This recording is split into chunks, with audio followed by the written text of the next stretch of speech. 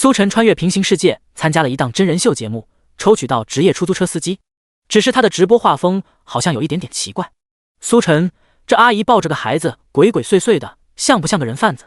网友，宝宝在他怀中不哭不闹，还被逗笑，你管这叫人贩子？10分钟后，网友，我去，这阿姨真是人贩子。苏晨，你们看这位乘客盒子装的竟然是白粉，该不会是毒贩吧？网友，人家刚从殡仪馆出来，盒子里不装白粉，难道还装黑粉吗？20分钟后，网友，我擦，这还真是毒贩。随着苏晨将一位又一位乘客送进去之后，江城日报刊登了新闻头条。苏晨的出现如正道的光照亮了整个江城，他是我们的英雄。第一章，阿姨是人贩子，赚钱，赚很多的钱。天气炎热，一辆出租车缓缓停在斑马线前，坐在驾驶室内的苏晨明确了这一世的目标。没错，他不是这个世界的人。某天上班的路上，被赶业绩的大卡车撞到了这个平行世界，成了一个找不到工作的无业游民，除了帅之外一无是处。无奈之下，苏晨报名参加了一档名为职业达人秀的挑战节目。节目内容很简单，100名挑战者通过随机抽取的职业全程直播赚钱。1年后，资产和人气综合之下，排名第一的人最高可获得1亿元的奖金。苏晨要通过这个节目逆天改命，可惜他最终抽取到的职业是出租车司机，一个下线低上线也低的职业。半天过去，还没开张，绿灯亮了，苏晨踩下油门继续行驶着。在途经一处高档小区的时候，终于看见有人朝他招手。打车的是位30多岁的阿姨，挎着小包，抱着襁褓中的婴儿，焦急地站在路边。苏晨把车开过来，他二话不说开门上车。阿姨，到哪儿？到二仙桥。二仙桥？走成华大道？阿姨愣了愣，这才反应过来，不好意思小伙子，阿姨说顺嘴了，你把我送到坑下坳那边就行。好吧，苏晨误会了，还以为现在的阿姨都这么潮流，张嘴就是梗。汽车缓缓启动，平稳地行驶着，车内很安静，苏晨也没有主动搭话。倒是后座的阿姨上车后如坐针毡，抱着孩子却一点也不消停，不时透过车窗往后看，左边看了不够，右边还要看一遍，看那架势就怕有人追他似的。苏晨一边开车一边通过车内后视镜注视着他的一举一动。与此同时，职业达人秀直播间，这档节目为所有参赛选手都设置了专门的直播间。苏晨凭借和读者老爷难分高下的颜值，很轻易就吸引了一些观众。这主播颜值挺不错的，可惜是个出租车司机。这档节目比的就是谁赚钱多谁节目效果好，主播有机会吗？出租车司机这个职业怕是有点难，我看其他直播间都有什么歌手演员的职业，赚钱能力完全不是一个等级的。主播这颜值气质肯定也是能出道的，可惜运气不好选中这个职业。哎，后座那阿姨有点奇怪，上车后就没消停，主播的车个屁股吗？看他那样子好像是担心有人追他，上车的时候也是慌慌张张的，不会有问题吧？你们看见他手中抱的孩子没？他不会是人贩子吧？此言一出，直播间当场炸锅。卧槽，卧槽，你这么一说还真有可能。正常情况我要是抱着宝宝肯定是不敢动，生怕吵醒宝宝。这阿姨倒好，左看右看，生怕宝宝醒不来，一点都不像是关心宝宝的样子。她肯定是拐走宝宝后怕宝宝的父母追来，这才这么害怕。直播间观众一顿分析，最后得出结论，这位阿姨必须得查查，纷纷发弹幕提醒苏晨。可惜苏晨看不到弹幕，他的直播设备只有一个360度无死角智能微型摄像头。完蛋了，主播根本看不到弹幕，谁来提醒一下主播？万一真是人贩子怎么办？就在直播间观众着急的时候，苏晨开口了：阿姨，不瞒你说，我们这些坐垫都是防震的，你可以放心的坐，你看我坐着多舒服。哦，阿姨意识到了自己的反常举动，很快镇定下来。多谢了小伙子。不久后，阿姨又开口道：小伙子，你能开快点吗？阿姨有急事吗？这个时间段车有点多，开慢点更安全。阿姨解释道：小伙子，我这是赶着带宝宝去见他外公，晚了就来不及了。外公？苏晨有些意外，不过也没问多，回了一句：那我稍微开快一点。苏晨踩下油门，出租车肉眼可见的再提速，阿姨也是长松了口气。出租车飞速行驶着，后座的阿姨消停下来，不时伸出手指逗逗襁褓中的小宝宝，很是亲密。如此一幕也是让不少观众长松口气。原来这阿姨是去带宝宝见外公最后一面，我们误会她了。好险我差点直接点举报。其实这阿姨和宝宝还是很亲密的，是我们太着急。不过有些不对，去见最后一面不是应该去医院吗？怎么跑去坑下哦？别太疑神疑鬼了，哪有这么多人贩子？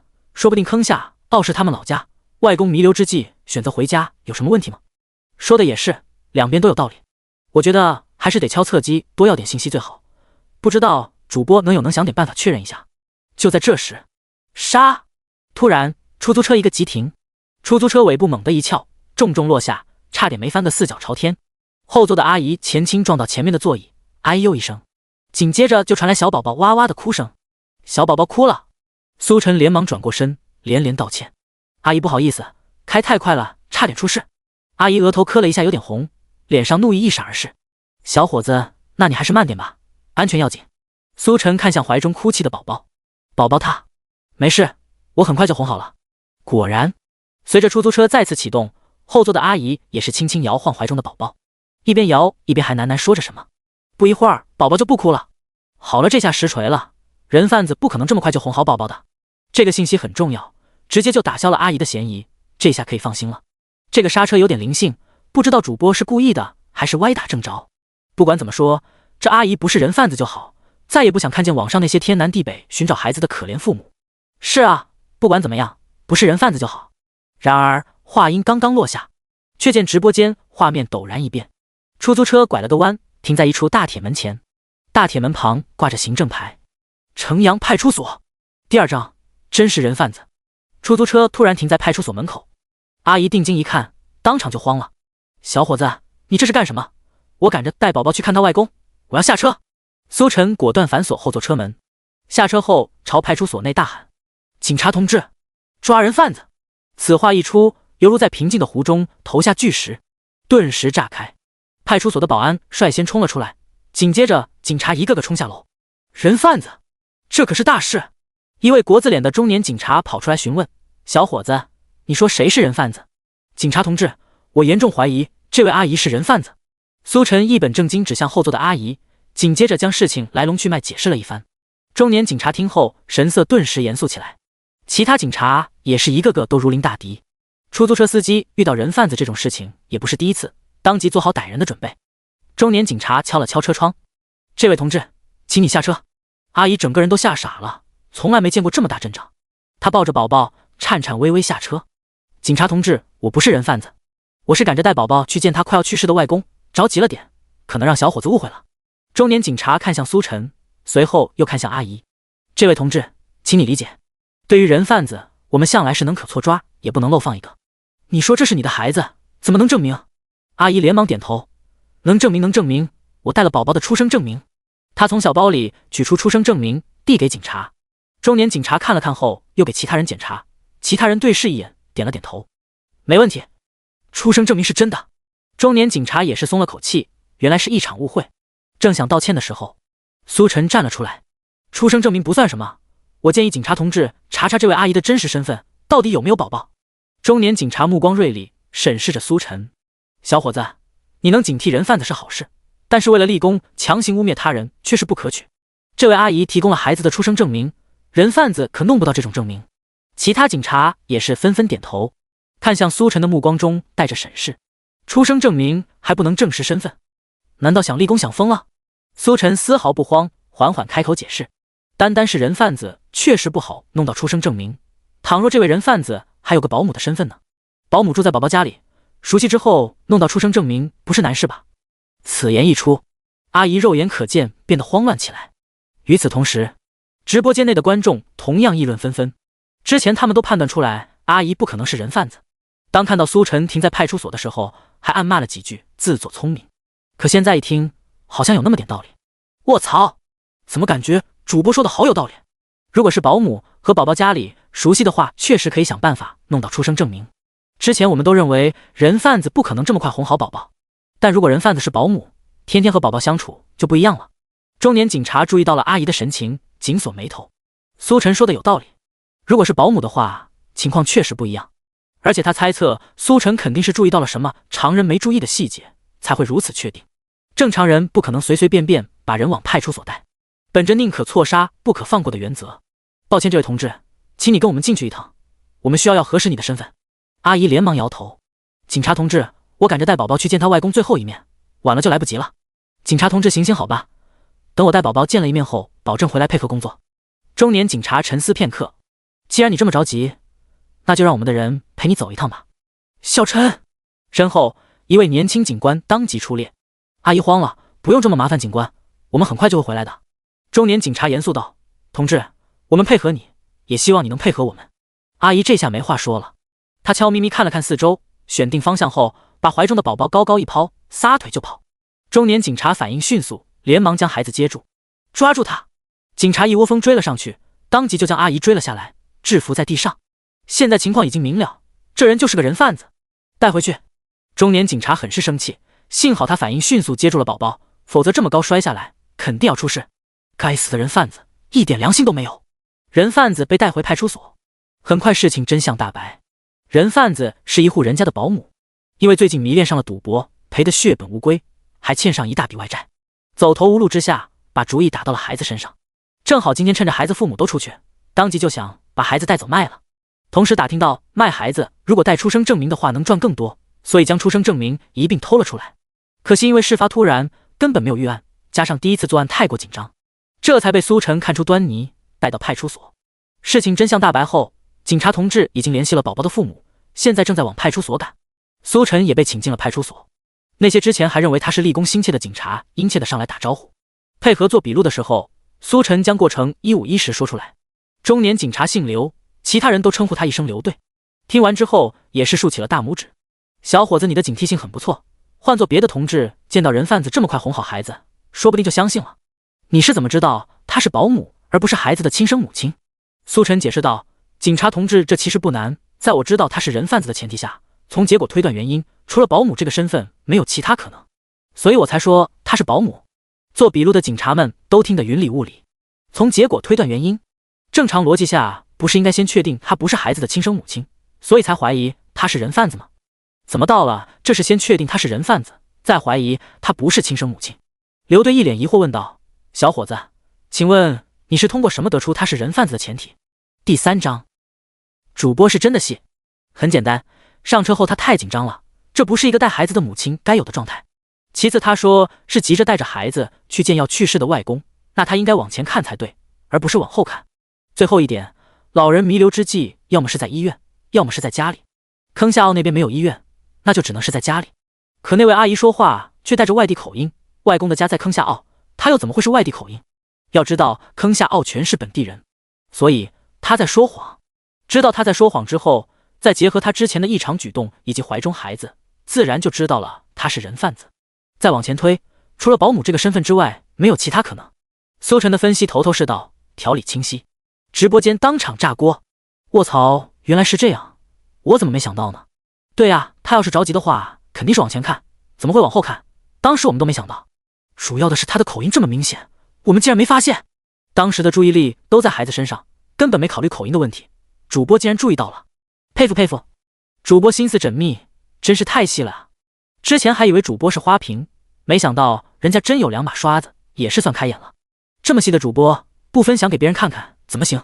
楼上的我怀疑你在开车，但是没有证据。派出所内，听完苏晨的解释后，刘队和另外一个录笔录的警察同志都很是佩服，目光之中满是赞许。苏晨心思缜密，观察仔细，完全不像是个出租车司机，跟那些做刑侦的同志有的一拼。毕竟换做他们这些当警察的来，也不一定就敢直接把人往派出所带，万一要是误会，麻烦可就大了。小伙子，感谢你做的一切，这不仅仅是抓住人贩子这么简单，给我们提供了一个新型拐卖模式，保姆拐卖。这不仅仅是拯救一个家庭这么简单，更能让那些全心全意将孩子交给保姆的父母提高警惕。换句话说，因为你的这次举动，很有可能拯救了成千上万个家庭，这是为我们反拐事业做出了巨大贡献。刘队一番话义正言辞，铿锵有力。苏晨被夸的都有些不好意思。警察同志，这也没啥，换做其他人碰到类似情况的话，肯定也会和我一样的做法。刘队严肃地摇了摇头，看向旁边录笔录的警察，换作是你，你会吗？我可能会多考虑一下。砰！刘队一拍桌，因为你的考虑很有可能会改变一个孩子的人生，同时还会给一个家庭带来永久创伤。警察缩了缩脖子，不敢再说话。刘队这才看向苏晨，所以小伙子，现在知道你做的贡献有多大了吧？可不是谁都能像你一样这么警惕的。苏晨嘿嘿一笑，也没再反驳，毕竟被警察同志如此肯定的感觉还是不错的。不久之后，宝宝的父母终于赶到派出所。见到襁褓中的孩子，当场大哭，因为一念之差，他们差点就要失去自己的孩子。这种一念天堂一念地狱的感觉，再也不想承受第二次。两位父母激动地来到刘队面前，当场跪下：“警察同志，你们就是我们全家的救命恩人，要是没了孩子，我们真不知道该怎么办了。”刘队挠了挠头：“其实，你们真正应该感谢的是那位小伙子，是他把人贩子带到派出所来的，要不是他，我们还不知道有这么一回事。”两位父母一愣，刘队将事情来龙去脉一五一十说了出来，甚至包括苏晨和人贩子斗智斗勇的心路历程。听完之后，两人泣不成声，原来情况竟然这么波折。正常情况下，保姆带着孩子出行，一般人还真看不出来。想到这可怕的后果，两位父母眼泪就哗哗流。他们转而来到苏晨面前，那头便拜：“恩人，你是我们全家的救命恩人。”苏晨哪敢受此大礼，连忙躲开。最终在刘队和其他警察的安抚下，情绪这才平复了些。刘队拍了拍苏晨的肩膀：“小伙子，现在知道你做的事情有多伟大了吧？”说着，还一边擦了擦老眼的泪花。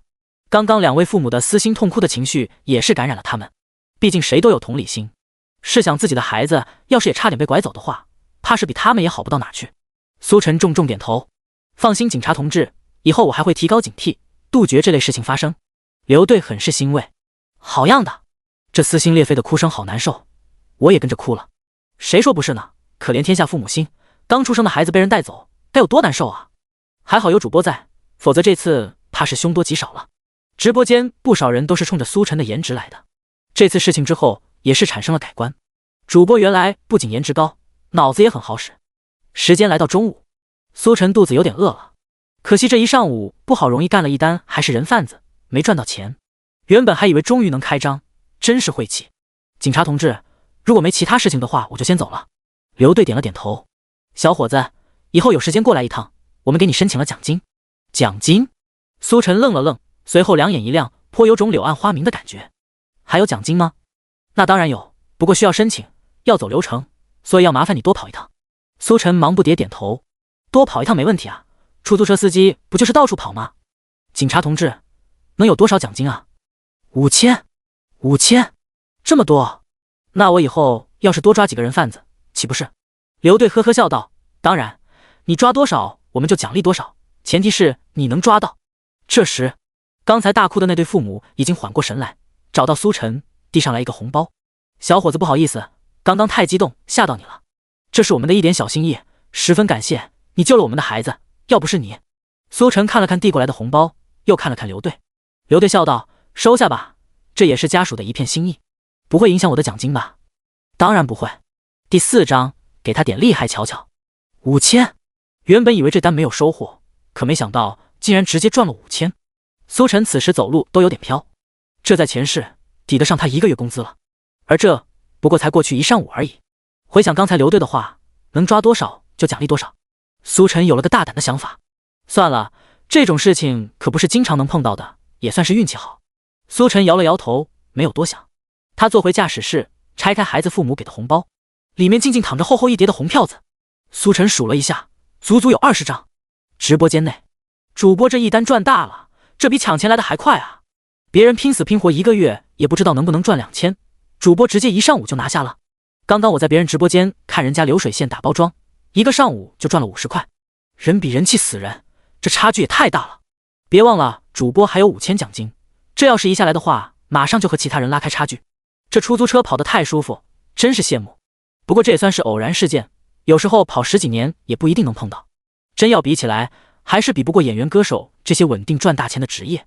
主播要想夺冠还是很难的。离开派出所后，苏晨开着车来到就近的一家学校附近。众所周知，学校附近的伙食都很便宜，3、4块钱的拌粉不仅分量足，还能续碗，主打的就是量大管饱。苏晨身上有了2000巨款，但也不是那种胡乱消费的人。等拿了冠军之后，1亿奖金到手，还不是想干什么就干什么。今天睡地板，明天当老板。学校的伙食果然没有让苏晨失望，拌粉5块钱1大碗。苏晨凭借厚脸皮，还白嫖了一瓶饮料。不久之后，吃饱喝足，苏晨在店里吹着空调，慢慢消化。面板，他轻呼一声，眼前当即出现一个数据面板，姓名苏晨，人气888，技能5抽奖500人气次。这个别人看不见的系统面板就是苏晨的金手指，简单来说就是通过积累人气值进行抽奖，奖励五花八门，什么都用。这也是苏晨为什么来报名参加真人秀，就是想借着节目热度涨人气，否则凭自己单干，猴年马月才能有起色。抽奖，苏晨花费500人气抽了一次，刷，眼前弹出提示，恭喜获得技能强健体魄。强健体魄，身体素质全面提升10倍。瞬间，苏晨感觉有一股莫名的能量注入体内，流经身体各处，身子好像火炉一般剧烈炙烤，全身各个地方经过千锤百炼强化了一遍。卧槽，一点都不酸了。苏晨做了一上午的驾驶座，腰酸背痛，毕竟干这行就是容易落下病根。可没想到随着这股能量注入，瞬间痊愈，而且苏晨还能感受到自己综合身体素质都获得了巨大提升。他有信心，眼前就是出现一头凶猛老虎，也能一拳打死。最主要的是，那啥好像变得硬邦邦，有点嘎嘎猛的意思。怎么突然感觉主播气质好像变了，有点凶猛啊？楼上加1，之前主播都是小白脸类型的，现在感觉又帅又 man， 有没有？那拌粉难道是什么灵丹妙药？主播太帅了，想给主播生猴子。楼上的我刚刚看你资料了，你明明是男的。卧槽，吃饱喝足还获得一项技能。苏晨干劲满满，准备再次上路。他路过学校旁边的小巷子旁，准备上车的时候，听到巷子内隐隐约约有哭声传来。苏晨心中一动，顺着哭声钻进小巷子。巷子内，一群纹龙画虎的社会小青年正围着一个穿着校服的学生动手动脚。赶紧还钱，我们就等着你的钱吃饭呢。上周说好今天给的，你还想抵赖不成？要是再不还钱，可就别怪我们不客气。穿着校服的学生啜泣道。可是我真没钱了，全都给你们了。啪，一个巴掌打在他脸上。你没钱管我们什么事？不会找父母要？你是没爹还是没妈？上周10块钱的利息压到现在还没给，难不成你还要加利息？再加下去你还得起吗？学生哭泣道。我什么时候欠你们钱了？明明是你们非要收什么保护费，说我欠你们钱。妈的，这群混账东西又在这欺负学生，怎么会有这样的社会败类？上次我儿子回来青一块紫一块，就是这种人干的，差点没杀到他们家门口去。要是让我遇到，非得打断他们的腿不可，简直气人。主播快冲出去干他们，这群渣子就是该死。上啊主播，干死他们！直播间弹幕群情激愤，暴躁不已。不过也是有人还保持理智。你们在说什么呢？没看到这群人人高马大的吗？主播一个人怎么可能打得过他们？楼上说的对，就算要见义勇为，也要保证自身的安全。这些社会小青年年纪不大，下手没轻没重的，万一不小心，主播自己怕就交代了。主播报警吧，报警最好。报警把这群人全部送进劳改所。主播赶快报警，千万不要冲动，一定要保证自身安全。然而直播间弹幕刚刚飘过，下一刻，苏晨化作一道黑影，直接冲了出去。放开他！一声厉喝，把所有人都吓了一跳。这几个社会小青年转过身来，见到苏晨就一个人，当即松了口气。他们一脸戏谑看着苏晨。这位帅哥，你不会是想见义勇为吧？见义勇为的提前是自己有那个能力。你看看你这细胳膊瘦腿的，还想见义勇为？赶紧滚吧，这里可没监控，到时候发生点什么别怪我们。没监控是吗？那正好。苏晨懒得跟他们废话，对付这种人直接打就完事了。正好他还想试试自己身体素质强化后效果到底怎么样。眼见苏晨过来，这群社会小青年都笑了。你还真是油盐不进啊，给他点厉害瞧瞧。第5章，大哥可是有机车哎。几个人围住苏晨，其中一个大块头目光一狠，不由分说一拳朝苏晨砸去。硕大的拳头赫赫生风，一般的成年人挨这一拳怕是也要晕头转向。去你妈的！苏晨反手也是一拳，如脱膛的炮弹当即迎了上去。咔嚓，骨头碎裂的声音响起。啊！大块头一声惨叫，被当场砸飞了出去，轰隆一声重重砸在巷子墙角。卧槽！其他小青年都被吓了一跳，看怪物一样看着苏晨。这么生吗？大块头可是他们中的最强战力，连他都被一拳搞定的话，他们根本不用打。点子扎手，快撤！小青年也是明白好汉不吃眼前亏，撒腿就跑。苏晨自然不会让他们就这么跑了，足以100米跑进10秒内的速度冲上去，逮着这群人就是一顿暴揍。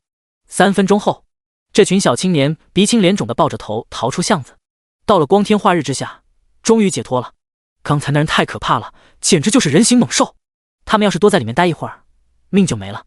与此同时，直播间的观众都被苏晨吓傻了。上一秒还提醒主播报警最好，结果下一秒主播就直接冲了上去，一个打5个，还把他们打得落荒而逃。这真不是什么人形猛兽吗？好像主播不需要注意安全，该注意安全的是那群小混混。这他妈是什么在世人形猛兽啊？拳拳到肉的，看着就疼。主播实在是太狠了，指定有点什么副业。那群小混混也是惨，还以为人多占优势，没想到主播一个人全部干趴，太狠了。在这巷子内杀了个7进7出，什么在世赵云，太猛了。巷子内，苏晨甩了甩手，咔咔作响。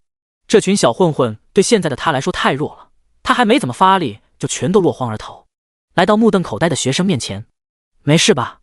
学生下意识退了一步，脸色惨白，比刚才还要害怕。没事，没事就行。下次碰到这种事情，直接找老师，老师不帮你解决就找我，我帮你解决。学生问道：你怎么解决？我每天都在市区转悠，随叫随到。苏晨笑了笑，露出一口闪亮的大白牙。他这个工作不说别的，主打的就是自由任性，一整天都在市区内跑，想来不是随时随地。不过似是想到什么，他又补充了一句：付车费就行，这次首单就给你免了。学生相比于车费，他觉得直接给这群混混交钱说不定更便宜呢。不过这个念头仅是闪过一瞬间，眼前的大哥哥可是帮了他，怎么能这么想？多谢哥哥。不客气。苏晨带着学生出了巷子，一路护送进学校。最后两人挥手告别，约定再有麻烦就找苏晨。你要是觉得车费太贵没关系，我这可以赊账的，1年之内结清就行，没有利息，千万不要有压力。学生知道了，多谢大哥哥。笑死了，这学生估计人猛了，走了个打劫的，又来的打劫的。主播这冠冕堂皇的样子，认真的吗？一点都不像演的呀，感觉主播就是掉钱眼里了。不过主播说到底还是做了好人好事，值得表扬的，要不然这学生指不定要被怎么欺负呢。说得对，主播虽然掉钱眼里了，但正能量还是有的。苏晨回到出租车，开始了下午的拉客之旅。他没注意到的是，那群被揍了的小混混此刻正躲在角落暗中观察。5个鼻青脸肿的脑袋瓜子从上到下排列。看清楚了吗？看清楚什么？当然是车牌，要不然我们躲在这干什么？老大，我看清楚了。看清楚了就好，我到时候报给大哥，让他们来解决。可是那人有点猛啊，大哥他们能解决吗？废话，大哥可是有机车哎，他们的机车组霹雳出街，谁不是退避三舍？小小的出租车司机，哼，等着吧。下午也是一片愁云惨淡。苏晨开着逛了半天，都还没拉到客人，无论是线下乘客还是网上订单，竟是都没人。苏晨有些慌了，这趋势下去还过个屁的关。与此同时，一条视频被发到了网上，警惕，保姆竟然也是人贩子。视频一经发出，就迅速登上了微博热搜。看完苏晨和人贩子斗智斗勇后，皆是感叹不已。卧槽，一般人真看不出来这是个人贩子，为司机小哥点赞。谁能想到保姆竟然是人贩子，这简直防不胜防啊。看来以后必须得留一个人在家看孩子，否则后果不堪设想。楼上说的对，毕竟真要是碰上人贩子，这就是后悔一辈子的事情，太可怕了。你们知道吗？我刚才看了直播后，第一时间请假回家看了看孩子，发现那保姆竟然在玩手机，根本不管孩子，我当场把他给辞退了。现在这种事情太多了，主播真是给了我们一个警醒。直播间越来越多人涌入，纷纷发表自己的看法。不少人都是看了直播后测试了一番自家保姆，大部分都不合格，这太可怕了。要不是有主播这次的警醒，他们以后指不定要吃多大亏。主播真的不仅仅是拯救一个家庭，而是拯救了成千上万个家庭，功德无量，菩萨在世。我们得好好感谢一下这位司机小哥，他的直播间叫什么来着？苏晨对于网上的盛况丝毫不知，更不知道越来越多人涌入他的直播间。此刻的他停在路边，想着要怎么才能赚钱，想得有些郁闷。拉开一罐可乐，靠在车门上灌了一大口，爽！这种天气，冰可乐果然是最过瘾的。叮！就在这时，手机传来提示音，弹出一个接单窗口。终于来生意了吗？苏晨胡乱灌了2口，随即一丢，看了眼上面显示的接客地点，江城城市银行。第6章，你们真是劫匪啊！落日时分，城市大道，一辆辆闪烁红蓝灯光的警车呼啸而过，阵仗之大，引得路人频频侧目。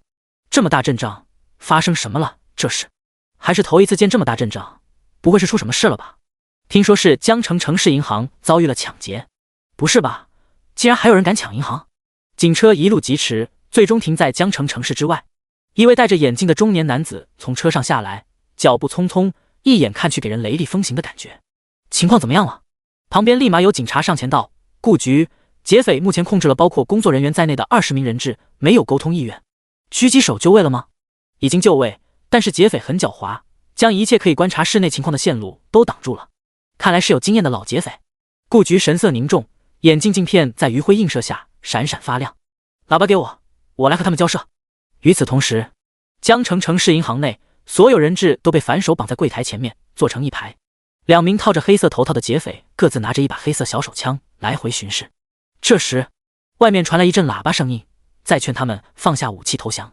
2位劫匪对视一眼，笑了笑。白痴！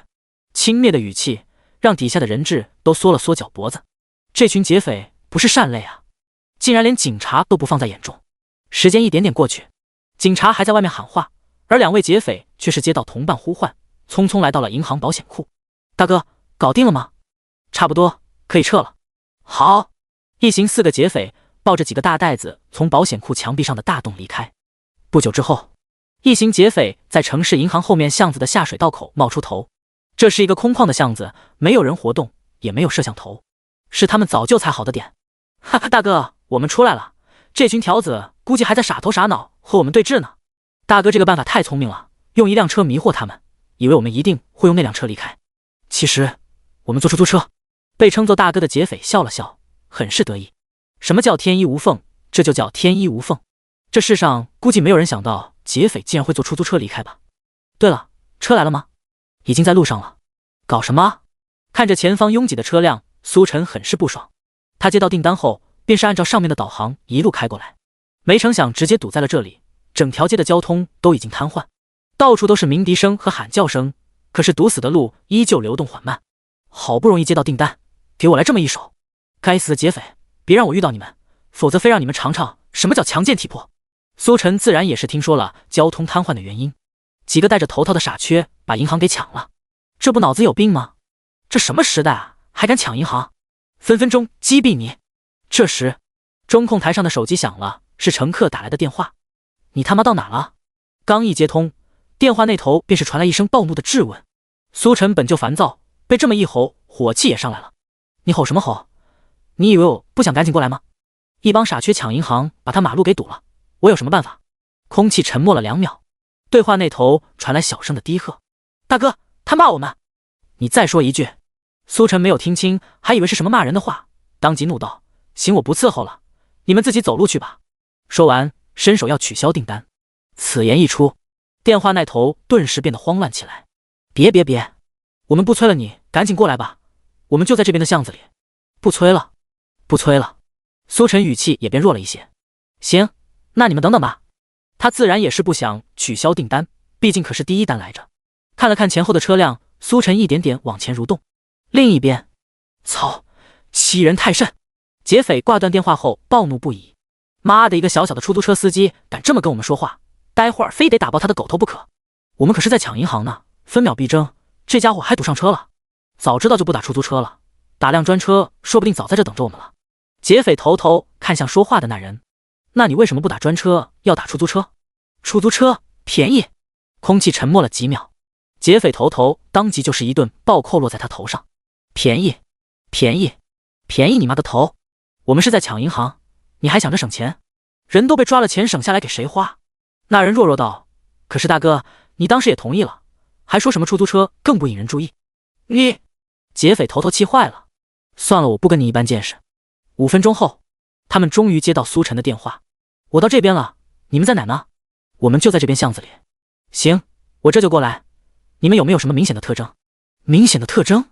劫匪互相打量了对方一眼。这大黑头套特征好像挺明显的。一行人都变得谨慎起来，质问道：你什么意思？你问这个干什么？电话那头传来苏晨暴怒的声音：还能干什么？当然是接你们啊！没有特征我怎么分辨谁是你们？劫匪这才松了口气。不用分辨，这巷子里就我们几个，你到这就能看见了。行，你们等着吧。苏晨挂断电话，也是气得不轻。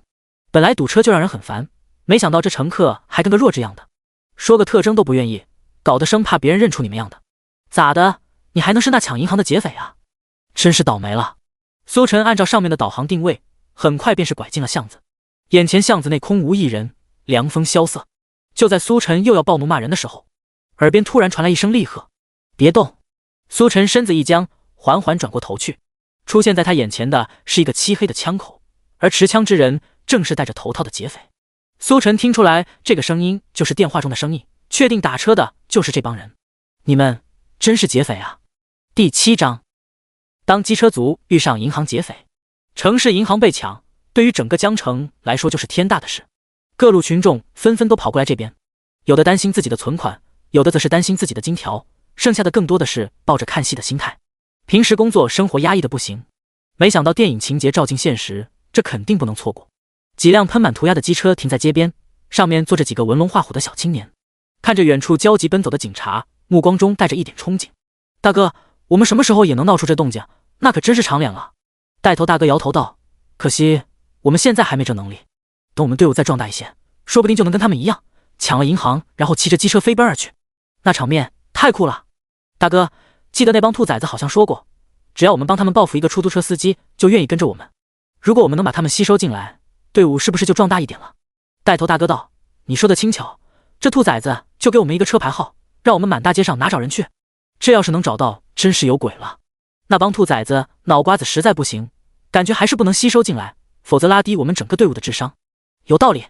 就在这时，一辆出租车从他们旁边的小巷子口钻了出来。叭叭叭！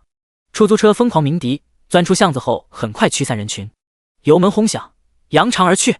妈的，比我们还嚣张！一位小弟恶狠狠道：“看来我们是得修理修理这些出租车司机了，真不知道自己姓什么。”等等！带头大哥听到出租车司机几个字后，当即一惊：“你们刚才看清楚那辆车牌没有？”几人点点头，看清楚了，是那帮小兔崽子给的那个车牌号不？好像是。啪！一个大嘴巴子当即扇了过来。那还等什么？赶紧追啊！几人连忙反应过来，在身下机车疯狂的轰鸣声中，一路追着出租车而去。哈哈，终于跑出来了！出租车飞驰在黄昏的沥青路上，劫匪已经将头套摘了下来，露出几张凶神恶煞的脸。苏晨此刻坐在后座，一动不敢动，在他面前是冰冷而又漆黑的枪口。大哥，你们抢车就好了，干嘛连我也一起抢了？苏晨很是无奈，怎么也没想到打车的竟然是抢银行的劫匪，这是正常人的脑回路吗？他千里迢迢过来，没想到就是羊入虎口，倒霉催的，这还是他的第一单呢。直播间内，观众自然也是目睹了事情的完整经过，看着苏晨那生无可恋的表情，莫名的有些好笑。太奇葩了，劫匪抢银行后竟然打出租车离开，还正好打到了主播头上。主播运气有点好啊，好不容易的2单乘客，一单是人贩子，一单是银行劫匪，指定有点什么特殊体质。主播也是倒霉，明明这么能打，可是人家直接掏枪，一点办法没有。否则主播说不定真能将这些劫匪都抓回去，再立一个大功。还是别想这么多了，赶紧给主播报警才是最重要的，否则待会儿真出事了。说得对，警察说不定还在银行那边守着呢，必须通知他们别让劫匪跑了。出租车内，面对苏晨的哀求，劫匪头头冷笑一声：“你刚才不是挺横的吗？你继续给老子横啊！”手中的枪往前顶了顶，直接挨上苏晨的脑门。感受着脑门上传来的透心凉，苏晨哪里还敢说话？他的体魄就算再怎么强健，也肯定遭不住这玩意儿。否则他高低的收拾这群劫匪一顿，说不定又能领奖金呢。苏晨不说话，几个劫匪都是很解气的笑了笑，看着包里满满的财物，劫匪头头心情舒畅了100倍。前面不远就出了江城地界，那帮警察肯定再也追不上我们，人质没用了，把这小子丢下去。劫匪小弟愣了愣，不直接杀了吗？劫匪头头怒道：“你他妈是不是傻？抢银行就算了，你还杀人，生怕吃不到花生米是不？哦，那我们在前面放他下来。”开车的司机小弟把车停下，随口看向劫匪头头，意思是大哥可以放人了。劫匪头头当即就无语了，之前怎么没发现这货这么笨呢？你他妈是到底是劫匪还是司机？还停车放人？你怎么不把他直接送回家去呢？小弟懵了，杀了不是停车，放人也不是，那我该怎么办？劫匪头头气疯了，你开慢一点，老子一脚就把他踹下去了，他还能摔死不成？哦。随后汽车再次启动，劫匪头头，停都停了，你就不能让老子把他放了再说吗？他直接气疯了，一脚将苏晨踹了下去，生怕苏晨继续待在车上的话，这小弟还要整活把他给气死，笑死我了！这劫匪真是劫匪吗？怎么感觉跟演小品似的？要不是江城新闻发了相关的消息，我还以为是剧本，太搞笑了。主播很幸运，要是直接摔下来，估计要受伤。这停车放下来，屁事没有。这劫匪也是奇葩，这么惊心动魄的场景被他们搞得这么欢快，直播间观众笑喷了。从未设想过，原来胆大包天的劫匪竟然这么搞笑。砰！苏晨被一脚踹下来，重重砸在地上。得益于强健体魄的技能，他并没有受伤。站起身来，看着出租车缓缓驶离，苏晨很是郁闷。开个出租车，连车都被抢了，这可是他吃饭的家伙，偏偏还是他自己主动送上门的。怎么想怎么郁闷。突然，身后传来一阵急躁的轰鸣声，似是要将发动机给转爆。苏晨转头看去，几辆机车如迅猛的野兽一般驶来，从他身边呼啸而过，带起的狂风吹得发型凌乱。紧接着，苏晨就看到机车超过出租车，把那群劫匪拦了下来。那群劫匪骂骂咧咧下车，指着那群机车小青年：“你们他妈的是不是找死？”然而，机车小青年也是丝毫不怂：“找死？你他妈个臭开出租的，还扭起来了，给你脸了！”他们从机车上取下随时准备上场的棒球棍，不由分说便是和劫匪干了起来。苏晨看着眼前的阵仗，有些凌乱。第8章魔幻剧情，难以置信的故局。江城城市银行外，随着时间一点点过去，越来越多的警力被调到此地，部署在周围。里面的劫匪听着，你们已经被包围了，最后给你们5分钟时间放下武器投降，否则我们将采取强制措施。顾局手中拿着大喇叭喊了一遍又一遍，可惜始终没有回应。该死的劫匪太嚣张了，竟然敢无视我们！顾局被气得不轻，他在外面喊了半天，甚至自己副局长的身份都搬出来了，谁成想里面还是没有反应，一点面子都不给，简直欺人太甚。这时，一位警察匆匆跑了过来：“顾局，出大事了！”顾局指着前面的银行，什么事都靠边站。难道还有比这更大的事？就是关于这件大事的。顾局接过警察递过来的手机，下一刻，他的脸色青一阵红一阵，羞愤不已。这群劫匪竟然早就坐出租车跑了，自己还在这喊半天。上！赶紧进去救人！顾局的命令下，警力全副武装冲进银行内。可惜里面早已人去楼空，就剩下人质绑在柜台。很快，顾局带人来到保险库，看到墙壁上足以供人通行的大洞，脸色很难看。他们竟然给我们来了个灯下黑，太狡猾了！他们辛辛苦苦给劫匪的车安装了各种隐形追踪器，就等着他们驾车逃跑，一网打尽。结果倒好，人家直接坐出租车跑了，抢银行然后坐出租车逃跑，这到底是什么脑回路啊？顾局此刻一个头两个大，从警这么多年还是第一次遇到这种事情。偏偏正值他事业关键期，要是真让劫匪跑了的话，他的事业要受很大影响。追！赶紧给我追上他们！顾局下达了最后通牒。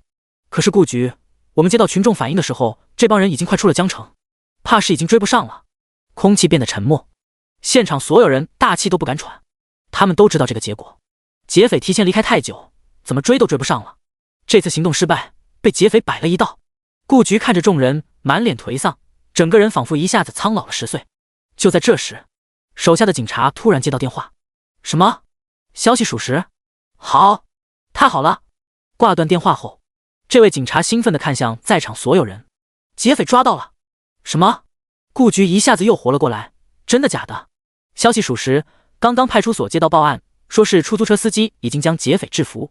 下面插播一条实时新闻，据警方透露，此前抢劫江城城市银行的劫匪已经全部缉拿归案，损失财物如数找回。夜幕下，红蓝相间的灯光闪烁刺眼，新闻记者站在摄像机前汇报最新情况进展。不远处停着一辆出租车，苏晨就站在外边接受警察同志的询问：“你是说，你被劫匪劫持到这后就被扔了下来，然后一群机车族冲上去，二话不说就跟劫匪打了起来，打完之后他们也没拿财物，就这么灰溜溜离开了？”苏晨一本正经点头：“情况呢就是这么个情况，至于具体是什么情况，他此刻还是有些恍惚。这话说出来自己都不信。一群机车族特意过来把劫匪拦下来，暴揍一顿后施了拂衣去，深藏功与名。这是机车族？请问你在对抗劫匪的过程中是否有出一份力呢？”苏晨点点头：“有的。”回想当时，机车族在苏晨眼皮子底下冲了过去，和劫匪呛了2句就干了起来。机车族也是狠人，手中棒球棍大开大合，打起来根本不要命。劫匪人数劣势，加上打得莫名其妙，很快就节节败退。3个劫匪只剩1个劫匪头头还没倒下。关键时刻，劫匪头头也是顾不得花生米的顾虑，直接掏枪，砰砰，2声枪响，直接给机车族干懵了。卧槽大哥，这出租车司机有真家伙，他娘的这么狠，快撤！机车族在手枪的威胁下落荒而逃。劫匪头头松了口气，倚着出租车滑坐下来，看着狼狈逃跑的机车族，他嘴角不屑地笑了笑。警察都抓不住我们，你们凭什么？话音落下，一记强有力的拳头从他背后偷袭，当场昏死过去。这只拳头正是来自苏晨，所以他是有出力的。从另一个角度来说，他的功劳最大。要不是他这一拳将对方团灭，劫匪缓过神来之后，说不定继续开车跑了，哪还会有现在这一幕？顾局，这是从交警队调的监控。一名警察跑过来，将一个平板递给顾局。顾局看了现场之后，不由得嘴角抽抽，这太魔幻了。他从警这么多年，还是第一次遇到这样的事情。劫匪抢了银行，打出租车逃跑就算了，半路上竟然被机车族给拦下来暴揍一顿。机车族代替出警，这都什么跟什么啊？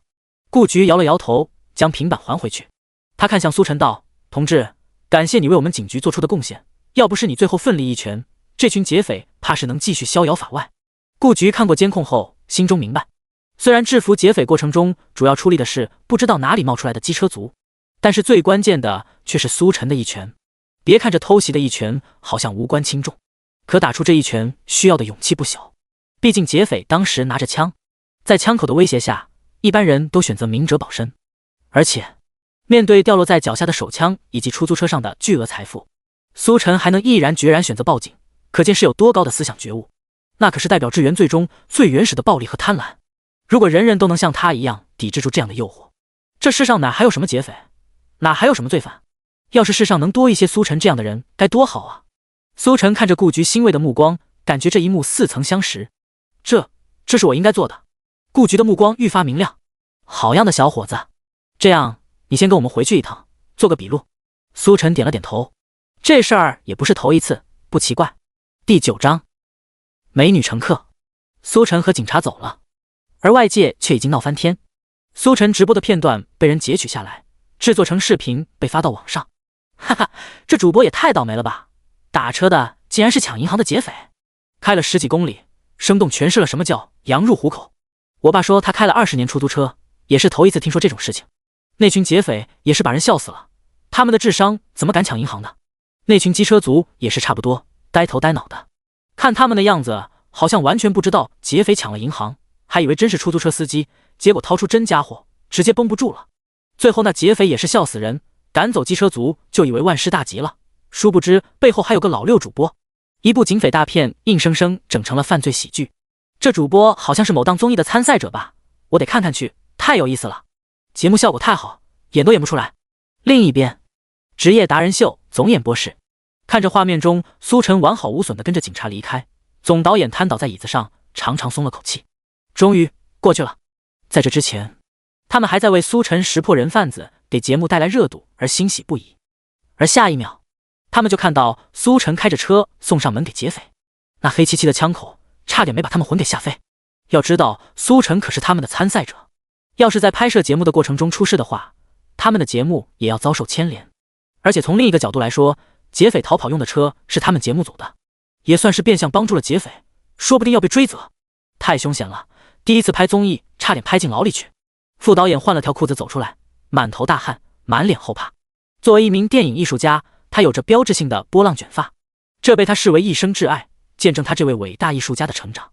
而在刚才，他差点失去挚爱。那些机车族真是我们的救命恩人。总导演认同地点点头，随后站起身来。不行，我们必须得和苏晨沟通一下，这种事情绝不能再出现，下次必须好好甄别一下客人，有的人能拉，有的能不能拉。他也没想到苏晨的客人都这么奇葩，上午人贩子，下午就成了劫匪。这个趋势下去，晚上不得成毒贩了。那些可比劫匪还要凶险，真玩命的。苏晨从警局录完口供出来，就接到节目组的电话，提醒他以后必须时刻警惕乘客的身份，避免给自己同时给节目带来不必要的麻烦。知道了。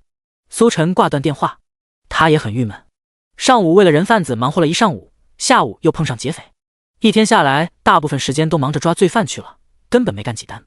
要不是有之前孩子家长给的红包，他连饭钱都没赚到，也不知道奖励什么时候能下来。他这次帮助抓捕劫匪，又获得了奖励5000块，但是和之前一样，都得走流程。苏晨拖着疲惫的身子走向出租车，晚饭还没吃呢，再干一单，起码得把饭钱给赚回来。出租车再次上路，等红绿灯的时候，苏晨看了眼系统，姓名苏晨，人气5888，技能强健体魄，抽奖1000人气次，这么多，一下午时间足足涨了接近6000的人气。看来我是出名了，参加节目的决定果然正确。不过人气涨得快，但是抽奖所需的消耗也是递增的，之前500，这次已经需要1000。苏晨花费人气抽奖，恭喜获得技能唱歌。唱歌获得大师级唱功，熟练掌握各种乐理知识，这是个好技能。话音落下的瞬间，苏晨感觉到脑子里多了许多记忆，全部关于乐理以及乐器使用方面。同时他的嗓子也莫名变得清润起来，各种高音以及音色之间的转换信手拈来。不知道有没有机会来一首。穿越这些天，苏晨发现这个世界和前世差不太多，唯一的不同便是娱乐产业相对滞后。前世许多耳熟能详的金曲或者经典的电视剧和电影都阉割了许多，要是拿出前世一首金曲，岂不是又能增加大量人气？苏晨畅想着。绿灯亮了，出租车再次发动，路边昏暗的灯光隐隐绰绰，苏晨隐约看见好像有人在朝他招手。他打转方向盘靠过去，路灯下站着个长腿美女，灯光打在她身上，投射出曲线如魔鬼般诱惑。哟，还是个帅哥。美女拉开车门后，对上苏晨的目光当即眼前一亮，连忙坐上车，似乎有些急不可耐。苏晨感到有些不对劲，他察觉到美女眼底深处的兴奋有些怪异，那感觉就好像是黑寡妇蜘蛛原本准备随便抓个猎物垫垫肚子就算了，结果发现猎物品相上佳。不过也没多想，他一个大男人还能搞不定他，好歹身体素质也是强化10倍。美女去哪？美女上车后目光一直落在苏晨身上，媚眼如丝。听到苏晨富有磁性的嗓音后，更是心中一颤，本就柔软的身子恨不得当即融化。去你心里。与此同时，直播间观众听到这话后当场就炸了。卧槽，有情况！这美女什么意思啊？一眼就看上主播了？难道这就是所谓的一见钟情？可是主播也没穿包臀裙啊。不过有一说一，这美女长得真不错啊，身材又好。主播放开那个美女让我来。可恶，我也是开出租的，为什么我就碰不上这么好看的美女给我抛媚眼？楼上的镜子会告诉你答案。镜子？我刚刚问他什么也没说啊。你开什么玩笑呢？真以为世界上有魔镜？好吧，不用镜子也行，我已经知道答案了。你知道了？你怎么知道的？快告诉我。车内，苏晨当即脸一黑。美女，你要是不想走就下车吧，我还赶着赚晚饭钱。第10章，邀请主播上楼。美女吃了个闭门羹，人有些忙。这大晚上的，她这么一位大美女说这样的话，竟然连个小年轻都勾引不到。老娘魅力不在了。美女轻咳2声，正色起来，说了个地方后，苏晨便出发了。一路上，苏晨注意到旁边这位美女挺安静的，似乎刚才的事情就跟没发生一般。苏晨自然也乐意如此，他时刻记着自己在直播要拿冠军的，可不能犯错。而且俗话说得好，饱暖思淫欲。苏晨现在肚子空着，根本没心思想这些。就在他想着赶紧结束这一单去吃晚饭的时候，旁边美女再次开口了：司机小哥，你刚刚开的有点凶险了，差点吓死我。苏晨知道他说的是他刚刚并道时强行插队的行为。赶时间吗？很正常的。没事的美女，我老司机了，技术没得说。话音落下，美女来了兴趣：司机小哥这么年轻就是老司机了吗？我最近才刚拿驾照，还有很多都不懂。本着替刚刚行为道歉的想法，苏晨说道：有什么不懂的，我给你说说。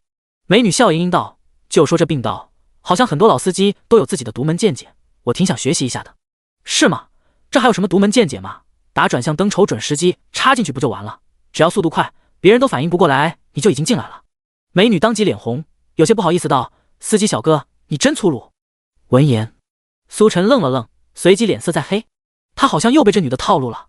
你别多想，我没有其他意思。美女笑道：我当然知道小哥没有其他意思，我说的就是你开车粗鲁，你想哪去了？苏晨他没有说话，下定决心不再理这人。然而美女却是自顾自说了起来：不过其实如果粗鲁的是司机小哥的话，也不是不能接受。小哥能当上出租车司机，肯定是有过人之处的，所以司机小哥说的，我一定会虚心接受的。苏晨怎么听都觉得他话里有话。与此同时，直播间也是十分热闹。666，这美女还是刚拿驾照的，怎么听都是老司机啊，一听就是话里有话。没想到现在的美女都这么大胆了吗？放开那个主播，让我来。笑不活了，主播当众被调戏，脸都黑了。句句不提人，句句不离人。楼上你们在说什么？什么老司机？我怎么听不懂？我也是新手司机，刚刚做笔记学习呢，有什么不对吗？没啥不对，新手司机好好学就对了。不久之后，目的地终于到了。苏晨连忙扯下发票，只想赶紧把这人送走。真让他继续说下去，直播间得没了。一共100。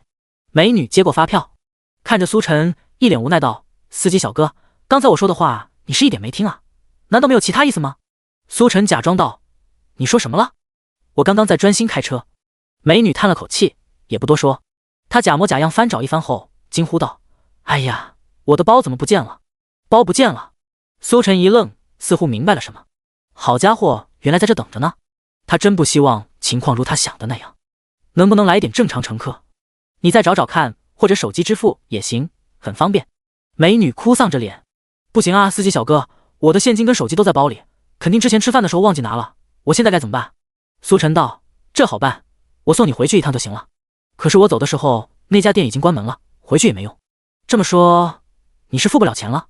美女柔弱的抽泣着：“对不起小哥，我也没想到会这样，要不你在这等我一下，我回家去给你拿。”苏晨面无表情道：“你当我是傻子吗？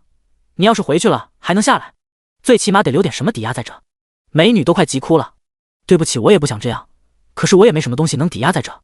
要是总有吧，抵押在这。可是要是给你了，我怎么进门？”“哦，也对。”苏晨点点头：“那怎么办？要不这样吧，司机小哥，你跟我一起上去，然后我把钱给你，这样你也不用担心我跑了。”“来了来了，图穷匕见。”这美女的目的果然没这么简单，难怪一直跟主播聊些有的没的，就是想勾引主播。主播这要是跟着他上去的话，怕是短裤都得赔掉吧。一路看下来，直播间观众也是看出来了，这美女之所以跟苏晨聊一些有的没的，肯定别有目的。现在狐狸尾巴终于露出来了，主播别上当啊，这女的肯定目的不纯，不能跟她上去，上面指不定藏着什么呢，怎么想怎么不安全。100块钱不要就不要了吧，碰到这种事情算自己倒霉，赶紧溜之大吉最好。楼上加一，真要是跟他上去了，赔钱还是其次，就怕到时候腰子都没了，赶紧溜吧。与此同时，职业达人秀总演播室，2位导演看着苏晨直播间此刻的画面，瘫在椅子上，满脸生无可恋。上午拉人贩子，下午拉劫匪，晚上拉了个目的不纯的美女，他们已经不敢想明天能拉到什么稀奇古怪的乘客，绑匪、毒贩，还是恐怖分子？要不干脆拉外星人吧，一起毁灭算了。他应该能明白过来吧？副导演弱弱道：“毕竟刚刚这女的挑逗他也没发生什么。”总导演无奈道：“之前他要专心开车，无暇顾及其他，到时候进了房间突然上头的话，谁知道会发生什么？那我们得赶紧提醒他。”“那行吧，速去速回。”苏晨从车上下来，车门关上的刹那，中控台上的手机正好亮起。苏晨没有注意到，声音也随着车门关上而隔绝。美女大喜过望：“司机小哥真是太麻烦你了。”第11章，你可以帮我的对吗？苏晨摆了摆手道：“没关系，你给我多加10块钱就行了，这应该没问题吧？毕竟你也知道，我们这行多干一单就多一单的钱，时间很宝贵。”美女愣了愣，随即笑颜一展：“没问题，我家有钱，别说给你多加10块，给你多加100都行。”“那不用这么多，我是有原则的，说加10块就加10块，总共110块，一分不多一分不少，明白吗？”苏晨一边说着，着重强调了110这个数字。美女听后也是毫不在意，只要能把苏晨带上去，到时候还不是他想怎么摆布就怎么摆布。行，那就110吧。走这边。直播间内，眼看着苏晨下车跟上美女的步伐，所有观众都开始担心起来。完了完了，主播怎么真的跟他上楼了？这女的明显目的不纯，不能去啊。色字头上一把刀，主播还是太年轻，经验不够。上午主播都能火眼金睛看出那个保姆是人贩子，怎么到了晚上就犯傻了呢？哎，主播也是人，美女就在眼前，正常人都会心动的，一时失去判断也是正常。很快也有反对的声音：“楼上的太搞笑了，不要把主播和你们比好吗？主播能分辨别人分辨不出来的人贩子，怎么可能连这种小事都不知道？知道他刚才为什么特地强调要加钱吗？110不就是110吗？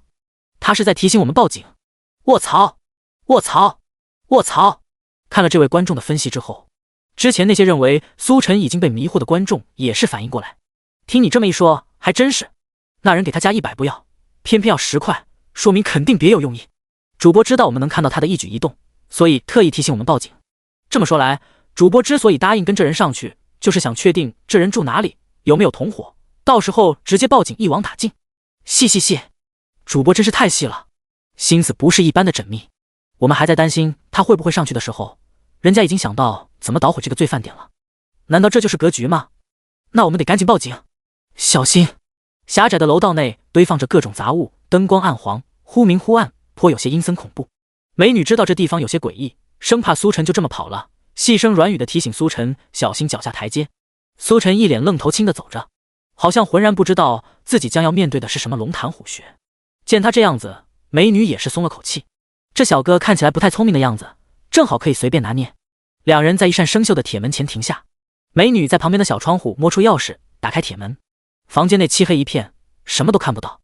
美女笑盈盈道：“进来吧，小哥，我把钱给你，顺便给你倒杯水。”苏晨没有理他，抬头打量着周围：“你这没门牌号吗？5楼就这么2间房，一左一右要什么门牌号？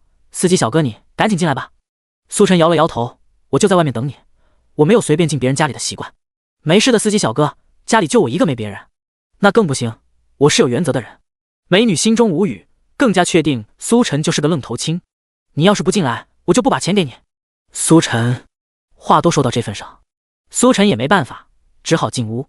倒不是舍不得那点钱，只是他要拖延时间等警察过来，只能配合他。轰！铁门重重关上，美女松了口气，心中欣喜。她打开灯，这个房间的全貌展现在眼前。这是一个10来平的小单间，摆放着一张破旧的烂木桌和小床，除此之外别无他物。苏晨四周看了看，发现身后铁门上的锁竟然也要钥匙才能从里面打开。换句话说，如果没有钥匙的话，从里面也出不去。苏晨看中了角落的一根破烂床脚，挺适合当武器。他镇定下来，等着警察上门。“先坐吧。”美女笑道。苏晨扫了一眼，确定这地方连张凳子都没有。“坐哪里？”美女一愣：“坐床上吧，床上舒服。”“还是算了，你把钱给我吧，我要回去了。”苏晨尽量装得呆头呆脑。美女看他这样子，更喜欢了。谁不喜欢一个长相帅气却呆头呆脑的小奶狗？他悄然来到苏晨身边，香风扑面。只见他笑容妩媚，呵气如兰。“司机小哥别急啊，来了，你就不想干点什么吗？这可没别人要。”一边说着，身子一软，就要靠在苏晨身上。“想干点什么？”苏晨假装听不懂，不经意的一躲，让他落了个空。美女脸上闪过一丝尴尬，不过很快又恢复过来。她这次不仅看上了苏晨的钱，还看上了苏晨的人。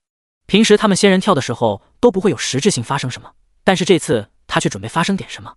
没办法，苏晨太帅了，做几百次生意也就只能碰上这一次，他不想放过这次机会，当然是干点爱干的事。美女又追了过去，苏晨再次躲开。“爱干的事打游戏吗？可是你这没电脑。”美女再次扑了个空，强忍心中怒气，面露微笑。“除了打游戏呢，你还爱干什么？我可以帮你哦。”“还爱干什么？”苏晨目光在房间内游走。“你真的可以帮我？”“当然。”“好。”苏晨从床脚下猛地抽出一本书，拍在桌子上。“那你帮我吧。”“这是什么？”美女一脸懵逼看着桌子上这玩意儿。她在这房间进进出出这么久，还是第一次注意到有这东西。原来这床脚还垫着东西吗？苏晨一本正经道：“5年高考，3年模拟。你知道的，我就是个出租车司机，没什么文化，所以特别羡慕那些可以上大学的人。我一直都有个大学梦，但是自学太难了。你说你可以帮我的，对吗？”第12章，谁不专业？苏晨和美女激烈交锋的时候，他们锁在房间的对门，2道身影把耳朵贴在门上，努力听着外面的动静。什么情况？怎么还没听到暗号？他们很久之前就听到美女带人上楼的动静。正常来说，进门后把衣服一脱，就该给暗号了。怎么半天还没动静？这也太不专业了吧！暗号是什么来着？天王盖地虎，没记错吧？没记错，这是黄姐定下的。那怎么还没听见？会不会是那男的不行？男的行不行关我们什么事？又不是真给他干。那怎么办？难道是出事了？去门口听一下。与此同时，直播间内所有观众都被苏晨的操作逗笑了，哈哈，笑不活了。主播这也太逗了，简直就是在用生命给我们演绎节目效果。这美女估计人都晕了，都暗示都这份上，结果拿出来一份垫床脚的试卷。主播真的是男人吗？画到这份上，竟然一点动作都没有。换你来，你敢有动作吗？一有动作，马上就冲进来几个壮汉盯着你。心疼主播，估计憋的都快炸了吧？警察呢？赶紧进场救一下啊！房间内的气氛陡然变得安静无比。美女要是这还反应不过来苏晨在耍她的话，也不用干这行了。她双目微眯，闪烁着危险的气息。小帅哥，既然你明白自己的处境，那我也就不瞒你了。没错，对门现在就等着2个5大3粗的壮汉，只要我一给暗号，他们立马就会冲进来。他们可不是什么善茬，头脑简单四肢发达，进来后第一件事就是把你打得半死，你明白吗？苏晨谨慎地往墙角靠了2步，随时准备拿起带着钉子的床脚。美女笑了笑，现在知道怕了。苏晨，他明明是准备掏家伙干架好吗？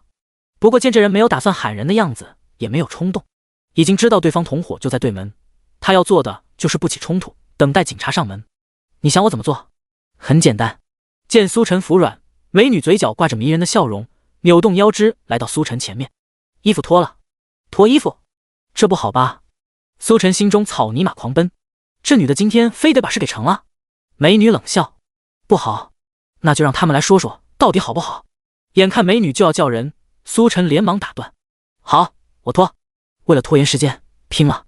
苏晨动作很快，脱掉上衣，一副硬朗精悍的上身出现在他面前，结实的肌肉暴露在空气中，带着点点汗水，仿佛是刚采摘下来带着露水的新鲜水果，散发着香甜的气息。美女身子当场就软了，绕着苏晨转了一圈，越看越喜欢。这真是极品啊！卧槽，主播竟然真的把衣服脱了，不会干出什么出格的事情吧？这可是在直播啊，要注意影响。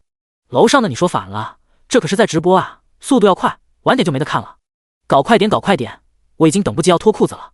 主播的身材也太好了吧，看得人家也有点春心荡漾。另一边，总演播室内，副导演满脸生无可恋。导演，这还能播吗？不会因为涉嫌传播有害身心健康的东西把我们抓进去吧？他尝试道，要不把画面切了。导演咬牙道，别急，苏晨既然提示我们报警，显然是早有分寸，我们静静看他表演吧。副导演还是有些心疼他的挚爱，轻轻抚摸着，真的有分寸吗？想不到你身材竟然这么好。美女细长的手指点在苏晨赤裸的上身，沿着肌肉线条缓缓游走，爆炸的荷尔蒙气息冲击着他的神经，让他意乱神迷。原本以为苏晨只是个小奶狗帅哥，谁成想小奶狗竟然有着大狼狗的体格。他已经等不及想要办正事了。嗨嗨，苏晨轻咳2声，差不多了吧，我可以走了吗？美女笑了笑，你说呢？把裤子也脱了。苏晨果断拒绝，这不行，这个真不能脱。美女一副吃定他的样子，真不能脱，那就让他们来帮你脱。一边说着，又是一副随时叫人的架势。只是这一次，他还没等来苏晨服软，砰砰，铁门突然被敲响。美女眉头一皱，给了苏晨一个别说话的眼色后，拿钥匙开门。见到门口的2位壮汉，小声道，你们现在就过来干什么？我还没给你们暗号。其中一人道，我们刚才在门外都听见了，你想偷吃？美女错愕当场，没想到这2人竟然搞偷听，这就是你们所谓的合作吗？没有一点信任。另一人道，我们要是继续信任你的话，就被蚊子叮死了，赶紧让我们进去，拿钱完事。你这一点都不专业，哪有干这行还偷吃的？他们俩也是第一次干这种活，通过介绍找到美女这个行动搭子，可没想到第一次就碰上这种事。他们现在也不想管，只想赶紧找苏晨拿钱走人。这种不专业的人，跟他多待1秒就多1秒的风险。美女却是把门挤住，谁不专业了？你们能不能专业点？我现在衣服都没脱，你们进去能拿到什么证据？没有证据拿什么要钱？赶紧外面等着，听我暗号再进来。说着便是要关门。嘿，你这人怎么这样？2人当即就不干了。他们辛辛苦苦等半天，都快被蚊子咬死了。这女的倒好，还想着干点其他事。你少来，真要脱衣服，你进门就脱了，而不是让那男的脱。我们虽然是新人，但也不是傻子。就是，小心我们去黄姐那投诉你。赶紧让我们进去。听到黄姐2个字，美女脸上闪过一丝惊惧，继而怒不可遏。你们也好意思去黄姐那投诉我？当初行动之前怎么说好的？我把人带上来，你们听见暗号再过来。现在我还没给暗号，你们就找上门来，到底谁不专业？我还要找黄姐投诉你们呢，给我找的什么人？这是！2人怒道，分明就是你自己想偷吃，要给暗号早给了，就算把黄姐叫过来，我们也不怕，这件事我们占理。美女冷笑，你们占个屁的理！说好的合作结果一点信任没有，还搞偷听！你知不知道黄姐最讨厌你们这种人？我呸！黄姐的性格业内有名，最讨厌的就是你这种不专业的人。仙人跳还搞偷吃，你是人吗？你才不是人，你全家都不是人，长得跟个258万似的，还没有一点自知之明，碰上你们算我倒霉。我一定要上黄姐那投诉你们，我们才要上黄姐那投诉你。狭小的房间内回荡着双方的激烈骂声。苏晨躲在一边当观众，事情的发展有些出乎他的预料。这群人内讧了。直播间观众也是看傻了，完全没想到竟然是这样的结果。这群人好像是临时合作的，不是老手。听他们说好像是通过什么黄姐介绍的吧，还是第一次合作。这也太奇葩了，第一次合作竟然自己吵起来了。主播全责，要不是主播长得太帅，那女的也不会别有想法，也就不会有那两人的不满。滑稽。楼上说的有道理，加一。就在直播间观众议论纷纷之际，楼下终于传来警车的鸣响。苏晨长松口气，原本吵得正激烈的三人当场愣住。第13章，人气暴涨。说说吧，什么情况？陌生的房间，陌生的面孔，却是熟悉的话语和情节。一天录3次笔录，这也是没谁了。审讯室内，苏晨一五一十将事情来龙去脉交代清楚。一位老警察疑惑道：“你为什么要跟着他上楼？而且你都脱了衣服，都没发生点什么？那女的看起来也不像是下不去手的样子。”嗨嗨，老杨！旁边的李队立马出声制止：“抱歉，小同志，老杨性格就是这样，不愿意遗漏一丝案件细节，所以问的可能会更多一些。”苏晨摇了摇头，无所谓了。他可是全程直播的，完全能证明。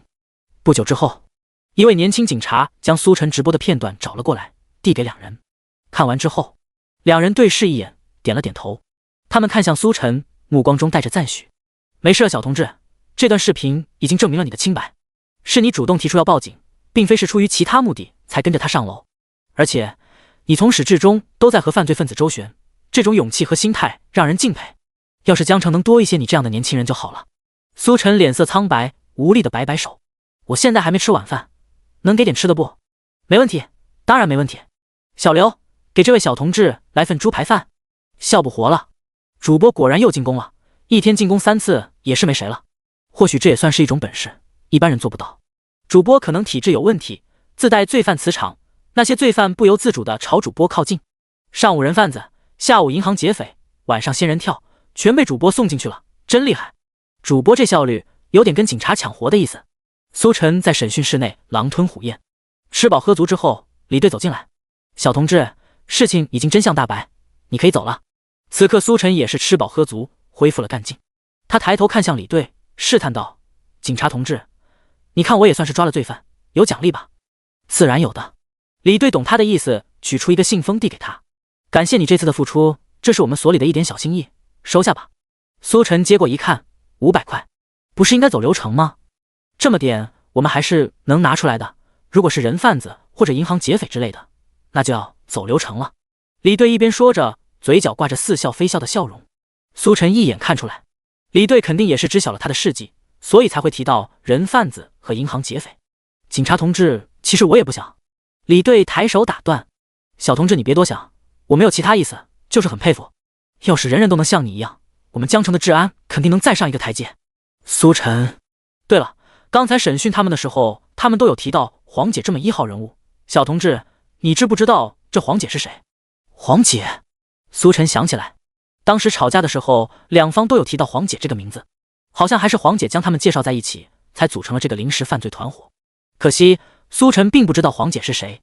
好吧，不知道就算了，先回去吧，好好休息。李队叫了个警员，将苏晨送出派出所。回到车内，苏晨将李队给的500拿了出来，加上今天上午孩子父母给的红包，一共2400块，还有之前抓捕人贩子和银行劫匪的奖金，那就是12000，一天赚12000，还不错吧？苏晨喃喃自语。与此同时，直播间内议论纷纷，主播这来钱有点快，一天12000，抓罪犯奖励这么高，看得我都有点心动了。你说的简单，这不看看主播这一天经历了什么？人贩子暂且不说，那持枪的劫匪和5大3粗仙人跳壮汉，还你来，你敢吗？要不是主播运气好，银行劫匪碰上机车族，仙人跳碰上内讧，指不定什么下场呢。最主要的是，你也不可能跟主播一样，到哪都碰见罪犯，主播的罪犯磁场可不是一般人能有的，不知道主播明天能碰上什么，有点小期待。下播之后，苏晨回家睡觉，躺在床上的一刻，全身放松，很快就睡了过去。当天夜里，苏晨白天的直播内容在网上疯传，他的事迹实在是太奇葩，太有节目效果了。别人开出租车拉的都是规规矩矩的好市民，他倒好，上午拉人贩子，下午拉银行劫匪，晚上拉仙人跳，一天下来连立3件大功，这效率警察都追不上。随着视频热度不断上涨，评论区数量爆炸。没想到保姆也是人贩子，这下真是长见识了。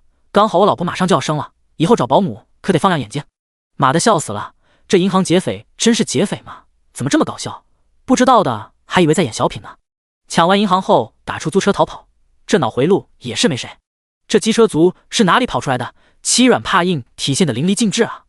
这主播也是个狠人，别人拿着枪也敢上去干，真是牛炸了。废话，没看到人家之前可是单挑一群小混混的吗？实力可不是盖的。这主播真是有勇有谋啊，用110车费提醒观众报警，一般人真想不出来。关键是最后这女的因为看上主播，想和主播那啥，竟然能和同伙吵起来。不知道主播这算不算是蓝颜祸水。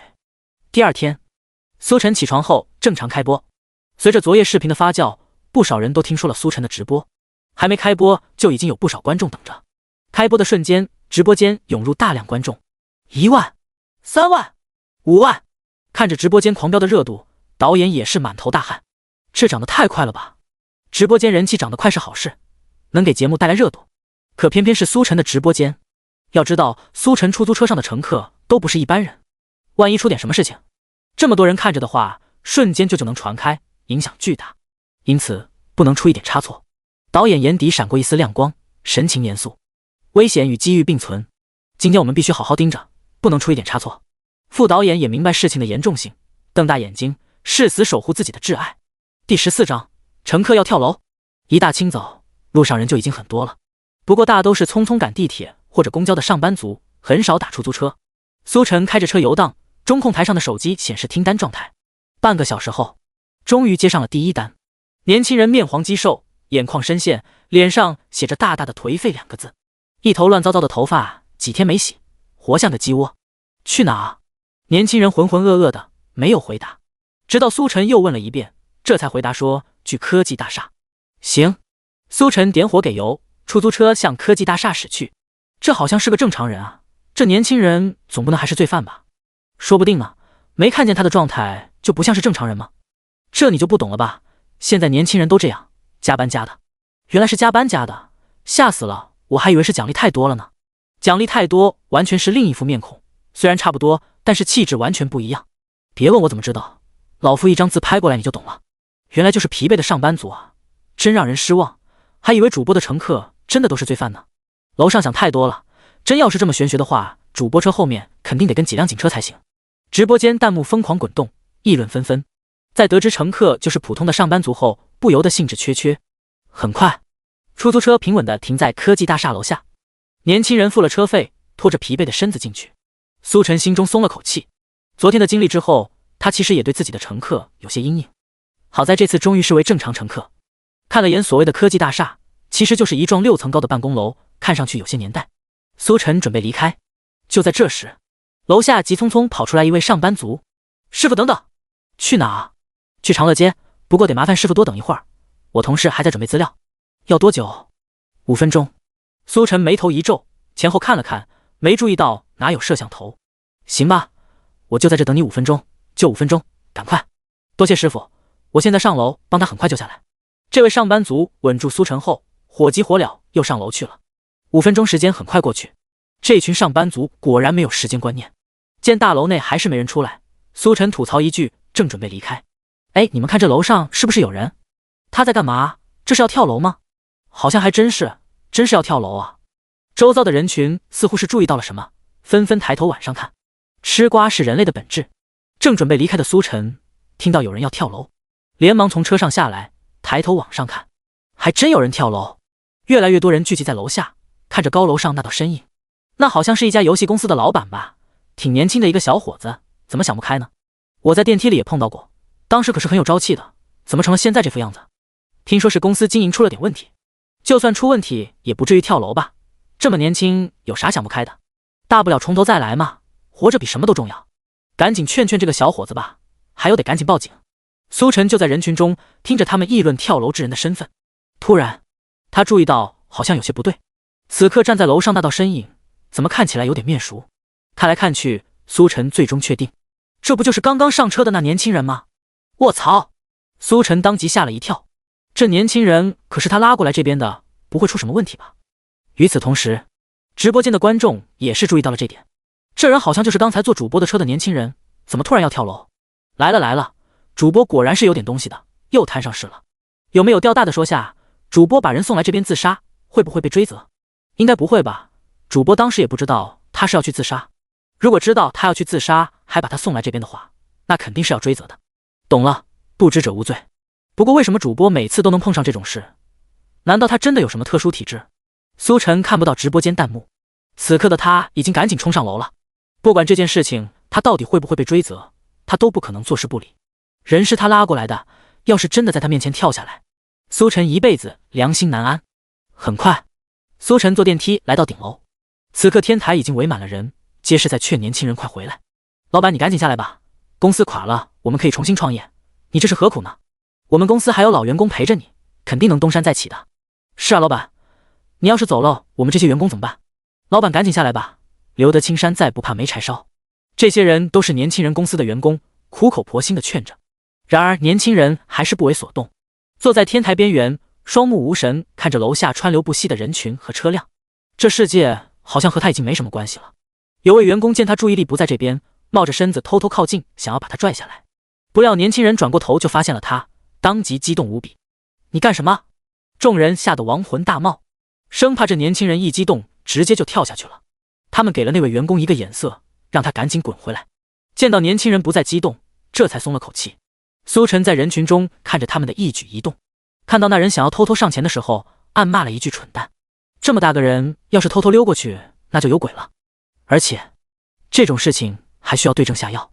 这年轻人是公司经营不善，梦想破碎，所以不想活了，那就得从这方面入手，让他重新振作起来。这种时候让亲人劝说肯定是最有用的。可惜听他们说年轻人父母都在老家，大城市里也没有其他亲戚。就在苏晨一筹莫展之际，突然注意到天台另一侧有一座小型舞台，舞台上面摆放着各种乐器，俨然一处小型乐队演出舞台。第15章，赶紧死了得了。越来越多的人聚集在楼下，当起了吃瓜群众。警察和消防员终于赶到，警察上楼了解情况，消防员则是在楼下布置起了安全气垫，不管最后结果如何，保护措施还是要做到位。警察了解完情况后，也是一脸的难办。一位上了点年纪的警察尝试着上前，孩子，碰到什么困难的话跟我们说，我们会尽可能帮助你的，先下来吧，别过来。年轻人并不领情，对于现在的他来说，这位慈眉善目的警察同志也是他的敌人。唉，老警察万般无奈停在原地。孩子你别激动，有话好好说，什么困难终究都会过去的。与此同时，警察队长吴队也在紧锣密鼓地布置着。安全气垫布置好了吗？家属那边有没有联系上？什么时候能过来？如果太远的话，可以考虑视频通话。记得一定要循序渐进的说明，不要吓到两位老人家，明白吗？还有，去把底下围观的人群都疏散走，免得他们说出什么不当的话，刺激年轻人。必须全部撤走。吴队显然也是经验丰富，有的时候跳楼之人或许只是一时冲动，站了上去，并未真的想轻生。但随着围观人群越来越多，面对各种非议，直接就被架了上去，不想死都变得想死，酿成惨祸。因此，疏散底下围观人群很有必要。很快，楼下的人群被强制疏散，不得围观。天台上的员工，包括苏晨在内，也退后到了楼梯口，不允许靠近。就在众人都以为一切转好的时候，年轻人突然开口了：“你们走吧，我已经决定了。十分抱歉给你们添这么大麻烦。”老警察听得心中一颤，连忙劝说：“你说什么呢，孩子？什么麻烦？我们一点都不麻烦，我们就是过来和你聊聊天。我们身上这身衣服就是让我们干这个的，哪来的什么麻烦？孩子，你可千万不要这么想，不要怕麻烦。你现在下来，我们喝杯茶聊聊天就过去了，就当交朋友一样，不麻烦的。”年轻人摇了摇头，他已经不想再多说了，缓缓闭上眼睛。咚！就在这关键时刻，一记沉闷的响声响彻场中，众人都被吓了一跳，循着声音看去，天台上的小型舞台上不知何时多了个人，正坐在架子鼓前，手中拿着鼓槌。刚才的闷响就是来自他。吴队后怕的看了眼天台边缘的年轻人一眼，发现他还在上面后，这才松了口气，转而看向身边的其他人，怒斥道：“怎么回事？不是让你们疏散到楼梯口吗？他怎么跑上去的？”“不知道啊，都没注意，他就跑上去了。”所有人都在气愤苏晨的举动，这一下太突然了。还好年轻人心态够稳，这要是下一哆嗦，估计真就跳下去了。几个警察同志想要上去把苏晨抓下来，苏晨抬头制止他们：“警察同志，我有几句话想和他说。”苏晨不知从哪打开舞台的混响，声音很大，警察同志都被镇住了，纷纷看向吴队。吴队则是看向身边的公司员工，问道：“他是谁？和你们老板什么关系？”公司员工一脸懵逼看着台上的苏晨：“你看看我看看你，最终得出结论，不认识。”我，吴队当场就想骂人了：“不认识你说个屁！”不过不等他下命令，另一边的苏晨直接开口了：“年轻人，你还记得我吧？我是今天早上装你过来的出租车司机。”天台边缘的年轻人闻言转过头去，看向苏晨，不明白苏晨想干什么。苏晨继续开口：“我上来这里，就是想告诉你，其实做错了一件事。”“什么事？”年轻人下意识问道。“这件事就是，你他妈想死，直接找个地方安安静静死了得了，为什么要专门跑来这里？你知不知道，就是因为我把你送过来，你要是死了，我可能也会因此遭受麻烦。”哗！此言一出，场中之人当场就傻眼了。这是干嘛？刺激年轻人吗？警察同志两眼一黑，还指望他能放出什么好屁，结果就这。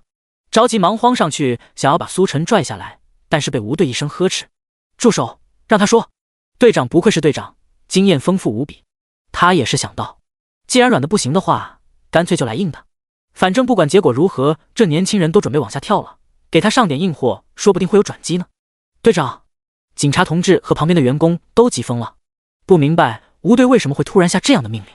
吴队并没有解释的意思，只是静静观察着天台边缘的年轻人。苏晨继续道：“不过年轻人，你虽然做错了事，把我给牵连上了，不过我这人偏偏喜欢以德报怨。你不是想死吗？可以啊，赶紧去死！我表演首歌，轰轰烈烈把你送走，让你黄泉路上没这么孤单。你放心，我的唱功绝对了得，可以说是职业水准，而且给你准备的歌也是原创歌曲，保证让你走得体体面面，独一无二。你要是不相信的话，可以先给你表演一段，要觉得不满意，我还可以临时给你换，你看如何？”这一番话直接把年轻人都听傻了，呆呆的愣在原地，一时间不知道该怎么办。因为他的跳楼举动牵连了一个陌生人，而且这陌生人还要一首原创歌曲把自己愉悦送走，这都什么跟什么啊？年轻人感觉世界观在崩塌。大哥，我是要跳楼的好吗？你这说法真的合适吗？就在他不知所措之际，旁边突然窜出来一道身影，抓住了他。那道身影力气极大，大手犹如世间最厚重的枷锁一般，牢牢钳制住他，他根本动弹不得。正是吴队。最终，年轻人被吴队从天台边缘拉了回来，脱离危险。见此一幕，所有人都松了口气，紧接着便是响起一阵雷鸣般的掌声，既是在给吴队鼓掌，同时也是在给苏晨鼓掌。正是因为他们的默契配合，才将年轻人从天台边缘救了回来。第16章，你来真的？吓死人了！原来主播是在和警察同志打配合，我还以为他真的破罐子破摔了。这一番话是真狠啊！人家要跳楼，你直接给人家愉悦送走，一般人还真遭受不住。跳楼的年轻人估计都傻了吧？别人都是来劝他下来的，主播直接劝他赶紧去死 ，CPU 给他干烧了。好在最后把他拉回来了。警察同志的反应真的好快，明明和主播没有沟通过，却能这么默契。主播是真干啊，这种话都敢说，万一年轻人真的就这么跳下去了，主播无责便有责，这心态一般人真没有。主播估计也是救人心切，没考虑这么多吧。不得不说，主播心态真是强，难怪昨天能和那么多罪犯周旋，还游刃有余。直播间众人议论纷纷，对于苏晨的举动佩服不已。总演播室，导演和副导演都松了口气，瘫在椅子上。在听到苏晨刺激年轻人的时候，他们吓得亡魂大冒。这么多人观看的直播间内，竟然劝人跳楼，造成的价值观影响难以估计。上面要是追究下来，他们也要受罚。好在苏晨原来是另有目的，在和警察同志打配合。苏晨的胆子也太大了吧，这要是年轻人真没想开的话，他就变成了罪魁祸首啊。副导演抹了把满头的大汗，很是后怕道。导演很想去换条裤子，他刚才也被吓得不轻。不过仔细回想，苏晨这么做也不是没有道理。那年轻人的身份好像是个老板吧，这么年轻就能创业，说明心态肯定是比其他人要强的，或许只是一时迷茫。这种时候，与其循循善诱或者骂醒，是更直接的选择。毕竟现实中也有很多人就是吃硬不吃软，或许苏晨就是发现了这点。当然，这必须是没有办法的办法，在确定苦口婆心的劝说没用的情况下，才能如此另辟蹊径，否则效果可能会适得其反，那就真成了罪魁祸首。副导演佩服道：“正常人就算知道吃硬不吃软，也不敢这么做吧？这谁敢赌啊？赌错的话，无责便有责，岂不是亏死了？”苏晨心态不是一般的强。科技大厦天台，年轻人被吴队强行拉回来后，反应过来，原来苏晨就是在吸引他的注意力，当即气愤不已：“放开我，让我过去！”他还想继续上天台，因为他感觉自己被耍了。但是吴队肯定不可能就这么放他回去，好不容易才救回来，怎么说也不能再让他自寻短见。他将年轻人按在地面，死死控制住。“年轻人，你冷静点。”“冷静个屁！你们什么都不懂，什么都不懂啊！放我过去！”年轻人更加激动了，剧烈挣扎。吴队一时间都有些控制不住。众人见这情形，也是心中无奈。他们没想到，年轻人竟然已经固执到了这个地步，明明都把他救下来，竟然还想着要去死。这种情况下，他必死无疑。毕竟一个人要是想死的话，谁都拦不住。就在这时，苏晨再次开口：“太好了，我还以为给你准备的送行曲用不上了，看来还是能用得上的。不过看你这死样，也不知道会死在哪。那时候我也不知道能不能赶上，就在这给你唱了吧。”众人齐刷刷看向苏晨，很是不解。好家伙，到现在了还在刺激他，这会不会有些过头了？吴队也是心中怒骂。这时候他已经产生了强烈的逆反心理，老一套只会适得其反，该换套路了呀。到底还是不够专业。如果换一位心理学大师来的话，或许就真把他劝回去了。果然，如吴队所想，年轻人听到苏晨的话后，嘴角冷笑：“自以为是的家伙，你以为自己很特别吗？你这么说，我就会听你的。别搞笑了。”然而，苏晨没有再理他，而是直接自顾自忙活了起来。他将几种乐器都聚集到一起，包围自身，同时找了张可以随意旋转的椅子。如此一来，他只要稍微一转，就能自如在各种乐器之间切换。有些勉强，不过也凑合。苏晨满意的点了点头。紧接着，在所有人震惊的目光中，闭上双眼，开始了表演。听着舒缓逐渐响起的钢琴声，所有人都震惊了。这是真要表演？好家伙，大家都以为所谓的愉悦送走只是一时的说辞，可没想到你其实是真想把人送走。卧槽，主播这是什么脑回路？这是真要把人愉悦送走的意思是吗？我以为他只是说说，没想到他竟然来真的。谁知道主播唱功怎么样？不会真把人给送走吧？之前所谓的听了想自杀都是玩梗，不会到了主播这真的成现实吧？主播玩的真是越来越大了，刺激！舒缓的钢琴前奏悠悠扬扬，响彻天台。之前那些以为苏晨在作怪的人，突然发现自己竟然莫名其妙沉浸其中，有些好听。难道这人真有实力？不等他们多想，钢琴前奏逐渐隐没，沉闷的架子鼓响起，苏晨也开始了演唱。充满鲜花的世界到底在哪里？如果它真的存在，那么我一定会去。我想在那里最高的山峰处里，不在乎它是不是悬崖峭壁，用力活着，用力爱，哪怕肝脑涂地，不求任何人满意，只要对得起自己。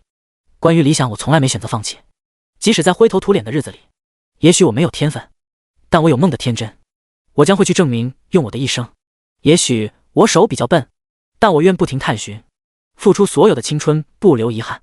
引用自 Gala 追梦赤子心。主歌部分唱完，无论是天台上的人，还是直播间的观众，甚至是演播室的导演以及工作人员，全都傻眼了。卧槽，你竟然来真的！他们都以为苏晨只是随便说说，可没想到苏晨竟然动真格的。这首歌的上半部分，不论是伴奏、演唱还是歌词，皆是引起他们心中的共鸣，不自觉地沉浸其中。第17章，因为这首歌，曾几何时，他们也是胸怀大志的追梦少年。可是随着步入社会，不得不面临的现实压力，让他们逐渐忘记了最初的目标。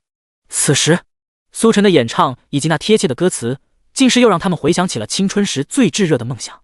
一瞬间，热泪盈眶，向前跑，迎着冷眼和嘲笑。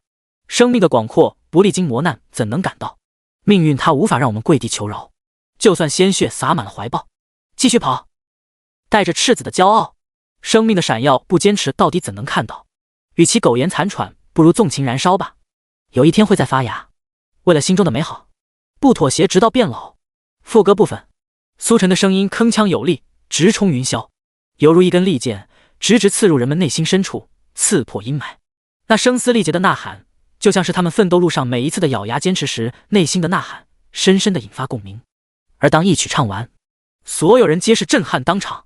好，唱得太好了！这不仅仅是一首歌曲这么简单，更是人生路上的一种强心针，一种精神食粮，充满着无畏向前的力量。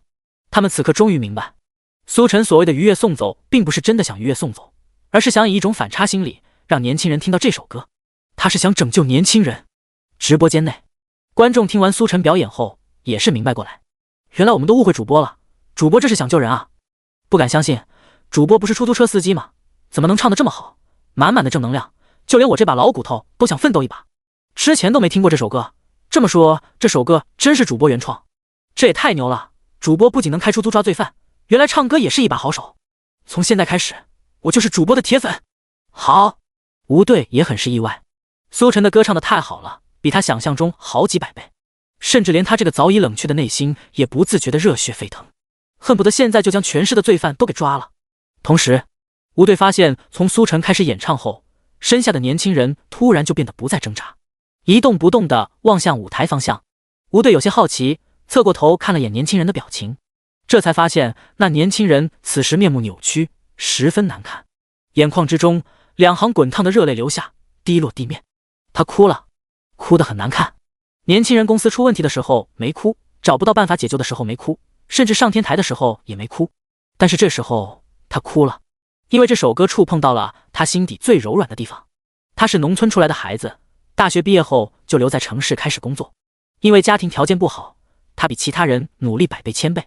他有一个梦想，就是将父母都接过来城里住，让他们过上好的生活。为此他起早摸黑，忍饥挨饿，拼命奋斗着。随后抱着必胜的决心，年轻人开始创业。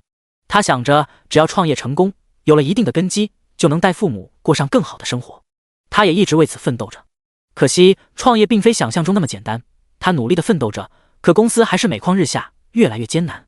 直至最近的重创让他变得迷茫不已。他不明白为什么这么努力还是无法成功，巨大的落差让他难以无法接受。他不敢面对失败的自己，更不敢面对父母，因此选择走上天台，想要一了百了。他从没跟人说过他的事情，将一切都憋在心里，甚至连父母都不知道。可此时苏晨的演唱如一道阳光般穿过他内心的乌云，照亮他的内心。原本想着一了百了的他，此刻又重新燃起了信念。正如歌词所说，命运它无法让我们跪地求饶，他要振作起来，重新拥抱生活。警察同志，你放开我吧。年轻人平静地开口道。吴队看着他，你不跳楼了？不跳了。为什么突然改变主意？因为这首歌。年轻人解释道，我相信能创作出这首歌的人，肯定也是和我有过相似的经历。他能在跌落谷底的时候发出如这首歌一般的呐喊，继续拼搏。我相信我不比他差，我也能。年轻人说得很平静，就像是大彻大悟一般。吴队观察着他的表情，见他不像是说谎的样子，将他放了。年轻人站起身来，擦了擦脸上的泪渍。其他人注意到他的举动，纷纷看过来，同时目光询问看向旁边的吴队。吴队高兴地向大家宣布道，各位，年轻人他已经克服心中的难关，走出来了。旁边的年轻人也配合地露出一个比哭还难看的笑脸。没办法，他看到那些和他一起拼搏的员工，他们脸上担心的表情让他感动不已，一时间泪水又难以抑制。原来除了成功之外，或许成功路上所遇到的风景也值得关注。太好了，老板你终于想开了。员工们纷纷上前将年轻人围住，喜极而泣。一旁的警察很是欣慰，这么多员工担心年轻人的安危，足以证明年轻人在公司对他们很好。既然是好老板，那就更不应该轻生。想到这，吴队走向舞台，正迎上从台上下来的苏晨。他伸出手，小伙子，感谢你的见义勇为，拯救了一条鲜活的生命。这次之所以能把这年轻人救下来，完全就是靠的苏晨。要不是苏晨突发奇想来个反其道而行之，也不可能有机会将年轻人从天台边缘救回来。而且如果不是因为他之后的演唱，或许年轻人此刻还是想着自寻短见，无法振作。苏晨看着眼前陌生的人，说着却是熟悉的话，心中叹了口气。原本以为能碰到正常乘客了，没想到兜兜转转还是回到原地。应该的，警察同志，我把他送到这边来也是有责任的。吴队摇头道，只要你不知道他是想轻生，你就没有责任。就在这时，年轻人也带着他们公司的员工过来向苏晨致谢，一个个都是倍感真诚的鞠躬，不仅仅是因为苏晨救了他们老板，更因为苏晨的表演，让他们这些同样处于迷茫中的年轻人重新找到了方向。第18章遭遇其他选手，主播又是大功一件，这效率真是恐怖。一首歌拯救一个良心老板，或许这就是艺术的力量。主播这首歌写的实在是太好了，让人心中充满力量。刚点进来就赶上主播的表演，太震撼了。一个人就是一支乐队，这技能点也太满了，主播怎么做到的？同样是出租车司机，为什么我竟然没有主播1/10优秀？现在没点本事，出租车司机都当不了。直播间众人议论纷纷，热度还在不断往上涨。演播室内，导演和副导演都松了口气，总算是有惊无险。他们看个直播就跟坐过山车似的，心脏差点的完全受不了，可又不得不看。一来要把控直播内容，如果有不对的地方也能当场决策是否切断直播；二来他们也确实挺想看苏晨直播的。别的不说，就这抓人贩子、抓银行劫匪以及抓仙人跳的直播内容，其他地方还真看不到。这种刺激体验独此一家。而现在他们又多了一个想看的理由，那就是苏晨唱歌还他妈的这么好听。刚才表演的那首歌，即便是他们这些混迹娱乐圈许久的老人也差点听哭。无论是从专业角度还是情感角度，都是无可挑剔。以上3个原因加起来，他们2位导演甚至根本都不想看其他选手的直播间，只想盯着苏晨，看看他还能给出什么惊喜。天台这边，警察走了。这一次苏晨只是收获了几句口头表扬，有些失望。早知道他就提前摆个碗，这样的话即便没有奖励也有打赏，就不算白白浪费赚钱的时间了。直播间观众通过苏晨的比表情看出来他的心思，主播的表情真是能把人笑死，瞧把他给委屈的。和这么多警察打过交道，还是第一次没有收到奖励的，估计是失望了。可是救人一命比奖励来的更有意义。嗨，主播还能不知道吗？主播就是单纯觉得浪费了他赚钱的时间而已，别忘了他可是掉钱眼里的。摇了摇头，不再多想。苏晨准备下楼继续拉客。这时候，年轻人单独找到苏晨，自我介绍名为郑华后，再一次郑重地表示了感谢。苏晨看着已经重新振作的郑华，很想说口头感谢并不会让他开心，不过想到年轻人的境地，终究没有开这个口。他拍了拍郑华的肩膀，没事，谁都有困难的时候，帮忙也是应该的。以后凡事都想开点，不要再做这种傻事了。郑华满是歉意地回答道：抱歉给苏先生添麻烦了，以后我一定不会再做这种蠢事。行，你自己记着说的话，我先走了。苏晨转身准备离开。苏先生等等，郑华开口喊住了他。还有事吗？科技大厦瑞露咖啡厅，一名西装革履的年轻人提着公文包推门而入，在前台点了杯咖啡后，在场中寻找位置。他叫陈星，同样是职业达人秀的参赛者。他的运气很好，抽到的职业是保险销售。可千万别不把销售当好工作，有些人性格天生就是吃这碗饭的，只要入对了行，起飞是分分钟的事情。而且相比于其他那死工资的职业，销售多劳多得上不封顶的薪资待遇，在节目挑战中更具优势。陈星性格开朗，脸皮很厚，主管说他天生就是吃这碗饭的料。事实也确实如此，刚来的当天就有了意向客户，今天正是带着合同过来签约的日子。只要签下这个大单，他可以拿到足足2000块的提成，一天赚2000，就算是那些明星歌手也不过如此了吧。陈星已经能想象到1年后，身负100万资产的他走上领奖台，在所有参赛者羡慕嫉妒恨的目光下，拿下属于他的1亿，从此当上总经理，出任 CEO， 迎娶白富美，走上属于他的人生巅峰。陈星目光在场中游走，很快注意到一名清秀的年轻人，他走了过去。苏晨坐在咖啡厅内，目光望着窗外，他在等郑华。刚才郑华叫住他，似乎是想专门表达感谢。苏晨有些期待起来。这时，一名穿着西装，脸上写着4个字成功人士的年轻人坐在了他对面。苏晨左右看了看，确定还有空位之后，正准备开口，却注意到年轻人西装领口处足以让人忽略的号码牌。苏晨当即明白过来，原来和他一样，这是一位参赛者。你好，我叫陈星。陈星坐下来后，打招呼的同时，文质彬彬伸出了右手。他在考虑坐哪的时候，注意到了发呆的苏晨，便想着过来打个招呼。至于目的，自然不用多说，他可是马上就要赚5000块的男人，这种好事自己憋着算怎么回事？当然要和其他人分享了。与此同时，苏晨直播间竟然碰到其他参赛者了，这也太巧了吧！这位成功人士的职业好像不错啊，挺体面。那可不，一般人可不会随意来咖啡厅这种地方，要不是主播有事，他估计一整天都待在驾驶室。不过对面这人的表情怎么这么让人不爽呢？好想打他。楼上加一同样有动手的冲动，这人肯定不是过来打招呼这么简单。懂了，他肯定是过来炫耀的。看着陈星递过来的手，苏晨出于礼貌握手。你好，苏晨。苏晨，你也是职业达人秀的参赛选手吧？想不到我们竟然能在这里碰到，真是缘分。陈星轻抿一口咖啡，如何？你的工作还顺利吗？顺利吗？回想之前自己的种种遭遇，苏晨不知道该怎么开口。说顺利吧，好像不太顺利。上车的都是一些奇葩罪犯，最终目的地是派出所。要说不顺利，可是获得的奖金也算不菲，比拉克赚的要多。见他这表情，陈星还以为他是工作不顺利。你抽到的是什么职业？出租车司机。第19章。到星崩碎，你去问他们吧。陈星愣了愣，随即不自觉地挺了挺胸膛。出租车司机，这也太拉了吧！跑一天能挣自己一单的零头不？不过他还是假模假样安慰道：“你也别气馁，万事开头难，谁都一样。像我来这趟客户，还不知道要等多久。那些客户都是上帝，很难伺候。”客户？苏晨笑了笑。之前他没怎么把陈星当回事，现在回过味来，感情这家伙就是来炫耀的。没错，客户就是那种跟公司谈合作、签合同的，懂吧？我这份工作，你别以为看起来轻松，其实都是如人饮水，冷暖自知，其中的辛苦只有自己知道。陈星开始凡尔赛起来。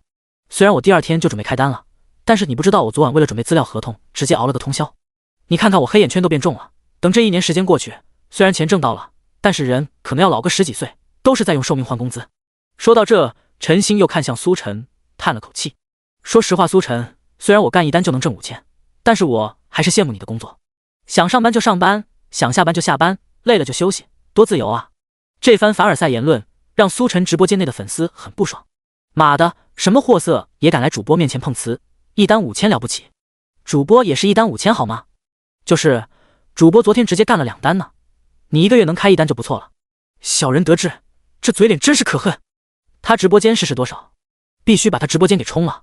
对，必须冲了他，敢招惹主播。陈星不知道，苏晨庞大的粉丝量涌入他的直播间，一下就给他原本的粉丝干投降，有的直接被引流去看了苏晨昨天的操作，当即惊为天人，纷纷倒戈。苏晨莫名其妙的就又多了一波粉丝，这些苏晨自然不知道。正想开口的时候，看到郑华已经来了。不好意思，我等的人来了，你先去一边。陈星愣了愣，你在等人？什么人？苏晨想了想，回了2个字：客户。客户？陈星笑了，你个开出租车的还有客户？不过当看到确实有人朝这边走来，他识趣的退到了一边。他倒想看看苏晨这客户到底是什么人。抱歉，让苏先生久等了。振华此刻恢复到公司老板模样，性格沉稳，举止得体。落座之后，振华开门见山，递给苏晨一个信封。苏先生，这是我们公司对你的一点谢意，还请收下。哦，苏晨眉头一挑，果然又是这样的桥段吗？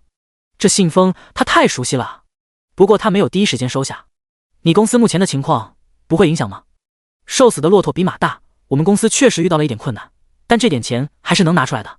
瘦死的骆驼比马大，苏晨嘴角抽了抽，怎么感觉又是个来凡尔赛的？苏晨心安理得收下了信封，2根手指伸进去往外一扯，竟然有小半捆，这会不会有些太多了？振华有些不好意思道，我还觉得会不会太少了，毕竟苏先生帮的这个忙太大了。也就是因为公司财务状况紧张，所以只有这么一点，还请苏先生不要见怪。苏晨点点头，财务状况紧张，这么一点，果然又是来凡尔赛的。他不再推辞，收起信封，心情瞬间好起来。好人还是有好报的。哈哈，太真实了吧，主播，这变脸速度老一辈艺术家都比不上。刚才还委屈巴巴呢，信封一到手，精气神都不一样了。不愧是掉钱眼里的男人。不过话说回来，主播这也太爽了，这一大早就又有5000入账，这赚钱速度也太快了吧！妈的，我现在去开出租车还来得及吗？不求大赚特赚，1个月给我2、3个信封我就知足了。楼上的你昨天应该在直播间吧？你看出来那位大妈是人贩子了吗？你敢对拿枪的劫匪动手吗？你敢孤身深入仙人跳老窝吗？还有主播的唱功和才华你有吗？没看出来？不敢，不敢，没有。那你还想信封？想屁吃还差不多。另一边，陈星就坐在一旁暗中观察苏晨这边的情况。当看到振华递给苏晨一个信封，然后不经意间扯出那一堆红票子的时候，眼睛都看直了。什么情况？这是什么交易？这厚厚一沓也太多了吧？陈星看了眼苏晨的脉象，五官清秀，皮肤白皙，心中不禁生出一个大胆的想法，不过又摇了摇头。这可是全程直播，怎么可能做这种事情呢？难道是捡到了老板的公文包，主动归还？这是感谢费？可是这也太多了。陈星百思不得其解，心中痒痒的很。他这单生意确实是加班加点熬夜通宵才有了签合同的机会，还是头一次吃这种苦。苏晨一个出租车司机随随便便到手5000，这让他怎么接受？深呼吸一口气，陈星将耳朵放在一旁继续偷听，可没听到什么有用的信息。苏晨两人已经起身握手，随后各自离开。眼看苏晨就要离开咖啡厅，陈星连忙追上去，好奇问道：苏晨，你干了什么？他给你这么多钱？苏晨笑道：也没干什么，他是我的乘客，我就是唱了首歌帮他矫正了一下心态而已。唱了首歌矫正心态就拿5000？陈星当场不相信，你以为你谁啊？你看我像是傻子吗？那你说说到底是什么歌这么值钱？苏晨指了指旁边，你可以问问他们。陈星顺着苏晨所指的方向看去，正是科技大厦正门。此刻正门外堵着一大群人，嚷嚷着要往里面冲。他们都是在楼下听到苏晨似有若无的演唱，抓心不已。保安，我求求你让我进去吧，我就想知道是谁唱的，太他妈好听了。我是绝症患者，临死前就想再听一遍，你就让我进去吧。保安大哥，我是学生，快让我进去。第20章，招惹了比罪犯更了不得的东西。苏晨拿着信封回到出租车，一大早虽然有些小惊吓，好在结果还是好的，5000块入账也算没白白浪费时间。人气应该涨了吧？回想刚才在台上表演时的场景，苏晨觉得那时候自己肯定很帅，加上唱的歌这么励志，极有可能圈一大波粉。打开系统，姓名苏晨，人气19999，技能强健体魄，唱歌，抽奖5000人气次15000。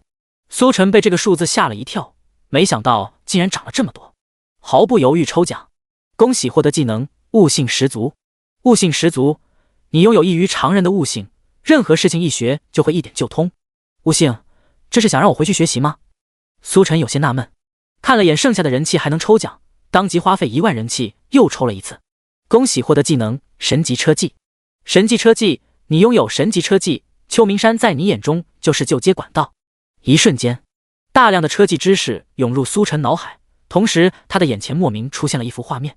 画面中的他置身一辆疾驰的车辆内，眼前街道状况百出，各种障碍以及地形阻挡，而苏晨脚下油门不断，手中动作变换，油门以及档位配合到了极致。他就像一名神级赛车手，疯狂操作，动作快出残影。在他的操作下，赛车漂移甩尾，加速超车，在状况百出的街道上轻松驾驭，一骑绝尘。片刻之后，画面消失，苏晨猛然回过神来，再去看车内的配置时，之前疯狂操作的一幕幕在眼前浮现，就像是有肌肉记忆一般，下意识动了起来。轰！点火给油，发动机轰鸣不止。苏晨的出租车当场一个弹射起步，化作一道闪电消失在场中。出租车及时掀起一阵狂风，路人被吹得下意识挡住眼睛。当狂风平息，一位年轻人看着消失在街道尽头的出租车，当场惊叹：卧槽，起猛了，金色闪光都出来了。直播间内，观众都被苏晨的操作惊呆了。卧槽，主播这是要干嘛？趁着早上交警还没上班飙车是吧？没想到主播年纪轻轻就已经是老司机，这手速这操作没个10几年练不出来。之前不明白为什么手速快的叫老司机，主播这么一表演，我终于知道了。看来主播平时私下也没少练啊。教练，我想学这个。出租车狂飙出去半里地后，苏晨终于回过神来。妈的，肌肉记忆太可怕了，这要是被交警抓到吊销驾照的话，还开个屁的出租车，到时候也就要跟节目说拜拜了。这怎么行？苏晨放缓车速，确定没被交警盯上，这才松了口气。他打起精神朝街边看去，寻找挥动的手臂。不知不觉，前面突然堵车。只见前方小区门口一辆辆黑光锃亮的豪车鱼贯而出，上面还点缀着白花。当看到带有老人黑白相片的灵车后，苏晨反应过来，宋斌。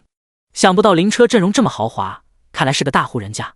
网上冲浪的时候经常能刷到灵车漂移的梗，也见过不少灵车，这么豪华的灵车车队还是头一次见。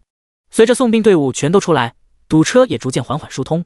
苏晨准备继续上路的时候，耳边传来嘟嘟2声闷响，有人在敲车窗。苏晨扭头看去，是一道戴着帽子、墨镜以及口罩的身影，全身上下遮得严严实实，从打扮来看应该是男人。不对，苏晨正想开门的时候，猛地警惕起来，眼前这人的打扮不像是好人。苏晨昨天一天都在和罪犯打交道，要多倒霉有多倒霉。虽然最终结果是好的，但过程中的惊心动魄，他却再也不想体验第二次。当初被银行劫匪劫持的时候，冷冰冰的枪口顶着脑门，他生怕下一秒自己就魂飞天外了。苏晨不想理这人，全当没看见。可惜的是，前面堵车走得很慢，他缓缓往前开，还不如走路来得快。外面那人一直在拍窗。与此同时，直播间观众也是被苏晨的举动逗乐了。笑死！主播这次是学聪明了吗？拉克之前知道，事先判断乘客的身份，估计是昨天的前车之鉴让主播长脑子了。外面这人一身遮得严严实实，一看就不是什么好东西。这要是让他上车，万一又是罪犯的话，主播可就倒霉大了。别说换我来，我也不敢开门。第一天的人贩子以及银行劫匪，还有仙人跳团伙，还历历在目呢。苏晨焦急地看着前方车辆，快一点啊！外面那道身影拍窗的频率越来越快，力度也越来越重，显然是急了。苏晨就怕他下一秒就掏出什么黑漆漆的东西指着他，毕竟把罪犯惹急的话，什么事情他们都干得出来。小伙子，我是好人，开门，我要坐车。就在苏晨着急的时候，外面那道身影终于开口说话，从声音听来是位老人家。苏晨警惕的心放松一丝，问道：你干嘛的？为什么打扮得这么严实？老人无奈道：我是有难言之隐啊，小伙子，你先让我上车吧，我真是好人，晚了就来不及了。对不起老人家，我这单已经有人预定了，你找别人吧。苏晨当然不会这么简单就相信他，宁愿错过也不想冒风险。老人家，对不起了，实不相瞒，我也有难言之隐。这时眼见说服不了苏晨，老人家也是无奈，他将墨镜和口罩都摘下来，一张大脸对在车窗上。小伙子，现在你相信我是好人了吧？苏晨忙着看路，准备开溜呢，好歹是神级车技，只要有一点空子，他就能开车溜出去。当老人开口后，不经意地瞥了一眼，这一眼就让苏晨愣住了，突然觉得老人有些面熟，好像在哪里见过。下一秒，苏晨脸色刷得惨白无比，背后冷汗直冒。这一次，他好像碰到了比罪犯更了不得的东西，因为他已经想起来为什么觉得老人家有些面熟。这张脸，可不就是灵车上黑白照片中的那张脸吗？第21章，有钱能给鬼推磨。总演播室，导演嘴角洋溢笑容，靠在椅子上打电话。电话那头是电视台的领导。职业达人秀开播后热度持续高涨，他这个当导演的自然少不了被表扬。在他旁边，副导演目光不时在导演和屏幕间转换。在导演打电话的时候，他要负责盯住苏晨直播间。不过他更想和电视台领导通电话，哪怕是句你好再见，他也愿意接受，起码算是和领导有过交流。可惜没机会。副导演有些落寞地摸了摸挚爱，叹了口气，还好有你陪我。他抬头看向苏晨的直播间，下一刻，啊！演播室响起尖叫，副导演身子不禁哆嗦了一下，挚爱都被撤下来几根。正在电话的导演也被吓了一跳，整个人嗖地飞了起来，手机高高抛起，最终在慌乱中被接住。没事领导，我这边处理一下，马上给您回电话。他点头哈腰挂断电话，猛地转过身来，刘青，你他妈的鬼叫什么？我在和领导通电话，大喊大叫像什么样子？副导演指着眼前的屏幕，神情惊恐。导演，你看那张脸。导演看向屏幕，那张脸怎么了？你认识那张脸吗？不就是那地产大亨吗？至于这么激动？说到一半，导演的声音逐渐变小，因为他意识到，刚才出殡的队伍不就是在给地产大亨出殡吗？啊呀！与此同时，直播间观众也是炸开了锅。卧槽，我是不是眼花了？这人不是地产大亨王东吗？怎么乘客越来越离谱了？这还不是最离谱的，关键是刚才出殡的队伍就是在给王东出殡。卧槽，你这么一说还真是，刚才画像上的不就是王东吗？卧槽卧槽卧槽，太白天见鬼了，这是离了大谱。看来主播的乘客已经不仅仅局限于罪犯，连跨界业务也开通了吗？这下好了，之前的乘客可以往派出所送，阿飘要往哪送？派出所怕是也接不了这单吧，估计得往鬼门关送。出租车内，苏晨和地产大亨王东对视着，空气沉默了片刻。回过神后，苏晨看了眼前方已经缓慢疏通的车流，随即闭上眼睛，心中开始默念：富强，喂，小伙子，你快开门啊！你难道不认识我吗？王东急了，他一把行将就木的老骨头，在外面愣是站了半天不给上车，这合适吗？快点啊，小伙子，晚了就赶不上了。你为什么不让我上车啊？你给个理由啊！难道出租车不做老人家生意了？还有没有王法？车窗外，王东口水都说干了，但是苏晨仍旧不为所动。终于，前方车流疏通，他可以溜了。苏晨心中打定主意，必须凭借自身神级车技，将眼前的阿飘甩个108000里。就在他点火给油的时候，王东使出了最后的杀手锏，车费5000。呜！轰鸣的发动机在一声呜鸣中熄了火。苏晨看向窗外，只见这位老人家手中拿着一个他再熟悉不过的信封。咔嚓，车门的锁扣当即弹开，王东拉开车门就坐了上去。直播间弹幕疯狂滚动，卧槽卧槽，竟然真上车了！主播真的要这么硬核吗？这玩意儿也能拉？真是掉钱眼了，什么单子都敢接啊！主播，我给你竖大拇哥，人设稳定，牛逼！我已经说累了，不行，我都来首大悲咒护体，太诡异了。与此同时，演播室2道身影双双栽倒，这尼玛什么人啊？这种单子也接吗？这种不符合科学价值观的直播，总感觉下一秒就要被封禁。导演，我感觉我的挚爱正在离我而去。好啊，这么长时间没有坐出租车，没想到现在的出租车都开始用有色眼镜拉客了。王东上车后气愤不已，让他堂堂名震江城的地产大亨在外面白白站这么久，从来何时受过这样的委屈。苏晨没有理会他的抱怨，默默接过信封。熟悉的重量，熟悉的手感，给人一种踏实的感觉。去哪？王东指着前面道，追上前面的灵车。好吧。苏晨深吸一口气，果然猜对了。王东看了他一眼，气得吹骨子瞪眼。小伙子，你也不必这么一副视死如归的表情吧，我只是让你跟在灵车后面，又没让你直接躺进去，我可不敢跟您抢位子。苏晨丢下一句后便踩下油门追了上去。小伙子，你什么意思？什么跟我抢位子？你把我当什么了？王东此刻也是反应过来不对，眼前这司机小伙子似乎误会了什么。苏晨弱弱道，您的灵车就在前面，您还能是什么？王东问道，鬼？苏晨点点头。王东都气笑了，难怪刚才死活不让自己上车呢，原来是把自己当鬼了。可是这大白天的，哪来的什么鬼？行啊，小伙子，你可真够胆大的，把我当鬼魂也敢让我上车。苏晨眼神示意了一番旁边的信封。其实我也不想的，但是您给的实在太多了。王东愣了愣，随即哈哈大笑。行行行，有钱能使鬼推磨，你这小伙子有钱能给鬼推磨，有我当年的风范。此刻王东也是有些庆幸，好在他有先见之明，知道追灵车可能不吉利，特地准备了一个信封以示感谢。果然派上了用场，要不然他还上不了苏晨的车。苏晨没有再理他，凭借神级车技很快就跟上了灵车队伍。大爷，差不多该下车了，那边更舒服，还能躺着。去你的！王东都想上去给苏晨2个大嘴巴子。小伙子，你看清楚了，我是王东，搞房地产的王东，认识不？我没有死，我现在活得好好的，明白吗？你可别咒我。苏晨愣了愣，随即确认了一遍，您没死？您真没死？真没死？苏晨这才松了口气。不得不说，他误会了，不过这也是情理之中，因为对于穿越而来的他来说，很多事情接受能力比其他人强。第22章，灵车被抢了，笑不活了。这对话怎么这么搞笑？明知道对方有问题，可还是拒绝不了熟悉的信封。主播人设依旧稳定。神他妈，灵车更舒服，差点没给我笑岔气。人家活得好好的，让人家躺灵车，主播也是没谁了。原本以为是灵异片，可没想到还是搞笑片。主播真是绝了，警匪片变搞笑片就算了，连灵异片也不放过。主播的直播间就是行走的搞笑电影，1秒钟都不想错过，看到就是赚到。直播间观众原本还在担心王东到底是个什么东西，可这一番交谈下来，灵异片活生生演绎成了搞笑片。不对啊，既然没死，怎么会有你的灵车？里面躺着的是谁？苏晨回过神后，突然好奇了起来。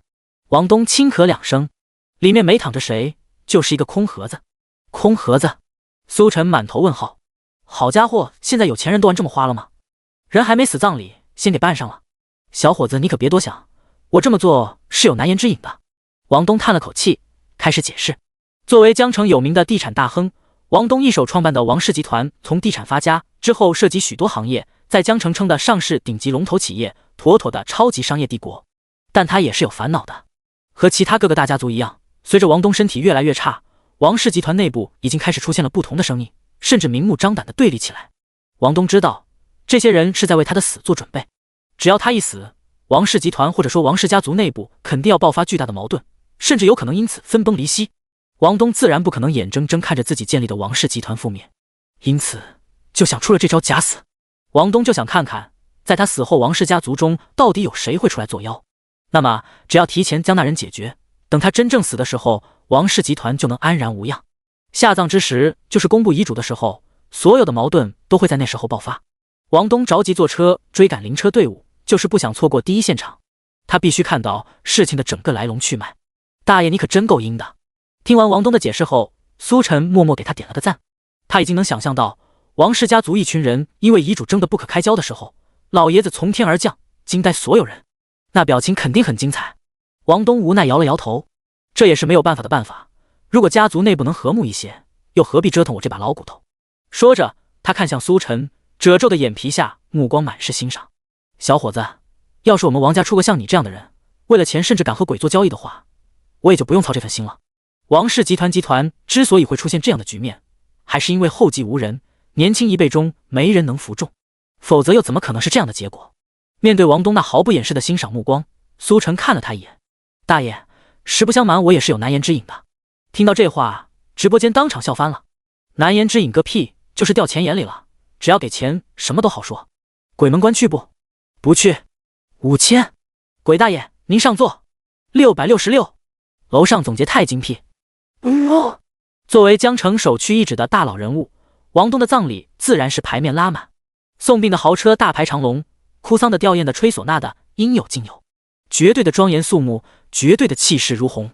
此刻，装有棺柩的灵车后方，豪华轿车内坐车身穿白色丧服的王家子女，从出殡开始就一直在哭，一路下来就没停过。倒也不是真的有多么伤心，而是因为旁边就有一台摄像机在对着他们，不哭不行。没错，王东这种顶级大佬的葬礼自然也是少不了摄像机，而且为此专门开通了直播间，就是为了直播这次隆重的葬礼。不少网友都对大佬的葬礼倍感好奇，一时间直播间内人气爆满。这些王家子女自然也知道，所以才一直哭。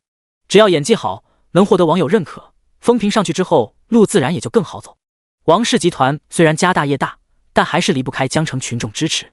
大佬就是大佬，这葬礼太有排面了，等我死了，有这一半的排面就心满意足。你还想一半的排面？瞧把你给美帝，能有1/10就不错了。这些个送殡的豪车，哪辆不顶我们一辈子的工资？哎，羡慕已经说累了。这群王家人哭了老半天，听得我肝肠寸断，恨不得同是王家人，跟他们一起哭。楼上的又在做梦了，王家人岂是你想当就能当的？听说这次老爷子下葬，好像把传家宝也一起带走了，真的还是假的？好像是真的。王家的传家宝赤龙玉佩，凝聚着王家气运，没想到老爷子就这么带走了。据说这赤龙玉佩的价值足足上千万，就这么带着入土，会不会有些浪费？人家王家也不差这几千万啊，老爷子凭借赤龙玉佩起家，走的时候带走也很正常吧？说不定还想在地下也建个商业帝国呢，滑稽。不过这老爷子下葬在哪里啊？有吊大的知道吗？这谁知道？等真正快到的时候就会关直播吧。楼上的你问这个干嘛？你想干什么？也不想干什么，就是想去给这妖牛的老爷子上炷香。你那是想上香吗？我都不好意思揭穿你。不过你要是有地址了，记得踢我一脚，没别的意思，我也想上炷香。正当直播间网友聊得火热，对这次的葬礼十分感兴趣，却在此时，后方突然传来一阵风驰电掣的引擎轰鸣声。轰！一辆黑色摩托车如迅猛野兽一般，眨眼之间就从旁边超了过去，速度极快，直至追上前面的灵车。追上灵车后，摩托车速度慢下来，和灵车保持在同一速度。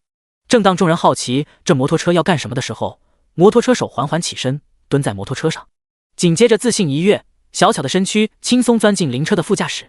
下一秒，灵车驾驶座上一道身影跌落下来，在马路上翻滚好几圈。等驾驶座车门再度关上，灵车肉眼可见的再提速，车轮一转，便从灵车队伍中钻了出来。随后引擎声轰鸣，扬长而去。这是把灵车抢了。第23章，我好像看见罢了，灵车被抢了。突如其来的一幕把所有人都看呆了，不仅直播间观众被惊掉下巴，就连哭丧的王家子女一时间都愣在原地。卧槽，灵车被抢了？不对，灵车也敢抢？反应过来后，王家子女立马命令道：赶紧追啊，我爸还在上面呢。闻言，灵车队伍的司机们也不再管队形，各自施展武艺去追灵车。他们也没想到灵车竟然都有人抢。牛逼大了！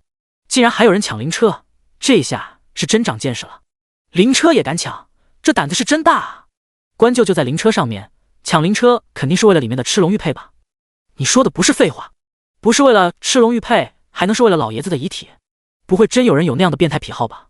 不太能有，人不能，至少不应该。这人真的牛，做了我想做又不敢做的事情。不过干这种缺大德的事情，真不怕惹上脏东西吗？能有什么脏东西？要相信科学好吗？直播间观众讨论热烈，而车内的王家子女一个个都急得满头大汗。灵车内有老爷子遗体是一方面，另一方面是传家宝赤龙玉佩也在里面，这两样可以说是王家的牌面。这要是光明正大被抢，他们王家以后还怎么在江城混？面子要不要了？无论如何也必须追回来。可惜的是，赶来半路抢灵车的显然不是一般人。在抢了灵车之后，灵车当场起飞，速度拉满，在大街上一路狂飙，漂移甩尾，风驰电掣。而灵车队伍中的其他司机跟在后面，连尾气都吃不上，只能在视线尽头远远看见那道疾驰的黑色闪电。这下是真玩大了，这还怎么追得上？卧槽，这老哥也太厉害了吧！怕不是职业赛车手出身，开得这么快？难怪人家赶来发抢灵车，原来是有两把刷子的。这下好了，业余司机怎么可能比得上职业赛车手？肯定追不回来。赶紧报警吧，让警察来解决。与此同时，江城派出所会议室，一道道匆忙的身影鱼贯而入，不到1分钟时间就将会议室坐满。在灵车被抢的第一时间，他们接到王家人的报警。顾局公布了一段视频，正是葬礼的直播画面。画面中，摩托车手追上灵车后，从副驾驶钻入，抢了灵车，当场开溜。而后面一群司机则是连吃尾气的资格都没有，眼睁睁看着灵车飞速远去。顾局关掉视频，眉头紧皱道：“相信大家应该知道灵车里面装的是谁，地产大亨王东。他的影响力在江城自然不必多说，观看他葬礼直播的观众成千上万。直播抢劫，这要是处理不当，影响我们的公信力是一方面，另一方面极有可能引起模仿作案。所以我们必须把可能到来的可怕后果扼杀在摇篮当中，明白了吗？”会议匆匆开始，又匆匆结束。随着一道道命令发出，各路人马都被有序调动起来，有的负责追击，有的负责配合设置路障，还有的则是全程汇报灵车动向，还有的则通知其他部门配合行动。画面再次回到葬礼直播间，摄像机对准的王家子女们一个个满头大汗，焦急不已，时不时探车窗外前面看。当再也看不到灵车的身影时，他们都慌了。完了完了，这下全完了。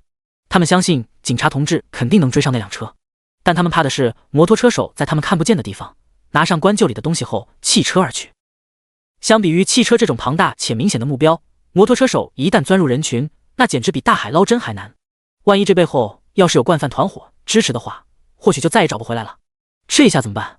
我的赤龙玉佩啊！哦不，我的老父亲啊！就在所有人都以为已经跟丢时，轰！后方再次传来一阵发动机轰鸣声，暴躁不已。向后看去，只见拥挤的车流当中，一辆明黄色出租车疾驰而来，闪转腾挪之间，不时响起尖锐的刹车声。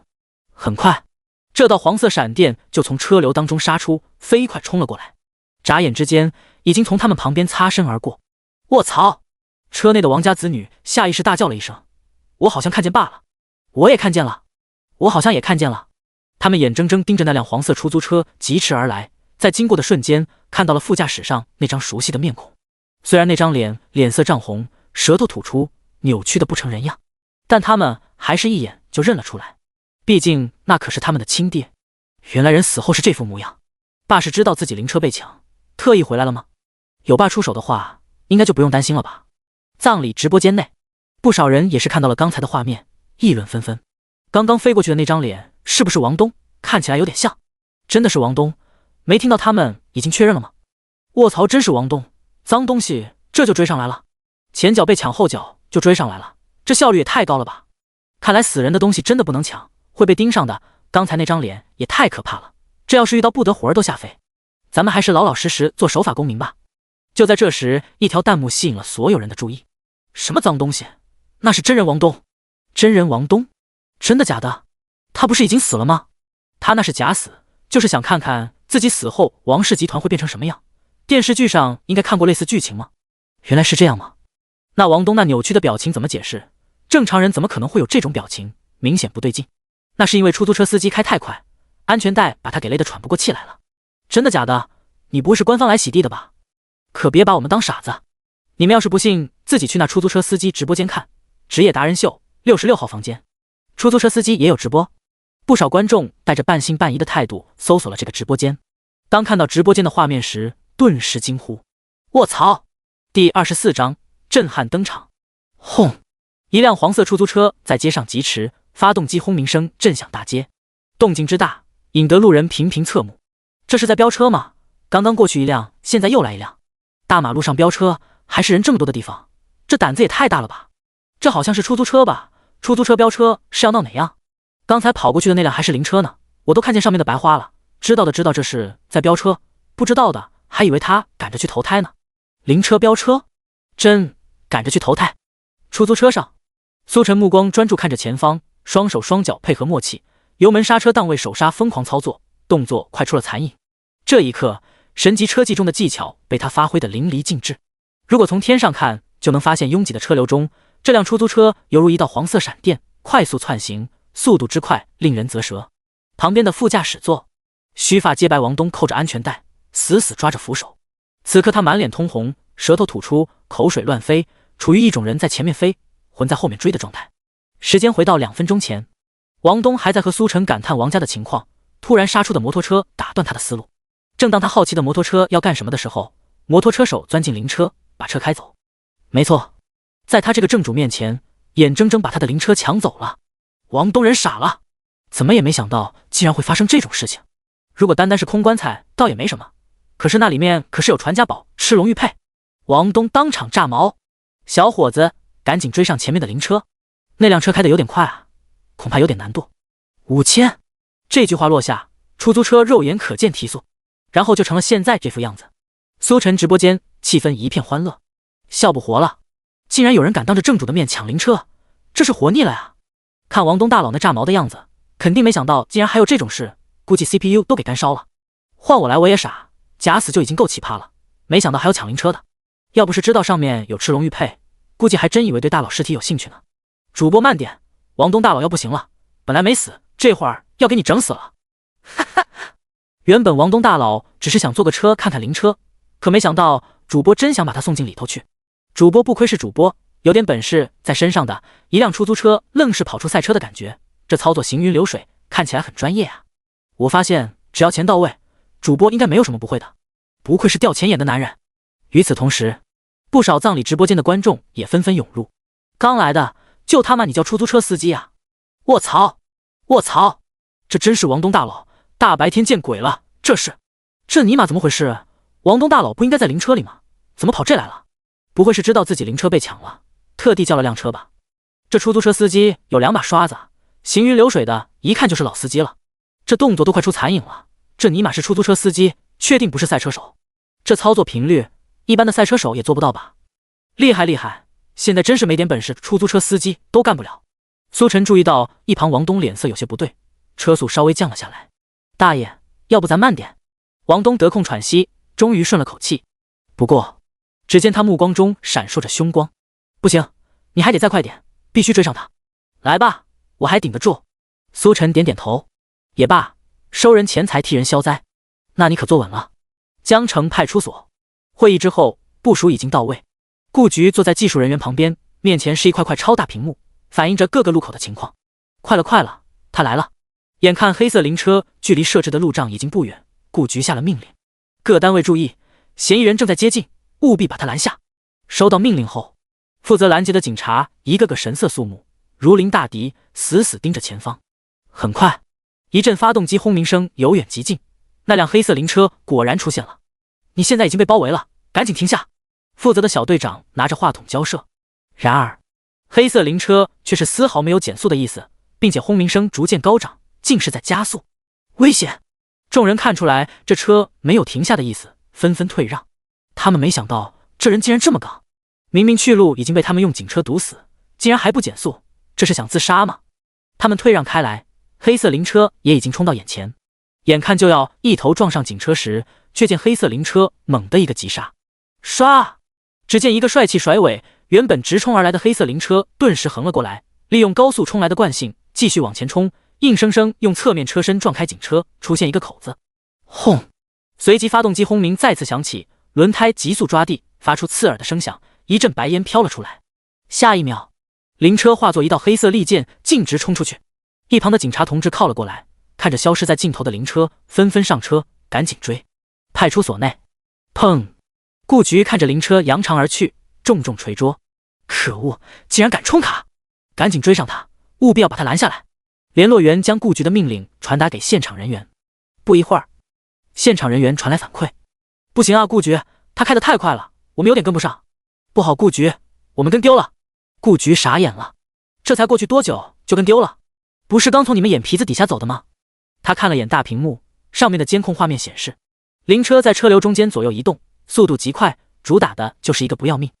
不少路上车辆都被逼停，而身后的警车由于要考虑安全以及财产因素，1分钟过去，很快就被甩下一大截距离，根本没法追。顾局叹了口气，又想开口的时候，联络员突然惊呼：顾局，你快看！第25章苏晨的头衔。顾局抬头看去，只见监控画面的另一头，一辆黄色出租车正飞驰而来，速度之快，比之灵车有过之而无不及。不一会儿就超越附近的警车。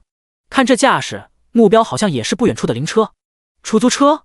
当看到这辆出租车时，顾局愣了愣。出租车开这么快，这是要闹哪样？等等，这车牌怎么有些眼熟？顾局看着被联络员特地放大出来的车牌，总觉得好像在哪里见过。驾驶室的画面能调出来吗？可以。联络员操作下，很快发驾驶室的画面也被放大，逐渐变得清晰。当看清楚司机的样子后，顾局震惊了，这不就是苏晨吗？顾局对苏晨印象很深，昨天城市银行被抢劫的时候，要不是苏晨最后把劫匪拦下来，怕是他的位子都坐不稳了。当看到出租车车牌后，他就觉得有点熟悉，没想到真是苏晨。好家伙，你还有这一手！苏晨再一次让顾局眼前一亮。顾局，你看旁边那位！联络员一声惊呼。顾局闻言定睛一看，画面中副驾驶那位老人家，除了王东还能有谁？他不是在前面吗？怎么跑后面去了？顾局人有点晕。黑色灵车一路疾驰，车上的摩托车手一只手操控方向盘，另一只手搭在车窗上，两边街景飞速的后退，他却异常享受，有股说不出的悠闲。灵车频频变道加速，超车过弯，别人两只手都忙不过来的操作，他一只手都能游刃有余。回想方才强行冲卡的一幕，车手不禁笑了笑。对于一名专业赛车手来说，这种级别的路障对他来说就是小儿科，轻松操作一番就逃脱了。当然，也只有在那种时候，他才会用两只手操作。拜拜了。瞥了眼后视镜，见后方车流中警车的身影已经消失不见，彻底被甩开。车手没了继续玩下去的心思，按照时间也该交货了。他将另一只手收了回来，搭在方向盘上，整个人进入另一种状态。然而就在他准备专心操作的时候，轰！后方传来一阵发动机轰鸣声。透过后视镜看去，后方的车流中，一辆黄色出租车借助隆起的小坡腾空而起，从好几辆车头顶飞过，重重砸下。落地后，车身左右摇晃了2下，很快又恢复正常，急速前进。车手眉头一挑，有些意外，这好像是冲着自己来的，有意思。车手嘴角一勾，也不管3七21，一手方向盘，一手档位，全心全意开始操作。轰！灵车再次提速，爆裂的轰鸣声几乎要炸穿天际。又是一个毫厘之间的变道超车，另一辆车都被吓得逼停，而他却一路扬长而去。路人开门下车，正准备破口大骂，又一辆黄色出租车疾驰而过，好悬没给他吹飞。都他妈赶着去投胎吗？5分钟时间过去，车手全心全意的操作，浑然忘我。灵车眨眼之间跑出10几里地，已经出了城区，快要进郊区了。车手也变得放松起来，看了眼后视镜，后方果然没了出租车的身影，被甩掉了。小样，跟我斗！作为一名赢得过不少大奖的专业赛车手，真要认真起来，很多专业车手都不是他的对手，更别说一个小小的出租车司机。正当他得意忘形时，耳边呼啸的风声中突然传来一句问候：你是不是在找一辆黄色出租车？车手扭头看去，当场吓了一跳，他竟然没注意到这辆出租车一直在和他并排行驶。我去你妈的！车手猛踩油门，灵车再次加快了速度。笑不活了，这人估计都傻了，跑了半天以为早就把人都甩掉，没想到一直都在旁边。这算不算蓦然回首？那人就在灯火阑珊处。主播指定是有点什么副业，5分钟跑10几里地都能跟上，这尼玛真不是一般人。关键对面是性能杠杠的豪车，主播只是辆破烂出租车，厉害厉害！这个主播获得了我的认可。你是？灵车再次远遁，出租车也紧随其后。与此同时，街上的动静吸引了无数路人，纷纷好奇到底发生了什么。一辆灵车和一辆出租车飙车，这尼玛也太劲爆了！很快，他们都在指引下来到苏晨直播间，看着苏晨快如残影的操作，不少观众都大呼刺激。666，现在的出租车司机都这样牛逼了吗？看他年纪也不像是老司机呀。确定这是出租车司机，不是职业赛车手？妈的，他认真开车的样子真的很帅，竟然跟我有的一拼。你是？哟，来了这么多新的小伙伴，看来不得不给你们安利一下咱家主播了。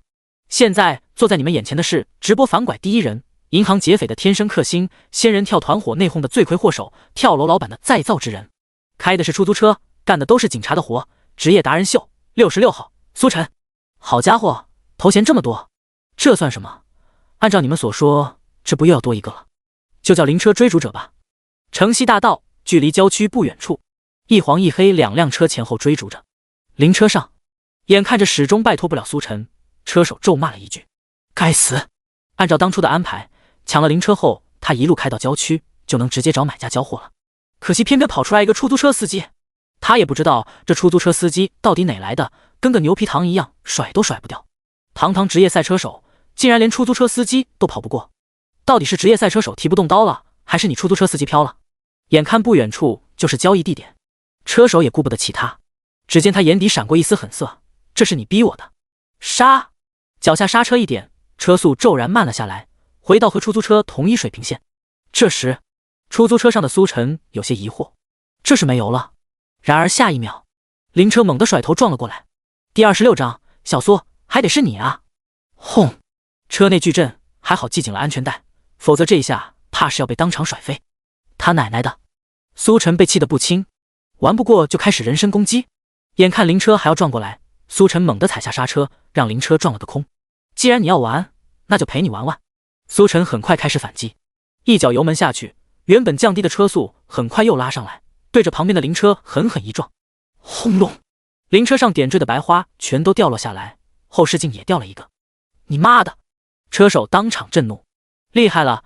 原本的狂野飙车变成狂野碰碰车，看得我热血沸腾，也好想来一局，好刺激！这可是真人碰碰车，有没有玩过的来说下感受？怎么没人说话？没人玩过吗？你猜为什么没人说话？因为玩过的人早没了，还搁着陪你发弹幕呢。照这么说，岂不是有些不太妙？对面可是豪车，主播一辆小小的出租车撞得过吗？谁说豪车就挨撞了？你怕是不知道，豪车都是纸糊的，是吗？真的假的？没听说过，看下去就知道了。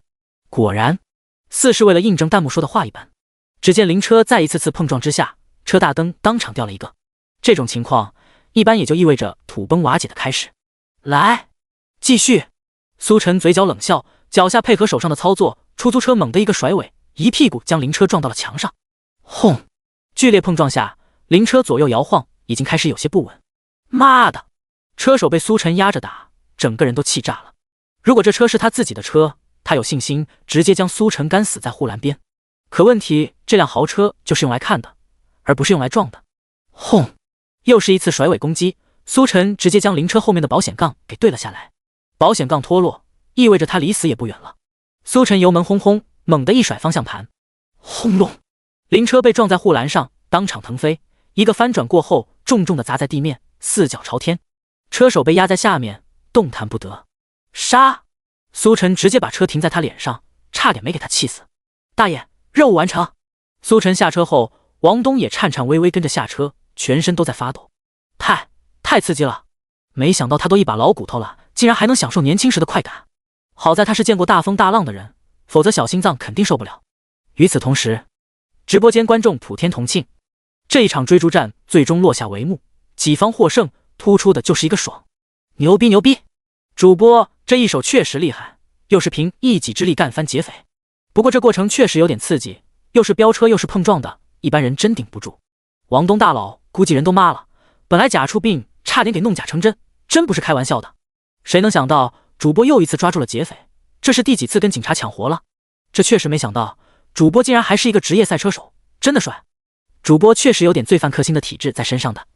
5分钟后，警察终于赶到现场，看着场中四脚朝天的灵车，而另一边出租车却没什么大碍，不由得咽了咽口水。这是真猛人啊！你是出租车司机？苏晨点头，我是，走一趟吧。很快，苏晨和王东都被带回了江城派出所。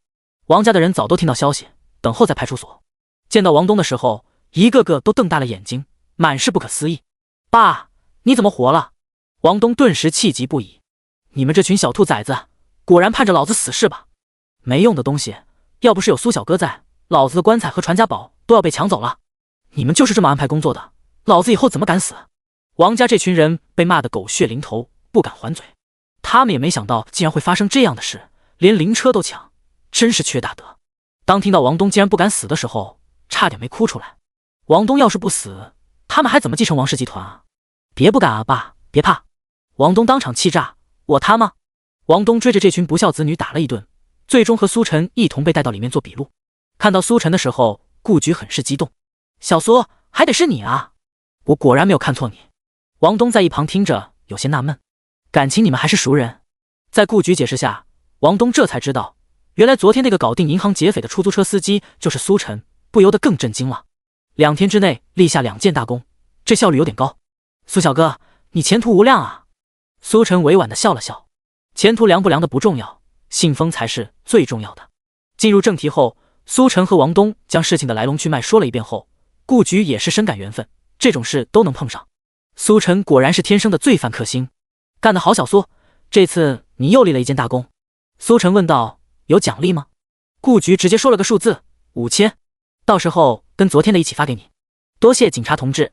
不用谢，这是你应得的，不过有一点要提醒你，刚刚交警队那边来电话，想带你去教育一番来着，不过被我给推了，以后开车的时候注意点，可不要乱飙。苏晨连连点头，其实他也不想飙车的，谁叫他刚好碰上王东，又正好有这个技能呢。多谢警察同志，我下次绝对不飙车。苏晨和王东出了派出所，此刻派出所外排着一列豪车，都是来接王东的。这位江城地产大亨自然是有这样的牌面。小苏，这次的事情真是太感谢你了，要不要考虑来当我的专职司机？临行之前，王东发出诚挚邀请。此言一出，他旁边的人下意识说道，爸，你这才体验了一次就打算公车私用吗？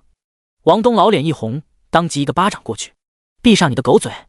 苏晨嘴角抽了抽，他算是知道王东为什么要假死了。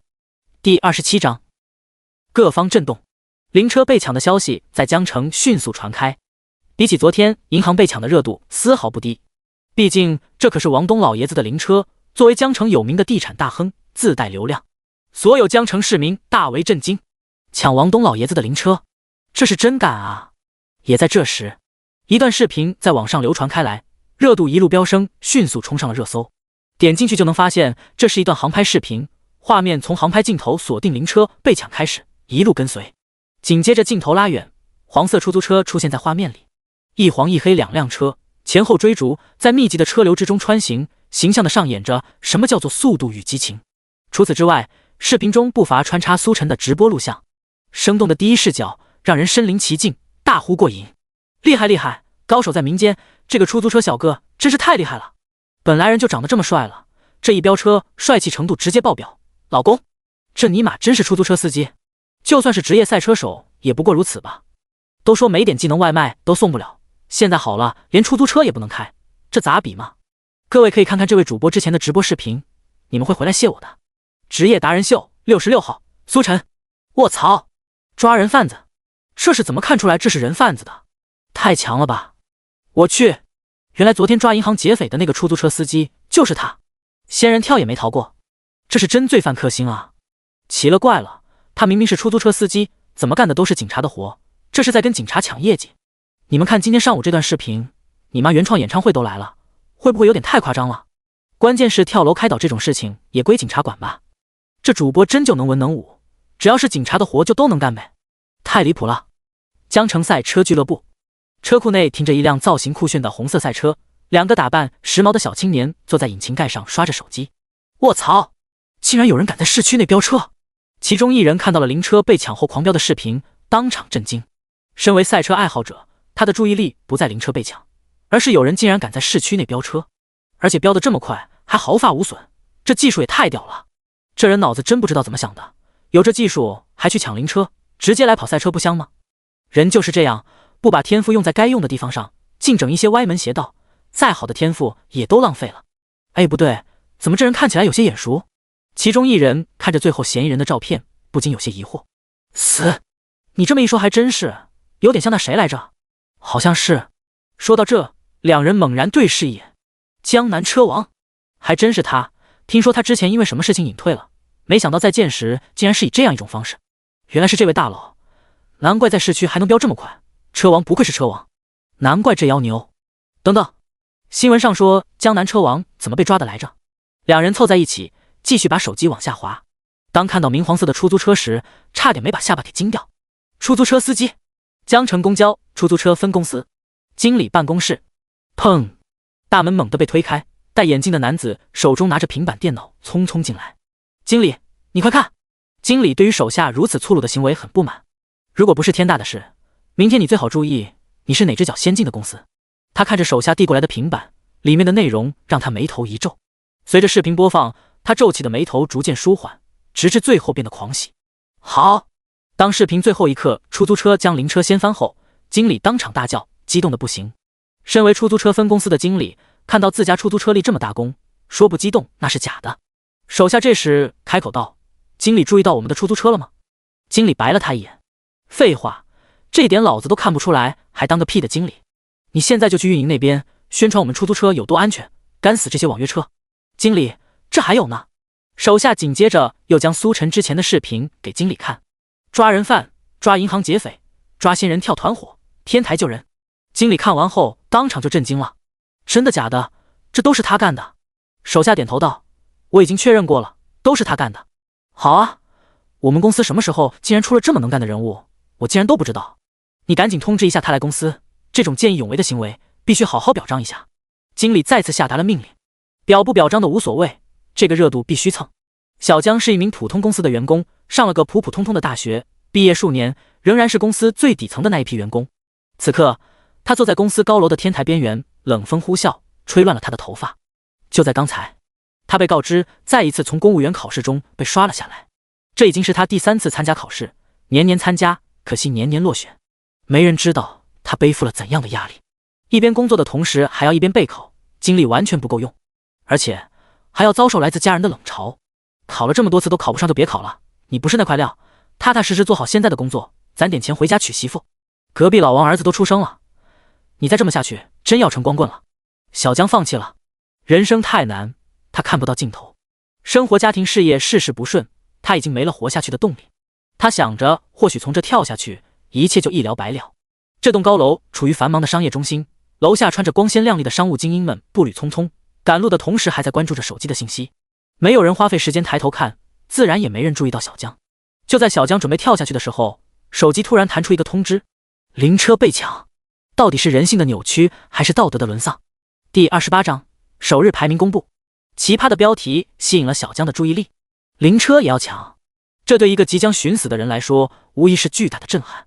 生前不如牛马也就算了，死后也不得安生，太恐怖了吧。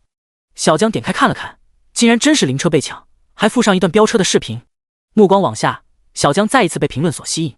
一天之内先抓人贩子，又抓银行劫匪，还抓了仙人跳团伙。小江沉默片刻，或许这才是真正的人生赢家。带着好奇，他点开了相关视频。从人贩子开始到仙人跳团伙，全程直播，没有一丝演戏的成分。算了，跟我又有什么关系呢？正当他打算关了继续自己未完成的事，手机画面一转，来到了一处天台。有人也要跳楼？小江再次被吸引，继续看了下去。5分钟后，当他听完那首触及心灵深处的歌曲后，眼泪不自觉从眼角流下，紧接着竟是当场放声大哭起来。小江哭了，哭得撕心裂肺，似是要将这些年承受的委屈全都发泄出来。凄惨的哭声回荡在天台，又随着吹拂而来的冷风被淹没。良久，小江停止哭泣，他站起来，涣散的目光重新聚焦，变得锐利无比。为了心中的美好，不妥协直到变老。类似的事情发生在各个地方，皆是被苏晨的举动所震撼。这尼玛真是出租车司机。与此同时，总演播室，导演，爆了，这下真的爆了。工作人员匆匆拿着平板电脑过来。导演接过平板电脑看了一眼，节目热度的增长简直比他血压还要高，激动不已。好，这一切都是苏晨的功劳啊。不用想也知道，节目热度能在短时间内飙升，肯定是因为苏晨的所作所为带红了节目。抓罪犯，唱歌、飙车，这些毫不相干的字眼出现在一个出租车司机身上，谁能不好奇？一旦好奇，节目热度就涨起来了。哦，对了，还有这个。工作人员拿过平板一划，一份榜单当即出现。经过一上午的整理，职业达人秀昨天一天的赚钱排名已经出来，其中排名第一的赫然是苏晨，足足12000，而排名第二的则是名为秦昊的参赛选手，职业是一名股市专家，强运气加持之下，第一天进账也不过5000而已。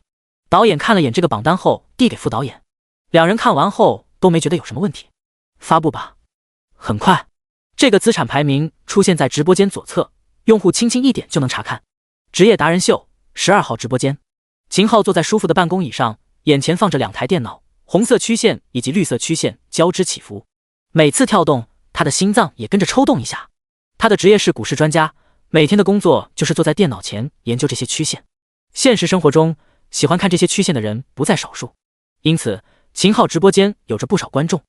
上午开盘后，看着曲线刷的变红上涨，秦昊当时激动的跳了起来，涨了，涨了！曲线攀升，这一来一去，秦昊足足赚了5000，这还只不过是第一天而已。如果能一直保持下去，这个收入绝对是节目中排名数1数2的存在。当然，这是不可能的，毕竟这玩意儿就不可能保持稳定，否则人人都干这个去了。不过对秦昊来说，这还是一个极大的好消息，属于是开门红了。666，浩哥果然有2把刷子，这一手入的很有眼光。操！早知道我也跟着浩哥入这股了，可惜最后还是收住了手。哈哈，我跟着浩哥入了一点，赚翻了直接，这要是继续高升，简直不敢想哦。不愧是浩哥，这一手直接赚5000，把节目里其他人直接拉开一大截。要知道，很多工作1个月都赚不了5000，更别说一天赚5000了。决定了，我以后也要跟着浩哥入，赚大钱。哟，这边还弹出了一个排名，估计是刚来的吧。这才第一天时间，不用说，肯定是浩哥。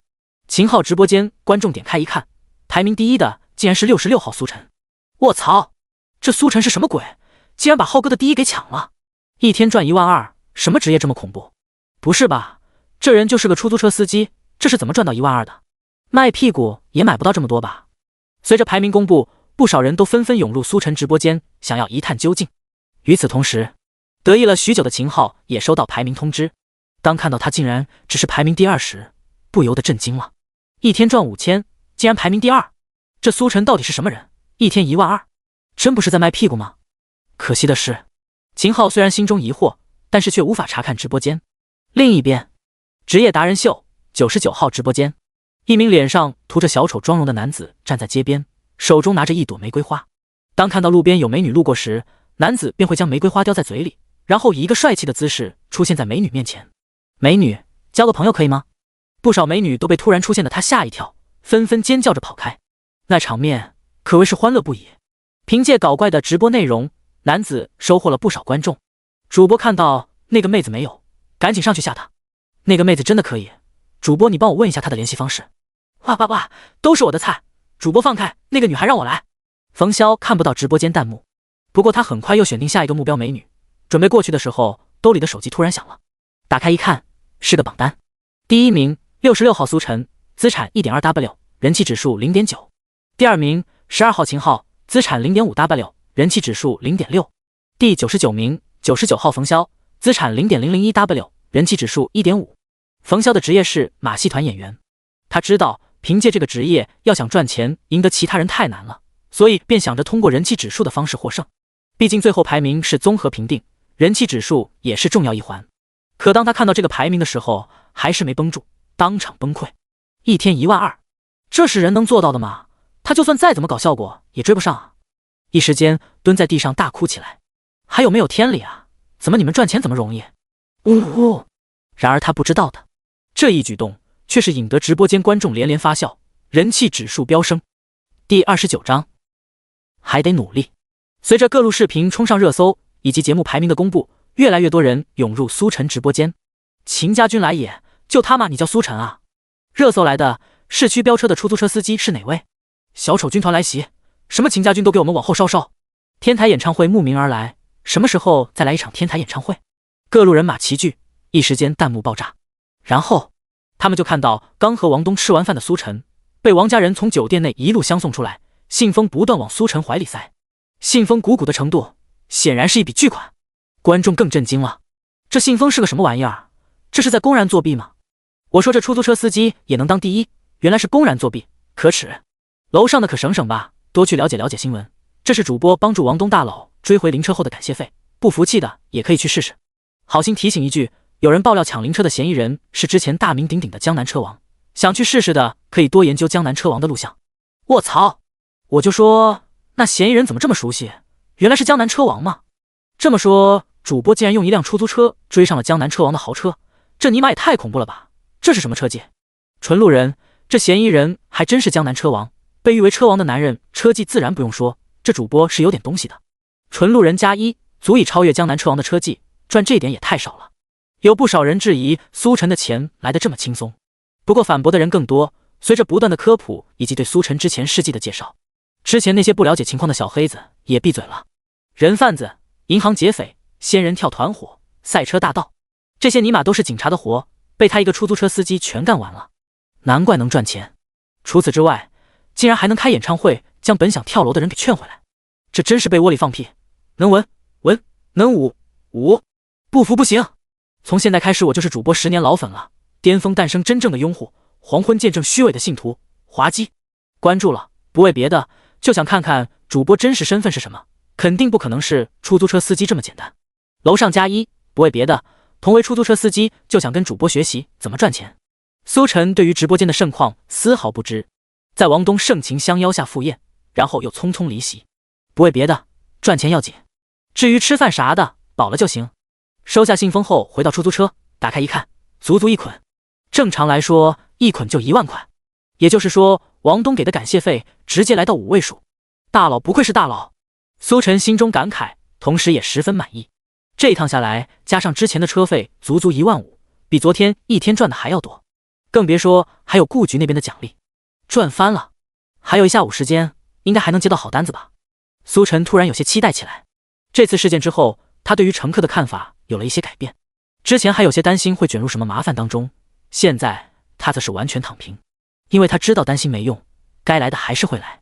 当然，最主要的是给的多，他经受不住诱惑。就像这次，明知道老人家这副打扮指定有点问题，最后看在钱的份上，还是让他上来了。结果呢，不仅顺利解决，而且还收获了额外的感谢费和奖金。要知道，这一单从车费以及感谢费加上奖金，足足2万块。这个速度下去，1亿唾手可得。苏晨现在觉得犯罪什么的真是太愚蠢了，干出租车司机不香吗？想到这，苏晨打开手机准备听单上路，突然看到公布的排名，我是第一？不对，应该说我果然是第一。苏晨点了点头，就他目前的收入来说，不是第一才有鬼了。毕竟什么工作一天能赚的比1万2还要多？真有这种工作，肯定也是明令禁止的，说不定待会儿就要上他的车。不过，苏晨很快又镇定下来。虽然现在的他是排名第一，但是还不稳。他看了一下榜单，虽然资产是第一，但是人气指数比他高的大有人在。最后的排名是按两者综合，人气指数的影响力也不可小觑。同时，这份排名不过是第一天收入而已，很多人的工作收入都是按月结算或者阶段性结算，那时候才是真正见分晓的时候。而且听说还有娱乐明星在呢，他们的通告费一次性下来可不是开玩笑的，随时都有可能被超越，1亿很有可能就会失之交臂，还得继续努力才行。正准备上路的时候，苏晨接到出租车分公司的电话，回公司接受表彰。听到电话那头的目的后，苏晨果断拒绝，他可不想浪费时间在这些无聊的社交上，还是算了，我这赶着时间多抓几个乘客呢。对了，你说的表彰是口头表彰还是？哦，以资鼓励。哎呀，我这车身被撞得有些变形了，待会儿要回来检修一趟。苏晨挂断电话后，开车朝出租车公司去了。倒也不是为了什么表彰，什么以资鼓励之类的，主要是因为之前和灵车碰撞的时候，有些地方被撞得有些变形了，得回去修理。工欲善其事，必先利其器。作为出租车，也是要注意仪容仪表的好嘛，否则谁敢对你招手啊？至于表彰什么的，都是顺便。苏晨突然间的变脸，直播间观众笑喷了。666，主播人设依旧稳定，见钱眼开。果然没有什么事情是谈不成的，如果没谈成，加钱就完事儿了。滑稽。有没有一种可能，我是说可能，我能用钱直接把主播叫来我家？为什么要把主播叫来你家？楼上的你在想些什么？你他妈可是男生啊！楼上的大胆想吧，我就爱看这些。如果真把主播叫去你家了，给我也来个地址，不为别的，就喜欢帮人推屁股。第30章，作为男朋友陪他一起没问题吧？苏晨从出租车公司出来的时候已经是傍晚，一下午的访谈让苏晨再次收获一个信封，信封里面有20张，2000块，算上奖金，今天一共赚了2万7。苏晨自己都被这个数字吓了一跳，昨天1万2已经够夸张，没想到今天直接翻倍。不过，要的就是这个节奏，才能拿下1亿大奖。今晚苏晨部准备继续拉客，一下午的访谈太耗心神，现在的他精疲力尽，疲劳驾驶不可取，在路边随便打发了一顿，回家上床睡觉。躺在床上，苏晨期待地打开系统面板，姓名苏晨，人气199999，技能强健体魄，唱歌，悟性十足，神级车技，抽奖5万人气次。看到人气后面的数字，苏晨有些意外，很快又平复下来，抽了2次奖。恭喜获得技能嗅觉灵敏。嗅觉灵敏，你的嗅觉变得异于常人，比狗鼻子还要灵。恭喜获得技能攀登能手。攀登能手，你能随时随地徒手向上攀登。第二天清晨，苏晨照常出车直播。昨天晚上获得的2个技能对他没有太大帮助，相反，嗅觉灵敏后的他闻到了许多以前闻不到的味道，这让他很苦恼，因为房间各个角落都散发着若有若无的臭味。好在最后他学会了自动过滤，否则肯定要影响正常工作。与此同时，昨天的事情经过一晚上发酵后，苏晨人气再度飙升。刚一开播，10万人前来观看。刚来，这就是用出租车跑赢江南车王的男人吗？主播，什么时候能再开一次天台演唱会？你唱的太好了，别人都没那个味。因为看了你的直播后，查了查保姆的身份，竟然有前科，虽然不是人贩子，但也差不了太多，感谢主播科普。主播今天打算和警察抢什么活？我已经等不及看好戏了。行走的罪犯克星尼古拉斯陈。大早上的街道依旧冷冷清清，苏晨实在接不到单，在一位老师傅的指导下来到火车站。这地方无论什么时候都有生意。随着众多出租车排队向前，苏晨终于迎来今天的第一位乘客。这是一位戴着鸭舌帽的妹子，身材高挑，皮肤白皙，浑身上下都洋溢着青春活力。上车后，妹子说了一个地方，苏晨当即按照导航开过去。路上，妹子就像个好奇宝宝，不断打量窗外的风景，左看看右看看。妹子，你是外地的？等红绿灯的时候，苏晨主动开口。听到问话，柳茵茵透过后视镜看了苏晨一眼，目光中带着警惕。是，来旅游，还是来工作？来应聘。哦，苏晨点点头，颇有些兴致缺缺。妹子是外地来工作的，这肯定出不了问题。看来这一单只能本本分分的赚钱了。第一单就这么正常吗？我是不是走错了直播间？你们看主播的表情，怎么感觉得知妹子是来工作的时候有些失望？笑死了，之前还特意甄别乘客身份来着，但是昨天一单赚2万块，直接上瘾了，估计下意识想碰到点什么事。真别说，要是换我来，我肯定也这么想，谁不想赚快钱？高风险高回报，没有胆量哪来的产量？难道这就是传说中的仅一单之间？我心盼若两人。很快目的地到了，出租车停在一栋商务大厦之前，妹子大包小包收拾好行李，付钱下车。砰！车门重重关上。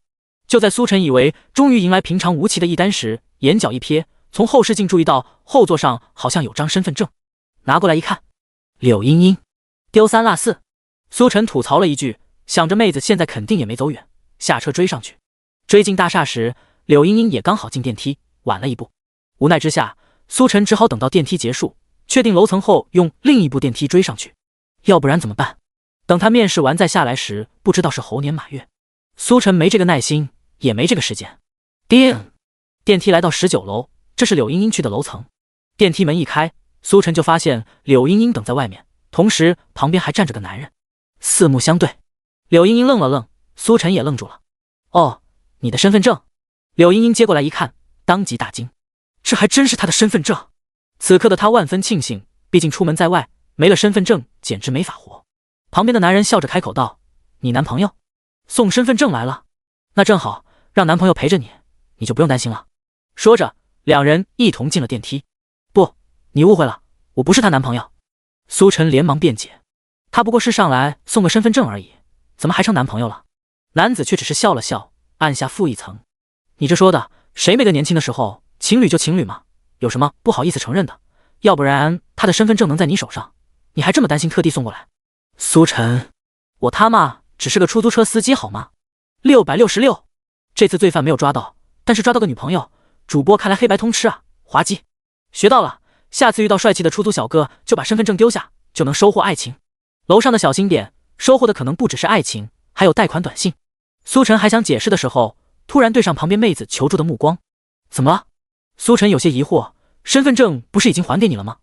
这时，男子主动开口解释道：“这位小妹妹是来应聘的，但是我们公司已经搬走了，要到另一个地方，妹子有点不放心。你作为男朋友的，陪她一起没什么问题吧？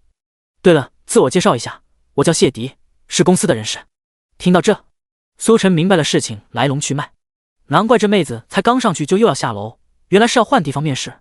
不过这也太诡异了吧，既然公司已经搬走了，为什么面试还约在这里？就算一时忘记了，难道你个面试官不是应该在新公司吗？怎么还会在这？苏晨莫名有些兴奋起来，他嗅到了不同寻常的味道。第31章，欢迎来到新公司。没问题。对于眼前的不同寻常，苏晨果断答应下来。他要的就是不同寻常，这才符合他的日常。柳茵茵张了张嘴，还想说什么，不过看到苏晨自信的样子，最终闭上嘴。毕业这么久的他，终于找到一份心仪的工作，他也不想放弃。而且这年头应该没这么多骗子，就算有，也不可能这么倒霉，刚好让他碰上。当然，最主要的是柳茵茵觉得有苏晨陪同的话，应该没啥问题。苏晨可是出租车司机，这总不能是一伙的，那再好不过。谢迪笑着看了两人一眼，没再多说。直播间内，当弄清楚事情来龙去脉后，观众都兴奋了。来了来了，该来的他还是来了。主播这体质真的多少有点问题，弯弯绕绕，最终还是能碰上这些罪犯，也是没谁了。楼上的会不会太敏感了？这才刚开始，你们就知道了。如果真有问题的话，不可能让主播跟着吧？你还太年轻，一般这种面试的时候，到了面试地点，结果临时要换面试地点的，有一个算一个，全特么是坑，要么传销，要么诈骗。我之前也碰到过这样的事，到了之后说要过新公司那边去面试，还忽悠说有专车接送，我当场就跑了。后来新闻报道，那就是一个传销组织。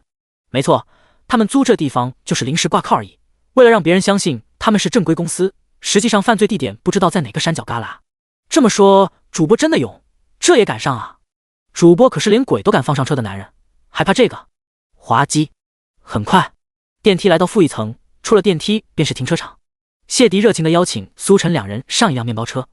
看着这辆破破烂烂的面包车，柳茵茵越看越担心，总感觉有问题。而一旁的苏晨却是越看越兴奋。这哪里是什么破烂面包车，这简直就是一个硕大的信封。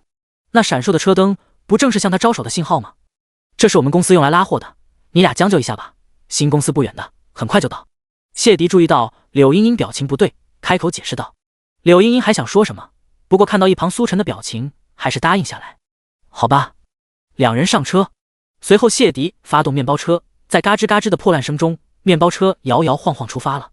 这破烂面包车一出来，我看谁还敢说这男的没问题。不用说了，这种面包车就是罪犯标配，跟罪犯身份证没啥区别。如果没错的话，这车还是套牌的，到了地点就会换。怎么说，要不要提前帮主播报警？先看看，怎么也得等主播到了罪犯老窝才行。摇摇晃晃的面包车一路向北，钻进江城郊外。柳茵茵担心道：“谢先生，新公司在这种地方吗？”谢迪云淡风轻回了句：“不是，公司两个拉货师傅在这边，我把他们一起接回去。”很快，不远处的路边出现两道魁梧身影，面目狰狞，凶神恶煞，就差没把坏人两个字写在脸上。柳茵茵心中咯噔一声，这不会就是他口中的拉货师傅吧？刚有这个念头，面包车就在两人停下。柳茵茵脸色瞬间白了，这下就算是傻子也该知道是怎么回事。一路提心吊胆的柳茵茵十分崩溃，脸上小珍珠开始往下掉，一边想去扒拉车门。放我回去，我不去面试了，我要回家。旁边的壮汉一把他抓了回去，哈哈大笑：“吵什么吵，马上就到了。”壮汉的手劲显然不是普通人能比，一把抓住柳茵茵后，他动弹不得，包和手机也被抢走了，什么办法都没有。他只能求助的眼神看向苏晨，然后柳茵茵就发现苏晨从上车后就特别兴奋，等到两位壮汉动手时，竟然更兴奋了。那表情，如果不是知道苏晨只是个半途闯入的出租车司机，他真怀疑和这帮人是一伙的。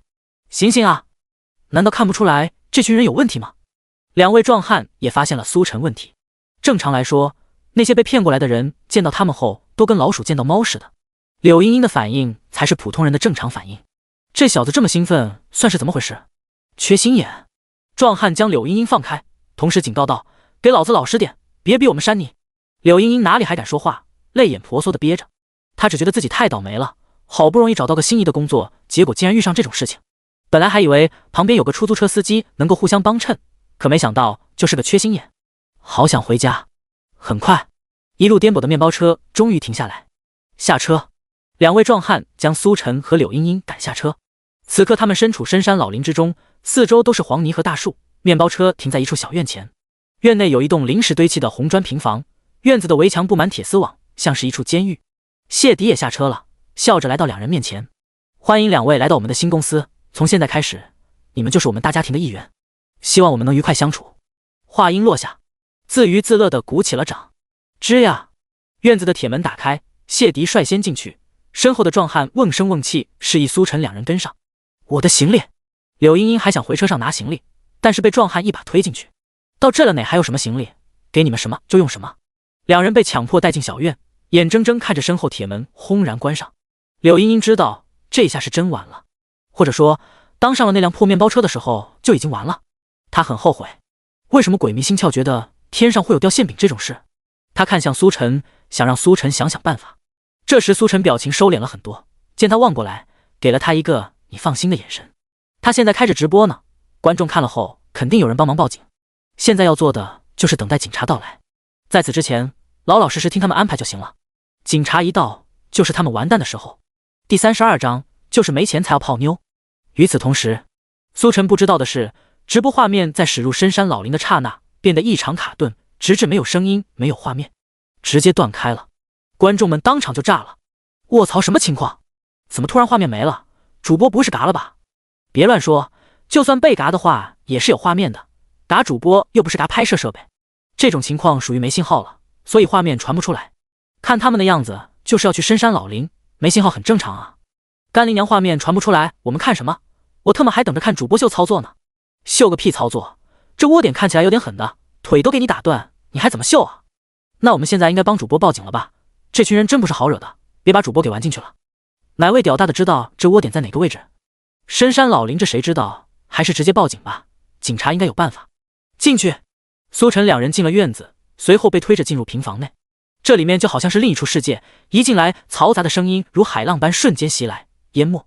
眼前是一个大厅，里面摆满了电脑设备，除开个别电脑空着，剩下每台电脑前都有人，男女皆有。他们坐在电脑前，戴着耳机，用准备好的话术和另一头进行交流。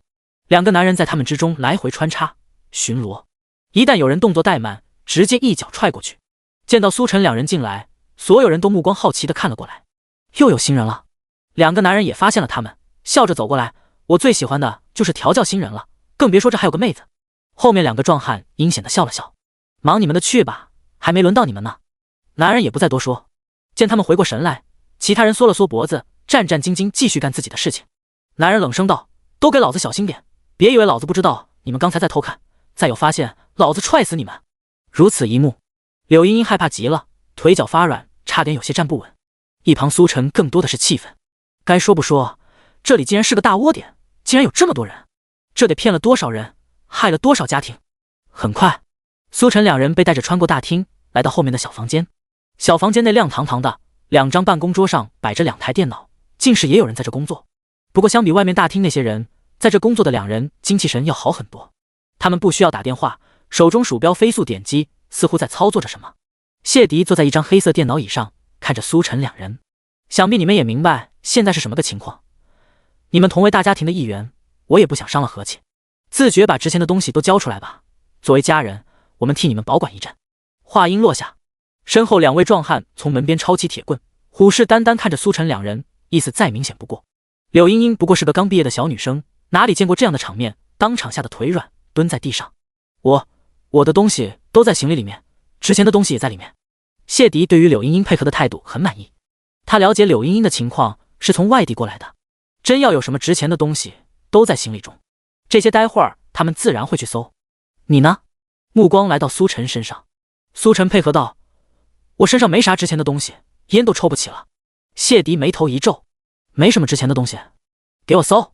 一声令下，身后两位壮汉上前搜身，将苏晨上下翻了个遍后，竟然真没找到任何东西。谢哥，这小子竟然真的身上什么都没有，一个钢镚都没搜出来。没。谢迪惊了，站起身来打量着苏晨这个人才。这年头，他是真没见过都比脸还干净的人，好歹也是个成年人，混成这死样子，没钱你还学别人泡妞？谢迪突然想到什么，直接给苏晨来了一脚。柳茵茵在他看来也算是个7、8分的大美女，没干这行之前他都不敢抬头看的那种。结果呢，被兜里一个钢镚都拿不出来的苏晨给泡到手。凭什么？就凭他长得帅吗？谢迪很是不爽，苏晨也很不爽，白白挨了一脚不说，关键这一脚真的冤。他和柳茵茵分明没有半毛钱关系，不过这种时候还要嘴硬的话，肯定还得挨打。想到这，苏晨换了个说法，解释道：“就是没钱才要泡妞，我就是靠这个吃饭的。”此言一出，场中几人都愣了愣。柳茵茵也没想到苏晨竟然是这样的回答，他和苏晨分明没有半毛钱关系。谢迪也是再次打量了苏晨一番，倍感惊奇。靠泡妞吃饭，骗财！谢迪这才反应过来，苏晨竟然还是同行，只不过赛道不同。看苏晨这一身卖相，他也不得不承认，确实有这个可能。毕竟骗财骗色的案例也不少。你一个月业绩有多少？谢迪有些好奇起来。一个月差不多10来万。苏晨想了想，随便编了个数字。这么多？谢迪惊了。一个月赚10来万，而且是天天和美女打交道，这钱也太好赚了吧？不对啊，你一个月赚这么多，你身上一个子都掏不出来。苏晨解释道，有句话叫做羊毛出在羊身上，从他们身上薅下来的钱，我都会花回在他们身上，只不过他们非他们，而是另一个他们，你们懂吧？谢迪摇了摇头。很简单，比如当前对象是 A， 稍微卖点功夫，从他身上薅点钱下来，然后我会将薅下来的钱用在 B 身上， B 自然也会回馈，我再花给 C， C 也会回馈，我再还给 A， 最后 A 再回馈，如此一来便可建立一套循环。我只要从中稍微扣一点下来，就足够温饱了。目前羊的数量还有点少，等数量多了之后，这套循环系统还会更大，业绩也会更高。一旁谢迪听得目瞪口呆，他从来没想过竟然还有这种赚钱模式，这尼玛的太离谱了吧。第33章，我其实是孤儿。谢迪好恨自己没有苏晨这张帅脸，否则他也走苏晨的路线，不比天天躲在这深山老林里面快活多了。不对啊，那你手机呢？手机都没有。苏晨波澜不惊地回答道，因为职业的特殊性，我不能随身携带手机，这会暴露我的秘密。谢迪思索片刻，点了点头表示理解。这年头，所有人的秘密都藏在手机里，干苏晨这种行业的更是见光就死，不带手机也正常。想到这，谢迪突然怒了。也就是说，你除了人到这里，其他一点额外价值都没有？苏晨道，人就是最大的价值。谢迪无言以对，很想直接给苏晨来一巴掌，不过想到把脸打坏了会影响接下来的计划，还是算了。他歪头示意身后2位壮汉，开始吧。话音落下，2位壮汉将苏晨赶到一旁的办公桌前，然后坐下。2位工作人员调出一个摄像头界面，看着摄像头，壮汉瓮声瓮气道。苏晨不敢反抗，目不转睛看着摄像头。随后，苏晨就看见他的面貌已经被扫描进了电脑里面，将他们的面貌拖到一个软件界面后，不一会儿，工作人员就制作出了一段苏晨的换脸视频。说话，壮汉又开口道。随即，又在工作人员的要求下，苏晨说了一大段话，口水都说干了。好了，工作人员操作一段时间后，成功将换脸视频和语音合成配对在一起。这时候，就算是工作人员说话，声音却是苏晨的声音，同时配上换脸视频，感觉就好像是苏晨本人在说话一样。见此一幕，苏晨都惊呆了。现在的诈骗都这么高级了吗？谢迪站在后面看了一会儿，满意地点点头，随后看向苏晨。好了，现在把你父母以及死党朋友的电话报给我们。苏晨试探道，这是要干嘛？谢迪冷冷一笑，你觉得呢？别废话，赶紧的。苏晨看了眼身后蠢蠢欲动的壮汉，还是没有冲动，说不定再等一会儿，警察就来了。我其实是孤儿。谢迪。空气沉默了片刻，2位壮汉察觉到谢迪的怒气隐隐有爆发的迹象，也是抹了把冷汗。朋友同学总有吧？我没有同学，因为我没上过学，要不然也不至于干这种事情。至于朋友，就只有女朋友。谢迪忍不住了，那就报女朋友的电话。苏晨道，女朋友的电话不用报，她就在这里。说着，目光看向一旁的柳茵茵。见众人看过来，柳茵茵瞪大了眼睛，她什么时候成苏晨的女朋友了？不过见到苏晨在朝她挤眉弄眼，终究还是没有揭穿，默认下来。而另一边，谢迪简直要疯了。他做诈骗这么久，也是头一次遇到这种人，身上一个子没有就算了，还是个孤儿，没有上过学，女朋友也被一起绑来了？那他们从哪里骗钱？你不是还有其他女朋友吗？他们的电话总有吧？苏晨道：人太多了，电话记不住。谢迪终于忍不住了，当场便是要给苏晨来一巴掌。好在一旁的壮汉赶紧将他拦下来。谢哥，冷静，我们还有这个女的。谢迪深吸了口气，冷静下来。你过来。柳茵茵来到办公桌前，也是和苏晨一样的流程，先扫描脸，然后录制声音，人脸合成以及声音合成就完成了。苏晨站在一旁看着，若有所思。这个好像有点简单啊，可问题是他之前对这方面可是一窍不通，怎么突然感觉这么简单？苏晨想起来之前抽到的技能，悟性十足，原来就是这个作用吗？此时，谢迪冷冷道：别告诉我你也是孤儿。柳茵茵看了眼凶神恶煞的几人，终究还是没敢这么说，报了家人的电话。形势比人强，这种时候该低头还是得低头的。很快，工作人员直接通过这个电话联系到柳茵茵父母，然后由工作人员用专业话术进行行骗。因为声音来自柳茵茵，她父母很快就相信了。不过保险起见，还是提出要视频通话。工作人员便以手机不在身边为由，用好朋友的微信进行视频电话。那边自然也是没意见，管你哪个朋友，二老只想见到自己女儿。视频接通之后，合成的柳茵茵如期出现在他父母面前，二老最后的疑心也消除。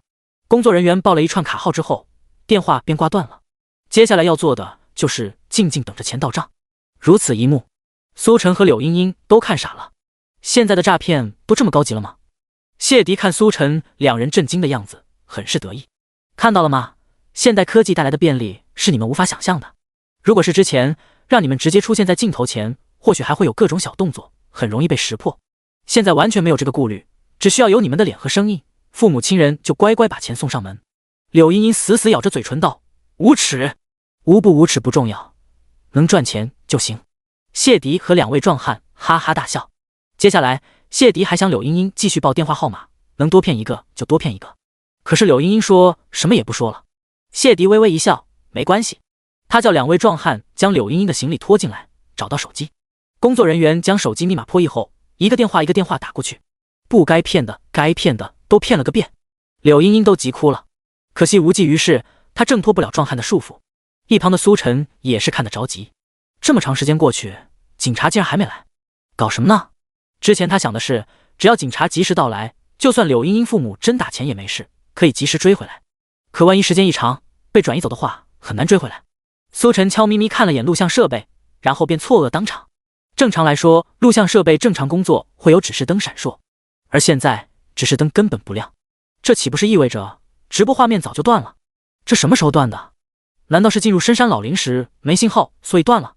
第34章，主播东山再起了。江城派出所通讯室内，还没找到吗？顾局看着面前大屏幕，忧心忡忡地说道。就在10分钟前，他们接到报案说有人应聘被骗，直接被带到了深山老林。仔细一问，这其中一人竟然是苏晨。顾局当场就震怒，不说这种打着招聘的幌子搞诈骗的团伙，更是他们重点打击的对象。关键被带走的苏晨可是帮他们派出所解决了很多大案，屡建奇功。这种人才竟然被犯罪分子骗走，这不是在打他们的脸吗？当然最主要的是，苏晨现在也算是大主播了，被带走的事情已经传得沸沸扬扬，这要是不赶紧把他救出来，到时候他们的公信力将一落千丈。通讯员无奈摇头道：顾局，无法定位苏晨的直播源，深山老林的根本没有信号。顾局凝重道：那就定位这里可以找到的一切信号源，我就不信了他们还能断网诈骗不成。现在的诈骗分子都很狡猾，自带屏蔽探查的干扰器，管他多狡猾，就算是掘地3尺也要给老子找出来。实在不行，我会亲自带人去找。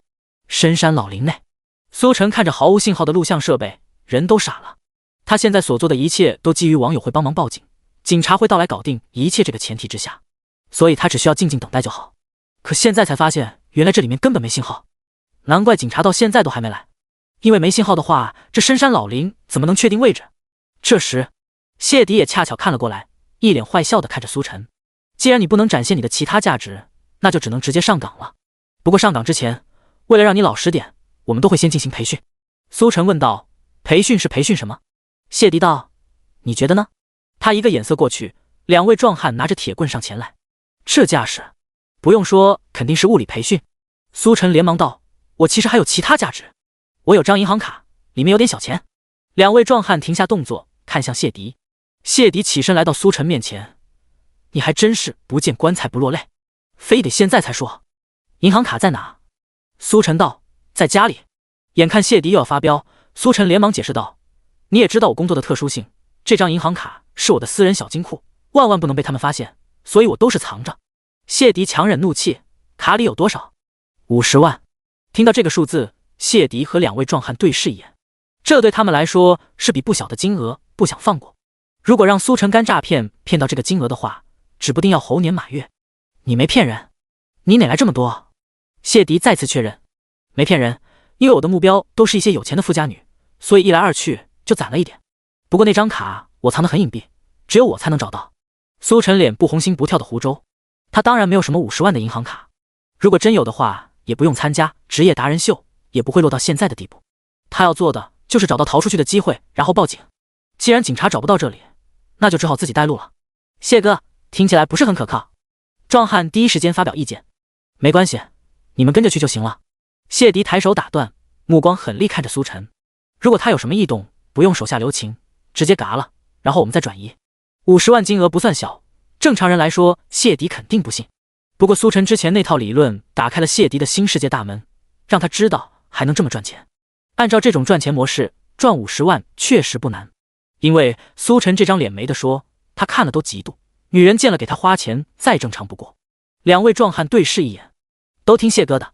很快，苏晨和两位壮汉便开着面包车出发了。一位壮汉负责开车，另一位负责在后座看着苏晨，同时还举着个手机和远在窝点的谢迪视频通话，随时关注动向。只要有一点不对的地方，行动就会放弃。他们会将苏晨嘎了，然后迅速转移。不愧是谢哥，这个办法就是周到。举着手机的壮汉拍马屁道：“之前他们都觉得有风险，不过现在全程监控的话，根本没有什么花招可言。一旦苏晨有动作，该动手的动手，该跑路的跑路。”他看了眼苏晨：“小子，如果50万真到手的话，你也算是带资进组，到时候说不定能给你个小组长当当。”苏晨扯着嘴角笑了笑，没有多说。与此同时，苏晨直播间，尽管直播间内一片漆黑，不过观众都没有离开，疯狂讨论着。玩了这么久过去，主播还没动静，这下是真嘎了。常在河边走，哪有不湿鞋？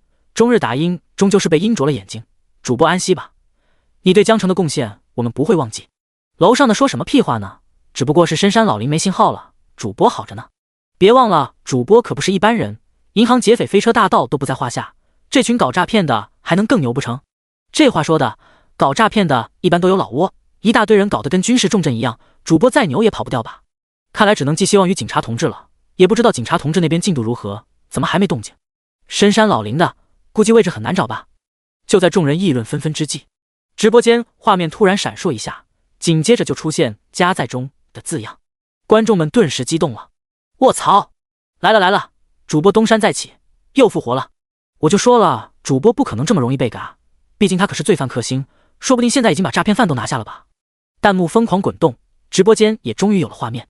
只是情况和他们想象的好像有些不对。此刻画面中出现的还是那辆熟悉的面包车，壮汉也还是那两位壮汉，至于苏晨，还是那副被胁迫的状态。第35章，他们快到我们所里了。与此同时，在江城派出所通讯员正在追寻诈骗团伙窝点定位的时候，外面来了一群意外的客人。接待的警察同志把人带进来后，介绍道：“顾局，这两位是邻省的同志，也是追查诈骗团伙而来。”双方互相介绍之后，很快便进入正题。根据邻省同志介绍，当前的这个诈骗团伙是个流窜的诈骗团伙，从其他地方被发现后，一路流窜，狡诈至极。顾局喃喃道：“稍微一点风吹草动都会让他们逃窜，这么谨慎？”同志无奈道：“就是因为太狡猾、太谨慎，才让他们多次逃脱。而且他们从来躲在深山老林之中，难以实现合围。”顾局深以为然。此刻他们还没追查到诈骗团伙的窝点，不正是因为他们太狡猾吗？就在这时，一位警察同志匆匆进来：“顾局，有动静了。”此言一出，所有人都看向他递过来的平板，里面正是苏晨的直播。一看到直播间内的两位壮汉，邻省同志坚决道：“就是他们，终于找到他们了。”顾局也很是兴奋，组织人手，赶紧实施拦截，不能让他们跑了。等等，邻省的同志开口制止，所有人都有些疑惑，他们好不容易才冒头，这个时候还不抓？林省同志经验丰富，指着直播画面道：“不知道你们有没有注意，这位嫌疑人手中的手机是不是亮屏状态？如果我没猜错的话，肯定是在和老挝的人员进行通话，一旦发现不对，立马就会逃跑。之前他们就是这种手段。”顾局皱了皱眉，定睛一看，好像还真是这么个情况。可以肯定的是，他们不知道苏晨正在直播，否则现在肯定看不到这画面。在没有任何预知的情况下，还这么谨慎，难怪能流窜这么久。这么说来，不能贸然实施抓捕，要不然老挝的人员又跑了。可如果不抓的话，难道就这么眼睁睁看着吗？思虑片刻后，顾局有了决定。现在调动人手跟着他们，记住不要被发现了。等找到他们的老窝后，再一网打尽。他们现在在哪个位置？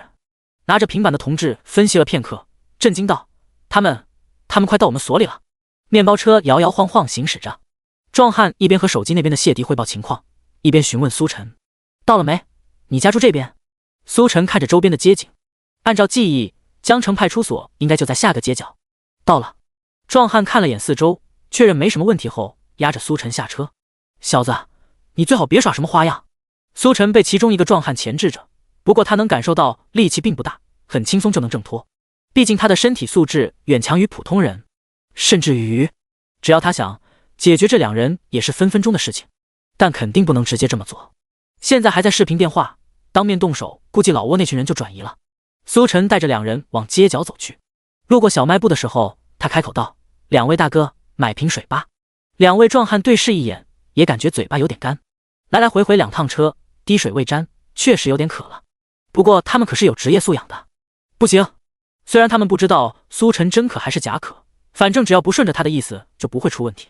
那边有售货机，售货机不和人接触总没问题吧？真的很渴。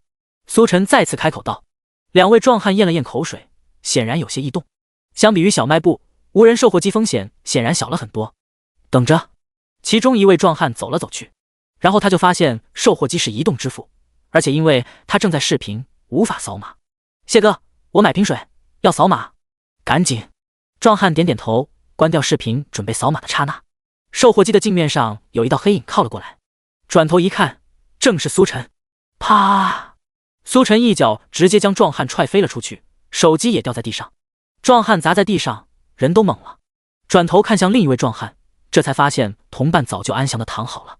壮汉猛然反应过来，要去捡手机通知谢迪，但是苏晨先一步将手机捡起来，转过头看向壮汉：“现在到我了。”直播间内，苏晨一脚踹飞壮汉的那一刻，观众们当场炸锅。自从直播间信号恢复后，苏晨一直都被两位壮汉压制，他们这些观众看起来也很不爽，一直在期待苏晨什么时候爆发。到了现在，终于发难了。卧槽，好爽！主播果然还是那个主播，又回来了，好爽啊！这一脚直接飞出去这么老远，主播有点实力在身上的。妈的，这该死的诈骗犯，就该狠狠地暴揍他们，让他们知道厉害。我记得这附近就是江城派出所吧，赶紧给他们送派出所。与此同时，派出所的警察同志也看到了苏晨暴揍壮汉的一幕。糊涂啊，糊涂啊！林省同志大声说道。苏晨这下动手，虽然短时间内解除了危险，但肯定会打草惊蛇，到时候诈骗团伙老挝那群人肯定又要开始逃窜，这样一来他们又白跑一趟。明明好不容易才找到这群诈骗犯，而且很有机会将他们全部捉拿归案，结果这一冲动全泡汤了。顾局也是意识到了其中的问题，不过见到苏晨的英勇表现，他没有说什么。那种时候能鼓起勇气对抗诈骗犯就不错了，毕竟体型差距在那，一般人可不敢动手。同志，刚才电话不是已经挂了吗？说不定还有转圜的余地。林省同志摇了摇头，你们不清楚这群人到底有谨慎，一点点风吹草动都会惊动他们的。他们现在估计已经开始收拾东西，开始逃窜了。顾局没有在这个问题上继续纠结，下命令道：你们现在赶紧去帮苏晨制服嫌疑人，问清楚窝点后立即出发，能抓多少抓多少。拿着平板的警察同志看着直播道：不用去帮了顾局，苏晨已经把人带过来了。第36章，就是你把警察引过来的。深山老林的房间内，谢迪看着半天没有再亮起的屏幕，无奈摇了摇头，果然还是骗人的嘛。事实上谢迪心里很清楚，苏晨的话并不可信，不过到底是50万，如此巨大的金额还是值得一试，所以才让两位壮汉带着苏晨去。他看苏晨这一路上都老老实实，不像搞事的样子，还以为50万已经稳妥到手了，没想到还是出了岔子。不过也没事，反正也确实该换地方了。谢迪自言自语，便从走出房间通知众人准备转移。他其实早就有换地方的准备，毕竟他知道自己已经被盯上，在一个地方待太久，迟早会被抓到，是时候该离开了。也正是因为如此，才选择碰碰运气，看能不能赚到50万。如果可以再好不过，如果不行也就损失2个壮汉而已，都是小事儿。话音落下，大厅工作的众人都愣了愣，随即便开始收拾东西，非常的熟练，显然已经不是第一次干这种事情。谢迪喃喃道：“下一个地方该去哪儿呢？”另一边，江城派出所，苏晨将2个壮汉带进大厅，拉着其中一个来到电脑前，让一下，有要紧事。顾局等人从通讯室匆匆出来，看到火急火燎的苏晨，很是疑惑：“苏晨，你要干嘛？别乱来。”苏晨道：“没时间解释了，我得赶紧把电话打回去，要不然他们就跑了。”原本还在按脑的林省同志当即眼前一亮：“你要把电话打回去？你是想？”苏晨道：“没错，我让他们知道什么叫以牙还牙，以眼还眼。”此言一出，所有警察同志都激动起来了。以牙还牙，以眼还眼，怎么听起来这么爽？马的燃起来了！我好像知道主播要干嘛了。主播难道是要利用 AI 骗诈骗老窝里的那些人？卧槽，这听起来有些爽啊！最近听说了很多 AI 诈骗的案例，是该让这些诈骗犯也尝尝被骗的滋味，以牙还牙，以眼还眼。原来主播早就计划好了吗？不愧是罪犯克星啊！接下来就看主播的操作了。原本还在愣着的警察同志听到苏晨的话后，纷纷上来帮忙。对于新型的 AI 诈骗，他们也有研究，毕竟知己知彼，方能百战百胜。在他们的帮助下，苏晨很快上手，进入正题。看着苏晨那娴熟的操作，一旁的警察同志都不由得倒吸一口冷气。要知道他们可是研究这玩意儿好长时间，可是还是有些磕磕绊绊。而现在苏晨操作起来却是行云流水，不知道的还以为他才是诈骗分子。如果让他们知道苏晨只是看了2遍就学会的话，不知道他们会不会更崩溃。面貌，苏晨打开摄像头，一声令下，警察同志当即抓着壮汉过来扫描。声音，警察同志又开始催促壮汉说话。很快，在一群警察同志下，犹如小绵羊一般的壮汉被丢在了一边。而之前苏晨来派出所之前用壮汉手机拍的视频，已经换成了壮汉的面貌，连衣服和声音也如出一辙。整个过程也就几分钟而已。毕竟如果不快一点的话，说不定那帮家伙就跑了。走，出发！苏晨又找其他人拿了一张银行卡，同时由他带头指路，一干警察同志跟着面包车浩浩荡荡出发了。直播间内，观众们兴奋无比。你妈的，这不比勃然！我直接血液沸腾了，恨不得跟着警察同志一起去找他们的老窝。楼上加1，真想亲眼看看诈骗犯得知自己被骗后会是什么表情，估计比吃屎还难受吧。要的就是这种效果，诈骗犯这种恶心的东西就该死绝。深山老林，小院的后院停着一辆大巴，谢迪看着匆匆忙忙帮东西的众人，怔怔出神。他脑中还在回忆苏晨之前说的那套循环理论，想着什么时候他也能过上这种生活。这东躲西藏的日子终究还是太累了。就在这时，手中的手机突然响了，是视频电话。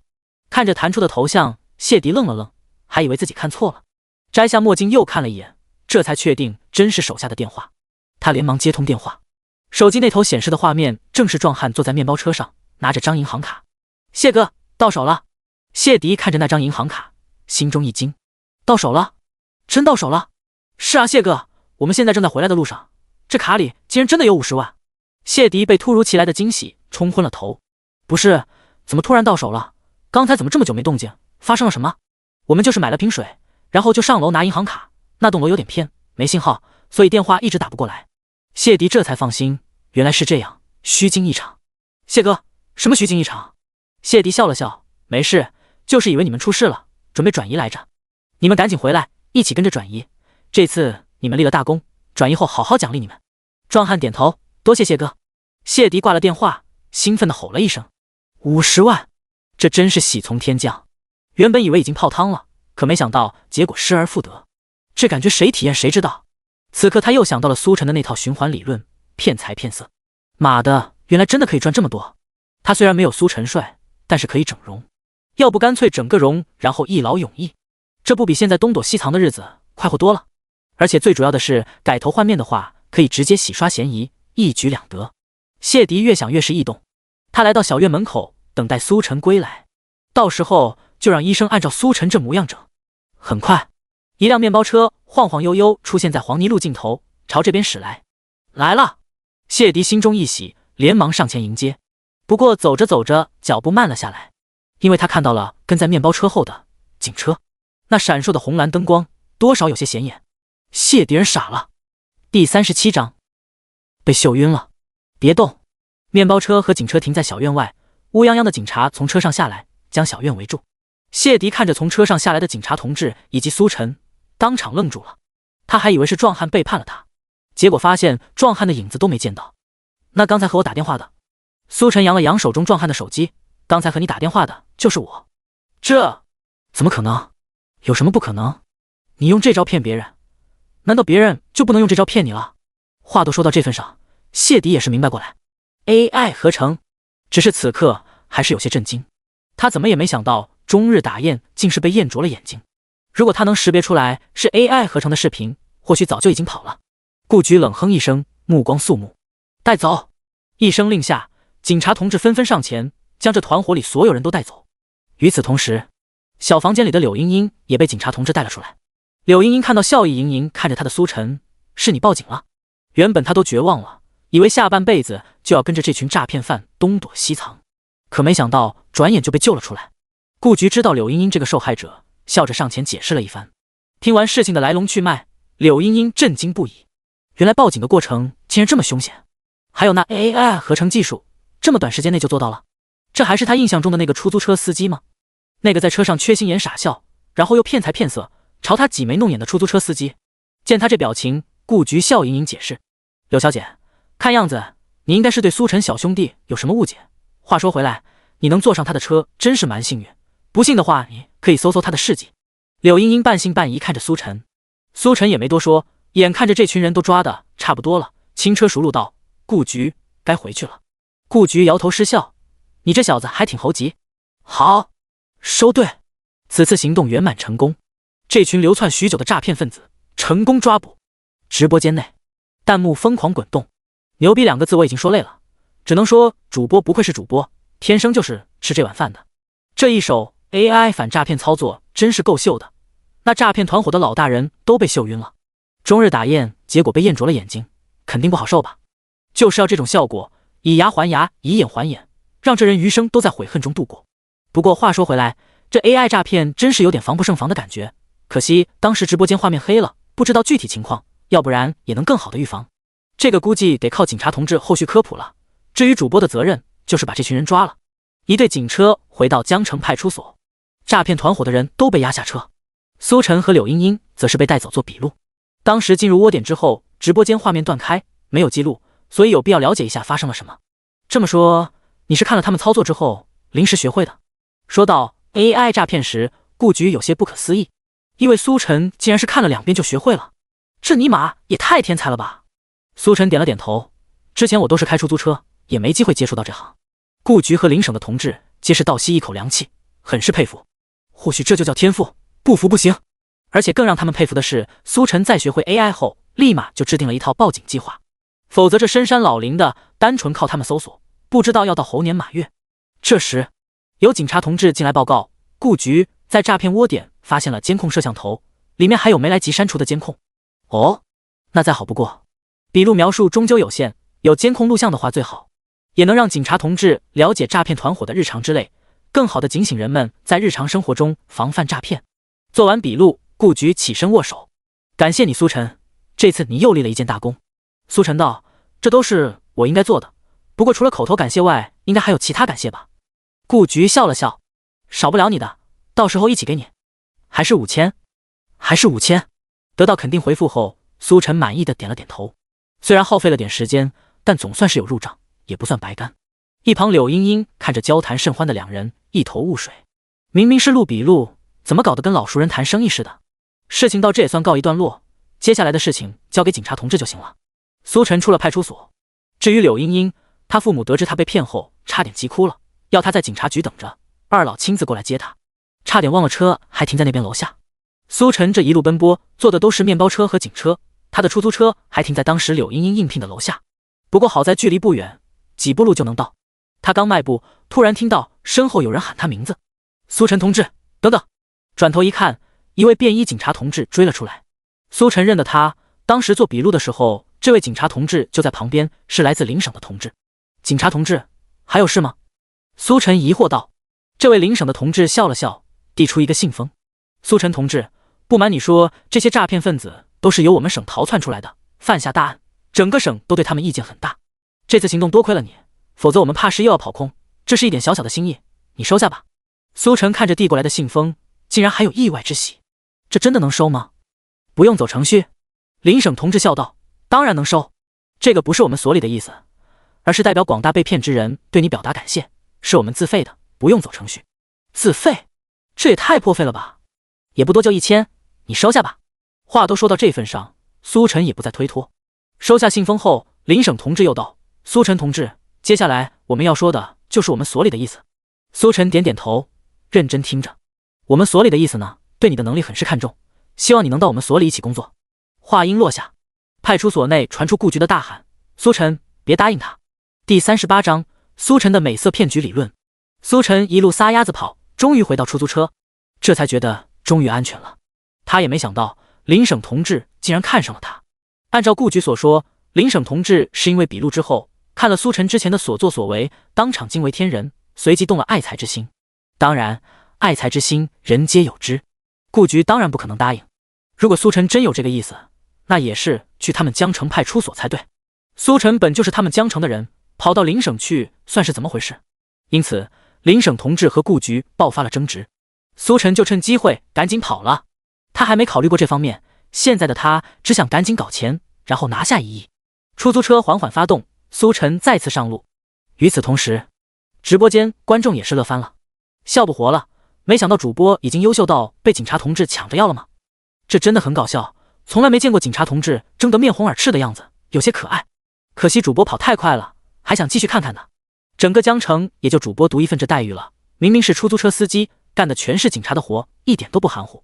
关键是每次都有骚操作，这是最离谱的。换正常人能想到用 AI 骗诈骗分子吗？哈哈，想到这个就好笑。估计那诈骗头头在监狱的下半辈子还会沉浸在悔恨当中，为什么当时就相信了那个电话呢？好了，现在主播又多了一个诈骗专家的头衔，不知道下一个头衔是什么。主播干的这些事，估计那些罪犯对出租车都有阴影了吧。时间缓缓过去，从诈骗老窝出来后，苏晨的运气不是很好，一下午过去竟是拉了一些正经乘客，而且都是短距离的小单，收入很低。曾经沧海难为水，除却巫山不是云。苏晨一下午都兴致缺缺，提不起什么兴趣。与此同时，一个反诈视频以极快的速度冲上了热搜，并且占据第一。这是一个科普各种诈骗手段的视频，来自江城派出所官号。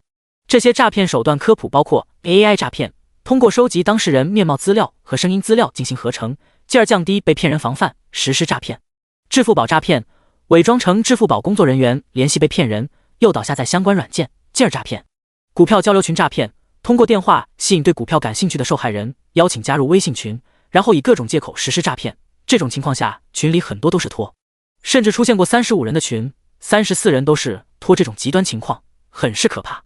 诈骗手段各种各样，都是江城派出所的警察同志通过观察诈骗窝点的监控录像总结出来的，有些早已泛滥，有的则新兴不久。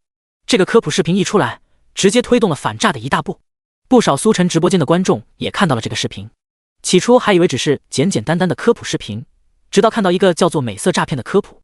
警察同志一边讲解，同时播放了一段监控录像。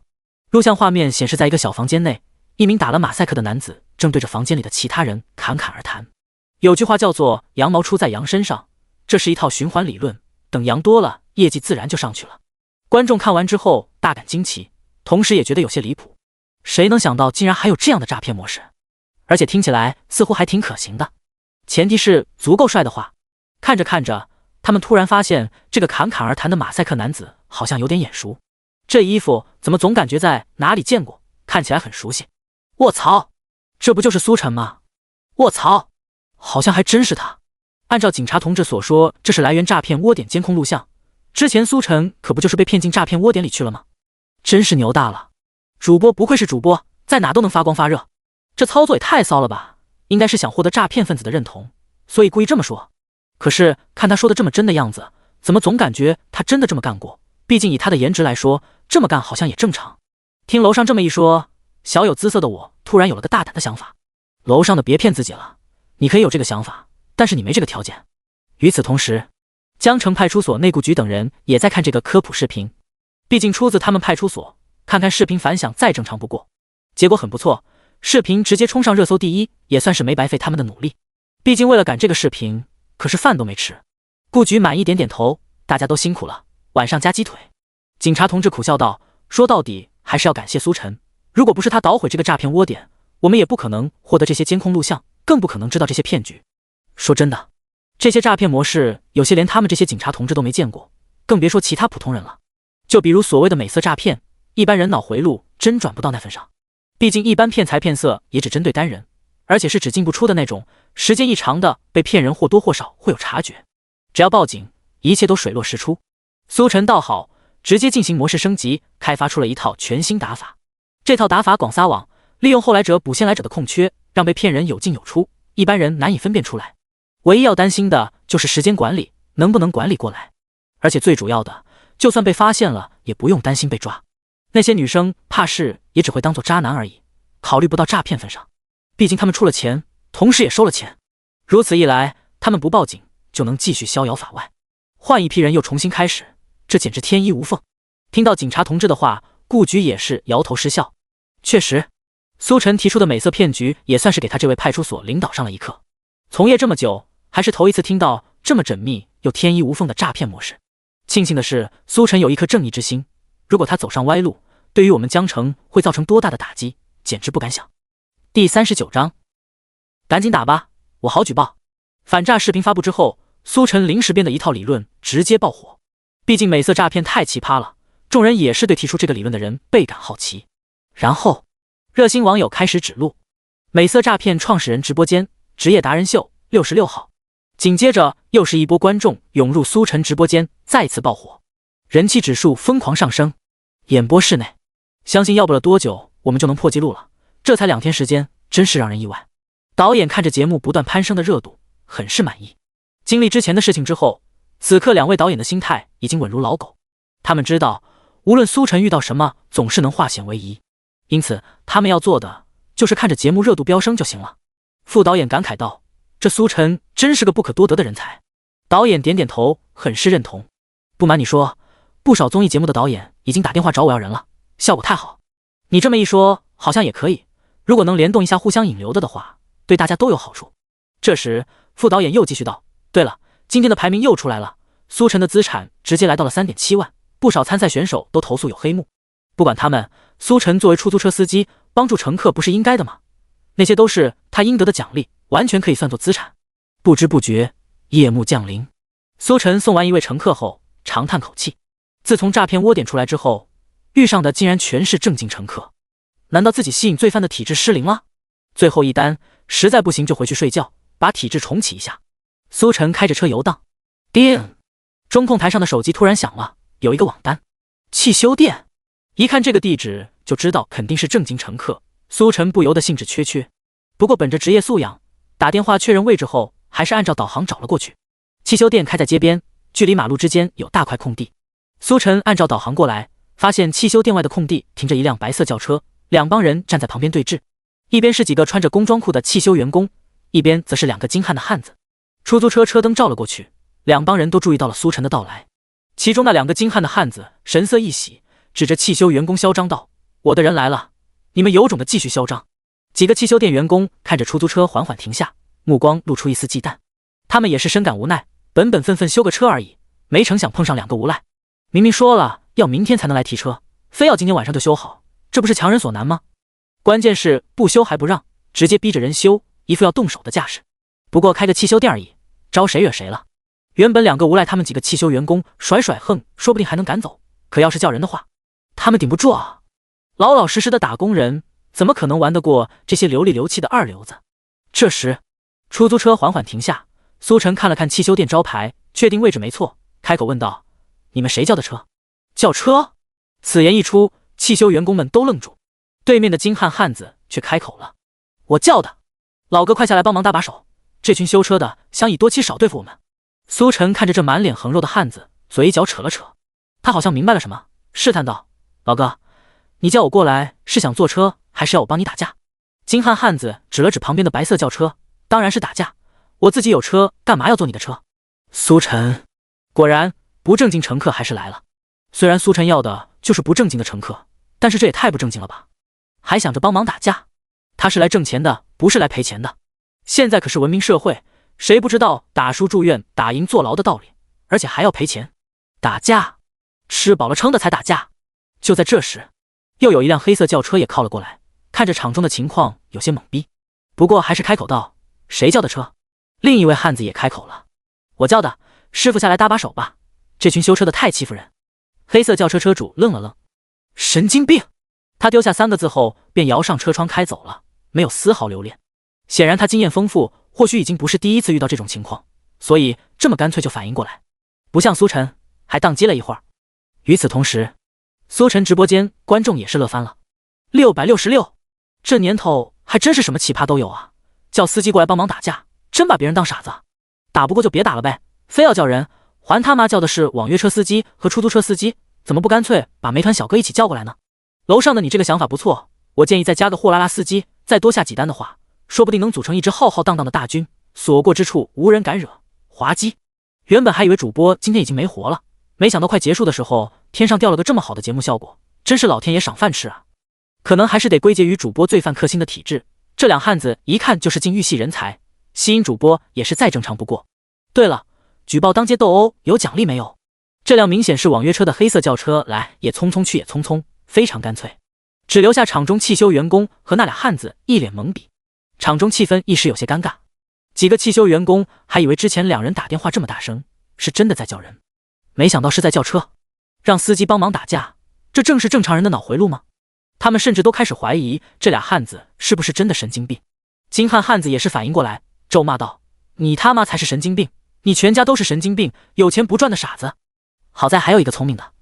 他们看向苏晨，师傅，你赶紧下来，我们会给你加钱，加很多钱。苏晨心中摇了摇头，很想说一句，这点钱还是留给你们治脑子吧，不过他又怕惹得两人应激找他麻烦，只好道：不了，你自己留着吧。汉子来气了，你又不走又不下来，你想干嘛？苏晨道：我在等你们打起来好举报。第40章接爷爷回家。场中气氛再次变得尴尬。金汉汉子叫来的两位司机，一个骂了一句就跑了，另一个则是留下来等着举报。怎么看都是在给自己挖坑。汽修员工尴尬地看着他们，很想说一句，如果实在没活就要打火机吧，不过考虑到两人可能是神经病，还是选择不触怒他们的好。你们赶紧走，这件事情就到此为止。金汉汉子丢了面子，自然不愿意就这么离开。不行，这车你必须给我们修。汽修员工道：修车可以，明天来提车，今天晚上修不好。可是我们今晚就要用。明天来提车，今晚要用，明天提车。双方再次争执起来，场面有些失控。不过当注意到一旁看乐子的苏晨，还是冷静下来。金汉汉子指着汽修员工气冲冲道：你们够拽，明天要是修不好，你们看着办。说罢，他们从轿车里拿出一个行李袋，随后钻进苏晨的出租车。苏晨看着上车的两人，疑惑道：坐车？坐车？你又不下来帮忙？苏晨：行吧，去哪？殡仪馆。殡仪馆？哪个殡仪馆？大山路殡仪馆。有问题吗？没。苏晨回了一句后，踩下油门出发了。汽修店员工看着远去的出租车，红色的尾灯淹没在车流中，也是佩服不已。这司机真是什么人的钱都敢赚啊！如果没记错的话，大山路那边可是荒山野岭的郊外，大白天都没人，更别说这大晚上了。可以预见，他们肯定是想找个无人的地方，好好报复这个扬言要举报的出租车司机。出租车上，苏晨一边开车一边通过后视镜观察两人。殡仪馆这样的地方向来都是开在荒山野岭的郊外，没有路灯，人迹罕至。苏晨第一时间就反应过来两人想干什么，不过这正合他意。高明的猎手往往以猎物的方式出现，所以屁颠屁颠出发了。这两位真是人才啊，竟然还赶上主播的车。殡仪馆那样的路段，他们估计是想报复主播吧。可是他们难道不知道主播上午直接秒杀了两位壮汉吗？他们看起来也是不够打啊。或许主播就是传说中高明的猎手，这两人还没意识到接下来将要发生什么。不过别说，真有些期待，他们被反杀求饶的样子肯定很精彩。与此同时，这两位禁欲系人此刻还不知道，他们已经成了苏晨的猎物。此刻两人还在气头上，说起来他们也是有些倒霉。今天可是干大事的日子，结果倒霉车子在半路直接熄火，耗尽千辛万苦，终于把车推到汽修店，结果又被告知要明天才能修好，这让他们怎么接受？车可以明天修好，大事可过时不候了。因此，他们逼迫汽修店必须赶紧修好，甚至不惜要动手威胁。可没想到，人家汽修店也是不虚，一嗓子下来，楼上下来好几个，在人数上占据绝对优势。两人当时就火了，比较人他们还没怕过谁。然后他们就开始打电话，打来打去才发现兄弟们都干大事去了，根本没人搭理。无奈之下，只好叫2个司机想撑撑场子，倒也不是真想打，只是想让他们插个队修车而已。又没想到啊，2个司机也是一个比一个虎，骂人就算了，还要举报，这哪能啊？今天还等着干大事呢。所以放了几句狠话，便匆匆上了苏晨的车，赶着去办大事。想到这，两人通过后视镜阴恻恻看着苏晨，心中已经把他千刀万剐了一遍，还敢举报老子？等干完大事，看老子怎么整你个小小的出租车司机！苏晨眼角一瞥，注意到了两人的眼神，却也只是笑了笑。又有奖金到手了。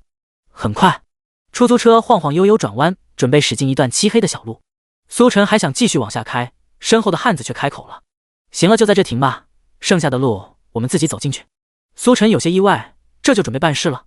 可问题这里是大马路边，不仅有路灯，光线良好，而且路面平坦，逃跑起来很方便。真要动手的话，不怕人跑了？要不继续往下开点？不开了。要不再往里面一点，这里说不定还有人路过，会被发现。两人眉头一皱，他们发现这出租车司机屁话真的多，说了在这停就在这停。行吧。苏晨无奈踩下刹车。两位汉子掏出100元大钞递给苏晨，看着递过来的红票子，苏晨愣了愣，怎么坐车还给钱，这么文明？看什么？你不要？汉子问道。要，当然要。白送上门的红票子，不要白不要。苏晨接过100元大钞。汉子又开口了，钱不用找了，待会儿我们还要坐车走，你就在这等我们。说完，两人拿着行李袋直接开门下车，借着出租车的灯光，拿着走进漆黑的小路。苏晨愣了愣，有些没反应过来，这算什么？难道自己误会了？他们不是想报复，单纯坐个车而已。与此同时，直播间观众也是满头问号，这两人什么情况？就这么下车了吗？不跟主播过2招？我们还等着看好戏呢，结果就这么散场了。我裤子都脱了，结果就给我看这个。楼上的什么都脱裤子，只会害了你。不用担心，他们不是还会回来吗？说不定就是叫人去了，回来后肯定还是要和主播过招的。原来如此，主播行不行啊？要不先报警，来个守株待兔。10分钟后，下车的两位汉子抱着一个大盒子回到车上，大盒子纯木打造，质地光泽，复杂的花纹镌刻其上。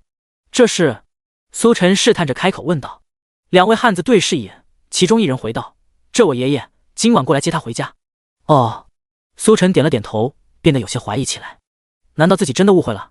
人家就是单纯有急事而已，可为什么总感觉有哪里不对？第41章，要雨露均沾，懂吧？上车后，两位汉子看着手中的大盒子，目光之中难掩激动。苏晨则是按照他们又一次提供的目的地平稳开车。他透过后视镜观察两人，总感觉不对。他们太兴奋了，知道的知道盒子里面装着他爷爷，不知道的还以为盒子里面装着仇人呢。对了，忘记验货了。其中一位大汉突然想起什么，激动道。此话一出，另一边汉子也是一拍头，懊恼不已。刚才他们太激动，一时间竟然忘记验货就走了，万一货要是不纯，岂不是亏大了？验货。听到两人动静，苏晨看了眼两人手中的大盒子，感觉有些不对。这玩意儿也要验货，或者说这玩意儿也能验货？怎么验？两壮汉一愣，这才反应过来，这不是自己的车，还有个外人在呢。他们解释道：“听说最近很多接错人的情况，所以必须得确认一下。”怎么确认？苏晨又问。很简单。壮汉打开木盒，里面装着一盒的白粉，他用一根手指沾了点白粉，随后放进嘴巴来回刷了刷，感受一阵后点点头，就是这个味道，没错。闻言，旁边的壮汉松了口气，而苏晨则是更纳闷了，味道？这还有味道？壮汉轻咳2声，当然每个人都是有味道的，我从小跟我爷爷长大，对我爷爷的味道很熟悉。说完后，他神色一板，开车就开车，不要问这么多，这是对我爷爷的冒犯。苏晨，真要说起来，冒犯的是你才对吧？哪有尝人家味道的？苏晨无语了，也没多问。不过这时，他突然嗅到空中好像有点异样的气味。得益于技能嗅觉灵敏，苏晨对气味很是敏锐。在汉子打开木盒的刹那，他就闻到了，当时没在意。而这股味道随着空调挥发，闻起来越来越浓重。难道这就是他爷爷的味道？与此同时，苏晨直播间观众看着汉子用手指抹白粉的一幕，人都看傻眼了。卧槽，什么情况？现在的人都这么虎了吗？这么直接的辨认方法？话说殡仪馆确实有取错的情况，但是一般情况下都无从辨别，这是什么新兴手段？我承认我对家人的味道也很熟悉，但是这种情况还能分辨出来，我是真做不到。这么说，这汉子还是个情感细腻的人，否则也不可能这么熟悉他爷爷的味道吧？可为什么总感觉有些不对呢？出租车平稳地行驶着，临近目的地的时候，大汉接了个电话：别急，出了点状况，不过马上就到了。急什么？这不还没到时间吗？别走，我们马上就到了，再等2分钟。很快，在汉子的催促下，苏晨把车开到一个小区门口。门口路边站着个男人，看到出租车停在自己面前的时候，还愣了愣。出租车？后座一位汉子抱着木盒下车，抱歉，出了点状况，就只能坐出租车了。随后车门关上，听不见两人在说什么。不过苏晨通过右边的后视镜能清楚看到，下车的那个汉子竟然把他爷爷倒出来一些，给到那个路人手中。车上还有一位汉子，苏晨通过后视镜观察的时候，正好对上他的目光。汉子讪讪笑道：我们是个大家族来的，爷爷是我们整个家族德高望重的老人，自然不可能光留在我们家，所以要到处分出去一点，雨露均沾，懂吧？苏晨对上他的目光，很想问一句：你看我像是傻子吗？现在他总算是明白这俩货是干嘛的了。难怪木盒里面会有异味，原来白粉真是白粉，真是离了大谱。不过还是不宜打草惊蛇。苏晨点头道：懂。很快，壮汉带着大盒子回到车上，脸上的笑容根本收不住。他们说了下一个目的地，苏晨则是在观察刚才那个路人的确进了小区后，这才缓缓发动出租车。下一个目的地是老城区城西街。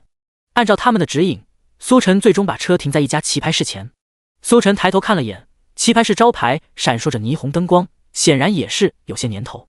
壮汉带着盒子上前敲门，铁门露出一丝缝隙，一只眼睛通过缝隙警惕地打量着门外。出租车？见到出租车后，眼睛的主人显然也有些诧异。壮汉笑了笑道：车出了点状况，就只能坐出租车了。说着，他拍了拍手中的木盒。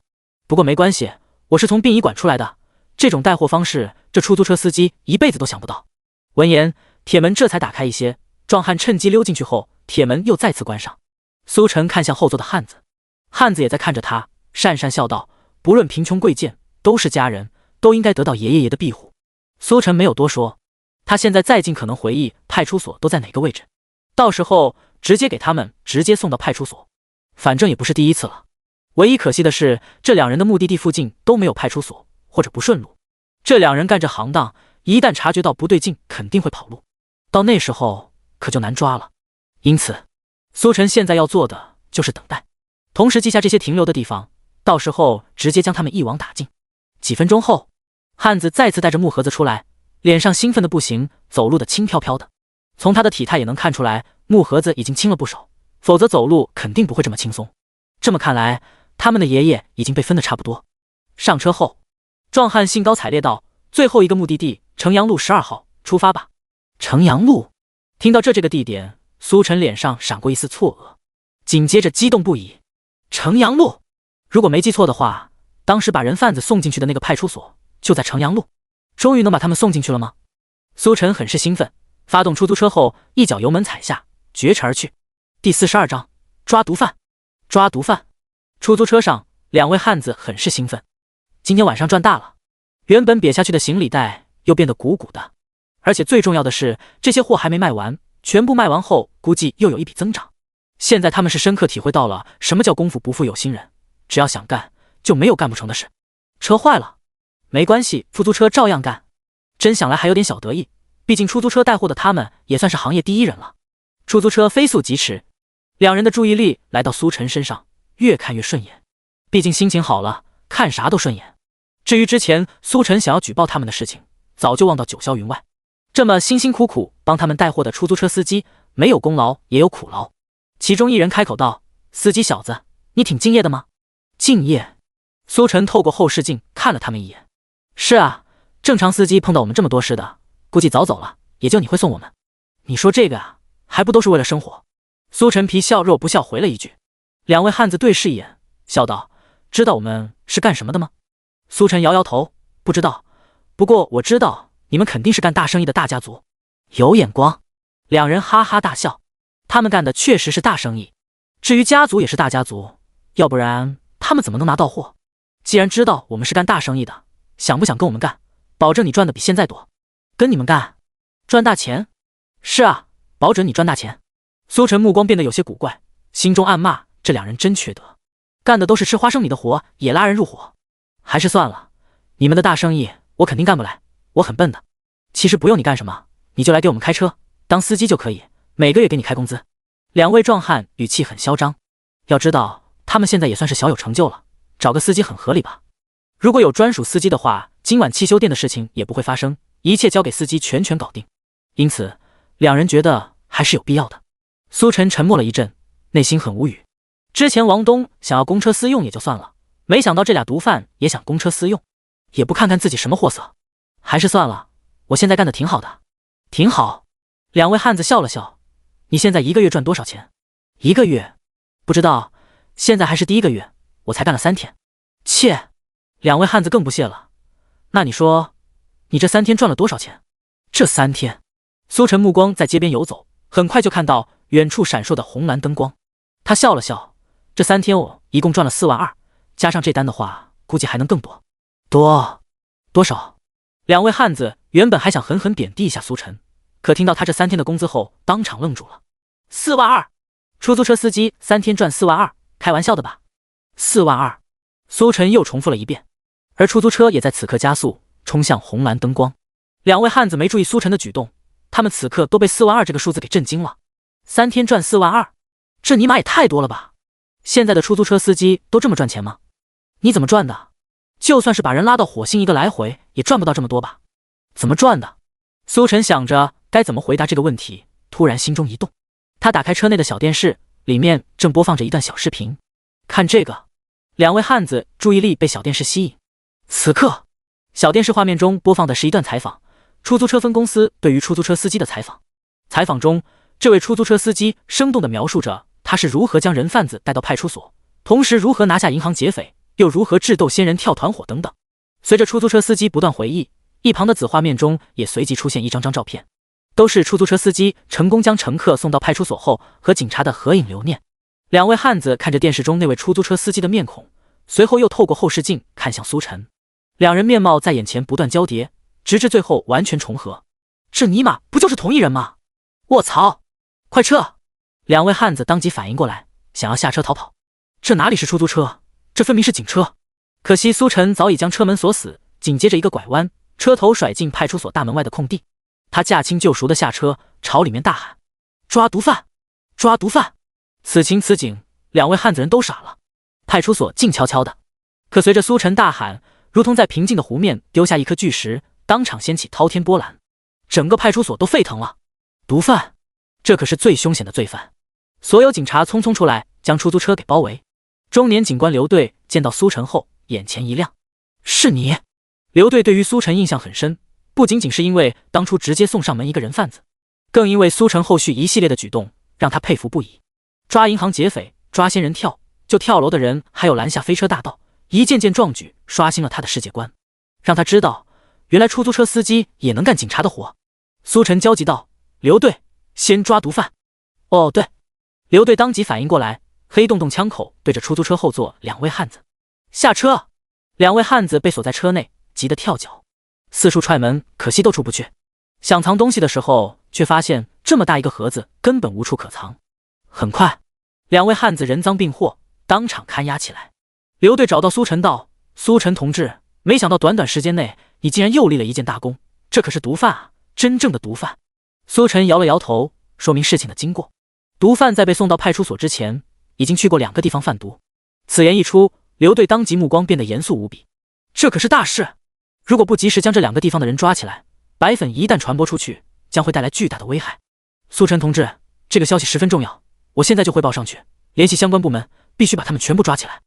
第43章，并已管辖。刘队将消息汇报上去，相关部门很快行动起来。一辆辆闪烁着红蓝灯光的车相继停在城阳派出所门口，车上下来全副武装的人员以及警犬。顾局也到了，见到苏晨，顾局很是佩服。苏晨同志，当听到出租车司机发现毒贩这个消息后，我就猜这人是你，没想到果然是你，干得不错，这是事件之后又是一件大功。苏晨道：功劳先不说，还是赶紧出发吧。说完，一头钻进出租车。顾局给了其他人一个眼色，相关人员纷纷上车，跟上苏晨脚步。与此同时，苏晨直播间炸锅了。卧槽你妈，这两家伙竟然是毒贩，这也太离谱了吧！妈的，竟然还能从殡仪馆带货，真是长见识了，还骗我们说这是他爷爷。你说贩毒就算了，还坐出租车贩毒，真是没死过啊！难道不知道主播是罪犯克星吗？他们肯定也是没办法，当时在汽修店还要动手来着，就是想今晚修好车带货吧。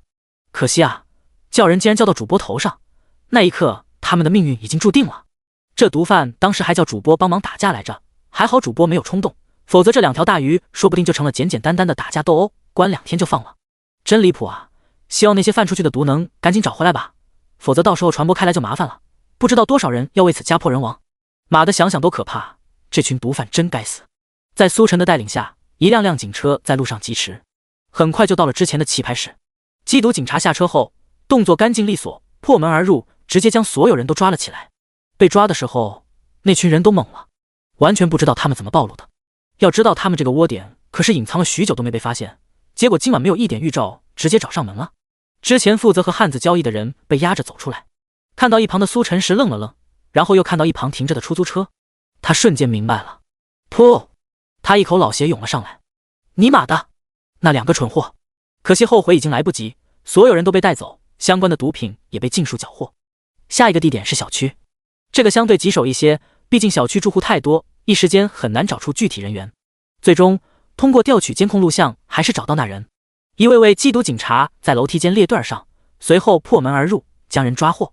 让所有人意外的是，这间房竟然被改造成了一个小型作坊，购入白粉的同时，竟然也在自主研制相关的毒品，而且一旁的黑板上还规划着一系列的分销路线。顾局神色凝重，看着眼前一切，这条鱼有点大。直播间内，卧槽，这也太恐怖了！套房竟然被改造成了小型制作工坊，最主要的是，就在我们身边，我们竟然丝毫没有发觉，这隐藏的也太好了吧！还有什么是我们根本不知道的？厉害厉害！这次直播真是长见识了，没想到闹市之下竟然还有这么可怕的地方。这群人是真的该死啊！警车出了小区，浩浩荡荡离开，奔赴下一个目的地。出租车上，顾局看着苏晨道：照你这么说，这两毒贩的货其实都是从那个殡仪馆带出来的。没错，殡仪馆，这群人的脑子够灵活的，竟然用殡仪馆打掩护。旁边缉毒队长点了点头，表示认可。试想，他们就算拿着装着白粉木盒大摇大摆出来，估计也没人怀疑。这里可是殡仪馆，不装白粉装什么？如果殡仪馆是这条白粉线的源头的话，那规模应该不算小。吩咐下去，所有人提高警惕。很快，苏晨等人终于赶到殡仪馆。荒郊野岭的，一辆辆警车特别显眼，还未靠近，殡仪馆内就已经沸腾了。条子来了，快撤！呼喊声震天，不少人开始拼了命的往外跑，直接抓人。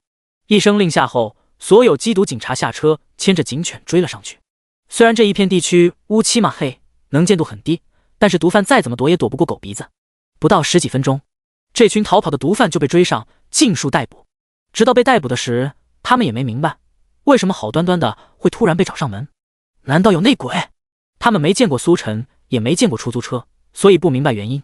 不过等进了里面，见到2位壮汉，或许就能明白一切。希望那时候他们不会被气死。全都抓起来了吧？殡仪馆外，顾局看着缉毒队长问道。已经全部抓起来了，不过还不确定有没有漏网之鱼，还需要安排人多搜索几次。荒郊野岭的，还是大晚上，漏人的可能性非常高。而这种毒贩往往漏掉一个后果都非常严重，所以必须慎之又慎。顾局点点头，随后看向殡仪馆。那接下来就让我们看看这殡仪馆里面到底有什么门道。顾局带头往里走，苏晨和缉毒队长跟在后面。这座大山殡仪馆内，陈设和普通的殡仪馆没有什么区别，一切正常。不过很快就找到一扇门，门后阶梯往下，通向一处地下室。来到地下室，苏晨3人都被眼前一幕震惊了。眼前所见是一处宽广的地下室，冲鼻的化学试剂气味扑面而来，几秒钟时间就让人已头晕目眩。一条条白粉生产线摆在这地下室内，此刻虽然一片狼藉，但通过其中细节也能看出，之前这里是一处分工明确的白粉加工作坊。除此之外，还能看到一批批还没来得及加工的原材料，这规模也太大了。即便顾局见过大风大浪的人，也不免感叹这处作坊的规模。不是没见过更大的，但是这江城附近这么大一座，真的很少见。这得往江城内送了多少白粉，根本不敢想。第44章，各种掺杂白粉的物品。顾局，这里有个小房间，你快进来看看。这时，有人在地下室内发现了一个房间，过去看看。苏晨跟着顾局一行人进入房间。这房间开着空调，一进来全身透心凉。空阔的房间中央摆放着一张大桌子，桌子上面摆满了各种各样的物品，奶茶粉、饮料、电子烟、气球、贴纸。这些看起来和白粉没有半毛钱关系的东西，此刻却是成堆的摆在桌面上，且分成了不同的批次。作为经验丰富的缉毒老手，缉毒队长一眼就看出这些物品的来由。他神色凝重道：如果我没猜错的话，这些东西中应该都掺杂了白粉，流入市场后能快速帮助他们获取客源。话音落下，似是为了印证缉毒队长的话，跟随进来的缉毒犬对着这些物品狂叫。显然这些物品都有问题。看着这些在日常生活中平常的不能再平常的东西，苏晨人有点麻。这些东西里面竟然掺杂着白粉，这些可都是平常轻而易举就能接触到的东西，这要是掺杂白粉，谁能躲得掉？直播间内的观众也有些不相信。假的吧？这些饮料贴纸什么的怎么掺杂白粉？会不会判断错了？怎么会判断错？狗鼻子还能有问题吗？可这不就是我们平常喝的饮料和奶茶吗？这些竟然掺杂了白粉，太可怕了。到底还有多少我们不知道的消息？如果不是看了直播，我们怕是还蒙在鼓里。妈的，还要有主播，要不是主播揪出这两毒贩，哪能知道还有这样的人间地狱？房间内，震惊于这些物品的繁杂种类后，所有人目光停留在一块黑板上。黑板上用粉笔画着密密麻麻的路线图以及各种标志。缉毒队长看着这块黑板喃喃道：如果没错的话，这应该就是他们的分销渠道。时间是今天晚上，我们好像来晚了，已经有一批掺杂白粉物品被送出去了。摇晃酒吧。此言一出，所有人震惊当场。摇晃酒吧，如果没记错的话，那好像是我们江城最大的夜场，每天来往的人流不下于小型的购物广场。这要是让这些物品流传出去，不知道会有多少家庭为之家破人亡。这时，缉毒队长又开口了：他们1小时之前送出去的，算上路上花的时间，应该还没大面积流传开来。我们现在去，说不定还能来得及。顾局严厉道：就算来不及也得过去，能收回一点是收回一点。警车再次发动，开往江城最大的夜场摇晃酒吧。苏晨也一路跟着，事情结束之后，他还要跟着回去做笔录。此刻，直播间内弹幕疯狂滚动。摇晃酒吧，这些掺杂白粉的东西竟然都跑到摇晃酒吧去了。妈的，那可是我经常去的地方。楼上加一，没事就喜欢去哪里喝2杯，看看美女。结果你告诉我那里有白粉，我弟今晚就在摇晃酒吧，他不会沾上这些东西吧？我开始怕了。卧槽，我妹也去了，不会惹上这些麻烦家伙吧？千万不要啊！警察同志，快点把他们都抓了！摇晃酒吧作为江城最大夜场，不少年轻人没事都喜欢去坐坐。这样一批掺杂白粉的东西流入酒吧，让所有观众都非常担心，万一不小心沾上，一辈子就毁了。警车在大街上飞驰，呼啸而过。不久之后，停在摇晃酒吧门前，全副武装的人员下车后，将摇晃酒吧团团包围。缉毒队长带着人往里面去。酒吧内花花绿绿的灯光晃眼，空气中充斥着酒精和香水的味道。苏晨一进来被呛得不行，他的嗅觉本就灵敏，将这些味道放大10倍后根本受不了，只能捂着鼻子。直播间内的弹幕都变少了，紧张地关注着现场情况。酒吧内见到全副武装进来的缉毒警察，所有人都愣住。警察这么大规模，其中一些人下意识想跑。别动！黑洞洞的枪口举起后，瞬间不敢动了。所有人都别动，一个个过来接受检验，然后离开。缉毒队长下令之后，队员们将酒吧内的人员排成队列，一个个往门口送。缉毒犬就在门口，所有离开的人都得经过他们的检查，没问题后才能离开。10分钟后，所有人都经过检查离场，其中一部分人被缉毒犬盯上，要带回去接受后续检查。偌大的酒吧内空无一人。现在问题来了，那些掺杂白粉的玩意儿在哪里？刚才虽然有些人被缉毒犬盯上，但是身上都没带东西，而且不少人都一口认定自己没有问题，什么都不知道。这种情况下，警察同志一时半会儿也没办法，但是相关的物品肯定得找出来。如果让这些东西留在外面，指不定会传播到哪里。缉毒犬给我上！缉毒队长一声令下，原本在门口等候的缉毒犬全都进到酒吧内，要找出那些掺杂白粉的物品，只能靠他们。去，把那些东西找出来。缉毒犬们被放开了找，东秀秀、西文文很是忙碌。可惜的是，半天时间过去，竟然没有任何一只缉毒犬有反应，全都歪着头，脸上写满了问号。顾局看着缉毒队长，一脸疑惑。缉毒队长也有些尴尬，无奈道：“顾局，看样子好像是这酒吧内味道太重，缉毒犬的嗅觉被干扰，难以分辨。”顾局愣了愣，难以分辨。这么说，我们这一趟白来了，只抓了人，但是相关物品找不到。缉毒队长道：“或许等这里气味消散一些后，缉毒犬就能把那些东西找出来。什么时候能消散？如果一直不消散，是不是一直等下去？”面对顾局的质问，缉毒队长也是一脸无可奈何。他也没办法，缉毒犬难以正常工作的话，一时间还真不知道该拿那些掺杂白粉的物品怎么办。第45章，上帝到底给主播开了几扇窗？眼见工作无法开展，直播间观众也担忧起来，肯定要赶紧把这些东西找出来，时间一长很容易有变数。这玩意儿一点变数对于普通人来说也是重大打击。楼上说的对，这些东西肯定要越早找出来越好。警察同志，快想想办法呀！虽然我是不可能再去摇晃酒吧了，但是如果这些东西不找出来的话，谁知道会不会有第二个摇晃酒吧？这怎么让人放心？可是我们目前搜索白粉最高效的手段就是缉毒犬，如果缉毒犬都没用的话，怕是很难有办法。场中一时陷入僵局，不知道该怎么办才好。就在这时，一道声音在旁边响起：“要不让我来试试？”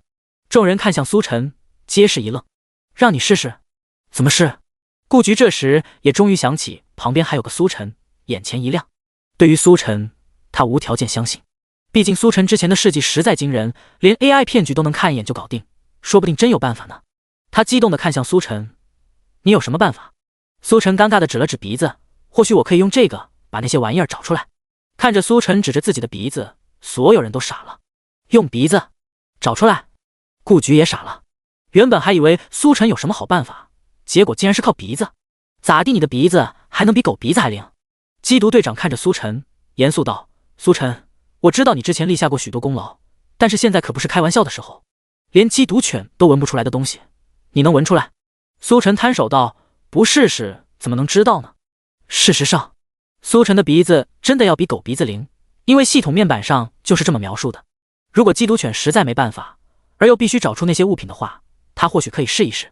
当然，一切都看顾局的意思。如果不同意的话，苏晨也不勉强。顾局看了看缉毒队长，又看了看苏晨，思虑之下，最终还是点头，照苏晨的意思来吧。顾局，缉毒队长当即很不理解，缉毒可是一项神圣而又严谨的工作，怎么可能任由他一个出租车司机胡来？顾局打断道：“难道你还有其他办法？”缉毒队长沉思片刻，无奈摇了摇头：“那不就是了。”顾局看向苏晨：“开始吧。”与此同时，当直播间观众得知苏晨要用鼻子找那些掺杂白粉的物品时，议论纷纷。主播要用鼻子找白粉，这是真长见识了。狗鼻子都闻不出来的东西，主播竟然还不辞辛苦帮我们，这也太正能量了吧！我们果然没有看错人。真要说起来，这算不算抢警犬的工作？这么一说还真是，抓毒贩是警察的工作，主播包揽了；找白粉是警犬的工作，主播也包揽了。看来主播已经不局限于抢警察的活了，警犬的活也抢。他做这些收益的都是我们啊！主播他真的，我哭死！万众瞩目之下，苏晨上阵了。在这酒精和香水气味混杂的酒吧内，苏晨要找到那些连缉毒犬都找不出来的白粉，任务无疑非常艰巨。苏晨掏了掏鼻子，清理出来一些东西，紧接着正式开始工作。首先桌上的各色饮料以及酒水，苏晨一一闻过去，各色各样的味道冲入鼻腔，灵敏嗅觉加持下，差点没把他眼泪给呛出来。苏晨，你还好吧？眼见苏晨反应剧烈，顾局有些担心。苏晨摆了摆手，没事。一旁缉毒队长则有些嗤之以鼻。在这之前，对于苏晨能主动发现毒贩，并且及时带到派出所，他还是很认可的。但是此刻苏晨的行为让他很反感。缉毒可不是儿戏，如果正常人鼻子就能闻出来的话，他们这么辛苦训练缉毒犬是为了什么？也就是顾局在旁边，他不好发作，否则肯定要制止这种荒唐的行为。时间一点点过去，苏晨在现场所有缉毒警察以及观众的注视下，从酒桌到吧台都闻了个遍。终于，在所有人都以为没有收获时，苏晨捂着喉咙咳嗽：“找到了，这玩意儿就是。”此言一出，顾局连忙上前将一瓶饮料拿了起来：“你把缉毒犬带到外面去，让他闻闻这玩意儿。”缉毒队长半信半疑，不过对于顾局的话还是照做。他带走缉毒犬往外走，不料来到走廊通道，气味变淡的那一刻，缉毒犬就对着他手中的饮料狂叫。缉毒队长当场愣住了，真是白粉，这小子来真的。可是他想不通，明明缉毒犬都找不出来的东西，苏晨凭什么能找出来？难道世界上还有鼻子比狗鼻子还灵的家伙？他回到场中，回复顾局，这饮料确实有问题。话音落下，其他缉毒警察都震惊了，他们当然也不相信苏晨的鼻子能比狗鼻子还灵，对苏晨能否找出白粉持怀疑态度。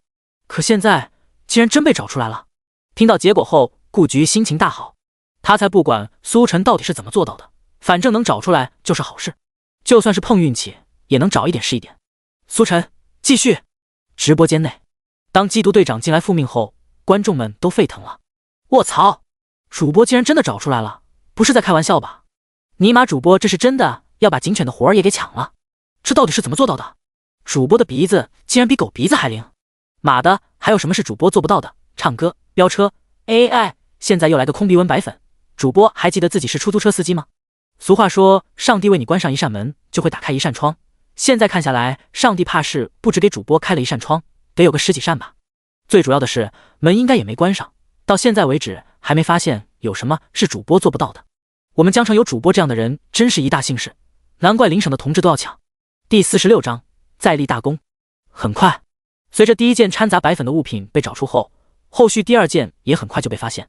这是一堆普普通通红色小星星贴纸，贴在身上的那种，表面闪亮反光。依旧和之前一样，苏晨找出后，由缉毒犬带到外面确认。不出所料，确实是掺杂了白粉。缉毒队长从外面进来的时候，表情已经变了，目光中透露着难以置信。一次成功或许还能说是巧合，但是2次性质就不一样。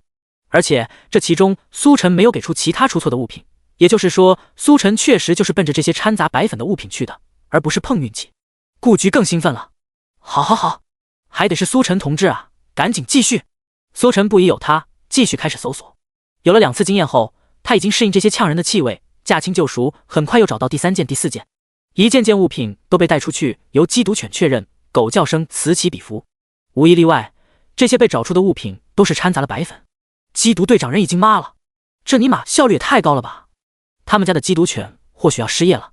半小时后，顾局等人面前已经堆满了各种各样的物品，种类比之前在殡仪馆时看到的还要更多，而这些无一例外竟然都是掺杂了白粉。如此一幕让直播间观众都后怕不已。没想到啊，那红色小星星贴纸竟然也掺杂了白粉，太吓人了！以前喝酒的时候就会把这玩意儿往脸上贴，原来这里面也掺杂了白粉，下次再也不敢了。别说了，连巧克力小零食都掺杂了白粉，对我这种巧克力爱好者来说就是晴天霹雳。妈的，以后气球也不能乱吹了。之前我最喜欢吹气球吓女孩子，没想到气球也被盯上了。电子烟才是最无解的，就是不想抽烟才抽电子烟，结果电子烟也有问题，那我该抽什么？缺的营养这块谁给我补啊？在观众一阵阵后怕当中，苏晨将整个酒吧内掺杂白粉的玩意儿都找了出来。这些是已经开袋的散装物品，还有一大批没开袋的，被藏在台球桌下，也被苏晨找出来了。各种各样的物品堆了一地，负责缉毒的警察们看了也倒吸一口凉气，这也太多了，其他地方没有了，都在这。苏晨将最后一袋找出来后丢在地上，随后揉了揉鼻子，这才舒服了些。顾局看着地上这一堆东西，神色凝重，冷汗打湿了后背。还好苏晨将这些东西都找了出来，这么大批量，如果不及时发现的话，后果不堪设想。要知道，这可是江城最大的夜场，人流量之大，自然不用多说。他抬头看向苏晨，重重拍了拍他的肩膀：“苏晨同志，你又一次立了大功，而且是天大的功劳，整个江城都应该感谢你。”苏晨笑了笑道：“这些都是我应该做的。大批有问题的物品被运走，那些有问题的人也一同如此。”苏晨跟着顾局回到派出所记录笔录，听到苏晨描述事情的起因竟然是从汽修店开始，顾局很是意外。随后知晓事情来龙去脉，他拍了拍苏晨的肩膀，表示认可：“你干得好！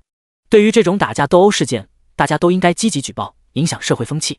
网约车司机的做法无可厚非，但是却是因为你的留下，牵扯出了更大一桩大案。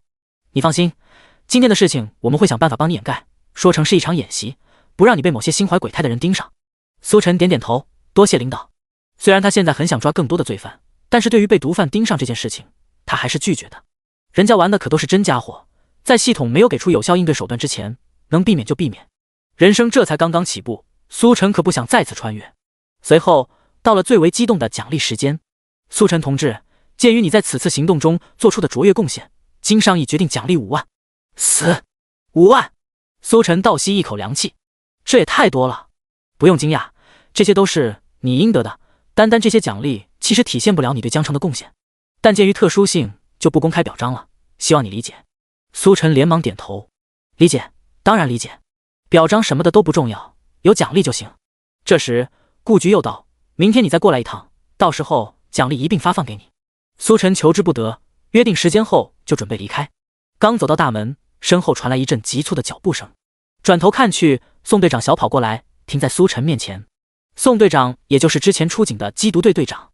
有事吗？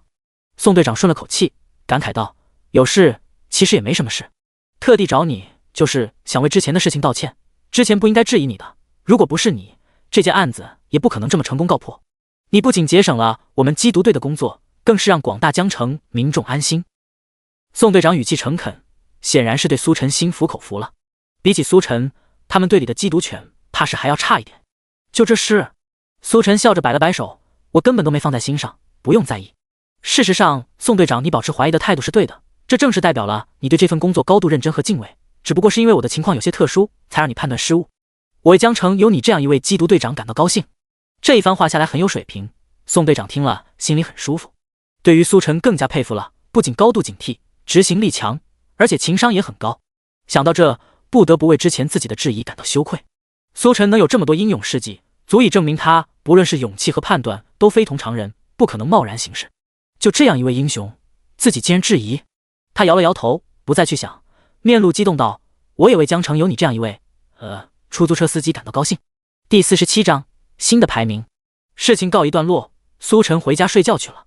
一晚上惊心动魄，峰回路转，给他累得不行。到家没多久，躺下后就呼呼大睡。不过对于苏晨直播间观众来说，注定是难眠之夜。繁华的城市下，竟然隐藏着这么邪恶肮脏的地方。原来平日里的他们离白粉这么接近。还好苏晨捣毁了这个贩毒团伙，否则不知道有多危险。这要是一不小心沾上，一辈子可就毁了。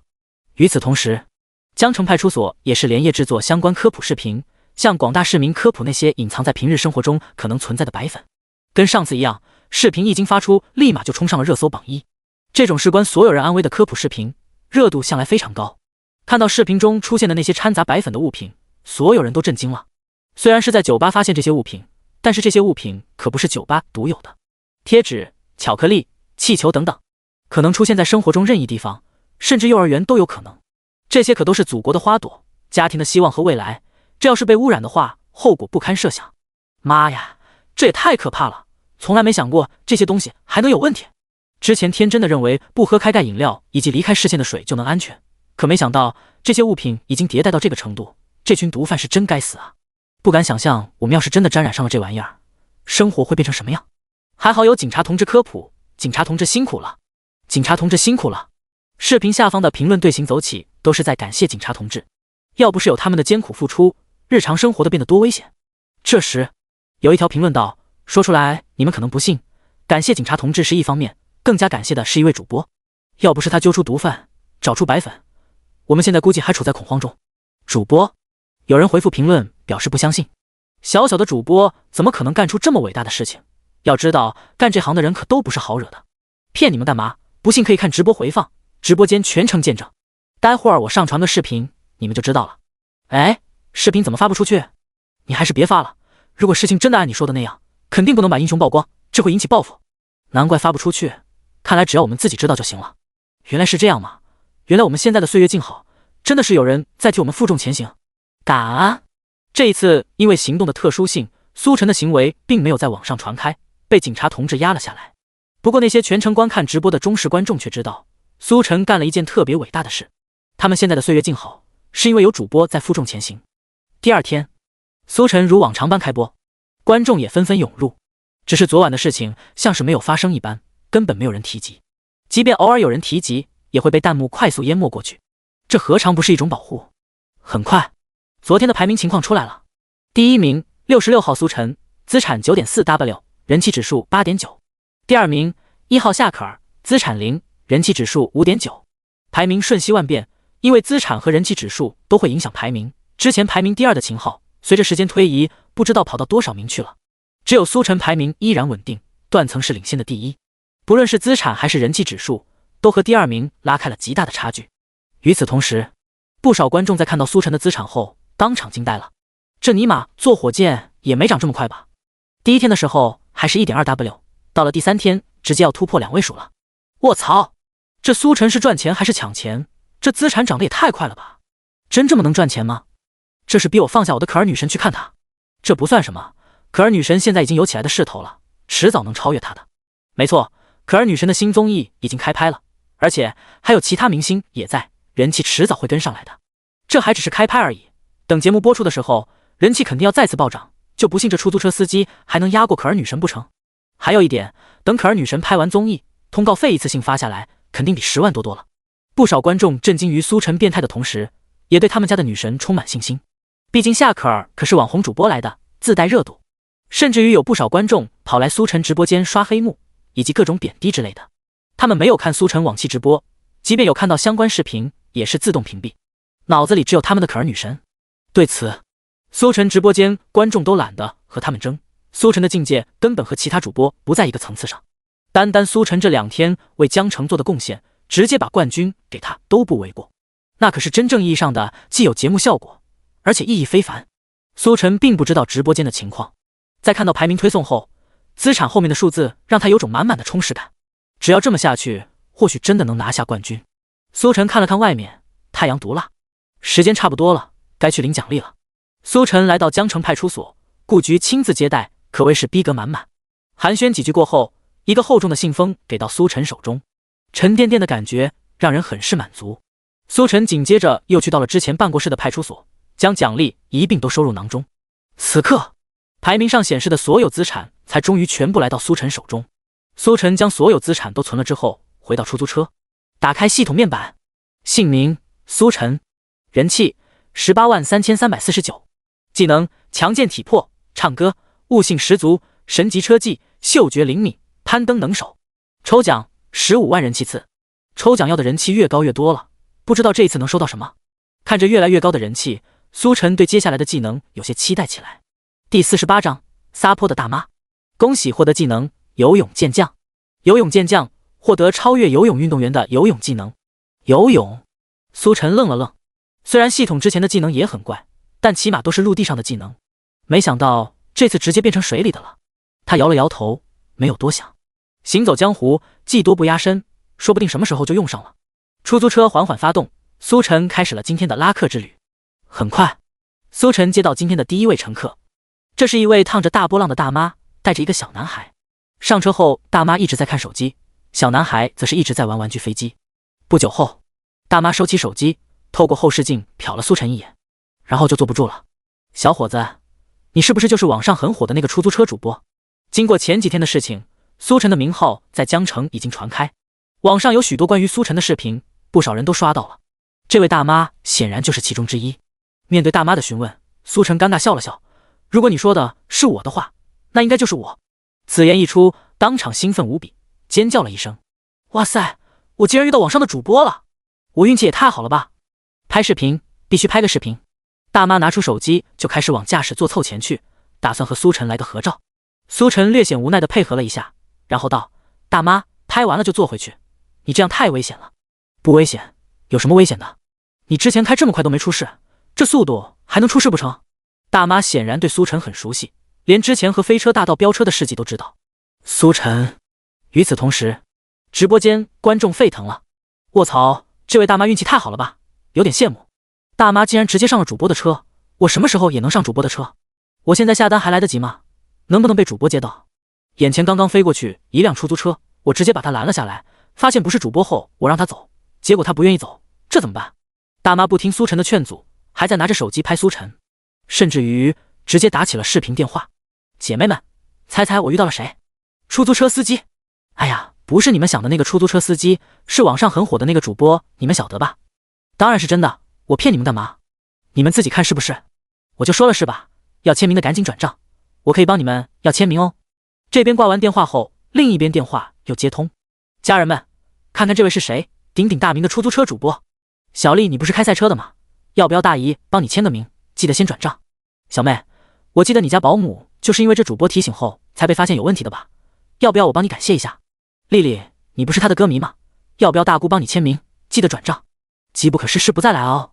这位大妈思路非同一般，这才发现苏晨的身份，就直接用来开始赚钱了。苏晨完全没想到自己竟然沦落成为赚钱的工具，而且最主要的是，阿姨手机转账提示音不断响起，竟然真的有人出钱。小伙子，来笑一个。阿姨又带着苏晨拍了一张，然后发了朋友圈。不一会儿，目的地终于到了，苏晨长松了口气。大妈，目的地已经到了。玩飞机的小孩已经抢先一步下车，大妈却是一把把他拽了回来。等会儿啊，小伙子，我发现有件东西落家里了，你再把我们送回去一趟。小孩疑惑道：奶奶，我们现在不是回家吗？闭嘴，没你说话的份。大妈打断他，连忙道：小伙子，赶紧回去吧。苏晨看着大妈那等不及用手机拍照的表现，当即反应过来他想干什么。他怕是还想趁着在车上这段时间赚其他人的钱呢，毕竟和网红主播在一起的机会可不多，不好好利用一番怎么可能罢手。对此，苏晨无可奈何，虽然知道他有其他目的，但是却合乎情理的，他只能冷冷道：回去要额外算钱的。没问题，算多少的没问题。大妈脸上洋溢着笑容，相比于他收到的转账，这么一点车费实在算不了什么。出发喽！再出发！想要主播签名的赶紧转账。出租车掉了个头，大妈也是摆手势开始拍视频。苏晨很是无语，在一路的折磨中，终于把大妈送回了原来的地方。大妈，可以下车了。苏晨再次提醒道。大妈却是嘿嘿一笑：小伙子，我发现我其实没落下东西，你现在可以把我们送回去了。苏晨脸色一黑：大妈，我知道你到底是什么意思，看在粉丝的份上，我也就不计较了，但是你可不要得寸进尺。直播间内，不少观众也是对大妈的行为很不满。妈的，原本以为这大妈是有商业头脑，没想到这么鸡贼啊！这是把主播当成大肥羊薅羊毛了吗？这也太恶心了吧！我还等着主播接我的单呢，这一路停下来，可给他赚翻了，连亲戚朋友的钱都赚。主播赶紧赶他下去吧，一来一回也差不多了，这要是继续下去，观感太差，直播间观众都走光了。是啊，主播，我们来这是看智斗罪犯的，不是来看大妈撒泼的。苏晨虽然看不到直播间的情况，但是他的脾气显然也不可能容忍大妈继续放肆。他严厉道：大妈，你赶紧下去吧，我不会再拉你们了。大妈见苏晨这么坚决，眼珠子一转：不是啊，小伙子，我们本来就是要去那边，你得把我们送回去才行。苏晨道：你找别人吧。大妈强硬道：不行，你送我们回来的，必须由你送我们回去。说着，他在小孩的耳边悄悄说了什么。下一刻，小孩直接大哭起来：哥哥，你就把我们送回去吧，我爸爸妈妈还在那边。第49章，道德绑架算不算绑架？小孩的大哭让苏晨始料未及，如果不是知道大妈刚才在小孩耳边讲了什么，还真以为小孩受了多大委屈。妈的，这是在道德绑架呀！苏晨当场就不干了。如果说之前大妈的行为只是让他感到无奈的话，现在的他完全就是气愤。这已经不算是粉丝行为，而是私生饭行为。直播间内，观众们也是愤怒不已，这大妈有没有搞错？竟然敢道德绑架主播，真以为小孩就是万能的吗？换我来根本鸟都不鸟他，太可恶了！主播可是要替我们江城维护治安的，怎么可以浪费时间在这种人身上？有谁认识这位大妈吗？赶紧打个电话讲讲道理，要是讲道理能行得通的话，他就不叫大妈了。主播别理他们，直接把他们赶下车，不能跟这种人妥协。楼上加一，既然要道德绑架，那干脆就没有道德。出租车内，小孩哭声依旧，越哭越卖力。大妈表面上一副焦急的模样，内心却是开心不已。小样，好歹他也是活了大半辈子的人了，吃过的盐比苏晨吃过的饭还要多，还能拿他没办法吗？哎呀，小伙子，实在不行你就多跑一趟嘛，这小孩真是说不听的。苏晨透过后视镜将大妈和小孩的嘴脸看得一清二楚，他当然不可能照办。如果就这么被绑架了，他这主播还当不当了？要知道他可是连银行劫匪都绑架不了人，一个大妈小孩还能把他给绑架了？苏晨下达了最后通牒：大妈，真的没有商量的余地了吗？真要这么干？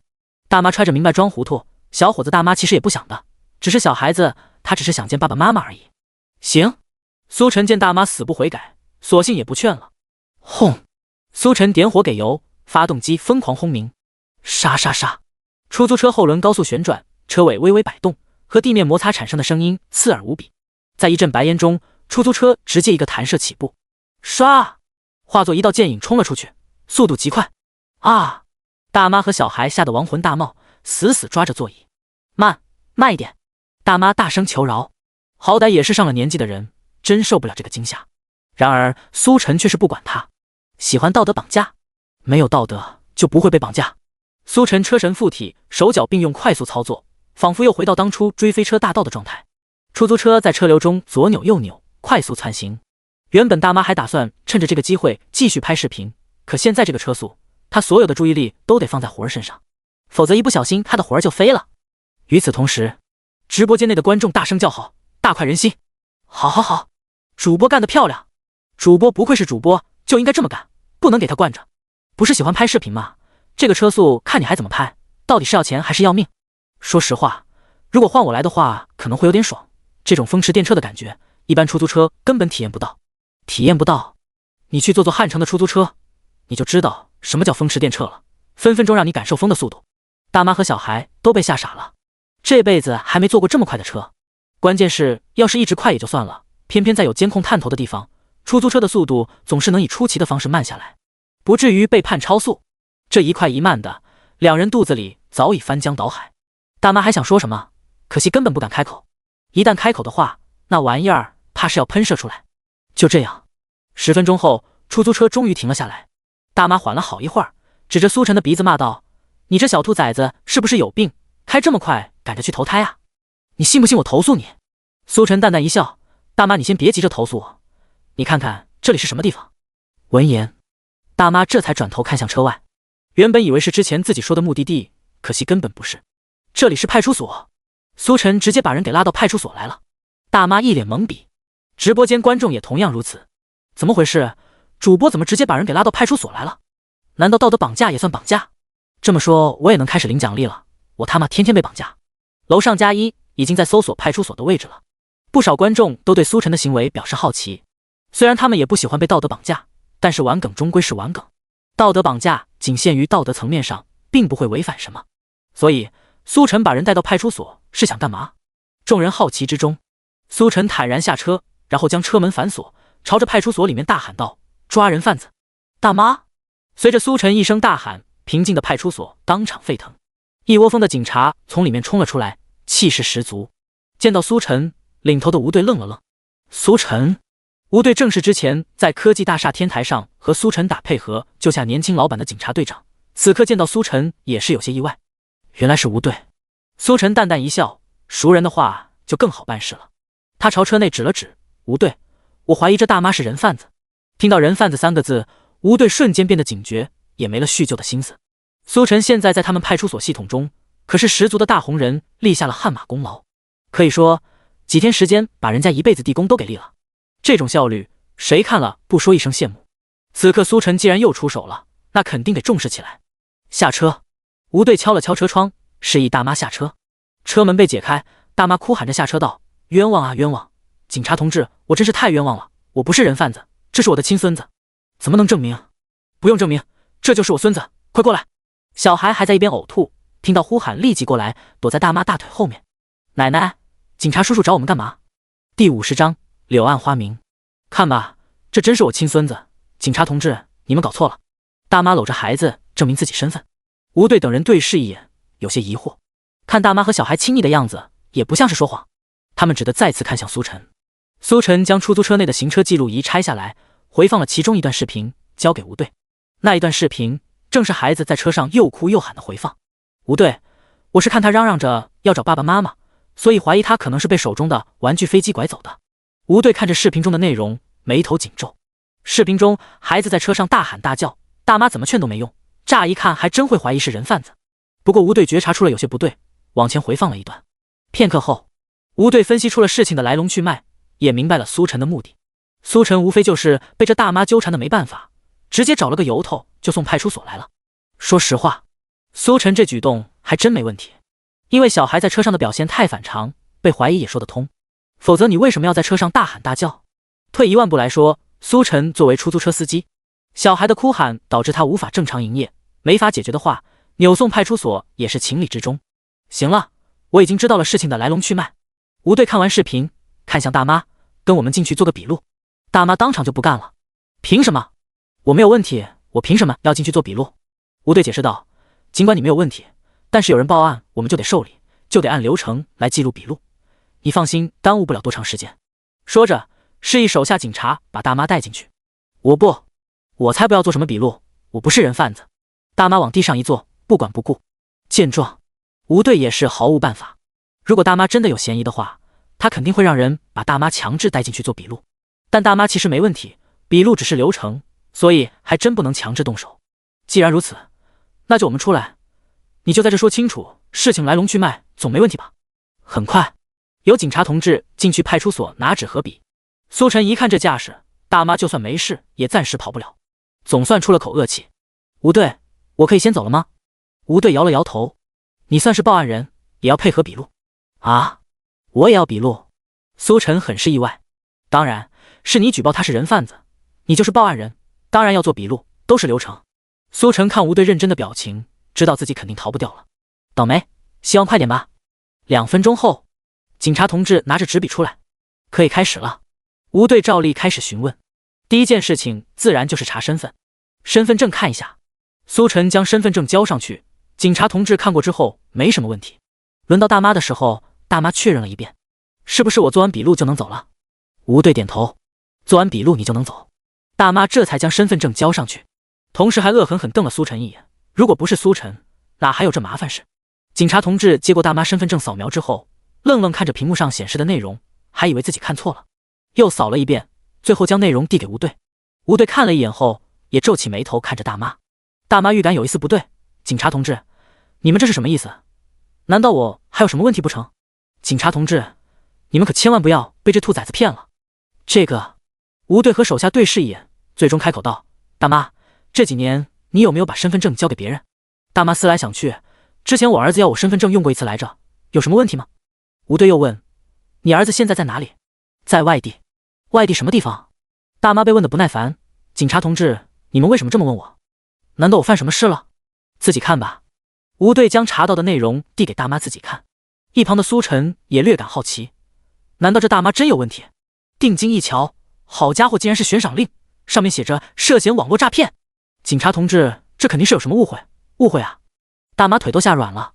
吴队自然相信是误会，毕竟大妈这一大把年纪，要让她搞网络诈骗还是难为她了。唯一的可能就是有人用她的身份证干了这件事情，他那位在外地的儿子嫌疑很大。吴队眼神示意手下警察，后者当即上手铐。大妈，还请你配合我们调查。之前被举报人贩子的时候没有确凿证据，没办法上手铐，可这张悬赏令一出来，那就可以正式上手铐了。大妈被警察同志带进派出所，小孩哇哇大哭，哭得比刚刚在车上惨多了。好端端的，他奶奶竟然被警察同志抓走了。吴队转头看向苏晨，欣慰道，苏晨同志，感谢又立了大功，为江城的治安再次做出了卓越贡献。苏晨一脸懵逼，这是让人没想到的。不过是想借派出所之手好好教训这不讲理的大妈，没成想这大妈竟然是诈骗犯。关键是这件事情他自己都不知道，就这么乖乖送上门。苏晨突然想到那张悬赏令上的内容，试探道，吴队长，我不会还能领悬赏金吧？吴队想了想，紧接着点头。虽然这件案子的主犯可能是嫌疑人的儿子，但是悬赏令上的内容确实是嫌疑人本人。你将他带到派出所，让我们顺利捉拿，按照流程没问题，你可以领取相应的悬赏金。听着吴队的话，苏晨强忍内心激动，尽量不让自己笑出声来。有心栽花花不开，无心插柳柳成荫，这怕是最简单的一单了，比人贩子还简单。而且没记错的话，悬赏令金额足足5000。5000？吴队，这个悬赏金要走流程吗？吴队点头，自然也是要的，而且你还得配合我们一趟，再做一个笔录，井号34。苏晨笑了笑，没问题，当然没问题，笔录而已，也不差这一次。第51章，抓奸了。10分钟后，苏晨走出派出所，此刻整个人还是懵逼状态，5000就这么到手了。与此同时，直播间观众也是炸开了锅，笑不活了，这大妈也太惨了吧，喜欢搞道德绑架，结果真把自己绑进去了。这就是道德绑架的下场，看以后谁还敢道德绑架。恶人自有恶人磨，这大妈自己不是什么好人，生出来的儿子也不是什么好人，要不然也不至于被送进去。这大孝子真是太孝了。不得不说，主播的罪犯体质真不是盖的，原本以为只是普普通通的道德绑架，结果真成了罪犯。妈的，之前还指望能坐主播的车来着，现在我是不敢坐了，万一也被送进去了怎么办？主播确实有点邪门的。苏晨回到出租车上，还好他看不到直播间的弹幕，否则肯定要大喊冤枉。这些罪犯一个个都自己送上门来，他是一点办法没有。尤其是这大妈自己都不知道自己是罪犯，他又怎么可能知道？出租车缓缓启动，苏晨再次上路。很快，中控台上的手机响了，接到一个网单，乘客在火车站。刚接单，电话就打过来了。师傅你在哪呢？赶紧过来，我赶时间。苏晨看了眼导航距离，淡淡道：5分钟内过来。电话挂断，苏晨一脚油门下去，出租车肉眼可见的提速。5分钟后，出租车停在一个身材结实的背包客面前。快快快，出发！男人上车后便催促着苏晨赶紧开车。苏晨虽然心中有点不爽，不过也没多说，说不定人家真有什么急事儿呢。苏晨按照之前来的速度往目的地开去。后座上，男子将背包丢在一旁，目光不住地看向前方，神色焦急。师傅，你能再快点不？苏晨刚想开口，男子的手机响了。喂，我刚下火车，现在已经在回来的路上了，快到了，我叫师傅开快点，5分钟内就能到。好好好，妈的，这对狗男女，看老子不敢死他们！我知道，我有分寸的，你放心。电话挂断，男子看向苏晨，师傅，你想说什么？苏晨尴尬笑了笑，没什么，我说我现在就给你开快点。本来苏晨是不想开这么快，毕竟这是闹事，即便有这个技术，但就怕万一。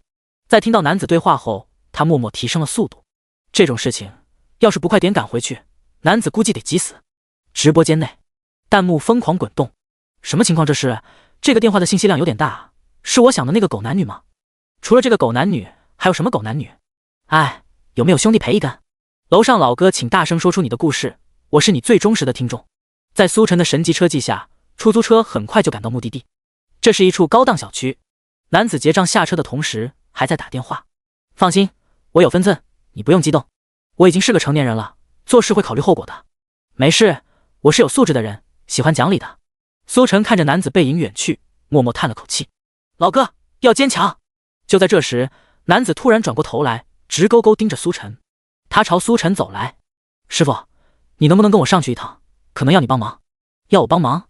苏晨愣了愣，我能帮上什么忙？我需要你帮我录个视频，顺便待会儿帮我把人送医院去。男子语气中带着暴躁的戾气，显然他心中的怒火如暴躁的火山一般机遇喷发。见他这模样，苏晨第一时间就联想到了为什么要送医院去，这尼玛是要下重手啊！看着男子那健壮的身材，苏晨替那个可怜的小三默哀了几秒钟。大哥，你说过要讲理的。男子不耐烦道，别说这些有的没的，给你1000，帮不帮？1000？苏晨承认有点心动了。钱是一方面，关键是心中吃瓜之火也是熊熊燃烧，跟上去看看好像也没什么不好。到时候如果男子真的下手没轻没重，自己也能帮忙阻止一下不是？走吧。苏晨停好车，跟着男子进了下去。来到楼下，男子打开手机录像功能，递给苏晨。你待会儿一定要第一时间拍到这狗男女出格的地方，到时候打官司时我胜算更大。如果能让我白打他一顿就更好了。苏晨之前听到男子要把人打进医院的时候，他还以为男子失去了理智，现在听他这么一说，人家现在清醒得很，甚至连打人之后打官司的事情都考虑到了。这种情况下还能如此保持理智，老哥非同一般。苏晨心中默默点了个赞。放心，我会记录下来的。直播间内，观众们也兴奋不已。原本以为乘客下车就没瓜吃了，结果竟然有现场直播。好好好，我最喜欢看抓奸，就喜欢看他们那狼狈逃跑的样子。这位老哥是个狠人啊，不仅要把人打进医院，甚至打进医院的后果都考虑好了，头脑不是一般的清醒。有没有董哥说说，把小三打进医院要负多大责任？如果能白打一顿的话，岂不是赚翻了？苏晨跟着男子上到5楼，男子掏出钥匙开门后直接冲了进去，苏晨也是连忙跟上。冲进家门后，明显可以听到一声声高亢的呻吟。当男子粗重的脚步声靠近，呻吟逐渐停下，房间内转而也传来急促的动静，似是在躲藏。砰！男子一脚直接把门踹开。苏晨拿着手机连忙跟上。房间内，一个30多岁的女人掩着被子躲在床上，而另一个赤身裸体的男子则是慌不择路从窗户溜了出去。666，这场面真是牛逼了，真正的抓奸现场啊！这辈子好白，我不这摆好被子，我去，这小三啥都不穿，直接从窗户溜出去了，真是个狠人。第52章突发火情。妈的，老子让你偷人！男子拿着掉落在地的枕头，狠狠砸向床上的女子。本想动手，但是又担心小三直接跑了，也管不得他。妈的，你别跑！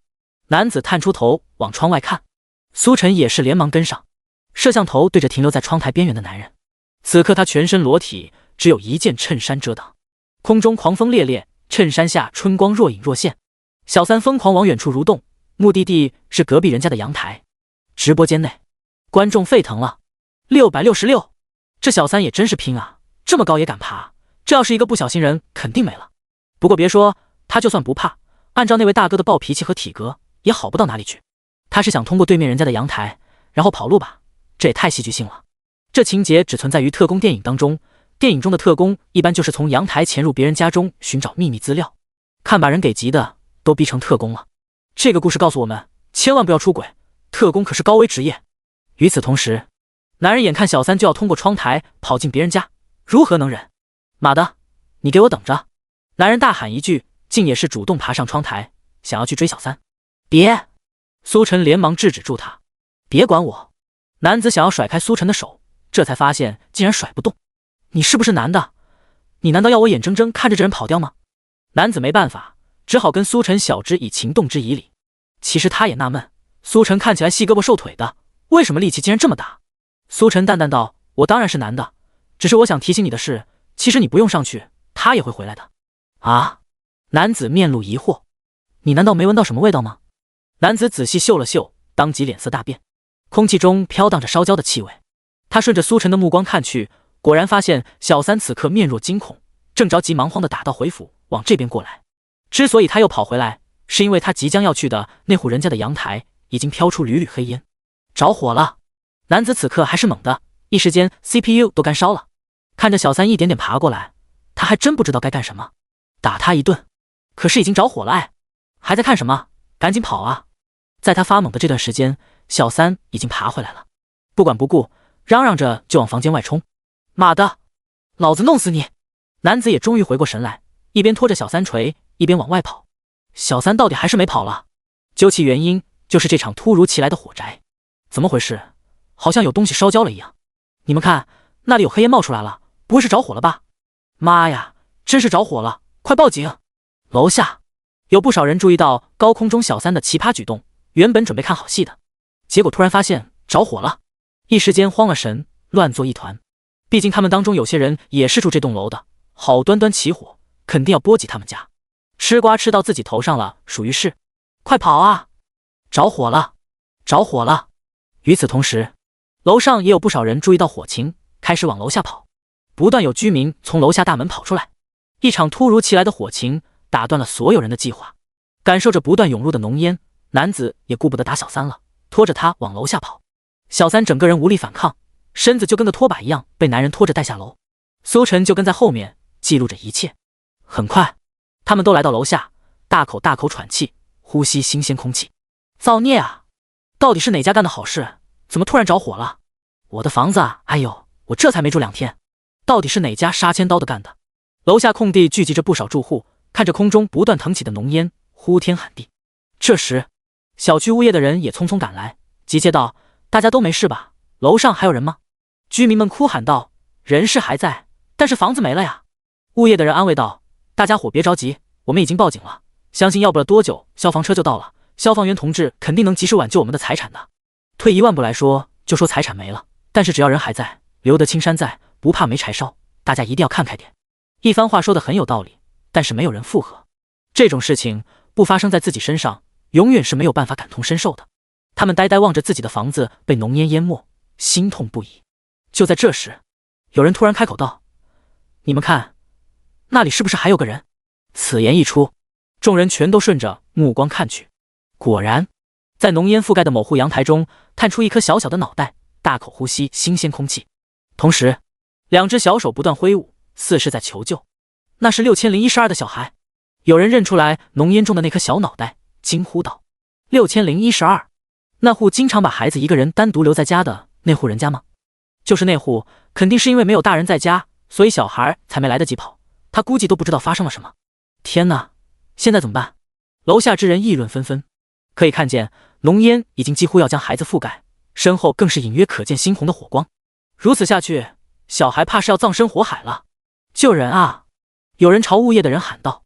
物业的人满脸恐惧，这要怎么救？此刻邦的大楼都已经陷入火海当中，即便有心相救，根本也上不去，因为电梯和楼梯肯定都被浓烟给封死了。这种情况进去必死无疑。消防车怎么还没来的？赶快啊！如果用云梯的话，说不定还能把它接下来。快点催一下消防车！众人理解物业难处，只能祈求于别的办法。物业的人连忙打电话给消防站，可惜得到的结果是车竟然堵在了路上，一时半会儿到不了。这下怎么办？难道眼睁睁看着小孩葬身火海？第53章徒手爬楼。与此同时，距离着火小区不远的大街上，红绿灯路口，一辆高级 SUV 停在斑马线前，挡住了右转专用道。后面那些不用等红绿灯的右转车流都被卡住了。你他娘个杀千刀的，能不能赶紧让开？我还赶着办事呢，能不能有点素质啊？哪有等红绿灯在这条道上等的？有没有人来管管？我这赶时间呢。后面的车主很激动，一个个都破口大骂。毕竟遇上这种事情真的很难让人心平气和。这辆 SUV 车主是位肥头大耳的胖子，面对后面群情激愤的众人，淡淡瞥了眼后视镜，继续抽着烟。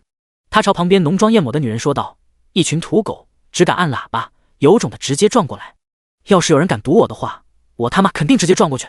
女人看着这大腹便便的胖子坐在车上，肚子跟个游泳圈似的，眼底深处闪过一丝厌恶，不过还是换上笑脸，娇滴滴说道：当然，哥哥可是最厉害的，他们怎么能比呢？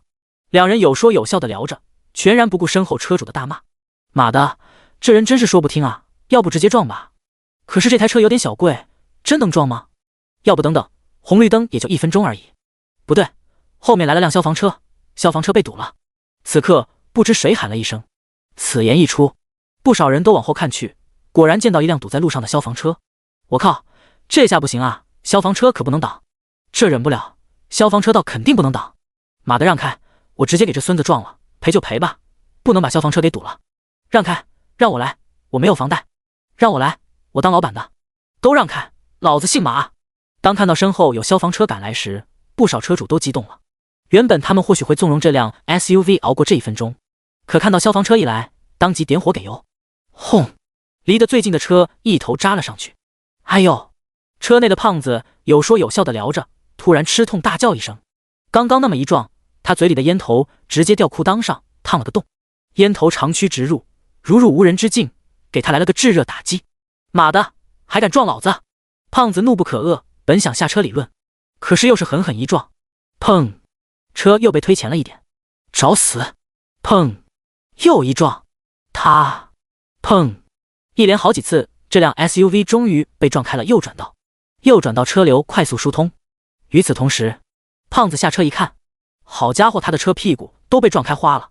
看着那些纷纷右转离开的车辆，胖子气得跳脚。妈的，你们装了逼就想跑吗？给老子等着！你们的车牌都被拍到了，你们跑不掉的。然而，让胖子意外的是，这些车其实并没有跑，他们疏通右转道，让消防车顺利通行后，纷纷靠边停车。10几个车主从马路两边集合，气势汹汹包围了胖子。你刚刚堵得很爽啊！红色消防车右转后，一路畅通，要不了多久就能赶到发生火情的小区。一名消防员突然打报告：队长，小区那边火情更严重了，而且还有一个小孩被困在阳台了，需要快速救援。什么？吴队长心中咯噔一声，小孩被困阳台？是的，需要使用云梯救援，而且火势蔓延得很快。干！吴队长不由得怒骂一声，都怪刚刚那该死的车，要不是被堵住，现在估计已经到了。可一定要撑住啊！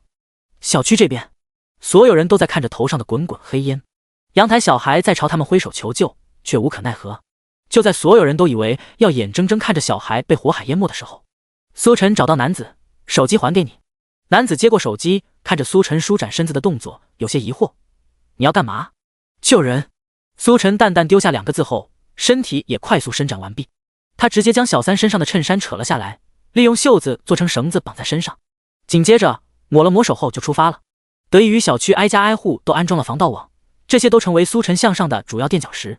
同时还有各种空调外机以及装饰用的墙边凸起都能短暂的停留。总的来说，这么一条道路向上是完全可行的。毕竟苏晨可是有技能，攀登能手。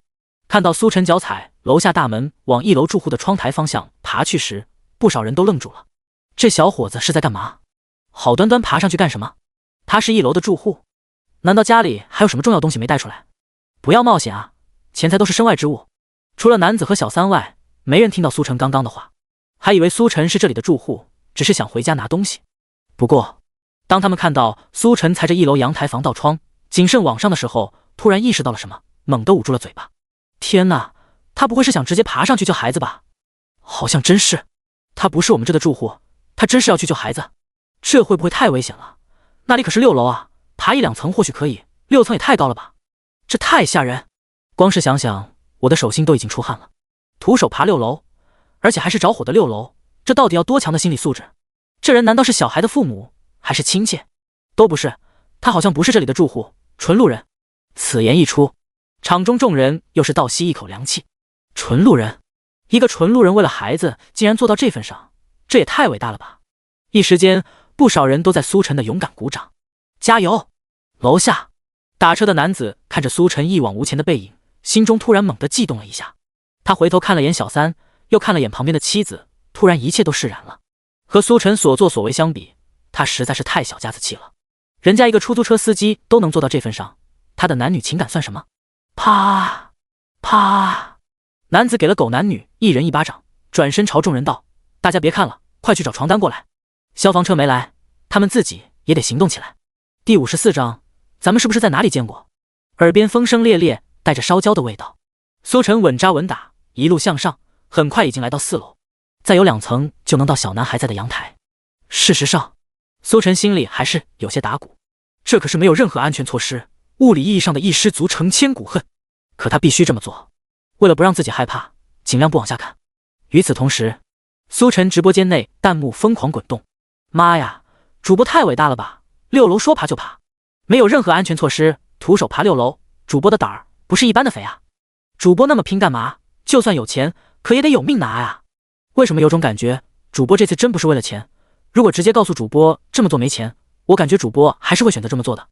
你这么懂，是主播肚子里的蛔虫吗？不管，我就是懂，主播这单肯定不是为了钱。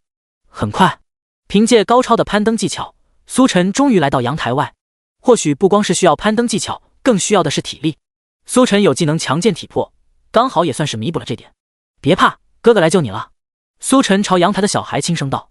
让他意外的是，面对如此灾难，这个5、6岁的小男孩竟然没有哭。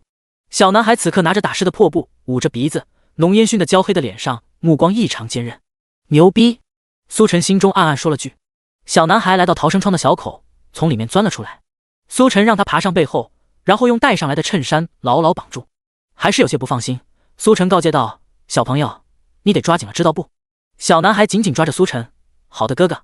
楼下，在男子的动员后，不少邻居都从家里拿出床单叠在一起，互相拉着铺开，应对突发情况。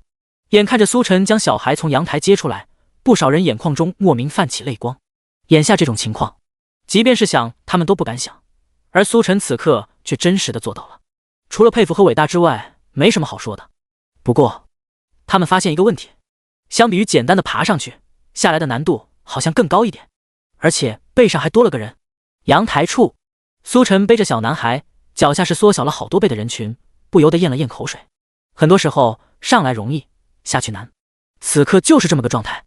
不过眼看后方火光烧了过来，灼热感涌来，苏晨也管不了这么多，眼一闭，好吧，还是睁开，咬着牙往下爬。直播间内，观众们都沸腾了。上来的时候，他们看不到苏晨距离地面的高度，虽然觉得很刺激，但是并没有直观的感受。此刻第一视角体验往下爬，窒息感扑面而来。我靠，主播爬了这么高吗？之前都没感觉。妈妈问我为什么腿软了，我该怎么解释？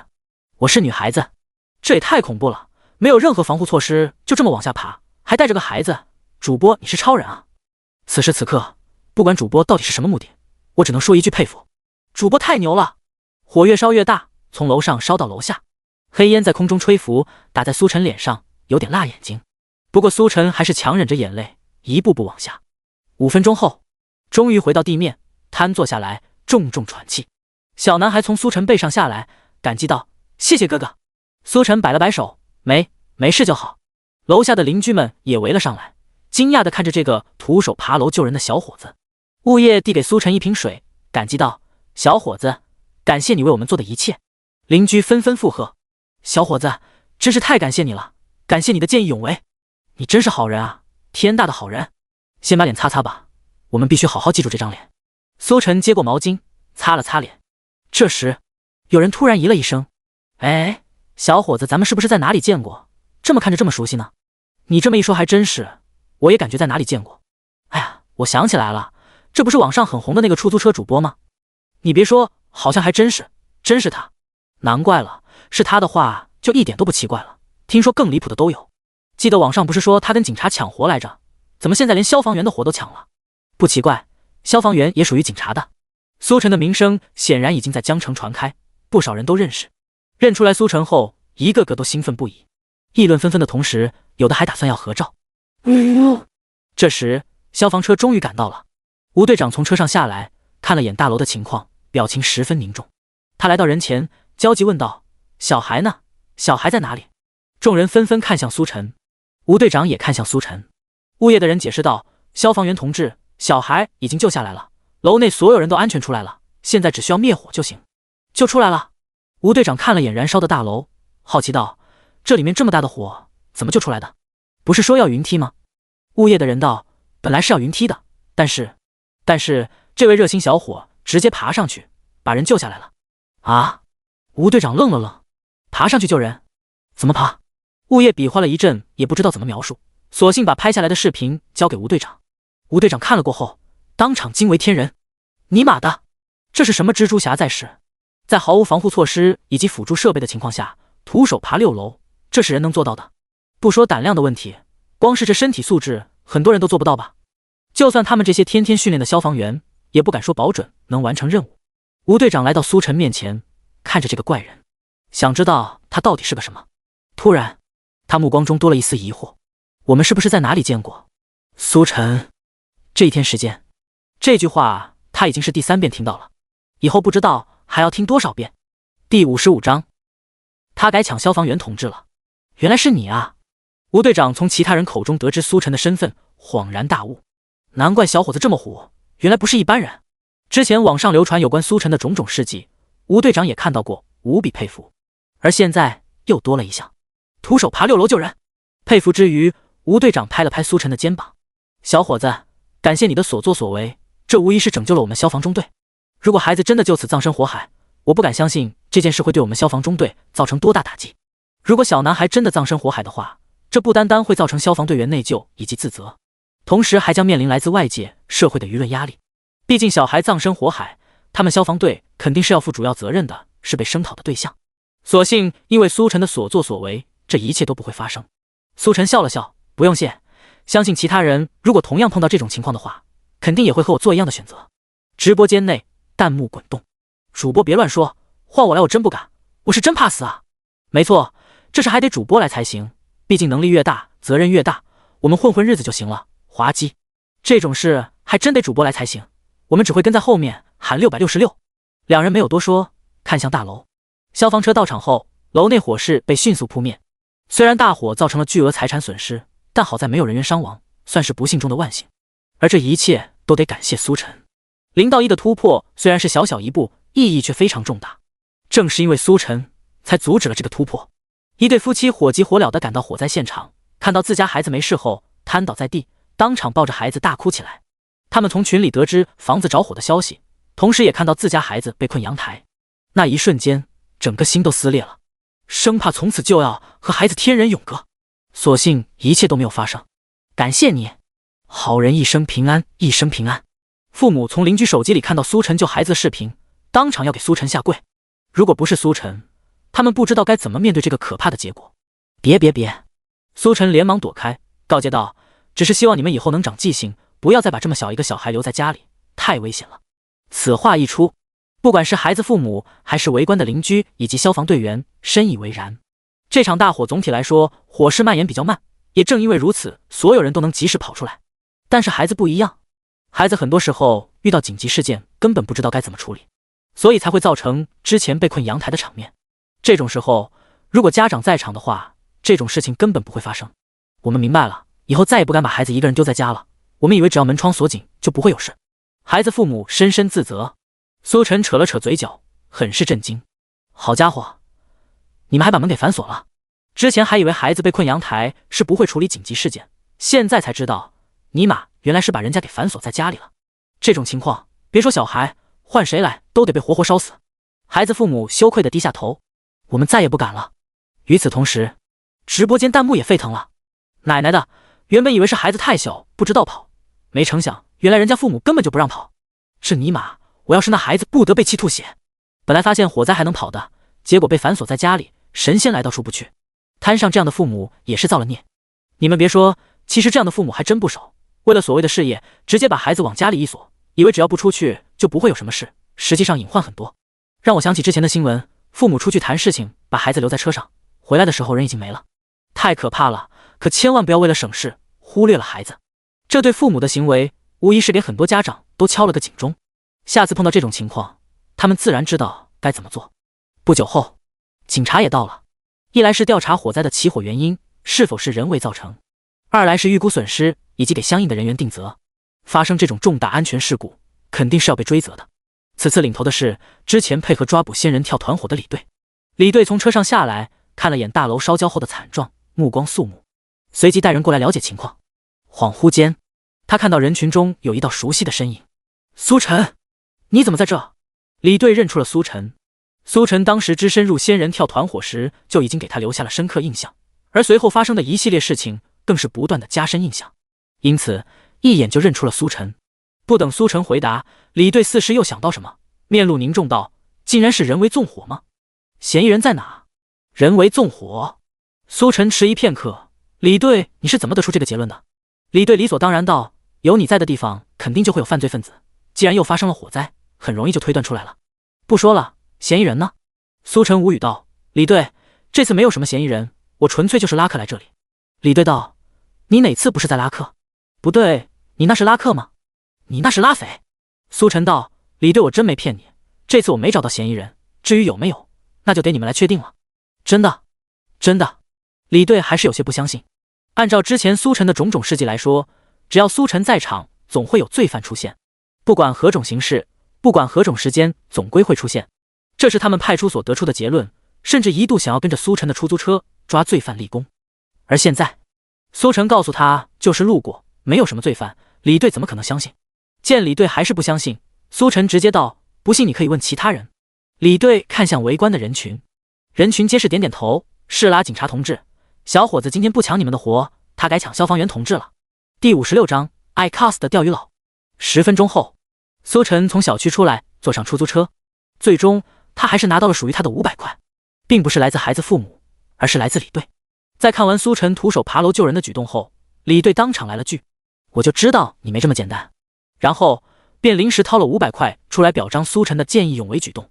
事实上，苏晨救孩子并不是想要什么奖励，但是奖励送上门，不要白不要。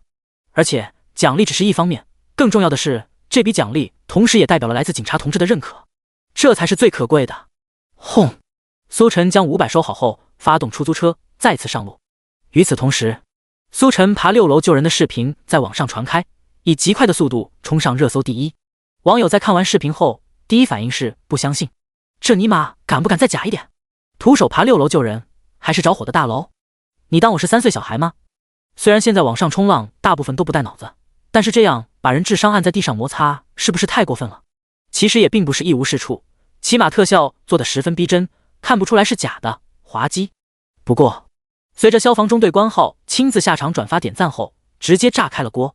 卧槽，竟然连官号都下场了，这难道是真的？确实是真的，我同学就住这栋楼，放学回家发现家没了。666，大反转啊！这么说真是徒手爬6楼救人，而且还没一点防护措施。楼上的但凡搜一下主播的事迹，都不会发出这种逆天言论。就是主播之前干的哪件不是有过之无不及，真是大惊小怪。越来越多人下场证明后，苏晨的名声再次迎来巅峰。这条视频下面不少专业的攀登运动员以及跑酷爱好者都表示，让他们来的话都做不到苏晨的壮举，这实在太疯狂了。随后，小孩被困阳台的原因也逐渐传开，又引起一波热烈反响。不少父母都纷纷表示，以后绝对不把孩子单独放家里，他们可承受不了这种惊心动魄。苏晨对于网上的发生的一切毫不知情。此刻，他又遇上了一位乘客。这位乘客有些特殊，一身白色纱布，里3圈外3圈裹了个结结实实。他处在路边，苏晨一开始还以为是根路灯，看到他招手才知道原来是个人。出租车缓缓停下，这位木乃伊将脚边的工具提起，然后上了车。苏晨透过后视镜看了一眼，笑着说道 ：“cosplay 吗？”意外的是，纱布下传来男子粗犷的声音：“什么 cosplay？” 苏晨肯定道：“就是 cosplay， 中文叫角色扮演。你现在扮演的应该是木乃伊吧？很像，跟真的一样。”男子沉默片刻，然后开口道：“我不是在搞什么 cosplay， 我是因为受伤包扎需要，所以缠的纱布多了点，跟什么木乃伊没有关系。”与此同时，直播间内观众也是笑喷了。666，原来人家是真受伤了，不是在 cosplay， 我就说这也太逼真了。主播多少有些不礼貌，揭人家伤疤了，属于是。这也不怪主播，乍一看肯定以为是 cosplay， 谁能想到伤成这样还敢一个人上街？这位老哥也是厉害，伤成这样还敢一个人坐车。苏晨沉默下来，气氛变得有些尴尬。苏晨也是没想到，这竟然是位伤员。他从头到尾除了眼睛和嘴巴全都上了纱布，足见受伤多严重，而这竟然还没人赔。正常人都会觉得他是在 cosplay。 收回思绪，苏晨轻咳一声，缓解尴尬的开口道：“那你伤的还挺重，怎么伤的？”男子道：“钓鱼的时候被鱼带进水里，沿着河流一路漂流，路上磕磕碰碰撞伤的。”死！苏晨很是意外，这么重的伤竟然是钓鱼钓的，从来没听说过钓鱼有这么大风险啊。不对啊，你被带进水里直接放手不就完了，为什么会被带着一路漂流？放手说的简单。男子冷冷一笑：“我和他的羁绊岂是说放就能放的？只要他选择了我，我死也不会放手。你们这些劝我放手的人都是对我职业的不尊重。”苏晨摇了摇头，苏晨也不好多说什么。他知道钓鱼佬的脑回路确实和普通人好像有点不太一样，他都爱上钓鱼了，为什么不能顺从他呢？好吧，你现在去哪？男子认真道：“钓鱼。”苏晨一脸惊奇看着他：“你都这样了，还要钓鱼？你把我想的太简单了，如果你认为这样就能阻止我钓鱼的话，大错特错。别耽误时间了，赶紧出发吧。”男子说了个目的地。苏晨透过后视镜看了他一眼，很想确认一下他的精神状态，不过想到他说话时语气这么饱满，还是算了。出租车缓缓启动，朝目的地开去。20多分钟后，车子在一处洼地停下。“是这吗？”苏晨问道。“没错。”回到这片他爱的深沉的热土，男子显得有些激动，连纱布都崩开了一圈。苏晨转头看向他，确认纱布上上下下严丝合缝，是真正的重伤者。他提议道：“老哥，要不我还是把你送回去吧，真搞出什么事情来，我害怕担责。”男子冷笑道：“你放心，就算真出什么事情，跟你也没关系。”他提着东西下车，望向洼地边缘。此刻那边已经零零星星分布着不少钓鱼佬。男子指着其中一个说道：“看见那人没有？你猜他什么身份？”苏晨顺着他的目光看去，一道身影正笨拙地拉扯鱼竿，和空气较劲。“不知道。我告诉你，这人是一家公司的老总，公司上市前一天，好友带他来钓鱼放松，然后他就不回去了，公司也不上市了。”苏晨，男子又指向另一道身影：“你又知道他发生了什么故事吗？”苏晨看向那人，那道身影顶着一颗反光锃亮的卤蛋，是位秃顶的男人。他的故事大概是心有余而力不足，只能望着空流泪的那种。第57章，飘来的小孩。你想的太肤浅了，情情爱爱对于那位老哥来说都是无物。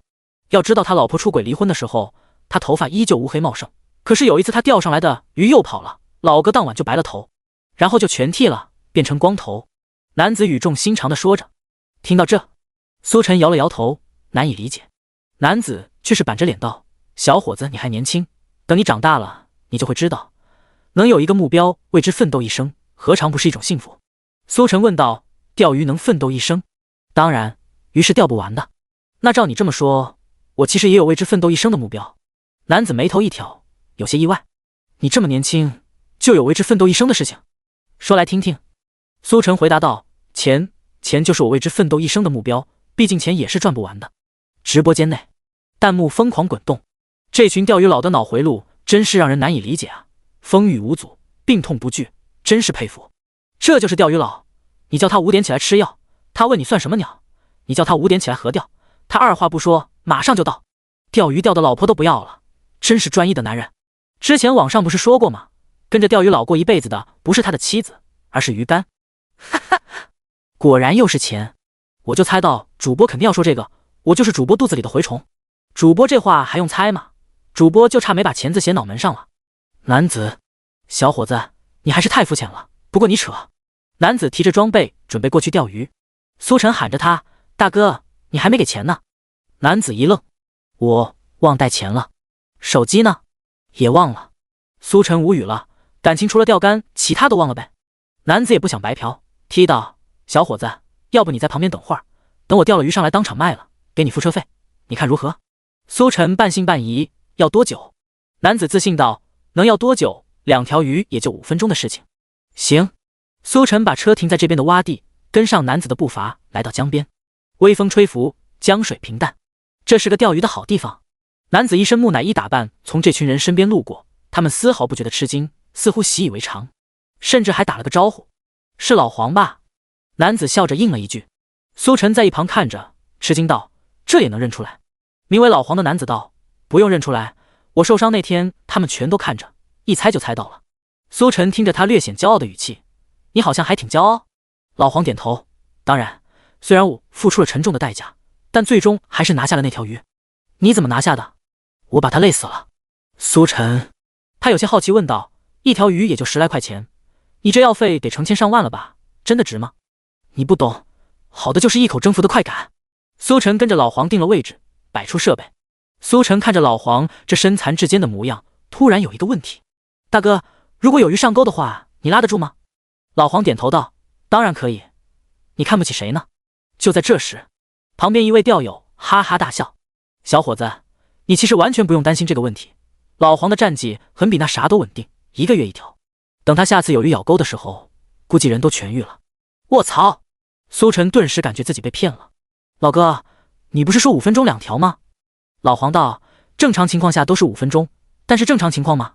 你懂的。”苏晨，10分钟时间很快过去，果然如旁边钓友所说，老黄这边真一点动静都没有。老黄尴尬地笑了笑：“小伙子真是对不住了，要不咱们留个联系方式？”苏晨黑着张脸转身准备离开。就在这时，老黄突然大叫道：“来了来了，好大一条鱼，往这边游过来了！小伙子你等等，这条大鱼拿下我保证付你车费。”闻言，苏晨停下脚步，顺着老黄的目光往江上看去，果然看到江上一道黑影正在以极快的速度游来。如此一幕，所有钓友都沸腾了。这么大一条鱼，这要是能钓上来，可以吹一辈子了。你们都别抢，这是我的！放你娘的狗屁！谁钓到就是谁的，各凭本事！议论之间，那道黑影越来越近了。这时，有人发现了不对，有问题，那玩意儿好像不是鱼啊，怎么感觉像个人？放你娘的狗屁！哪有这么小的人？这就是条鱼，休想分散我们注意力！等等，那真是个人，那是个小孩。随着最后一句话落下，原本沸腾的人群短暂的沉默片刻，然后再次沸腾。卧槽，那真是个小孩！这是溺水了吗？赶紧救一下！赶紧的，这被冲走的速度也太快了。原本的大鱼突然变成溺水的小孩，钓鱼佬们都激动的不行，更有甚者不管不顾，直接跳进江里，打算把人先救下来。可惜的是，小孩似乎已经昏了过去，随波逐流，速度极快，根本追不上。完了完了，赶紧报警吧！只能让警察来了，我们怕是无能为力。太突然了，根本都来不及反应。如果早点发现的话，或许还能拦下来。就在他们无可奈何之际，砰！一声巨响传来，旁边溅起巨大的水花。循着声音看去，只见水中多了一道身影，双脚并用，以极快的速度朝冲走的小孩游去。眨眼之间，已经10几米开外。卧槽！所有钓鱼佬都被震惊了，这尼玛游得也太快了吧！浪里小白龙，怎么能游这么快？这真是人能做到的吗？钓了这么久的鱼，学了这么久的游泳，还是头一次见到游这么快的。第58章，没人能做到的，相信我。苏晨跳入江中的瞬间，直播间瞬间黑屏，观众们议论纷纷。果然还是主播出手了吗？有一说一，在看到小孩从江上飘来的时候，我一点都不慌，因为我知道他会出手。你主播永远是你主播，有他在的地方永远可以安心。主播不久前才上天，没想到转眼又下海了。这世上真的有什么谁能难倒他的吗？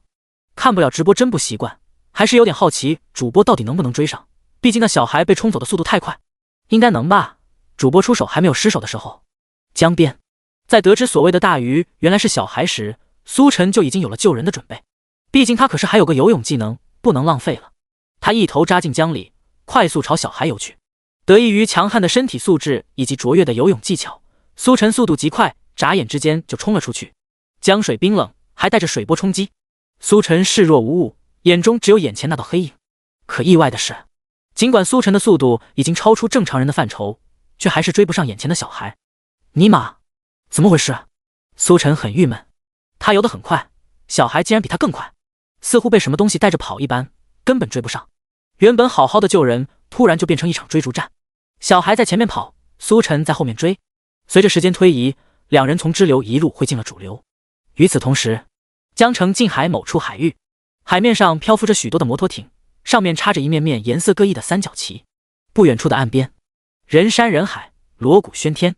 此处建立了一处临时高台，一位主持人登台宣布道：感谢各位选手能在百忙之中抽空参加我们经络环保科技有限公司举办的游泳比赛。比赛开始之前，请允许我再次复述一遍此次的奖励。此次比赛第1名可以获得1万元的畅游基金，第2名5000，第3名3000。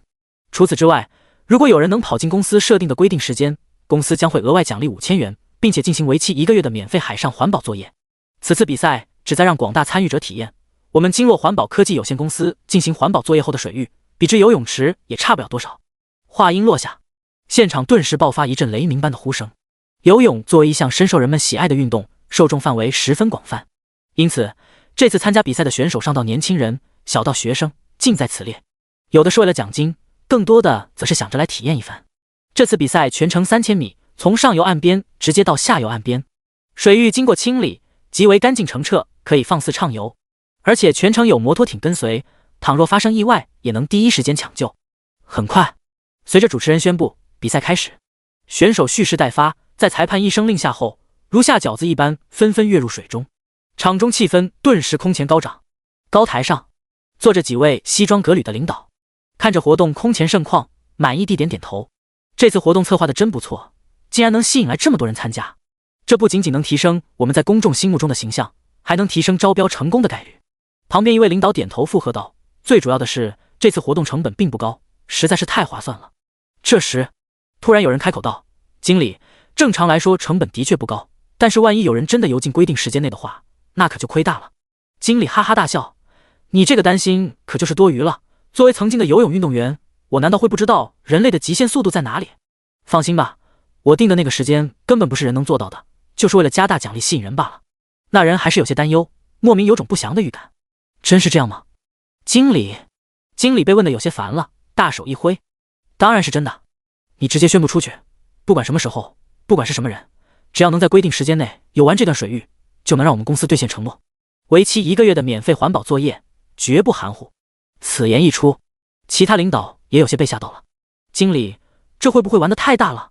经理笑道：就是要玩得大，要不然怎么才能把公司名号打响？放心吧，没人能做到的，相信我。话被说到这份上，其他人也不好多说什么。谁让人家曾经是专业游泳运动员呢？人家是权威，更关键的是人家职位高，说什么就是什么，没谁敢反驳。或许也正是因为人家就是有这个胆量和气魄，才能赶到经理这个位置吧。没人再说话，目光都汇聚在不远处的一块液晶显示屏。显示屏画面中是此次活动的官方直播间，全程直播此次比赛，面向所有人。此刻，由于比赛之前的宣发造势，直播间内已经汇聚了不少人，看着画面中一个个游泳健将，议论纷纷。如果没看错的话，这个1号选手应该是网上特别火的游泳教练吧？听说他游的不是一般的快。这算什么？你们看5号选手，那才是真正的大佬，省队的懂吗？省队的算个屁！你们看现在领跑的那个，国家队亲自下场，666。这活动搞得有点大了，不知道谁能拿下第一。第一其实不重要，感觉他们其实都是冲着那个记录来的。如果能让这公司免费海上环保作业1个月，这可是造福整个江城的事。是啊，水域环保问题其实很值得探讨的一个话题。最近不少海鲜都出问题了，吃坏肚子，听说就是水域中出了问题。如果真能让这些资本免费帮我们清理的话，还是很不错的。不过有一说一，那个记录很难，正常人根本做不到，很难不怀疑这公司就是在画大饼。管他呢，有就不错了。万一真有人小宇宙爆发破了记录，那我们整个江城也跟着享福呢。希望如此。第59章，难道是传说中的念力游泳？冷冷的江水在脸上胡乱的拍，江面上属于苏晨的追逐还在继续。苏晨手脚并用，掀起巨大的水花，活脱脱一条浪里小白龙。他的速度很快，拼命追逐。可惜的是，小孩漂流的速度更快，始终和苏晨拉开足够的距离。除此之外，苏晨还发现一点，那就是小孩漂流的速度竟然随着他的速度忽快忽慢。如果他突然发力，速度加快，那么小孩也飘得更快。可要是换气的时候稍微慢一点的话，飘的速度也慢下来，十分的智能，就好像根本不想被苏晨追到。要不是确定小孩已经昏迷，苏晨甚至认为这小孩是不是在戏耍他，这里面肯定有问题。苏晨心中好奇，非得把小孩追上不可。他的身体素质经过强化，体力非同一般，完全有信心死磕下去。很快，两道身影漂流下，来到一片相对清澈的水域。苏晨第一时间便察觉到水域的变化，同时他还注意到远处的岸边似乎聚集着不少人。加油加油，胜利就在前方，坚持就是胜利，奖金在向你们招手。另一边，游泳比赛还在如火如荼的进行，比赛的实况有无人机全程航拍直播，实时反馈。同时，主持人的声音通过无人机反馈在运动员耳边，为他们加油打气。事实上，所谓运动员其实也不尽然，参赛选手中还是业余的占大头。从他们的游泳姿势就能看出来，他们入水之后姿势各异，蝶泳、仰泳、蛙泳，甚至狗刨，千奇百怪的姿势汇成一幅生动的水上骑行种大赏。不少观众都被逗笑了。虽然他们知道这其中很多人就是来免费游泳的，但看到这么千奇百怪的状况，还是有些绷不住。10多分钟后，随着赛程进行到2/3，不少业余的爱好者以及学生都纷纷放弃，由摩托艇送回岸边。他们终究是业余的，不可能为了奖金去拼命。而此刻还在比赛的都是一些专业人士。目前排名第1的是国家队队员，第2是省队队员，第3才来到专业游泳教练。如果不出意外的话，这个就是最终排名。看台上，公司的经理看着无人机传回的直播画面，胸有成竹地笑了笑。看吧，我没有说错，根本就没有人能在这个时间内跑完全程，规定时间已经差不多了，而他们也不过才游了2/3而已。想要从我手上薅羊毛下来，不是这么简单的。其他公司管理层听后逐渐松了口气，他们还真担心经理判断失误，白白浪费公司1个月的效益。现在来看，完全是想多了。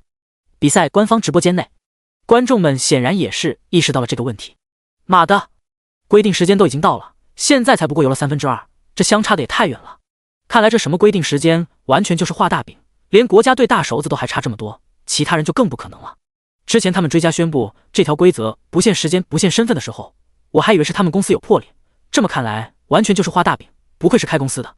白高兴一场了，还真以为能让资本免费帮我们清理海域呢，到底还是我们太天真了。就在众人以为薅羊毛希望落空的时候，一道黑影突兀闯进无人机所拍摄的画面中。这道黑影在画面中很是显眼，因为速度太快了，甫一出现便以极快的速度进行冲刺。眨眼之间，这道黑影就冲进了比赛水域，并且还在以极快的速度进行冲刺，直奔终点。什么？原本胸有成竹的经理注意到黑影的到来，惊得从椅子上摔了下来，大跌眼镜。因为这道黑影的速度太快了，快得出乎他预料。快，画面调出来，这到底是个什么玩意儿？经理大惊失色，这玩意儿这么快，说不定真有机会破了记录呢。很快，随着摄像头放大聚焦，众人发现原来这道速度极快的黑影竟然是个小孩。怎么可能？经理当场大惊，不过很快又发现了不对，这是什么游泳姿势？画面中，小孩在水面上乘风破浪，以极快的速度前进，但是空有浪花，却不见他手脚挥动。最关键的是，他整个人是仰面躺着，眼睛还闭上了。这是怎么游的？直播间观众也是发现了这点，议论纷纷。卧槽，这女孩有点实力啊，速度也太快了吧。不过这小孩怎么感觉有些不对劲呢？这是什么游泳姿势？这是仰泳吗？我记得脸朝上的就是仰泳吧。仰个几把，仰泳你起码手脚得动吧？你看这小孩手脚动了吗？我去，还真没有。那这是怎么游的？难道是传说中的念力游泳？妈的，你们一群智障，这哪里是游泳，这他妈就是溺水了。卧槽，卧槽，卧槽！当直播间观众判断出小孩的情况后，公司经理也判断出来了，有人溺水了，快救人！郝璇差点没给他吓死，就说怎么可能有人能游这么快，原来是溺水了。可也不对，溺水也不应该飘这么快。小孩突然闯入，让不少高层领导都乱了阵脚。谁能想到，好好的比赛突然杀出了溺水的小孩？经理，摩托艇都有任务，一时间抽不开身。负责调度的工作人员惊呼道：“由于不断有人在水中脱力放气，现在每一台摩托艇上都挤满了人，没有空位。要救小孩的话，必须先把人送回去。可是按照小孩的速度，这一趟来回，估计人早都飘走了。”听到这个消息，经理终于慌了。溺水小孩从他们眼前活生生飘走，不伸出援手，这要是传到了网上，他们公司可就要遭大难了。原本用来给公司造势的比赛，或许会直接把他们公司给送走。这怎么行？焦急万分的时刻，耳边传来一阵急促的警笛声。警察也到了。第60章，什么浪里小白龙在世？警笛声中，一辆辆警车在岸边停下。警察同志从车上下来，找到公司的负责人。他们接到钓鱼佬的报案后，当即出警，同时根据水路预测，通知相关部门尽快赶来此处进行拦截。你们看到溺水的人了吗？警察同志询问道。经理等人对视一眼，面面相觑。看到了。那太好了，已经救下来了吧？在警察同志看来，能获得批准举行这么大的游泳比赛，肯定有应急预案，救个溺水的小孩应该问题不大。面对警察同志期待的眼神，经理咽了咽口水。那个警察同志，出了点小意外。什么意外？因为我们的摩托艇需要救援其他人，加上溺水小孩速度有些太快，所以没救到，暂时没救到。警察同志注意到旁边的直播画面，看了一眼，当看到那急速前进的小孩，也是吓了一大跳。他们还是第一次见溺水了飘这么快的，按这个速度下去，指不定就飘到大洋了，得抓紧啊！警察同志显得有些焦急，恨不得直接脱衣服下水，不过却也知道，脱衣服下水也是于事无补，这飘走的速度太快了，非是人力能追上的。经理讪讪道：“警察同志，我们已经通知摩托艇了，把其他人送回岸边，就去把他救下来。”警察同志也只能无奈点头。这种情况下，他们除了干着急也没其他办法。这边指望不上，救援队的人都还没到。眼看着小孩急速前进，一个个超越那些还在坚持的参赛选手，他们心中有种不好的预感。就在众人都焦急不已的时候，有人惊呼道：“快看，又有溺水的！”众人心中一惊，当即看去，只见直播间画面中竟然又不知从哪冒出来一道黑影，以极快的速度闯进直播画面后，直逼溺水小孩而去，速度极快。放大，赶紧放大！经理人都骂了，一个溺水的就算了，结果又来一个。随着画面聚焦在第二道黑影，看到这到底是个什么玩意儿后，在场所有人，包括警察同志在内，都愣住了。这道黑影和他们想象中并不一样，这并不是溺水之人，而是一个正常的年轻人。虽然一样，他前进的速度和之前的小孩一样快，但却不是飘出来的，而是游出来的。所有人都惊呆了，刚才还在说非人力能追上，结果这年轻人直接化身超人，怎么做到游这么快的？众人继续往下看，只见那年轻人手脚并用，挥动的极快，几乎要干出残影，整个人也是装了发动机一般，急速前进，瞬间就将不少跑了许久的参赛选手甩在后面，直追溺水小孩去。他好像是去救人的。场中经理喃喃道，他现在震惊的无以复加，怎么也没想到竟然有人能游这么快。什么浪里小白龙在世？官方直播间内弹幕疯狂滚动。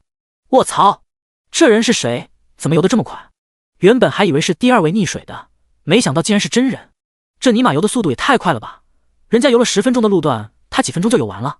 看样子好像是追着溺水小孩一路游来的，妈的，难怪速度这么快，现在没点特长都不配见义勇为了吗？关键是你管这叫特长？这尼玛分明是超级无敌巨几把长，人家国家队都没这么长。没错，后来的那道黑影正是追了一路的苏晨，追了一路也郁闷了一路，因为小孩飘得太快了，根本追不上。而现在他有点兴奋，因为他发现小孩飘走的速度相比之前已经慢了许多。这说明什么？说明追上他的机会来了，因此愈加卖力。他全速前进，超越一个又一个还在坚持的参赛选手，在他们震惊的目光中绝尘而去。那些还在坚持的参赛选手原本还在安慰着自己，前面的都是国家队以及省队队员，领先也是应该的，只要坚持下去，对于自己来说就是胜利。可当他们看到一道黑影又接着一道黑影从他们身边飞驰而过的时候，心态有些崩了，这差距太大了。与此同时，苏晨直播间还在黑屏当中，观众们都很不习惯，还是头一次离开主播这么久，偏偏还是这么关键的时刻。为什么直播还没好啊？主播到底有没有追上那小孩？应该追上了吧，主播出手就没失败过。可是看不到现场直播，真的好煎熬啊！楼上加一，看不到主播装逼，我浑身难受。兄弟们，特大好消息，我发现主播的身影了。经络公司官方直播间，主播正在上演海浪版的生死时速。真的假的？真。不少观众半信半疑来到比赛直播间，当看到苏晨身影的那一刻，差点哇的一声哭出来。555主播终于出现了。主播不开播的时候，我感觉我的灵魂都缺了一块。楼上加一，还是头一次觉得主播这么亲切，我已经离不开他了。主播答应我，下次一定要买个防水的摄像头好吗？哇，主播果然没让我失望，他在水里也这么快，地上跑的，水里游的，主播都能轻松驾驭，现在就差天上飞的了。这个速度下去，用不了多久就能追上那溺水的小孩了。主播不愧是主播，干的都是别人做不到的事情。随着苏晨直播间观众大量涌入，不少原本观看游泳比赛的观众都愣住了。什么情况？怎么来了批水军？什么主播刷流量刷错直播间了是吧？妈的水军滚粗好吗？这么重要的时刻跑来直播间刷屏？什么水军？谁是水军？我们是主播的家人懂吗？你们不会没认出来画面中游泳的人是谁吧？这直播间的人都这么 out， 看来有必要再给他们科普一波主播的称号了，让他们见识一下主播的惊人战绩。第61章，救下小孩。苏晨的突然杀出，不论是对于现场之人还是直播间观众，无疑是一剂有力的强心针。怎么由这么快的暂且不论，当务之急是把溺水的小孩给救上来。苏晨速度极快，在水中穿行，不断超越那些参赛选手的同时，和小孩的距离也在拉近，相信用不了多久就能追上。目前游泳比赛中排名第一的是国家一级游泳运动员徐嘉阳。趁着这次休赛期，他回老家江城看望父母，正巧听说有公司举办大型游泳比赛，便想着带父母凑凑热闹。对于国家队的他来说，参加这种比赛无疑是降维打击，第一名花落谁家毋庸置疑，除非这里能碰到第二位国家队选手，但显然没有，最强的也就是省队。不过徐嘉阳的目标却不止于第一名，他的目标是要游进赛前定下的最短规定时间。如果成功的话，不仅有额外1万元奖励，最重要的是能让公司免费清理1个月海域，这对江城来说无疑是巨大贡献。作为一名土生土长的江城人，不仅想为国家争光，更想为江城也做点什么。因此从入水之后，徐嘉阳的对手从来都不是其他参赛选手，而是最短规定时间。起初1000米的时候，徐嘉阳信心满满，觉得自己可能真要干一件让父母骄傲的大事了。可随着体力消耗，他的速度慢了下来，游进规定时间的可能也在逐渐朝他远去。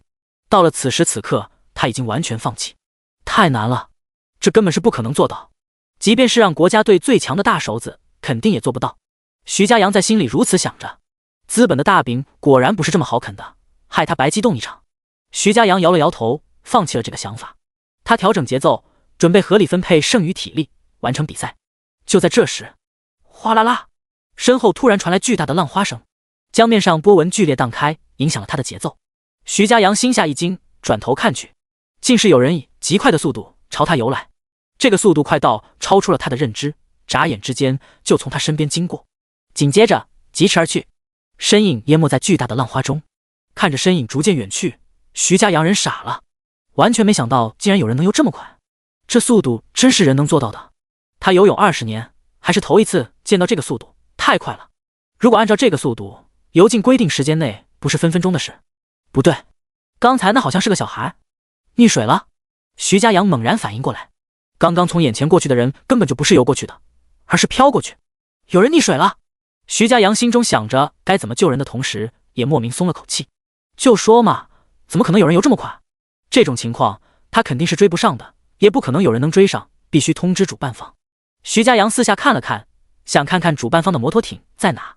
突然他愣住了，因为他发现身后竟然又有一道身影，同样以极快的速度朝他游来。水波喧哗，声势浩大，速度竟然比刚才溺水的小孩还要快。那道身影很快从他面前经过。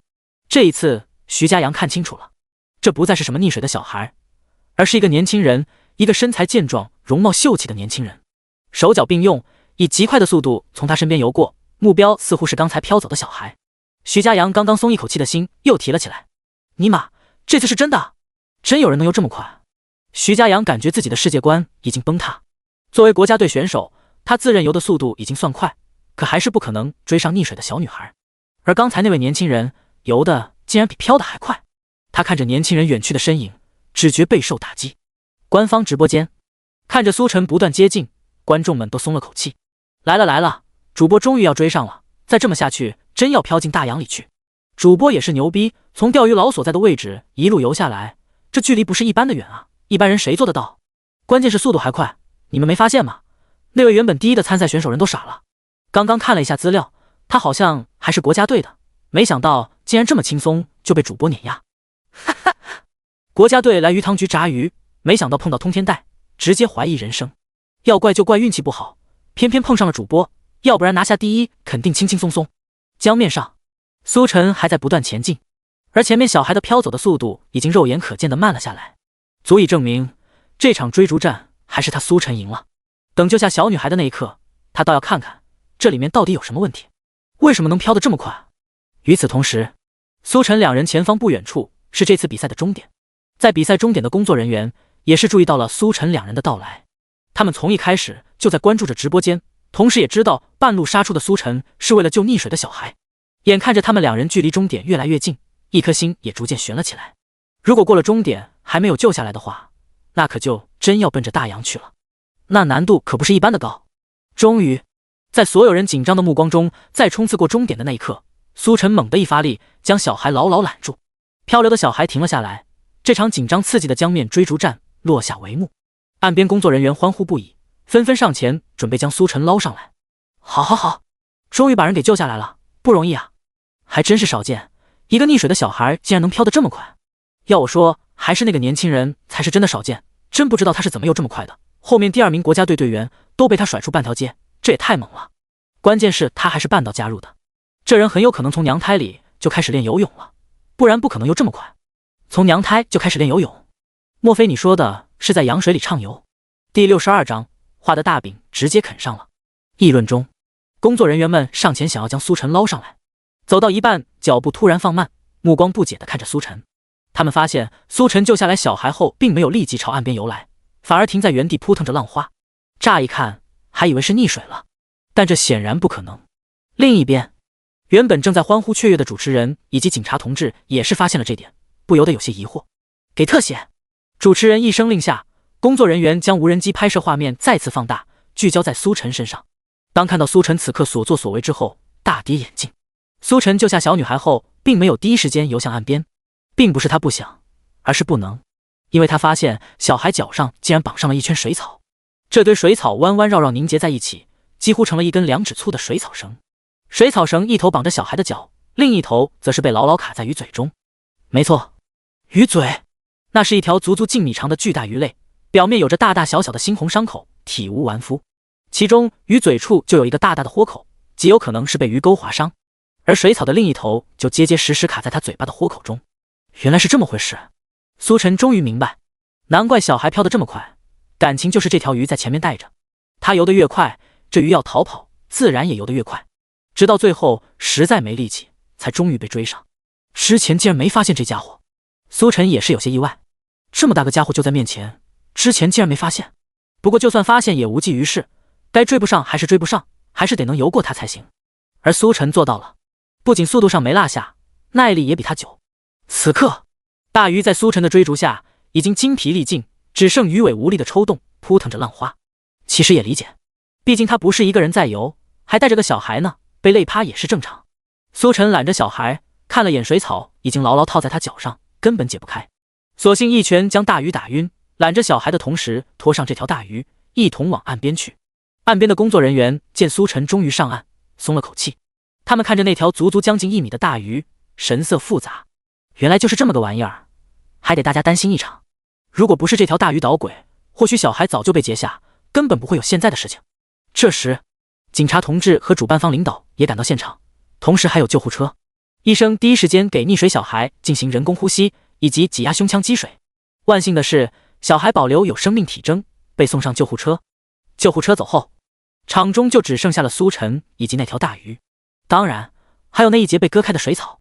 这次带队的警官文质彬彬，戴着眼镜，让苏晨有些意外，因为他竟然不认识这位警察同志。看来自己在还是没混太开啊。周队长看了眼苏晨，目露佩服。小伙子，感谢你所做的一切，不仅挽救了一条鲜活的生命，更是挽救了一个家庭。苏晨摆摆手道，警察同志，举手之劳，我已经习惯了。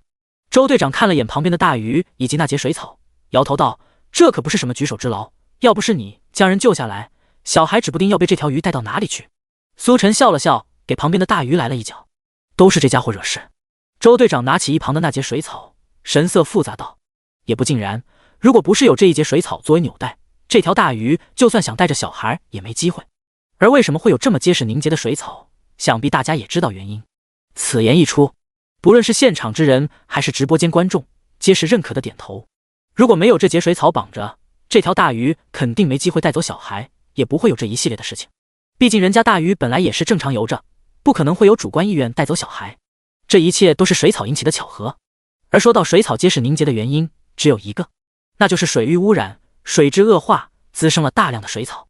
大量水草凝结一起，就引发现在的巧合。直播间内，观众们得知真相后，也是有些沉默起来。这次的溺水事件引发的一系列事情，其实都是一环扣一环的。大鱼为什么带走小孩？因为有水草。为什么有水草？因为水域污染。为什么会被污染？因为……当然，除了这些原因外，小孩野外游泳也是很大一方面原因。沉默之后，观众反响热烈。妈的，看来清理水域势在必行了。这次是小孩溺水，下次不知道是什么呢？小孩游泳固然是一方面，但是最重要的还是得解决水域问题，下次指不定又碰到什么其他的问题。我打算去捞垃圾了，有没有一起的？你想的太多了，这么大一片水域，岂是我们两个人可以改变的？起码要交给专业的人去做。这什么经络环保科技公司不就是干这个的吗？叫他们去还差不多。你说的简单，让他们作业一次，这其中的花费不知道多大。这时，有人突然想起了什么。不对，之前主办方不是说过，只要有人能在规定时间内游完这段水域，就能让他们公司免费清理1个月吗？好像还真是。虽然国家队那位没有完成，但是救人的小伙子可是后来居上，一下子就到了终点，完全就是在规定时间内。这么说来，完全可以找主办方兑现承诺了，不用我们下场也能免费帮我们清理水域。666，这是薅资本的羊毛啊，感觉好爽，笑不活了。从国家队运动员游完全程花费的时间就能看出，主办方就是在画大饼，其实根本没想过有人能实现。结果倒好，半路杀出个程咬金，直接把这大饼一口给啃了下来。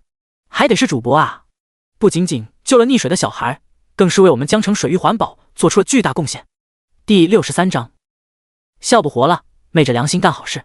画面再次回到比赛现场，有工作人员递给苏晨一套干燥的衣物，让他换上，同时将水草以及大鱼都清理走了。众人望着被清理的水草以及满身伤痕的大鱼，心里都不是滋味。这样一场闹剧完全可以避免的。周队长见场中观众情绪低落，想了想，开口安慰道：“大家放心，为了杜绝这类事情再次发生，我会向上面汇报这个问题，看能不能让有关部门重视一下。当然，也仅仅是汇报而已，落实还得根据上面的安排。在这之前，如果大家有时间的话，也可以自发的参与水域清理，为净化水域献出自己的一份力。”周队长不愧是能当上警察队长的人，一番话慷慨激昂，不少人的情绪都被调动起来。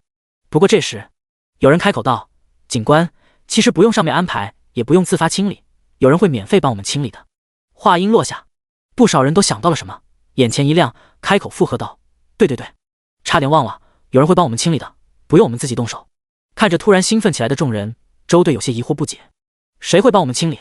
刷！众人目光齐刷刷落在公司经理身上。当然，比赛的主办方，毕竟当时他们可是立下了这个规定。随即，有人向周队长解释了这次比赛有关规定时间的奖励。周队长听完后，表情大喜，看向身后经理的目光越发和善起来。他当然知道这次比赛主办方是环保公司，专门就是干这方面的，但是让人家干活肯定得出钱吧？谁出这个钱？还是得由相关部门进行交涉。但是没想到，公司竟然这么大方，定下这样的规则，免费清理相关水域1个月时间，这可是笔不小的花费啊！他拍了拍经理的肩膀，感慨道：“同志，你们真是良心企业啊！你们企业为江城所做的贡献，江城人民都不会忘记的。”经理顶着张苦瓜脸，笑得比哭得还难看。他是真的有苦难言，这岂止是笔不小的花费啊，这分明是笔巨大的花费，巨大到他甚至可能因此被解雇。毕竟给公司带来这么大损失，管你是经理还是什么，统统都要承担责任。经理很想替自己辩解一番，但是众目睽睽之下，而且还是当着警察同志的面，话已经说出去了，这要是不承认，带来的影响将会更大。他现在就恨自己当时为什么要多嘴，追加了一句任何时间任何人。如果没有这句话，他完全可以用苏晨外来人员的身份取消资格。可惜现在说再多都是徒劳。经理苦笑道，这些都是我们经络环保科技有限公司应该做的。没错，是经络环保科技有限公司。事已至此，经理也只能多强调几句他们公司的名字。不管如何，这笔钱不能白花，广告必须打出去。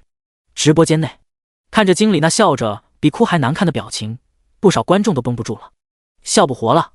这经理昧着自己良心干好事的表情也太逗了吧！警察同志都有些绷不住了。昧着良心干坏事的多了去了，昧着良心干好事的头一次见。他自己估计也没想到，画出来的大饼竟然真有人给吃上，估计心里都在滴血。我刚刚上他们公司官网看了一下大概的费用，简直就是一笔天文数字，让我们众筹估计都筹不到这么多。还是得感谢主播呀，主播不仅把小孩救下来，还替江城做了这么大一件好事，狠狠地薅他们羊毛。场中，苏晨换好衣服出来后，工作人员突然送上来一个信封。苏先生，这是属于您的奖励。苏晨看着熟悉的信封，甚至还有一本荣誉证书，有些意外。这次还整上荣誉证书了。工作人员尴尬道，这些荣誉证书是我们早就准备好的。早就准备好了？你早就知道我会救人？这个我怎么会知道？那你说你们早就准备好了？突然苏晨意识到了什么。等等，你这信封是代表谁来的？工作人员指了指自己衣服上的公司 logo， 我是代表比赛主办方。哦，苏晨尴尬地笑了笑，不好意思，我误会了。他还以为这个信封是警察同志对他见义勇为的奖励，由工作人员代转交而已。原来这是主办方的奖励。不对，主办方的奖励关他什么事情？苏晨看着工作人员好奇道，我做什么了？你们为什么要给我奖励？工作人员也是有些无语，明明干了这么大一件造福江城的事情，正主竟然不知道。随即工作人员将事情来龙去脉跟苏晨说了一遍。听完之后，苏晨还有些没反应过来，他不过是想救人而已，可没想过干这么伟大的事情啊。我说我是无心之举，并非要坑你们公司的，你信吗？可以预见，他让这比赛主办方付出这么大的代价，肯定恨他恨得都咬牙切齿了。可是他真没想过要这么做啊。这时工作人员突然四下看了看，见附近没有同事在，凑上前小声道，你不要有心理负担，这点花费跟我们公司赚的比起来就是九牛一毛。如果我能有你这么厉害，我肯定也参加比赛，让公司出点血。说完这些话，工作人员又换上一副和善笑容，尽可能展现他们公司的礼仪文化，和刚才要让公司出血的样子判若两人。看着工作人员判若两人的样子，苏晨也从中判断出来，这公司肯定赚了很多不该赚的钱，所以才会引起员工不满，离心离德。一言以蔽之，资本。想到这，苏晨坦然将信封收下，同时还有那本荣誉证书。工作人员离开不久，周队长又过来了，手中同样拿着信封。看到苏晨手中一模一样的信封，周队长笑道，这要巧。苏晨道，确实有点巧。周队长将信封交给苏晨，拍了拍他的肩膀，苏晨同志，我们系统和人家大公司肯定比不了，你可别嫌弃。怎么会？苏晨义正言辞道，我苏晨收过的信封没有几十也有几百了，从来就没嫌弃过，来者不拒。第64章，其实要感谢的并不是企业。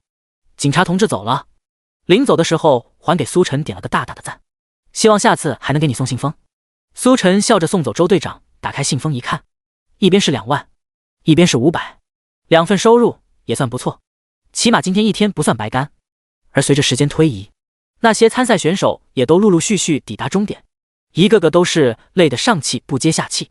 尤其是徐家阳，在见识苏晨的速度之后，拼命提速，想要证明自己，结果什么都没证明，还给自己累够呛。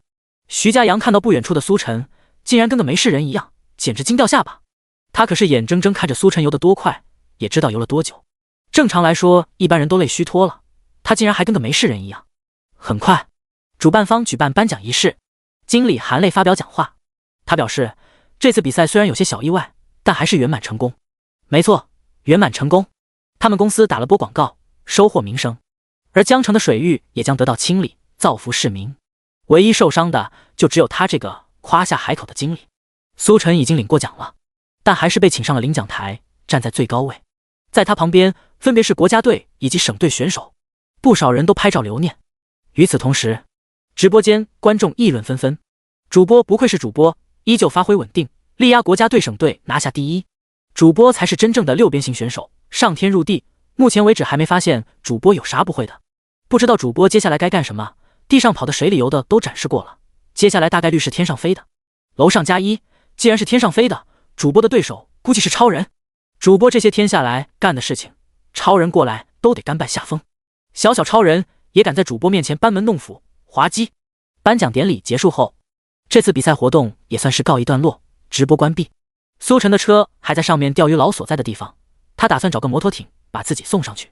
这时，徐家阳突然来到苏晨面前，伸出手道：“苏晨你好，我是国家1级游泳运动员徐家阳，国家队的。”苏晨眉头一挑，有些意外：“你好，你好，我是苏晨，有什么事吗？”徐家阳一脸激动道：“我想请教一下，你是怎么做到游这么快？我甚至连你的一半速度都不到，这太不可思议了。”苏晨想了想，回答道：“想知道。”徐家阳连连点头：“其实也简单，就是先这样，再那样，然后再那样，就差不多了。算了，不开玩笑，其实我有点东西的，你比不了，其他人也学不来，就别多问了。”苏晨转身要走，系统这种东西说不清楚。徐家阳愣了愣，又连忙追上去：“苏晨，你不愿意说也没事，但我还有一件事，你有没有考虑过加入国家队，为国争光？相信以你的实力，肯定能横扫所有对手，国际大奖拿到手软。加入国家队？不要！”面对徐家阳国家队的邀请，苏晨想都没想就拒绝了。他现在当出租车司机就挺自由的，有系统在玩的也很开心，干嘛非要加入国家队呢？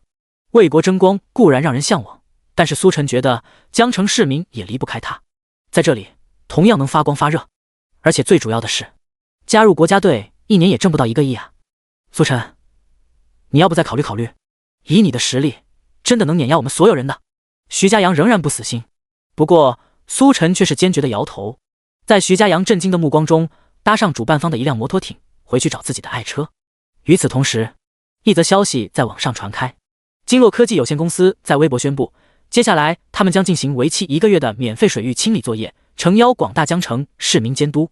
这个消息一出，迅速冲上热搜。毕竟江城可是可临海城市，水域问题也影响着市民的日常生活。有企业免费帮忙清理水域，那简直再好不过呀！不少网友都在消息下面留下评论，真是良心好企业，是我们江城市民的好朋友。为期1个月的免费清理，这可是笔不小的开销，这企业格局也太大了吧！不多说了，为良心企业点赞，这个格局难怪人家能把公司开这么大。江城水利单位一位办公室职员正在搜罗新闻，打算好好宣传一下江城目前水域的严重问题，希望能引发人们关注。当看到热搜上的新闻时，当即就惊了。良心企业为期1个月免费清理水域，这格局也太大了吧！他第一时间就将这个消息汇报到上一级。上一级听到这个消息后，激动的当场站了起来。好，最近水域污染问题确实越来越严重了，上面款项迟迟下不来，我正愁该怎么办呢，没想到刚瞌睡就有人送枕头。金洛环保科技公司必须好好表彰，把他们企业负责人请过来喝茶。能有这种格局的良心企业可不多见啊！正是因为见识过太多企业，上一级领导才知道这种良心企业有多可贵。这年头主动做贡献的太少了。就在这时，职员突然又看到另一个视频冲上热搜，那是一段游泳比赛的航拍记录，画面中一道黑影以极快的速度游过，震惊众人。领导，我们好像误会了，其实并不是要感谢企业。领导疑惑，直到看完视频后才终于恍然大悟，原来这并不是什么良心企业格局有多大，而是被架上去了，不得不这么做。而且那个所谓的规定也不是正规意义上的激励，而是不可能完成的大饼。要不是半路杀出个程咬金，这企业或许就打着这个名头为自己免费宣传了。原来如此，其实我们更应该感谢的是那位小伙子苏晨。领导喃喃自语，企业固然要感谢，但更应该给感谢的是苏晨。如果不是苏晨，根本不会出现什么良心企业。第65章陆玉综艺拍摄大傻3人组，事情告一段落。苏晨回到出租车，系统一声轻呼，系统面板出现在眼前。姓名苏晨，人气488888，技能强健体魄，唱歌，悟性十足，神级车技，嗅觉灵敏，攀登能手，游泳健将。抽奖20万人气次。看着系统面板上的人气值，足够2次抽奖，苏晨很满意。叮！恭喜获得技能全能锁匠。全能锁匠，世界上没有你打不开的锁，给你一根铁丝，你甚至能打开基因锁。叮！恭喜获得技能神级绘画。神级绘画，世界上没有你画不出来的东西，10亿像素在你笔下也不过如此。开锁，画画。苏晨愣了愣，没想到是这2个经典技能。等等，我为什么要说经典？我根本没学过呀！不等苏晨多想，2个技能相关的知识已经灌入他脑子里。现在开始，他就是一名全能锁匠以及画画大师了。不多时，苏晨接到节目导演的电话：“苏晨，你这直播还没开呢，什么时候来节目组补个直播设备？”苏晨看了眼天色，明天吧，今天就先到这了。导演自然也没意见。现在苏晨就是节目的台柱子，他想怎么来就怎么来。第2天，苏晨来到电视台，节目组给他补了个直播设备。直播间画面出现的那一刻，弹幕疯狂滚动。主播终于又出现了，你知道我等你等的有多苦吗？你个渣男！江城不能失去主播，就像鱼儿不能失去水，就像西方不能失去圣城。生活这么苦，就靠主播的直播续命着了，你可不要搞谋杀啊！虽然直播间观众都很想念苏晨，不过苏晨看不到他们的弹幕，只能够通过系统面板疯长的人气判断1、2。苏晨回到车上，缓缓发动，开始今天的拉客之旅。不多时，出租车缓缓停在斑马线前，等红绿灯。而在前方不远处的街边，围了一大群人，也不知道在干什么。突然，人群中有人注意到苏晨的到来，疯狂招手：“出租车！出租车！”苏晨心中一动，绿灯亮后，慢慢靠了过去。“美女，去哪儿？”站在路边的妹子开口道：“师傅，不是我搭车，我给别人叫的，你等等。”妹子说着说着，突然就愣住了，目光不可思议地看着苏晨：“你是那个？”苏晨接着唱了下去：“阳光彩虹小白马，滴滴滴滴滴答。”呸呸呸！妹子激动的语无伦次，捋了好久才终于捋顺：“你是苏晨，那个很厉害的主播。”苏晨点头：“是我。你坐车吗？”确认苏晨身份后，妹子整个人原地蹦了一下。天哪，竟然真的是苏晨！她转身朝旁边聚集的路人大喊：“姐妹们，这边有苏晨！”话音落下，拿着手机拍照的路人们第一时间没啥反应，片刻后才后知后觉过来：“谁？你说谁？”“苏晨。”“对，就是苏晨，大主播苏晨。”此言一出，就跟在沸腾的可乐里加了一颗曼妥思差不多，当场爆炸。卧槽！苏晨，竟然真的是苏晨！原本拿着手机不知道在拍什么的路人们，当即转过身，对着苏晨开始疯狂亮闪过灯。妈呀，竟然真的是苏晨！没想到真人比视频里还帅，竟然碰到真人了，这也太幸运了吧！开门啊，开门让我上车！粉丝的狂热程度让苏晨有些出乎预料，这情况他可不敢开车门，这要是一打开，估计要被啃得连渣都不剩。他已经打算放弃这单了，虽然有些对不起粉丝，但不重要，起码的对得起自己，安全要紧。与此同时，在这群疯狂粉丝的外围，3名西装革履、戴着墨镜的男子突然愣住了。他们看着突然倒戈的粉丝们，很是意外。时间管理大师小猪好奇道：“发生什么了？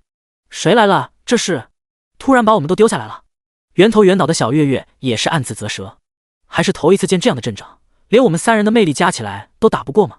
这是什么神仙人物？阎王笑道：“小月月，你可别趁机抬高自己啊！”小月月嘿嘿一笑：“别发现了。不过到底是谁来了？人气这么高？”他看向一旁的摄影大哥，想要知道答案。但是一旁的摄像大哥也是一脸疑惑的摇了摇头，他也不知道谁来了，拍着拍着粉丝全跑了，这种情况还是第一次见。要知道，这里可是有3位明星大咖啊，这种面对面接触的机会竟然没有一个粉丝。自从他们节目《超级挑战》开播到现在，也是非常炸裂的。我去探探路。小猪实在好奇来人到底是谁，直接和那群粉丝挤在了一起，探头探脑往外面看。看到什么了？阎王和小月月开口问道。小猪道：“啥也没看到，就看到一辆出租车。”一辆出租车有什么看的？又是节目组的把戏。一辆出租车的魅力还能比我们3人还大？难以理解。3人都是有些疑惑。算了，别管是谁，我们还是赶紧打车过去吧。晚了的话，金条全让那2只老狐狸拿走了。阎王提议道。小月月也是点头。说得对，他们的可是专车券，本来就比我们出租车券要快，更别说他们还比我们提前半个小时出发，估计现在都已经快到目的地了。走走走，打车去。你不是看到出租车了吗？阎王一想到金条要被拿走，心里就不痛快，开口催促道。小猪也是点头，他也不想金条被2只老狐狸拿着。他大声道：“大家都让一让，我们现在要打车去目的地了，给我们个面子好吗？”小猪嗓门很大，将路人嘈杂的声音都盖了过去。路人粉丝们纷纷转过头看了他一眼，空气沉默片刻，粉丝们又转了回去，继续嚷嚷：“苏晨，苏晨，我爱你！”第66章，还有这种好事？如此一幕，小猪三人都看傻了。他们好歹也是大明星，什么时候被这样无视过？苏晨，这是个什么家伙？阎王听到粉丝的呼喊，有些疑惑道。小猪和小月月对视一眼，也是摇摇头，不认识。一想到这，三人更加确定，这肯定是节目组搞的鬼，故意拖延他们的时间。否则就是这样一个名不见经传的人物，魅力比他们3个人加起来还要大。不管了，坐车要紧。出租车内，苏晨看着犹如丧尸围城般的场面，震惊当场。这尼玛也太可怕了！还好他是在车里待着，否则非得被生吞活剥了不可。直播间内观众们也是乐了。妈呀，这也太恐怖了！主播现在估计都被吓傻了吧？这群粉丝太疯狂，有些招架不住啊。不过你们真别说，我要是能亲眼见到主播，估计比他们还要疯狂。楼上+1，那可是主播呀，谁见了不迷糊？就这么被围了一会儿，苏晨突然隐隐约约听到有人好像要坐车，他心神一震，摇下车窗道：“大家让一让，有人要坐车，别耽误人家的事。”车被粉丝们围得动弹不得，也只有用这个借口了。最终，在苏晨再三反应之后，人群中终于让开一条道。小猪3人外加一名摄像大哥火急火燎上了车。关上车门的刹那，就好像进了末日的安全屋，整个人都放松了下来。头一次打个出租车这么难。阎王一边撩拨着发型，一边吐槽道：“谁说不是呢？这肯定是节目组额外给我们家的难度吧？这也太不公平了。”小猪气愤不已，他也是头一次遇到这种事情，这太夸张了，夸张到很难不怀疑这群粉丝以及出租车其实是节目组故意来刁难人的。主驾驶座，苏晨看着气质不凡的3人以及那位摄像大哥，突然明白了什么。这3位好像是明星。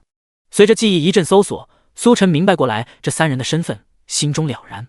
难怪一群人围在这里，原来是在拍他们3个。自己突然登场，算是意外了。嗨嗨，苏晨轻咳2声：“3位去哪里？”苏晨开口。小猪3人也是终于打量起苏晨，眼中闪过一丝惊讶之色。这工作人员还挺帅，不过即便再帅，也不可能打消他们的怀疑。小猪眯着看着苏晨，哼哼道：“小哥，老实交代，你是不是节目组派来故意整我们的？”小月月也是点头表示同意，8九不离10，谁长这么帅还开出租车啊？而且我还有一个大胆的想法，他说不定连车都不会开，待会儿肯定要出很多问题，故意拖延我们的时间。阎王神色肃穆地点点头，有道理。苏晨，这让他没想到的，他就问了个目的地，结果就被审判上了。老子不会开车！苏晨恨不得直接一脚油门到底。直播间内弹幕疯狂滚动，我勒个去，梦幻联动啊！没想到主播竟然遇上了3位明星，看他们的样子，应该是在录节目，应该是最新一期的超级挑战。笑不活了，大傻二傻人设稳定，竟然还怀疑主播是节目组派来的，节目组怎么可能请得起主播？1个亿能拿出来吗？就是，主播可不像是能丢下1亿跑去录其他节目的人。最搞笑的是，他们竟然怀疑主播不会开车，要是让他们看到主播之前的视频，估计会惊掉下巴吧。车内，面对3人的质疑，苏晨解释道：“你们误会了，我真就是个普通的出租车司机。”小猪3人当然不信，还沉浸在抱怨中。节目组你们真不是人，我们记住了，你们就是想让那2只老狐狸赢，偏心。什么出租车券，我们也要专车券。看着发牢骚的3人，苏晨无奈摇了摇头：“罢了罢了，3位，你们还坐不坐车？我真不是你们说的什么节目组派来的，如果你们不信的话，就下车吧，不要耽误我做生意。”闻言，阎王呵呵一笑：“欲擒故纵了是不？我们一下车，我猜你肯定得追上来。”苏晨，小月月也问道：“你会开车吗？怎么证明啊？”苏晨有些生气了：“我一个出租车司机，还能不会开车吗？”小猪道：“你怎么证明？”苏晨反问：“你想我怎么证明？”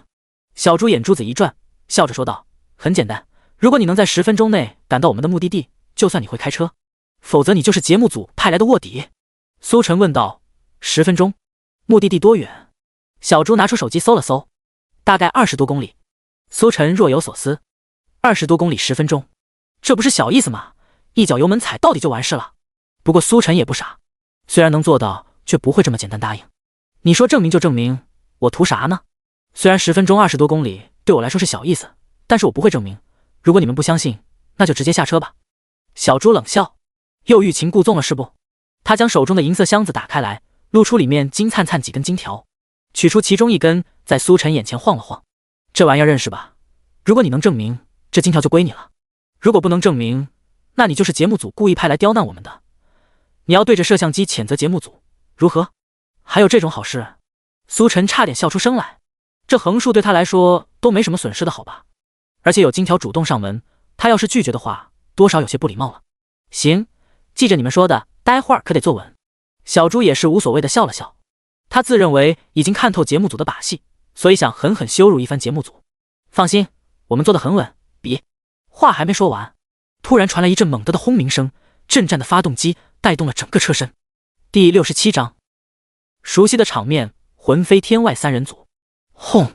发动机轰鸣突然噪响，所有人都吓了一跳，粉丝们惊慌的让开道来。这要是被撞，可不是开玩笑的。你来真的？小猪三人有种不祥的预感，比真金白银还真。苏晨笑了笑，他要是犹豫1秒钟，都是对金条的不尊重。沙沙沙！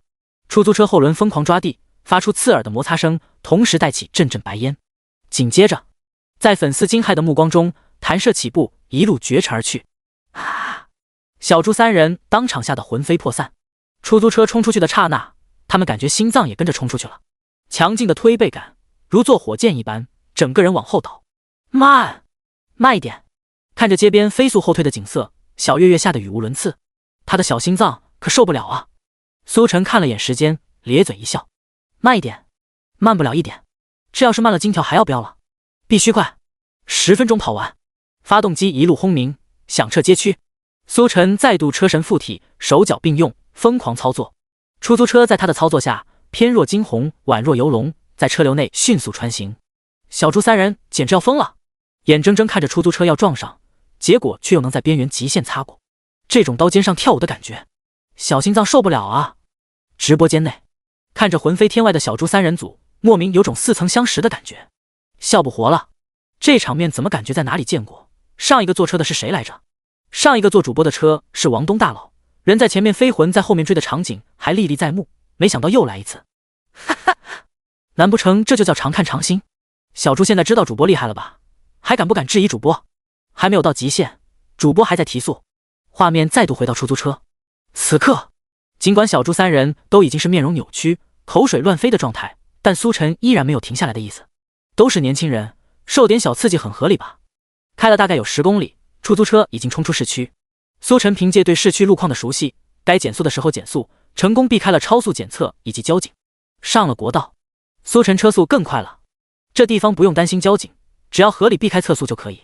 轰轰轰，油门继续轰响，要不了多久就能到达此次目的地明月山，而这距离出发才过去6分钟而已。与此同时，距离明月山不过2分钟路程的国道上，一辆豪华的黑色保姆车缓缓斑马线前停下，后座上戴着墨镜的老狐狸之一黄雷看了眼不远处巨大的指示牌，咧嘴一笑。到了，明月山已经到了。此言一出，贵妇黄渤以及小花旦热巴皆是眼前一亮，很是兴奋。到了吗？我们终于可以开始找金条了。黄雷似是想到着什么，笑了笑。是啊，到了明月山，我们就可以开始找金条了。估计那3个傻子估计刚刚出发的吧。黄雷口中的傻子自然是就是小猪三人组。此次超级挑战节目录制一共6人，分成2组，黄雷、黄渤、热巴一组，小猪、小月月以及阎王一组。2组明星只要完成节目的挑战，就可以获得金条奖励。在上一个活动中，黄雷一组胜出，不仅获得了更多的金条奖励，而且还获得一张专车券，由节目组安排专车开往明月山，寻找节目组藏在明月山的金条宝箱。而小猪三人组只能拿着出租车券打出租车，并且还得推迟半小时。节目组早已经在明月山安排好金条宝箱，先到先得，提前半小时出发，同时还是专车的黄雷三人组，优势有多大自然不用多说。所以当听到黄雷说已经到达明月山时，黄渤和热巴都很兴奋，这意味着可以开始找金条了呀。与此同时，在3位大明星旁边还坐着一位戴着黑框眼镜、文质彬彬的年轻人。这位年轻人气质沉稳，一眼看过去给人一种学识渊博的感觉。小伙子，待会儿全靠你了。黄雷拍了拍年轻人的肩膀。明月山的宝箱并不是找到宝箱就可以的直接打开，还需解答相关的问题，找到钥匙开锁，才能将金条搞到手。因此，为了防止明星们面对问题时大眼瞪小眼，特此可以请一个外援来帮忙。这位小伙子就是黄雷三人组的外援。黄老师放心，我一定会尽力的。年轻人一脸激动地回答黄雷。作为黄雷的粉丝，能有机会这么近距离和黄雷接触，年轻人十分珍惜。因此他一定会尽自己所能给偶像留下好印象。哎呀，黄雷，你别给人家小伙子这么大压力嘛！我们都领先他们3个傻子半个小时了，就算再怎么没用，也肯定能比他们打开更多宝箱，这点毋庸置疑。黄雷听了觉得挺有道理，点了点头。没错，是我多想了。他们3个傻子现在估计刚才出发，我们还有大把时间呢，完全不用担心这个。总不能他们现在直接就追上我们吧？哈哈！黄雷、黄渤2只老狐狸对视一笑，要不是这里没有香槟，否则高低得来2口。然而就在他们一秒一秒看着红绿灯时间减少的时候，后方突然传来一阵发动机轰鸣声，如晴天霹雳一般在街道上回响，并且越来越近。不多时，黄雷看到一辆黄色出租车猛地出现在眼前，在斑马线上急刹停下。由于刹车太急，车屁股由于惯性高高翘起，又重重落下，发出一声巨响。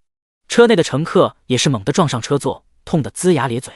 黄雷一时失神，心想竟然还有这么虎的出租车司机，不把乘客当人啊！然而下一秒，当他回神定睛一看时，却是直接呆愣当场。小猪！一旁的黄渤听到黄雷震惊的声音，略有疑惑。他顺着黄雷的目光看去，见到出租车后座的熟悉面孔时，人都傻了。你们怎么这么快？第68章，他们承受的比我们想象的还要多。出租车再次急刹，尽管小猪3人组已经做好准备，还是砰的一声撞到前面的座椅上，痛得嗷嗷叫。一路上他们已经碰到过不知道多少次这样的急刹，额头撞得通红，淤血汇集，再来这么一下，直接就破了。这一次小猪终于忍不了了，他准备将苏晨臭骂一顿。作为出租车司机，能不能有点职业操守？带着乘客这么飙车，真的合适吗？突然，小猪余光瞥到隔壁好像有2道目光在看着自己，他转过头一看，竟然是黄雷和黄渤。你们怎么这么快？黄雷在此时惊呼出声，完全没想到竟然能在这里见到小猪3人。要知道他们可是晚半个小时出发的，这么快就赶上了。看着黄雷几人，小猪也震惊了。你们怎么这么慢？不对，话音刚落，小猪就意识到了不对，不是黄雷几人太慢了，而是他们太快了。要知道苏晨这一路开过来，一共也没花到10分钟，这么短时间追上也是正常的。想到这，原本打算破口大骂的小猪突然变脸，头一次觉得苏晨好像还不赖哦。哈哈，你们竟然这么慢！小猪放肆的嘲笑，原本隐隐作痛的额头此刻也不痛了，能这么短时间内追上黄雷3人，实在是解气。小月月和阎王2人也是回过味来，看到就在旁边的黄雷3人组，差点笑出声。这就是你们提前半小时出发的速度，简直比乌龟还慢啊！亏你们还有专车券，真是屁用没有。另一边，黄雷2人的脸色很不好，刚刚还说领先半小时，怎么折腾都没事，谁知道后脚他们就追上来了。他们是不是作弊了？为什么能这么快跟上我们？黄渤有些不解，他们一路都是正常速度行驶，顶多就是去接外援上车的时候浪费了点时间，可也不至于直接浪费半个小时吧。黄雷作为亲眼看到出租车速度的人，摇了摇头，应该没有作弊，可能就是出租车司机开得快。出租车司机嘛，懂得。黄渤还是有些不解，照你这么说，那得是有多快才能追上我们？黄雷道，看他们额头就知道有多快了。黄渤看向小猪3人组，差点没笑出声来，太搞笑了。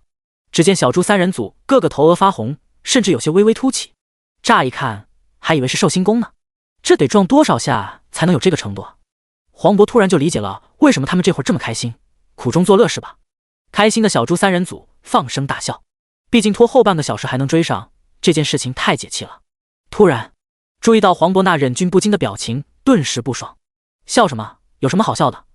你们提前半小时还被我们追上，还笑得出来？黄渤笑道，当然笑得出来，我们额头又不痛，为什么笑不出来？不像你们，明明额头痛得要死，现在还要苦中作乐。死！此言一出，原本还开心的小猪3人组瞬间清醒了过来，额头传来的剧痛让他们倒吸一口凉气。追是追上了，但痛是真的痛，当然也不能丢了面子。小猪反击道，为了金条一点点伤痛怕什么？只要能追上你们，额头痛点怎么了？黄雷接过话道，痛点当然没什么，不过你们怕是忘了个问题，我们现在已经请好了外援，你们还得花时间去请外援呢。等你们花了这个时间，我们早就已经到了，说到底你们还是落在了后面。小猪沉默片刻，随即一拍大腿，怎么把这事儿给忘了？开宝箱还得靠外援呢，他们还得去智囊团办公室请外援，这一来一去，怕是又不知道要浪费多少时间。到时候黄维这群老狐狸估计早都开始开宝箱了，白高兴了。不过这件事也不怪小猪健忘，只怪苏晨开得太快，一路上他们都在追魂，哪还有时间想这个。这时绿灯突然亮了，轰轰，出租车发动机轰鸣，如野兽咆哮，瞬间冲了出去。正在思考怎么办的小猪人已经飞了出去，而脑子却还留在原地。一旁黄维几人看着瞬间消失在路口的出租车，简直惊掉下巴。虽然知道出租车开得很快，所以才能追上他们，可亲眼看到这个速度的时候，小心脏还是有些受不了。黄渤咕噜一声咽了咽口水，这么来看，他们为了追上我们，承受的比我们想象的还要多。明月山脚下，超级挑战节目组已经等候在此，这是这期节目的决战地点，这一期冠军将在这里产生，所以他们很早就已经开始布置，等待明星嘉宾到来。这一期节目怕是最没悬念的一次了，这个分组差距有点大。是啊，两只老狐狸竟然分在了一起，这让小猪他们怎么办？不过就算没悬念，看点还是有的。之前网友就纷纷要求要两只老狐狸合体来着，只能说观众还是有眼光的，两只老狐狸合体直接碾压小猪三人组，差点没给我笑死。专车券和出租车券拿出来的那一刻，我就知道出租车券归谁了。最还不是最惨的，落后半个小时就算了，主要的是这最后一关的宝箱要靠脑子开锁才能拿到金条，小猪三人的脑子就算有外援，怕是也无济于事。有人来了，工作人员议论纷纷时，发动机轰鸣声传来，他们目光望了过去，意外的是，来的竟然并不是他们节目组安排的专车，而是一辆黄色出租车。出租车如咆哮的猛兽，一路疾驰而来，最终在工作人员面前停下。砰！不出意外，小猪三人组再次撞上了座椅，痛得死去活来。就在小猪准备发作的时候，苏晨连忙抬手制止他：停，这是最后一次，你再想要也没了，而且已经到了明月山，不多不少刚好10分钟，给我金条。第69章成为外援。苏晨一番话说完，小猪愣愣看向窗外，见到节目组工作人员涌上来，这才发现竟然真的已经到了明月山。看了眼时间，仅仅过去10分钟，这也太牛了。一想到老狐狸竟然还被甩在后面，小猪抑制不住的惊喜，甚至都忘了额头疼痛。哈哈，没想到我们竟然跑在了那群老狐狸前面。小月月道，上个活动他们拼死拼活赢了我们，结果还不如我们呢。阎王也是意识到这点，大笑起来。司机小哥，你太牛了，你指定有点什么副业。虽然他们或多或少额头受伤，但只要能赢过那群老狐狸，这点小伤还是值得的，完全不放在心上。这时节目组工作人员们涌上来，小猪，怎么是你们？你们怎么这么快？见节目组工作人员震惊的样子，小猪得意道，见到我们很意外吗？我们可是有出租小哥，看见我们刚刚风驰电掣的速度了吗？要不要感受一番？工作人员看了眼苏晨，然后又看了眼小猪额头上的大包，齐刷刷摇头。刚才出租车飞来的速度，用风驰电掣来形容都算保守了，他们可不想体验人在前面飞，魂在后面追的感觉，只得心中默默感叹一句：出租车司机不愧是出租车司机，导演失算了呀。哎，工作人员看了眼车上的小猪三人组，加上一个摄像大哥，发现了一个问题：你们没有外援吗？话音落下，正开心的小猪三人组愣了愣。对了，怎么把这个给忘了？工作人员笑道：这么来看，你们还要去智囊团找外援，还得花一段时间。不行，小猪三人果断拒绝。他们好不容易走在老狐狸前面，这要是临时回去一趟，肯定又得落后了。我们不要外援，不就是解题吗？我们三人的智商加起来还能不够？阎王对自己很有自信。小月月点头附和，没错，外援算什么？我们要靠自己的本事，堂堂正正赢得帮老狐狸一次。小猪若有所思，不过看着两位队友都这么自信，也不想灭自己志气，长他人威风。那我们就靠自己，堂堂正正赢他们。见三人一脸意气风发的样子，工作人员互相对视一眼，有些哭笑不得。靠你们自己本事打败老狐狸？看来你们对自己的智商很没有避暑啊。要不你们还是找一个外援吧，不一定非要从智囊团里找，随便找个人，关键时候说不定能帮上忙。毕竟多一个人也多一份力。小猪三人听后也觉得很有道理。俗话说3个臭皮匠顶个诸葛亮，4个臭皮匠的话说不定能顶一个半呢。可是我们去哪里找人呢？找粉丝路人。工作人员示意苏晨那边，这不就有个现成的吗？小猪三人转头看向主驾驶座，这才想起这边还有个苏晨。苏晨满脸幽怨看着他们，他们刚才聊得那么欢，竟然完全把他这个工程给忘了。说好的金条也没兑现，这会儿说到外援，又想起他来了。小猪尴尬地笑了笑，开口试探道：小哥，刚刚我们说的你也听到了吧？我们在拍节目，现在缺一个外援，不知道你愿不愿意当我们的外援？苏晨没有回答，静静看着他们。小月月又在旁边附和，所谓外援其实也很简单，就是跟着我们上山，然后解题开箱子。苏晨还是没有反应。小猪三人对视一眼，都有些拿不准，这是不愿意。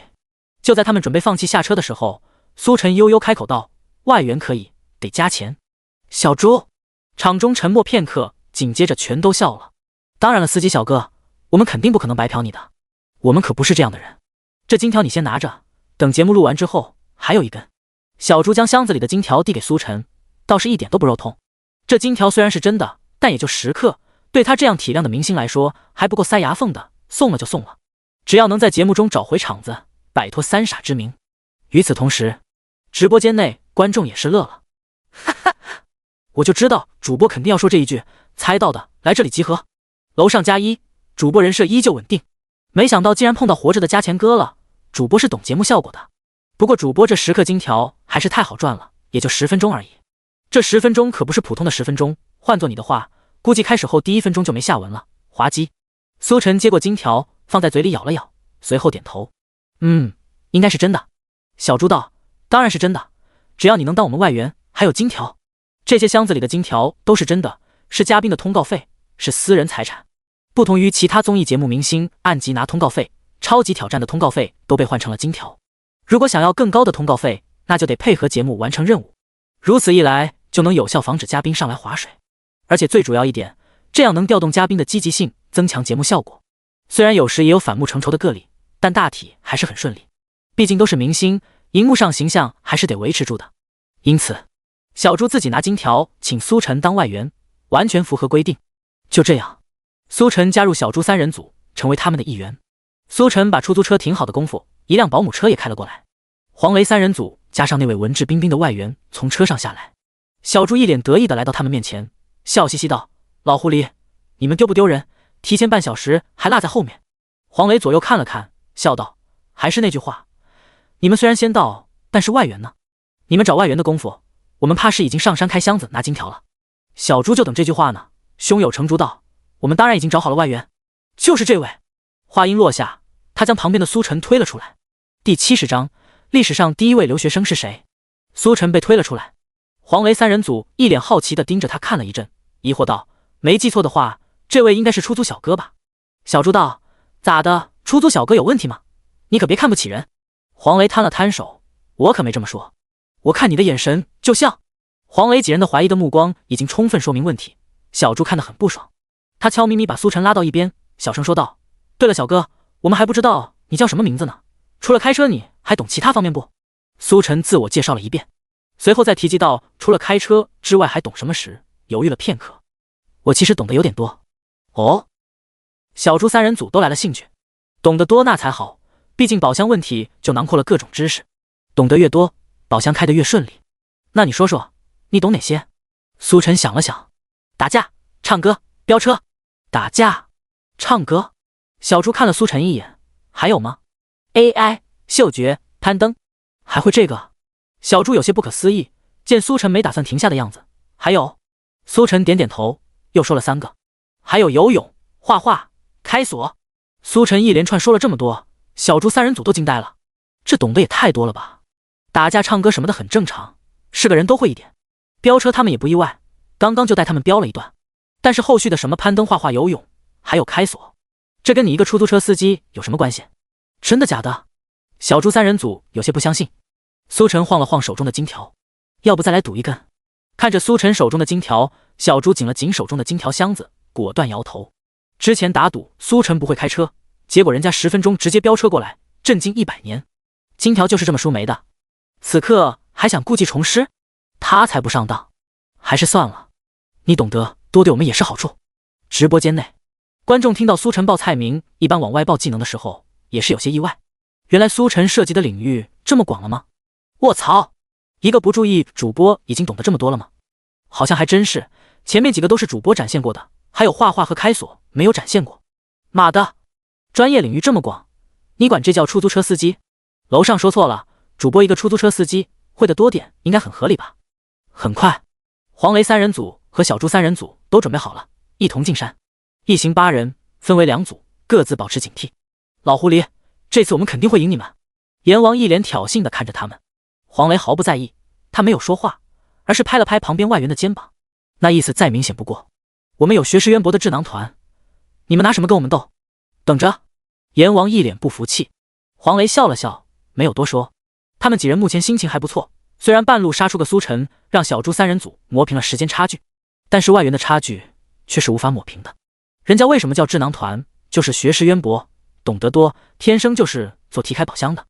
跟出租车司机相比，一个天上一个地下，更别说他们这群老狐狸本来也懂得比3个大傻子要多。两队人一同在山道上走，摄影机在后面跟着。10分钟后，一前一后遇到2个青铜宝箱。明月山上分布着节目组准备的宝箱，分别为青铜、白银、黄金3个等级，每个等级宝箱内所含的金条数量都不一样。褐色的青铜宝箱最少，黄色的黄金宝箱最多。当然，黄金宝箱题目的难度也最高。很多时候，与其僵持在难度极高的黄金宝箱，选择低难度的青铜宝箱或许是个不错的选择。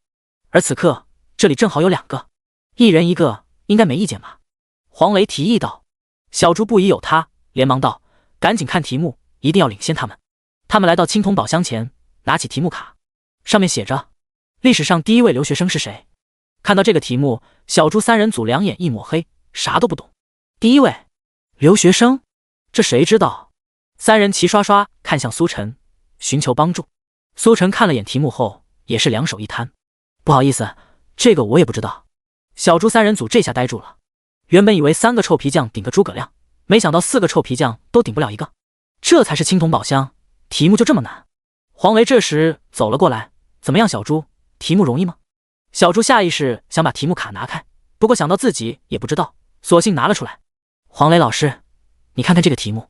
黄雷露出老狐狸一般的笑容，现在知道叫老师了。他看了眼题目卡，随即点点头：“我知道是谁了。”是谁？小猪3人追问道。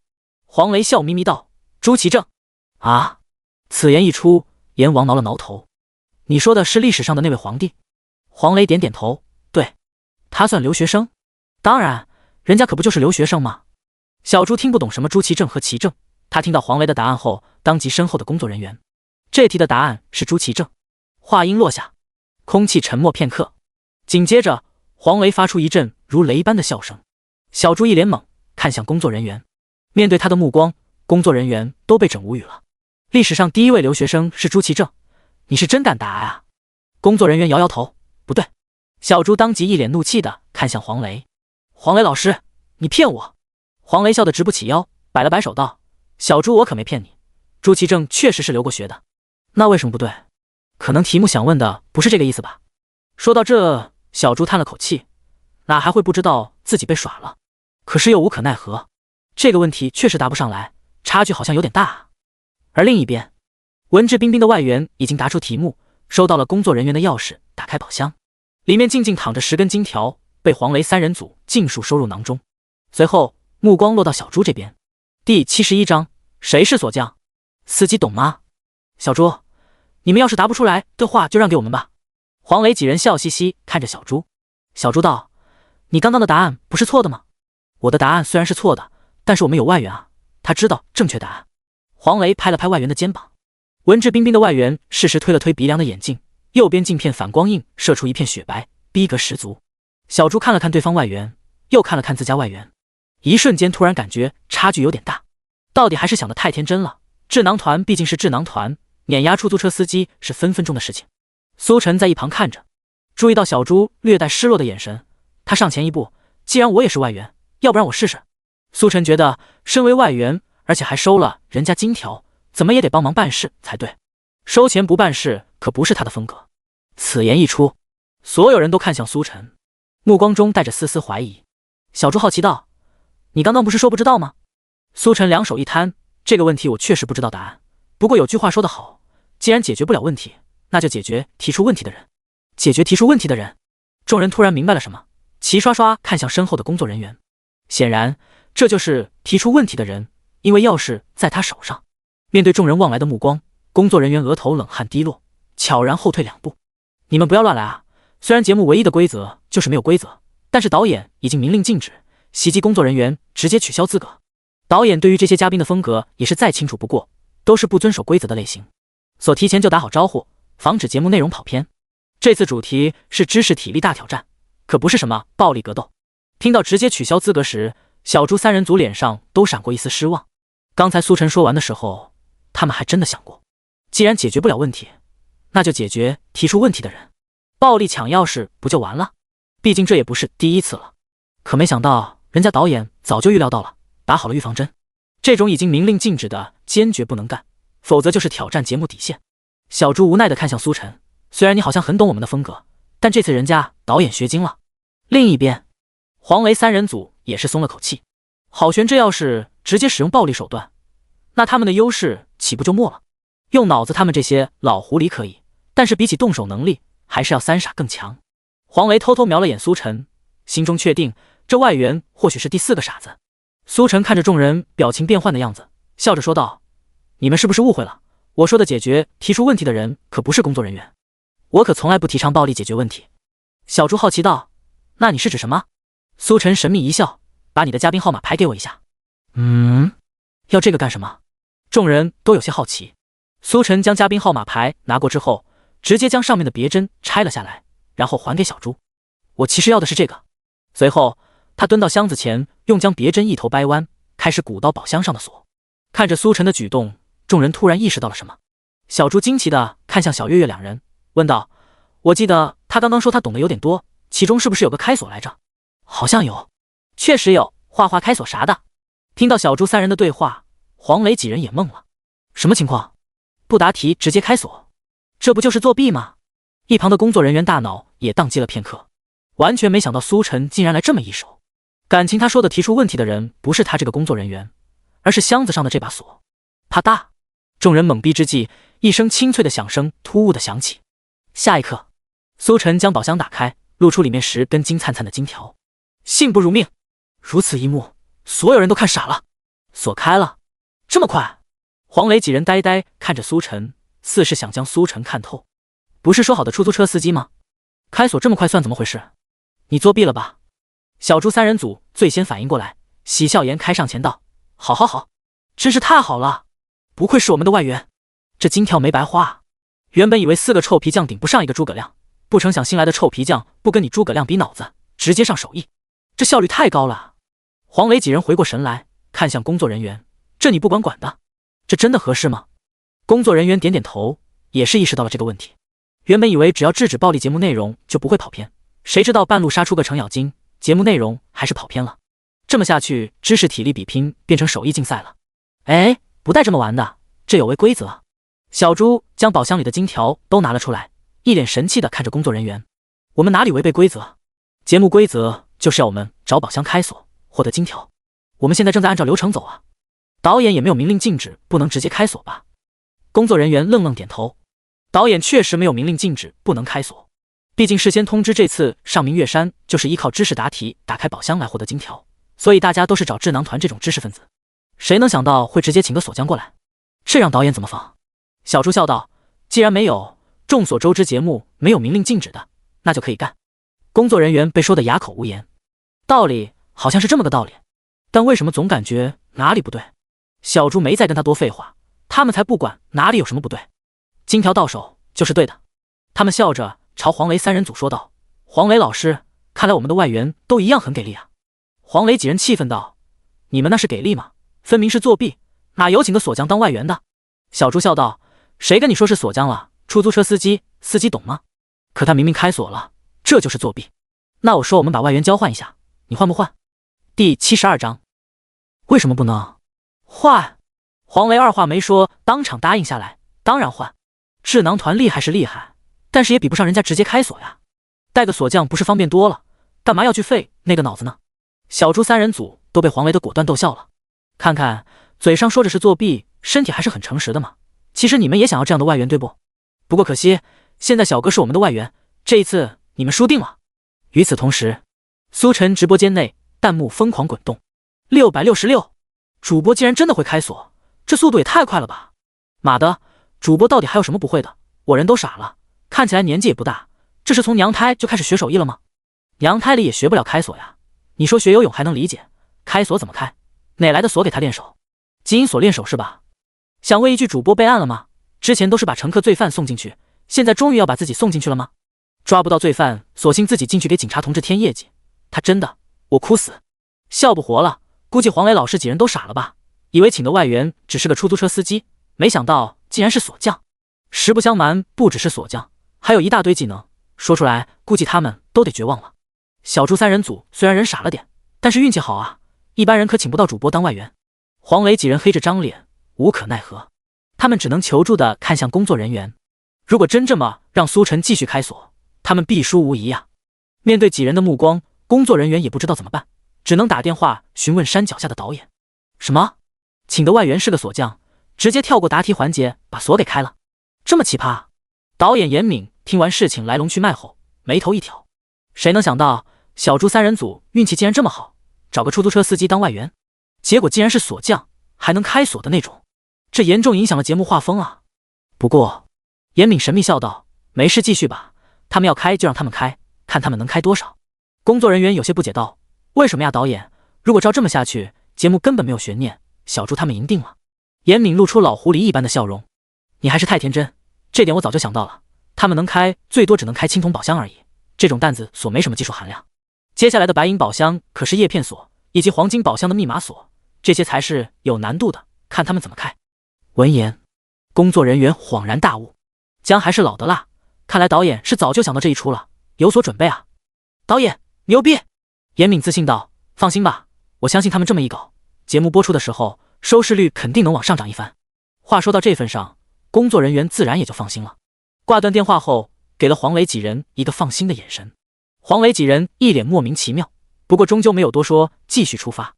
路上，小猪兴奋道，既然我们外援能直接开锁，那就不用管什么题目难度了，我提议直接去找黄金宝箱。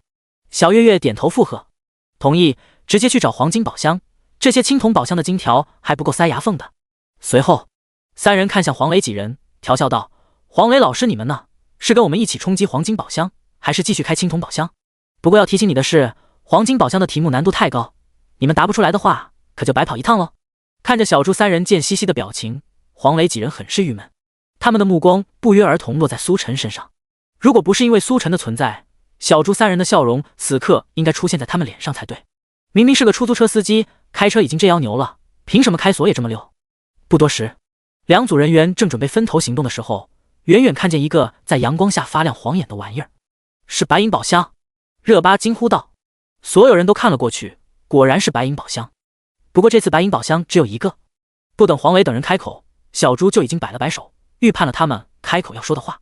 放心，我们是不会跟你们抢白银宝箱的，我们的目标是黄金宝箱，可不想在这浪费时间。小月月和阎王相视一笑，也是点头同意。虽然宝箱等级越高，题目难度也越高，但他们直接开锁根本不用考虑题目难度。既然如此，干嘛要浪费时间在这些青铜白银宝箱身上呢？黄金宝箱不香吗？小猪，我觉得你们还是话不要说这么早比较好。他们准备大方离开的时候，工作人员突然开口了，脸上挂着神秘的笑容。小猪等人脚步停下，疑惑道，为什么？因为随着宝箱等级上升，上升的不仅仅是题目难度，锁也变得更安全。青铜宝箱是弹子锁，白银宝箱是叶片锁，而黄金宝箱则是密码锁，难度层层上升，可不是这么好开的。叶片锁、密码锁，难度层层上升。小猪三人对于这方面一点都不懂，只知道难度上升了，可是上升了多少呢？似是看出小猪等人的疑惑，黄雷笑着出来解释，说到叶片锁，我倒是想起来了，叶片锁是 C 级锁，是目前安全性最高的锁芯，没有钥匙的情况下很难打开。这么说吧，小猪，叶片锁和弹子锁的差距比我还你的差距都还要大。黄雷一番话，大家都明白了，原来难度提升这么大。黄渤和热巴都松了口气，这下可以放心了。另一边，小猪等人听后痛斥导演的老六行为，都是老熟人了，有必要防得这么严谨吗？不过是想开个锁而已，有什么错？小猪冷哼一声，朝黄雷吐槽道，那你肯定是弹子锁。说完，这才忐忑地看向苏晨问道，苏晨，这什么叶片锁能开不？苏晨看了几人一眼，反问道，为什么不能？第73章，锁孔豆苗怎么开？为什么不能？苏晨的口气让众人都愣了愣。都说叶片锁和弹子锁一个天上一个地下，比黄雷和小猪的差距还要大，苏晨竟然还这么自信。小猪喜出望外道，真能开？苏晨点头，可以试试，不过还得多给我一个别针。没问题。小猪想都没想，直接将小月月的嘉宾号码牌上的别针也拆了下来，递给苏晨。你们说的呀，让给我们。小猪话音落下，苏晨在黄磊等人好奇的目光中走向白银宝箱，蹲下后不过1分钟时间，啪嗒，熟悉的清脆声响传来，宝箱开了。苏晨将白银宝箱打开，里面静静躺着20根金灿灿的金条，金条在阳光映射下耀眼夺目。工作人员傻了，黄磊等人也傻了，目瞪口呆地看着苏晨，不知道该说什么。尼玛，不是说好叶片锁难度提升了吗？怎么感觉比刚才青铜宝箱的速度还快？说好的一个天上一个地下呢？好，果然开了。苏晨，你是真牛逼啊！小猪3人才不管其他人多震惊，他们迫不及待上来，将金条全都收入囊中，颇有种丰收的喜悦。苏晨，你这才叫真正的外援。阎王看着箱子里的金条，给苏晨点了个大大的赞。与此同时，直播间内也是炸开了锅。我了个去，主播真是开锁大师，竟然连叶片锁这么快都能开，叶片锁都能这么快搞定，这世间应该没有什么锁主播搞不定了吧？主播这手艺到底是哪里学来的？不会是天生的吧？天不天生不知道，反正这肯定也算提供开锁服务了吧？主播这下是真要被警察同志请去喝茶了。我来带路江城派出所，笑不活了，我也来带路，走主播的路，让主播无路可走江城派出所。黄雷呆呆望着苏晨道：你怎么做到的？苏晨将手中2根弯曲别针亮了出来，用它们做到的。系统给的开锁技能夸张到连基因锁都能开，小叶片锁自然也是不在话下。看着苏晨手中闪闪发亮的别针，黄雷不知道该说什么好了。苏晨的实力超乎他想象，黄雷老师这下真的对不住了。小猪3人见黄雷震惊的样子，开怀的笑了，笑得很开心。苏晨的出现对他们来说就是天大的惊喜，不仅帮他们赶在黄雷等人之前来到明月山，而且还能直接帮他们开锁，金条想怎么拿就怎么拿，根本不用动脑子。要知道他们当时拉苏晨也是想着凑数而已，而现在有苏晨在，他们这一轮赢定了。黄雷3人组你看看我看看你，最后又看向文质彬彬的外援，目光显得落寞。没有对比就没有伤害，原本学识渊博的智囊团外援现在一点都不香了。外援显得有些尴尬，急忙辩解道：“3位老师，这不能怪我吧？实在是他们请的外援太离谱了。”黄雷点点头，确实不能怪外援，只怪苏晨太离谱。他只好再次求助的看向工作人员。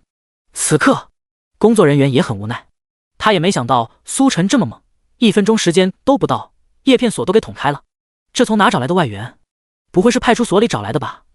不过很快工作人员心态就转变过来，目光锐利，就不信这个邪了。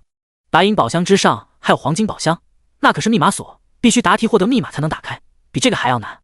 小猪看向苏晨问道：“苏晨，密码锁能搞定不？”苏晨点头：“能。”走。工作人员一咬牙，随即带着这群嘉宾去找最近的黄金宝箱。对于各个宝箱的位置，节目组自然有记录的，万一有没找到的，方便回收，否则就亏死了。很快一行人找到最近的黄金宝箱。黄金宝箱和密码锁并不是一体的那种磁卡锁，而是外置的3列密码锁。工作人员看着苏晨道：“这密码锁连锁孔都没有，看你拿什么把它捅开。”此言一出，场中其他人目光也是落在密码锁上，心中了然。他们印象中开锁都是用铁丝通过锁孔撬开锁舌就能成功开锁，这下密码锁连锁孔都没，这要怎么开？直播间内弹幕滚动，上难度了，这下别针都用不上了，主播要如何应对？密码锁锁星等级虽然不高，但是一般人都不知道怎么开，主播真的能打开吗？看主播操作吧，这确实有点难度的。小猪3人也是有些担心的看向苏晨，这密码锁竟然连锁孔都没，这还真不知道怎么开。难道穷举法一个一个试？这怕是得到猴年马月。虽然苏晨之前说过能开密码锁，但小猪3人还是有些担心起来。你可以开始了，工作人员提醒道。他倒要看看苏晨要怎么打开连锁孔都没有的密码锁。那我就开始了。苏晨语气淡然，随即将手中的别针交给小猪保管。小猪震惊道：“你不用工具怎么开？”苏晨自信一笑：“不用工具也能开。”没有再管小猪，苏晨很快投入到开锁工作当中。一旁众人看得云里雾里，有些不明白苏晨在干什么，连别针都不要了，工具都没有，还怎么开锁？开玩笑吗？不是，难不成真要用穷举法一个一个试？小猪，苏晨他行不行啊？小月月不免有些怀疑起来。应该可以吧？小猪看着手中弯曲的别针，也有些拿不准，工具都没有，这要怎么打开？另一边，黄磊几人也是面面相觑，紧张地看着苏晨。时间一点点过去，不同于前2次开锁都是秒开，这一次苏晨蹲下后半天都没有反应，而且看他缓缓转动密码的样子，似乎真的在一个一个试。苏晨半天没动静，工作人员也是松了口气，终于可以限制苏晨了，要不然导演的手段岂不是全白费？然而就在他刚松口气时，啪嗒，熟悉的清脆响声再度响起。第74章，总感觉会有其他事。啪嗒，锁舌弹开的声音响起，虽然很小声，但所有人都听见了。这一刻，所有人皆是瞪大了眼睛，呆呆看着苏晨将密码锁拿开，打开黄金宝箱。黄金宝箱里的金条闪闪发光，足足有30根。卧槽！卧槽！卧槽！场中顿时响起3声惊呼，来自小猪3人组，震惊于黄金宝箱内的金条，同时也震惊于苏晨竟然真的把密码锁打开了，而且还是没有借助工具的前提下，连别针都没有。黄磊也傻眼了，想他也是老狐狸，社会经验丰富，却怎么也想不到苏晨竟然真的能把锁给开了。先是弹子锁，然后是叶片锁，现在又是密码锁。年纪轻轻，手艺这么了得，怎么做到的？另一边，工作人员几乎是喊出来的。本以为密码锁能难住苏晨，可没想到人家甚至不用工具就打开了，更加轻松。先是青铜宝箱到白银宝箱，再到黄金宝箱，全程跟他这个工作人员没有任何关系。这么说来，他的存在岂不是一点用没有？太伤人了！你们还想偷学不成？眼见黄雷和工作人员好奇的样子，小猪连忙打断他们。这可是苏晨的独门绝技，是他们组的专属福利，怎么能外传呢？这要是传了出去，岂不是要和他们抢黄金宝箱？小猪，格局打开，格局懂吗？黄渤上前套近乎，可惜小猪根本不吃这套。录完节目再谈格局。黄渤，你瞧你们这出息！黄磊几人牙都酸掉了。俗话说，傻人有傻福。因为苏晨，他们老狐狸这一次怕是真的要输给傻子3人组了。与此同时，江城派出所，顾局不好了，苏晨出问题了。警察同志拿着平板冲进顾局办公室。顾局本想发作，不过想起自己说过关于苏晨的问题都可以直接汇报，最终还是忍了下来。苏晨的事情要紧，给我看看。警察同志将平板电脑递给顾局，顾局接过一看，这是他们抖音官方号的消息界面，密密麻麻的红点不断弹出，消息一条接着一条。警察叔叔快看看主播，又有新业绩了。他真的我哭死，为了业绩连自己都搭进去了。弹子锁、叶片锁、密码锁通通能开，怎么也得请进去喝杯茶吧。看完这些内容，顾局也惊呆了，怎么个事？随即警察同志将事情来龙去脉说了一遍，从苏晨开弹子锁到密码锁，事无巨细。作为江城派出所官方运营负责人，当苏晨刚开锁时，他就已经收到消息了。随后全程看完，惊为天人，第一时间就过来汇报。顾局听完后也是愣住了，苏晨现在抓不到人，开始打自己的主意了是吧？他备案了吗？警察同志摇摇头，没有。顾局神色一凝，通知一下，让他过来一趟吧。算了，我亲自过去一趟吧，总有种不祥的预感。警察同志不解道，不祥的预感？难道屠龙者终成恶龙，苏晨沦陷了？顾局白了他一眼，你可以质疑任何人会成为恶龙，但唯独苏晨不可能。我是总感觉会有其他事，过去一趟不碍事。很快，2辆警车从派出所驶出，直奔明月山方向。明月山这边，小猪等人已经和黄磊几人分开，有苏晨在，他们的目标是黄金宝箱，而黄磊那边遇到白银宝箱都显得吃力，着实是拉开了差距。而且因为苏晨的存在，小猪这边不需要的钥匙和密码，工作人员也就没用了，索性跟着黄磊他们去了。除了小猪3人组外，还有苏晨和一个摄影小哥。又一个黄金宝箱，一行人在山道上寻找许久，远远看见第2个黄金宝箱。不出所料，苏晨依旧是轻轻松松将密码锁打开，30根金条尽数收入小猪3人囊中。手中保险箱里不时传出叮叮的撞击轻响，让他们有极大的满足感。还是头一次收集到这么多金条，这次发了。小猪兴奋地说着，突然又想到什么，看向苏晨。苏晨，看你开锁什么工具都不用，好像挺简单的，我们能学会不？此言一出，小月月和阎王也看了过来，显然很感兴趣。行走江湖，技多不压身，这是亘古不变的真理。而且说不定他们以后还能碰到这种综艺节目呢，到时候他们不用请外援，自己就能开。面对3人好奇的目光，苏晨眉头一挑，你们都想学？小猪3人点点头，能教的话当然想学。苏晨笑了，教给你们也无所谓，这其实不难。他把黄金宝箱密码锁再度锁上，然后拿在手中。对于这种类型的密码锁，只需要确定缺口的位置。正常情况下，如果锁住的话，需要用力将锁环往外拉，绷紧之后缓缓转动密码。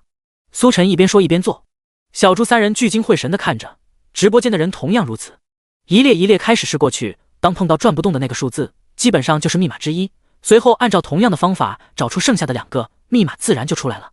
啪嗒，苏晨一边演示，果然又打开了。三人听得云里雾里，不过又好像有点明白了。给我试试。小猪将苏晨手中密码锁拿过来，按照苏晨说的方法一个一个试过去。啪嗒，10分钟后，小猪竟然真的把密码锁给打开了。如此一幕，小月月两人都震惊了。小猪，你也是开锁大师？小猪一脸懵逼，摇了摇头。不知道啊，我就按照苏晨说的这么做，然后就打开了。其他人都半信半疑，随之小月月又试了一遍，也将密码锁打开后，这才终于明白过来，密码锁确实就是这么简单。直播间内，弹幕疯狂滚动。卧槽！我刚刚拿家里的密码锁试了一下，竟然真的打开了。楼上加1，从现在开始我也是开锁大师，学到一招，我要出去装逼。想不到啊，主播都开始传到授业了，什么时候能把之前的技能也传一下？主播，我想学飙车。第75章，棚屋里的兽吼。下一个让我来试试。我来，我速度比你快。分明是我比你快，我比你快多了。苏晨一行人继续寻找新的宝箱，还没找到箱子，小猪三人就已经开始分配箱子的归属权。苏晨在前面走着，突然心中一动，鼻子抽抽。他停下脚步，看向三人：“你们闻到什么没有？”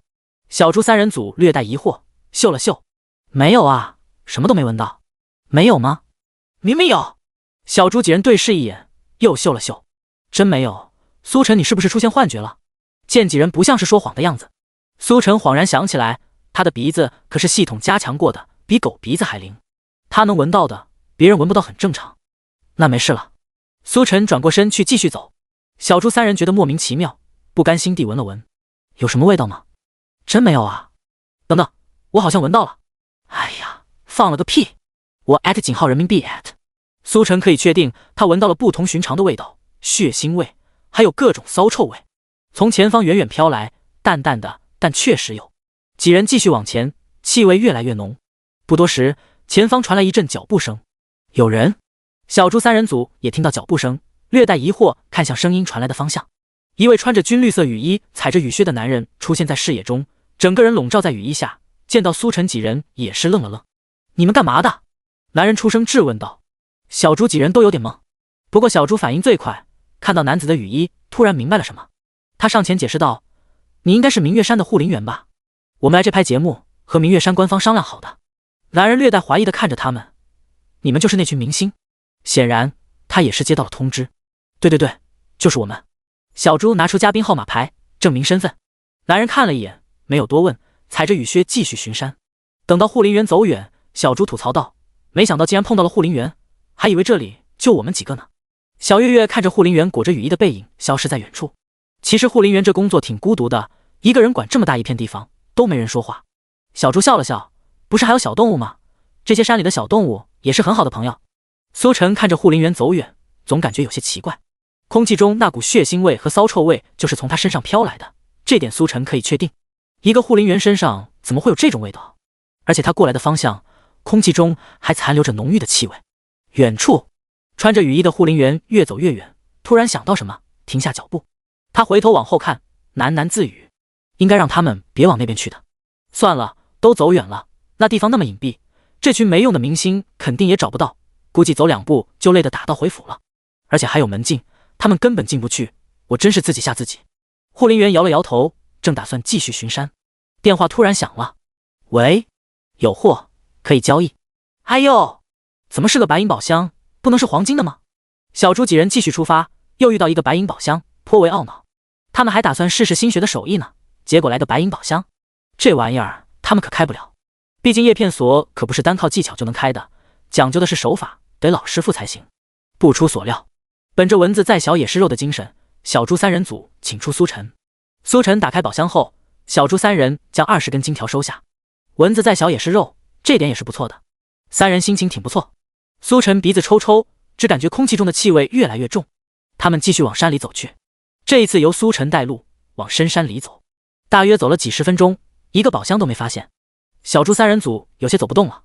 苏晨，你是不是带歪了？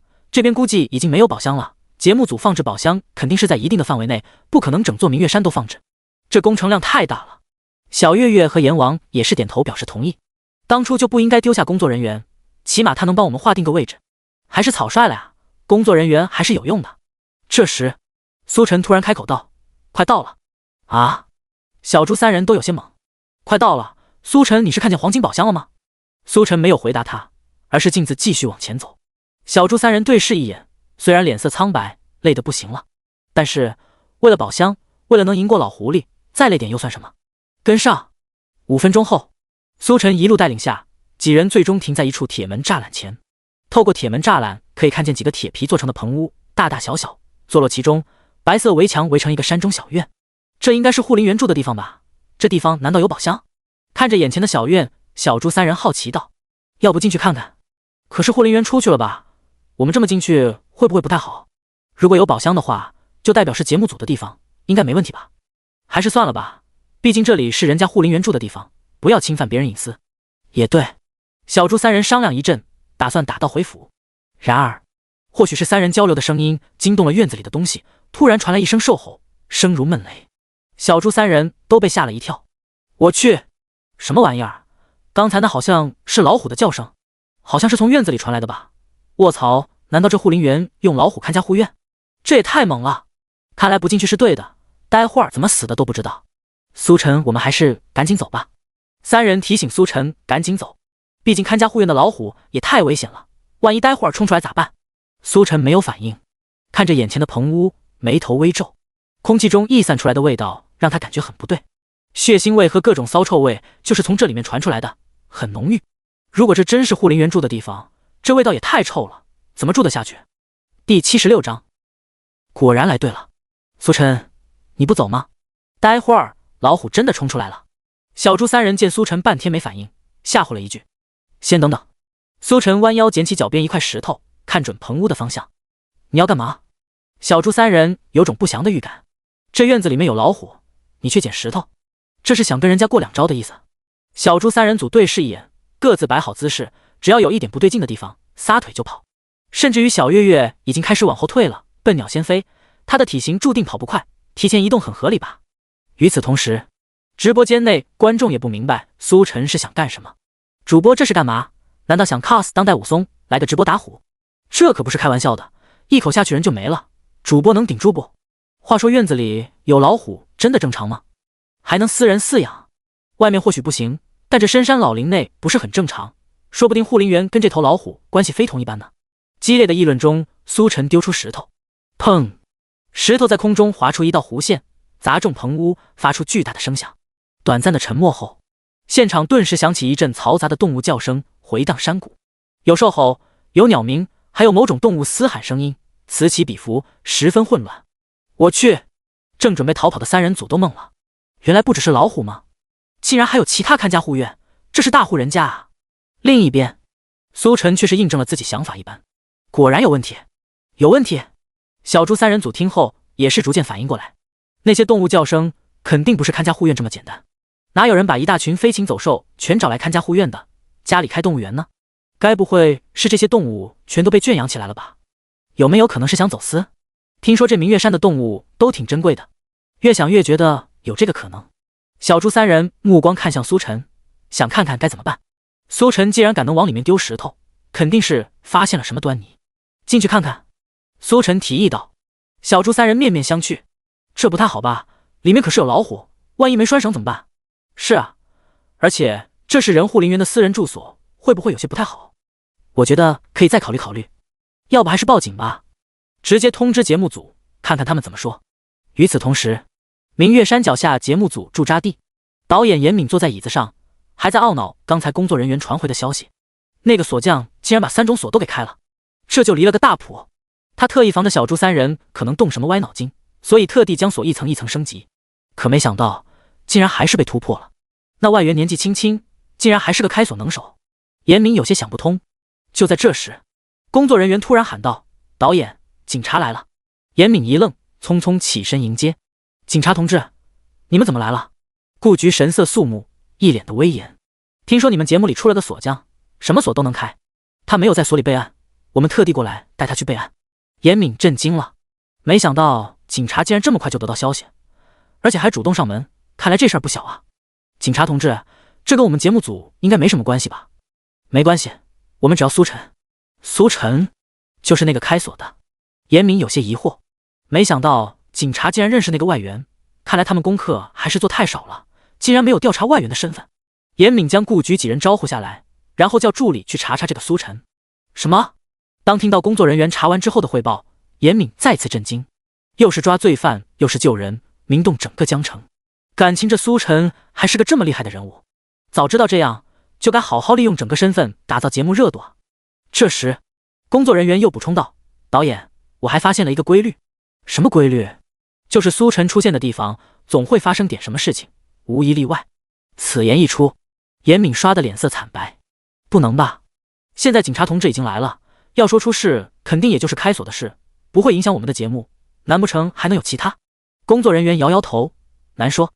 话音落下，一个电话打了进来，接通后，工作人员当场震惊。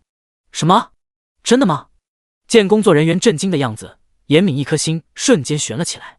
刚说苏晨出现的地方总会发生点什么事情，这就来了吗？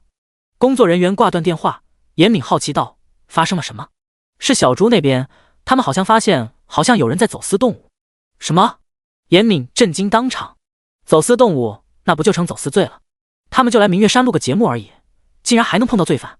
此时此刻，严敏严重怀疑这肯定和苏晨有关。导演，我们现在怎么办？工作人员好奇道。还能怎么办？上报给警察同志。难不成你还想自己处理？严敏没好气说了一句，紧接着来到顾局等候的地方。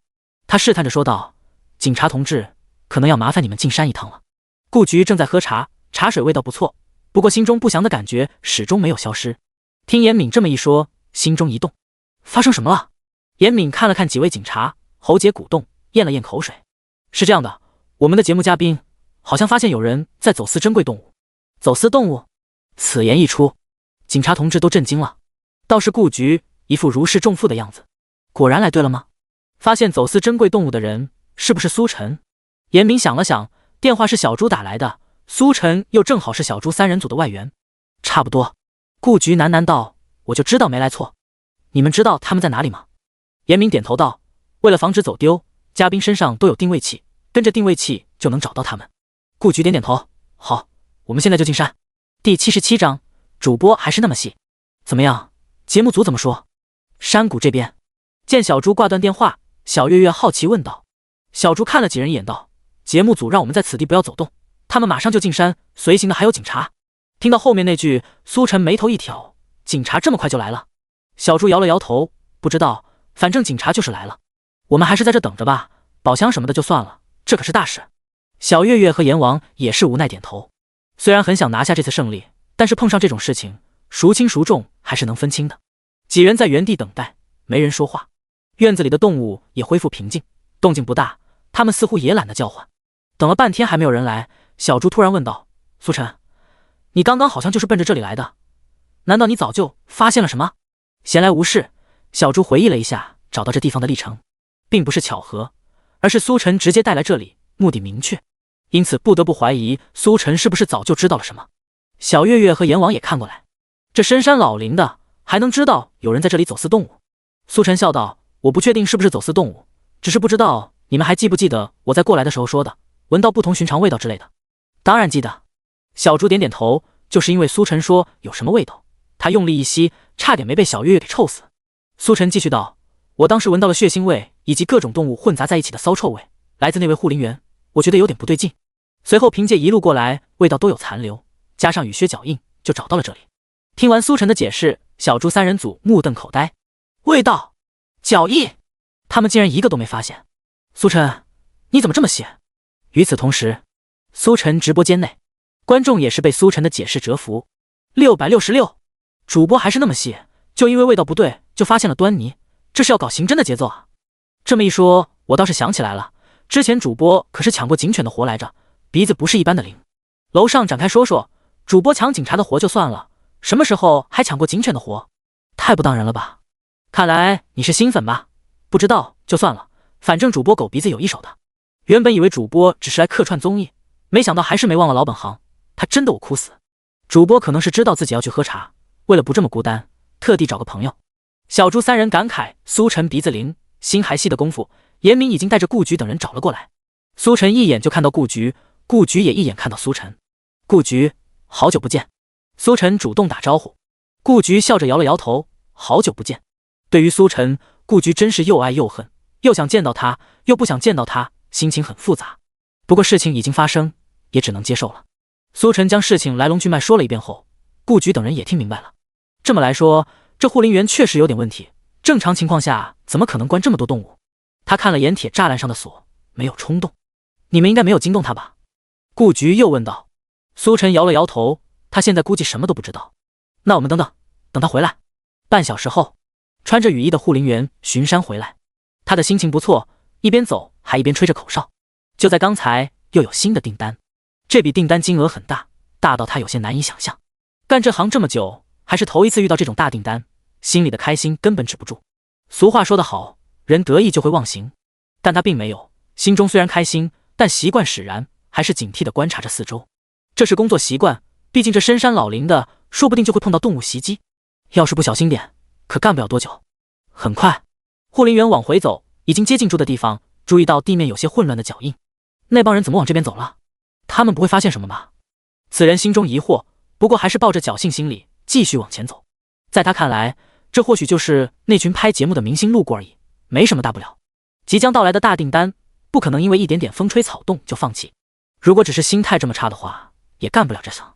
随着逐渐接近山谷所在，护林员脚步放慢，一颗心还是悬了起来。他悄咪咪接近，打算看看情况，一旦发现什么不对，该跑还是跑。这地方是他的主场，往深山老林一钻，没谁能找到他。他蹑手蹑脚的接近，远远看去，视线中铁皮棚屋聚集了密密麻麻的人头，还有各种录像设备，之前碰到的那几个明星也在其中。下一秒，护林员心中咯噔一声，瞳孔骤缩。他在那群人中竟然看到了穿着制服的警察，虽然只有一个，但确定就是警察。报警了！护林员的心直接凉了半截，怎么也没想到，他的大订单才刚刚约好，老巢就被人端了。他抓来的动物可全都在里面，这被查了，他就什么都没了。该死，他们到底怎么找来这里的？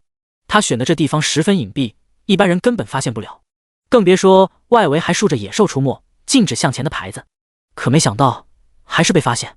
真该死啊！护林员咒骂一声，此刻也管不得这么多了，准备开溜。相比于大订单，还是人身安全比较重要，大不了换个地方重新开始，又是一条好汉。如此想着，护林员毫不犹豫转身开溜。然而，他一转身，整个人却愣住了。在他身后，不知何时已经站着一名警察，嘴角冷笑，堵住了退路。同时，一名警察从他前面10几步距离的位置出来，前后夹击，这下无路可逃了。护林员人还是猛的，完全没注意到警察什么时候出现的。他以为自己已经足够谨慎，没想到还是被逮住了。警察同志看着一脸懵逼的护林员，笑了笑，还是老实点吧。第78章，林间有炼狱。老实点。警察同志将护林员押到顾局面前汇报道：顾局，这人本来还想逃跑，被我们直接摁住了。顾局点头道：干得不错。他看向护林员：这是你住的地方吧？我们听到有许多动物的声音，怀疑你非法捕猎珍贵动物，请你配合我们调查。我没有。护林员摇头狡辩：我没有捕猎动物。既然你没有捕猎动物，打开门让我们看看。护林员弱弱道：钥匙丢了。顾局冷笑一声：都已经到这份上了，劝你还是老实点的好，没必要做无谓的挣扎。有句话叫做坦白从宽，抗拒从严。可是要是真的丢了，刚刚逃跑的时候丢了。顾局看向负责抓人的警察同志，两人摇摇头，不知道啊，没发现钥匙丢了。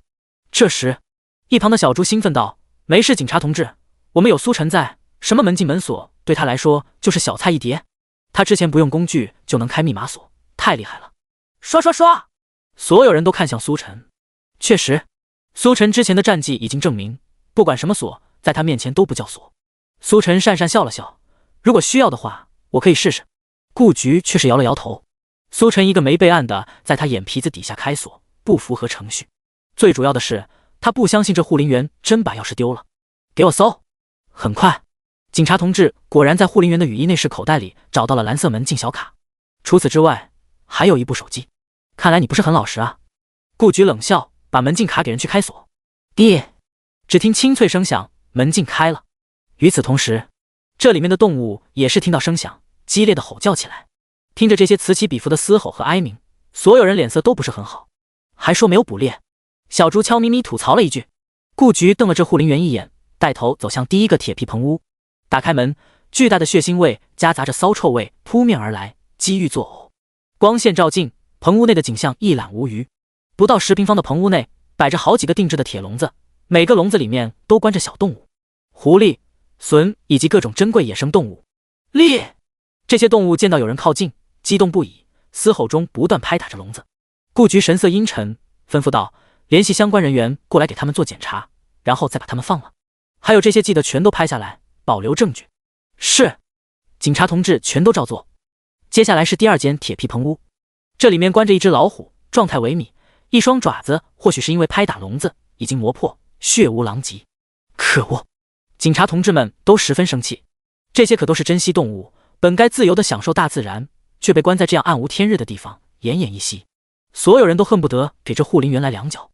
紧接着是第3间棚屋，一打开，血腥味冲天起。这似乎是一间厨房，有各种烹饪用具，还有血污没来得及清理的砧板，以及满地的动物毛发。很显然，这护林员不仅捕猎珍稀动物，而且还自己抓来吃。人渣呀！人渣！奶奶的，你可是护林员啊！你的职责就是保护这片生态环境。你看看你都干了什么？你这种人也配当护林员？你是怎么当上护林员的？真是可恶！与此同时，苏晨直播间的人也是出其愤怒。这种人渣真是该死，能不能有点爱心？这可都是国家珍稀动物，而且明令禁止严禁捕猎的呀！妈的，怎么会有这样的畜生？他对得起他的身份吗？明月山官方的人审查太不严格了吧？这是纯纯的监守自盗。不敢相信，这要是没被主播发现的话，不知道还有多少珍稀动物要遭毒手。众人已经没眼看下去了，实在是离谱。一个护林员，大山的守护神，私底下竟然是这样的恶魔。在这之前，不知有多少动物遭到毒手，光是想想都觉得恐怖。叮叮！就在众人唾弃护林员的时候，顾局手中的手机突然响了。这不是顾局的手机，而是刚刚是上缴的护林员的手机。屏幕上来电显示大客户。大客户？这是谁？顾局看着护林员问道。此时此刻，护林员已经是基本认命了，毕竟证据确凿，他想抵赖也抵赖不了。警察同志，我要是把下游买家都供出来的话，能争取减刑不？此言一出，众人都是反应过来，感情这大客户就是下游买家。想来也是，这些珍稀动物抓起来总不可能是要用来看或者吃的，卖钱才是最实惠的，也就是俗称的走私。顾局目光锐利道：现在你没有资格跟我们谈条件，如果你能供出下游买家最好，我们会将情况如实上报，能不能减刑我们说了不算。不过如果你要是不说，我们也能顺藤摸瓜找出这些人，到时候就跟你一点关系都没，你自己衡量。顾局一番话严厉而又无情，实在是这种恶魔不值得同情。如果只是单纯偷猎也就罢了，这人可是护林员啊，顶着护林员的身份偷猎走私珍稀动物，简直就是罪加一等。护林员眼底闪过一丝失望，他还指望能通过供出其他人减刑呢，结果顾局根本不鸟他。我来接。不过他还是主动提议接电话，不管能不能减刑，肯定得尝试一下。反正按照顾局所说，即便他不供出来，顺藤摸瓜也是能抓到的。他只要供出来，说不定有机会减刑呢。顾局见他同意，转身示意其他人都不要说话，保持安静。他接通电话，点开免提，电话那头传来声音：喂，钱已经准备好了，什么时候能交货？护林员轻咳一声，随时可以交货。那行，你说个地址吧，约个时间。行。电话挂断，护林员看向顾局。顾局开口道：既然约都约了，那就全部都约出来吧，省得一个一个找。第79章，派出所是你家啊。很快，电话打完，护林员将能约出来的全都约出来了，而且是同一个时间同一个地点。到时候只要警察提前设伏，就能一网打尽。至于剩下的，要么打不通，要么直接挂。或许是在看苏晨直播，知道护林员已经落网了吧。对于这些人，顾局也不担心，有这份通讯录在，迟早能把他们揪出来。押走，带回去。事情差不多，顾局一声令下，有2名警察同志将护林员押下山。与此同时，明月山官方工作人员也赶来了，跑得气喘吁吁，脸色苍白。当听到他们的护林员走私动物时，整个人都吓惨了。警察同志，顾局摆了摆手，不用说了，一起走一趟吧。那人叹了口气，似是已经预料到了这个结局。自家护林员竟然监守自盗，这可是他们审查中的重大失误，走一趟是免不了的。看着一个个都被带走，严敏试探着问道：“警察同志，那我们？”顾局看了几人一眼：“你们不用去，让苏晨几人去就可以了，毕竟是他们发现的。”严敏张了张嘴，可最终还是没说出口。他不想小猪几人被带走，要是被带走，节目还拍不拍了？可是他们怎么说也是参与发现罪犯，不去又不可能。想到这，严敏目光看向苏晨，一口老血猛地涌上心头。看了苏晨之前的喜举动，他敢肯定这件事肯定和苏晨有关。如果没有苏晨的加入，节目肯定能正常进行，1天完成。现在倒好，怕是要拖2天。包场明月山不便宜，本来1天就能搞定的事情，非要多拖1天。多1天就是多1天的钱啊！抓罪犯可以，干嘛要来霍霍咱这小节目啊？顾局没有在意欲哭无泪的严敏，目光落在苏晨身上。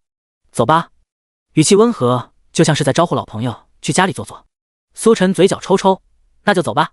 进了派出所，小猪3人一副没见过世面的样子，进来后目不斜视，只敢看着前方，显得很拘谨。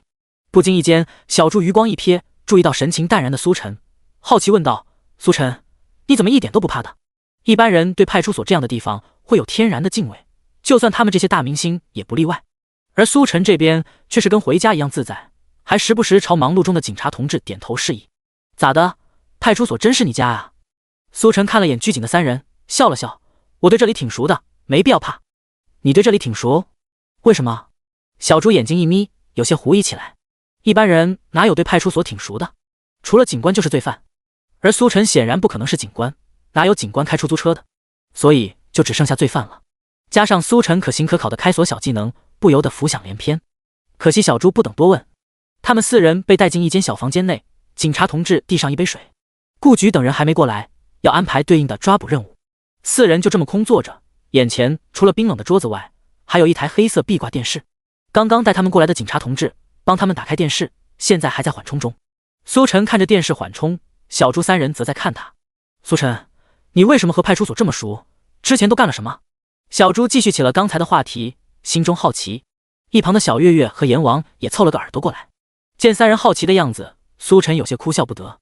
你们怕是误会了，我可是大大的良民，可没干过什么伤天害理的事情，和派出所熟完全是另有原因。什么原因？小猪追问道。就是帮警察抓了一些罪犯。你们也知道，开出租的接触的人多，遇到罪犯很合理吧？小猪3人对视一眼，然后摇摇头。不合理。不说出租车遇上罪犯的概率极低，就算你真的遇上了，你又怎么知道他是罪犯的？又怎么帮忙抓罪犯？阎王和小月月听后也是点点头，表示很有道理。出租车司机抓罪犯这说法显然很不靠谱，但是年轻小伙子学得一手开锁好本领，把持不住自己，干点小偷小摸的事情被抓住，一来一去跟派出所都混熟了，这倒是很有可能。3人笃定的样子让苏晨叹了口气。你们不相信，我也没有办法，警察同志也没给我啥荣誉证书以及小红花啥的。小猪3人笑了笑，也没继续下去。他们料定苏晨肯定是有什么难言之隐，故意找借口呢。既然不愿意说，那就不问了。就在这时，眼前电视突然缓冲好了，画面中出现一位美女警察姐姐，正以标准的播音腔播报：夏日炎炎，谨防溺水，近日我市游泳比赛上。小猪3人顿时被吸引，津津有味看了起来。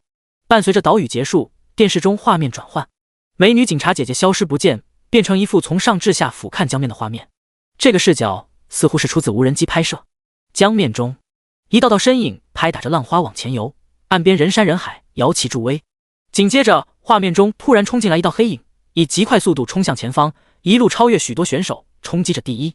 哇！小猪看着画面中的内容，不由得大吃一惊。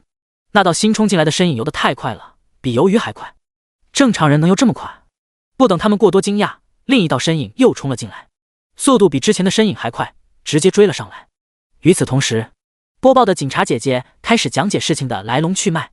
听完之后，小猪3人这才恍然大悟，原来前面那道身影不是人，难怪能游这么快。可是救人的是真人啊，真不知道他怎么能游这么快，这都可以直接参加国家队了。小月月看着画面中模糊的身影，惊叹道。小猪有些激动，如果能让他教我2招就好了，我最近对游泳挺感兴趣的。不过这新闻上面说他的主业是个出租车司机。第80章，聊聊你开锁的事情吧。一个出租车司机竟然能游这么快，厉害了！小猪突然想到什么，看向苏晨道：“苏晨，你们都是出租车司机，认不认识这家伙？帮我引荐一下。”苏晨笑道：“给钱。”小猪嘴角扯了扯：“不是吧，苏晨，咱们好歹也是录过节目的交情，你还收我介绍费吗？”苏晨摇头：“我的意思是，你交钱，我教你游泳。”“你教我游泳？”小猪有些没懂苏晨的意思。“你一个出租车司机教我游泳，是你脑子有问题，还是我脑子有问题？”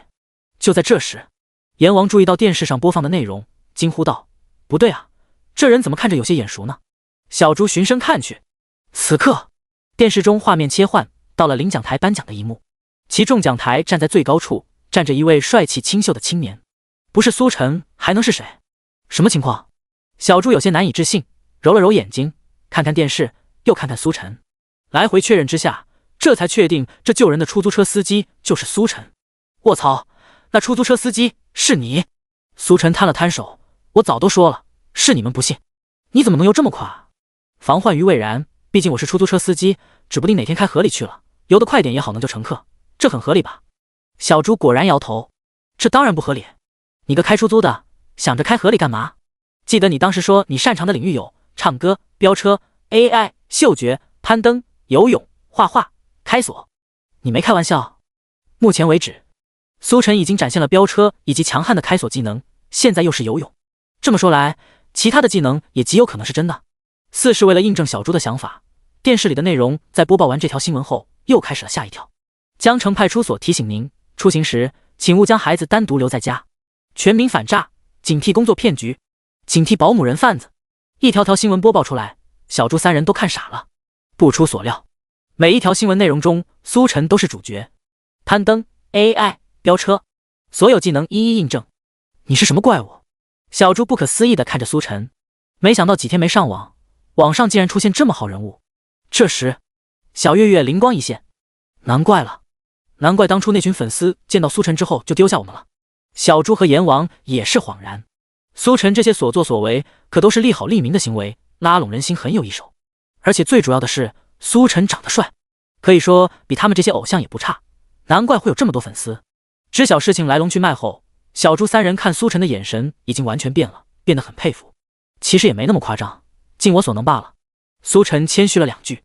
小猪调笑道：“还好之前没和你赌，要不然又要少一个根金条。”之前节目刚开始的时候，小猪还不相信苏晨真的如他说的懂这么多。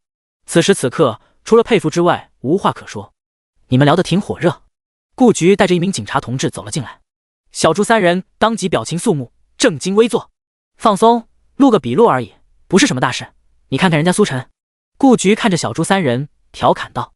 小猪三人悄咪咪斜了眼苏晨，心中暗道：人家都是派出所老熟人了，这不是很正常？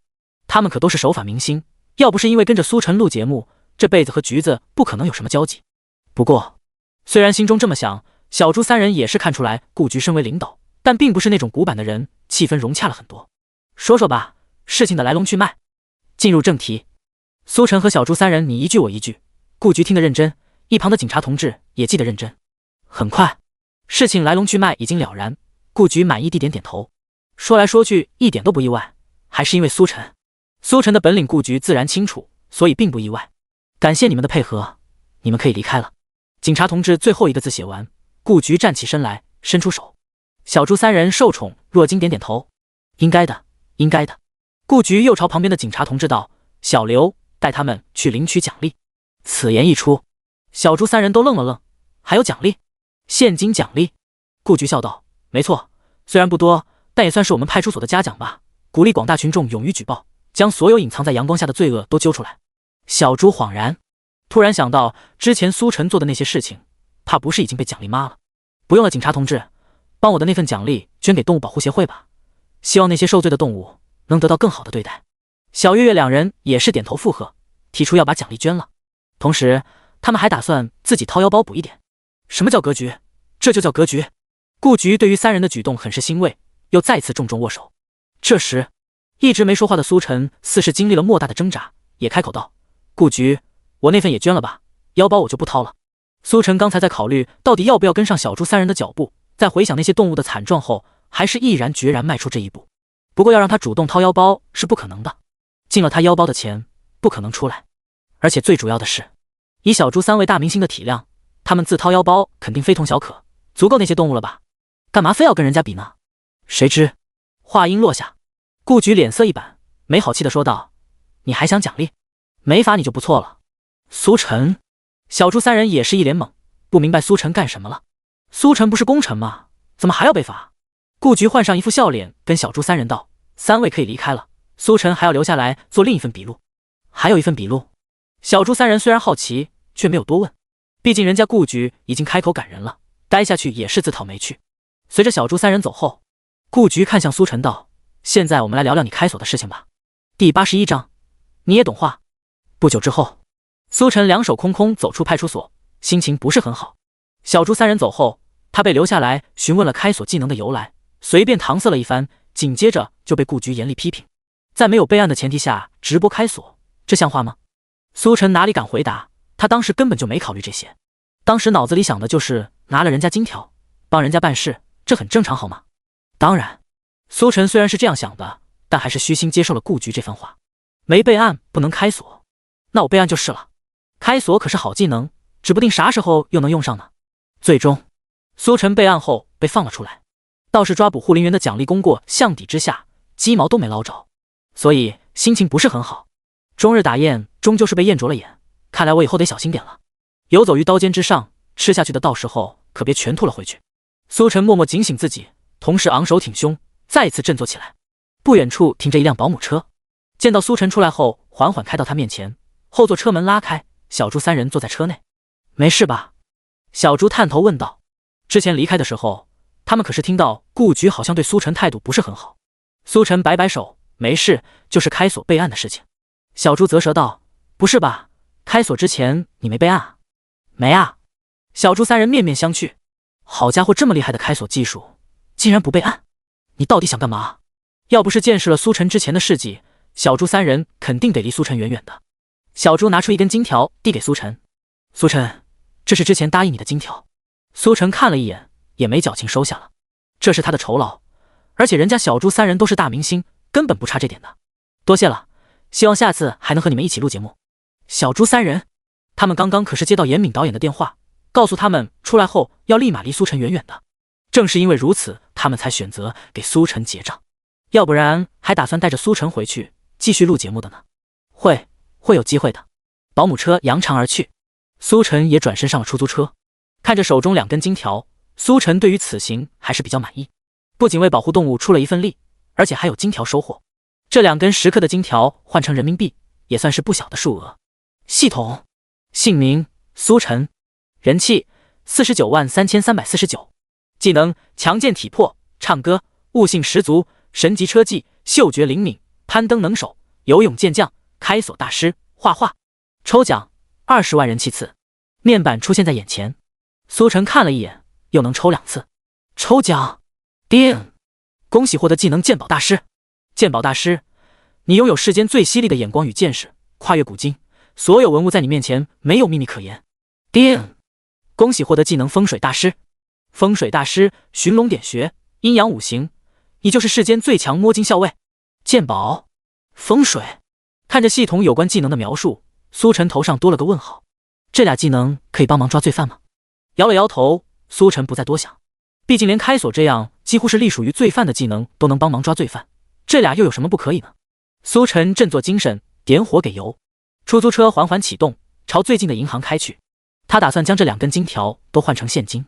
很快，出租车停在银行门口，苏晨带着金条去银行兑现，收取一定手续费后，金条兑换完成，2根金条入账1万块，也算是不错了。目前为止，他的小金库已经来到2位数，整整12W，这个数字在任何行业都是相当炸裂的，更别说这个节目刚开始没几天，小日子越来越有盼头了。苏晨心中欣喜，钻进车内准备继续拉客。等等我！这时，远远听见微弱的呼喊声，苏晨透过后视镜一看，一个人正不断招手朝他跑来。杀！出租车停下，那人也终于追了上来，拉开车门钻进车内后，大口喘气。这一路追得他够呛。上车的中年男人50来岁，皮肤暗黄布满皱纹，戴着一副老花镜，看起来像个老师。在他手中还拿着一幅画，画框褪色灰白，画布斑驳，颜料也硬化，皲裂裂纹密布，缝隙内沾了些许灰尘。苏晨视线拉远，定睛一看整幅画内容，不由得眉头一挑。这是一幅有年头的画，而且还是有年头的外国画。中年男人喘过气来，注意到苏晨的视线，来了兴趣。小伙子，你也懂画？苏晨点点头，懂一点。本来他是不懂的，但是之前系统给的技能鉴宝大师，在他看到这幅画第一眼之后，脑中瞬间多了有关这幅画的一切信息，所以他懂得其实不止一点，而是全都懂。听到苏晨竟然懂画，中年男人有些讶异道：“可以呀，小伙子，竟然还懂画，这可是上世界大师的名作，一般人可不知道。你说说看，这幅画叫什么？”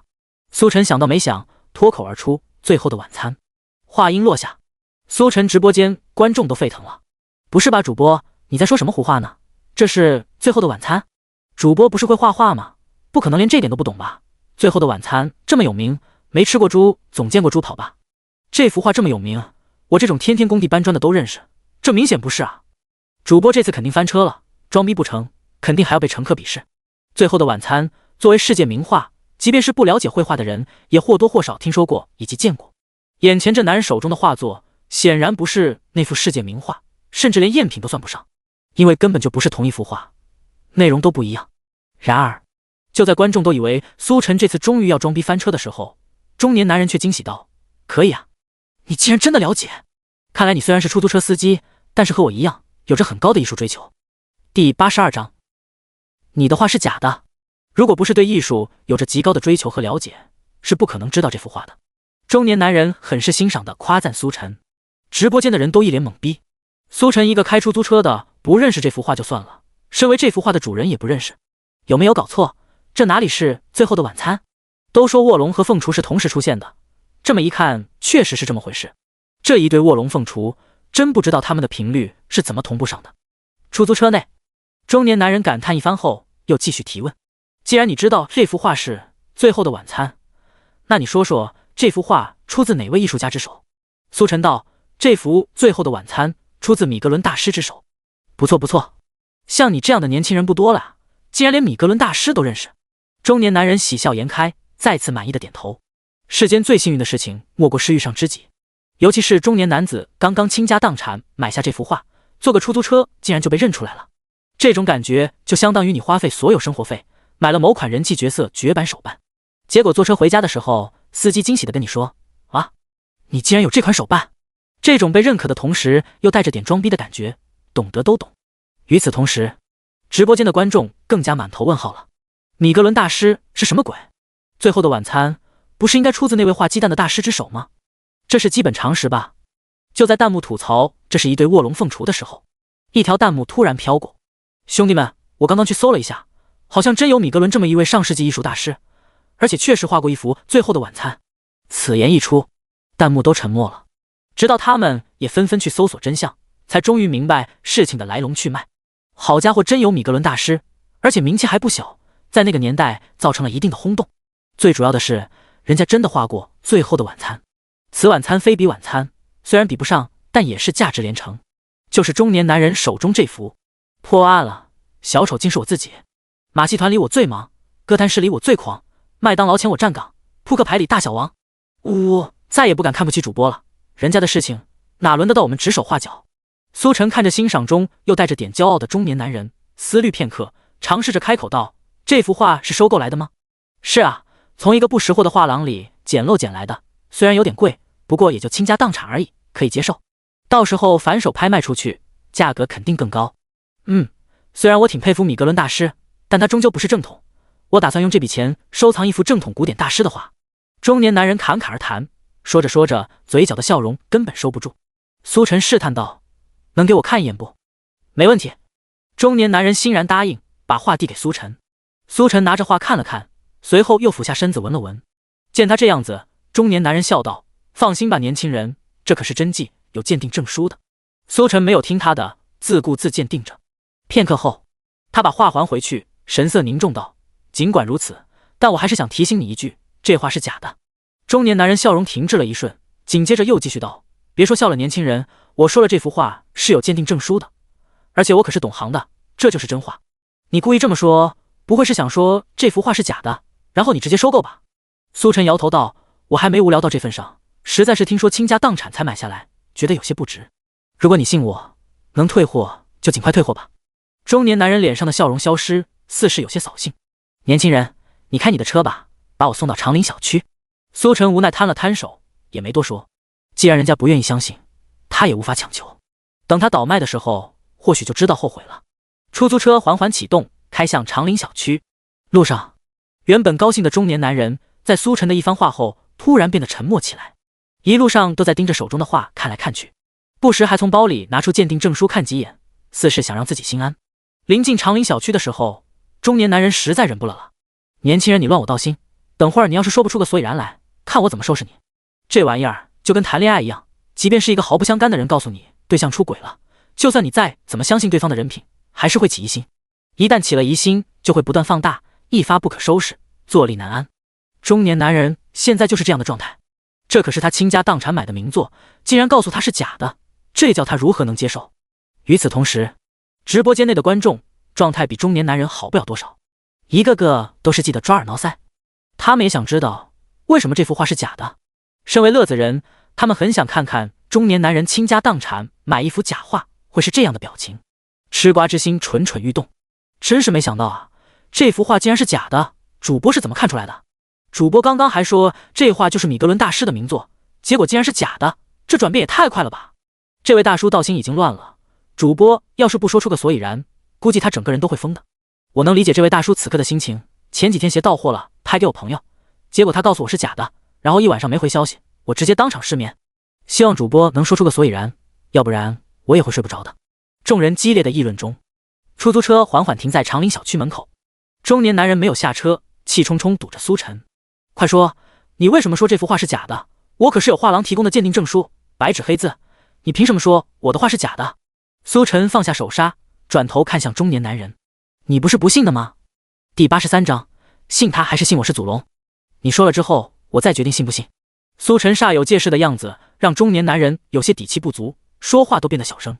苏晨也没多计较，毕竟是人家倾尽家产买的画，眼里容不得沙子，态度相对冲点也正常。如果是其他人，或许就一脚把这人踹下车了，但谁让苏晨心肠好呢？他缓缓解释道：这么跟你说吧，米格伦大师的事迹你肯定知道，画技手法都是模仿另一位大师，并无独特风格。但是他的画做为了达到复古效果，用料都很特殊，每一幅画都用到了分泉树脂，这种材料对人体有害，且气味刺鼻。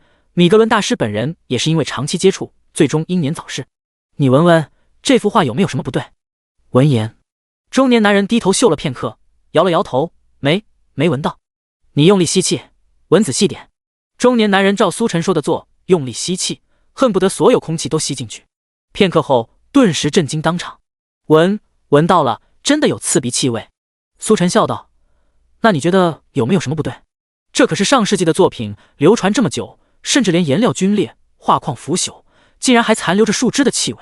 中年男人顿时如遭猛击，整个人都愣住了。没错，他对古典画也是有一定研究，熟知米格伦大师的事迹，所以才会买下这幅画。买之前从材料到手法都鉴定了一番，没什么问题。可是他却忘了最简单的一点，流传这么久的画作，怎么可能还残存着这种刺鼻气味？气味虽然并不明显，但仔细闻却能闻到。这说明什么？说明树枝气味很有可能是经过人工吸附消散，但是并不彻底，比不上岁月的侵蚀，所以导致了气味残留。这很可能就是一幅最近人工制作的假画。不能吧？呆愣之后，中年男人又慌忙拿出鉴定证书。你看，这明明就是鉴定过的，就是真的。苏晨看了这所谓的鉴定证书一眼，笑了笑。信他还是信我是祖龙？不同于中年男人犹犹豫豫，苏晨在画作上手的时候就确定这就是假的。毕竟他的嗅觉比狗鼻子还灵，正常人闻到可能就是普通气味，对他来说却是异常刺鼻。100年之久的画作不可能会有这种气味残留，唯一可能就是这幅画是最近加工出来，气味并未消散，所以才会有气味残留。毋庸置疑，这就是一幅假画。苏晨直播间，观众也是被这一番解释震惊，啧舌不已。主播这操作是真的牛啊，狗鼻子用来鉴宝也行吗？这已经是主播的狗鼻子第3次发挥作用了吧？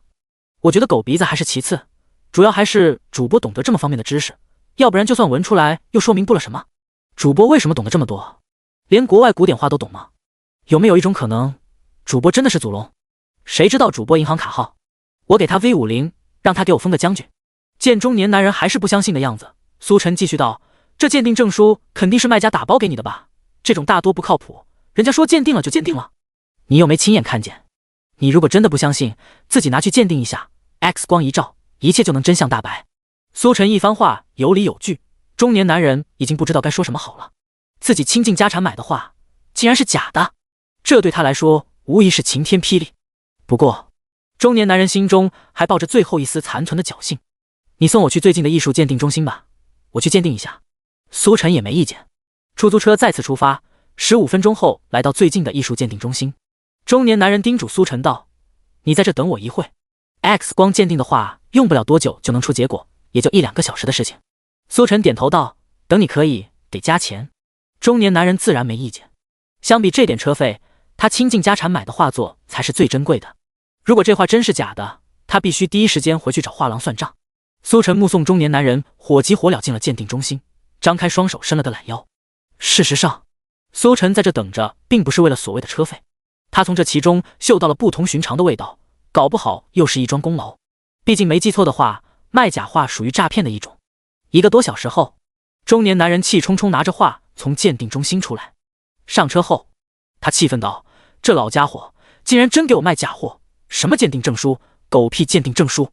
中年男人肺都要气炸了，他倾尽家产买的大师画作竟然真的是假货。亏他之前还这么高兴，以为转手能赚一笔，这下亏的裤衩都掉了，必须退货。这个消息一出，直播间内观众也是震惊了。我去，真是假的呀！主播直接空口见画，也太牛了吧！果然信主播是祖宗是对的，卡号发一下，我也要打钱。卡号来了，刚刚主播私发给我的，你们把钱打进去就行了，到时候我会跟主播安排各位的职位。楼上的我信你个鬼，信不信给你举报冻结了。出租车内，苏晨笑道：没事，既然他有画廊，跑得了和尚跑不了庙，直接找他就完了。听到这，中年男人点点头，颇有些庆幸道：年轻人，这次真是得感谢你了，想不到你年纪轻轻，竟然对大师画作懂得这么多，自愧不如啊。买到假货这种事情，虽然最终拍卖鉴定的时候也会被查出来，但多一天就多一天的变数。他今天拿下，今天退货，怎么说都更让人安心。如果时间一长，万一画廊溜之大吉，他就只能报警处理，能不能找回来就另说了。这可是他倾尽家产买来的，可受不起这个不确定性。那我们现在去画廊？去米兰画廊，现在就出发。苏晨微微一笑，点火给油，出租车轰隆隆再次发动。他有预感，这次业绩又来了。在这之前，要不要直接报个警先？第84章 RNM 退钱。米兰画廊，画廊内通体白色纯色风格，装饰简约，墙壁上展出着一些意境优美的古典画以及现代画。寥寥几对小情侣挽着手边走边看，不时驻足欣赏，发出阵阵惊叹之声。画廊办公室，大腹便便的山羊胡馆长坐在沙发办公椅上，面前的办公桌上放着一张银行卡。不久前，他卖出了米格伦大师的画作，获得一笔不菲收入。果然是1年不开张，开张吃1年啊！刘馆长揪着小胡子喃喃自语，语气中止不住的兴奋。如果能多来几单，我就直接闭馆旅游去了。一想到能周游各地，和各地美女彻夜讨论艺术，刘馆长恨不得直接闭馆。可惜啊，还得再卖出几幅画才行，才能有足够的资本讨论艺术。想到这，刘馆长打算出去转转，向那些似乎有些品味的年轻人推销一番画作，说不定就能又卖出去1幅呢。然而就在他刚起身时，办公室大门轰然打开，砰！一道身影气冲冲闯了进来，手中还拿着一幅画。紧随其后的是一道慢悠悠的身影，一前一后进来的身影正是中年男人和苏晨。一路过来，要把这幅赝品给退了。刘馆长被突如其来的动静吓了一跳，定睛一看，这不之前那位客人吗？胡老师，你怎么过来了？怎么了这是？中年男人名为胡静，也就是刘馆长口中的胡老师。胡静把手中的画作往办公桌上一拍，气势汹汹道 ：“RNM， 退钱！”刘馆长定定看着他，一脸懵逼道：“胡老师，你这是什么意思？退钱退什么钱？”胡静道：“还能什么意思？你卖给我的是假货，赶紧把钱退给我。”听到假货2字，刘馆长心中咯噔一声：“胡老师，你这话可不能乱说，什么假货？这话明明有鉴定证书，而且你自己也认证过的，怎么能有假呢？”啪！一张鉴定证书突然甩到他脸上，你再好好看看，到底是真货还是假货？刘馆长将脸上的鉴定证书扯下来，看了看，随后脸色大变。怎么可能？这不可能！这鉴定证书也是假的！胡静哪里管他这些，气愤道：“别跟我说这么多有的没的，赶紧退钱！”他也是被气坏了，全然不顾形象。不过也能理解，论谁倾尽家产，结果买到假货，都不可能心平气和。不可能，我这话明明是真的。胡老师，你不会是故意找了个假货，想来骗钱吧？刘馆长此刻也反应了过来，小眼睛微眯看着胡静，他这可是鉴定过的真货，结果刚卖出去就变成假货，怎么可能不怀疑？胡静本来就在气头上，被刘馆长一说，给他气笑了。故意找了个假货？我难道是吃饱了没事，故意找个假货来坑你？刘馆长冷笑，谁知道呢？反正我卖出去的是真货，而且还有鉴定证书，当时你也看了吧？如果你不服，我这还有入馆记录，怎么说都可以。胡静气得浑身发抖，通体冰凉。见过不要脸的，没见过这么不要脸的。明明他才是受害者，对方竟然还一副理直气壮的样子。保安，把人请出去。刘馆长不想跟胡静多纠缠，直接用对讲机喊保安。反正他卖出去的是真货，钱也已经到手，不可能退，索性赶人直截了当。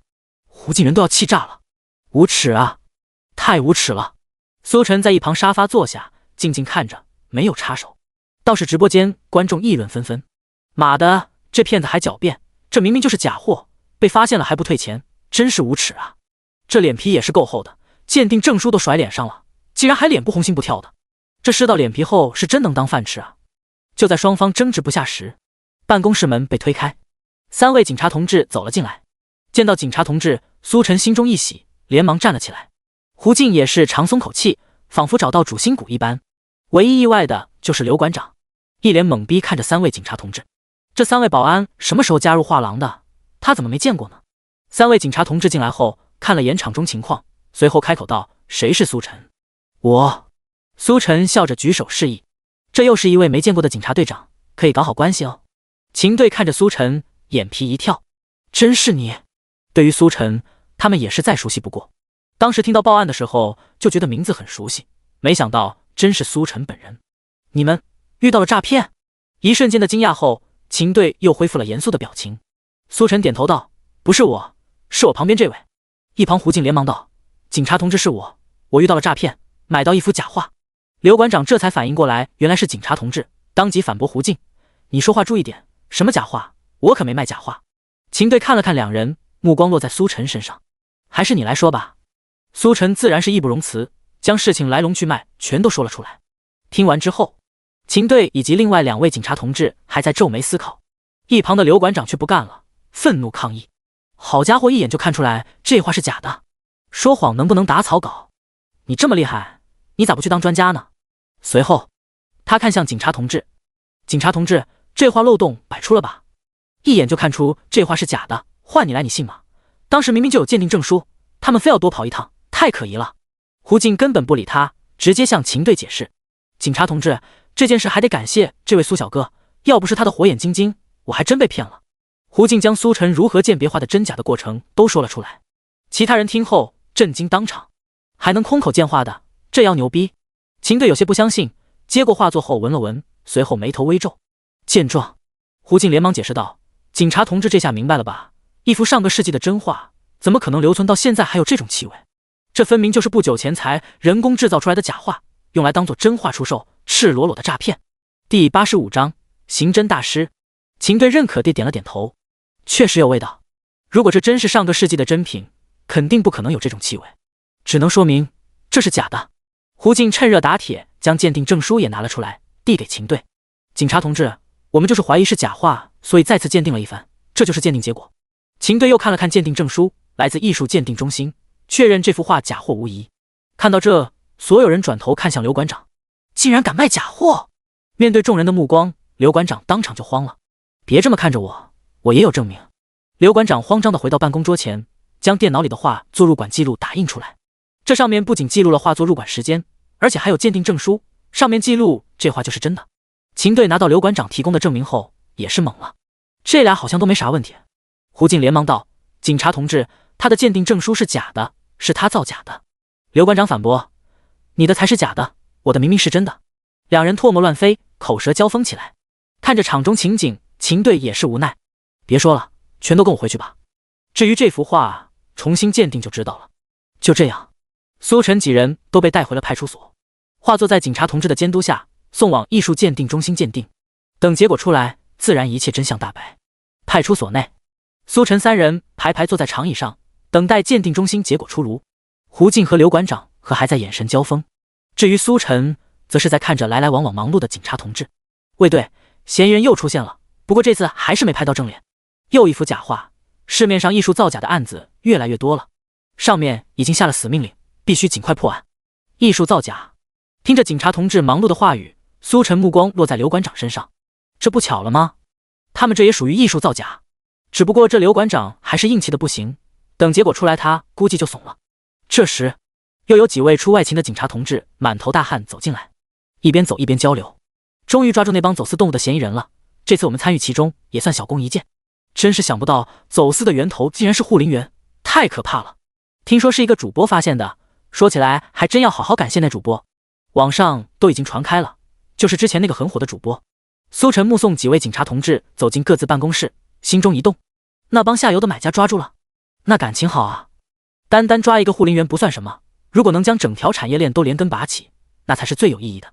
显然顾局他们已经做到了，他们刚刚说网上已经传开了，那我岂不是又有人气了？如此想着，苏晨打开系统面板一看，人气243576，果然这些人气又足够一次抽奖。叮！恭喜获得技能刑侦大师。刑侦大师，你能熟练掌握各种刑侦技巧，并能揣摩罪犯心理，通过任何一丝小细节还原事情真相。话音落下，大量的刑侦知识灌入脑中，苏晨猛了好一会儿才调整过来。刑侦大师，通过各种小细节以及蛛丝马迹还原事情真相。他尝试着看向胡静，想通过动作神态等细节看能分析出什么。片刻后，苏晨得出结论，胡静很想把刘馆长打一顿，并把他的钱要回来。好吧，这其实不用分析心理也能得出这个结论，因为这显而易见。你没事吧？一旁胡静注意到苏晨看着自己，好奇问道。苏晨回过神来，摇了摇头，没事，没事就好，鉴定结果很快就出来了，这次还得感谢你，举手之劳而已。苏晨摆了摆手，他比较在意的还是刘馆长这个诈骗分子，关乎着他的奖励。不久之后，警察同志拿着鉴定结果回到派出所，秦队看了之后就把他们三个叫进去了。你看看，现在你还有什么说的？秦队将最新鉴定结果递到刘馆长手中。刘馆长看后连忙摇头，警察同志冤枉啊，我的话真的是真的，肯定是被他们调包了，他们买了之后调包了一幅假画，找我退钱。秦队冷笑，随即又拿出一份指纹鉴定，这上面还有你的指纹，如果没记错的话，你刚刚并没有碰过这幅画，现在你还有什么好说的？见到指纹鉴定，刘馆长顿时感觉天塌了，整个人都萎靡下来。这一下他没办法狡辩了，如果说这幅画是调包的，那为什么会出现他的指纹？这幅画就是从他手中卖出去的，而且是假画。看到这个结果，胡静顿时扬眉吐气站了起来。现在没话说了吧？还敢在警察同志面前耍花招，赶紧退钱！刘馆长连忙求饶道：警察同志冤枉啊，我其实也不知道这到底是不是假画，这是别人卖给我的，我看他有鉴定证书就直接收了，然后再转手卖的。秦队眉头一挑，其他人卖给你的，谁能证明？不用证明，画廊里有监控的，调监控就能查到，而且有转账记录。去查！秦队吩咐警察同志去查，很快就有了结果。不久前，刘馆长确实给一个境外账户汇了钱，而且从画廊的监控录像也能看到，汇钱的当天，有一个戴着口罩的男子将画交到刘馆长手中。那幅画正是胡静买下的《最后的晚餐》。秦队看着这些证据，笑了笑：你还说你不知情？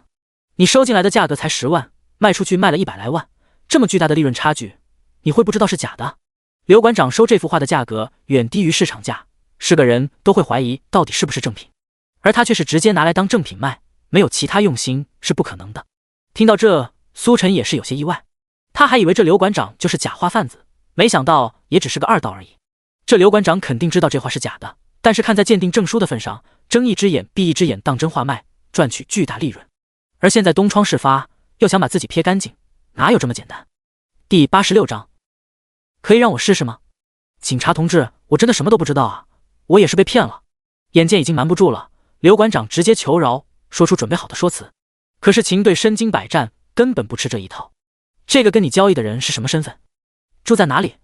显而易见，这人才是真正的假画贩子。刘馆长道：不知道啊，警察同志，这人戴着口罩，我不知道他的身份，他也从来没透露过。我们有规矩，除了画作本身，不过问其他。这么说，你们其实交易了不止一次。刘馆长低下头，不敢回答。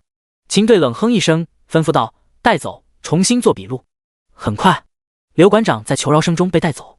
苏晨两人也各自安排了笔录。做完笔录之后，秦队将苏晨两人送出来。感谢你们这次的配合调查，这画廊的负责人确实有很大问题，需要重新立案调查。他看向胡静，你被骗的钱会在整个事件结束后原路返回到你账户上，等等吧。胡静有些担心，必须要事件结束才行吗？秦队点头。从目前的情况来看，被骗的不止你一人，所以有些麻烦。不过请放心，我们会尽快破案的。尽快是多久？警察同志，这里面可是我的全部家产啊，我回去都不知道该怎么交代。秦队无奈道，这件事情说来复杂，根据我们调查，监控中的假画贩子很可能和最近市面上出现的艺术造假案子有关联，或者说他们是同一个团伙。可惜他们太狡猾，每次作案时都戴着口罩，掩盖身体特征，有意识躲避监控等等，目前为止无法确定身份。说到这，秦队叹了口气，再等等吧。之前有被骗者说见过其中一位嫌疑人真正的样子，我们的模拟画像师正在根据描述画出嫌疑人的样子，虽然有些难度，但我们会尽快出结果的。胡静垂头丧气，他自然知道秦队说的是官话，一般说了这种话，结果大概率都不太好。另一边，苏晨突然来了兴趣，模拟画像师是干嘛的？画画的。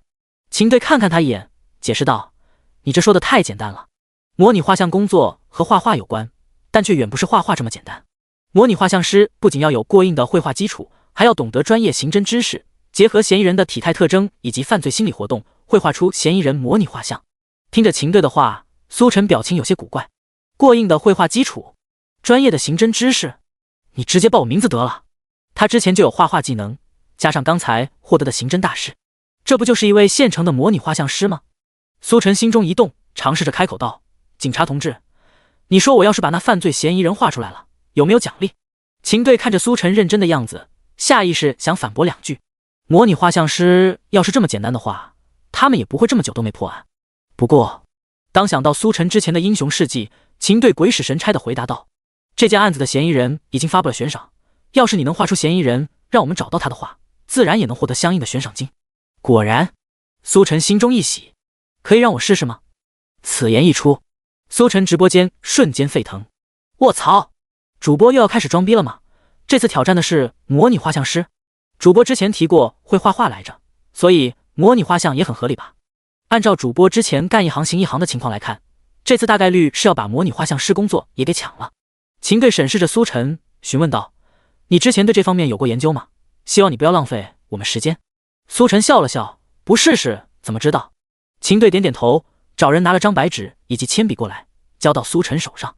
既然如此，你先给我画一张素描吧，就画我破了这桩诈骗案时会是什么样的表情。苏晨看着手中的纸笔，回想秦队的要求，再去对比秦队的面部轮廓，一张脸已经在他心中逐渐成型。他找了个位置坐下，拿起笔就开始画。胡静就站在旁边看着苏晨作画，他现在也好奇苏晨是不是真的有这个本事。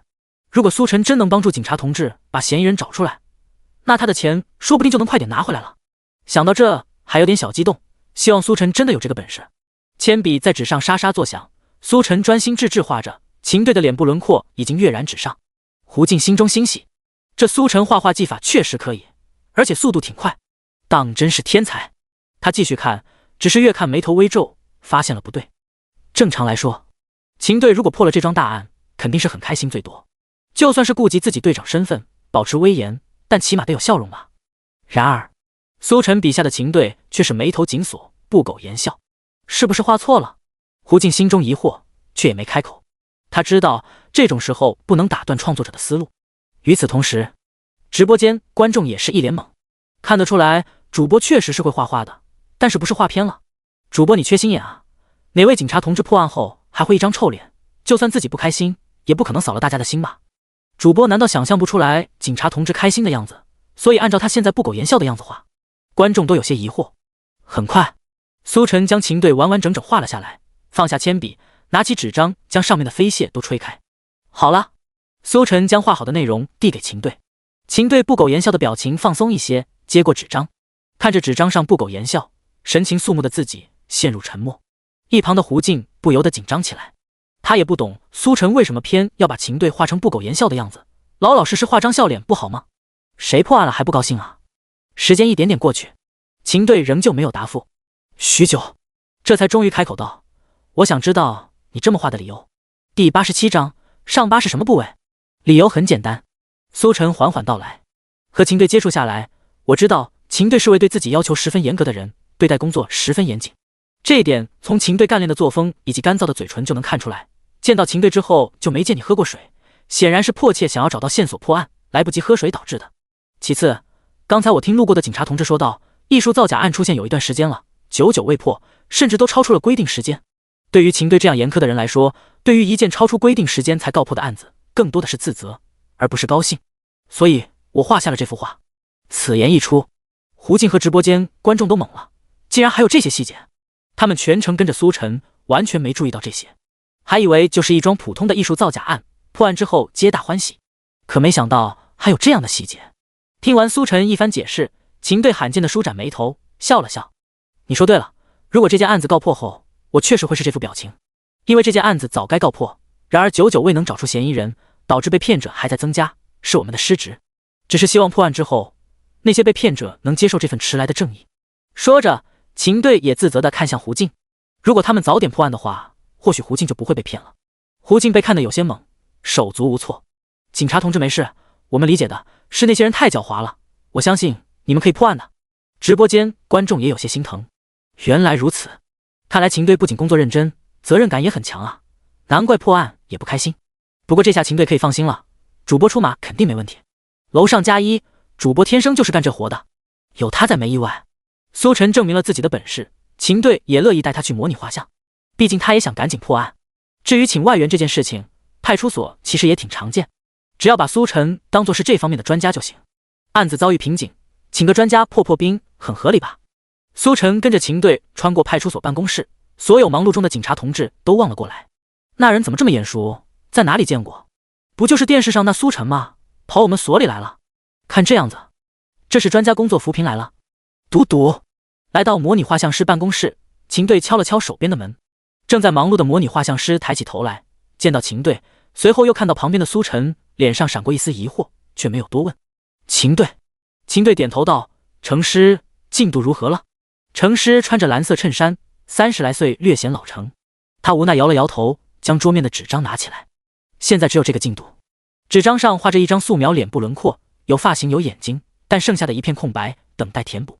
秦队叹了口气，还是无法突破吗？今天又有多了一个受害人，被骗金额不小。闻言，程师目光黯然，有些自责。这个模拟画像的任务相关的资料几天前就已经给到他办公桌上，同时说明了情况紧急。他也想尽快画出来，但是根据这些特征画了好几稿，却无法和数据库的人匹配，进度完全卡在这了。对了，程师，这位是苏晨，特地来帮忙，看能不能把犯罪嫌疑人给画出来。苏晨，程师好像想到了什么，你就是苏晨。苏晨近来的事迹已经被做成专栏节目投放，不说所有人都认识，反正他们派出所系统的同志大部分都认识，所以提到这个名字，程师第一时间就想了起来。苏晨微微一笑，你好，我是来帮忙的。程师盯着苏晨打量了一阵，开门见山道：苏晨，虽然你之前的事迹十分成功，我也知道你是个人才，但对于模拟画像这件事，隔行如隔山。程师的话说到一半，秦队抬手打断，将苏晨画的素描给他看。这是刚刚苏晨画的关于我破案之后的样子。程师接过素描看了看，略有讶异。秦队破案后真是这种心情？对，程师点点头，看来是有了解过这方面。他没有多说，算是把苏晨收下了。秦队也随后离开。这是工作内容，你看看。2分钟后，程师将一张有关犯罪嫌疑人脸部特征的描述递给苏晨，同时播放电脑上一段监控录像。这段录像中，一个戴着口罩的男人匆匆赶路，视频正在不断回放他赶路的过程，似是想通过他的体态来观察出什么。苏晨看了眼纸上的内容，40来岁的男人，整体偏瘦，高颧骨，高鼻梁，像一只老鹰，上巴位置有痣。等等，上巴是什么部位？程师道：人中。苏晨随后又看向视频中赶路的男人，问道：这就是那个嫌疑人？程师点点头，没错，这就是嫌疑人。目前为止，我就只画出了眼睛部分，剩下的还待补全。你有什么看法？苏晨不经意地瞥了眼程师画的嫌疑人画像，不免心中吐槽。这眼睛部分不就是对着监控录像抄下来的，根本没有什么技术含量。也就是说，他其实啥都没画出来。嗨嗨，似是注意到苏晨对的目光，程师解释道：“其实我之前画了几版，只是有些对不上，不过也不算是毫无进展，起码帮我们排除了一些错误选项。”苏晨，根据这些描述以及特征能模拟的画像海了去了，你这几幅排除有个屁用，相当于没有排除。不过苏晨也没明说，毕竟这工作确实有点难度，有些时候人和人的差距比人和狗还大，描述相貌这件事情太主观，因人而异。要是碰到稍微正常的描述人还好说，万一碰到不同频道的描述人，他说胯骨轴子你画前门楼子，一辈子都对不上。这次很有可能就是这样的情况，所以也不怪程师，还是得自己出马才行啊。苏晨抽了一张白纸，看着监控录像上放大的那张脸，同时根据目击者提供的描述开始作画。40来岁，粗眉毛，高颧骨。第88章，画出来了。有系统技能加持，画人物对苏晨来说再简单不过，同时加上刑侦知识，对罪犯行为心理进行剖析，一张人脸很快就画了出来。程师一脸震惊，惊讶于苏晨的效率之高。这就好了？苏晨摇了摇头道：“当然还没有，这人戴着口罩，加上描述人说的太过笼统，很难直接画出来，还是得用排除法。”苏晨抽出第2张白纸，又继续开始画。第2张人脸出炉，程师发现这2张脸几乎差不多，唯一不同的就是脸部的颧骨一高一低，这是在用穷举法。程师这时也是明白过来，苏晨是在根据描述人提供的条件一个个组合做排除法，到时候让描述人过来指认一下，估计就差不多了。真牛！这时程师也是被震惊到了，之前他还没把苏晨放在眼里，可是看到苏晨效率之高，技法之精湛时，还是忍不住惊叹。这种排除法也就苏晨敢用了，这工作量太大，效率不高的话，不知道要画到猴年马月。同时程师也是佩服不已，苏晨好像比网上传的还要牛逼一点。要知道，模拟画像师可不是谁都能干的，一个出租车司机能干的比他专业的还更专业，实在少见。苏晨直播间看着一张张人像画出炉，观众人都骂了。虽然我知道主播牛逼，但是没想到主播这样牛逼，这效率是认真的吗？关键是这些人脸为什么我总感觉在哪里见过？主播真不是乱画的？这你就不懂了吧？人的面部骨点之间都有一定的联系，各种排列组合下来，你看到熟悉的面孔也再正常不过。牛逼，主播真有2把刷子。时间不知不觉已经来到晚上，此刻办公室里已经挂满了苏晨画的人像脸，除了苏晨和程师之外，还多了秦队以及一位中年男人。他们看着满屋子的人脸画像，震惊不已。好多。这时苏晨画完最后一张，放下铅笔，将最后一张挂了起来。他看向中年男人，问道：“你见过那人的脸？”中年男人点头，见过。苏晨道：“你看看这些人脸当中，哪些你觉得像的，都挑出来。”中年男人不疑有他，在满屋子的人画像中一张张找起来。这张挺像的，这张也挺像。中年男人在这些人画像中挑了5张出来。苏晨又道：“你觉得哪里像，都圈出来。”中年男人接过记号笔，看着这些画像思索片刻，随即刷圈了好几个地方。就是这些了。不出所料，中年男人圈出来的地方刚好符合之前他描述的脸部特征，高颧骨，高鼻梁。一旁程师看得啧啧称奇，他算是明白为什么他之前总画都画不出来真正的嫌疑人，这绝对是认知差异造成的。这人眼中的高鼻梁其实一点都不高，而且这人分明就不是双眼皮，眼前情况让他画一辈子也画不对。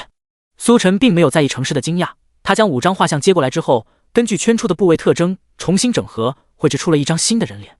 这是一个目光英质，有着鹰钩鼻的中年男人，就是他。苏晨画出来的那一刻，中年男人惊呼出声，目光之中满是不可思议。他也没想到苏晨竟然真的把这人画出来了。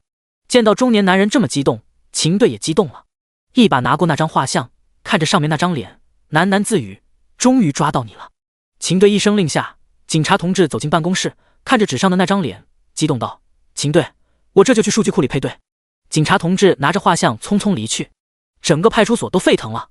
谁能想到苏晨竟然真的把戴着口罩的罪犯画了出来，而且完成度极高，高到描述人一眼就认出来。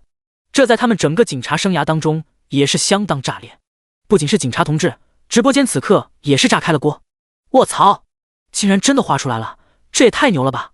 看来以后那些罪犯就算戴口罩也无济于事，只要监控拍下，叫主播过来画像，直接水落石出。这可真是了不得的技能啊！想学？你想多了，模拟画像师可是警戒大熊猫，你不会以为谁都可以和主播一样牛逼吧？不久之后，那名离开的警察同志又拿着画像匆匆进来。秦队，嫌疑人身份已经锁定了。秦队心中一震，连忙冲出办公室。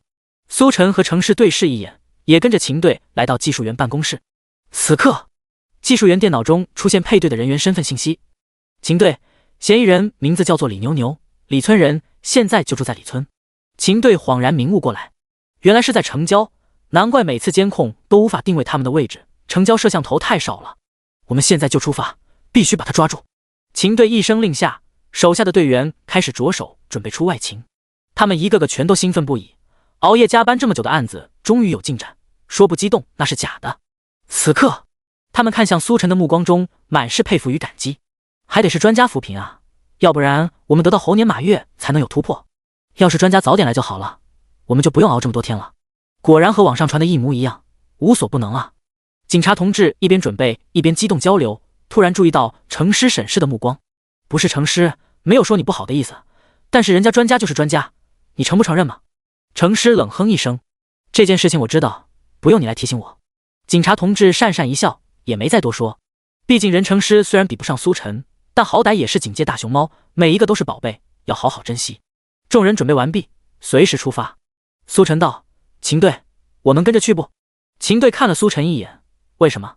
苏晨道：“没什么，就想亲眼看看奖励到手的样子。”秦队神色严肃，拒绝了他的请求：“你在这等着吧，等我们把人带回来，一样能看。”苏晨无奈摊了摊手，他挺想去的，说不定还能帮上忙。不过秦队不让，那就没办法了。第89章还要帮忙。秦队带队出发后，场中还剩下程师和苏晨，他们和技术员一样坐镇办公室。程师对旁边这位年轻人十分好奇，为什么你连这个都懂？他指的自然是模拟画像。之前的飙车以及游泳开锁的也就算了，算是很容易就能接触到的技能。但是模拟画像师可是必须具有过硬的绘画基础以及刑侦知识，专业性这么强，你一个出租车司机从哪学的？技术员小姐姐也坐直身子，默默凑了个耳朵过来。对于网上这位大红人，他也十分好奇。反正秦队他们现在还在车上，摸个鱼不过分吧？嗨嗨，苏晨轻咳两声。对于这个问题，其实你知道的，我是个出租车司机。程师点点头，看着他静待下文。出租车司机嘛，空余时间特别多，比如等红绿灯，又比如火车站接客，或者有时候接网单等乘客上车，这些都是可以利用的空闲时间。其他司机或许就抽空玩手机了，但是我没这个兴趣，喜欢看看书，学学技能什么的。一来二去，就多少会一点了。苏晨脸部红心不跳，说起谎来不打草稿。程师和技术员小姐姐都听得云里雾里。按照苏晨所说，这些碎片化时间利用起来确实作用斐然。但是有个问题，刑侦知识你能在车上看书学习，游泳、攀登、开锁、画画你怎么在车上学？这显然不合理。不过程师也没有继续问下去。俗话说，台上10分钟，台下10年功，会自然有会的道理。苏晨不愿意说，他也不多问。反正这些技能苏晨又不用来害人，管他怎么来的。与此同时，直播间观众都被苏晨逗笑了。主播一本正经胡说的样子不要太搞笑，他怎么憋住的？哈哈哈！用主播的话来说，信他还不如信我是祖龙。有句话说得好，行走江湖技多不压身，主播真是深刻诠释了这个道理。这次抓捕罪犯归来，肯定又是一笔巨额赏金，是谁羡慕我不说，等待的时间很漫长。苏晨靠着椅背迷迷糊糊睡了过去，昏昏沉沉中，隐约听到耳边有人在喊自己。睁眼一看，是秦队。苏晨连忙起身，怎么样，秦队？人抓着了吗？秦队迟疑地点点头，人是抓着了。闻言，苏晨瞬间睡意全无，来了精神。这么说，我的奖励到手了？秦队微微皱眉，斟酌道：人是抓着了，不过还有一件事。我们在抓人的过程中发现，李牛牛老家只是其中一个造假基地，像这样的城郊造假基地还有很多个。如果不能将他们一锅端的话，艺术造假这个案子怕是还不能结案。苏晨眨了眨眼睛，秦队，这和我没啥关系吧？你们只要将这群人审一审，应该能找到线索，顺藤摸瓜将他们一网打尽。唉，秦队叹了口气，问题就出在这上面。李牛牛这一帮人的嘴很硬，都是有过案底的，经验老道，根本不吃我们这套，什么都审不出来，我们也就无法开展后续工作。听到这，苏晨要是还不能明白秦队的意思，他就是傻子。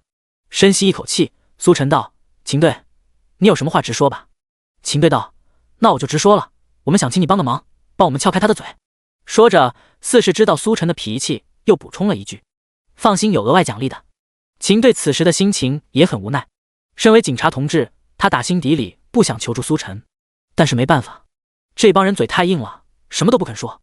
如果他们不说，线索直接断了，相当于这些天都白干了，所以不得已来求助苏晨。在他们看来，苏晨既然什么都会，请他帮忙也很合理吧。既然能请一次专家，为什么不能请2次呢？毕竟这件案子已经超出了规定时间，他们现在只想赶紧破案。与此同时，直播间昏昏欲睡的那些观众，在听到秦队的请求后，全都兴奋起来了。666，主播已经完成进化，之前只是抢警察的活，现在直接警察同志搞委派了，主播成了自己人，这还真是未曾设想的道路。通过自己努力打入内部，直接把考试都给省了。主播现在的地位，差不多就是外聘专家了吧？滑稽。面对秦队的请求，苏晨吸了口气，显得有些为难。如果可以的话，他当然想帮忙破案，但他不会审讯啊，去了之后怕是也得大眼瞪小眼，帮不上什么忙。看了眼人气面板，也是不够再次抽奖，怕是爱莫能助了。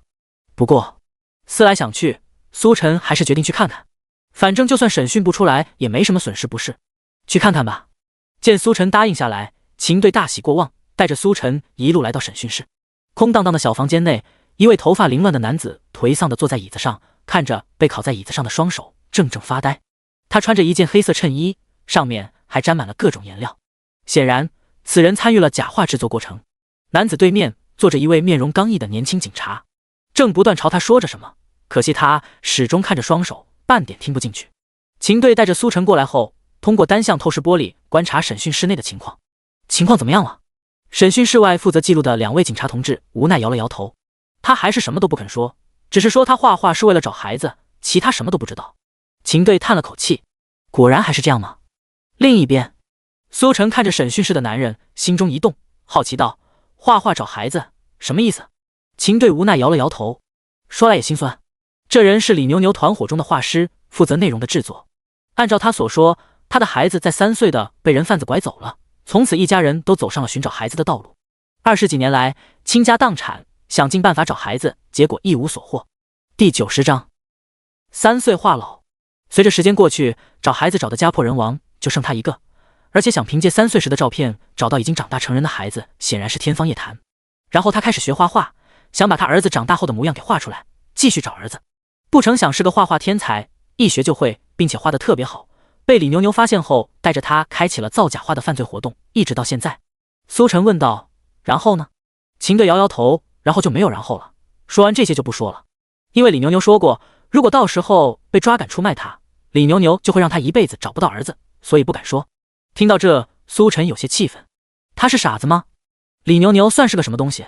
凭什么让他找不到儿子？秦队无奈摊手，我们也跟他解释过，但是他好像有些一根筋，或者长时间被洗脑，已经听不进去了。怕是真的只有他儿子来才能让他醒悟过来，我们也没办法。说到这，秦队怀着信心看向苏晨，不过我相信你肯定有办法。苏晨心中一动，恍然明白了秦队的意思。秦队是想我把他儿子现在的模样画出来，然后找过来，利用他儿子感化他。秦队微微一笑，没错，秦队本来也是抱着这个心思才把苏晨请过来的。身为模拟画像师，既然连戴着口罩的罪犯都能完美还原，模拟一下20几年后3岁孩子的模样，很合理吧？苏晨，他很想问秦队是不是太看得起他了，画出3岁孩子22年后的模样，这难度不是一般的高。不过苏晨脑中风暴一阵后，发现好像有点思路，并非一头雾水，抬头看向秦队，照片有吗？有。秦队点头，带着苏晨来到审讯室外的桌上，上面就放着很多张古旧褪色的照片。照片中的孩子顶着圆圆的寸头，笑容憨厚，很是可爱。这么多年过去，照片有些磨损，细节模糊，这对苏晨来说显然又是一个大挑战，毕竟要画出10几年后的样子，细节必不可少。苏晨盯着这些照片看了一会儿，点头道：“我试试吧。”好。秦队重重点头，目光满是欣慰。这次要是真把这起艺术造假案破了，苏晨居功至伟。与此同时，苏晨直播间观众也是震惊不已。天了噜，主播是要展示传说中的3岁画老吗？我的妈呀，这也太牛了吧！3岁画老不是理论吗？主播今天真要小刀拉屁股，给我们露一手。主播的技能已经逐渐脱离人类范畴了，有些离谱。这能画出来吗？如果能画出来的话，说不定能帮助很多家庭重新团聚。拭目以待了。秦队将这些照片都收了起来，然后带着苏晨来到程师的办公室。作为所里的模拟画像师，要画东西肯定得到他这里来。程师此刻正在办公椅上小憩，毕竟人已经抓到了，也没他什么事，熬了几天休息一下再正常不过。听到脚步声，迷迷糊糊醒来，秦队、苏晨，有事吗？秦队点点头，随即将事情的来龙去脉跟程师说了一遍。程师原本睡眼惺忪，无精打采，听到苏晨竟然要画出3岁孩子22年后的模样，当场就清醒了，惊呼道：“3岁画老！”秦队点点头，没错，就是3岁画老。程师仍是有些不可思议，转头看向苏晨：“你来真的？”作为专业的模拟画像师，程师最是知道3岁画老的难度。模拟画像师和3岁画老之间的差距，就和普通人和模拟画像师之间的差距那么大，根本就不是一个层级的。而且这在他们模拟画像师圈子当中，也不过是提出的一个假设概念而已。而今天，苏晨竟然要动真格的，来真的。苏晨点了点头，随即在程师震惊的目光中开始作画。程师人都看傻了，他知道苏晨牛逼，但是不知道苏晨这妖牛逼，这是要逆天啊！3岁画老并非是天方夜谭，人的骨骼成长变化有迹可循，并且不同年龄阶段面部特征也不同，只要能掌握其中规律，就能把人画出来。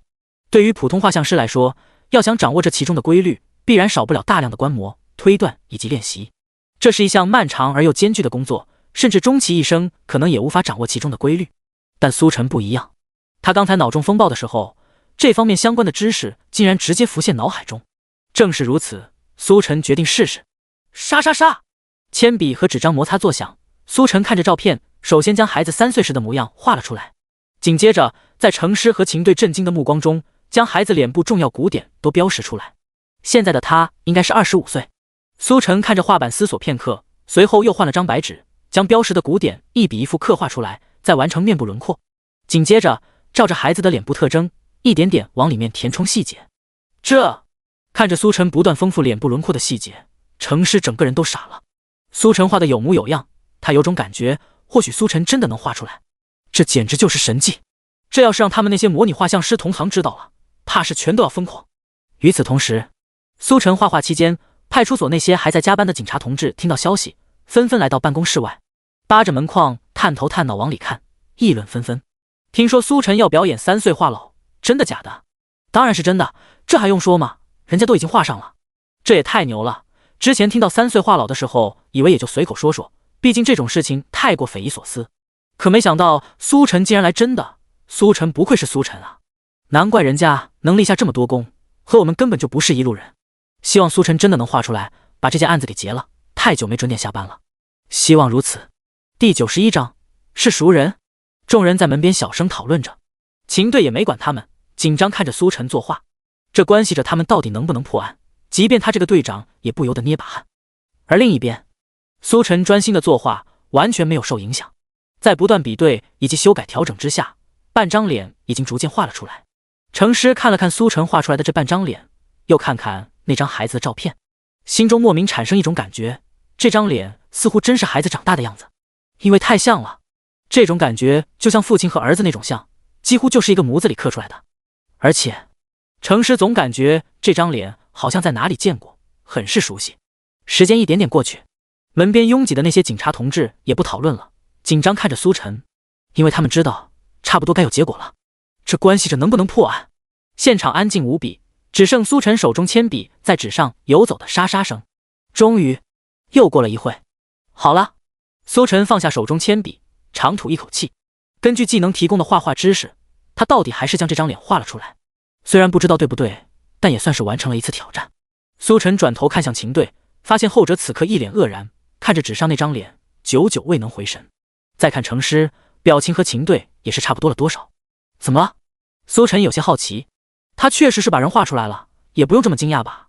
而且两人一直在旁边看着，难道不应该有点心理准备吗？秦队咽了咽口水，神色复杂道：“这人我们认识。”啊！这下苏晨也懵了，这人是你们的人？秦队摇摇头，他虽然不是我们的人，但是我们很熟悉，他是附近的电工小哥，我们所里线路老化经常出问题，都是他来修的。这要求，苏晨有些惊讶。谁能想到画出来的人就在身边？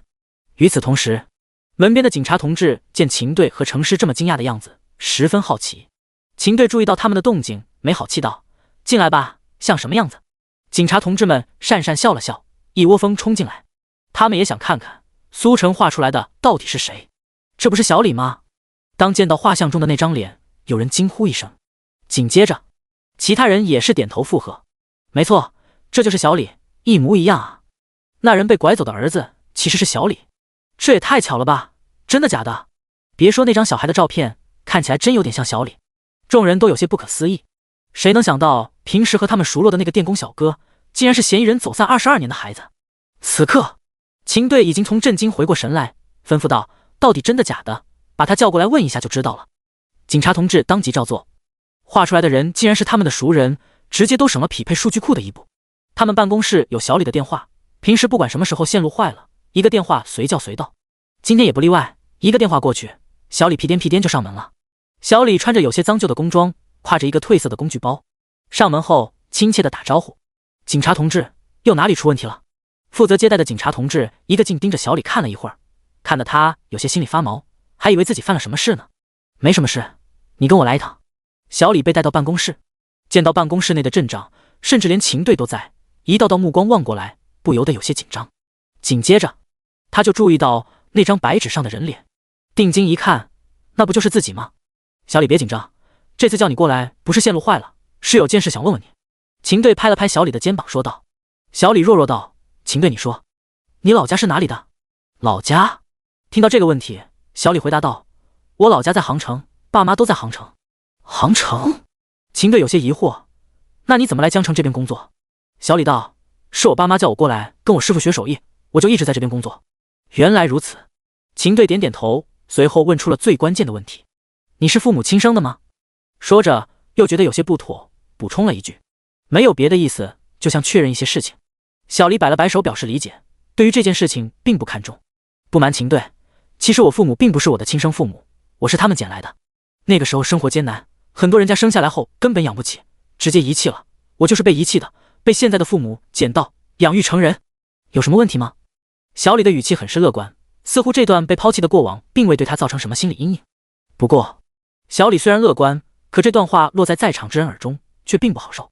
目前来看，小李大概率就是嫌疑人苦苦寻找20年的儿子，只不过不同的是，小李并非像他想象中那样被遗弃，而是被拐卖。他口中好心养育他长大成人的养父母，也并不是他想象中那么良善，要不然怎么被拐卖的孩子会落到他们手中？气氛一时有些沉默。秦队看了看场中众人同情的目光，又看了看小李，深吸一口气：“小李，我们有件事要告诉你。”“秦队请说。”“你可能并不是被遗弃的，而是被人拐走。”秦队话音落下，犹如晴天霹雳一般在小李耳边炸响。起初他还不相信，不过当得知事情的来龙去脉，以及看到那张与他神似的素描画像后，他还是相信了。最主要的是，警察同志没必要骗他，好端端突然找他，肯定是有原因的。“秦队，你们是已经找到我父母了吗？”秦队点头：“找到了，只不过情况有些特殊。”小李此刻已经顾不得什么情况特殊，“可以让我看一眼吗？”“当然。”秦队答应下来。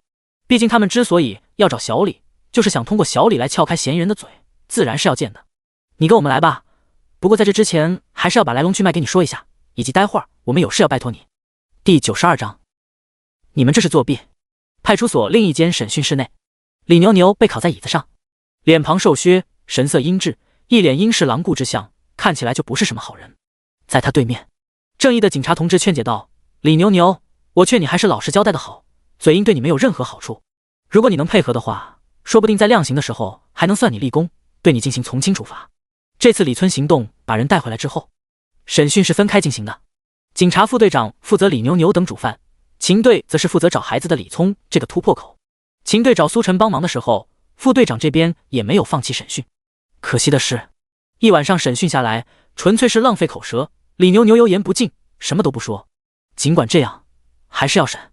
看着义正言辞的副队长，李牛牛冷笑2声：“你都说一晚上了，就算你不累，我耳朵都起茧子了，就不能消停一点？立功？你当我是3岁小孩吗？我不会说的，你们死了这条心吧。”副队长怒耳拍桌，冥顽不灵。李牛牛道：“警察同志，你还是省省吧，道理我都懂，不就蹲几年吗？大几年后，老子又是一条好汉。李牛牛想得很明白，只要他不把其他工厂供出来，那些工厂就能继续盈利。他虽然倒霉被抓了，但那些工厂盈利的他也有份。出来之后，利润拿到手，还能继续潇洒。可如果是供出来，出来之后就什么都没了，傻子都知道怎么选。而且对于他们这些有过案底的人来说，进里面就跟回家一样亲切。这里的个个都是人才，说话又好听，回家住几年怎么了？说不定还能龙场悟道，一飞冲天呢。就在李牛牛幸福幻想之际，旁边玻璃突然被敲响。副队长看了眼李牛牛，随即起身来到外面。怎么了？招了，那边招了。什么？审讯室的门只是略微带上，并没有关严实。李牛牛听到门外传来的惊呼声，当即吓了一跳。招了？什么招了？难道是其他工厂的位置招了？李牛牛想了想，又觉得不太可能。一起被抓进来的几个弟兄都是过命交情，一荣俱荣，一允俱允，不可能会出卖他。思来想去，他最终想到了那个找了20几年儿子的愣头青李聪。除了他之外，没人会说。可是也不对，李牛牛印象中，李聪这愣头青连钱都看不上，只想找孩子。在自己明确他洗脑只有自己才能帮他找孩子的情况下，他敢出卖自己，不想要孩子了。这时，副队长推门而入，来到桌前将水杯拿了回来，径自往外走。这副不想跟李牛牛继续耗下去的架势，看得李牛牛有些心慌。不是警察同志，你怎么不继续审了？副队长转身看了他一眼，微笑道：不用跟你浪费口舌了，因为他们已经招了。李牛牛心中咯噔一声，谁？是不是李聪？副队长笑道：你还挺聪明。得到肯定回答，李牛牛之前的幻想全都破灭，表情无比惊恐。不可能，不可能，这呆子怎么敢招的？他就不怕他这辈子都找不到他儿子吗？李牛牛状若癫狂，恨不能当场起身去质问李聪，可惜被铐在椅子上，动弹不得。副队长见他这样子，摇头失笑：你们利用他找儿子的心情，让他帮你们做了这么多缺德事，就应该想到会有这一天。实话告诉你吧，我们已经帮他找到儿子了。此言一出，李牛牛当即反驳道：不可能，不可能，他那倒霉儿子已经被拐走22年了，怎么可能找到？想到这，他愣了愣，随即大笑：我懂了，你们故意这么说，就是想扰乱我心境，以为这样就能让我交代。好险，差点上当了。李牛牛突然平静下来，坐下后静静看着副队长，一副我已经识破你们诡计的表情，怎么看怎么得意。一身警服的副队长都看笑了，见过自以为是的，没见过这么自以为是的。很不幸的告诉你，你想多了，我们确实已经找到他儿子了。3岁话痨听过吗？闻言，李牛牛思索片刻，3岁话痨，李聪一直嚷嚷着要学的那个。他对于3岁话痨有印象，因为李聪就一直嚷嚷着要学3岁话痨，画出他儿子现在的模样。李牛牛为了稳住他，只能骗他说只要钱够了就能学，让他一直画假画。可事实上，李牛牛知道所谓的3岁话痨就是天方夜谭，凭借3张照片画出20年后的样子，这怎么可能？副队长看着他笑道：看来你知道。李牛牛冷笑：知道又如何？你以为这能骗到我？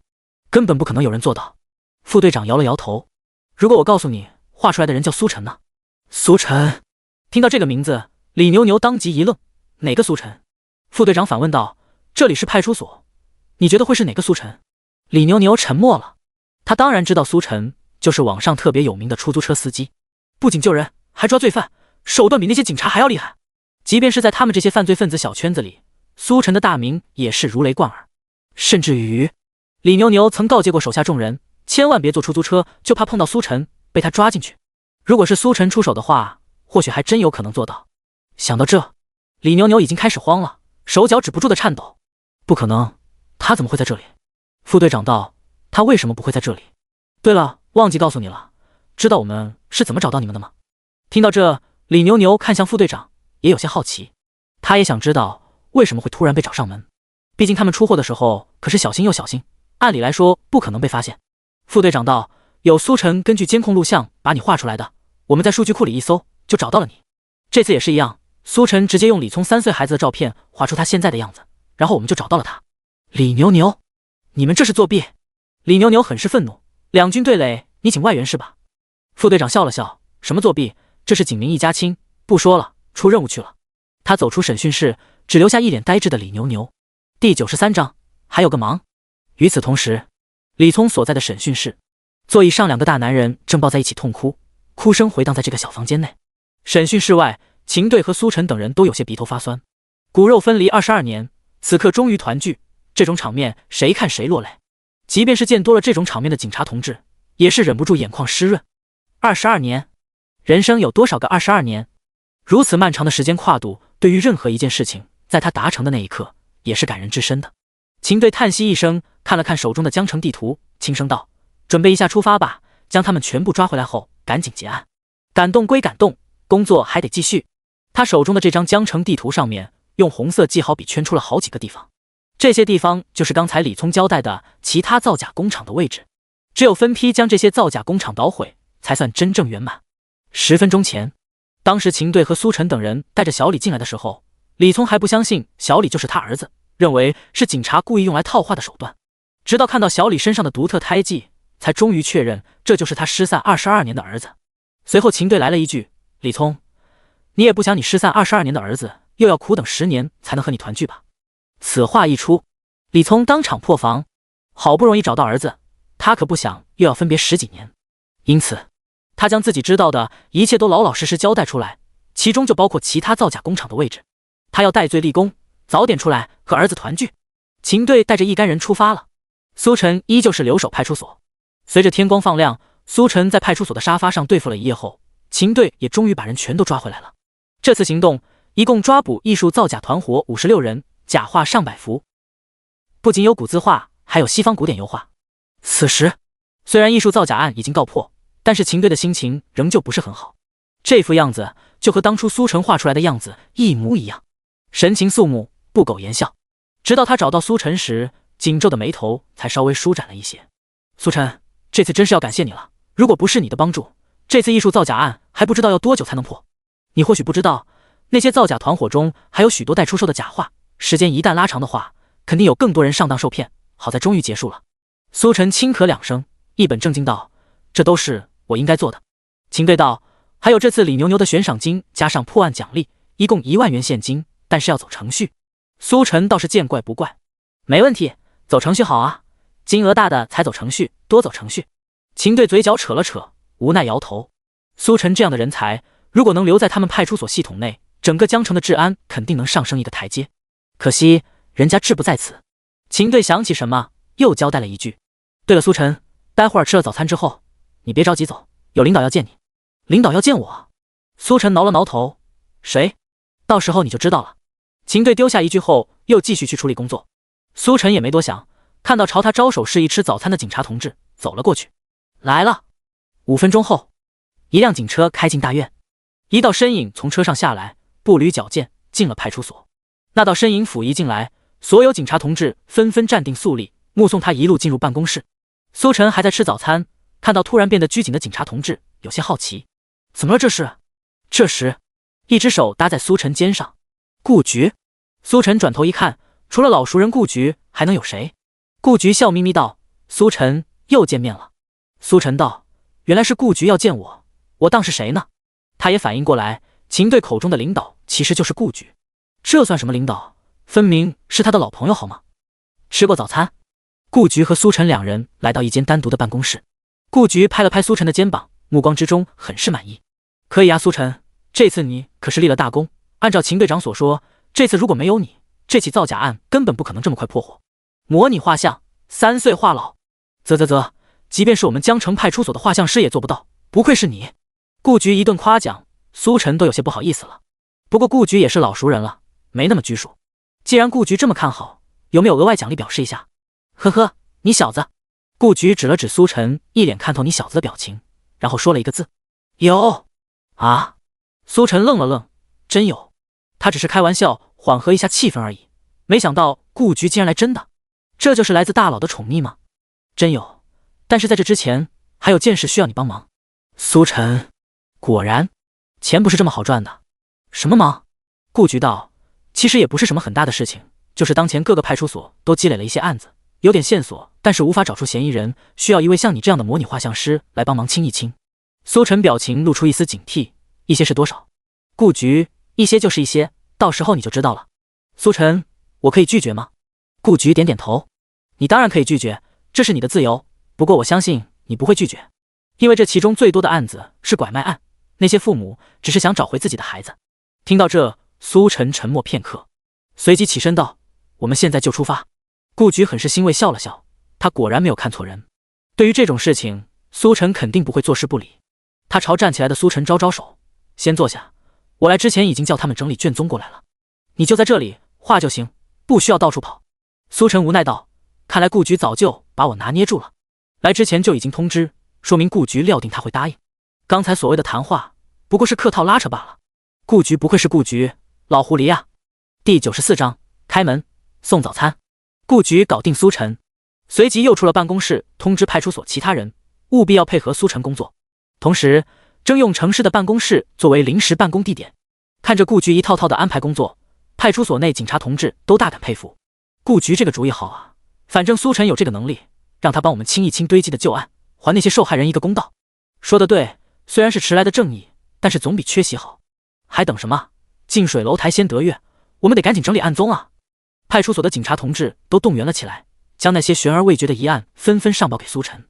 这些大部分都是摄像头下嫌疑人身影朦胧，面相模糊，无法确定嫌疑人身份。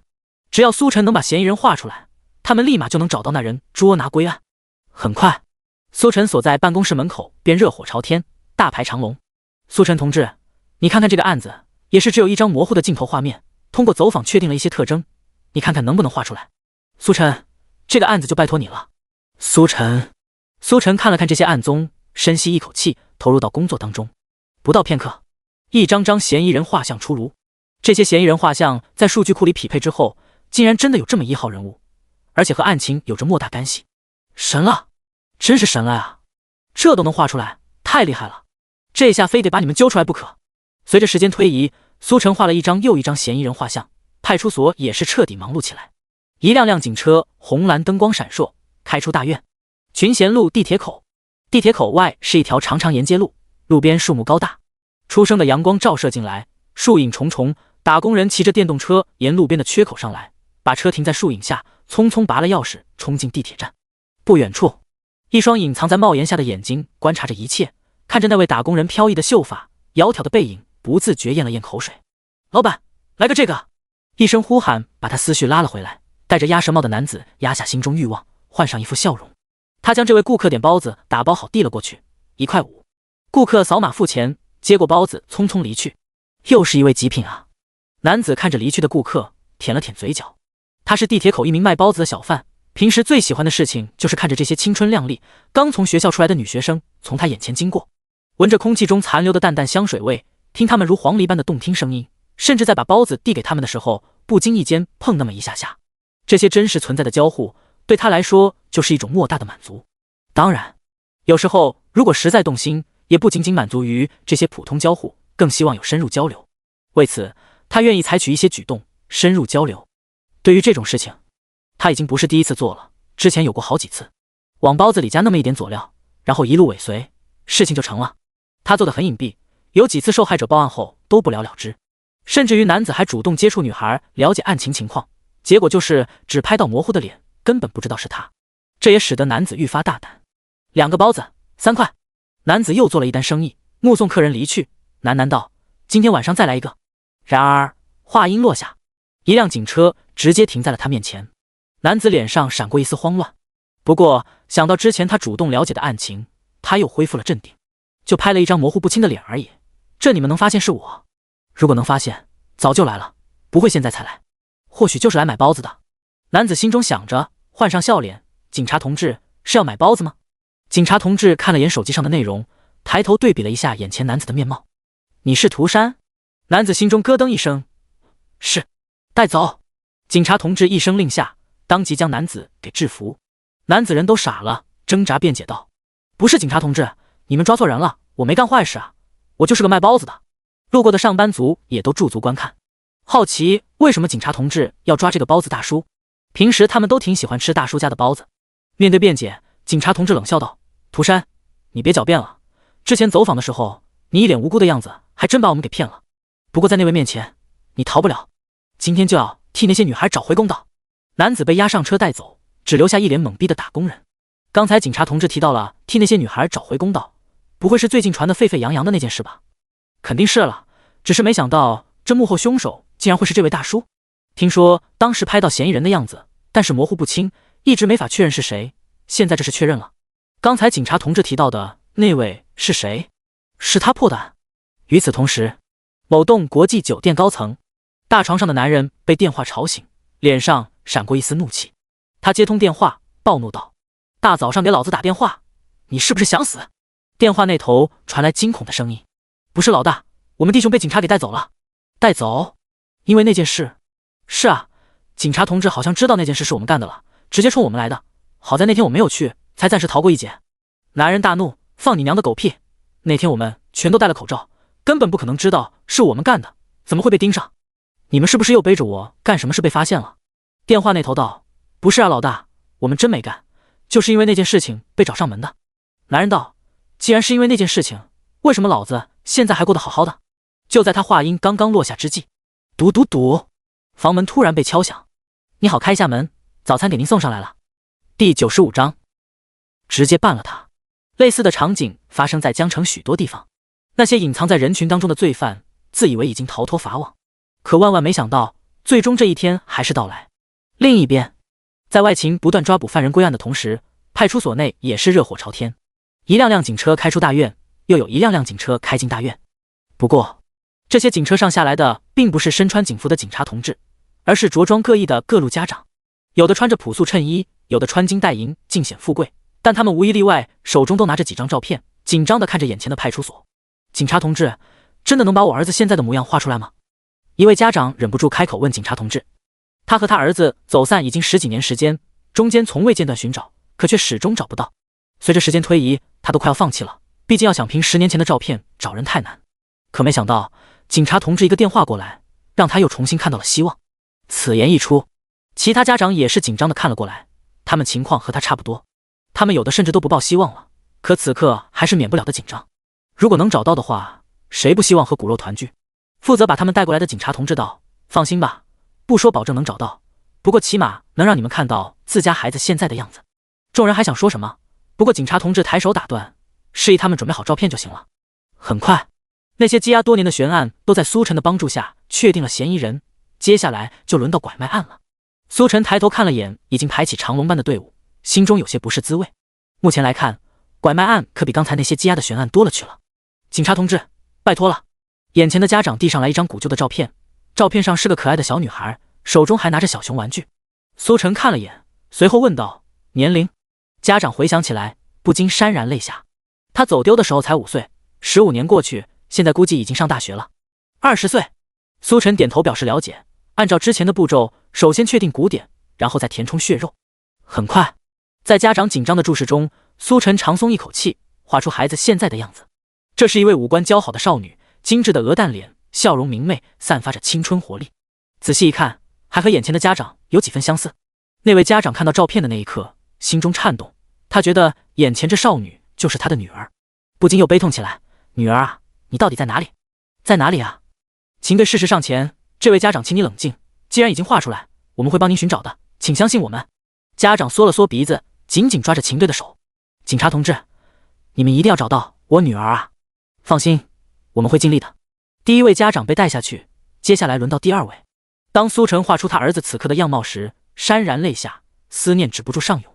接下来又是第三位，同样如此。原本安静的办公室回荡着哭声，直到第一位家长的孩子身份被确定时，办公室的哭声才终于止住，转而变得兴奋。既然能确定身份，那就能找回来。一想到分别许久的孩子能重新回到身边，欣喜和激动简直溢于言表。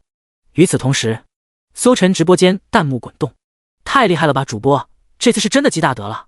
如果功德能凝聚金身的话，主播怕是要立地成佛，这是拯救了多少家庭啊！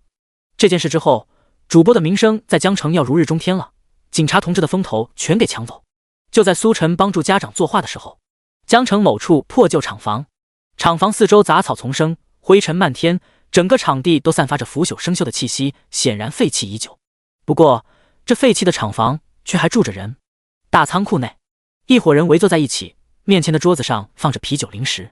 这群纹龙画虎的凶恶大汉，此刻神色肃穆，心情不是很好，因为就在刚才，他们得到消息，自家老大在会所里被抓了。在自家会所，而且是熟睡正酣的时候，警察同志上门强行带走，就披了块烂布，衣服都没穿，可谓是狼狈至极。作为当地有名的地下帮派，混迹江城许久，还是头一次碰到这种事情。确定了吗？老大被抓是因为一个叫苏晨的画出了老大的样子。一个尖嘴猴腮的狠厉汉子问道。没错，好像是5年前老大犯下一桩案子，不小心被摄像头拍到，当时他们看不清楚老大的样子，一直没找到。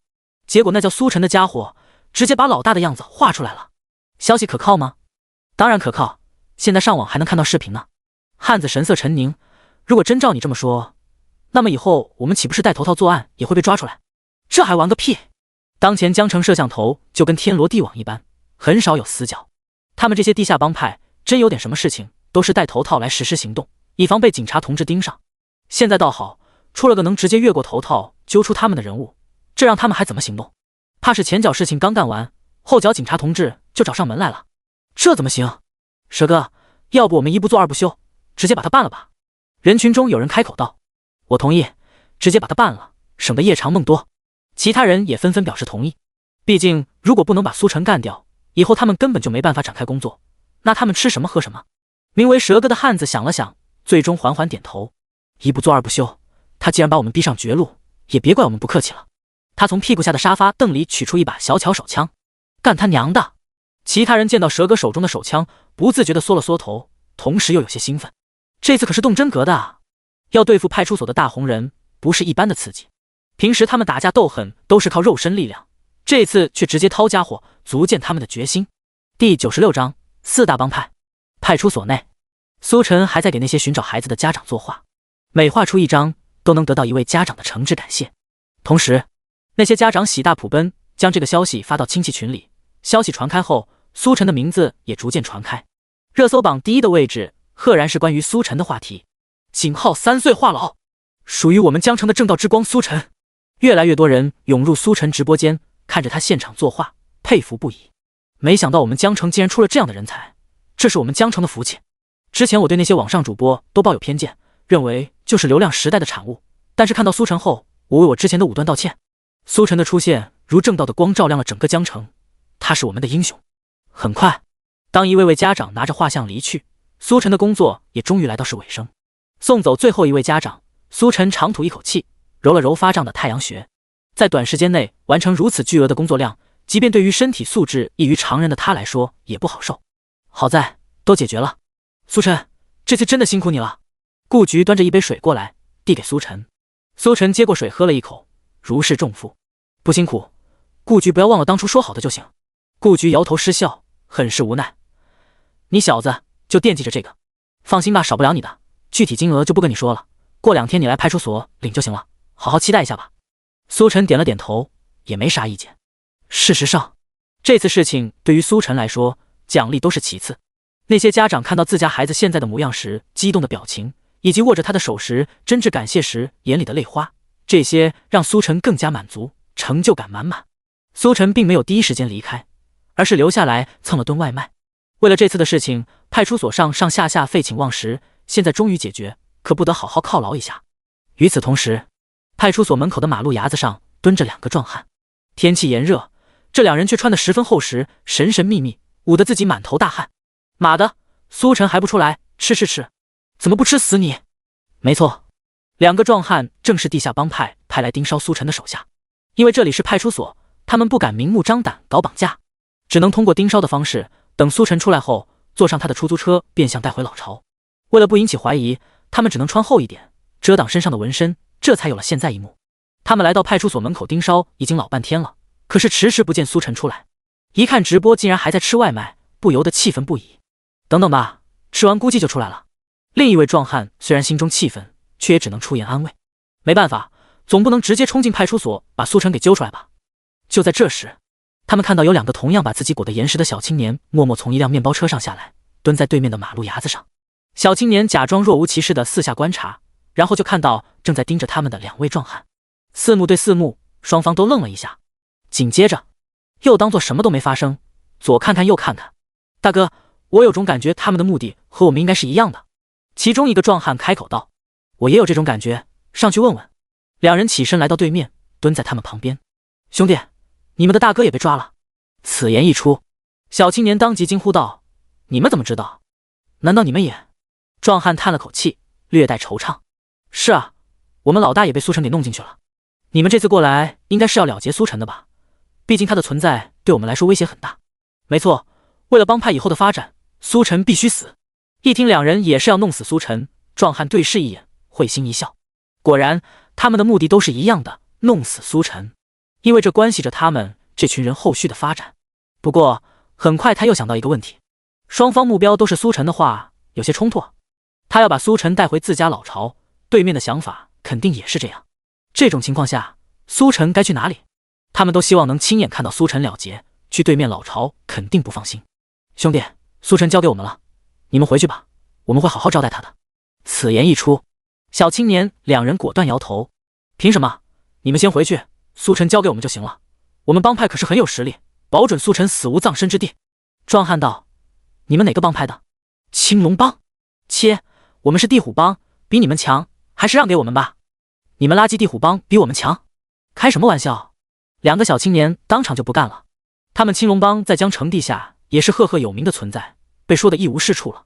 地虎帮什么玩意儿，也敢在我们面前找画面？就在双方火药味十足，大有动手架势之际，又有和他们同样打扮的人从一辆破旧的面包车上下来，目露鸡蛋扫了眼派出所大门，随即蹲在马路牙子上。面包车呼啸开走，下车的两人视线看向马路对面，对上正在争吵中的青龙帮和地虎帮四人。六人看着和对方几乎相同的打扮，都有些尴尬。你们哪个帮派的？地虎帮的帮派也不想多废话，索性直接问。我们是玄武帮的。玄武帮？老乌龟的帮派？地虎帮和青龙帮的人下意识说了句。此言一出，玄武帮的两人当场就不干了。你们什么意思？什么乌龟帮派？你给老子说清楚了！玄武帮的人过了马路，加入到争吵当中。原本2对2的阵仗变成了2对2对2，气氛还没开始僵持，又看到熟悉的面包车在派出所门口停下。这一次，即便不用问，他们也知道来人是谁。4大帮派3家到场，剩下的1家自然不用问。朱雀帮。朱雀帮两人刚下车，就听到有人喊他们，吓了一大跳。不过看到对面针锋相对的场面，突然明白了什么。第97章超级动态势力。5分钟后，4大帮派的人最终还是冷静下来，蹲在一起商量对策。毕竟这里可是派出所大门口，这要是打起来，肯定要被逮进去。他们可不想事情没办成，还把自己给搭进去。其实这件事情要解决也很简单，既然大家都想亲眼看到苏晨被了结，那我们集合在一起不就完了？这样还能避免出意外。毕竟咱们4大帮派的人齐聚，苏晨就算是用通天本领，也不可能跑得了。经过激烈交流后，地虎帮的壮汉给出了意见。他们的目标都是一致的，只想看苏晨完蛋。不过因为不信任对方，所以想亲自动手。既然这样，为什么不能一起亲自动手呢？这也并不冲突。地虎帮的人提议之后，其他3个帮派的人都有些异动。这个提议确实不错，不仅能亲眼看到苏晨被了结，关键4大帮派一起出手，保准万无一失。苏晨好歹也是有点本事的，如果只是一家对付他，不准要出什么意外，打草惊蛇。而如果4家帮派一同出动的话，就能避免这个问题。你苏晨再怎么厉害，还能是4家帮派的对手不成？这个提议不错，等我们打电话问问。其他3个帮派的人各自打电话，将这个提议汇报了上去。很快，他们得到回复，完全赞成这个提议。4家一起行动，保证万无一失，傻子才会拒绝。既然如此，那我们选定一个地方，4家的人都去那里集合，到时候直接把苏晨带过去。地虎帮的人说道。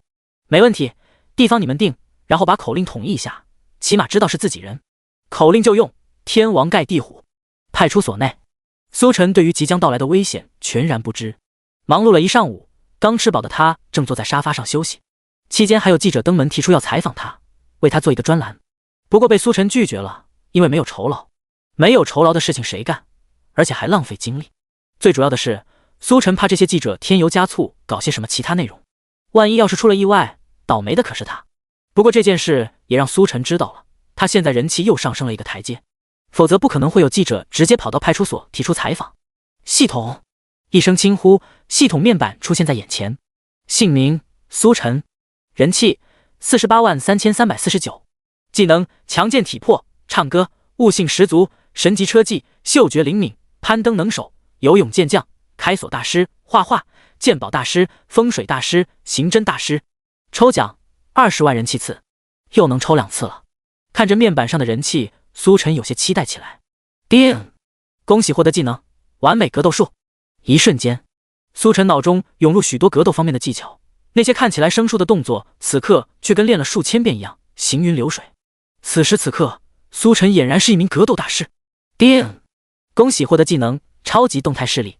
超级动态视力，你拥有极强的动态视力以及反应能力。动态视觉，看着面板上描述的第二个技能，苏晨有些疑惑，这玩意儿有什么用？就在他疑惑之时，手中拿着资料匆匆路过的警察同志不小心撞了一下桌角，桌子一动，桌上的水杯当即倾洒掉落。苏晨下意识一惊，伸手要把水杯接住。这一刻，他突然愣住了。此刻在他眼前，水杯落下的速度竟然被放慢了无数倍，就好像是电影画面中某人下腰躲子弹的慢动作一般，所有物体的移动变得清晰可见。他伸出手，轻而易举就接住了水杯。啪！看着水杯被苏晨牢牢接住，一旁的顾局有些惊讶。反应速度可以啊，苏晨。他亲眼看到水杯掉落，同时也苏晨以极快的反应速度，又快又准接住了水杯。即便是训练有素的警察同志，怕是也没这么快反应。顾局越来越发现苏晨不是一般人。还好吧？苏晨将水杯放在桌上，眼底充斥着震惊，还没反应过来，他好像获得了一个了不得的技能。顾局没有管他的反应，继续道：对了，苏晨，还有一件事，这次你对于我们来说立了大功，但是对于那些罪犯来说就是要了他们老命。为了防止他们报复，以后我们会随时派人保护你。苏晨这下终于反应过来，表情有些古怪。保护我？顾局点头，是的，毕竟你为我们江城立下汗马功劳，是我们江城的大红人，必须要好好保护你。苏晨道：是随身保护吗？没错，如果是随身保护的话，我还怎么做生意？谁敢和警察同志坐一辆出租车哦？顾局一脸无所谓道：这就不关我们的事了，我们这么做是出于你的安全考虑，同时也是为了给广大市民一个交代，他们肯定不想看到江城的英雄出意外的。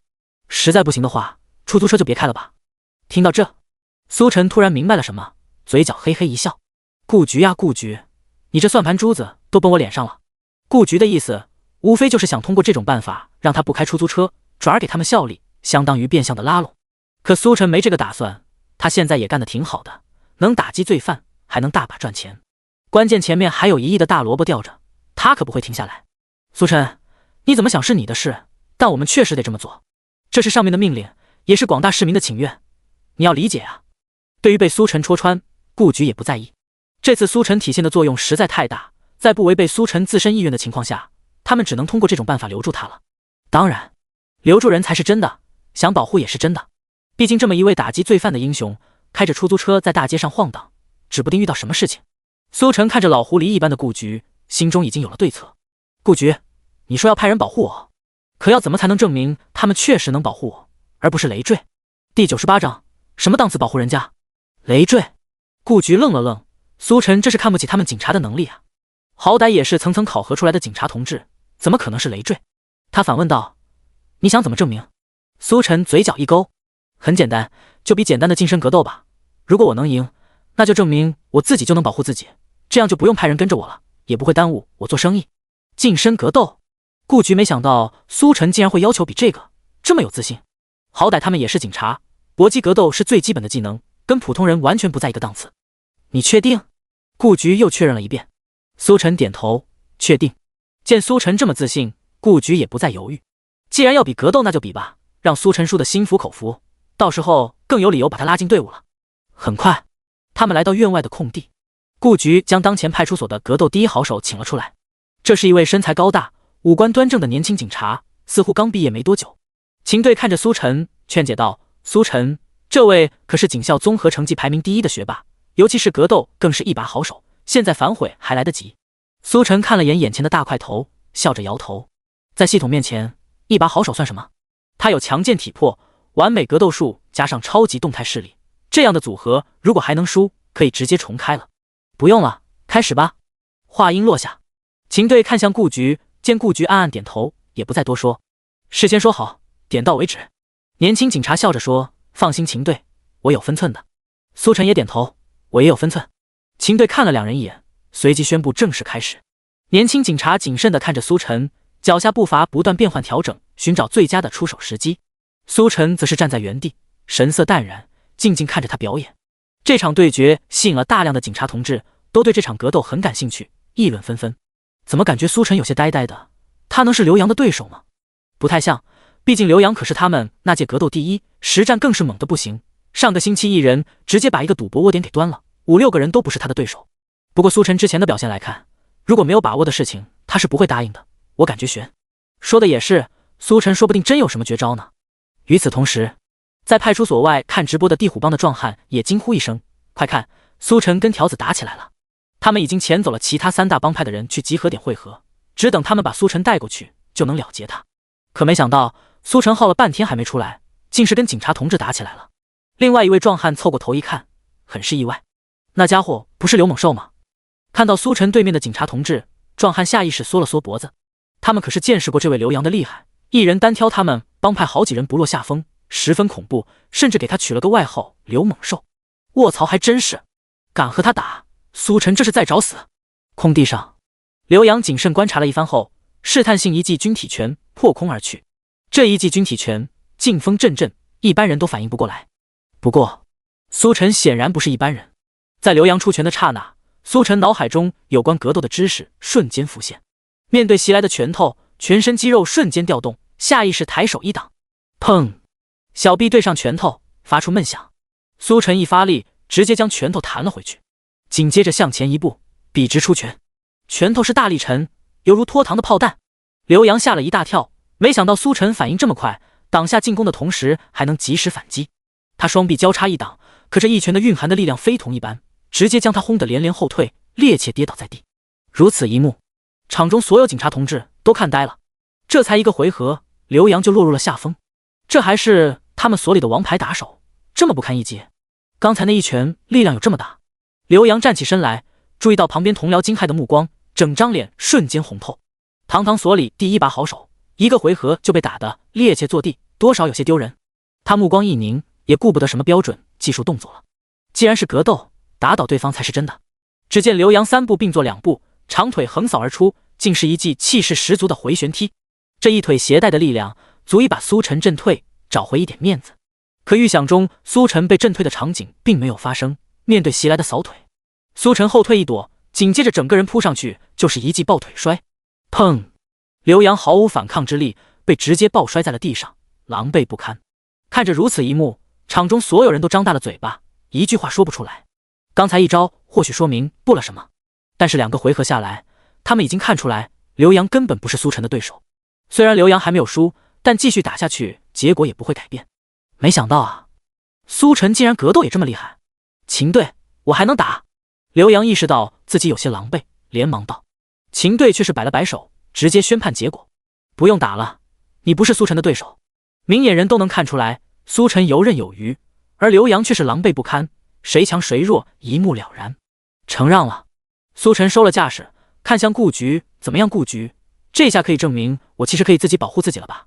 顾局无奈笑了笑，可以。他发现到底还是小瞧了苏晨，原本以为苏晨模拟画像就很了不起了，没想到格斗更是一把好手。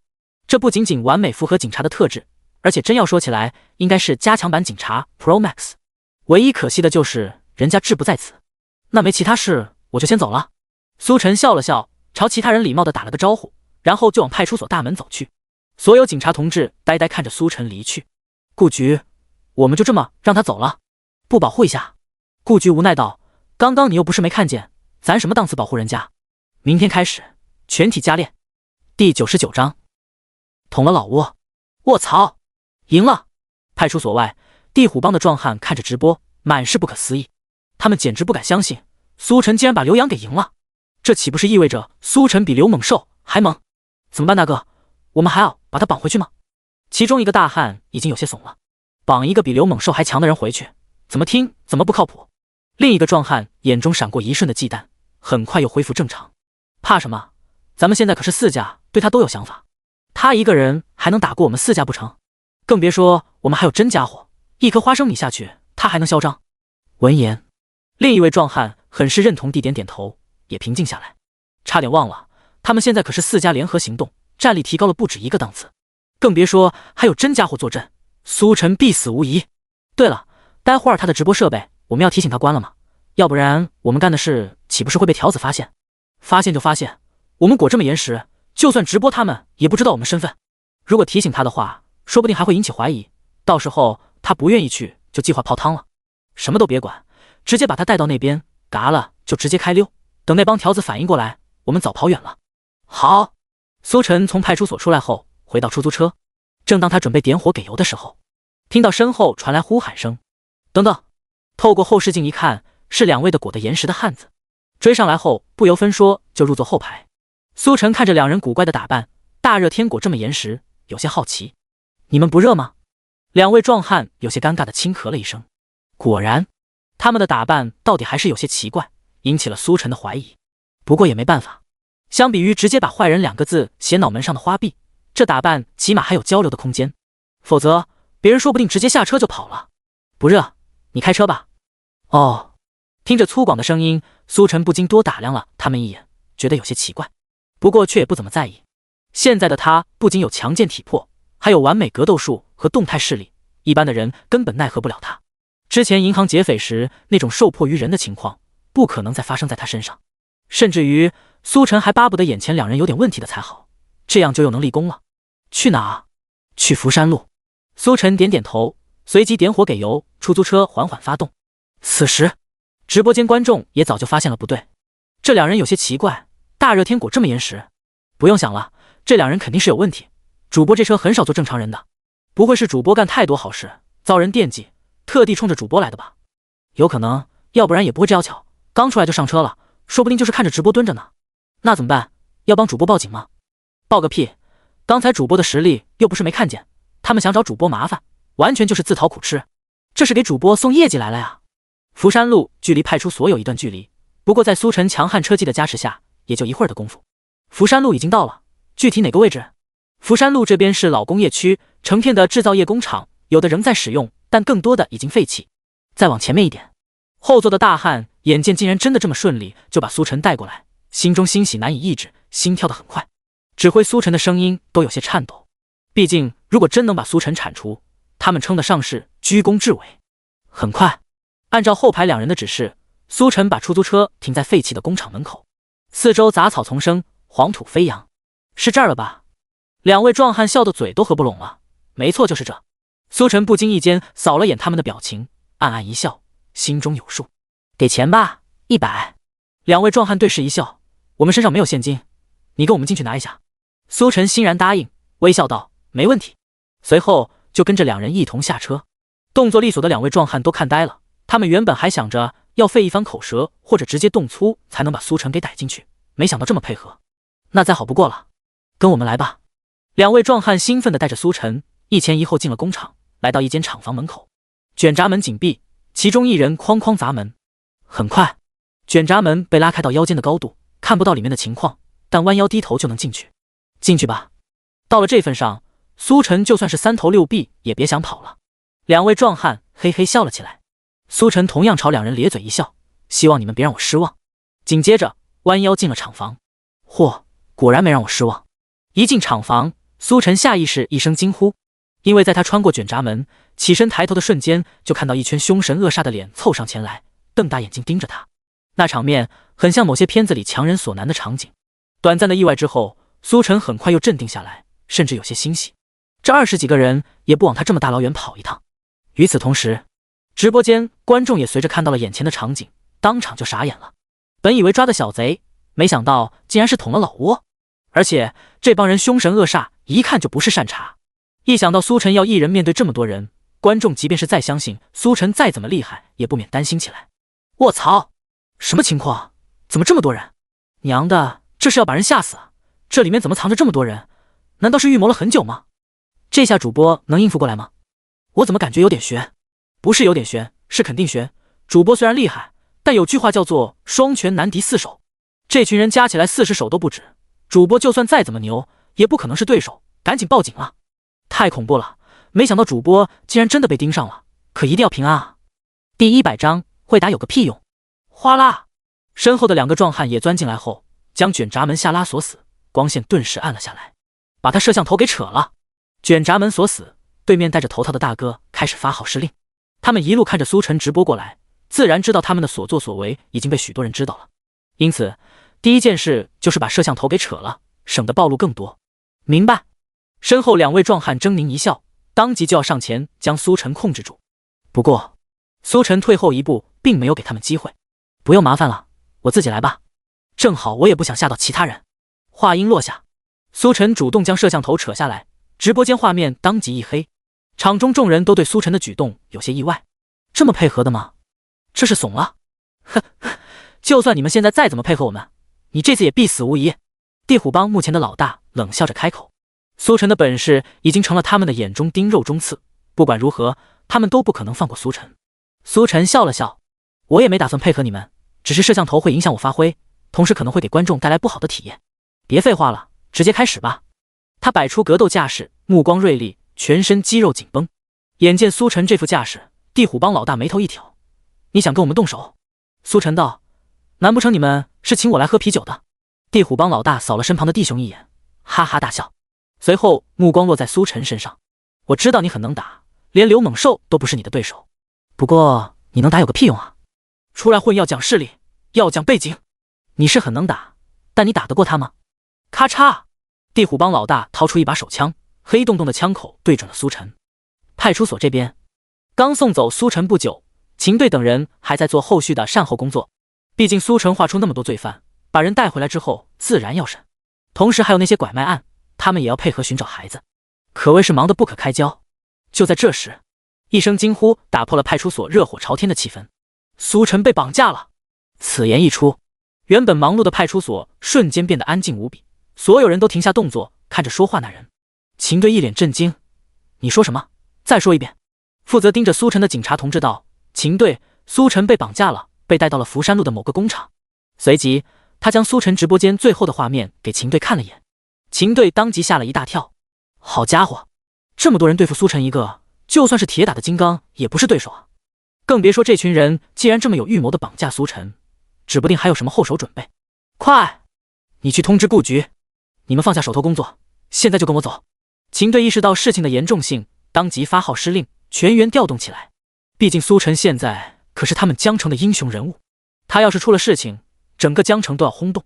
偏偏还是在他们派出所门口被绑走，他们担不起这个责任。很快，顾局也得到消息，当得知苏晨被绑架的时候，很是生气。这家伙真是一刻都不让人省心啊！你们准备一下，我亲自去。与此同时，苏晨被绑架的消息也在网上引起热议，很多人都在观看苏晨直播，清清楚楚看到苏晨被30几个大汉包围的一幕，很是担心。同时，不少粉丝也开始自发组织起来，他们要救苏晨。之前都是苏晨帮助他们，现在苏晨遇到了麻烦，他们也该帮帮苏晨。很快，那些在福山路附近的粉丝开着车就往工厂赶，不管有用没用，起码人多力量大，而且能撑场子。废弃厂房内，地虎帮老大掏枪那一刻，空气瞬间变得沉默，就连苏晨也是愣了一下。他想过这群人可能会有枪，但是没想到上来就掏枪。你们不讲武德啊！你们这么多人，哪有上来就掏枪的道理？地虎帮老大哈哈大笑，很是得意。现在知道怕了，你以为我们是傻子吗？还跟你在这肉搏，等着条子来抓我们，直接一枪解决你走人，就算那帮条子想查也查不出来什么。此言一出，其他3大帮派的人也是点头附和，他们可是眼睁睁看着苏晨开直播过来的，知道这个地方很快就会被发现，所以要做的就是速战速决，然后开溜。别废话了，我看那帮条子估计已经过来了，该走了。玄武帮的老大开口催促了一句。行，那就再见了。地虎帮老大微微一笑，目光瞄准苏晨，手指搭在了扳机上。场中4大帮派的帮众嘴角噙着冷笑，观看这一幕，心中畅快。苏晨死了，他们就可以无忧无虑戴着头套干事了，不会被发现。砰！厂房内回荡着猛烈的枪声，不少离得近的人都被轰得双耳嗡鸣。他们下意识看向苏晨，然而意外的是，苏晨喋血倒地的一幕并没有发生。只见他不知道从哪拿了块圆形厚钢板挡在身前，刚才打出去的子弹直接击中钢板，而苏晨则是相安无事。什么？所有人都傻眼了。苏晨从哪儿找了块防具？尼玛的！地虎帮老大只觉备受侮辱，一块小钢板就把他真家伙给挡下了，很没面子啊！砰砰砰，他换了个部位瞄准，又是3声枪响。这一次所有人都听清楚了，每一道枪声响起之后，还夹杂着一声钢板格挡的金属声，这也就意味着这3枪又是打在了钢板上。他们抬眼一看，果然如此。只见苏晨手中的钢板又多了3道弹痕，而苏晨本人则是毫发未伤。你他妈的行不行？朱雀帮老大顿时看不下去了。果然新上位的老大就是没用，杀个人都这么麻烦。他把雪茄送到嘴里叼住，反手抽出腰间的手枪，砰砰砰，当当当，又是3声枪响，同时伴随3声格挡金属声。在这位朱雀帮老大的射击下，苏晨仍旧毫发未伤，有的只是他手中钢板多了3道弹痕。第101章，我们马上来救你了。卧槽！毫发未伤的苏晨把所有人都看傻了。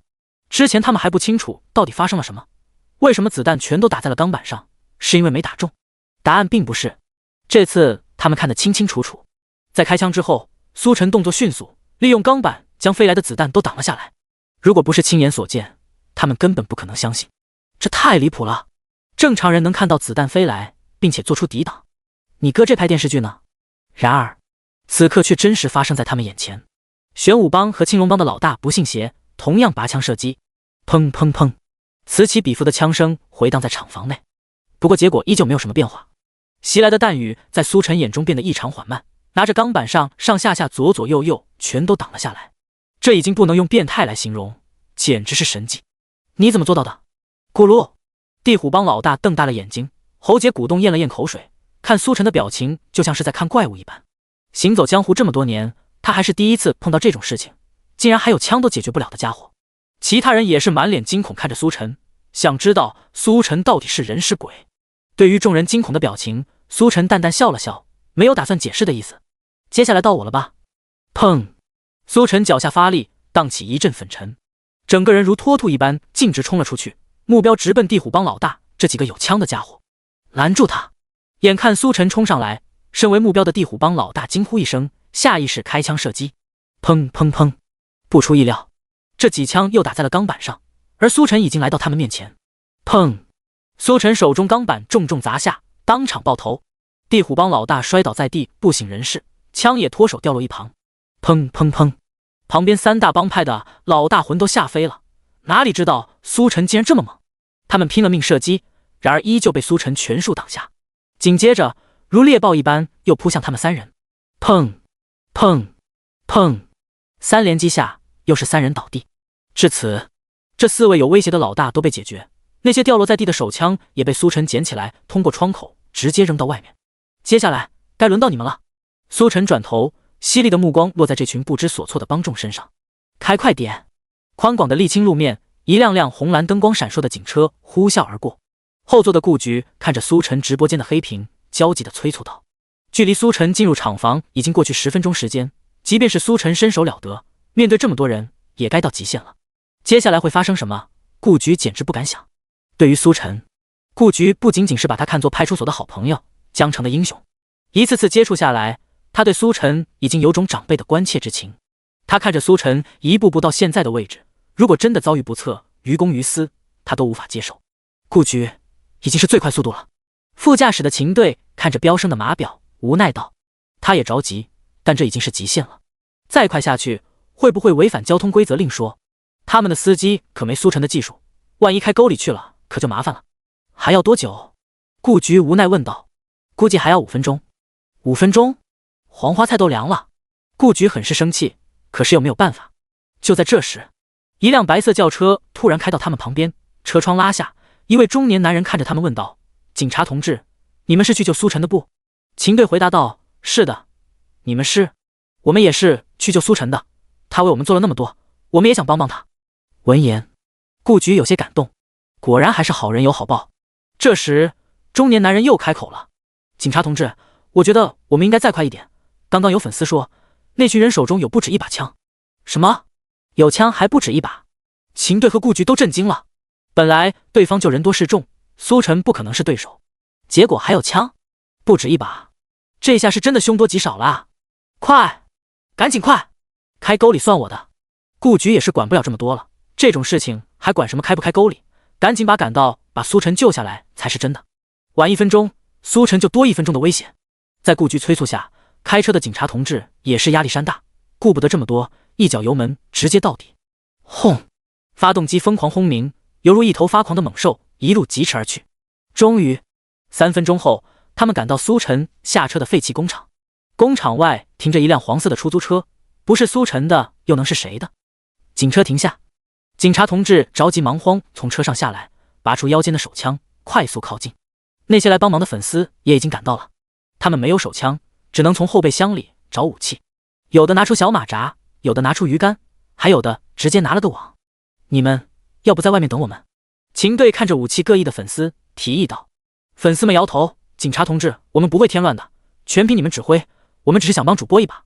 秦队看向顾局，见后者点头，这才长叹一口气。好吧，那你们自己小心点，人家粉丝有这份心，也不能拦着不是。最主要是没时间来说服这些粉丝了，救人要紧。警民一同靠近苏晨所在的厂房，渐渐的，逐渐有惨叫声传入耳中。还好，苏晨还活着。听到惨叫声，所有人都松了口气。既然有惨叫声，那就说明苏晨还活着。不过听到苏晨竟然叫得这么惨，又很是气愤。他们真该死，竟然敢这么对主播！看老子不把他们的头打开花，给主播报仇！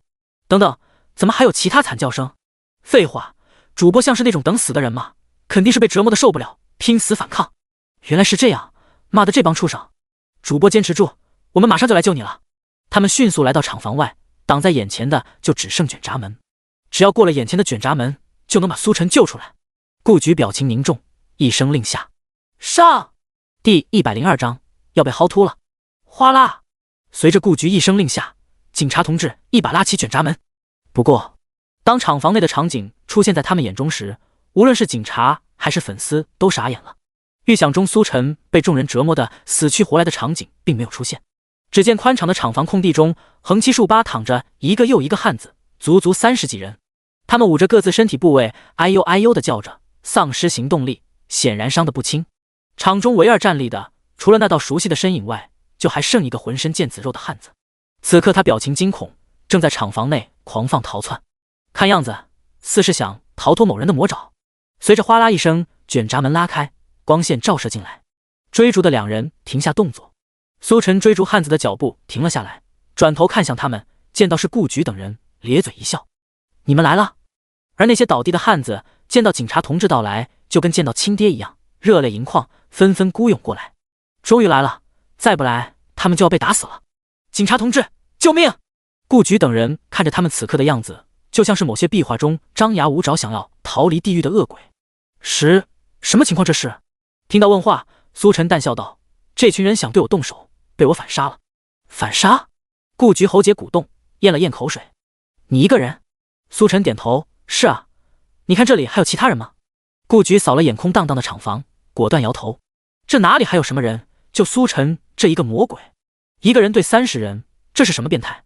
就算是让他们派出所系统的战神来，也肯定做不到。等等，可是他们不是有枪吗？”说到这，顾局想起什么，又追问了一句。苏晨点头道：“对，他们确实有枪，一共4把，不过全都被我缴了，没危险。”当听到苏晨说的这么轻松，所有人都不知道该说什么好。秦队问道：“被你缴了？难道他们没开枪？”苏晨摇头：“开了，而且是不讲武德，上来就开枪的那种。”那你……苏晨将手中钢板的一面展露给众人，上面密密麻麻满是弹痕。他们虽然开枪了，但技术不是很好，全打这上面了。看着苏晨展示出来的钢板，那上面的弹痕横七竖八，纵横密布，就像是地狱绘图。由此可见，当时的情况是有多么凶险。而苏晨竟然跟没事人一样站在这里，这是有多牛逼？这时，苏晨注意到一旁拿着小马扎和鱼竿的粉丝，有些好奇，他们是干嘛的？其中一位粉丝讪讪道：“我说我们是来钓鱼的，你信吗？”呜！大批警车开进工厂，将厂房内的人全部带走。苏晨也跟着回去，他才刚出来，结果又要回去。回到派出所内，顾局看着面前坐得板正的苏晨，还是有些想不明白，苏晨到底是怎么做到以1打30，而且是有4把手枪的前提下？咋的，你真是超人？说说吧，事情经过。苏晨道：“顾局，我觉得他们应该就是冲着我来的，我一出派出所就被盯上了。”顾局将他打断：“这些直播的时候就看过了，说说直播看不到的，比如你是怎么干翻这群人的？”苏晨想了想，当时的情况有些复杂，很难描述。总的来说，就是在我和钢板共同努力下，将这群人干翻了。闻言，负责记笔录的警察同志沉默了。你和钢板共同努力，这笔录要怎么记？他看向顾局，顾局也有些无语。苏晨干的这些事情确实都是不能以常理度之，很难描述。这时秦队进来说道：“顾局，那帮人已经交代了，他们来自4大地下帮派，这次就是有预谋的针对苏晨。本来是想直接开枪解决苏晨，没想到……”秦队看了眼苏晨，目光之中满是佩服。他负责审讯那些被抓回来的人，那些人描述事情来龙去脉的时候，他能清楚感受到他们当时有多绝望。一块钢板挡下所有子弹，这是谁能做到的？尤其是说到后续一个打30个的时候，如入无人之境，光是想想那些罪犯都双腿打颤，足见苏晨给他们留下了多深的心理阴影。如此战绩，即便是他这个警察队长来了，也只能说佩服。苏晨静静听着秦队汇报，当听到那些泥腿子竟然是来自地下帮派，不由得有些意外。这所谓的地下帮派竟然这么弱。闻言，秦队和顾局对视一眼，嘴角扯了扯：“什么太弱？分明是你太变态了好吗？”要知道，他们系统中一直都知道江城有着地下帮派的存在，干着一些地下勾当，阴险狡诈。4大帮派也算是比较拔尖的存在，很多次他们出动想要剿灭，但这群人跟老鼠一样，化整为零，每次都难以彻底剿灭，不久之后又死灰复燃。而这一次，因为苏晨的帮忙，算上他们之前被单独带走的老大之类，已经算是前所未有的重创。可以说，就算这些帮派死灰复燃，也再难恢复到以前的程度。而这都是因为苏晨。顾局摇了摇头，不再去想。目前的情况来看，苏晨干什么都无所谓，反正是为民除害，对江城有利。只要对江城有利，那就是好样的，没必要过多追究。好了，苏晨，你可以走了，还是记得要小心点，常在河边走，哪有不湿鞋。顾局没有再提保护的事情。这次4大帮派带着家伙出动，都搞定不了苏晨，真遇上解决不了的事情，他们派人保护也没用，因此还不如让苏晨自己发挥，省得限制了他。苏晨站起身来，笑眯眯道：“顾局，这些4大帮派的人肯定也是有奖励的吧？”顾局点头：“自然是有的，到时候跟上一笔一起来领吧。”没问题。苏晨笑着离开。秦队目送他离开，有些担忧道：“顾局，再这么下去，我们怕是要被薅秃了。这才1个多小时，又一大笔支出，谁顶得住哦？”顾局摆了摆手，相比于江城治安，这都不算什么，只要苏晨能不断立功，少不了他的。第103章，地下的事情他管得着吗？与此同时，苏晨被救出来的消息登上了热搜，一同登上热搜的还有一段视频。这段视频是前往营救的粉丝拍摄的，按照直播间粉丝的要求，本意是想记录营救苏晨的全过程，可没想到记录了苏晨的装逼时刻。偌大的厂房内，苏晨傲然站立，而其他人全都横七竖八躺在地上痛苦呻吟。唯一一个能和苏晨一样站着的家伙，还在满世界的逃窜，生怕被苏晨逮到。那惊恐的表情就像是见鬼了一般。视频一出，网友们都震惊了。卧槽，什么情况？这些难道都是主播干的？尼玛，要不要这么恐怖？知道你能打，但是不知道你这么能打，一挑30，咋的？你真是超人啊！这也太离谱了吧！关键是这群人也不弱啊，主播到底怎么做到的？你们看主播手中那块钢板，上面密密麻麻的痕迹，不会是弹痕吧？主播用这块钢板把子弹都挡了下来，然后把他们都给干了。离谱，离了大谱！这是我见过最离谱的反杀了。之前还担心主播会被罪犯报复，现在来看完全是想多了。只要遇上主播的罪犯，一般都没什么好下场。同时，那些参与营救的粉丝也纷纷发言：“你们不知道当时的场景，我们拿着小马扎和鱼竿的样子，就像是马戏团登场的小丑。我始终忘不了主播看我的眼神，好奇又带着点戏谑，太伤人了。我们明明是去救他的，终究是错付了。主播的事情哪轮得到我们来操心？以后还是看清自己的档次再行动吧，省得丢人。”呜呜呜！热搜上大爆的视频迅速传遍整个江城。某处灯光昏暗的酒吧，大白天的，酒吧里空荡荡没几个人。角落的卡座，几个看不清面容的人正吞云吐雾，手中的手机屏幕发出微弱荧光，而手机中的内容正是苏晨厂房里收拾4大帮派后的一幕。老大，4大帮派的人都被一网打尽了。拿手机的小弟看完视频后震惊道：“是吗？看来这个苏晨比我们想象中还要厉害。”对面的男人发出低沉的声音回应。小弟有些后怕，还好当时忍住了对苏晨的想法，否则怕是要跟他们一起进去了。事实上，他们在得知苏晨的本领后，也想过直接干掉苏晨。毕竟干他们这行的，真实身份可以说是最为重要的，干掉苏晨，他们才能继续隐藏下来。只不过这个想法冒出来后，很快又被压制住了。有句话说得好，枪打出头鸟。他们当时想的是，苏晨的出现不只威胁了他们，也威胁到了同乡。到时候自然会有同行去干这件事情，没必要他们亲自出手。毕竟这件事情也是有风险的，成了还好，一了百了；万一没成就亏大了。因此，他们选择了观望。现在结果出来，果然印证了他们的想法。苏晨没有想象中那么简单，4大帮派的人加上4把枪都没干掉苏晨，足见苏晨多强悍。就算加上他们这几个人，事情的结果也不可能改变。老大深深吸了口烟，然后长长吐出。苏晨不是好惹的，叫他们最近都收敛点，看见出租车最好都给我跑得远远的。小弟点头，我这就通知下去。江城火车站，2个戴着鸭舌帽的男人站在出站口外，看着一辆辆出租车载着乘客离开。怎么回事？刀疤怎么联系不上了？其中一个鸭舌帽男子挂断未接通的电话，有些疑惑。他们在网上得到消息，他们的业务在江城这边还是一片尚未开拓的蓝海。如果能在江城抢占先机，占领市场，远比他们在老家赚的要多。可惜的是，这边的联络人刀疤突然联系不上了，不知道在搞什么鬼。另一个男子嘴角叼着根烟，长吐一口气。不管了，既然联系不上，那就不联系，我们自己单干。老家那边的条子一个个都精明得很，熟悉我们的把戏了。江城这边趁他们肯定还什么都不懂，可以捞一笔。另一个人点点头，是这个道理。不过我发现一个问题，怎么江城的出租车生意这么好？农家餐馆角落的一张桌子上放着一盘盘色香味俱全的农家大餐，爆炒黄牛肉、酸豆角肉末、麻辣花椒鸡，农家一碗香，每一份都是十足的下饭好菜。情况也确实如此。面对这一桌的好菜，白江和杜康一共足足干了10碗饭，恨不得肚皮都给撑破。此刻吃饱，2人正慵懒地撑在椅背上休息，各自刷着手机。这一顿吃的是真爽啊，等这次出来后还要来这吃一顿，味道真不错。杜康摸着圆鼓鼓的肚子说道。相比于同伴白江，他的体型十分壮硕。2人一共干了10碗饭，8碗都是他的杰作。对面的白江瞥了他一眼，回道：确实不错，吃了这么多次，还是这一次最好吃。白江和杜康是盗墓者，每次下墓之前，他们都会狠狠吃顿好的。毕竟他们这个职业有一定的风险，谁都不知道下去之后能不能上来，死也要做个饱死鬼。就在这时，杜康突然惊呼：卧槽！这苏晨竟然连4大帮派的人都给干了。对于苏晨，他们自然也是知道的。网上铺天盖地的消息，想不知道都难。杜康看着视频里的一幕幕，越看越心惊，竟然连4大帮派的人都阻止不了他，他在江城是无法无天了。妈的，到时候不会连我们也盯上了吧？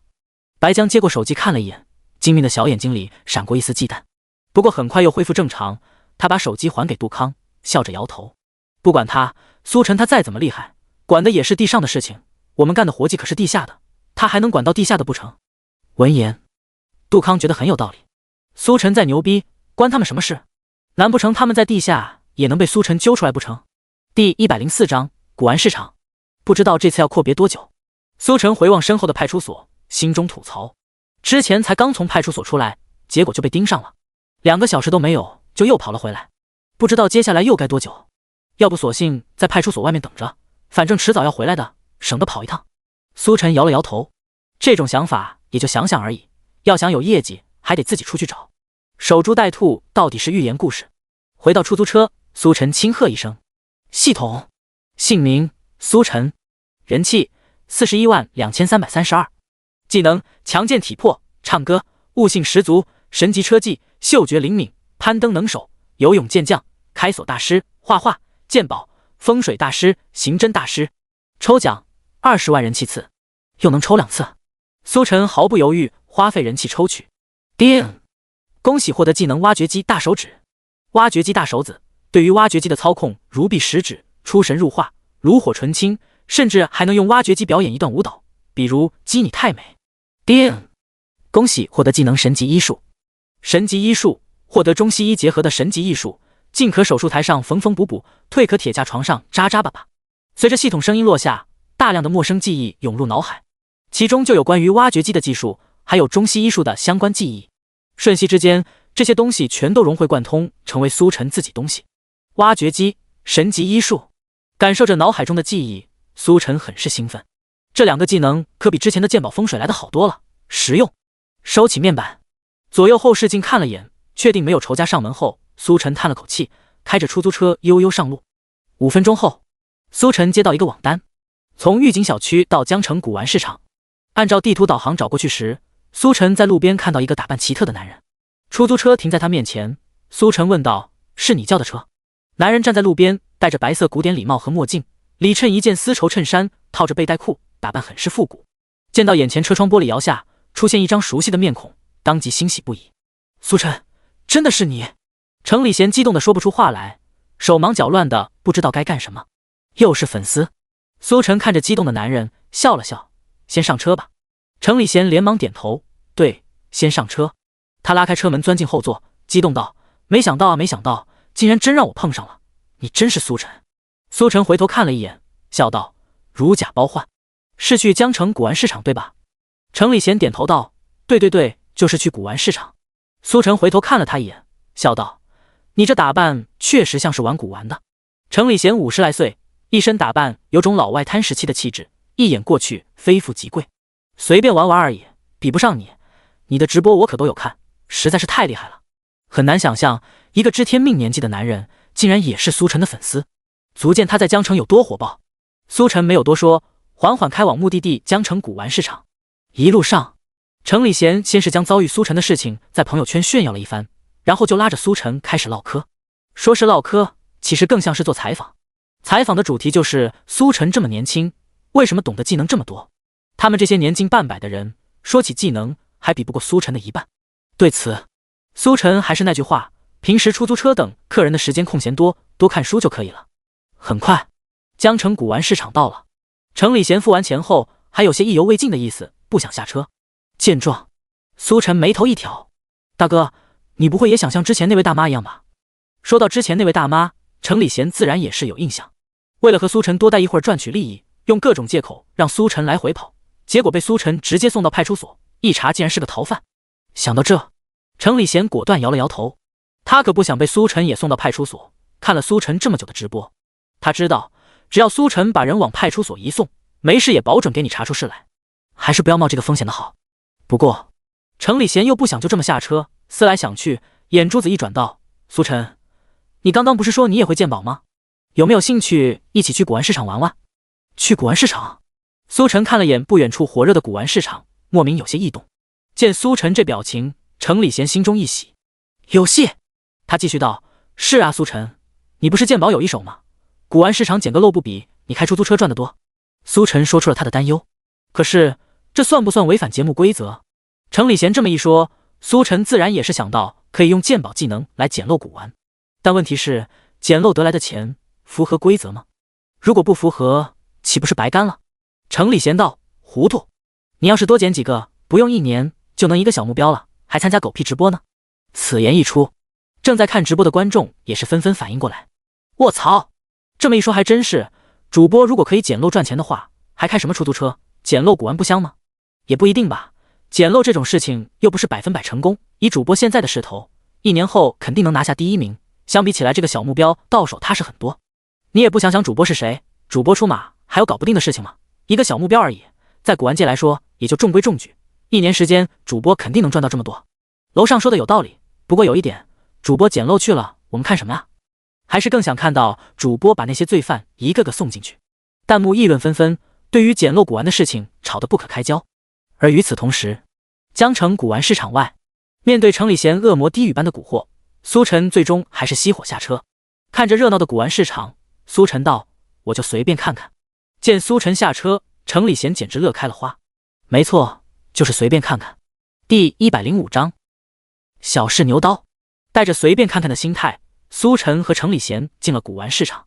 所谓古玩市场，就是一条几百米的长街，两旁古色古香的复古店铺林立，打着各种回收出售古玩的招牌。除了店铺外，还有街边的摊位，这些摊位也回收出售古玩，不过相比店铺来说，规模小很多，也不那么正规。某种意义上，这些摊主其实是投机取巧者，没有店铺的雄厚财力，也没有捡漏者的眼力，但就靠着倒卖也能赚一手差价。如果运气好认出来1-2件真品，转手一卖也是赚大发了。这种成本低收益高的模式吸引了很多人，因此这种摊位才是古玩市场的主力军。有看上的不？程礼贤在前面带路，一副轻车熟路的样子，不时和苏晨聊天。苏晨看着两旁各种各样的古玩，瓷器、铜钱、字画、首饰、佛像，再看看。事实上，苏晨一路走过来，这些东西到底是正品还是赝品，他一眼就能看出来。两边摊位摆出来的东西大都是赝品，少数2件真品也不怎么值钱，所以苏晨没有停下来的打算。你还挺谨慎，不过我可要先下手为强了。程礼贤笑了笑，在一处摊位上停下。只见他拿起一块铜钱，问道：“这个多少钱？”摊主是个灰头土脸的汉子，看起来老实巴交的。见到程礼贤问价，他笑嘻嘻回道：“好眼光，这枚铜钱可是我祖上传下来的，到我手上已经是第14代了。要不是孩子上大学急需要钱，我是绝对不会拿出来卖的。”摊主巴拉巴拉说了一堆，就是没有说价钱。程礼贤一脸冷酷地看着他：“老板，咱也是这的老玩家了，你不必跟我来这些弯弯绕绕。这样我说个价，300。”作为古玩老玩家，程礼贤对于这些摊主的把戏见怪不怪。一旦拿起他摊位上的东西，他不跟你讲价钱，先跟你讲故事。大部分都是祖上多么强盛，现在有多么困难，实在揭不开锅才出手。然后就根据你的表情分析你对故事的可信度，然后心中掂量一个价格。相比于别人看古玩很准，他们看人很准，全是些看人下菜碟的主。摊主说的正起劲，一边还在观察程礼贤的表情，掂量价格。没成想被程礼贤打断，一大段话直接噎住，难受得很。一听到程礼贤是老手，他假装思索道：“300太少了，起码要500。400，成交。”最终，这枚铜钱被程礼贤400块拿下。苏晨就在一旁看着，见到程礼贤这么笃定拿下这枚铜钱，有些意外。这人对自己的眼光挺自信。苏晨，你看看这是真的假的？离开摊位，程礼贤笑着把铜钱递给苏晨，他想看看苏晨到底是真有本事还是假有本事。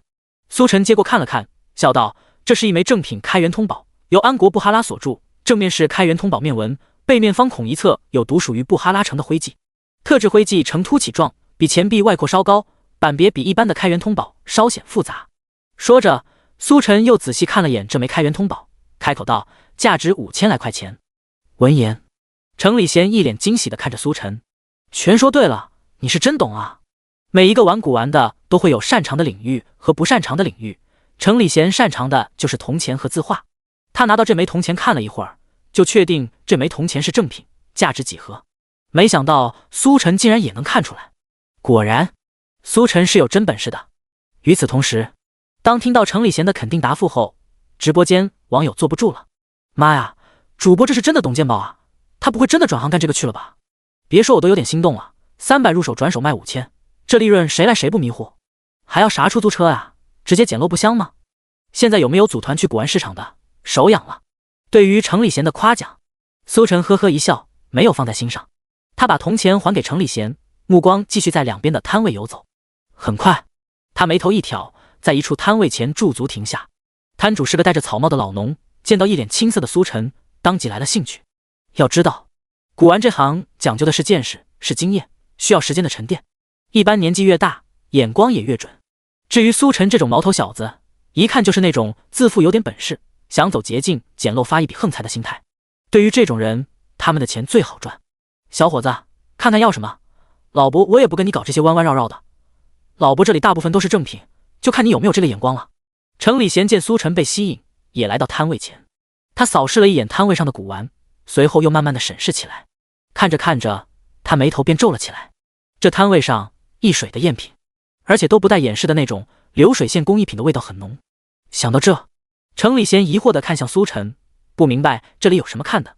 苏晨没有理会两人各异的目光，在征求了摊主同意后，拿起一个瓷瓶。这青花瓷瓶看起来有些年代，瓶身的花纹显得有些斑驳。普通人乍一看，真会以为这青花瓷瓶可能是某个朝代传下来的老古董。不过，只要是稍微有点见识的就知道，如今的科技，这种岁月痕迹也是可以复刻出来的。这也使得辨别古董越加困难，必须要有足够的经验。苏晨拿起瓷瓶，摊主老农笑着介绍道：“小伙子，你的眼光真不错。我跟你说，这青花瓷瓶可是我……”还没说完，苏晨抬手打断：“直接说价格吧。”摊主尴尬笑了笑，他没想到苏晨竟然这么直接，好像是老油条啊。他略一斟酌，开口道：“既然你这么开门见山，我也跟你搞这些弯弯绕绕的，一口价10万。”10万！苏晨还没开口，一旁的程礼贤却大跌眼镜，震惊道：“你怎么不去抢呢？”第106章，你这嘴是屠龙刀吗？抢什么抢？一个正品青花瓷瓶卖10万块，不是很正常吗？而且我这都算是友情价，如果你去其他人那里，少说12、3万。面对程礼贤的质疑，老农摊主淡定自若。程礼贤看着青花瓷瓶摇了摇头：“你这哪里是正品？利用机器加工一些所谓的年代感就是正品了。你可别把我们当傻子。瓷器做旧在古玩市场算是一种非常常见的手段，很多现代制作的瓷器通过做旧制造出一种年代感，用来诓骗那些刚入行的新人。但是对于程礼贤这样的老油条来说，根本不上当。这个青花瓷瓶做旧痕迹太严重，根本就是做旧后的现代工艺品。”见程礼贤有理有据的样子，老农摊主气势弱了下来：“这就是我从隔壁村的人手里收来的，你说的什么做旧根本听不懂。”程礼贤冷笑道：“是听不懂还是不敢懂？”老农摊主头一撇：“我不跟你一般见识。”程礼贤得意一笑：“不跟我一般见识，是根本不敢跟我一般见识吧？”在他看来，这就是一件现代做旧的瓷器，用来诓骗苏晨这样刚入行的新人。但是现在被他揭穿了。与此同时，直播间弹幕也有董哥：“我去，这人好像有点东西啊！竟然看出来这瓷器是人工做旧的，我都看了1分钟才看出来。楼上的吹牛也不打草稿吗？你都没上手就看出来了？对于大师来说，一眼就能看出来。而我就是这样的大师，这瓷瓶就是人工做旧的玩意儿，30块钱顶天了，还10万，真把主播当傻子呢？”老农摊主被程礼贤说的哑口无言。他其实说的是真的，这瓷瓶是他从隔壁村收来的，花了1000块。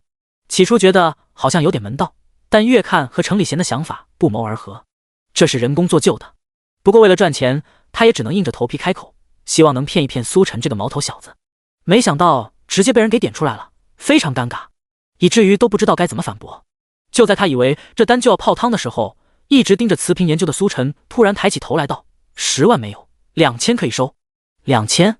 老农摊主当即喜出望外，他都以为这单成不了，可没想到竟然还有意外之喜。2000虽然不多，但是比起竞价，还是稳稳赚了1000。为了怕苏晨反悔，摊主抑制住内心的激动，他扬怒道：“年轻人有你这样砍价的吗？我开价10万，你砍到2000，你这嘴是屠龙刀吗？”苏晨丝毫不理会他做作的表演：“2000能成就不成？不能成就算了，其实我也不确定。”说着，苏晨放下手中的青花瓷瓶，一副打算放弃的样子。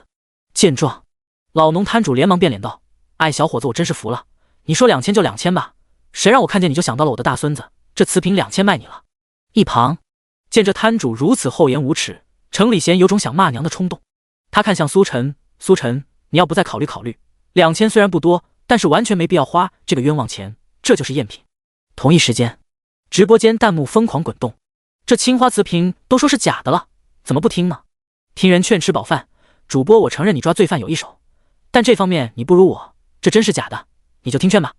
术业有专攻，主播这事儿你得听我们的。”弹幕都在疯狂劝说苏晨，希望他放弃这笔交易。不过苏晨看不到弹幕，而且就算看到了，他肯定也不会放弃。只见他朝程礼贤摆了摆手，示意不必多说。紧接着，在老农摊主笑嘻嘻的表情中，花费2000拿下这个略显斑驳的青花瓷瓶。哎，小伙子，你这次真是走运了。本着做戏做全套的精神，即便钱已经到手，摊主还是一脸惋惜的样子，好像亏大了。苏晨怀中抱着青花瓷瓶，笑道：“我确实走运了，这可是永宣年代的青花瓷瓶啊，我不走运谁走运？”什么？见苏晨一副煞有其事的样子，摊主心中猛地咯噔一声。程礼贤也望了过来，有些好奇，难道这青花瓷瓶真有什么门道，不是现代工艺做旧的产物？苏晨看着怀中的青花瓷瓶，越看越喜欢，这可是真品啊，真正的永宣年代的青花瓷，价值连城。之前不说是因为东西没到手，怕摊主不卖，现在东西到手，他内心的欣喜抑制不住。见摊主和程礼贤都有些好奇，他主动解释道：“这青花瓷瓶的状态并不是你说的做旧效果，而是它原本就有的效果。”闻言，程礼贤有些不信：“你怎么知道它本来就有，不是人工做旧的？”苏晨道：“永宣年代的青花瓷瓶就是有这种晕散、结晶般看起来像铁锈的斑驳效果，这是因为烧制时用的苏麻离青，其中铁的含量很高，在窑里烧的时候过于饱和下，就会导致铁元素出现在表面，形成黑色结晶，看起来像是点点黑斑。再配上苏麻离青特有的晕散，就会导致花纹看起来斑驳老旧，这其实很正常。”程礼贤点点头，表示认可。这一点他也知道，很多瓷器流传下来都有这个特征。可他的问题是，怎么分辨人为做旧和天然的时间沉淀？苏晨接着道：“要分辨是否人为做旧，可以从上述晕散结晶斑等痕迹的色泽以及形态分布进行鉴别。真品流传下来，痕迹的色泽为白、黄、黑等多色彩，而人为造就相对单一。说着，苏晨又在摊主同意下，拿了一个人未做旧的瓷器进行对比。不比不知道，一比果然不同。苏晨手中的青花瓷瓶，那些斑驳痕迹有白有黄有黑，好似青花天然晕开。而人为做旧虽然差不多一样的效果，但是因为色彩单一，完全没有苏晨手中青花瓷瓶的沉淀感，差距悬殊。程礼贤和摊主都有些懵，看着苏晨说的头头是道，不禁怀疑，这难道真是真品？第107章，你知道我是谁不？很快，在程礼贤和摊主的怀疑中，苏晨又将青花瓷瓶痕迹形态分布之间和人工做旧的对比，这一对比果然也有不同。这下程礼贤和摊主都对苏晨的解释信了大半，这青花瓷瓶或许真是真品。就在这时，一名穿着白色练功服的老人家突然从一旁走过，见到苏晨手中的青花瓷瓶，眼睛一亮，小伙子，这玩意儿能给我看看不？苏晨看着突然出现的老人家，有些疑惑。这时程礼贤瞥了一眼，随即惊呼道，你是史大师？作为古玩界的老玩家，程礼贤自然也是认识一些业内泰斗般的人物。此刻他一眼认出眼前这位穿着白色练功服的老人家，正是瓷器领域的大佬史玉。这位大佬虽然已经退休，但经常在锻炼身体之后过来这边走一走。自从有人眼尖认出史大师后，就不断有人来这里寻找史大师的踪迹。不为别的，如果能让这位大佬帮忙手中的瓷器长长眼，起码的10拿9稳。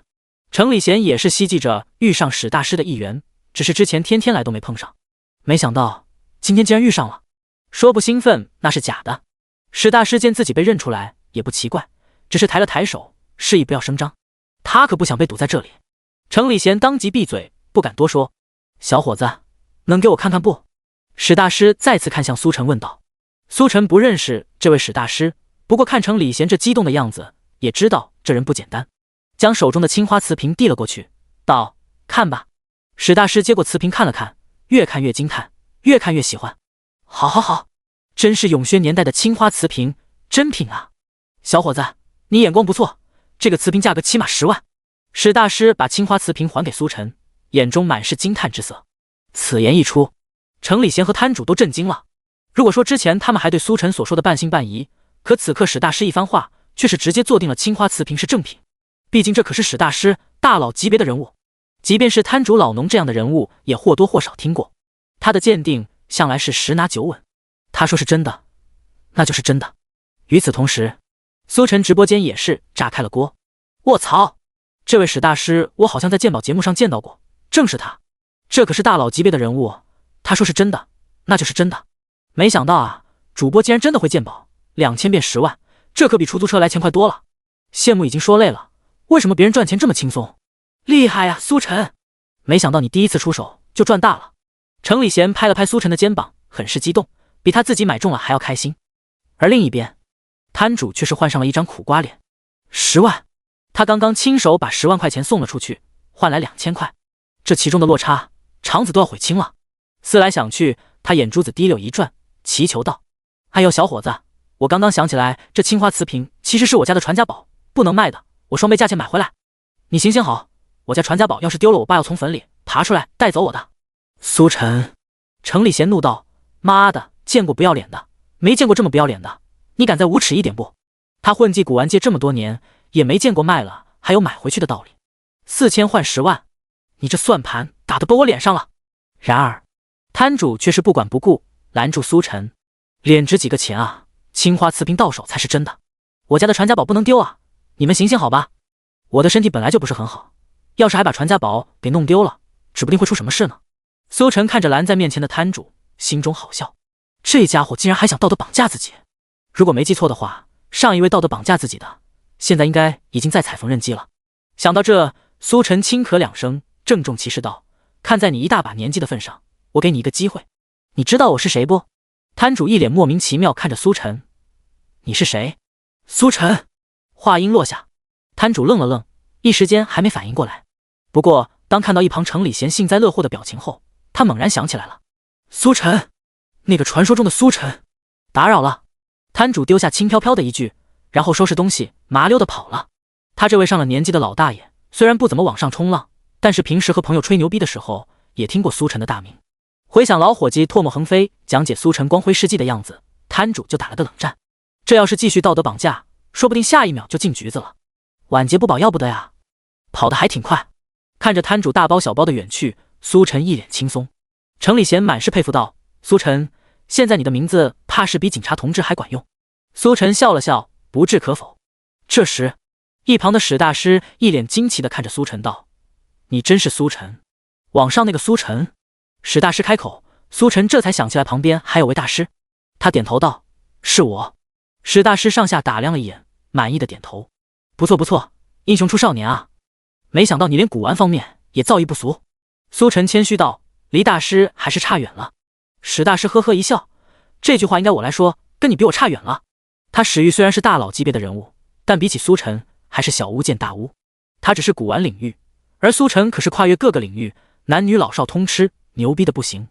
这时，史大师又道：“没想到你竟然跑来古玩市场了，想来你肯定也不是来收藏古玩的，不如就把这青花瓷瓶卖给我。”史大师得知苏晨身份后，自然也知道苏晨的意图，肯定不可能对青花瓷瓶有兴趣，肯定是来捡漏的。而他刚好想收藏一件青花瓷瓶，索性不如就要苏晨手中的这个。苏晨见这么快就能卖出去，自然也乐意。好，咱们找个地方喝茶去。第108章，信不信我报警抓你？半小时后，苏晨和程礼贤从史大师好友的店铺出来。此刻，苏晨手中冰冷的青花瓷瓶化作了账户内一串冰冷的数字。不愧是你啊，苏晨，一出手就是10万，我跟你相比差远了。程礼贤看着苏晨，满是佩服道。之前他还在为到手的开元通宝沾沾自喜，可没想到苏晨反手拿下青花瓷瓶。他的开元通宝价值5000，而青花瓷瓶价值10万，足足20倍的差距。苏晨摆了摆手，谦虚道：“不过是运气好罢了，走吧，接着去。”尝到甜头后，苏晨迫不及待想要开始第2轮探索。职业达人秀演播室，导演和副导演坐在椅子上，紧皱眉头看着前方。他们面前的大屏幕上正播放着苏晨的直播。就在刚才，苏晨捡漏一个青花瓷瓶，直接入账10万，这直接影响了节目组的规则。因为苏晨的职业是出租车司机，而不是古玩捡漏。我觉得应该制止苏晨的行为，这对其他选手来说不公平。副导演提议道：“按照节目规则，参赛选手的收入必须跟自身抽取的职业相关。之前的罪犯，要么是苏晨的乘客，要么是乘客有关联，也算是和他的出租车职业相关，所以奖励算入选手收入。但是现在，捡漏和出租车司机完全没有关系，所以肯定不能算入选手收入。”面对副导演的提议，导演凝眉思索半天，问道：“现在有人投诉苏晨的收入违规吗？”副导演点头，有不少其他参赛选手的粉丝都投诉苏晨的操作违反规则。导演又问道：“相比苏晨直播间的粉丝，这些投诉的人体量如何？”副导演迟疑片刻，似乎明白了什么。不到1/10。导演无奈笑了笑。那你觉得，如果苏晨现在的粉丝到底是看他苏晨本人，还是想看我们的节目？如果我们限制苏晨之后，苏晨直接退赛，那些苏晨的粉丝会作何选择？此言一出，副导演直接被惊出了一身冷汗。他竟然没有想过这个问题。以苏晨现在的粉丝体量，人家说不定真有可能弃赛。如果他自行另起炉灶，那些苏晨的粉丝肯定也会跟着过去。这样一来，他们节目的收视率必然大打折扣。至于所谓的奖金，以苏晨现在捡漏的专业，尽管一次只有10万，1亿似乎也不是那么远。想明白了。见副导演有些紧张，导演笑着问道。副导演点头，想通了。现在不是苏晨要参加我们的节目，而是我们的节目要苏晨参加，身份已经调换了。这就对了。导演看着屏幕中游走在古玩市场中的苏晨，心中很是苦涩。当了这么久的导演，还是头一次碰到参赛选手翻身做主人的情况，怕是也只有苏晨这种人能做到了吧。古玩市场，苏晨和程礼贤继续出发，目光在两旁摊位琳琅满目的古玩中游走。走走停停之间，苏晨很快又在一处摊位前停了下来。程礼贤心中一动，这是又发现好东西了。直播间内，弹幕滚动。我去，这么快主播又看到好东西了？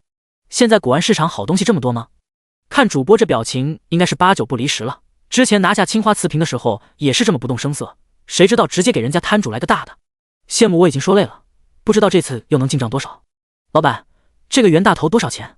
苏晨手中拿着一块银色大洋问道。摊主躺在躺椅上看手机，当他抬头见到苏晨时，愣了愣，惊喜道：“你是苏晨？”苏晨有些尴尬，没想到这么快就被认出来了。我是。摊主当即兴奋不已，看了这么久的直播，没想到今天终于见到本尊了。对了，你看上哪个来着？苏晨示意手中的大洋，这个多少钱？摊主接过大洋，仔仔细细看了一遍，随后紧皱眉头，没看出什么名堂。多少钱？苏晨又问了一遍。摊主不动声色将大洋收入怀中，笑着道：“不好意思，刚刚那个大洋不卖，你看看其他的吧。”见状，苏晨愣住了，一时间还没反应过来，怎么突然就不卖了？片刻后，他反应过来，这摊主是知道了他的身份后，知道他的本事，所以他看中的东西打算自己留着，毕竟都知道这是好东西，还把它给卖了，这不是蠢吗？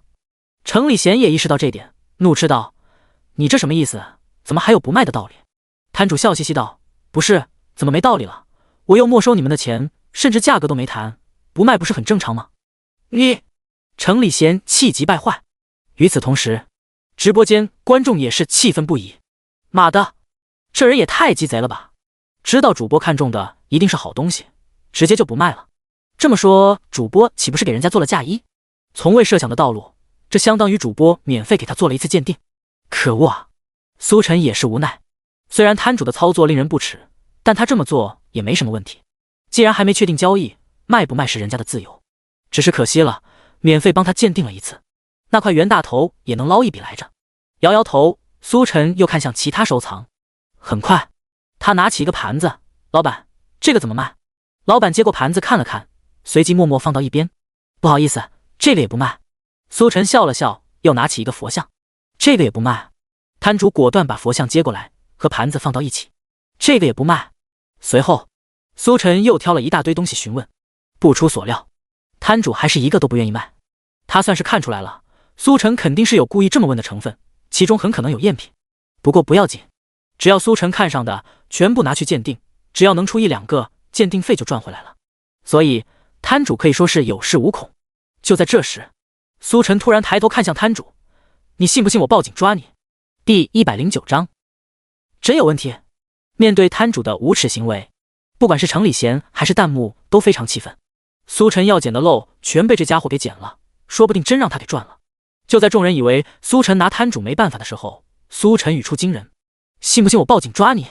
见苏晨一脸认真的模样，摊主愣了愣，随即笑道：“我知道你和警察同志关系好，也佩服你为我们江城做了这么多好事，但是嘛，我现在是正常买卖，又没犯法，你报警也没用。”程礼贤反驳道：“苏晨看上的东西你全都不卖，你管这叫正常买卖？”摊主道：“当然，买卖全凭自愿，难道有问题吗？”闻言，程礼贤无奈叹了口气，这摊主说的还真没问题，如果他不愿意卖的话，他们一点办法都没有。报警抓人家？可人家是正常合法买卖，警察同志也管不着，即便是苏晨这位警察同志的老熟人也不行。算了，苏晨，我们走吧，又不是只有他一家。程礼贤示意苏晨离开，不和摊主一般见识。摊主笑着摊手，一脸无所谓，反正他只要把苏晨挑出来的这些东西一一鉴定，肯定能出货，而且他也不贪，能赚一笔就够了。这次遇到苏晨，他算是走了大运。然而苏晨却是摇了摇头，直接打电话：“顾局，我现在在江城古玩市场，你们过来一趟吧。”“什么事情？过来你就知道了。”随即苏晨挂断电话，也不准备走了，一脸笑意看着摊主。程礼贤看着苏晨手中挂断的电话，震惊道：“不是苏晨，你来真的？真报警？”苏晨点头：“真报警。”摊主终于开始慌了：“你有没有搞错？我不卖给你，你就报警？哪有你这样的？我就是正常买卖啊，也没干啥出格的事情。”对于摊主一连串的惊慌，苏晨始终保持笑意看着他，就好像在等着看好戏。这让摊主更慌了，立马开始回忆自己之前有没有做过亏心事，从大到小都回忆了一遍。最终他咕噜一声咽了咽口水：“我干过最出格的事情，就是小时候在采访的时候把同桌的裤子给脱了，导致他上电视出丑，这应该不归警察管吧？”苏晨依旧保持笑意，没有说话。一旁程礼贤见摊主这着急忙慌的样子，差点笑出声来：“呵呵，刚才还一脸的无所谓，结果人家苏晨真出手了，还着急的还是你。”他甚至想到这摊主刚才怕是直接人生走马灯了，可见到底有多慌。不过程礼贤换位思考一下，如果苏晨突然跑到他面前，二话不说就报警的话，他肯定也得人生走马灯，毕竟苏晨出手就从未失手过。直播间内，哈哈，现在摊主知道慌了，刚刚不是很牛的吗？主播也太帅了吧，二话不说直接报警，好解气。不过这真的没问题吗？如果说不出个所以然，随意浪费警力，怕是要被谴责吧？谁知道呢？说不定这摊主真的干了什么，被主播发现了。与此同时，江城派出所，顾局出现在通讯室，听着通讯员描绘刚才苏晨的直播内容，也是十分疑惑。这家伙搞什么？人家不卖给他东西，就直接让我们出警，这也太随便了。正常来说，买卖交易都是自愿原则，人家摊主就算不卖的话，也是人家的自由。这种情况顶多是道德上的谴责，不值得他们出警。这一点苏晨不应该不知道。顾局，我们现在怎么办？通讯员问道。这种情况要出警吗？顾局皱着眉头，最终还是开口道：出警，既然报警了，肯定要出警。不过苏晨要是说不出个所以然，看我怎么收拾他，毕竟他可是在直播，这么多人看着。事实上，如果苏晨私下报警处理这件事情，即便没有什么问题，顾局也会选择睁一只眼闭一只眼。人家苏晨干这么多好事，任性一次也没什么，下不为例就行。但是苏晨现在可是在直播，这么多人观看的情况下，如果苏晨随意报警而不被处理，肯定会被人诟病。这其中的影响不是顾局可以控制的。所以如果苏晨真的说不出个所以然，即便苏晨贡献巨大，也必须要忍痛做出相应惩罚。很快，顾局带队出警，来到古玩市场。古玩市场内热闹非凡，见到警察同志到来，不少人都跟着看热闹。当找到苏晨后，不少人都认了出来。我去，那不是苏晨吗？竟然跑来古玩市场了！妈的，刚刚都看收藏去了，没想到大明星就在身边，早知道上去合个影先了。合影怕是不行了，警察同志都来了，肯定是出事了。苏晨这是又逮到罪犯了。听说不是罪犯，是这摊主认出来是苏晨，知道他的本事，所以凡是苏晨看中的东西他都不卖，打算自己留着卖。卧槽，这么鸡贼吗？不过换我来我也这么做，人苏晨看中的肯定是好东西，不卖也很正常，谁不想多赚点？就因为这样的事情，苏晨就报警了，这恐怕警察同志也管不着吧？谁知道呢？反正情况就是这样，看警察同志怎么处理吧。因为事关苏晨，顾局向来都是亲自出动。他来到摊位前，看着苏晨问道：是你报的警？苏晨点头，没错。出什么事情了？这时摊主直接开口了：警察同志冤枉啊，根本没出什么事，就是因为我不卖给他东西，他就报警。我真没干过坏事，这一点你们可以随便查。顾局点了点头，示意已经了解事情的来龙去脉，在出发之前他就知道了。他现在更想听苏晨说，到底是真的发现什么不对劲的地方，还是说仅仅是为了制裁这位买卖行为不道德的摊主？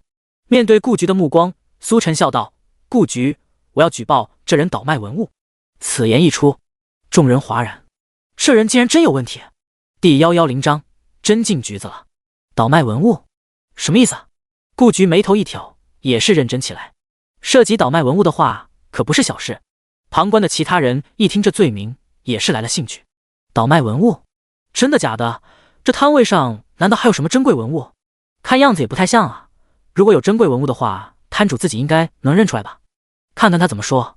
作为古玩界的老熟人，他们都知道构成倒卖文物的条件。第一是必须是文物，这点毋庸置疑，古玩摊卖的肯定是文物。其次是否牟利，这一点也同样成立，摊主卖古玩不就是为了赚钱？第三点，也就是最重要的一点，文物是否是明令禁止买卖的文物，这一点还有待考究。正常来说，玩古玩的应该都知道什么能收，什么不能收，不可能犯这么低级的错误。在众人疑惑的目光中，苏晨从摊主的摊位上拿起了一个带着泥土的青铜酒樽。如果我没看错的话，这个青铜酒樽应该是在江城最新发现的远古文明遗址出土的文物，那个时代的文物明令禁止买卖，此刻却出现在这摊位上，这是不是倒卖文物？此言一出，所有人都想起来，就在不久前，江城发现了距今3000多年的远古文明遗址，其中出土了许多属于那个时代的文物，对于考古工作意义重大。不过可惜的是，专家判断这个遗址已经被不知名的盗墓贼进入过，有不少贵重文物已经被带走，导致考古工作一时之间陷入僵持。因此，为了严厉打击盗墓行为，上面明令禁止严禁倒卖这个时代的文物，一经发现从重追责，同时还提倡举报有奖，希望能将文物找回。这个青铜酒樽如果真是那个时代的文物的话，那么这个摊主可就要倒大霉。众人盯着苏晨手中的青铜酒樽，表面锈迹斑驳，带着泥土，花纹也有些磨损。看了一阵，皆是摇了摇头，他们看不出什么名堂。摊主也是意识到这下事情大条了，慌张解释道：警察同志，这个可不是什么考古遗址出土的文物，这是我在回老家的路上捡的，其实就是个仿制的玩意儿，值不了几个钱。摊主没有说谎，他清楚记得这个玩意儿就是他从老家人手中收购了一批玩意儿后，进城的路上捡到的。当时也没放在心上，只当是个仿制的普通玩意儿，随手就丢进这一批古玩中，这才出现在摊位上。就这么一个路边捡的玩意儿，怎么可能是考古遗址出土的文物？如果真这么贵重，怎么可能被随意丢弃在路上？顾局听完两人的说辞，目光肃穆，他也看不出这青铜九尊是个什么玩意儿，这一点还得请人来鉴定才行。如果真的是文物的话，那么摊主的行为无疑是要进局子的。关于这是否属于出土文物，我们要请专家进行鉴定。如果鉴定属实，你们俩都要和我走一趟；如果不属实的话，说到这，顾局看向苏晨，你跟我走一趟就行了。话音落下，摊主变得十分紧张，他自信这青铜九尊肯定不可能有什么问题，但对面是苏晨，根据苏晨之前的举动，他从来不做没有把握的事情。很快，在顾局的安排下，身后的警察同志负责联系相关的文物鉴定专家。在听到这里竟然有出土文物需要鉴定时，专家组在几分钟时间内就带着仪器火急火燎到场。毕竟按照苏晨所说，这可是远古文明遗址出土的文物，如果是真的，对于他们这些鉴定专家来说也是意义非凡，所以马不停蹄地赶了过来。这次负责的是专家组吴教授，见到青铜九尊之后两眼放光。顾局好奇道，这真是不久前出土的文物？吴教授道，根据我的经验来说，这大概率是，不过具体结果还得经过鉴定才能得出。当即，吴教授带着专家组开始工作。不久之后，得出结果，这青铜九尊就是属于那一批文物当中的一件。此言一出，全场哗然。我去，这竟然真的是远古文明出土的文物，这也太奇葩了吧！刚出土的文物就敢拿来卖，这胆子是真的大。苏晨不愧是苏晨，竟然一眼就认出来了，这下这摊主要倒大霉了。与此同时，直播间观众在清楚知道事情来龙去脉之后，也是直言牛逼。他们也是没有想到，苏晨说报警抓你就报警抓你，不玩虚的。卧槽，这竟然是真的青铜九尊，牛逼啊！主播一眼就看出来这青铜九尊的名堂，这一下这摊主还敢不卖吗？果然得罪主播是没有好下场的，自以为可以占主播的便宜，人家反手就把你送进局子。主播太狠了。场中，摊主在得知鉴定结果后，人都傻了。他瘫坐在椅子上，看着专家手中的青铜九尊，喃喃自语道：怎么可能？这怎么可能是真的？警察同志，这真的是我捡的呀！我发誓，我没有想过倒卖文物。你们是不是一伙的？我明明是捡的，为什么会成了这么贵重的文物？我真的什么都不知道啊！对于摊主歇斯底里的吼叫，顾局皱着眉头道：跟我们走一趟再说。说完，转头又对苏晨说：你也一样。苏晨点点头，表示随时配合。这种事情也不是一次两次了。就这样，这场古玩市场的好戏落下帷幕。摊主和苏晨都被警察同志带走，而那件青铜九尊文物也是被专家带走。谁也没想到，就是因为摊主一些小聪明，竟是引来这么大阵仗。这也越发使得苏晨的名声大噪。只要他一出手，管你到底有没有干过什么坏事，准能给你找到点名堂。而且这名堂找的条理清晰，事出有因，让你根本无法反驳，只能乖乖跟着回局子调查。第111章，还有高手。派出所内，苏晨波澜不惊看着面前的顾局，果然如他所料，他才刚出去没多久，就又回来了。这亲切的感觉，让他觉得这里就是他的第二个家。警察同志，我就是看到古玩市场最新的宣传内容，上面有提到最新出土的文物的事情，然后又看到他摊位上的那个青铜九尊这么眼熟，下意识就打电话给你们了，真的没有其他目的。而且如你们现在所见，他确实可能是个倒卖文物的罪犯，我没做错什么。苏晨一脸真诚的解释。顾局听着苏晨的解释，又回想起之前苏晨的主播内容，缓缓点头。情况确实如苏晨所说，他就是单纯在选购古玩的时候发现了青铜九尊，然后就报警了。至于他有没有报复摊主的意图，这不重要，因为青铜九尊是禁止买卖的文物，摊主倒卖文物成了事实，于公于私，苏晨都无可挑剔。不过真要说起来，顾局更愿意相信苏晨其实是有报复摊主的意图，只不过这个意图让人挑不出毛病。笔录很快就结束了，就在苏晨准备离开的时候，一位警察同志突然开门走了进来。他低头在顾局耳边悄悄道：顾局，那个摊主好像什么都不知道，那青铜九尊就是他捡来的。顾局眉头一挑，看着他问道：真是捡来的？捡来的？警察同志继续道：我们根据他提供的时间和地点，调取了那个地方的监控录像，确实看到他捡到青铜九尊，所以他跟之前专家提到的文明遗址的盗墓贼大概率没有关系。没有关系。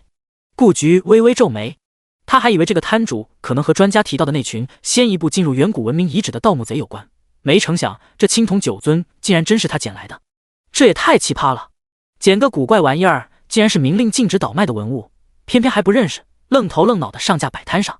随后碰到的顾客是苏晨，还胆大包天的耍小聪明，结果苏晨一恼火直接报警，这才有了现在的局面。其中任何一个环节不那么巧合的话，这些都不会发生。摇了摇头，顾局不再多想，当务之急是顺着这条线索把盗墓贼抓出来才是最重要的。既然拍到他在哪里捡的，肯定也能拍到是谁把这玩意儿丢在那的，赶紧把人找出来。警察同志点点头，随即出去调取监控。苏晨看着两人窃窃私语，好奇道：顾局，发生什么了？顾局道：没多大事，你可以回去了。苏晨问道：这次有奖励吗？恐怕不行。为什么？顾局轻咳一声道：刚才那边审讯的同事已经得出结果，那个青铜九尊是摊主捡到的玩意，并且不知道它是明令禁止的文物。在主观上来说，它其实并不构成倒卖文物，所以都是误会。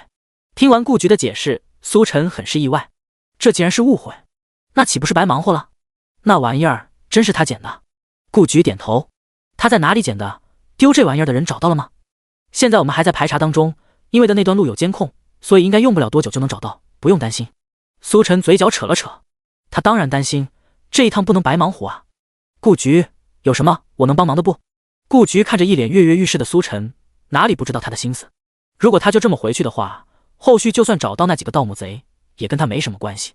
但如果跟着一起把人抓回来，他还是有获取奖励的机会。顾局斟酌片刻，提议道：按照之前的情况来看，你去古玩市场效率更高一些。苏晨摆了摆手：顾局，你这是什么话？我是为了那点奖励吗？我是要帮忙把盗墓贼抓出来。顾局眉头一挑，有些不信：真的？真的？苏晨一脸正义的扬起拳头。顾局想了想，最终还是点头答应下来。苏晨的本事他是知道的，既然主动提出要帮忙，何乐而不为呢？这小子最坏的动机也不过就是惦记那点奖励而已。相比于奖励，趁早破案才是最好的。就这样，苏晨从审讯室出来，摇身一变又成了来帮忙的专家。他和顾局一同来到通讯室。此刻，警察同志正在观看捡到文物路段的监控，查找文物到底出自什么人。他们注意到顾局带着苏晨进来，纷纷投来好奇的目光。顾局解释道：苏晨是来帮助我们破案的。苏晨笑了笑，抬手打招呼。没想到这么快又能一起共事。警察同志们自然也知道苏晨的意图，发出和顾局一样的疑问：古玩市场难道不是效率更高吗？苏晨道：打击罪犯，人人有责。警察同志都不相信，不过也没过分追究。苏晨的本事他们是知道的，有苏晨在，对他们来说肯定是一大助力。看着警察同志纷纷投入到工作中，苏晨也是松了口气。事实上，如果古玩市场真的能赚更多的话，他肯定不会在这里浪费时间，直接去古市场赚钱了。人家警察同志也不是没了他就无法正常工作。关键是因为之前摊主的举动，苏晨觉得后续的那些摊主很有可能效仿那人的行为，看上的东西不卖给他，这就会导致他看上的古玩给别人做嫁衣，他还一点办法没有，相当于是白忙活。所以与其浪费时间给他人做嫁衣，还不如抓盗墓贼来的实在。他可不觉得那些古玩市场的老油条会因为他是苏晨，就把价值连城的古玩拱手让给他。巨大利益面前，人家身正不怕影子斜，也不会怕他这个警察同志的好朋友。通讯室大屏上监控录像放了一条又一条。终于，一位警察同志按下手中暂停键，惊呼道：找到了！惊呼吸引了众人的目光。只见噪点闪烁的大屏幕中，聚集在一辆高速行驶中的面包车后备箱。后备箱的门没有关严实，露出一条缝隙，其中掉落出一个模糊的黑影，停在半空。正是青铜九尊。第112章寻找大墓。继续播放。顾局聚精会神盯着屏幕看了一会儿，随即下令道：警察同志照做，按下暂停键。监控录像又动了起来，画面变得连贯。面包车从这条坑坑洼洼的乡间小路飞驰而过，青铜九尊从中掉落下来，咕噜噜滚到一旁路边的草堆里。随后，警察同志又调出摊主捡到青铜九尊的一幕，全都对上了。就是这家伙，把车牌调出来。顾局也变得有些激动。从监控录像来看，青铜九尊从这辆面包车上掉下来，说明这辆车的主人要么和盗墓贼有关，要么就是盗墓贼。有了车牌，要找到他们可太容易了。警察同志将画面倒回，面包车又从道路尽头退了回来，画面不断放大，车牌号变得清晰可见。查！顾局一声令下，另一位警察同志按照车牌开始查找，很快就有了结果。顾局，按照系统显示，这个车牌的主人是什么？一口气说完，顾局追问道：“是一家租车店的老板。”顾局，既然车牌的主人是一家租车店的老板，那就说明这车很有可能是租来的。租车办事，顾局突然有种不祥的预感。不过他很快还是行动起来，地址给我们，现在过去看看。顾局火急火燎带着人出发，苏晨也是连忙跟上。这盗墓贼好像比想象中还要狡猾，说不定真有他发挥的机会。20分钟后，顾局等人从租车店出来，在得知车牌是这家店的店主后，他们火急火燎赶了过来。不出所料，这辆出租车果然是外租出去的。而被问到租车人的身份时，店主却是支支吾吾，半天答不上来。刨根问底之下才知道，原来当时根本就没有进行身份登记，租车的人给了他一大笔押金，都能直接把车给买下来。店主看在钱的份上，铤而走险答应下来。结果没想到就出了这样的事情，看来只能查监控录像了。顾局上车后悠悠叹了口气，既然无法第一时间查到身份，那就只能根据监控录像查车的动向了。这租车店虽然有监控录像拍下了租车的2个人，但是他们戴着口罩，模样看不真切。与其让苏晨模拟画像，还不如直接查监控录像。顾局有种感觉，就算查到身份，也未必能定位他们现在的位置，还是直接查车来更方便。不过这一趟也不算白跑，起码把租车店的店主给带回来了。他违规租车肯定是要受罚的。一行人又回到派出所，通讯室内的警察同志随即开始调取相关路段的监控录像。身份不能确定的情况下，那就只能根据行进路线进行分析了。半天之后，在警察同志不懈努力下，终于有了结果。顾局，这辆面包车最近出现的一次是在城郊黄村外，他们开进黄村后，然后就没了踪影。顾局眉头一挑，没了踪影，找不到。警察同志嘴角泛起一丝苦涩。顾局，黄村那边有些地方还在开发当中，除了主要路段，其他地方都没有监控。出口呢？黄村出口处有没有看到他们的踪影？黄村出口太多了，而且有些地方都没有监控，很难分析。所以也就是说，他们就算出了黄村，我们也不知道。是的。闻言，顾局眉头紧皱，肃穆道：“那这要怎么找？”思来想去，顾局也没有什么头绪，最终无奈摇了摇头：“去黄村看看吧，看当地人有没有什么线索。”一辆辆警车从派出所驶出，开往城郊黄村方向。苏晨也在其中。不久之后，警车开到黄村，一群人下车开始走访，寻找有关盗墓贼的线索。可惜结果大失所望，路上的面包车实在是太多了，来来往往川流不息，根本没人会在意。盗墓贼的面包车也没什么特殊的，又怎么可能会有印象？警察同志们回到车上，叹了口气，线索到这就断了，他们也没办法。就在这时，有人突然开口道：“顾局，刚刚有位村民在听到嫌疑人是盗墓贼后，突然有些激动。他说他们黄村一直都有个大墓，他觉得2个盗墓贼来黄村就是奔着大墓去的。”此言一出，所有人都振作了起来。黄村既然有大墓的话，以那2人盗墓贼的身份，肯定是奔着大墓去的。也就是说，找到大墓就能找到那2人。顾局道：“那个大墓在哪？”开口的人无奈摇了摇头。那位村民自己也不知道，只是从小就听这个传言，不少人也想找这个大墓，但是一直找不到。而且听他说，好像之前考古专家的人也来这找过一段时间，但是并无收获。闻言，众人刚燃起的希望当即又熄灭。即便这盗墓贼真的盗墓去了，可要找一座考古专家都找不到的大墓，或许比找这2个盗墓贼还要难。毕竟很多大墓隐蔽性非常好，就是为了防止被人轻易找到，连考古专家都找不到的话，他们又怎么可能找到呢？难道真的没办法了吗？嗨！就在这时，一直沉默的苏晨突然轻咳了2声。顾局转头一看，这才想起来还有个苏晨，当即两眼一亮。他们虽然没办法，但是苏晨肯定有办法，毕竟苏晨可不是一般人。顾局激动地看着他：“苏晨，你有办法找到那2个盗墓贼吗？”其他警察同志也纷纷看了过来，目光热切。面对众人希冀的目光，苏晨笑道：“不好意思，顾局，我没办法找到那2个盗墓贼。”顾局，其他警察同志目光也是变得黯淡，竟然连苏晨都没办法了吗？不过，就在他们失望之际，苏晨话锋一转，又开口道：“不过我虽然没有办法找到那2个盗墓贼，但或许能找到那个大墓，前提是这里真的有大墓的话。”顾局等人都愣了愣，随即变得十分激动。能找到大墓的话，还愁找不到那2个盗墓贼吗？第113章，不愧是你啊，你真能找到大墓。顾局有些难以置信地看着苏晨，毕竟连专业的考古专家都找不到的大墓，苏晨却能找到，说不震惊那是假的。至于那些盗墓贼能找到，倒是也不奇怪。那群人手段五花八门，为了找墓无所不用其极，能找到也正常。但是苏晨显然不在盗墓贼的范畴。与此同时，直播间观众也是议论纷纷。来了来了，他终于还是来了。地上的业务已经满足不了主播，要开始开展地下业务了。找墓可是门技术活啊，涉及风水堪舆，真不是一般人能干的。不过就主播之前的技能来看，会点风水堪舆好像也挺正常。接下来看主播操作就行了。警车内，面对顾局的质疑，苏晨仅是淡淡一笑。如果这里真的有大墓的话，我有8成把握。苏晨也不敢说10成把握，毕竟系统虽然给了他风水大师的技能，但是找墓还是头一次。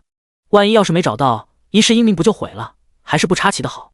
其他人听到竟然有8成把握，也是纷纷倒吸一口冷气。8成，这也太牛了！顾局目光炯炯看着苏晨，随后重重点头。好，苏晨，这次又靠你了。苏晨道：首先，我们要找个地势高的位置。很快，在当地人的带领下，苏晨和顾局等人来到黄村地势最高的一处山上。站在山顶往下望，眼前一片翠色，其间房屋错落有致，道路纵横交错，蚂蚁般的大小的人以及车流动，活脱脱一幅宁静田园油画。微风吹拂，其他人都在欣赏眼前如此美景，不过苏晨的目光却是在观察眼前高低起伏的连绵山脉。风水堪舆与天文历法以及地理离不开关系，而古代墓葬的选址则是对于地理十分讲究，必须要选个风水宝地。苏晨，有头绪吗？顾局见苏晨眉头紧皱，试探着问道。苏晨没有回答，看了一会儿后才缓缓点头道：有点头绪。顾局大喜：真的？苏晨看了顾局一眼，见他好奇的样子，索性便开始缓缓解释。正好他也能通过转述出来，好好系统的梳理一下相关知识。所谓风水宝地，何之为宝？考究的无外乎龙、穴、沙、水、象5个因素，5个因素都达成条件，便是风水宝地。龙集山脉，连绵不绝，形似真龙。你们看眼前的山脉，是不是连绵起伏，好似一条卧龙？穴指墓穴，土壤肥沃，藏风聚气。苏晨巴拉巴拉说了一堆，把场中所有人都听得一愣一愣的。他们当然听不懂这些风水知识，但是从苏晨讲的条理清晰，头头是道，好像确实是这么回事。原来苏晨竟然真的懂。同时，那名跟着来的本地人也是激动不已，高兴的大喊：我就说那个传言是真的，我们这里真的有大墓。直播间内，弹幕疯狂滚动。666，我就知道主播肯定没这么简单，果然又刷新了我的认知。看来主播是真能找到那个大墓，那可是考古专家都找不到的大墓，太厉害了。这么说起来，如果那2个盗墓贼真的在盗墓的话，现在找到岂不是能来个瓮中捉鳖？已经等不及了。很快，在苏晨的带领下，众人又开始继续寻找大墓的位置。在最高处只是判断最基本的方位，要确定大概位置，还得一个一个因素考量下去。约莫半小时后，众人在一处山谷间的平地上发现一辆面包车。此刻，他们居高临下，而那辆面包车就停在平地中，好像就是那辆面包车。警察同志指着那辆面包车惊呼道。顾局也是反应过来，下令道：下去看看。众人从山上下来，来到面包车旁。当看清面包车车牌之后，果然不出所料，就是盗墓贼的那辆面包车。顾局大喜过望，既然面包车停在这里，那说明他们就在附近。他看向苏晨，拍了拍他的肩膀：苏晨，不愧是你啊！如果单靠他们的话，这深山老林的，就是排查一辈子也未必能找到这大山里来了，更不可能发现这辆车。而苏晨一出手，就已经快接近目标了。苏晨表情认真，观察了一番附近的地势后，认真道：这大墓的位置应该就在附近，我们找一下盗洞的位置。警察同志当即散开，寻找盗洞。终于，5分钟后，一位警察同志大声招手：找到了，就在这里。这处盗洞没有丝毫遮掩，不规则的洞口以及附近散落的泥土，足以说明这2个盗墓贼坚信没有任何人能找到这里，所以才没有任何处理。否则正常来说，盗洞肯定是要遮掩1、2。看着盗洞洞口，顾局很是兴奋，兜兜转转，终于找到了。与此同时，直播间观众也很好奇，这就是盗洞吗？盗墓贼就是从这里下去的？主播下去吗？来个第一视角墓葬历险啊！谁能想到电影里的剧情竟然真的照进现实，我已经等不及要看下面到底是什么样子了。不过按照电影里提到的凶险程度，还是不要下去的好，谁知道会碰到什么。既然洞口在这里，何不直接守株待兔？顾局在洞口观察了一会儿功夫，大手一挥，准备下去，不过很快就被苏晨拦住。顾局，我觉得还是谨慎一点的好，这可不是闹着玩的。既然已经找到了，我觉得专业的事情还是交给专业的人来做比较好。古墓或许不会像电影里那般凶险，但尘封这么多年的古墓，毒气毒虫肯定是不少的，在没有防护的情况下贸然深入，肯定要出事。他们的目的只是为了盗墓贼，不是为了下墓。既然如此，为什么不在洞口守株待兔呢？至于大墓的事情，交给那些考古专家去做就好了。第114章出现幻觉了。有道理。在苏晨的建议下，顾局还是没有贸然下去。他吩咐手下打电话给文物局的人，让他们请考古专家过来，同时安排人直接将附近警戒起来。江城文物局，吴教授手中拿着刚入手的青铜九尊，细细研究。越是研究，越是感叹古人智慧非凡。这个青铜九尊的技艺可以说是炉火纯青了。就在这时，手下的学生突然急匆匆进来道：“老师，黄村竟然有大墓！”闻言，吴教授波澜不惊地看了他一眼，随后目光又回到青铜九尊。他淡淡道：“黄村大墓，上次我去看过了，那个就是胡编乱造的，估计是黄村当地用来吸引开发商的手段。”学生解释道：“不是啊，老师，黄村真的发现了大墓，就在刚刚发现的盗洞都找到了。”吴教授拿着青铜九尊的手微微一颤：“你说的是真的？千真万确啊，老师，派出所那边已经打电话通知我们过去了。”听到学生把派出所都搬了出来，吴教授这下肯定学生不是在开玩笑，他有些难以置信道：“不可能啊，上次我带队在黄村考察过了，没有发现哪里有大墓存在的痕迹。”想到这，吴教授突然反应过来：“等等，派出所？这个大墓是派出所的人发现的？”学生无奈苦笑：“这个大墓虽然不是派出所的人发现的，但是也和派出所有莫大干系。当时他因为古玩市场的事情一直在观看苏晨的直播，所以正好目睹了事情的来龙去脉，随即一一解释给吴教授，后者这才恍然大悟，原来是他。”对于苏晨，吴教授当然是有印象的，他手中的青铜九尊就是苏晨发现的。听说当时这个年轻人一眼就看出来青铜九尊和之前远古文明遗址是同一批文物，足见眼力见非凡。没想到现在，在他已经确定黄村没有大墓的前提下，又在黄村找到了传言中的大墓，这岂不是意味着苏晨的本领还在他这个考古专家之上？吴教授摇了摇头：“英雄出少年啊，赶紧通知一下，我们现在就过去。”与此同时，古墓之下，白江和杜康打着手电筒游走在墓室之间，他们身后的背包沉甸甸的，压得两个人脚步缓慢，足见此行收获颇丰。两人心情很不错，一路来到黄村后，没花多少功夫就找到了这座古墓。他们自然是不知道古墓何朝何代，只知道这里面全都是好东西，进来后不由分说就往背包里装。期间他们也是有遇到防盗的各种机关，不过在他们这些老牌手艺人面前都是小儿科。这次江城之行真是收获不小啊，这2趟足够我们下半辈子衣食无忧了。杜康笑嘻嘻道。白江点头道：“这次之后我们得收敛点了，听说上次我们去的那个墓已经被发现了，现在上面都在追那批文物，我们得隐蔽一点。”杜康肥腻的脸上闪过一丝不屑：“没事，这次之后我们销声匿迹，直接 run 了，让他们怎么找也找不到我们。”说话之间，两人已经从墓室来到墓道，只要经过墓道，再由盗洞钻出去，之后转手把身后的东西一卖，天高任鸟飞，就谁也都管不着他们了。想到这，白江和杜康内心更加激动，不自觉地加快了脚步。盗洞外，警察同志已经在周遭警戒开来，苏晨和顾局盯着眼前不规则的盗洞，等待那2个盗墓贼冒头。时间一点点过去，渐渐的，苏晨和顾局对视一眼，都从对方眼中看到了欣喜，因为他们已经听见细细碎碎的谈话声。这说明什么？说明这2个盗墓贼要出来了。顾局一打手势，那些警戒的警察同志全都靠过来，围在洞口等待盗墓贼冒头。就这样，随着交谈声越来越接近，一把洛阳铲率先丢了出来。奶奶的，终于出来了，自由！白江率先冒头，骤然袭来的光线让他一时间睁不开眼。然而当他睁开眼时，顿时愣住了。刚开口的豪言壮语说到一半就停了下来。怎么突然停下了？眼见白江突然不动了，杜康抱怨了一句。他正疑惑，白江身子往后缩了缩，嘟囔道：“奶奶的下面待太久，出现幻觉了，我竟然看到了苏晨那家伙。”闻言，杜康哈哈一笑：“你忘了你说的吗？苏晨管的是地上的事情，还管不到我们，你肯定是出去的方式不对。”两人心情的都还不错，因为这种事情也不是第一次碰到。有时候地下和地上气压不同，冒头的时候头晕出现幻觉也很正常，打开方式不对，重新打开就没事了。白江把头缩了回去，然后又猛然钻出。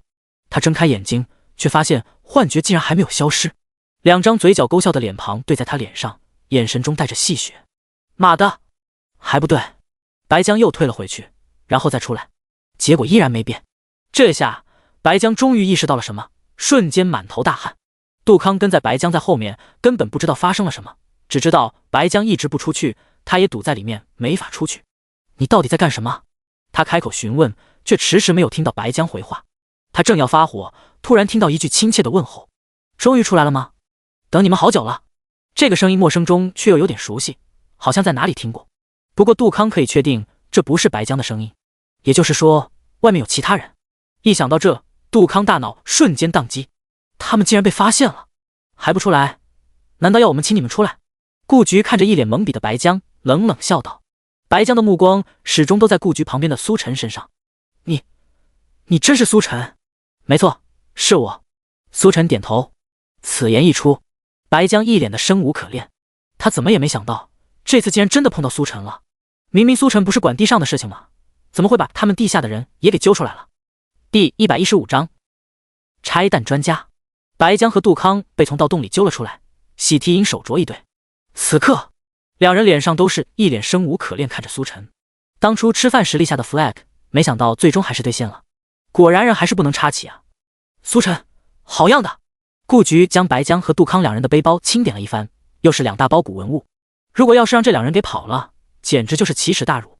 好在有苏晨帮忙，要不然……苏晨笑了笑，也没回答，只是给了顾局一个你懂得的眼神。顾局拍了拍他的肩膀，放心，到时候你直接来领奖励就行，少不了你的。那我就放心了。苏晨满意的点头。这时文物局的吴教授也带着学生风尘仆仆赶来，询问一番现场情况后，第一时间就要看被盗的文物。这……当看到2大包被盗的文物后，吴教授震惊的说不出话来。这些文物已经不能用价值来衡量，对于龙国历史意义非凡。他连忙找到苏晨，紧紧握着他的手，许久不放，热泪盈眶，激动之情溢于言表。不知道的还以为苏晨是他的偶像。苏晨，我感谢你，我代表江城文物局感谢你，代表考古界感谢你。这些文物对我们考古的意义过于重大，如果要不是你把这该死的盗墓贼揪出来，后果简直不敢想。被紧紧抓住手的苏晨有些尴尬。吴教授，别这样。他想挣脱开来，又怕太用力伤着吴教授这把老骨头。场中不少人见到这一幕也是傻眼了，尤其是吴教授的学生以及平时和吴教授熟知的人，比如顾局。他们哪里见过吴教授这副样子？要知道吴教授可是江城考古界泰斗般的人物，其他人这么对他还差不多，什么时候见过他这么对别人？不过这也侧面印证了这批文物的意义有多重大。与此同时，直播间观众也是议论纷纷。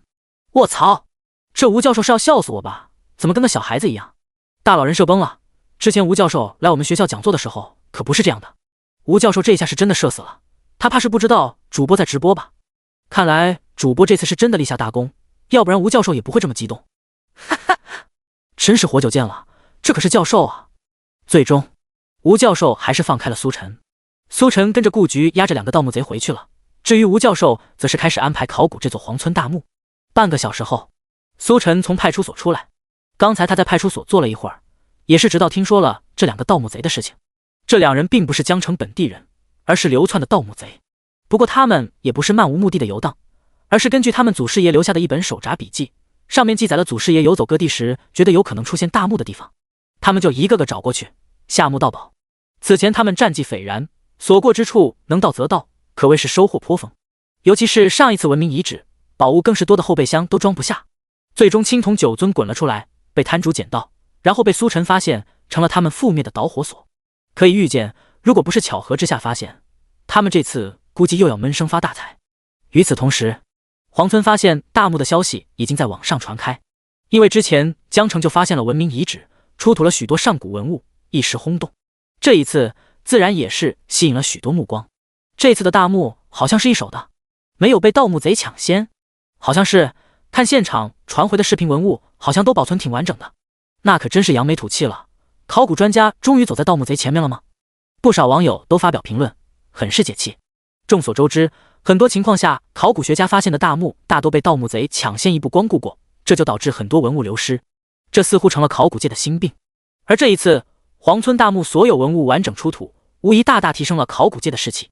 不是所有墓都被盗墓贼抢先一步的，我们考古学家也有自己的见解。然后，很快就被打脸了。楼上的说错了，其实这大墓已经被盗墓贼光顾过，但是因为被派出所抓住了盗墓贼，才将这些文物截了下来。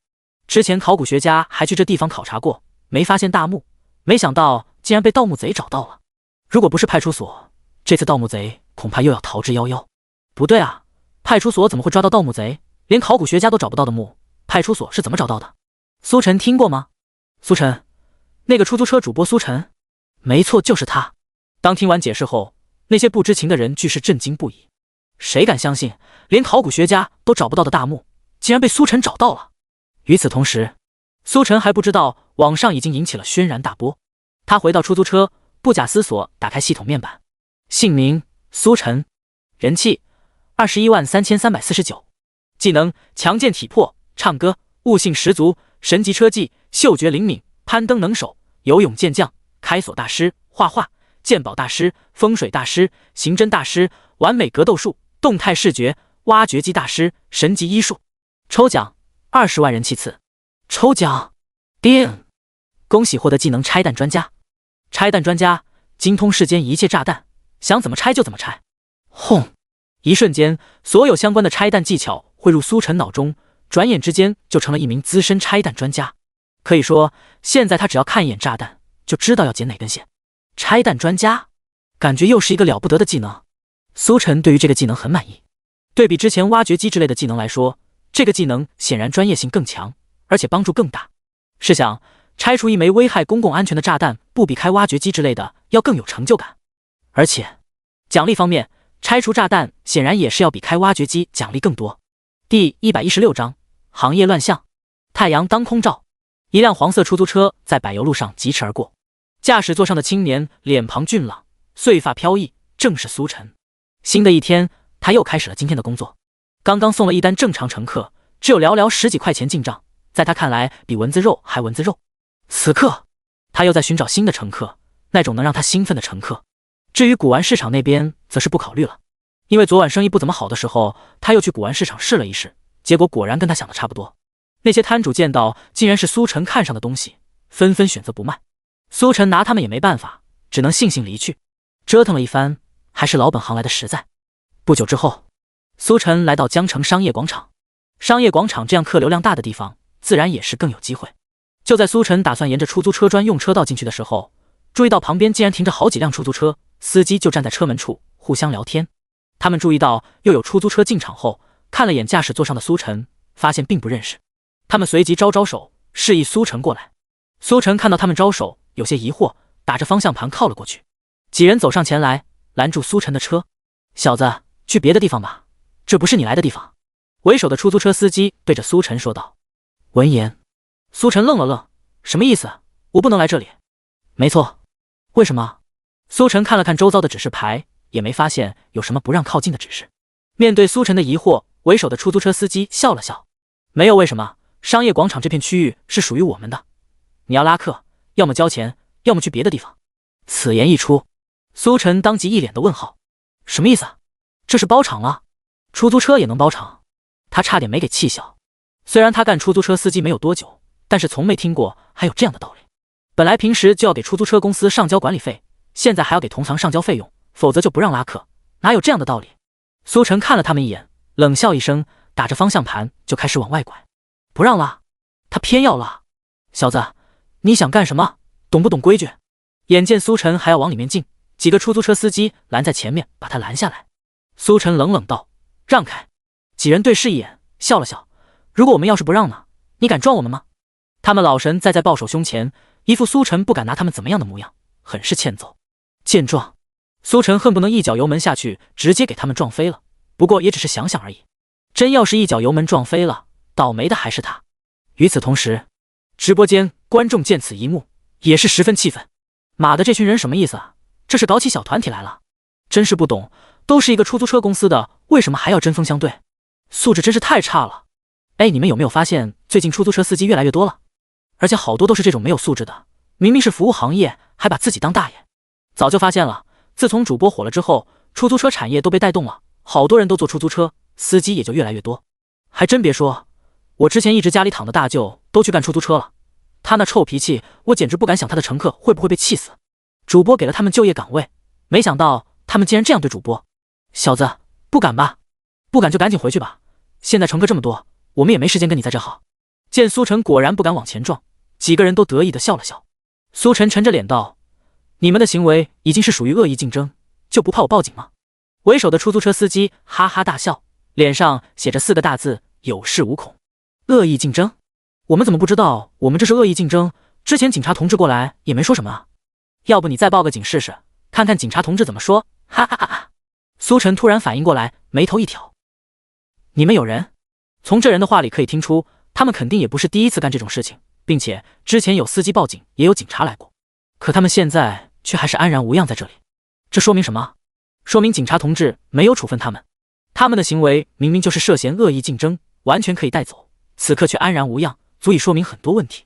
小子，你可别乱说，我什么都听不懂，小心我告你污蔑。面对苏晨直白的询问，领头的出租车司机巧妙地回避了这个问题。有些事情可以做，但是不能说，一旦拿到台面上来说，那可就不是这么好说话了。现在车上都有行车记录仪，万一要是记录下来，麻烦就大了。所以这人很谨慎。不过苏晨看他这表情就知道8、9不离10，就是仗着这一片派出所有人，所以在这干这种恶意竞争的事情。如果是普通人的话，怕是真要吃这个瘪。不过苏晨是谁？他可是每天都要进局里喝茶的男人，立功无数，还会怕你搞这个？想到这，苏晨突然释怀了，淡淡一笑。你们知道我是谁吗？出租车司机几人对视一眼，默默走上前来。他们刚才站在出租车正前方，透过挡风玻璃看苏晨时，由于反光，看得并不真切，只知道司机是个小伙子。现在听苏晨这么有底气，他们也是有些怂了。他们默默凑上前，清楚看到苏晨那张脸后，当场惊呆。为首的出租车司机伸手指着苏晨，手指都在颤抖。他意识到自己或许闯大祸了。你是苏晨？苏晨笑了笑，没有否认。他直接拨通顾局的电话，而不是110。毕竟很多时候都是按片区出警的，这一带的派出所苏晨并不是很熟，不好办事，还是直接找顾局的好。再者，按照刚才出租车司机所说，他们肯定是和这里的警察同志有点猫腻的，这种事情自然也是要通知顾局这位领导来处理。第117章，来自厨师的预订单。几个出租车司机呆呆看着苏晨打电话，不知该如何是好。以往这种时候，他们都是冷眼等着看好戏，等到警察同志过来他们后，就能看到报警人一脸愤恨看着他们，却又无可奈何的表情。那种居高临下的优越感，让他们沉醉。可苏晨是谁？以苏晨目前在江城的名气，还有和派出所的关系，他们的关系会被分分钟碾压。这次是踢到铁板了。另一边，电话接通，那头传来顾局的声音。苏晨将事情的来龙去脉说了一遍，谁知顾局开口道：这件事情你找片区派出所的人处理，我们这边有点事。闻言，苏晨两眼一亮，有点事？需要帮忙吗？顾局想了想，还是摇头，暂时不用，回头需要会联系你。嘟嘟，电话挂断。苏晨没办法，只好直接报警。不久后，片区派出所的警察同志到场，2位警察同志从车上下来，来到场中。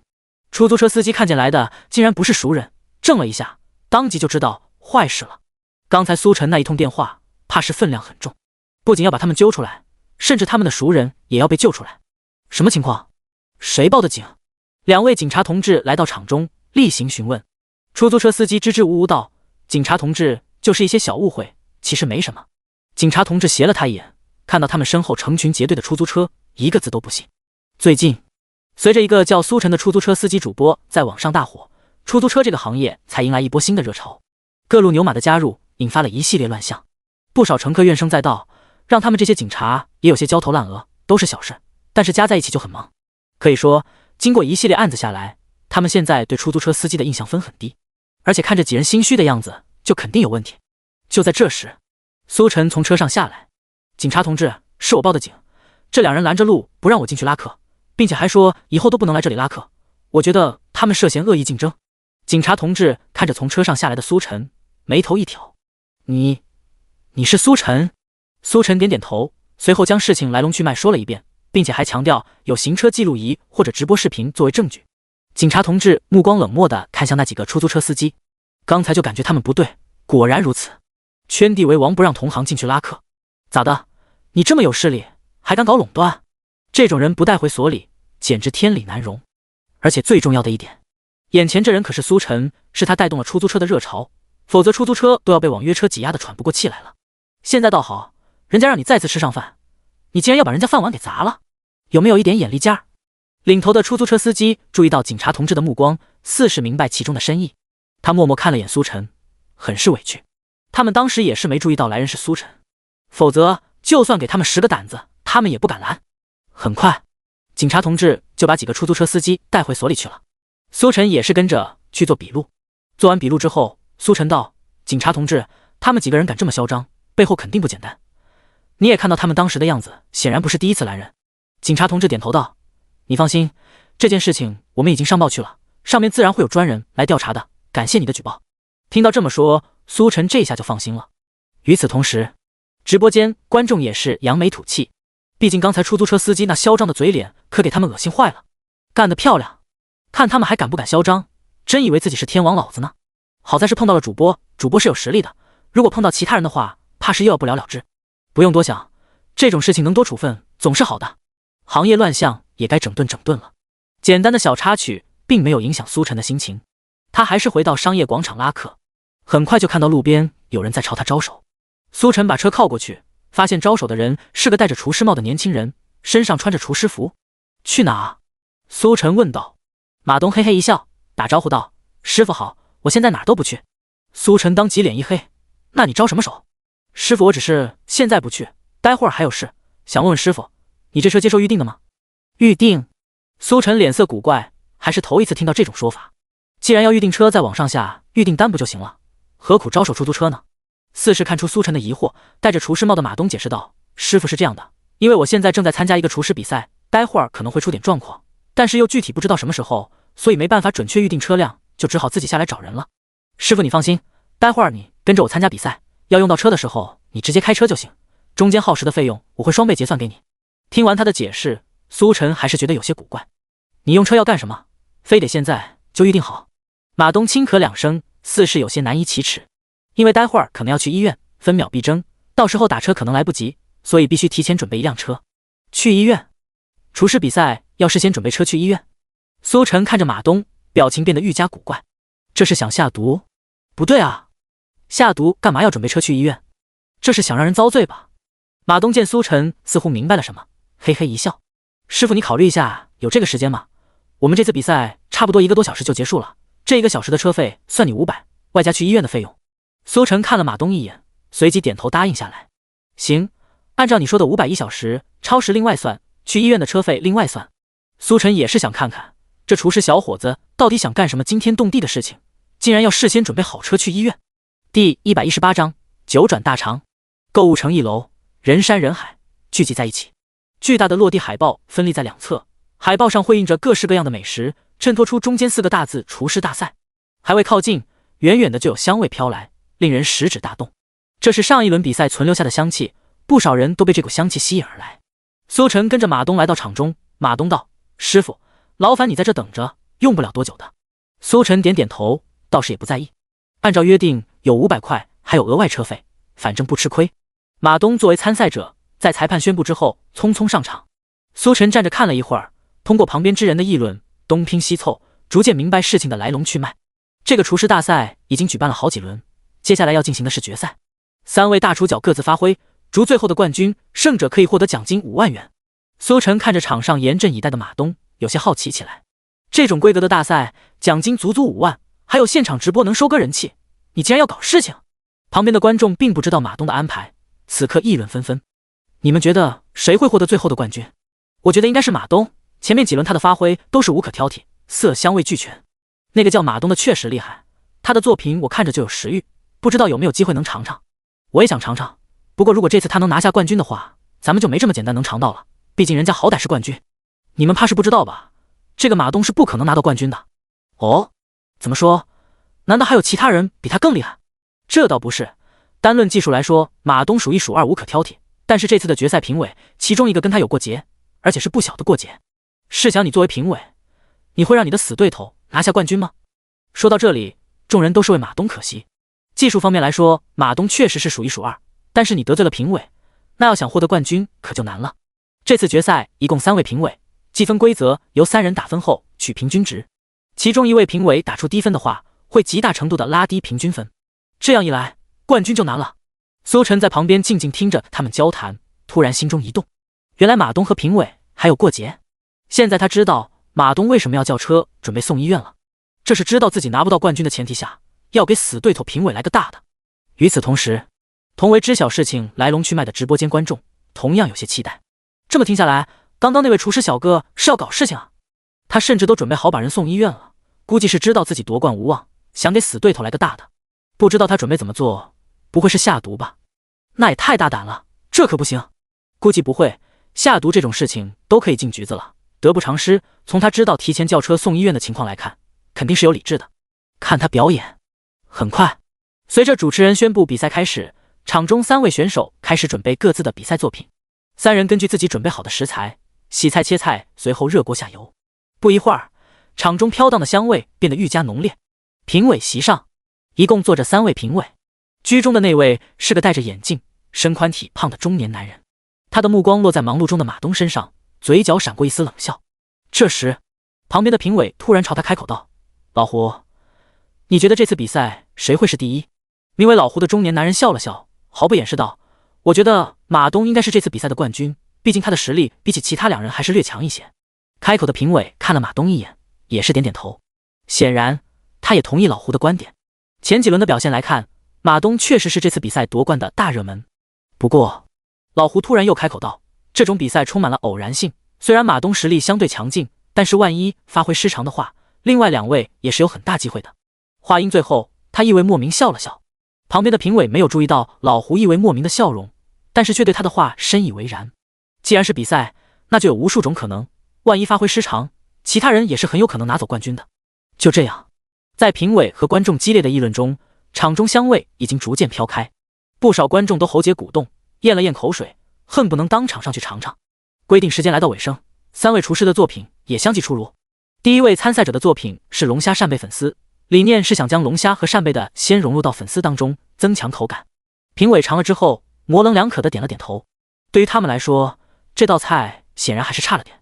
第2位参赛者的作品是鲜美老鳖羹，这道菜倒是收获了评委的点评。相比于龙虾扇贝粉丝中的鲜，这道老鳖羹才是真正的鲜。接下来便是马东的重磅之作。作为大家公认的夺冠热门，马东的话题度无疑是最高的。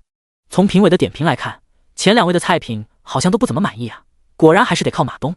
如果没看错的话，刚才马东做的好像是难度非常高的9转大肠。9转大肠，也就只有马东敢做了吧？这道菜的难度可是非同小可。只是不知道这9转大肠到底做得如何。在主持人的示意下，马东端着菜品来到评委面前。马东看了中间的老胡一眼，微笑道：“请评委点评。”旁边2位评委笑道：“好说好说。”唯有中间的老胡冷笑道：“马东，你这次做的9转大肠可是有点难度，可千万不要翻车了。”话里话外都有些暗示之意。马东听出来老胡的意思，这就是暗示自己要翻车呗。不过他心中早有预料，波澜不惊。第1位评委上场，拿着刀叉就要动手。这时，马东提示道：“为了充分品尝到大肠的口感，还请评委直接入口品尝。”话外意思就是别切了，直接吃。第119章，当代阳谋。马东话音落下，评委才注意到原来餐盘上正好3节大肠，看来是早有准备，给3位评委一人1节。评委不疑有他，插起1节一口吞下。只见他细嚼慢咽，闭眼感受一番后，满意的点头：“不错，不愧是你，不愧是他们上来就看好的夺冠之人，和另外2位选手果然是有差距的。这一口非常滑而不腻，糯糯的，口感非常棒。如果不是只有3节，他恨不得再来2口。”第1位评委不舍退场，到了第2位评委。就在他拿起叉子挑选肥肠的时候，马东笑道：“评委，你吃这边这颗。”评委疑惑道：“为什么？难道有什么不一样吗？”马东道：“剩下的那颗是为最后1位评委准备的。”评委心中疑惑，不过却也没多问，按照马东的指示尝的另1节。片刻后，他竖起了大拇指，显然也是评价很高。最后，终于到老胡上场了。老胡慢悠悠走上前来，一副胸有成竹的样子。另外2位评委给高分，没关系，只要他一出手，就能把平均分拉低。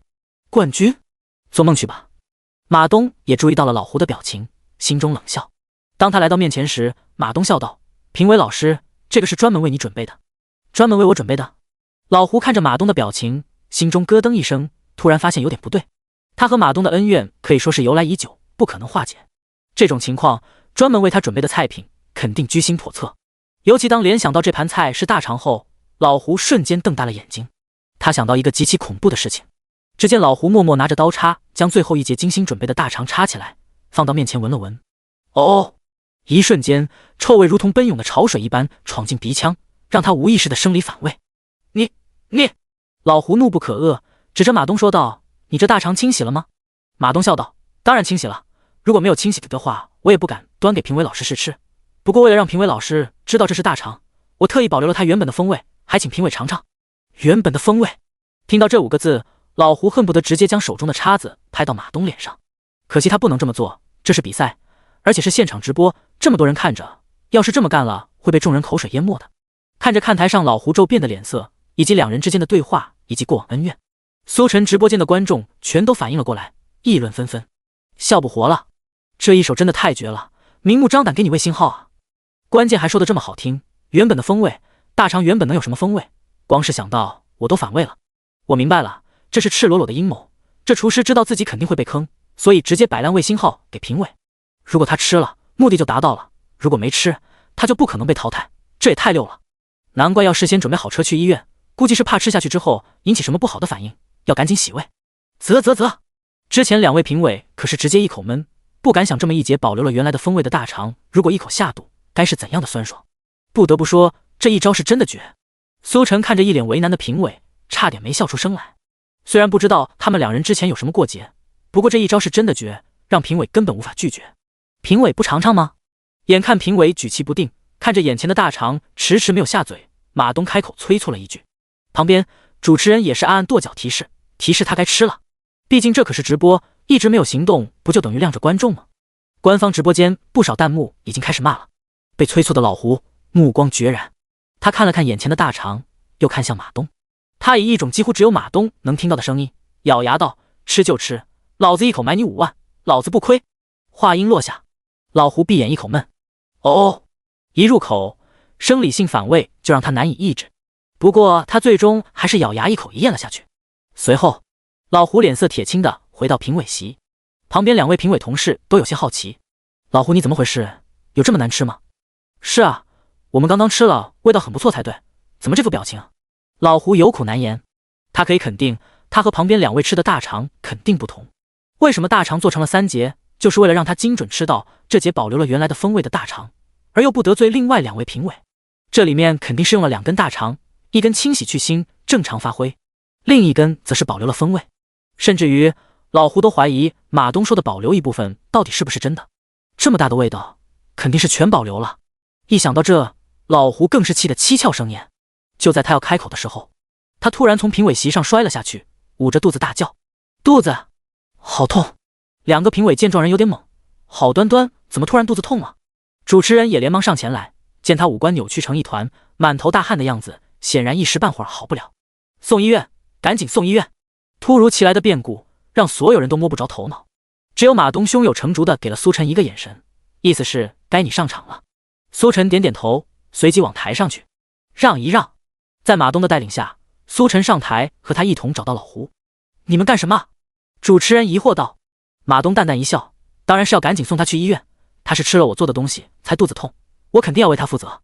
随后就跟着苏晨2手架着他往外面去。场中之人目送苏晨和3人离开，和台上的主持人一样，一脸懵逼。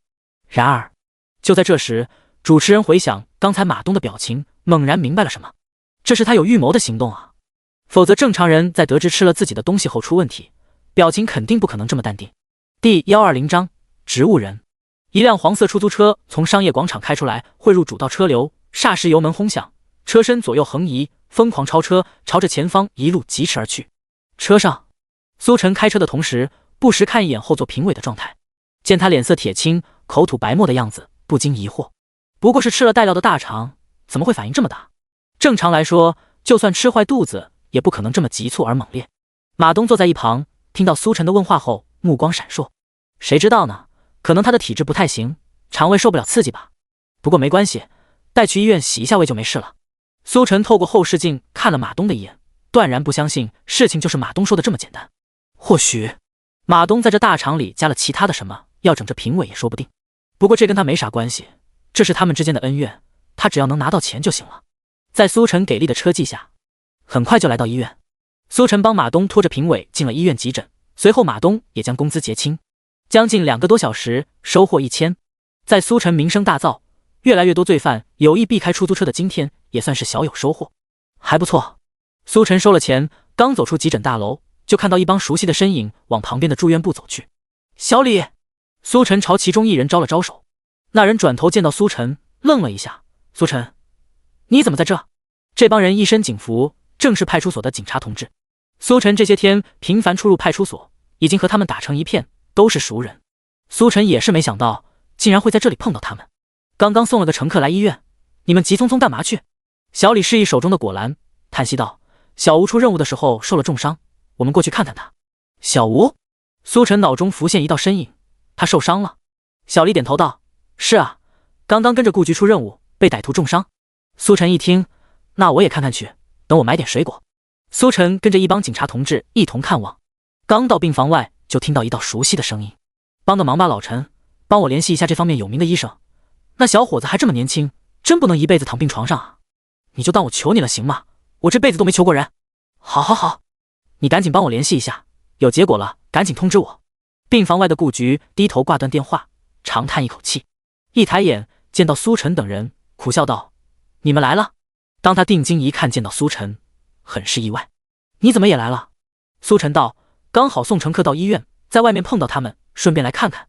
闻言，顾局点点头，都进去吧。病房内静悄悄的，除了警察同志外，还有2位中年父母。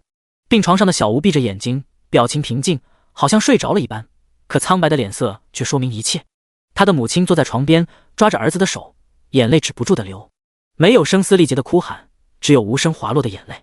可越是如此，气氛越是压抑，悲伤充斥着整个病房。顾局落在人群的最后面，见此一幕，又转头出门打电话去了。喂，我是老顾，好久没联系了吧？最近好吗？苏晨跟着小李等人进来，将果篮放在一旁。本想说点什么，不过看到2位父母如此伤心的样子，还是没有开口。这种时候，还是不要打扰他们的好。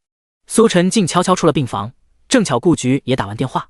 苏晨眉头一挑，问道：小李，这是什么情况？看起来好像不太妙。顾局摇了摇头，叹息道：确实不太妙，刚才医生说他很有可能就此成为植物人。植物人？这么严重？顾局点点头，随后自责道：这其实怪我，如果当时注意到还有一个潜伏的歹徒，小吴也不用替我挨这一闷棍了。这一闷棍直接打在他的后脑勺，导致压迫到了神经，成为植物人的风险很大。他还这么年轻，才刚刚加入警队没多久。哎，顾局显得有些落寞。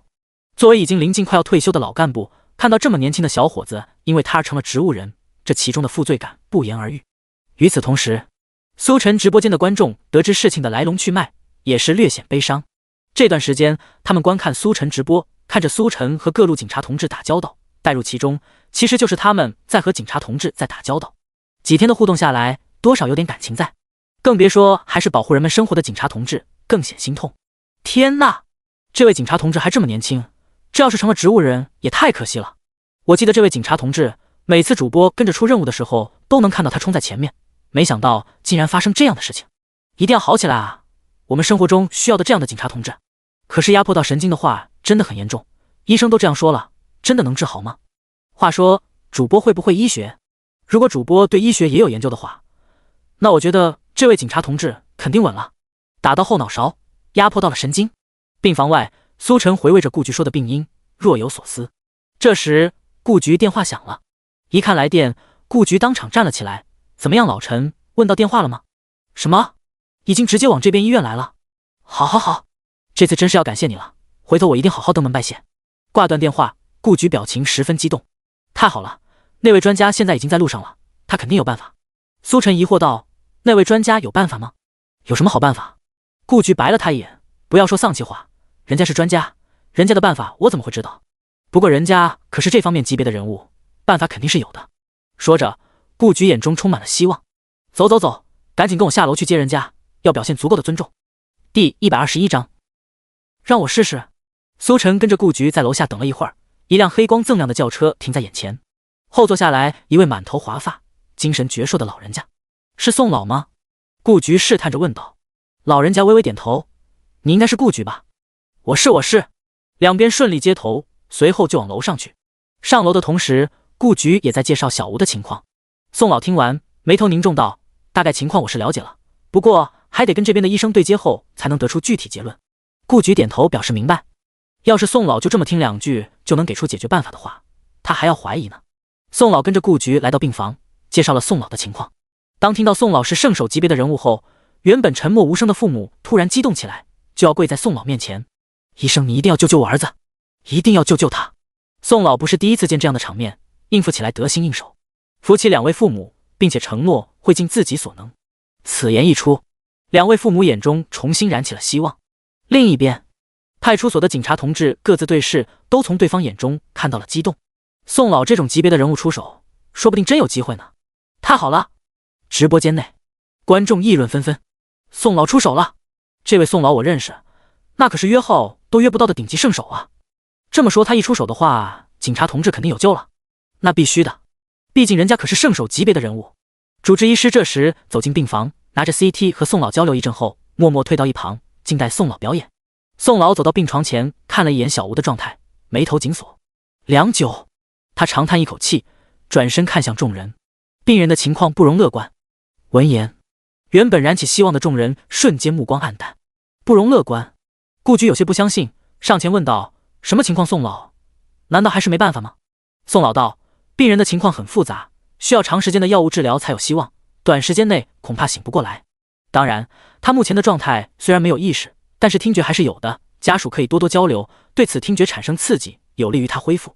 顾局愣愣道：这么说也没办法了。宋老点点头，抱歉。病房内瞬间寂静一片，原本众人见宋老来了，还以为小吴有救了，可没想到结果还是一样，白高兴了。直播间内，观众一片漠然。不是说宋老很厉害吗？怎么连宋老都解决不了？难道真的有这么棘手？宋老肯定是厉害的，可能警察同志的情况确实不容乐观吧。不要啊，难道就没有其他什么办法了吗？就在气氛陷入僵持之际，苏晨突然开口道：要不让我试试？刷刷刷！病房内的所有目光都看了过来，直勾勾盯着苏晨。苏晨有办法，顾局自然是知道苏晨的本事的，听他这么一说，顿时眼前一亮。苏晨，你对这方面也有研究？苏晨笑道：略懂那么一点。闻言，顾局喜出望外。苏晨的略懂一点，他自然是见识过的，记得当初他对画画盗墓也是略懂。结果呢？直接隔着口罩把犯罪嫌疑人给画出来了，甚至于考古专家都找不到的大墓都被他轻松找到。一听到他口中说的略懂一点，脑中瞬间浮现两个字：稳了。好好，让你来。不过就在这时，宋老突然看向苏晨，问道：你就是苏晨，网上那个苏晨？苏晨没有回答，默认下来。宋老审视着苏晨道：你的事迹我也听说过，也知道你看了很多书，可能什么都懂一点，但是治病救人可马虎不得，还是要慎重。对于苏晨年纪轻轻却点满了技能，众人都无法知道为什么，只能归咎于他是真的看书看得多。所以宋老认为苏晨的医学知识就是看书看来的。但纸上得来终觉浅，治病救人可不是看书就行的，还需要实践。以小吴的状态，显然不适合给苏晨来实践。盗墓、画画、开锁之类的有无限多试错成本，可是治病救人没有第二次机会，不能马虎。宋老的话说完，众人再次看向苏晨，好像也有道理。苏晨的本领自然不用说，但是治病救人可不是开玩笑。面对众人的目光，苏晨始终波澜不惊。宋老应该知道，除了这两个办法治疗之外，还可以利用物理手段治疗吧？宋老道：你说的物理手段是？苏晨淡淡一笑：针灸。针灸？宋老顿时一惊，有些不可思议地看着苏晨：你会针灸？宋老自然是知道针灸能帮助治疗植物人症状，但是特别考验手法。中医传承这么久，其实针灸手法已经大不如前。若是平时应对脖子痛之类的病症，宋老不用说也会考虑针灸，但是植物人可不同，如果不是老中医，谁敢揽这个活？所以当宋老听到苏晨竟然打算针灸治疗的时候，很是震惊。苏晨道：略懂一点。宋老见众人怀疑，苏晨想了个办法：如果你们不相信的话，我可以先证明一遍。顾局脱口而出：怎么证明？苏晨扫了在场众人一眼，轻咳两声：这就要麻烦一下你们了。闻言，场中所有人都沉默了。好家伙，这是找人当小白鼠啊！你们有谁有不舒服的吗？我可以试试。苏晨追问道。场中的警察同志连忙缩了缩头，谁都不想成为那个小白鼠。苏晨看来看去，目光最终还是落到了顾局身上。这种时候，当领导的身先士卒很合理吧？顾局被苏晨盯得有些发毛，眼见其他人的目光也落到身上，大义凛然道：苏晨，我的腰间盘突出已经是老毛病了，不少老中医也下过针。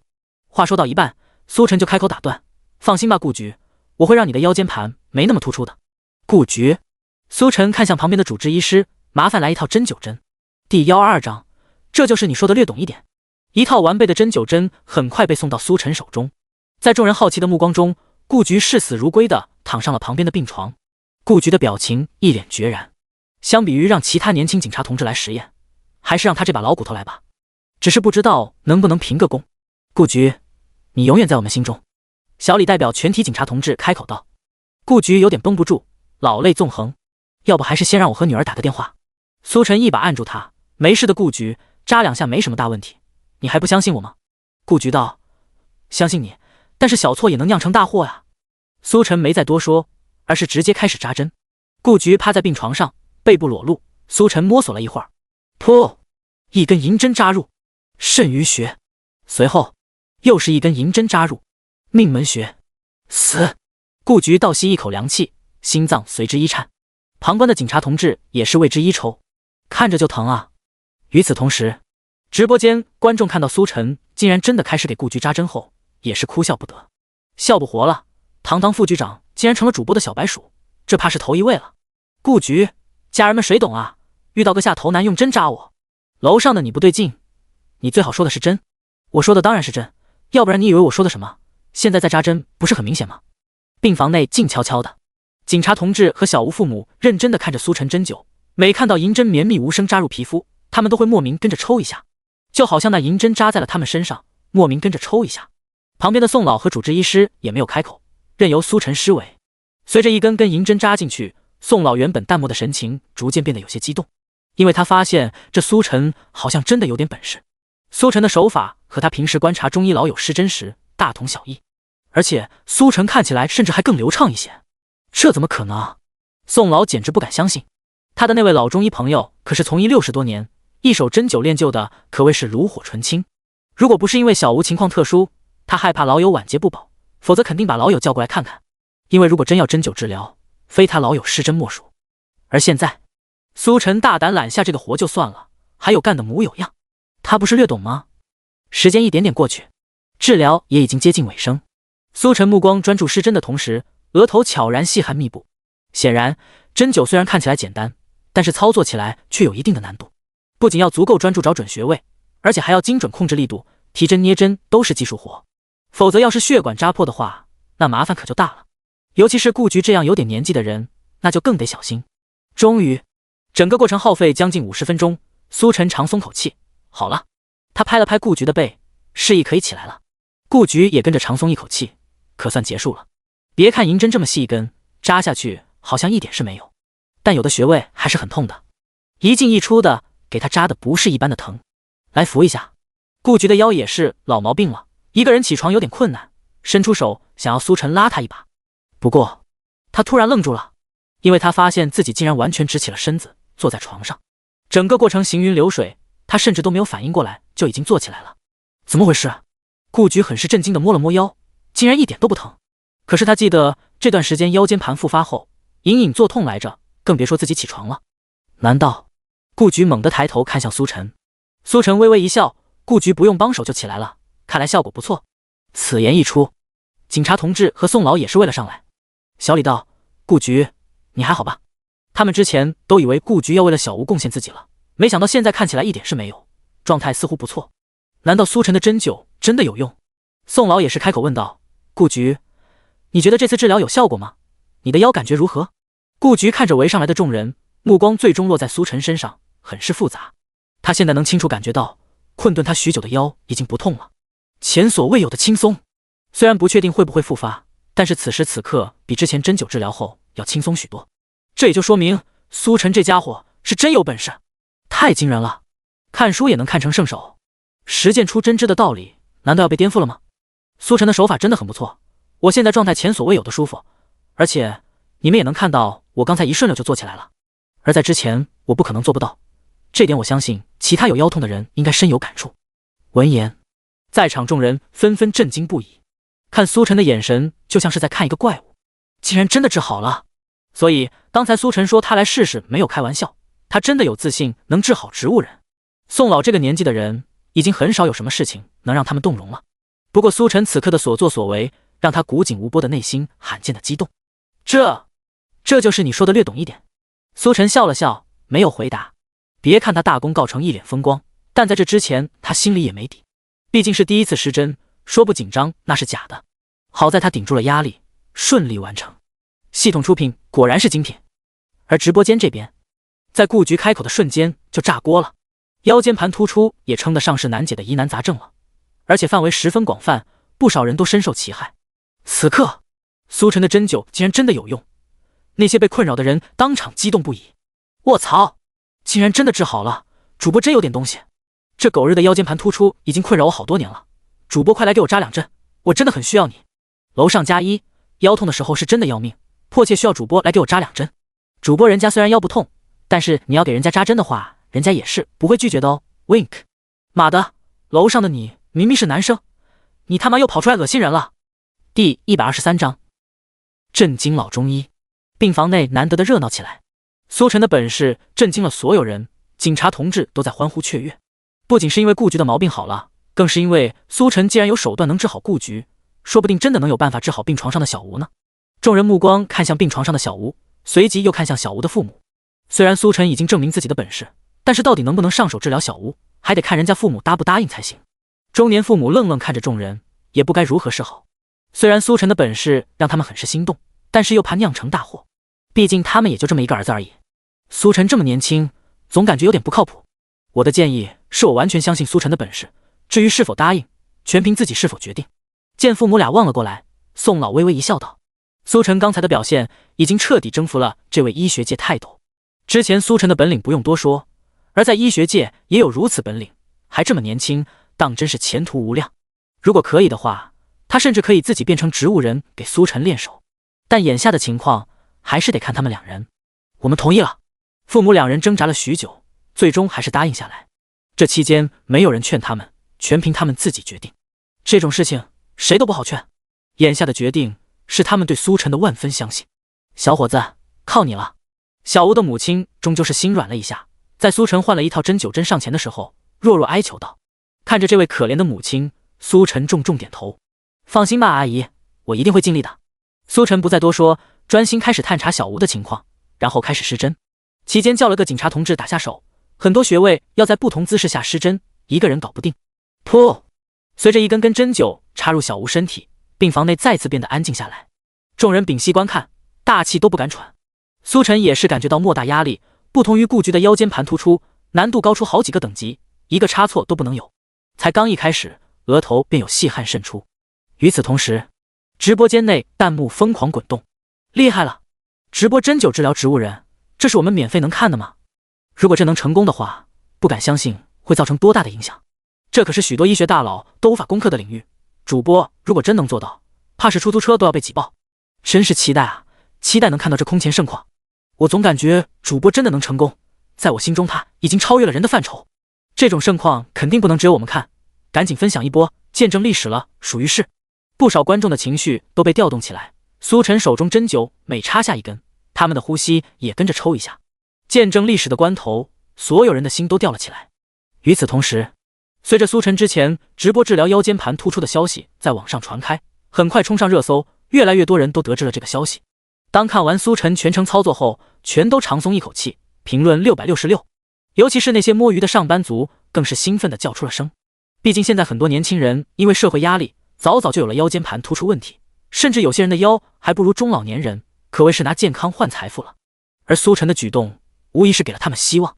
中医院某间办公室内，一位满头银发的老者坐在办公桌后看书，手边泡着一杯药茶，正腾腾冒着热气。就在这时，办公室的门被突然打开，一道身影急匆匆冲了进来，还在一边喊着：曲老出大事了，天大的事！名为曲老的老者眉头微皱，对对于冲进来打断自己看书兴致的中年医生有些不满。你也是当副院长的人了，这么慌慌张张的，像什么样子？他开口批评道。副院长尴尬了一句，他当然也不想这么激动，只是刚刚他在网上看到的消息太过惊骇，根本平静不下来。曲老，这次是真的天大的事情，你看这个。副院长把手机递过去，不过副院长却是一开目光，我已经很久不看手机了，你直接告诉我吧。副院长深吸一口气，平静下来。人民医院那边出了个能用针灸治疗腰间盘突出的年轻人，手法娴熟，简直就是天才。此言一出，曲老浑浊的双目中闪过一道金光，你说的是真的？千真万确。回想当时看到这个消息，副院长还是有些震惊。那位视频中的年轻人，施针之自信，手法之娴熟，比他这个中医院的副院长也不遑多让。而对方不过才20来岁的年纪而已，简直匪夷所思。他们苦练数十年的本领，对方竟然这么年轻就学会了。而且最主要的是，那可是腰间盘突出。虽然针灸对腰间盘突出的治疗很有帮助，甚至效果显著，但是像视频中年轻人这样一次便直接成功的例子还是在少数，或许只有眼前这位中医界的圣手才能做到。一个20来岁的年轻人做到只有年事已高的中医圣手才能做到的事迹，这叫他这个当副院长的如何能不震惊？所以才着急忙慌来报信，连仪态都不顾了。曲老将副院长手中的手机拿了过来，看完视频中苏晨帮顾局治疗腰间盘突出的视频，啧啧称奇的点头。不错不错，这小伙子确实有一手。说着，他看向眼前的副院长，怕是比你还要厉害一点。副院长轻咳2声，有些不好意思。说来惭愧，想他年近半百，学中医30多年，竟然还比不过一个20多岁的年轻人，真是学到狗身上去了。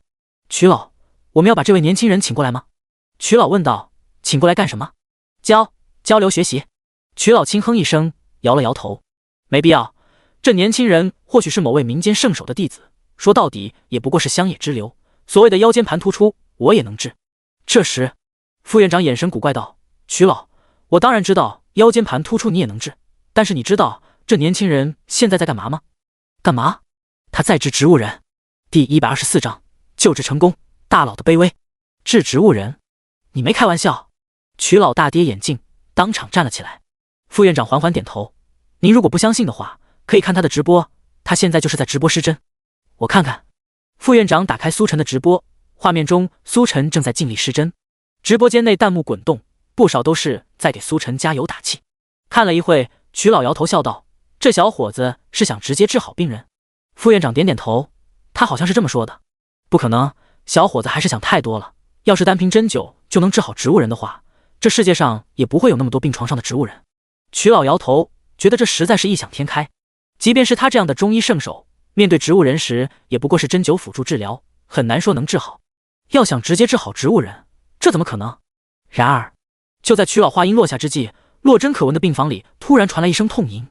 这声音不是来自别人，正是来自病床上的小吴。只见原本表情平静的他，此刻似是受到什么刺激一般，双眼紧闭，五官紧紧皱在一起。见此一幕，病房里的人都激动不已。你看看我看看你，很是兴奋。小吴有这动静，说明是要醒了啊。不过看苏晨还在尽力施针，他们还是强忍内心的激动，没有出声。说不定现在就是救人的关键阶段，他们不敢出声打扰苏晨。而中医院这边，在小吴发出痛吟的那一刻，曲老和副院长都张大了嘴巴，简直不可思议。良久，还是副院长先开口道，曲老，好像真的要醒了。曲老浑浊的瞳孔中充斥着震惊，半天都没反应过来。副院长这么一开口，他才咽了咽口水，吩咐道，备车，去那边。病房内，苏晨还在施针，随着刚才小吴一声痛吟，原本犹如一潭死水的他已经逐渐泛起涟漪，有了反应。小吴的父母都非常激动，恨不能上前查看儿子的情况，不过还是被警察同志死死拦住。当然，病房内安静不已，直播间内却是不同，他们即便再怎么讨论，也不会影响到治疗中的苏晨。卧槽，刚才那病人是真的醒了吗？真的救活了？现在虽然还没醒来，不过有反应了，说不定很快就能醒来了。竟然真的能治好植物人，我不是在做梦吧？主播这要牛。555，妈妈问我为什么跪着看直播。终于，随着时间过去，当最后一根银针被拔出来后，病床上的小吴剧烈闷哼一声，紧接着他缓缓睁开眼睛，幸不辱命。见状，苏晨也是长松一口气，整个人都放松下来。连着2场针灸，而且其中1场还不是一般的针灸，消耗了太多精力。现在如果有张床在身后的话，他能倒头就睡。另一边，眼见小吴真的醒了过来，病房内响起一阵欢呼：“醒来了，真的醒来了！来看望的警察同志，你看看我，我看看你。”脸上的兴奋之情溢于言表。顾局也是抹了把额头的汗，长松一口气，老脸满是欣慰。这其中的欣慰不仅仅是对于小吴的欣慰，更多的是对于苏晨的欣慰。相信苏晨果然没错。至于宋老和主治医师，除了佩服之外，已经没什么说的。身为医生，他们更知道治疗好植物人是有多大的难度。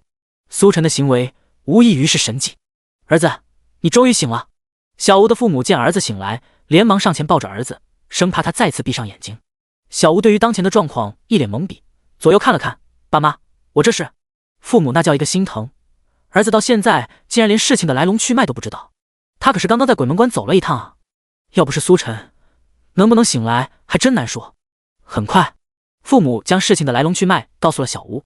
小吴听完之后震惊当场，他还的思绪还停留在之前在现场帮顾局挡棍子的时候，哪里知道竟然发生了这么多事情。而且要不是苏晨救了自己，说不定这辈子都醒不来了。苏晨，这次真是太感谢你了，要不是你……小吴和他的父母感激地看向苏晨说道。苏晨笑了笑，你没事了就好。顾局走到苏晨身边，拍了拍他的肩膀。他没有说话，不过合作这么多次，默契了然。苏晨知道顾局的意思，这是在感谢他呢。就在这时，房门突然打开，两道身影走了进来。对于突然闯进的两人，顾局和警察同志还有小吴等人都是一脸懵逼，不知道他们是谁。顾局问道：“你们是？”宋老见到来人，连忙把上前迎接，同时向顾局介绍道：“顾局，这位是我的好友老瞿，在中医领域有一点的造诣。”闻言，众人心中了然，对瞿老的身份有了一定的认知。他们虽然不认识瞿老，但是既然是宋老的朋友，那肯定是和宋老一个等级的圣手。而且瞿老戴着眼镜，满头银发的气质也是十分符合。老瞿，你是为苏晨来的？对于突然到来的老友，宋老也是有些好奇。当见识苏晨的针灸造诣时，他还想着给自家老友引荐一番，毕竟同为中医领域，说不定能聊得上。倒是没想到这老家伙直接找上门了。瞿老点点头，把自家老友推到一边，直勾勾盯着苏晨，目光就像在看某种绝世宝贝。苏晨被看得有些发毛，悄然后退一步：“有事吗？”瞿老意识到自己有些失态，随即轻咳一声，自我介绍道：“小伙子不要在意，实在是我太激动了。我叫瞿成，是一名中医。刚才我全程直播看完了你治疗病人的针灸手法，惊为天人。不知道小伙子有没有时间，我请你吃顿饭。”此言一出，病房内所有人都震惊了。堂堂中医圣手竟然主动邀请苏晨吃饭，而且还是以如此卑微的语气。他们只感觉世界观有些崩塌。平时那些圣手专家，哪个不是一等一的难预约？而现在在苏晨面前，却是调换了身份一般。第125章，砖坑所里。瞿老的主动约饭让场中所有人都大跌眼镜，唯有宋老毫不意外，甚至有些懊恼，自己怎么没想到呢？让这老家伙抢了先。趁着苏晨还没回答，宋老轻咳两声道：“苏晨，正好我也想约你吃个饭，要不我们三个刚好一起，这样也不耽误你时间。”瞿老瞥了这位舔着脸蹭饭的老友一眼，也没多说。两个人的面子总比一个人的面子大。对，这样挺好的，不耽误时间。另一边，看着两位讨好苏晨的圣手大佬，顾局和警察同志都有些麻木了。尤其是顾局，宋老可是他花了好大人情找老朋友请来的人物，结果竟然对苏晨这么毕恭毕敬。早知道这样直接找苏晨就好了，还不用欠人情。想到这，顾局心中有了打算，以后碰上事情的话，或许找苏晨才是第一选择。直播间内弹幕同样疯狂滚动，厉害了主播！两位大佬同时请饭，这面子也太大了吧！这两位大佬我都听说过，一位是西医界的宋老，一位是中医界的瞿老了，能同时获得他们的认可，主播到底是有多牛？听说西医和中医谁都看不起谁，主播能被双方同时认可，这本身就很炸裂。不过想想也正常，主播可是当场治好了植物人啊！这消息传出去，怕是全世界都要震动。牛逼，我已经说累了，主播无敌。病房内，看着眼前两位眼巴巴的大佬，苏晨摇了摇头道：“要不两位下次吧。”他当然知道这两位为什么要找他吃饭，无非就是有关医术方面的问题。不管是质疑还是探讨，苏晨现在都没这个精力去应付。现在的他只想吃顿饭，找个地方好好睡一觉。一连2场针灸下来，耗费太多精力，说不累那是假的。下次，瞿老和宋老对视一眼，都从对方眼中看到了尴尬。没想到以他们两位的面子，也约不到苏晨。对，下次一定。苏晨给出肯定答复。见状，两位大佬也没有强求，强扭的瓜不甜，而且他们身为大佬还是要面子的。这么多人的看着，拒绝了就拒绝了吧。两人拿出各自的名片递给苏晨，交代苏晨如果有时间了一定要找他们。随后两人一同离开，而那位主治医师在确认小吴当前状况无碍后，也是默默离开。场中就只剩下了同事和家属，他们看着苏晨很是佩服。小李竖起了大拇指道：苏晨，两位大佬请你吃饭你都不去，整个江城也就你独一份了。中医和西医两位大佬同时邀请，谁会不去？就算是顶尖大佬也不会拒绝。谁敢说自己这辈子就不会生病，到时候还是得求上这两位。所以这件事也就苏晨能干出来。苏晨苦笑着摆了摆手，不是我不想去，是真的太累了，去不了。随后几人又聊了几句，准备离开。小吴醒来没有大碍，可谓是万事大吉，他们也得回去继续工作。苏晨跟着顾局等人出了病房，突然听到身后传来声音：苏医生，你等等！众人转头看去，只见小吴的父母急匆匆追了出来，手中还拿着一个厚厚的红包。他们停下后直接将红包塞到苏晨手中。苏医生，这次你救了我们的儿子，也是救了我们全家的未来，这个红包你收下，就当是诊金。苏晨感受着红包的重量，有些惊讶。这个红包分量十足，比之前收到的任何一个都要有分量，里面怕是一笔大数字。苏晨果断将红包还了回去。这两位父母从着装打扮来看也不是什么富贵人家，相比于他，这笔钱对他们显然更为重要。而且他也不是为了钱才出手治疗小吴。两位不用这么客气，小吴是我的同事，我尽我所能治疗他也是应该的。两位父母愣了愣，随后又把红包塞了回去。不行，苏医生，你一定要收下，这是我们的一点心意。你要是不收下，我们过意不去。苏晨连忙躲开。叔叔阿姨，别这样。就在场面僵持之际，顾局出手了。小吴父母，这钱你们收回去吧。小吴是因为出任务才负伤，就算要付苏晨诊金，也不用你们出手。两位父母道：顾局的意思是？顾局微笑道：我的意思是，小吴这次的伤是工伤，我们所里自然也会负责一切的治疗费用，苏晨的诊金也会由我们所里来支付，你们收回去吧。可是，没有可是，小吴出任务负伤，结果治疗好后还由你们来出诊金的话，我们所里会被诟病的，你们不要让我们难做啊。顾局态度很是坚决。见状，两位父母最终还是无奈把红包收了回去。他们想表达心意不假，但是也不能让人家警察同志难做呀。他们再次感谢苏晨，然后就回病房照顾小吴去了。送走两位，苏晨等人继续往楼下走。顾局看了苏晨一眼，笑道：苏晨，这次真是感谢你了，要不是你，我这次是真的不知道该怎么办。苏晨道：顾局，咱们还客气什么，到时候奖励一起发放下来就行。奖励？你不是不要？顾局，你刚刚不是说了你们所里会出诊金，你不会是想反悔吧？顾局无奈道：我只是帮忙劝退小吴父母而已，说说而已。那可不行，你这说好有诊金的，当然得给。苏晨思索了一下，开口道：从刚才的红包的分量来看，少说有近100张，再加上我的出诊费用，200张差不多。2万！听到这个数字，顾局张大了嘴巴。苏晨不带你这样的，人家父母的诊金不收，专门扣我们所里啊。苏晨胸有成竹道：就如顾局刚才说的，小吴是因公负伤，我作为医生治疗，他自然是要诊金的。你们所里出诊金不是很正常吗？顾局，你可别想耍赖。顾局无奈笑了笑，拿苏晨没办法。行，到时候一起结算。第126章新的技能。出了医院，苏晨和顾局等人分开，随便找了个地方吃了一顿后回家睡大觉。2场针灸下来，头昏脑胀，强行工作怕是会出安全隐患。而另一边，随着医院之行落幕，网上有关苏晨针灸治疗的话题热度还在持续飙升。之前讨论的是针灸治疗腰间盘突出，而现在讨论的却是针灸治疗植物人。植物人，人人谈之色变的话题，一旦和植物人沾上边，基本上就跟判了死刑没啥区别，苏醒的概率极低极低。而现实中又有不少这样的植物人，让他们的家人无不伤心崩溃，绝望哀嚎。此刻，当苏晨治好植物人的消息在网上传开后，就跟瘟疫一般席卷整个网络，议论纷纷。真的假的？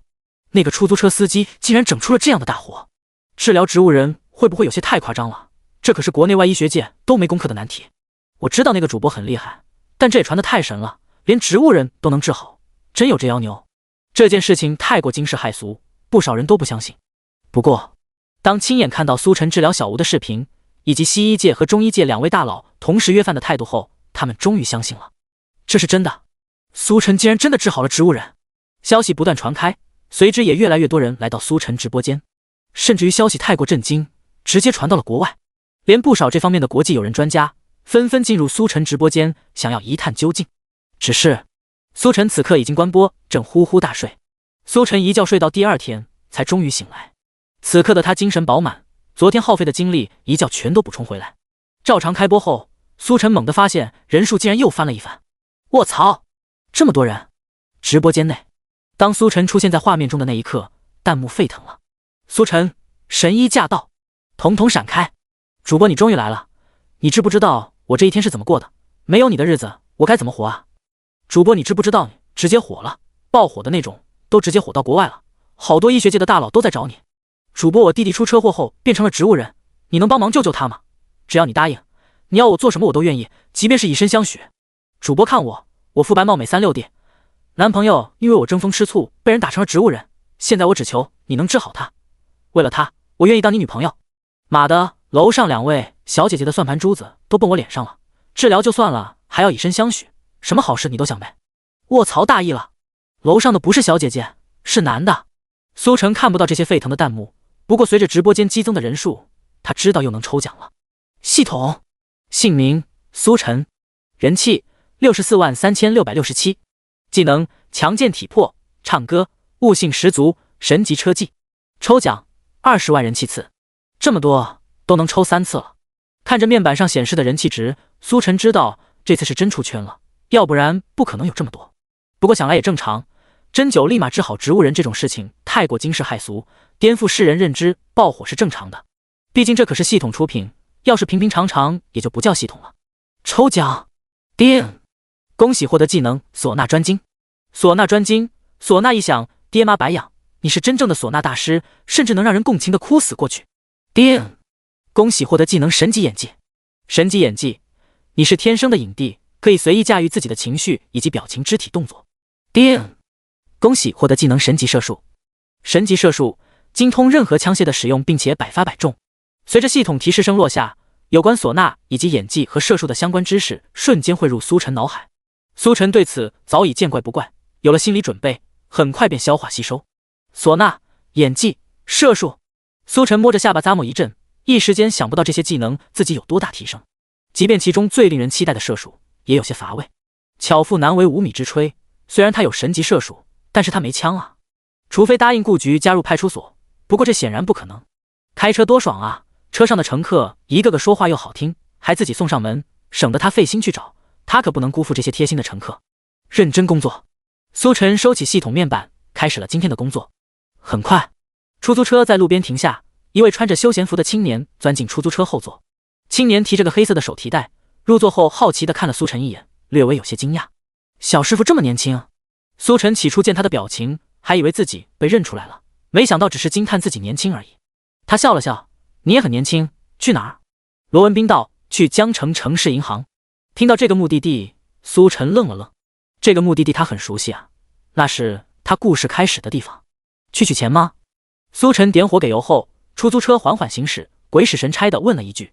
问完他就觉得这个问题太蠢了，去银行能干嘛？要么存钱，要么取钱。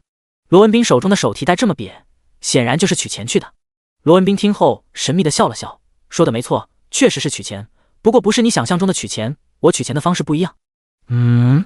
苏晨想了想，不是我想象中的取钱，取钱不就是把卡插进去，输入密码取钱不就完事了？难道还有其他的取钱方式？想到这，苏晨猛地眼皮一跳。真要说起来，确实有其他的取钱方式，毕竟之前他这辆出租车就做过用另一种方式取钱的人才啊。这是想抢银行？苏晨透过后视镜看着罗文斌，不免又有些纳闷。罗文斌五官周正，文质彬彬，怎么看都不像是抢银行的恶徒，而且哪有要抢银行还直接说出来的？真当自己听不出来他的意思，还是就没把自己放在眼中。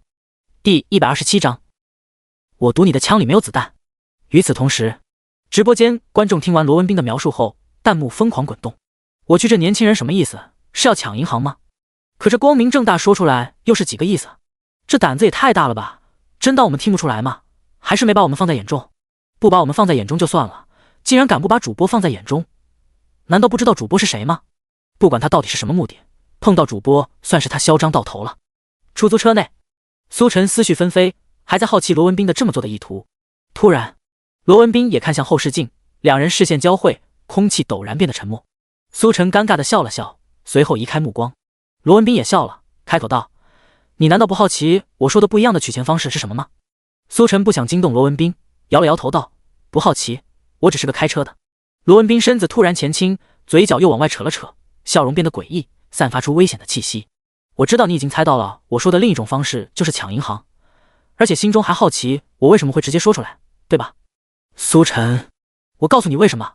咔嚓，罗文斌不知从哪掏出把手枪，枪口直接指着苏晨的脑门。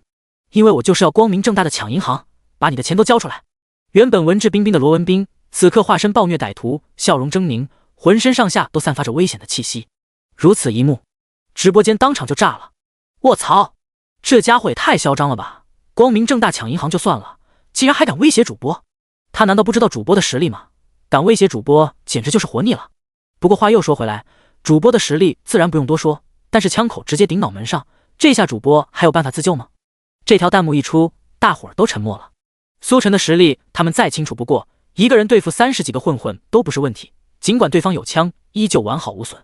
可现在情况不同，车内空间狭窄就算了，枪口直接顶脑门上，完全没有发挥的空间啊！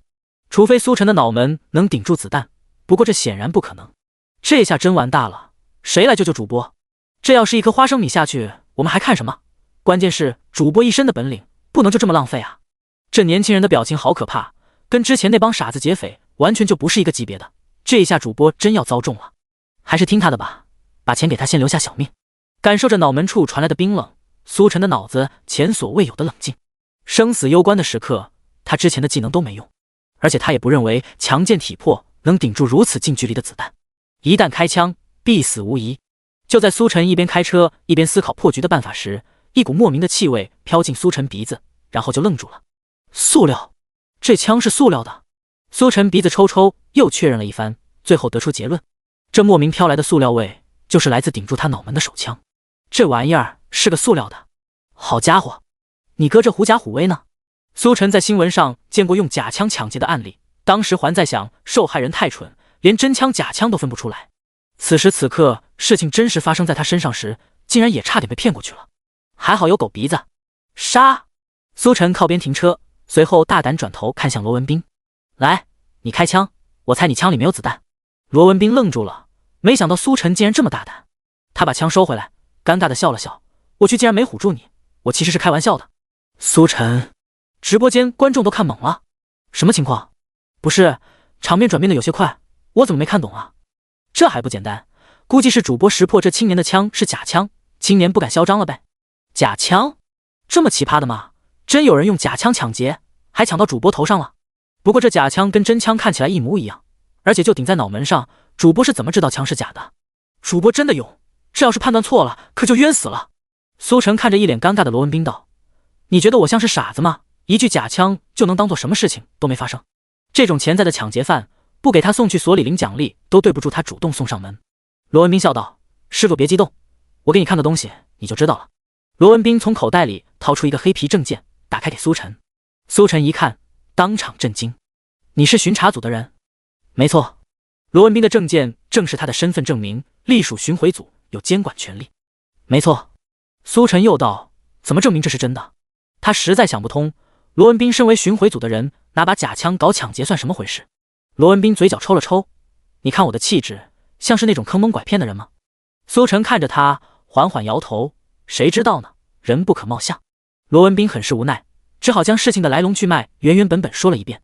他确实是巡回组的人，因为上次江城城市银行被抢，且罪犯差点逃脱，造成了很大影响，所以巡回组派他来进行一次没有事先通知的演习活动，看看江城派出所是否有在之前的错误中反省，加以改正。这也是他为什么拿着假枪，因为是演习，不可能配备真枪。苏晨听完后半信半疑道：“那你为什么要多此一举抢劫我？”罗文斌轻咳两声，有些不好意思：“我其实是想看看自己的气质能不能唬住别人，我可不想到时候拿着把假枪，结果没人把我放在眼中。”苏晨上下打量罗文斌一眼，突然又觉得这个理由挺可信的。毕竟罗文斌的气质实在难以和抢银行的匪徒联系起来，所以事先联系一下也很正常。不过，就算你说的是真的，可是这种大事你就这么和我说了？罗文斌毫不在意道，这本就是一场演习，最后会公之于众，你早晚会知道，只要不让派出所和银行那边知道就行了。而你现在就在我眼皮底下，总不可能通风报信吧？第128章，一般不孝，除非忍不住。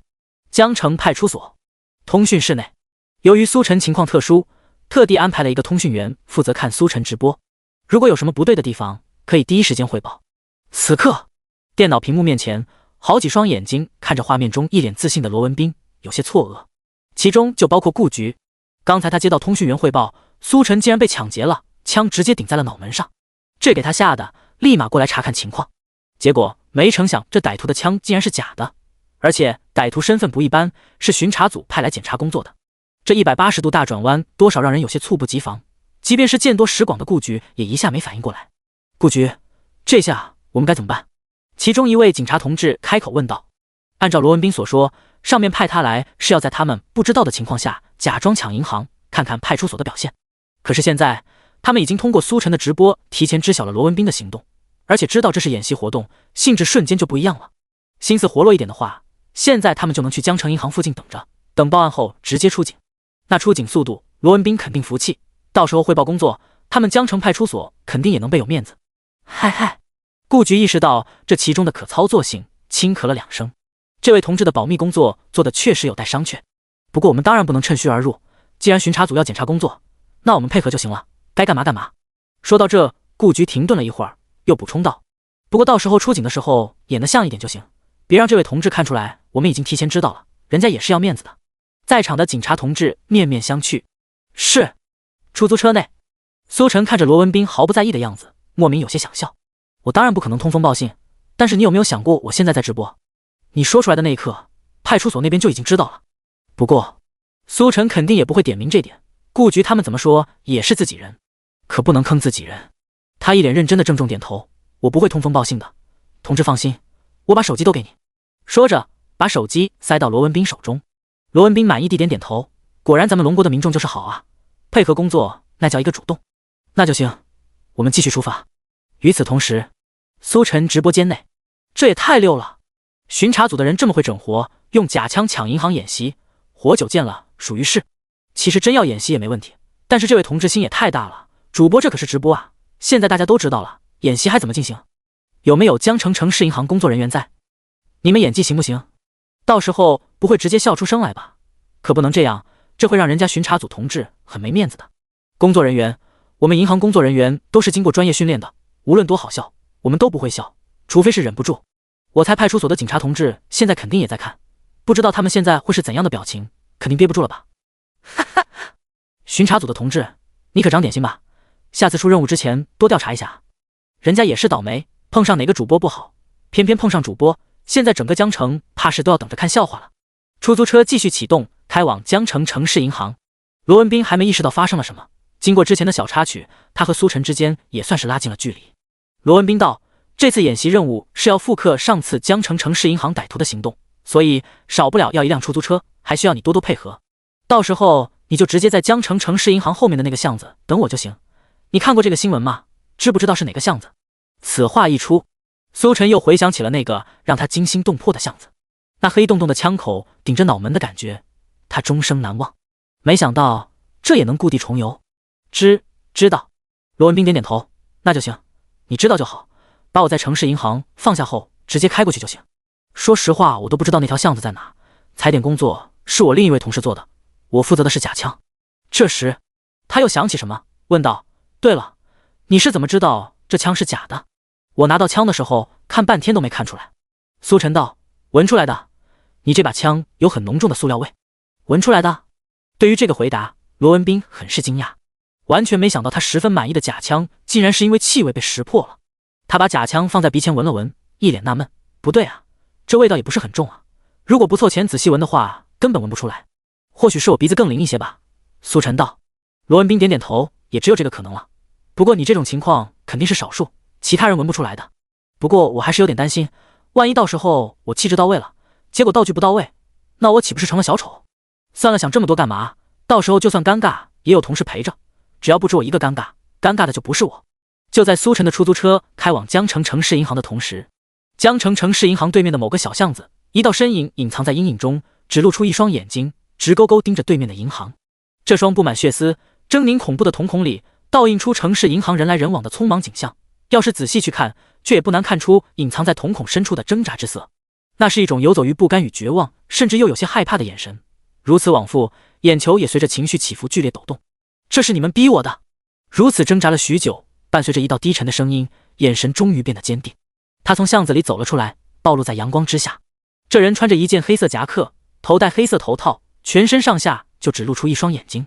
就在他准备穿过街道冲进银行时，一辆黄色出租车突然在他面前停下，硬生生让他止住脚步。第129章，一切太顺利了。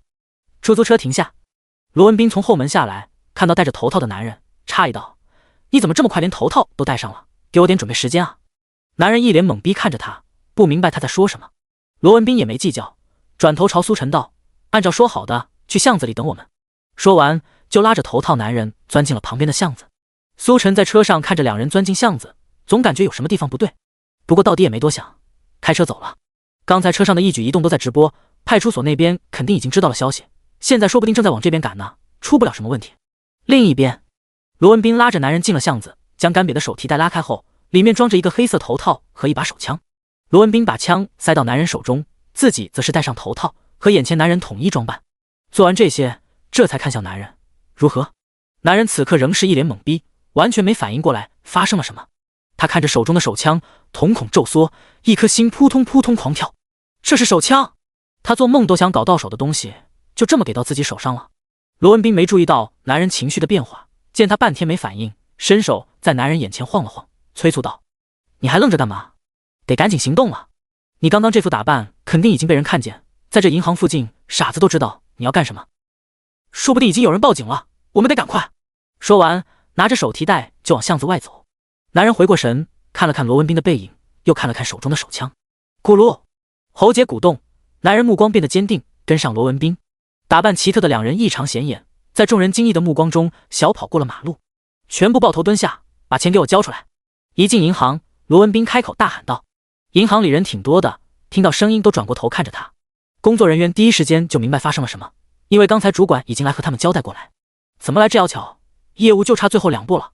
工作人员嘟囔了一句，催促对面的客户：“咱们抓紧！”客户无视了这话，他可不知道这次抢银行是演习。看到罗文斌手中的枪时愣了愣，紧接着就心惊肉跳的抱头蹲下。同时他觉得这工作人员未免太敬业，人家都拿着枪上门了，还办业务，你不要命我还要呢！都给我蹲好了，把手抱头！眼见这些客户和工作人员不情不愿的先后照做，罗文斌心中松了口气。他就担心自己的气质和手中的假枪唬不住别人，现在来看完全是想多了。黑色头套配合黑洞洞的枪口，这威慑力非同寻常。很快，银行的客户和工作人员都被聚集在了柜台面前，抱头蹲下，和警匪片中一模一样。罗文斌为了这次演习活动准备了很久，不仅是自身气质的练习，流程更是滚瓜烂熟。一旁的男人从始至终没有说一句话，跟着罗文斌进来后，罗文斌干什么他就干什么。眼见这么简单就控制了银行内的人，心中不免感慨，枪可真是个好东西，威慑力十足，而且安全。他为了抢银行准备的东西，虽然威慑力也有，但显然没那么安全。想到这，男人感激地看向罗文斌，这位天降猛人简直就是他的贵人。你们谁是主管？罗文斌将假枪枪口对准蹲下的人群，询问道。我是。一位戴着黑框眼镜的中年男人默默举手。罗文斌酝酿了一番，目露凶光道：不想死的话，赶紧带我们去金库，否则老子一枪毙了你！此话一出，不少客户都吓得身子一抖。见状，罗文斌心中很是满意，他要的就是这效果，震慑住所有人，以便抢劫顺利进行。否则有人反抗的话，他还真不知道该怎么处理。为此，他看了不少电影，以及结合实际案例，力求匪徒形象真实彻底。不过让罗文斌有些意外的是，本以为在提到金库后，这主管会和他扯皮一阵，他甚至都想好怎么进一步威胁，展露自己的狰狞。可没想到，主管十分配合的起身出列，推了推眼镜，步履从容带路道：跟我来。给人的感觉就像是带去金库的不是劫匪，而是银行客户。肢体动作中透露着尊敬的同时，却也有催促赶紧结束工作的意味。难道是连着2次被抢已经有了经验，心态也放平了？罗文斌心中纳闷，却也没多想。他巴不得一切顺顺利利，不要出乱子。如果被抓，那就是派出所厉害，他没啥损失；如果没被抓到时候写报告如实汇报就行了，跟他也没关系，只要完成任务就行。你在这看着他们，我去拿钱。他跟旁边的男人叮嘱了一句，连忙跟上。来到金库，罗文斌被架子上的一堆堆金条闪得眼花缭乱。好家伙，他也是第一次见到这么多金条，还有旁边的现金，果然跟电影里演的一模一样。难怪都喜欢抢银行，这场面换谁来也把持不住。好在罗文斌是经得起考验的干部，他在金库里逛了一圈，然后又拿着空的手提袋走了出来。分文未取。主管愣了愣，你这是？罗文斌冷哼道，你在叫我做事？他只是来演习的，可不能真动这里面的东西，万一发生意外，他有口难辩。主管轻咳两声，没。罗文斌还想说什么，不过想到流程到这也差不多，主管很快就会知道这是演习，也就没多说。走吧，回去吧。两人回到银行大厅，主管被赶回了队列。罗文斌走到门边看了一眼，发现警察竟然还没来，这出警速度果然不太行啊。想了想，罗文斌又感觉有些不对，这次演习实在是太顺利了，顺利的出乎意料。前后就几分钟时间，除非警察预先知道，否则这么短时间肯定赶不过来。不管了，如实汇报上去，其他不关我的事。就在罗文斌准备走人的时候，手中电话突然响了，拿起一看，来电显示赫然是这次演习行动搭档的名字。第130章，把枪放下。罗文斌看着手机上的那个名字，一时间没反应过来。他转头看向戴着头套的同事，心中疑惑，人不就在这吗？也没打电话，难道？罗文斌疑惑地接起电话，放在耳边。电话那头传来声音，你在哪里？怎么还没看见你人？你到银行了吗？听到这个声音的瞬间，罗文斌心中咯噔一声，老秦，怎么你还不认识我了？你到底在哪？赶紧过银行这边会合。听着同事熟悉的声音，罗文斌脑中瞬间闪过无数念头，但最终都汇聚成一个，坏了，不是一般的坏。同事现在还在银行外等着和自己会合，那这位跟着自己冲进银行的又是谁？事实上不用想也知道，普通人谁会带着头套全副武装出现在银行外面？只能是银行劫匪。可离谱的是，他竟然把这银行劫匪当成同事给带进来了。我已经在银行里了。罗文斌无奈道，这会儿也终于想起来，他光顾着赶时间完成任务，竟然完全没有确认过同伴的身份，甚至都没听过他开口。如果但凡听他回应一两句，或许就不是现在的情况了。你已经在银行里了，你搞什么？电话那头很是纳闷。罗文斌没空回答他的问题，缓缓放下手机，默默紧了紧手中的手枪。此刻，被他当作同事的男子打开了丢在地上的干瘪手提袋，发现里面什么都没有后，目光已经对准了他。你耍我！男子缓缓起身，喉咙发出声音，沉闷而粗犷，像是暴风雨前的压抑的闷雷。已经可以想象，当他爆发后会是怎样一副恐怖情景。你别乱来！罗文斌有些慌了，虽然不知道银行劫匪为什么会配合着自己的行动，但显然现在对方已经不打算配合了。一旁原本看戏的工作人员和主管也发现了气氛有些不对。正常来说，不管是真正的抢银行还是演习，从金库出来后都应该赶紧逃跑。这种分秒必争的时候，还在这磨叽什么？你果然是耍我！男人缓缓起身，声音越发沉闷，甚至有种咬牙切齿的味道。即便是耍人，起码也得尊重人吧。带着干瘪的手提袋去金库，结果回来后还是干瘪的，真当别人是傻子吗？滴嘟！就在气氛僵持之际，银行外传来此起彼伏的警笛声。警察来了！伴随着一声声整齐划一的脚步声，特警从下车后迅速就包围了银行，并且狙击手也已经准备就位。顾局看着人员全部到位后，满意的点了点头。这速度还是可以的，虽然已经知道这是演习，但工作还是要做到位，让人家巡查组挑不出毛病来。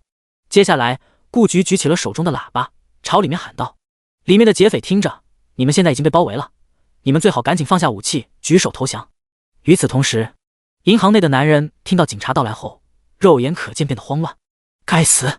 男人左右看了一眼，将离得最近，还没反应过来发生了什么的主管一把拉了过来，控制在手中，手中的枪指着他脑门，对罗文斌喊道：把枪放下。见状，罗文斌脸上凝重之色一闪而逝。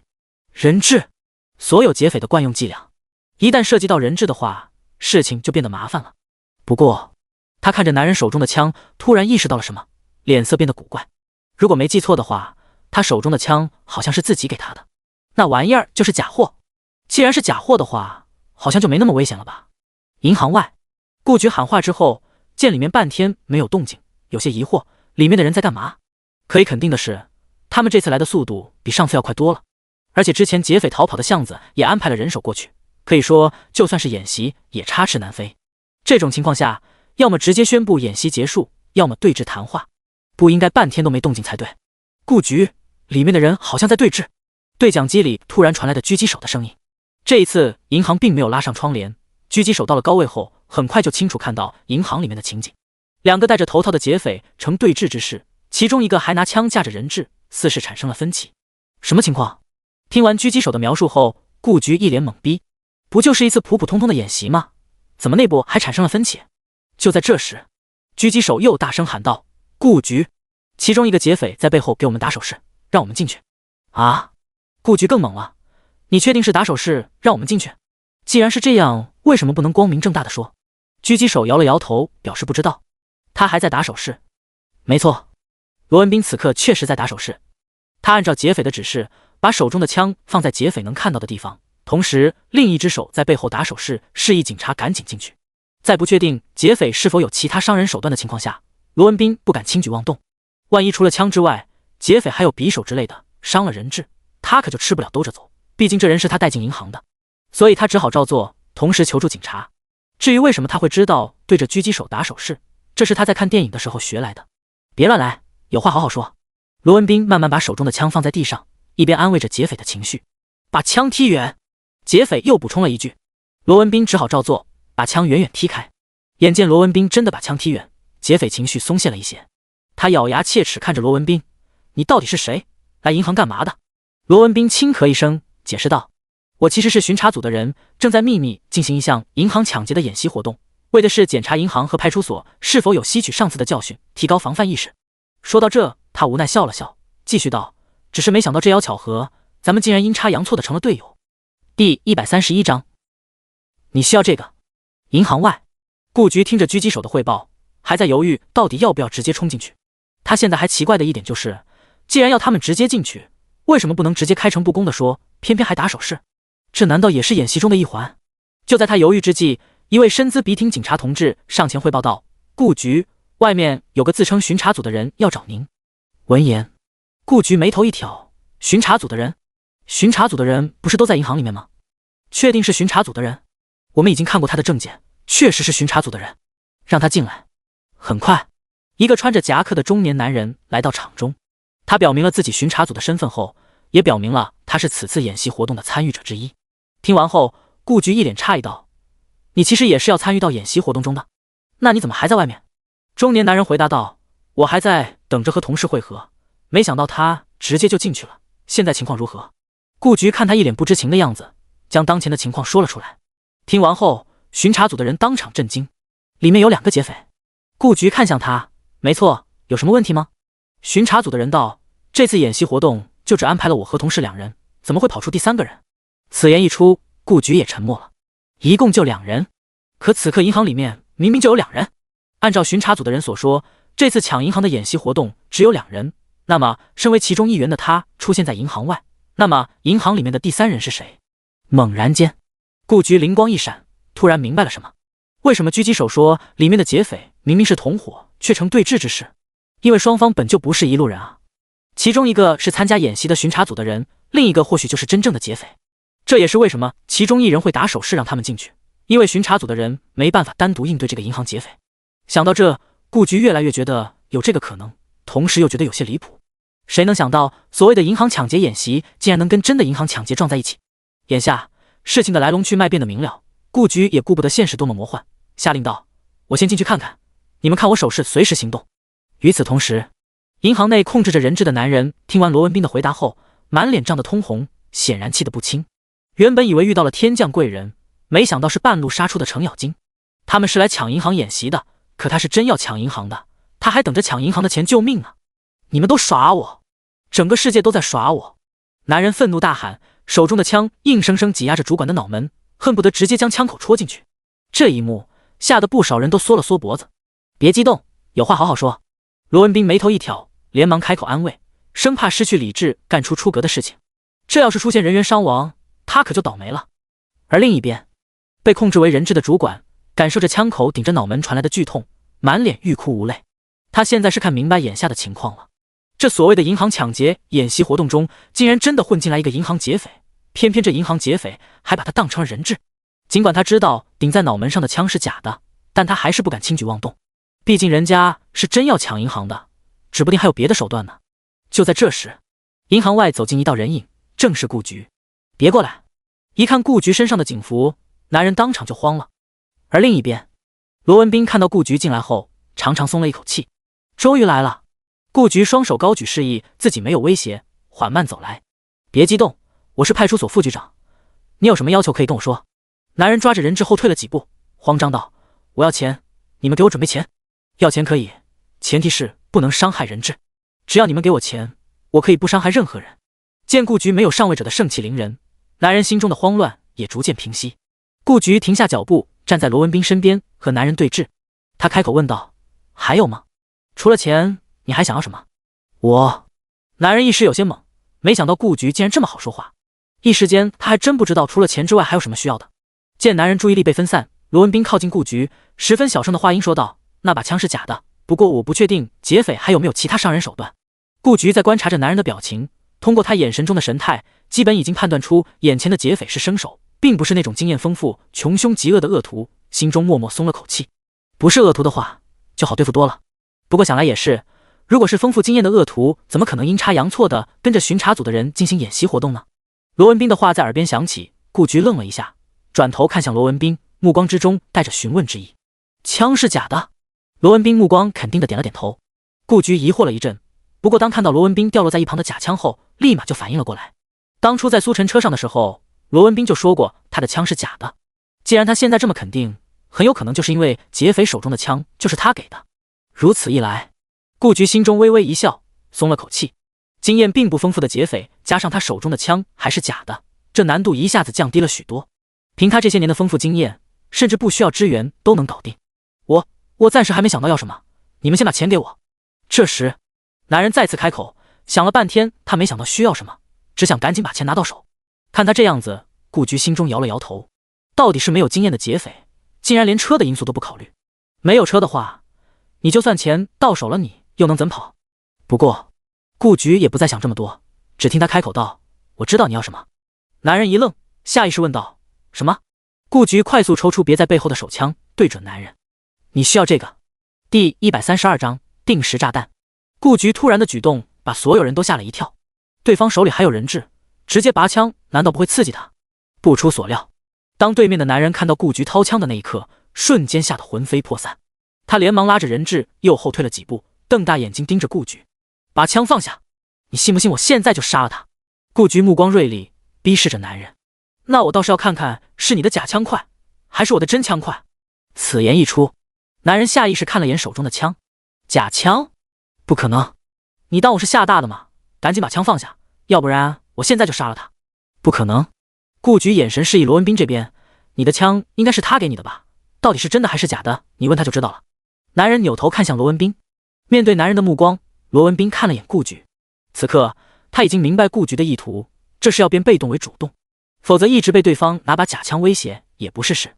罗文斌道：顾局说的没错，你手中的枪就是假的，因为这次银行抢劫是演习活动，根本就没有准备枪。你觉得一次演习活动而已，有必要动用真枪吗？你的枪就是假枪，不可能比得过顾局的真枪。识相的还是赶紧把人放了，举手投降。话说到这份上，即便男人不怀疑也得怀疑了。枪本就是罗文斌给他的，而罗文斌这次只是来银行演习，有可能准备真枪这么危险的东西吗？怎么可能？男人仍是难以置信。你如果不信的话，我演示给你看。罗文斌见男人恍惚的模样，走向不远处，捡起他的那把假枪，对准了自己。咔咔咔，连续3声，罗文斌依旧完好无损站着。现在相信了吗？男人目光呆滞看着罗文斌，一句话都说不出来。这枪真是假的，他感觉到了世界对他的巨大恶意。抢银行的同伴是假的也就算了，没想到连手中的枪也是假的。他默默松开了手，双臂无力垂下，手中的假枪也掉落在地。假的，一切都是假的。顾局不明白这人为什么突然这么失魂落魄，不过现在可是个机会，快跑！他开口喊道。男人怀里的人质猛地反应过来，慌张地跑开，躲到一旁。见状，顾局也是松了口气。匪徒手中没了人质，同时又没有武器，一如待宰的羔羊。他看着男人开口道：你还是投降吧，别再做无谓的挣扎，抱头蹲下。男人生无可恋地看了顾局一眼，却是从夹克的口袋掏出一个遥控器模样的东西，按下按钮。做完这些，男人脸上露出了解脱般的表情。缓缓坐地上，然后直接躺了下来。顾局的目光落在男人手中的遥控器上，还在疑惑这是干什么用的。下一秒，场中响起细微的电子音，爹，这是。作为经验丰富的老警察，顾局一听到这个声音就反应了过来，定时炸弹。话音落下，场中顿时炸开了锅。定时炸弹，竟然是定时炸弹！快跑！竟然有炸弹！天哪，为什么突然会有炸弹？快跑啊！原本躲在一旁的工作人员以及客人纷纷慌乱地往外跑。怎么会这样？罗文斌看着惊慌失措的人群，也是没想到这男人身上竟然还有定时炸弹，这是他预先准备的退路。抢银行失败了，就直接拉着所有人一起陪葬。罗文斌又回想起这男人的种种行为，100%是身手不说，甚至连武器都没有。现在看来，这炸弹似乎就是他的底牌，顶着个炸弹就来抢银行，这尼玛也太狠了。随着有定时炸弹的消息传开，场中的普通人顿时作鸟兽散出了银行，外面待命的警察也直接冲进银行。顾局有炸弹？警察队长分析了场中情况后凝重道。顾局满脸肃穆的点了点头，眼神示意眼前这生无可恋的男人。警察队长当即也是明白，炸弹在这人身上。疏散周遭人群，让排爆组的人进来。顾局下令道。他也没想到眼前这个男人看起来什么都不懂，竟然准备了炸弹这么一号大杀器，这可是比挟持人质什么的危险多了。毕竟人质挟持顶多是1人，而炸弹威胁的是一片区域。很快，排爆组的人拿着盾牌和防爆服进入银行，因为当时通过苏晨的直播提前知道了这次演习，顾局做足了准备，什么狙击手、排爆组之类的统统都安排上待命，为的就是让巡查组的人无话可说。本来只是做做样子，没成想竟然真碰上了炸弹，刚好就派上用场了。而另一边，穿着夹克的男人此刻一脸生无可恋的躺在地上，眼神空洞，一副等死的状态。顾局看了他一眼，随即道：看他样子应该是不准备反抗了，你们上去看一下炸弹的情况。排爆组的专家点点头，穿好防爆服后一点点靠近男人。果不其然，男人启动炸弹后似乎就准备等死。排爆组专家来到他面前，他也没有任何反抗，躺在地上一动不动。排爆组专家动作轻微地拉开男子夹克拉链，露出那绑在他身上的定时炸弹、雷管、炸药、计时器，还有密密麻麻的各种线路，惊心动魄。然而当看清楚计时器上的数字时，排爆组的专家呼吸一滞，连心跳都漏了半拍。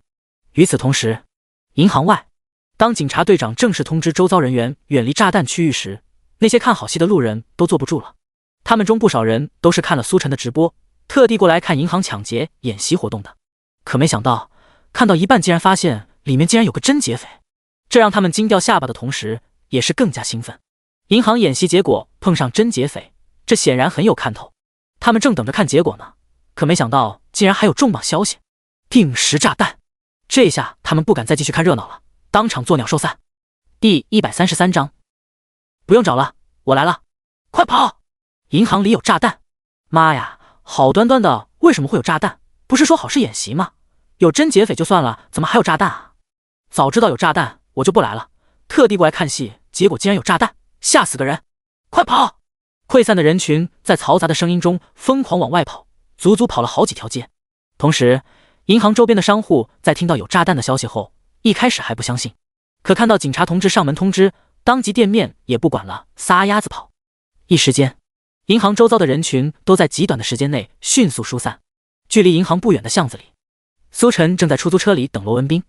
按照约定，罗文斌如果能从银行顺利出来的话，就由他送着他们离开，任务就算完成了。距离罗文斌进入银行已经过了5分钟时间，应该快了吧？苏晨看了眼时间，心中如此想着，却在此时，外面突然传来嘈杂的动静。发生什么了？苏晨有些疑惑，联想到罗文斌抢银行的演习活动，第一时间就觉得应该是那边出问题了。苏晨下车走出巷子，就看见大批人正疯狂奔逃。怎么了这是？苏晨就近拉了个老哥问道。老哥被拦下，耽搁了逃命的时间，正要发作，突然注意到眼前之人竟然有些熟悉。你是苏晨？苏晨点了点头。发生什么了？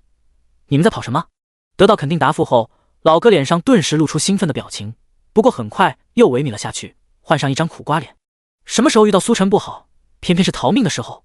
他苦着脸道，前面有人带着定时炸弹抢银行，警察同志现在正在疏散人群。不说了，我们赶紧走吧，谁知道这炸弹的威力大不大，还是跑远一点更安全。说完，老哥不等苏晨继续问话，就着急忙慌地跑了。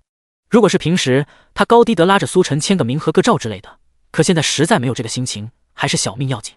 竟然有炸弹！苏晨看着老哥远去的背影，消失在逃散的人群中，眼中逐渐有亮光。对于别人来说，听到炸弹的第一反应肯定是逃跑，但是他不一样，他可是有拆弹专家技能。这种时候不正是表现的时候吗？解除威胁公众安全的炸弹，这奖励怕是也不会低。苏晨目光炯炯，看了眼不远处的银行，当即朝着和人流相反的方向跑去。而另一边，排爆组的专家拉开男人的夹克，看到计时器上倒数的数字，当场傻眼。3分钟，竟然就剩3分钟了！布局，排爆组的专家被吓到了。这倒计时的时间太短了，短到根本来不及拆除。毕竟拆炸弹可不是简简单单一剪刀下去就行，在这之前还得仔细研究炸弹结构以及电路构成，弄清楚这些后才能开始进行拆除。而这眼前炸弹的复杂程度，显然不是3分钟内能解决的。另一边，顾局也看到了计时器上剩余的时间，瞳孔骤缩。他知道3分钟意味着什么，对于拆除炸弹来说，这根本就是不可能完成的任务。顾局急切询问道：“这个炸弹威力如何？”排爆组专家道：“这虽然是一个自制的小型定时炸弹，但是威力不容小觑。如果爆炸的话，怕是附近3栋楼都要被波及。”闻言，顾局心中咯噔一声。3栋楼的距离说大不大，说小也不小。可问题是，江城城市银行所在的位置是商业中心，人流众多，附近大楼要是爆炸倒塌，波及的范围远不是3栋楼这么简单，其中的后果难以估量。而且最重要的是，这么短时间内根本来不及将这么多人疏散到安全距离。一旁的罗文斌见顾局表情凝重，也意识到了这点。他提议道：“这附近有什么空旷的地方吗？我们可以把炸弹运走。”顾局摇头道：“这附近确实有一个正在开发的足球场，相对空旷，但没记错的话有7公里远，时间上根本来不及，估计在路上就已经炸了。7公里远。”罗文斌看着不断减少的时间，有些气馁下来。3分钟内跑7公里，这根本不可能，除非是在高速上一路不断加速，或许还有可能。可身处闹市，路况复杂，根本不可能做到。不过，如果没有更好办法的话，我觉得这个值得一试。实话说，我的车技还不错。罗文斌仍旧不愿放弃，因为眼下的情况跟他有很大关系。这个男人就是他带进银行的，并且没有发现男人身上有潜在威胁。如果炸弹真的爆炸，造成无法挽回的后果，他难辞其咎。所以，无论怎样，罗文斌都得尽可能减小损失。顾局还是摇了摇头，没用的，就算你车技再好，也不可能在这么短时间内把炸弹送出去，除非你比赛车手还……说到这，顾局突然停了下来，似是想到了什么。顾局，罗文斌有些着急，现在可是分秒必争的时刻，可别搞说话说一半这套啊！面对他的催促，顾局眼中突然有了亮光。我记得你是坐苏晨的车来的对吧？苏晨？罗文斌疑惑。就是那个出租车司机。哦对，我是坐出租车来的，而且我还叫那司机在外面等我来着了，有什么问题吗？好。顾局显得很是兴奋。罗文斌有些不明白，哪里好了？顾局难道是想让出租车司机把炸弹送出去？可是出租车司机的命不是命，而且最主要的，时间来得及吗？顾局见罗文斌一脸疑惑的样子，主动解释道：“你对苏晨的情况可能有些不了解。如果说世上有人能在3分钟内跑完7公里这段闹市距离，这个人非苏晨莫属。把他找来，或许还有机会。”说完也不再多解释，他拿起对讲机下令道：“苏晨就在附近，你们赶紧把苏晨找过来，一定要快，时间紧迫，找人多耽误1分钟就多1分危险。”然而，当顾局话音刚刚落下，背后突然响起一道声音：“不用找了，我来了。”第134章，又来真的。听到场中突然响起的熟悉声音，顾局猛地转头看去，一道身影正从银行外缓缓走来，步履从容，自信的脸上神采飞扬，嘴角挂着淡淡的笑容。外面阳光汇聚成的光束照在他身上，给人一种正道的光的感觉。不是苏晨又是谁？见此一幕，顾局莫名老泪纵横，差点没哭出来。看见苏晨，他心里就有种莫名的安全感。苏晨，顾局上前道：“你怎么这么快就来了？”苏晨笑着说道：“在外边听说这里面有炸弹，就想着过来看看有没有能帮上忙的地方。”好好好，不愧是你。顾局扬起大拇指，点了个大大的赞。一出事就想着过来帮忙，这奉献精神不愧是他看中的男人。苏晨能主动到场，直接省去了找他的时间。在这争分夺秒的时刻，这点时间或许就是救命的时间。顾局用极短的时间解释了一遍眼下的情况。听完后，苏晨也是倍感稀奇，这尼玛也抓马了。他看向躺在地上一动不动等死的劫匪，心中微动。难怪当初看这人的感觉不对劲，原来这家伙是真劫匪。当演习碰上真劫匪，而真劫匪身上又绑着定时炸弹，这情况也是没谁了。与此同时，苏晨直播间的观众听完事情来龙去脉后，也是沸腾了。好家伙，我直呼好家伙，这尼玛也太戏剧性了吧，剧本都不敢这么写。演习活动碰上真劫匪，这概率简直比我中1亿彩票一夜暴富的几率还要小，没想到竟然真实发生着。强烈建议这位巡查组的同志，这件事情之后买张彩票看看，这运气真是没谁了。我记得城市银行附近有2栋大型办公楼来着，这定时炸弹要是炸了的话，怕是要出现很大的伤亡。尼玛我就在这上班，卧槽，我说同事怎么都跑了，就我还在傻傻的看直播。楼上的你是真勇啊，炸弹都要炸了你还在看直播，心真大，赶紧跑啊！别看了，3分钟时间感觉要跑也跑不远吧。可怜的打工人，上个班容易吗？接下来看主播表演了，3分钟7公里应该不难吧？情况就是这么个情况。顾局看向苏晨，怎么样？3分钟7公里对你来说应该不难吧？你只管放心开，交警那边我来处理。罗文斌也是带着期许的目光看向苏晨，面对2人期许的目光，苏晨摇了摇头。3分钟7公里，而且还是闹市路段，这恐怕有点难。闻言，顾局表情一致，你也不行。如果苏晨都做不到的话，这世上或许就没人能做到了。这么说，眼下的局面是无解了。还是我来吧。罗文斌突然开口道，既然苏晨也做不到，那就只有他来了。这件事本就是因为他的疏忽造成的，即便是冒着出车祸的风险，也必须干了。一边说着，罗文斌便是要上前把男人拖起来。这时，苏晨突然笑了笑，开口道，其实不用这么麻烦，定时炸弹而已，把它拆了就是。话音落下，罗文斌脚步顿住，随后又摇了摇头。到底是出租车司机，或许开车有一手，但也就仅限于开车了，别的简直一窍不通。要是拆炸弹有这么简单的话，哪轮得到你来发表意见？不过顾局却不是这么想，对于苏晨的脾气，他再了解不过，一般没有把握的事情，他是不会开口的。顾局眼中重新燃起了希望，目光炯炯看着苏晨，别告诉我还会拆炸弹。苏晨点头道，略懂一点。顾局，排爆组专家。苏晨直播间，观众也是炸开了锅。苏晨口中的略懂一点，他们已经不知道听过多少次了。对于开锁略懂一点，结果直接1秒开锁，把所有宝箱开了个遍，直接砸了人家节目的场子。对于医术略懂一点，结果当场针灸治好腰间盘突出，甚至植物人、中西医2个领域的专家都争相抢着请吃饭。所以说，苏晨口中的略懂一点，也就意味着他是这领域的大师。来了来了，又是熟悉的略懂一点，主播又要开始表演了吗？别太离谱，拆炸弹可不是普通人能会的技能啊！主播，你告诉我，你是在开玩笑对吗？这可是拆炸弹啊！看什么书能看会这个技能？主播，你来真的？而且还有一点，时间就剩下3分钟了，就算是会拆炸弹也来不及啊！人家排爆组专家也不是吃干饭的，人家专家都做不到，主播能行吗？我有预感，主播这次真要玩大了。顾局看着一脸自信的苏晨，喉结鼓动，咽了咽口水。苏晨，你来真的？苏晨自信点头，真的。事实上，当看到躺在地上的男人身上绑着的炸弹时，他就已经看出了炸弹的结构。系统提供的拆弹专家技能中，其中就包含各种各样的炸弹拆除方法，好似肌肉记忆一般，深深印在苏晨脑子里。当看到炸弹的那一刻，拆除方法以及具体步骤就已经浮现在脑海。3分钟，他只要1分钟就能搞定。不是苏晨，你不是在开玩笑？你真要拆？排爆组的专家作为这方面的专家，见苏晨这么自信，也是有些不可思议。他知道苏晨近来的事迹向来是说到做到，可是拆炸弹可不是开玩笑的，这甚至比治病救人还要关键。治病救人如果失败的话，关乎的不过是一个人的生命安全，而拆除炸弹关乎的是数以千计的民众生命安全，其中的区别不言而喻。这么短的时间内拆除炸弹，万一失败了，就是千古罪人啊！面对排爆组专家的询问，苏晨没有回答，只见他淡定上前，接过工具后，目光落在男人身上的炸弹，变得严肃。他直接开拆了。见此一幕，罗文斌有些坐不住了。不是，顾局，你真就让他这么操作了？我其实是业余车手，如果让我极限操作的话，3分钟内说不定还是能做到的。第135章，你还是人吗？相比于让苏晨直接上手拆炸弹，罗文斌觉得可能还是他把炸弹送走的几率要大一些。拆炸弹是随随便便就能拆的吗？人家排爆组的专家都说没办法了，你个小小的出租车司机还能比人家还专业不成？罗文斌显然不相信。不过令人意外的是，他的话音刚刚落下，苏晨就站了起来，一脸轻松道：好了。突如其来的2个字让场中所有人都愣了愣，呆呆看着他，还没反应过来。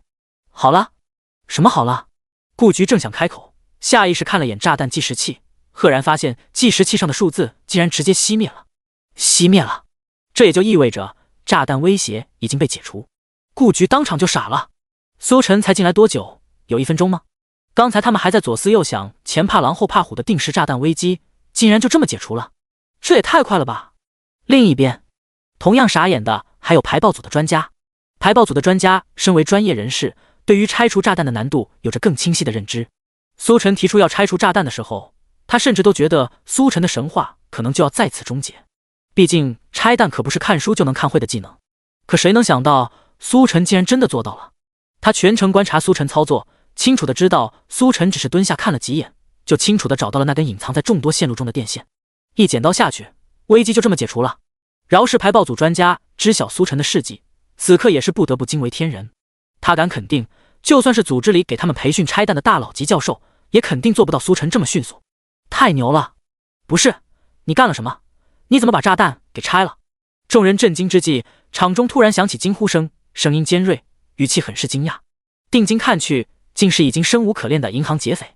这个男人在得知罗文斌不是自己的同伴，同时手中的枪还是假的之后，已经生无可恋，躺在地上一动不动等重开了。即便是排爆组的专家上前确认炸弹的时候，他也没有任何反应。可没想到送他上路的定时炸弹好端端被拆了，以至于让他垂死病中惊坐起，看着自己胸前已经停止计时的定时炸弹，满是不可思议。苏晨就在他面前，见他突然坐起来，笑着说道：当然得拆了，你是放弃治疗了，但是我们没有啊，不把炸弹拆了，难道还等着陪你上路吗？男人瞪大眼睛看着苏晨，你怎么做到的？男人之所以没有反应等死，任由排爆组的专家和苏晨拆弹，就是因为他确切的知道这个定时炸弹不可能在他预设的时间内被拆除，因为炸弹就是他自制的，除了他没有人能做到。可没想到的是，有个家伙竟然1分钟都没就把炸弹搞定了。这已经不是简简单单断了他轻生念想这么简单，更是对他人格的侮辱。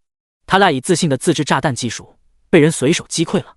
这其实不难，这炸弹应该是你自制的吧？加入了点自己的东西，用一根假线伪装成连接电线，但只要一剪就会立马爆炸。不过还是有点瑕疵，所以我找到真正的连接电线，一剪刀下去就没事了。苏晨云淡风轻解释了一番。男人听完苏晨的解释后，陷入了呆滞中。之后，他生无可恋的就地一躺。人妈了！为什么？我想活不让我活，我想死还不让我死！苏晨没有管发疯的劫匪，将工具交还给排爆组专家后，来到顾局面前。顾局，没事了。顾局目光复杂，看着眼前的苏晨，感慨道：你还是人吗？与此同时，同样和顾局发出如此感慨的，还有苏晨直播间的观众。在得知苏晨要拆除炸弹后，他们大都是半信半疑。毕竟拆除炸弹这种事情，真不是看书能看会的。当然，其中也有一部分观众觉得苏晨既然开口了，那就肯定能做到。但能做到是一方面，能这么快做到又是另一方面了。人家专家甚至都不敢开拆，而你直接1分钟都没有就搞定了，这之间的差异不言而喻。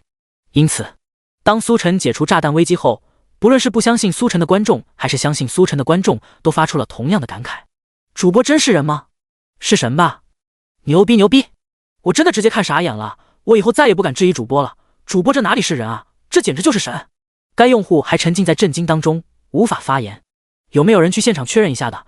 这要不是剧本的话，我要管主播叫爸爸了。这真不是剧本，我就是银行附近的打工人，跑了好久，以为跑不出去安全范围了，没想到主播竟然真的把炸弹拆了。你是我的神！楼上+1，我看直播太入神，原本以为已经跑不掉了，主播真是我救命恩人。我爸妈就在那附近上班，刚刚他们都打电话给我说跑不掉了，还说我这辈子就是他们的骄傲，我直接哭了出来。主播，我是真的要跪下来给你磕头，不敢相信我爸妈要是不测的话，我们家会变成什么样。银行内，苏晨不知道他这简简单单的一剪刀救了多少人，又救了多少家庭。面对震惊的顾局，他嘿嘿一笑道：顾局，你这就太见外了，又不是第一次了，大惊小怪的。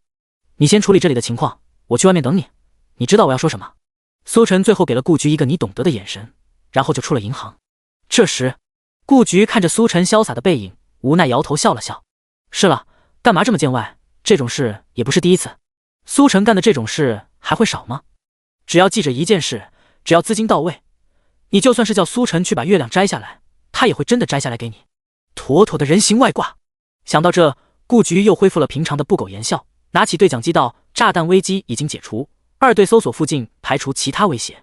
排查之后，跟民众说明情况即可。”第136章绝处逢生。与此同时，银行外，随着警察同志按照顾局命令上门疏散，附近的居民以及打工人都慌慌张张下楼往外跑，人群一批又一批，一个个都表情惊恐，大汗淋漓。虽然警察为了防止恐慌，没有明说炸弹相关信息，但银行内有炸弹的消息早已经传开了，并且有的人还通过直播得知了最新进展。炸弹只剩3分钟就会爆炸，波及的范围是3栋大厦之间。这个消息一传开，逃窜的人群更加疯狂，慌张无序，生怕跑得慢的被波及其中。可惜的是，附近的人太多，3分钟时间内不可能将所有人都疏散。有人跑得快，自然就有人跑得慢。不少打工人收到附近有炸弹要爆炸的消息时，都还在办公室开会。等他们冲出公司，大厦的电梯早已经挤满了人。有的人想要爬楼，尽管是20几楼，但是和下命比起来，还是显得微不足道。只是当他们来到楼梯口时，却发生这里也挤满了人，下楼的速度极为缓慢。20几楼，光是下楼梯都不止3分钟时间，又怎么可能在炸弹爆炸之前跑到安全范围？完了完了，不用跑了，这么多人时间上根本来不及，还是乖乖等死吧。真是造孽啊！我们这些打工人已经够苦了，为什么还要遭受这样的事情？想活着怎么就这么难啊？哪个杀千刀的还搞炸弹这种东西？自己想死去死就行了，干嘛要为难我们这些想活着的呢？算了，我给家里打个电话好了，最近一直在忙工作的事情，已经好几个月没联系了，以后怕是都没机会了。呜，我也要打电话，我要告诉我女朋友，我下辈子还要和她在一起。下楼的人群中，不少人眼看这么多人堵在楼梯口，绝不可能3分钟内跑到安全地点，已经绝望了。他们索性原地等死，享受生命的最后时光。也是这种时候，他们才终于知道，平常为了工作亏欠了身边人太多，太多的爱意来不及表达，心中满是自责和懊悔。如果能再来一次，或许他们绝对不会再为了工作亏欠自己在意的人。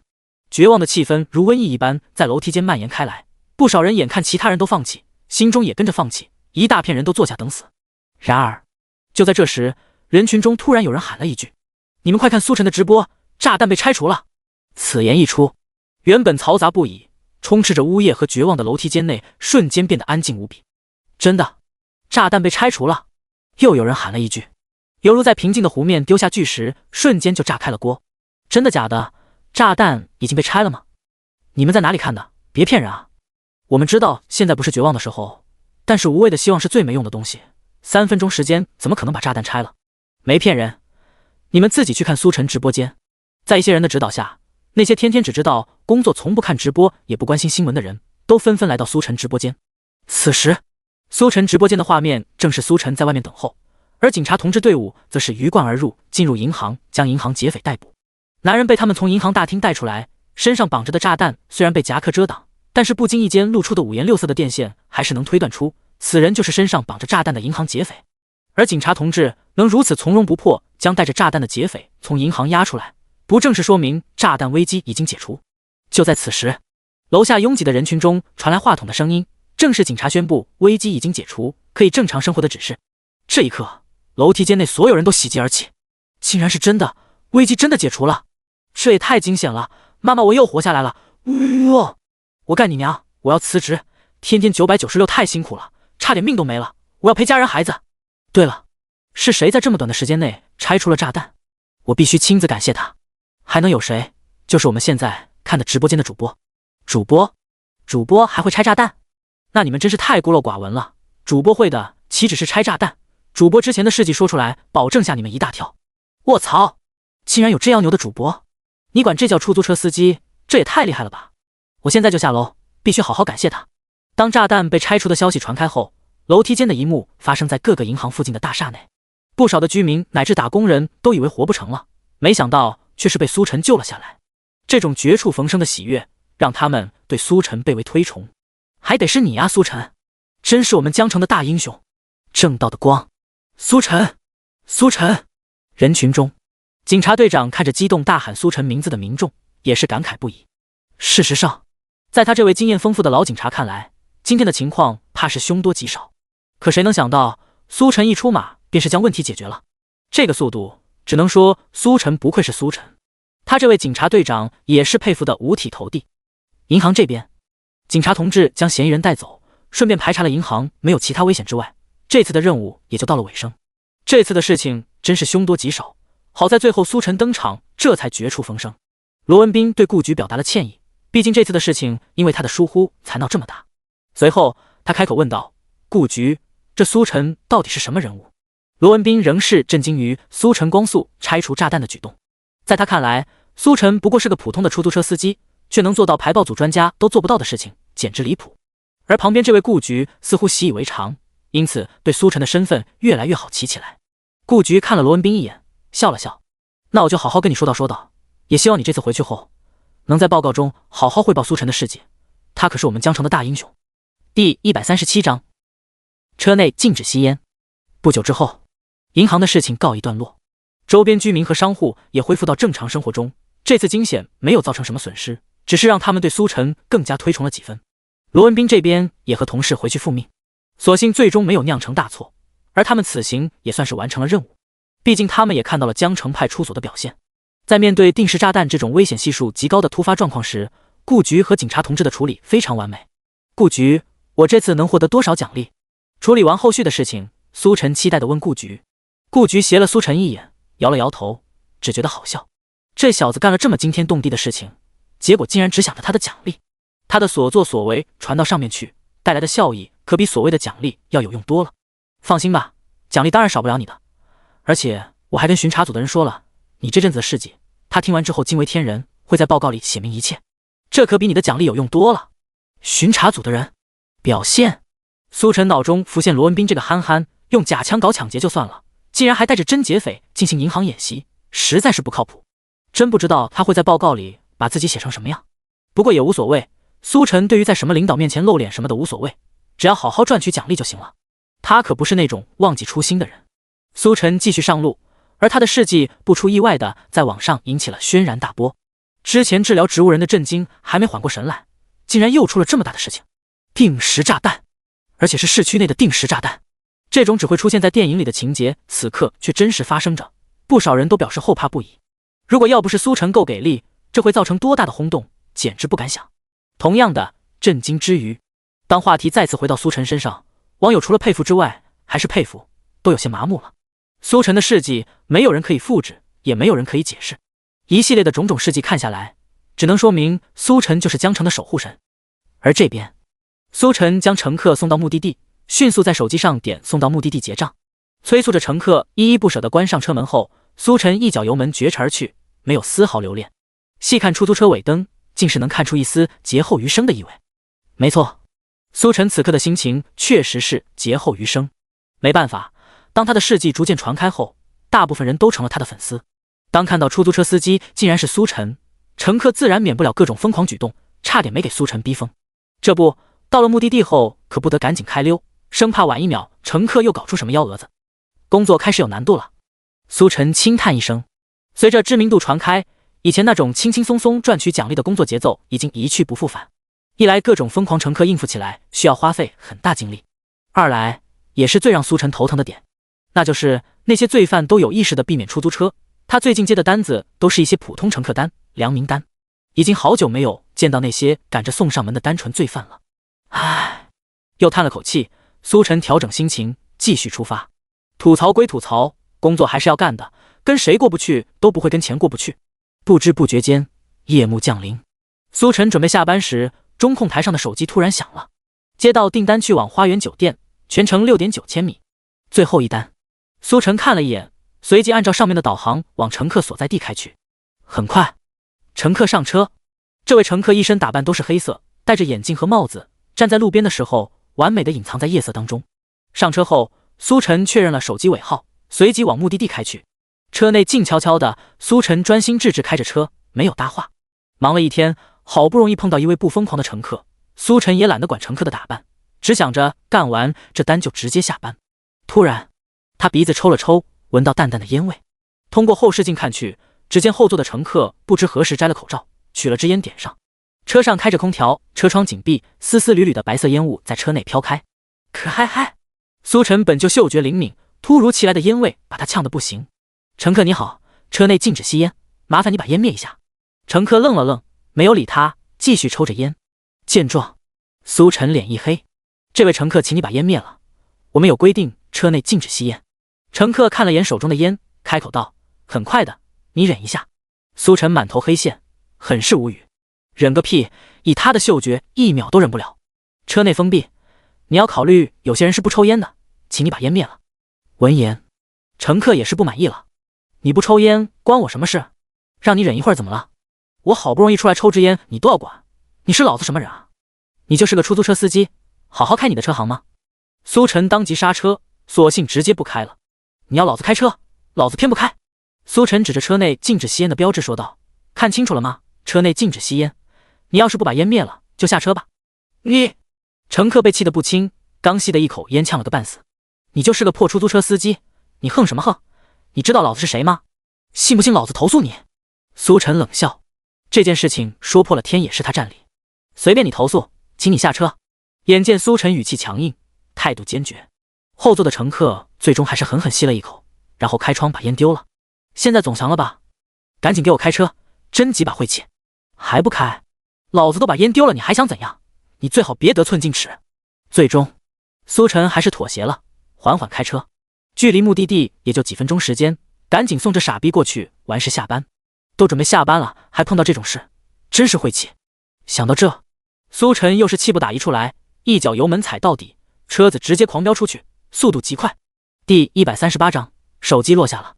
哎呦，你干嘛啊？突如其来的推背感把后座的乘客吓了一大跳，死死抓着车门的扶手，疯狂大叫。可即便如此，也无济于事。苏晨只想赶紧把这人送到目的地，然后下班。跟这种人多待1秒钟都觉得晦气。很快，在狂飙的车速下，出租车停在花园酒店。苏晨立马点了送达目的地，冷声道：下车。此时此刻，虽然后座的乘客戴着帽子和眼镜，看不清具体表情，但在灯光映照下，还是能看出其脸色惨白，乱飞的口水糊在了脸上，显然被吓得不轻。车停下后好一会儿，这人才回过神来，他惊魂未定地看了眼苏晨，暗骂道：疯子！随后拉开车门下车。等到下了车，他这才发飙，指着苏晨大骂道：你个臭开出租的死定了！老子一定要投诉你，你等着吧！你死定了！苏晨冷笑一声，一脚油门扬长而去。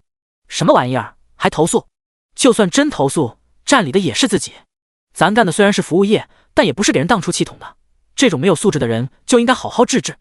与此同时，苏晨直播间的观众目睹了一切，对于苏晨的举动很是赞同。主播干得漂亮，这种人就该好好教他们做人，要不然真把自己当回事了。竟然还敢在车上抽烟，这种没素质的人没直接给他踹下车已经是给面子了，竟然还得寸进尺。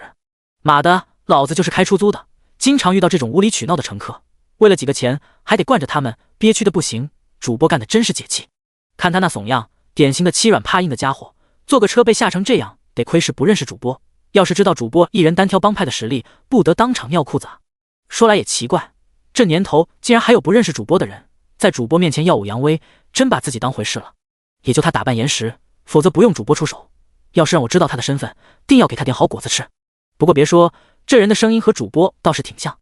苏晨这边从花园酒店离开后，便关了手机的接单。忙了一天，也该下班了。出租车缓缓在红绿灯前停下，苏晨长出一口气。就在这时，车内突然响起一阵音乐铃声。苏晨第一眼看向自己的手机，发现手机屏幕黑的，接着才循着声音往后看，在后座看到一个手机，铃声正是来自这部手机。苏晨看着这手机的位置，如果没记错的话，好像就是刚才那没素质的家伙坐过的地方。车速太快，手机从口袋里溜出来了。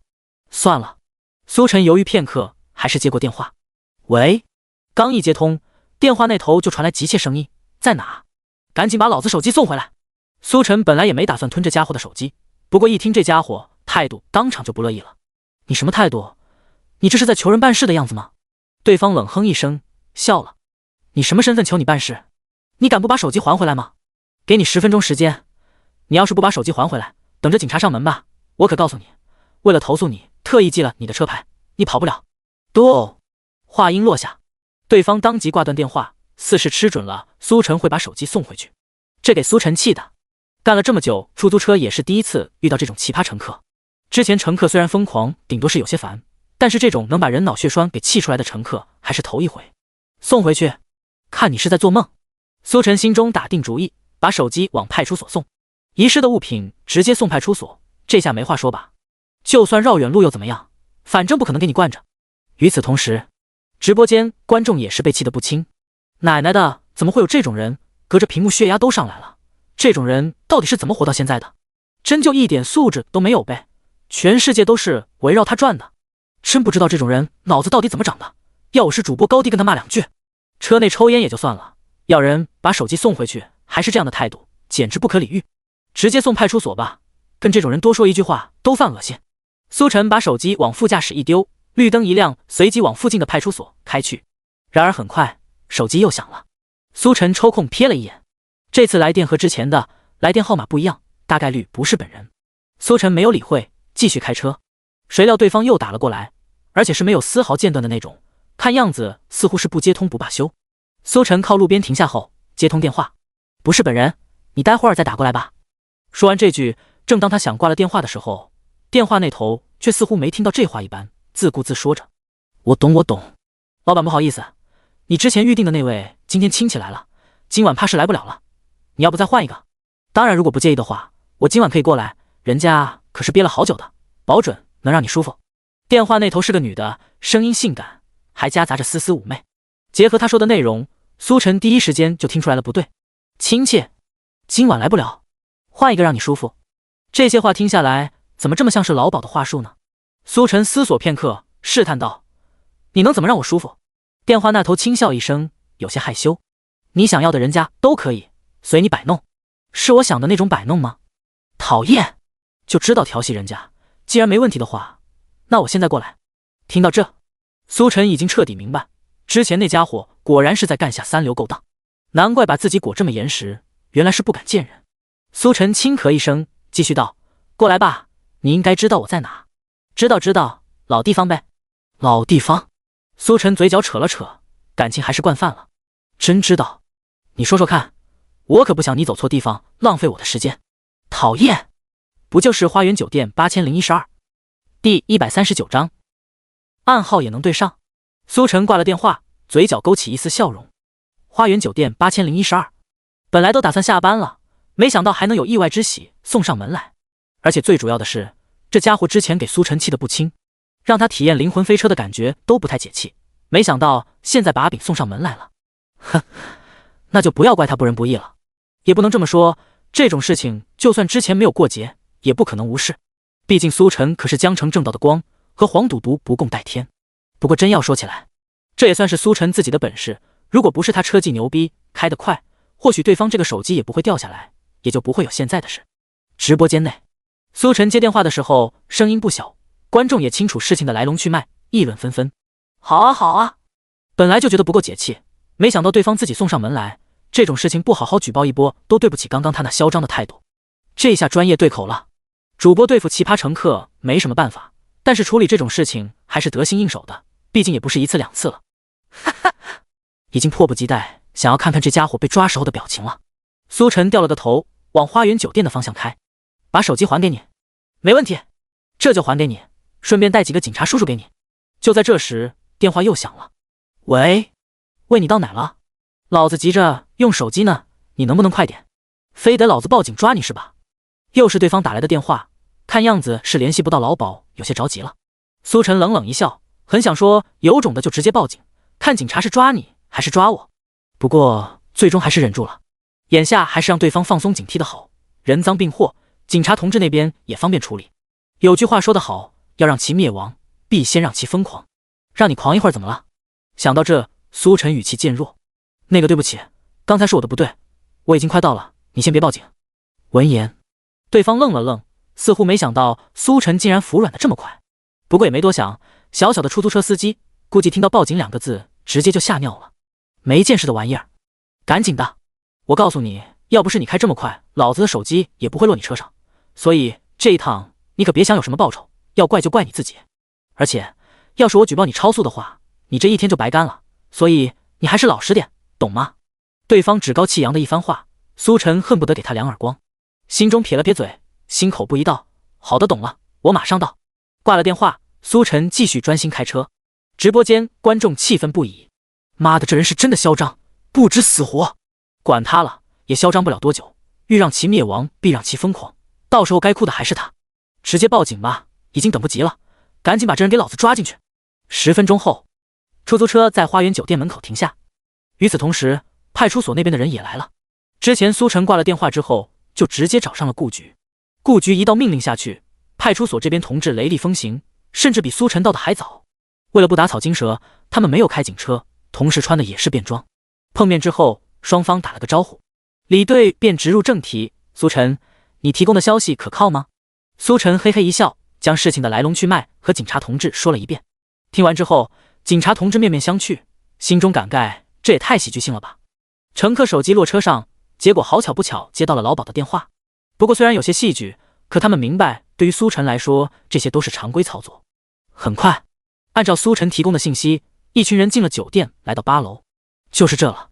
一行人在走廊里远远地看着不远处的房间8012。苏晨道：那个老鸨说他要20分钟左右才能到，现在应该还没来，我们再等等。之前苏晨不仅确认了地点，也确认了时间，为的就是人赃并获。过了10分钟，楼层电梯叮的一声，电梯缓缓打开，一位打扮妖艳的女子扭着腰肢从中走出，直接往8012这边走来。她停在8012门外，从包里拿出小镜子照了照，抿抿嘴唇，补补粉，随即换上一副笑脸，敲响房门。房门打开，男子开门后见到来人，错愕片刻，怎么是你？显然他是认识这位老鸨的。讨厌，又调戏人家，都说了他亲戚来了，就只好人家来伺候你了。听到亲戚来了，男子点了点头，表示了解。不过很快又觉得有什么不对。你什么时候说？只是话还没说完，妖艳女子却是等不及了，双手搭在他的胸前，媚眼连连把他推了进去。别说了，快来摆弄人家吧。砰！房门关上。走廊的角落里，苏晨带着李队等人目睹了一切。李队汗颜道：我们再等等，就能进去抓人了。5分钟后，房间内云雨骤歇，空气中弥漫着旖旎气息。男人满头大汗，光着身子躺在床上。当体内的兽性全都发泄之后，理智逐渐占据高地。他意识到不对。你说你之前跟我说过他亲戚来了。旁边的女子白眼道：你这是要穿起裤子不认人了吗？我不是这个意思，我只是想确认一下，你可没提前跟我说过你会来。女子道：可是我明明给你打过电话，而且就是你接的，连暗号都对上了。此言一出，男人猛地坐了起来。不是，你什么时候给我打过电话？我又什么时候说过暗号？你明明说过不是本人，待会儿再打过来。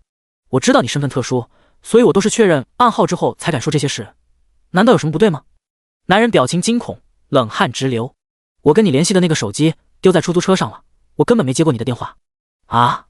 女子也意识到了不对，张大了嘴巴。就在这时，敲门声响起，门外传来声音：你好，我来给你还手机。第140章，竟然是明星。听到门外响起的声音，男人心中咯噔一声，手忙脚乱地开始穿衣服，同时催促旁边的女子快把衣服穿好。只是穿到一半，就听到滴的一声，一行人从外面进来。除了之前他见过的出租车司机外，还有3人以及拿着房卡的酒店前台。苏晨一马当先，看着慌慌张张穿衣服的男人，微微一笑：你好啊，我来给你还手机了。为表歉意，我还带了几位警察同志纠正你的错误行为，你也不用太过感谢我。男子呆呆看着苏晨以及身后的李队，虽然没穿警服，但那锐利的眼神以及一身正气，身份已经呼之欲出。他人傻了，冤枉啊，警官，事情不是你们想的那样，我们只是在聊剧本。酒店房间内，男人抱头蹲在墙边，大声喊冤。聊剧本？李队上下审视男子一眼，只觉得好笑。你们聊剧本聊的衣服都脱了，什么剧本要这么聊？男子辩解道：真是在聊剧本，我们剧本上的内容就是这样一幕戏，我们就想着提前彩排一下。李队笑道：用这样的剧本拍戏，你们想传播什么？传播淫秽信息？看来还得给你们加一条传播淫秽信息罪。啊！男子瞪大了眼睛，不敢说话了，他怕自己越描越黑。与此同时，听着男人和李队的对话，一旁的苏晨乐了，这人怕是有张律师的风范啊。如果他继续解释下去的话，很有可能把自己的处罚从拘留变成坐牢加罚款。见过跟自己过不去的，没见过这么跟自己过不去的。苏晨直播间内，观众也是被逗乐了。好好好，怎么不继续说啊？多说点，我们都爱听。见过蠢的，没见过这么蠢的，坑自己就算了，把人家女的也坑了呀，估计想给他2巴掌。之前不是很嚣张吗？笑死了，看他还敢不敢嚣张。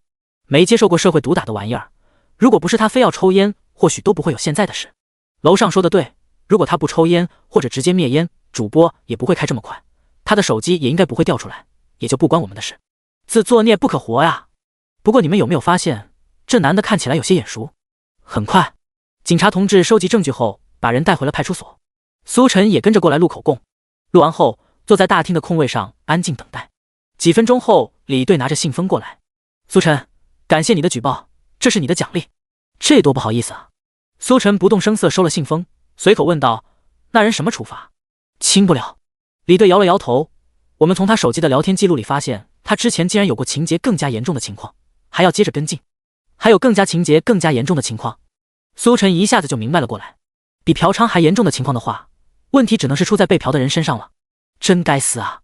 这时，李队又道：“具体情况还要等他经纪公司那边的人过来配合调查后才知道。”经纪公司？这人还是个明星，好像还是个挺有名的明星，多的就不能说了。你回去休息吧，辛苦了。李队解释之后，转身进了办公室。不过苏晨却没有就此离开。明星？经纪公司？他突然就不想下班了。苏晨听过很多经纪公司硬保自家艺人的案例，即便是在派出所也不例外。这怪不到派出所的警察同志头上，而是经纪公司的人手眼通天，能直接伸到上面去。警察同志们没有办法，只能服从命令。苏晨当然不可能看着这样的事情发生，不仅仅是因为不想看到这没素质的家伙被无罪释放，更因为他不想看到这种目无法纪的行为在他眼皮子底下发生。以他现在的影响力或者说直播人气，在一旁监督的话，这群人怎么都要忌惮一些吧。与此同时，直播间观众也是炸开了锅。这家伙竟然是个明星，难怪看起来这么眼熟。这么一说，我还真认识这明星，可能是他没化妆，一开始没认出来。警察同志说要等他们经纪公司过来，要他们过来干嘛？不会是想保他吧？不行啊，这我们可不答应。楼上加一，倒是要看看这经纪公司到底怎么做。要是敢保他，我保证第一个举报。观众群情激愤，显然也是对这样阳光下的黑暗心知肚明。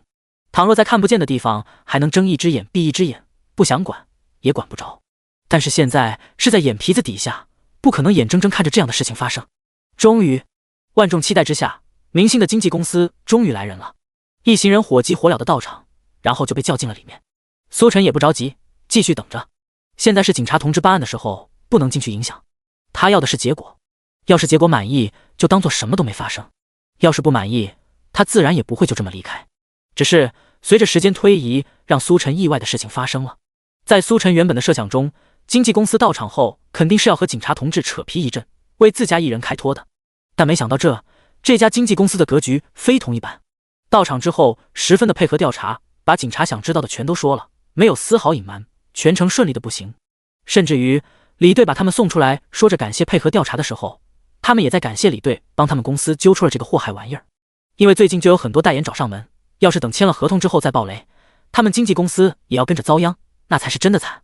警察同志现在把他抓了，也算是帮他们紧急避险。双方你谢我，我谢你说了一阵，苏晨也是通过他们之间的交谈得知了来龙去脉。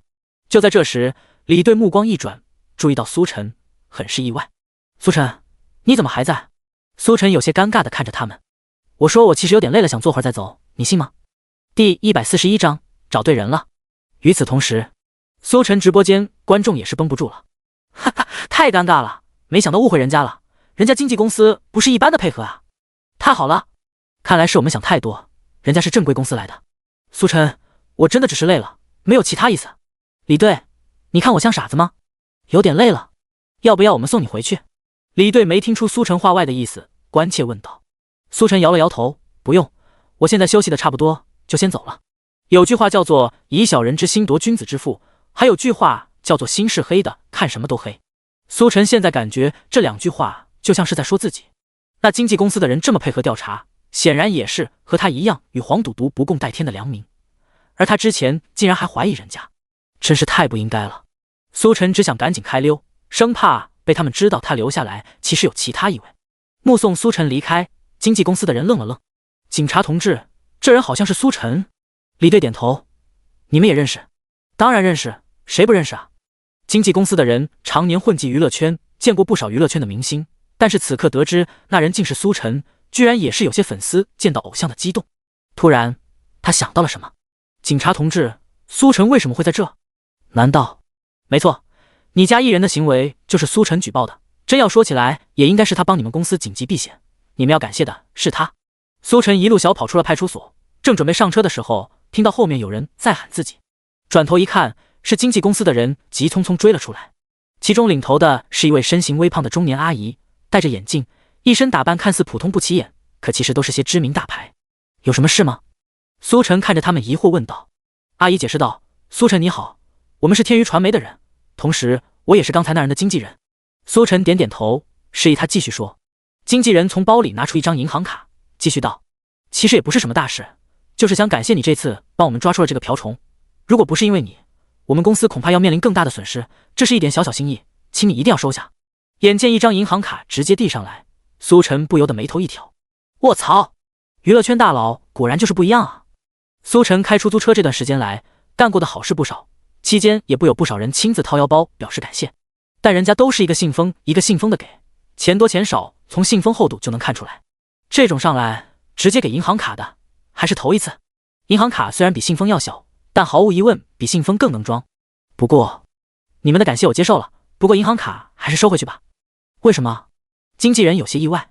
据他所知，苏晨从来没有对钱说不的时候，他之所以直接给银行卡，也是想搞好关系，毕竟苏晨现在可是江城的大红人。苏晨摇了摇头，干脆道：太多了。这……经纪人愣了愣，没想到苏晨的理由竟是这么简短有力，让他一时间都不知道怎么反驳。其实也不多，相比我们公司紧急避险避免的损失，这点其实显得微不足道。苏晨依旧摇头，该收的钱我会收，不该收的我不会收的。你们回去吧，我要下班了。对了，以后记得好好约束手下的艺人，以他们的身份勾勾手指，就能吸引到不少年轻粉丝。艺人无德，粉丝年轻不懂事，杜绝这类事情就只能靠你们了，要是出事就是你们的责任。闻言，经纪人猛地一怔，随后重重点头，我们会的。他知道苏晨口中指的艺人所犯的那种情节更加严重的事件。那我先走了。等等，眼见苏晨就要上车离开，经纪人还是有些不愿放弃，开口挽留。他知道苏晨当前是在参加真人秀节目，之后很有可能签约成为艺人的。既然如此，干嘛便宜别人？眼下多打交道搞好关系，签约的时候直接签来自己公司多好。他还是拿出银行卡，苏晨，你帮了我们这么大一个忙，就这么实在说不过去，要不你还是把银行卡收下。先别急着拒绝，这银行卡里的钱不仅仅是我们表达的谢意，同时也是你的片酬，你看这样如何？苏晨有些摸不着头脑，片酬？经纪人点头道，对，片酬，这也是我接下来要说的。我想请你出演一个角色，你觉得怎么样？参演角色？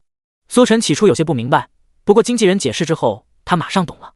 经纪人口中的这个角色，其实就是他举报的这艺人在一部电视剧中出演的一个角色，戏份不多，但他是教父般的人物，同时还是主角的老师，角色分量很重。电视剧官方甚至做了张轮廓海报，吊足了观众的胃口。眼下的情况来说，如果照常播出出事艺人的戏份，等他的事情曝光后，电视剧肯定要受影响，删减起来很麻烦。与其这样，还不如趁早补拍一个，把他原本戏份替换。反正他的角色也没表示是谁特定出演，只是给了模棱两可的暗示。当红小生长得极帅，苏晨不就是当红小生？长得难道还会比那家伙要差？帅多了好吗？苏晨，这样你觉得如何？解释之后，经纪人问道。苏晨想了想，什么时候开拍？要拍多久？后天电视剧的桥段就要播出了，所以我们必须要在明天晚上之前拍好，戏份不多，如果顺利的话，一上午就能拍完。顺利是指？经纪人道，如果演技过关，就能一切顺利。闻言，苏晨自信一笑，那你可是找对人了，这个忙我帮了。演技？他的技能列表里有神级演技，系统出品的玩意儿，世上怕是没人能比他演技好。太好了，那就祝我们合作愉快。肯定会愉快的。第142章，演员社恐很合理吧？第二天，苏晨按照约定来到天娱公司楼下。天娱公司的人早早就等候在此，迎接的规模堪比应接当红流量明星。不过真要说起来，以苏晨现在的人气和流量明星比起来，起码不会输，所以也值得这个规模。昨晚那位经纪人姓于，其他人都称呼她一声于姐，苏晨也就跟着这么喊。于姐带着苏晨上了一辆保姆车，开往片场。苏晨，这是你要演的角色，熟悉一下吧。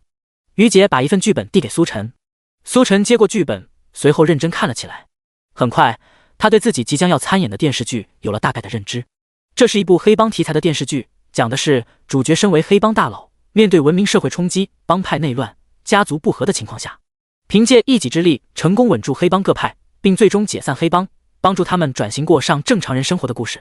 苏晨在其中扮演的是收养主角的黑帮大佬，因为故事开始时主角就已经是黑帮大佬，过往的经历只是角色设定，并没有正式戏份，因此苏晨的这个角色也只是以主角回忆的形式出现，戏份不多。难怪于姐昨晚说一上午就能拍完，如何？有问题吗？见苏晨看完剧本，于姐试探着问道。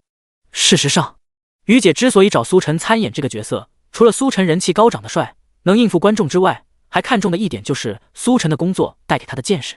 众所周知，苏晨平时的工作就是抓捕各种罪犯，顺便开出租车。既然如此，和罪犯打交道的他肯定对于罪犯制有着异于常人的了解。这部电视剧当中，主角的养父就是一位黑帮大佬，也就是罪犯。这种情况下，对罪犯有着异于常人了解的苏晨，肯定也更能把这个角色演绎好。没什么问题，我觉得会很顺利的。苏晨点点头，投去一个你放心的笑容。太好了！于姐脸上洋溢着欣喜，我就知道你肯定对这种角色有着异于常人的了解。啊？苏晨愣了愣，为什么？我为什么会有异于常人的了解？因为你经常和罪犯打交道。苏晨，话是这么说，他虽然经常和罪犯打交道，但他可不会去注意什么罪犯气质等细节，他向来都是大开大合，要么直接动手，要么往派出所里带。谁画这个脑子跟你玩细节？他是因为有神级演技这个技能，所以才会很顺利的好吗？苏晨呵呵一笑，没有多解释，反而转向了另一个问题。于姐，我记得你说过这是个神秘角色，吊足了观众胃口，但是你要我参演的话，那我的直播间观众不就知道这个角色是临时换人了？他们不接受怎么办？于姐胸有成竹笑了笑，这个问题她早就考虑过了，他们会接受的，相信我。那些看你直播的剧粉，在得知我临时把这个角色换成你后，并不会觉得被耍，反而会感谢我。在你和电视剧之间，他们肯定选你，就像我也会选你一样。至于剩下的不看你直播的剧粉，他们不看你直播，也就不会知道现在的事情。等节目播出，他们会以为本来就是你出演的这个角色，也没什么问题。于姐一番话说的苏晨一愣一愣的，不过细想，好像是这么个逻辑。与此同时，苏晨直播间内观众也是议论纷纷，笑不活了。他说的和我想的一模一样，虽然我是剧粉，也挺期待那个角色，但是主播出演的话，我完全能接受，并且还有点期待。牛逼！老经纪人不愧是老经纪人，把观众的心思拿捏得死死的，逻辑没毛病。看主播的一定会同意主播演这个角色，不看主播的根本不知道这回事。很快，保姆车停了下来，片场到了。剧组的人此刻忙忙碌碌，正布置场景以及其他一些道具。他们也是临时收到消息，要补拍这段内容，因为时间很赶，他们从昨晚就在开始做准备了，为的就是能在电视剧播出前顺利拍完。当看到苏晨到场时，原本忙碌的剧组纷纷都过来打招呼。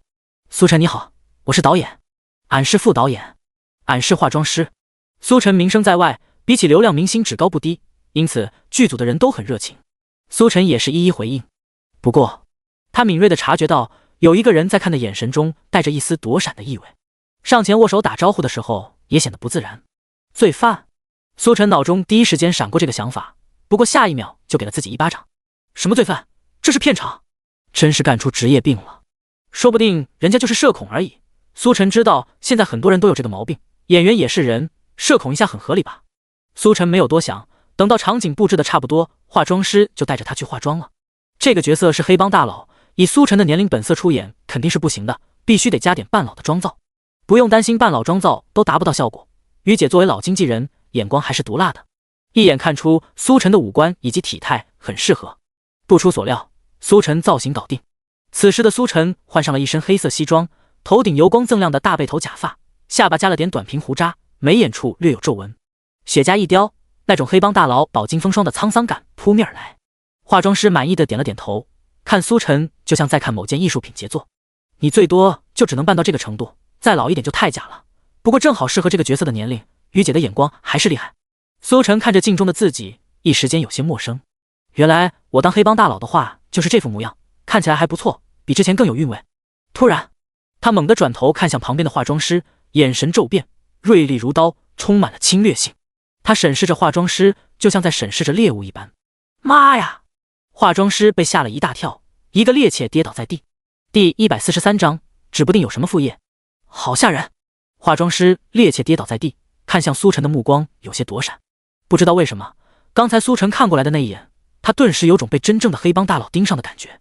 一瞬间，各种暴虐凶残的画面在脑海浮现，吓得他下意识往后退，结果没站稳就摔倒了。不好意思，突然戏精附体了。苏晨微微一笑，将化妆师扶了起来，优雅和善的动作和刚才判若两人。化妆师有些惊魂未定，试探着问道：“苏晨，你是不是有点什么副业？”他总感觉刚才那感觉不是演出来的，那种油然散开的压迫感，只有常年经受血腥洗礼才有这种气质。平常给这种角色化妆的时候也不少，其中不乏顶级影帝或者黑帮大佬专业户，但是和苏晨比起来都有些小巫见大巫。苏晨刚才那一眼就是真正的黑帮大佬。副业？你别误会，我就是个小小的出租车司机。苏晨神秘地笑了笑，没有就这个话题继续讨论下去。没错，他刚刚确实是心血来潮，想试试看黑帮大佬要怎么演。没想到神级演技的加持下，那种黑帮大佬的眼神乃至气质符至心灵一般就演绎出来。从直接把化妆师下地上的结果来看，他演绎得十分成功，不愧是系统给的技能。与此同时，苏晨不知道的是，在他刚才戏精附体演绎黑帮大佬的时候，吓到的不仅仅是化妆师，直播间内不少观众也是被吓得不轻。我了个去，刚刚主播那眼神吓死我了，手机都飞出去了。那眼神也太像了吧，感觉就是真正的黑帮大佬，代入感十足，我的腿一直在发抖，感觉手上没几条人命，真演不出这个感觉。主播不会真的有什么副业吧？我想到一个可能，主播会不会是某个组织培养出来的王牌特工，因为不愿意继续忍受杀戮生活，所以选择放下屠刀开出租车，而抓罪犯也是相为之前的自己赎罪。卧槽，楼上你这么一说还真有可能，主播之所以懂得这么多，可能就是神秘机构小时候就开始培养了，毕竟特工会的技能都很多。楼上的你们搁这写剧本呢？电影看多了吧？主播真是特工的话，怎么会来参加这种节目？而且也没听说过特工这么爱钱的。说实话，我觉得就是主播演技好。等到所有演员都化好妆，正式开拍。这幕戏的内容是家族议会，目的是为了展现黑帮大佬这个角色在处理家族事务时的手段，带给主角多么深刻的影响，让他在后续处理家族事务时能学以致用。整个情节也分为上下两个部分。上半部分是家族各个堂口近1月的情况汇报，黑帮大佬准确找出汇报中的漏洞，对各个家族成员拿捏有度，使得所有家族成员都对他十分尊敬，也不敢在他面前隐瞒。下半部分则是某个家族成员坏了家族规矩，妄想在汇报时隐瞒下来，但是黑帮大佬敏锐地察觉到不对，直接发难，步步紧逼之下击溃家族成员的心理，交代了事情来龙去脉。内容确实很简单，如于姐所说，只要演技过关，一上午就能搞定。其他演员早都拍过这一段，该怎么表演门儿清，不太会出问题。只有苏晨这边本身不是演员，而且是第一次演习。导演走过来道：“苏晨，你不用太紧张，按照你想象中的黑帮大佬去演绎即可，相信你可以的。”苏晨淡淡一笑：“我其实不紧张。”导演以为他是死要面子，也没戳穿，不过心中却给自己打了个预防针，不管苏晨演得多差，都不能像凶其他演员一样凶他，人家可是当红人物，得罪不起。而且还有一点，他也确实不敢得罪苏晨，之前得罪苏晨的现在都在派出所呢。身在娱乐圈这个大染缸，没几个人经得起查。很快，在导演的安排下，所有演员就位。Attire， 封闭的会议室内，光线昏暗，暗红色的花纹地毯铺满整个房间，陆陆续续有穿着黑色皮鞋的人从上面踩过，没有发出丝毫声音，厚实而静谧。借着窗边斜着照射进来的光束，可以看见此刻会议室内摆放着一张会议桌。随着陆续有人落座，会议桌也正式坐满。这群人的目光随即看向主座上的那道身影，他隐藏在黑暗中，让人看不清他的面目，只有缓缓飘出的雪茄烟雾，让人知道这里坐了个人。到齐了。身影突然从黑暗中探出身子，十指交叉，以手肘为支点，撑在桌子上，审视着家族成员。那就开始吧。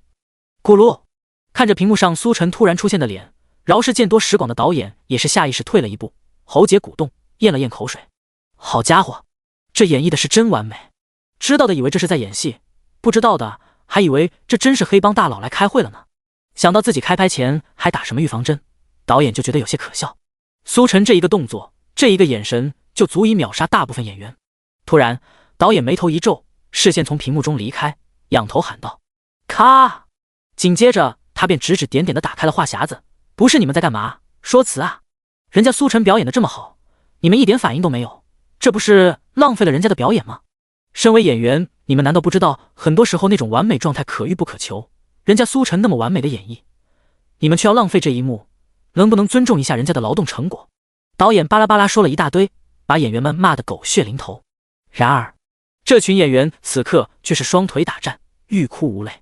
按照剧情正常走向，苏晨说完词之后，这群家族成员就该起身致意，然后一个个汇报情况。他们也想按照剧情走，但问题是，导演，你有没有想过，就是因为苏晨表演得太好，所以我们才说不出来词？毕竟当着真正的黑帮大佬的面，谁还敢开这个口啊？第144章，要不你收敛着点，赶紧调整一下，进入状态。我们时间可不多，人家苏晨好心来帮忙，我们可不要耽误人家时间。导演骂了一顿后，语气又软了下来，拍了拍手给演员们打气，同时似是想到什么，又小声道：而且苏晨现在可是在直播，直播间很多观众看着，我们这么不专业，以后人家投资人都看不上我们了，还拍什么剧？此言一出，演员们神色一肃，当即调整状态，一个个表现得十分认真。谁不知道苏晨是江城的顶流，直播间观众的体量非同一般，要是在他们眼中留下不好印象，他们的演艺事业也必然受阻，所以他们必须要认真对待。Atien， 随着导演再次开口，演员正式入戏。苏晨静静听着导演训其他人，唯独在表扬他，心中不禁有种上学时所有人都没完成作业就自己完成的感觉，心中还是很爽的，不禁感慨不愧是系统出品的技能，必属精品。听到导演再次开口，他回过神来，表情变得认真，一秒入戏。呼，他长吐一口烟雾，双手撑在桌上，威严的目光扫视桌上一圈，淡淡道：开始吧。等了一会儿，却还是没人有反应。咔！导演再次大声喊停。你们在干嘛啊？入戏好吗？赶紧把状态调整过来，重新来过。Atien， 导演再次开口，苏晨再次一秒进入状态。他这3次的表演都真挚化境，前一秒还在因为雪茄烟味而咳嗽的小年轻，下一秒就已经是吞云吐雾的黑帮大佬，目光锐利，威慑十足。随着他从黑暗中探出身子，场中其他人的心脏像是被一只大手死死攥住一般，只随着他的呼吸起伏跟着跳动。这一次，导演死死盯着屏幕，却见苏晨说辞之后，演员还是没有反应。不是你们在干什么？入戏啊，赶紧入戏啊！怎么一点反应都没有？你说表演不到位也就算了，你们甚至连一点反应都没有，看都不看苏晨一眼，这是在干嘛？导演暴怒不已，直接冲进场中，大声质问。都说事不过三，连着3次没有任何表演，再好的脾气也要爆发。之前2次可以说是刚开始没进入状态，但第3次还是没反应，真有点说不过去了。不怕表演不到位，就怕根本不表演，甚至连反应都没有。他这个导演连教都不知道怎么教，你们到底出什么毛病了？他很是疑惑。这时，一直在苏晨旁边的一位小男孩弱弱开口道：导演，我怕。导演看向小男孩，这个小男孩扮演的是小时候的主角。黑帮大佬开会的时候，他一般都是在旁边默默学习大佬的为人处事，为将来自己接替黑帮做准备，因此他是离苏晨最近的一个。你怕什么？我又不会吃了你，而且我是对事不对人，你们要是稍微有点表现，我也不至于发这么大火。导演还以为小男孩是因为他大发雷霆才害怕，强行控制情绪安慰了一句，不过小男孩却是摇了摇头，指向苏晨：我怕他。啊，怕我？苏晨原本吃瓜看戏来着，见小男孩突然指向自己，一时间没反应过来。我就是个临时工，在旁边静静吃瓜而已，怎么还躺枪了？导演也是不明白，你怕苏晨干什么？他更不会吃了你，你不知道他吗？他可是江城的大英雄。小男孩弱弱道：我不是怕苏晨，我是怕他演的角色。导演和苏晨更懵了，演的角色有什么好怕的？就在这时，场中其他演员也举手开口道：导演，我其实也有点怕。随着他开口，其他人也是纷纷表示同意。导演人傻了，不是，你们在开玩笑吧？苏晨虽然演得很好，但是也不至于到这个地步。演员们摇了摇头。导演，那是因为你没在这个位置，没有带入角色，要不你来试试？此言一出，其他演员纷纷点头表示同意，觉得这个方法可行。既然导演你说没什么好怕的，那你来试试。导演见所有演员都煞有其事的样子，不由得看了一眼苏晨。苏晨这时也看向导演，四目相对。他尴尬一笑：导演，我什么也不知道，我就是按照角色设定正常演绎。行，我来试试。导演没看出什么名堂，也是不信邪，决定亲自上阵。虽然他觉得苏晨确实演得无可挑剔，很像黑帮大佬，但也没到害怕的地步。很快，导演替换了座位上离苏晨最近的一名家族成员，他倒要看看这黑帮大佬到底有什么好怕的。Atien， 场中再次入戏。下一秒，妈呀！场中响起一道惊呼，会议桌上一道身影从座位上摔了下来，不是导演又是谁？此刻，导演摔倒在地上，满脸狼狈，目光之中还充斥着浓浓的后怕之意。导演，你没事吧？离得最近的苏晨想要把他扶起来，他甚至有些闪躲，不敢看苏晨。最后自己灰溜溜爬起来，他起身拍了拍身上的灰尘后，抬头一看，发现全场演员都在看着他，目光直刺而来，其中不乏嘲弄的意味，让他一张老脸火辣辣的疼。此时此刻，他也终于明白为什么演员们3次都没反应了，实在是苏晨的表现的威慑力十足，根本不敢有什么反应。沉浸入角色和在显示屏上看苏晨表演完全是两码事。试想，当你坐在这个封闭幽暗的会议室中，面前坐着一位威风凛凛的黑帮大佬，仿佛下一秒就要掏枪干你的那种，谁还敢开口？没被吓得从座位上摔下来就已经很不错了。嗨嗨，想到这，导演轻咳2声，看向苏晨。苏晨摊了摊手，一脸无奈表示不关我的事。导演你知道的，我就是按照角色设定演绎，这应该不能怪我吧？导演尴尬道，我知道这不是你的问题，但是演员们压力确实有点大，要不你就收敛着点。第145章对手戏。面对导演的要求，苏晨愣了愣，有些尴尬。在片场这样的地方，导演说的最多的肯定是要演员尽情演绎，力求角色生动，入木3分。像他这种要求收敛一点的，怕是头一位吧。苏晨看了眼旁边略带惊惧目光看着自己演员，随后又心中释然，既然自己的演技给了他们这么大压力，那就收敛点呗。时间有限，总归还是要赶紧拍完。好，那我就收敛点。与此同时，苏晨直播间的观众当场笑喷。在化妆间见到苏晨的扮相后，他们就十分期待苏晨在场上的表演。在他们看来，以苏晨的扮相和那种气质，简直就是黑帮大佬亲临。那么现场肯定会十分顺利的拍完。苏晨得到导演以及其他演员一致惊讶，第一次演戏，演技竟然这么好，一顿夸赞等等。他们这些作为观众的，也会有种与有荣焉的感觉。只是没想到，竟然会是这样的一幕，笑不活了。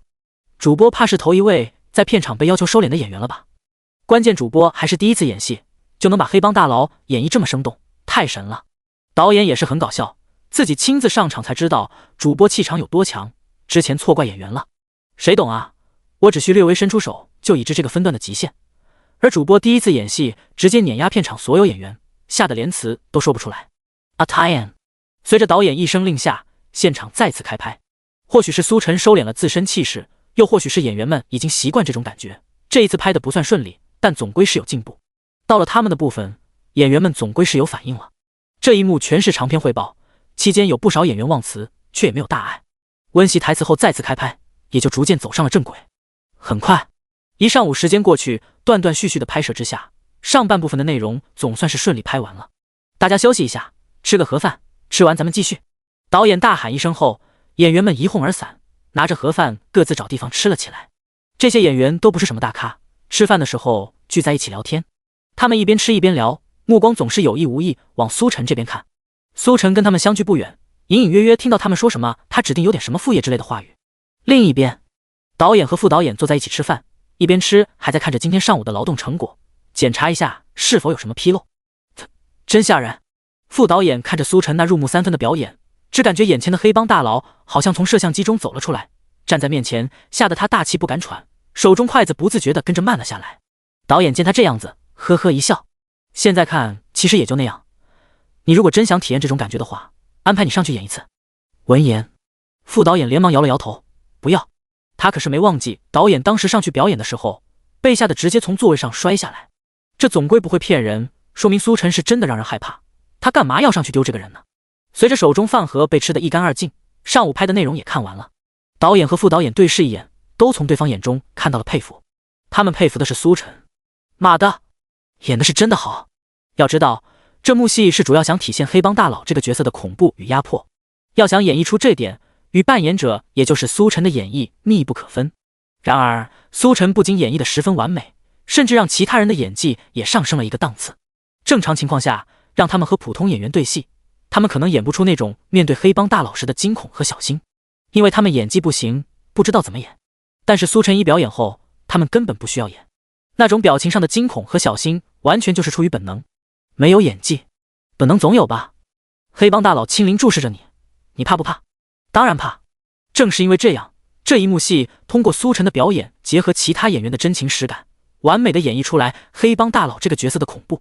导演，我怎么感觉苏晨好像真的有这方面的经历，要不然怎么能演这么好？副导演瞟了眼远处的苏晨，仍是有些心有余悸。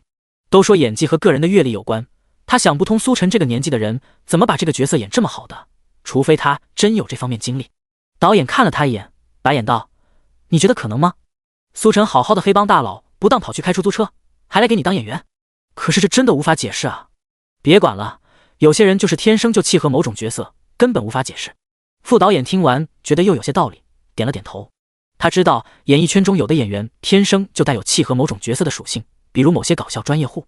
别的演员拼死拼活想要逗乐观众，可偏偏呈现出来的效果尬得不行。而有的演员只要一上镜，甚至什么都不用做，观众就已经爆笑如雷。这种例子在演艺圈比比皆是，什么警察专业户、皇帝专业户，而苏晨显然是黑帮大佬专业户。吃完饭休息一会儿过后，下半部分开拍了。这是一幕对手戏，苏晨演绎的黑帮大佬针对家族成员杀人行为的质问。这一幕戏挺简单的，就是苏晨一步步逼问，击溃家族成员的心理防线，最终使其坦白，将整个情节推向高潮。电视剧的主角正是亲眼目睹了这一幕，学会了黑帮大佬的审讯手段，以至于在面临同样问题时能照猫画虎的解决问题。随着演员逐渐就位，场中不少人也议论了起来。小李好惨，竟然要和这个魔头演对手戏，换我来我真不敢，看他一眼我就腿软了。苏晨肯定有点什么副业，要不然演不出这种感觉。上半部分是家族会议，我们也在，所以压力被稀释了。这次对手戏小李一个人独面魔头，能顶住吗？这时苏晨也来到场中，见到那位要与自己演对手戏的演员，不由得眉头一挑。这不就是那位社恐演员被自己误认为是罪犯的家伙吗？第146章，他泡在鱼缸里。苏晨打量着这位演对手戏的小李，身材中等，容貌普通，唯一让人印象深刻的是他深陷的眼眶和黑眼圈。本身没什么名气的他，正是因为这个特点匹配他饰演的角色，否则也轮不到他来和苏晨演这个对手戏。此刻小李还是那副社恐模样，目光乱瞟，不敢正眼看苏晨。导演见他这样子，以为他是还在害怕苏晨饰演的黑帮大佬，上前拍了拍他的肩膀，鼓励道：“别害怕小李，你也是咱们组的老戏骨了，拿出点老戏骨的样子来。这次对手戏要是演得好，说不定能借此一炮而红，对面可是苏晨，机不可失。”导演的这番话说得好听，可旁边的演员却知道，这就是画的一块大饼。对手戏这种东西就是一把双刃剑，如果能演好了，很有可能一炮而红，但要是演不好，缺点也会被无限放大。这往往取决于对手的演技，全靠同行衬托，这句话就是这么来的。而现在小李的对手是苏晨，就刚才苏晨的演技来说，小李能按照剧本演完都算不错了，毕竟那黑帮大佬的气质实在让人有些腿软。很快拍摄正式开始，画面接着上午的家族会议，在每位家族成员汇报情况、商讨事情之后，会议结束，所有的家族成员都起身向黑帮大佬致意，然后离开。黑帮大佬淡淡叼着雪茄，眼看家族成员一个个出了会议室，突然开口：“阿娘，你留下。”话音落下，所有人都回头看了一眼落在最后的那位刀疤脸。刀疤脸被突然叫住，身子一缩，缓缓转头：“老大，我吗？还有第二个阿鸟吗？”刀疤脸没有回话，看向其他家族成员，目光似有询问之意。其他家族成员微不可察地摇了摇头，随后走出会议室。砰！随着会议室大门关上，场中就剩下刀疤脸和黑帮大佬以及旁观的剧中小主角。光线昏暗的会议室中，雪茄的烟雾徐徐升空，气氛显得有些压抑。阿鸟，你的汇报工作真的做完了吗？有什么遗漏的？黑帮大佬沉声开口。刀疤脸低着头，不敢抬头看他。老大，都已经汇报完了，没有什么遗漏的。黑帮大佬突然站起身来，走到刀疤脸面前，抬头看着我。刀疤脸缓缓抬头看他，目光之中满是惊恐。是吗？黑帮大佬突然怒喝一声，如炸雷一般。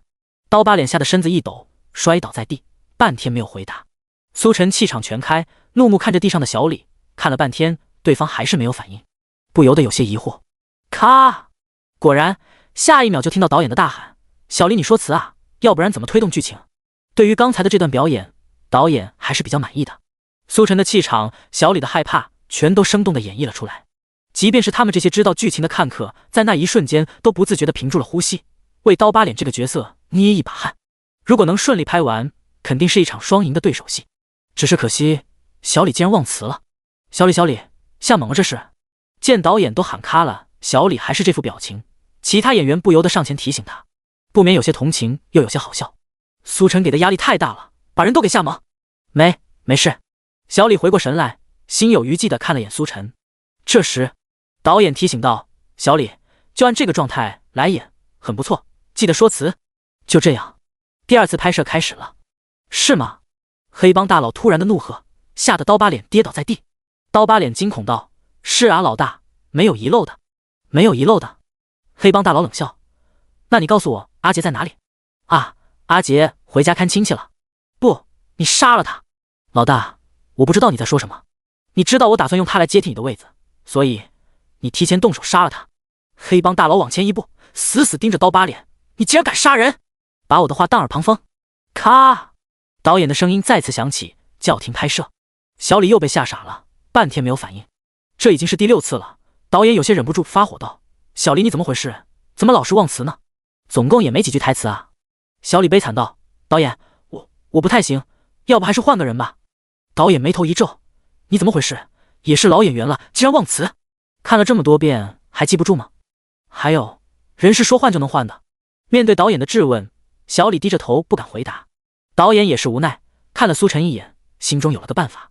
要不这样，是你实在害怕的话，可以闭上眼睛，就当是被吓得不敢看了。苏晨说辞你回应就行。他也是理解苏晨的气场确实有些恐怖，对手戏的话压力太大，被吓得脑子发懵，自然就忘词了。但只要不看不就行了。黑帮家族成员面对黑帮大佬的质问，吓得闭上眼睛不敢看，这设定也没什么问题吧？好吧，就这样。在现场沉闷的气氛中，第7次拍摄开始。谁都知道导演真生气了，一个这么简单的镜头拍这么多次，尤其是明天就要用上，太耽误进度了。黑帮大佬眉毛倒竖，怒目看着面前的刀疤脸，质问道：“你竟然敢杀人，把我的话当耳旁风！”不出所料，随着苏晨一步步逼问，气势加强，小李又被吓得忘词了。闭眼！导演在镜头外提醒小李。小李一看到导演那铁黑的脸色，吓得连忙闭上眼，不去看苏晨。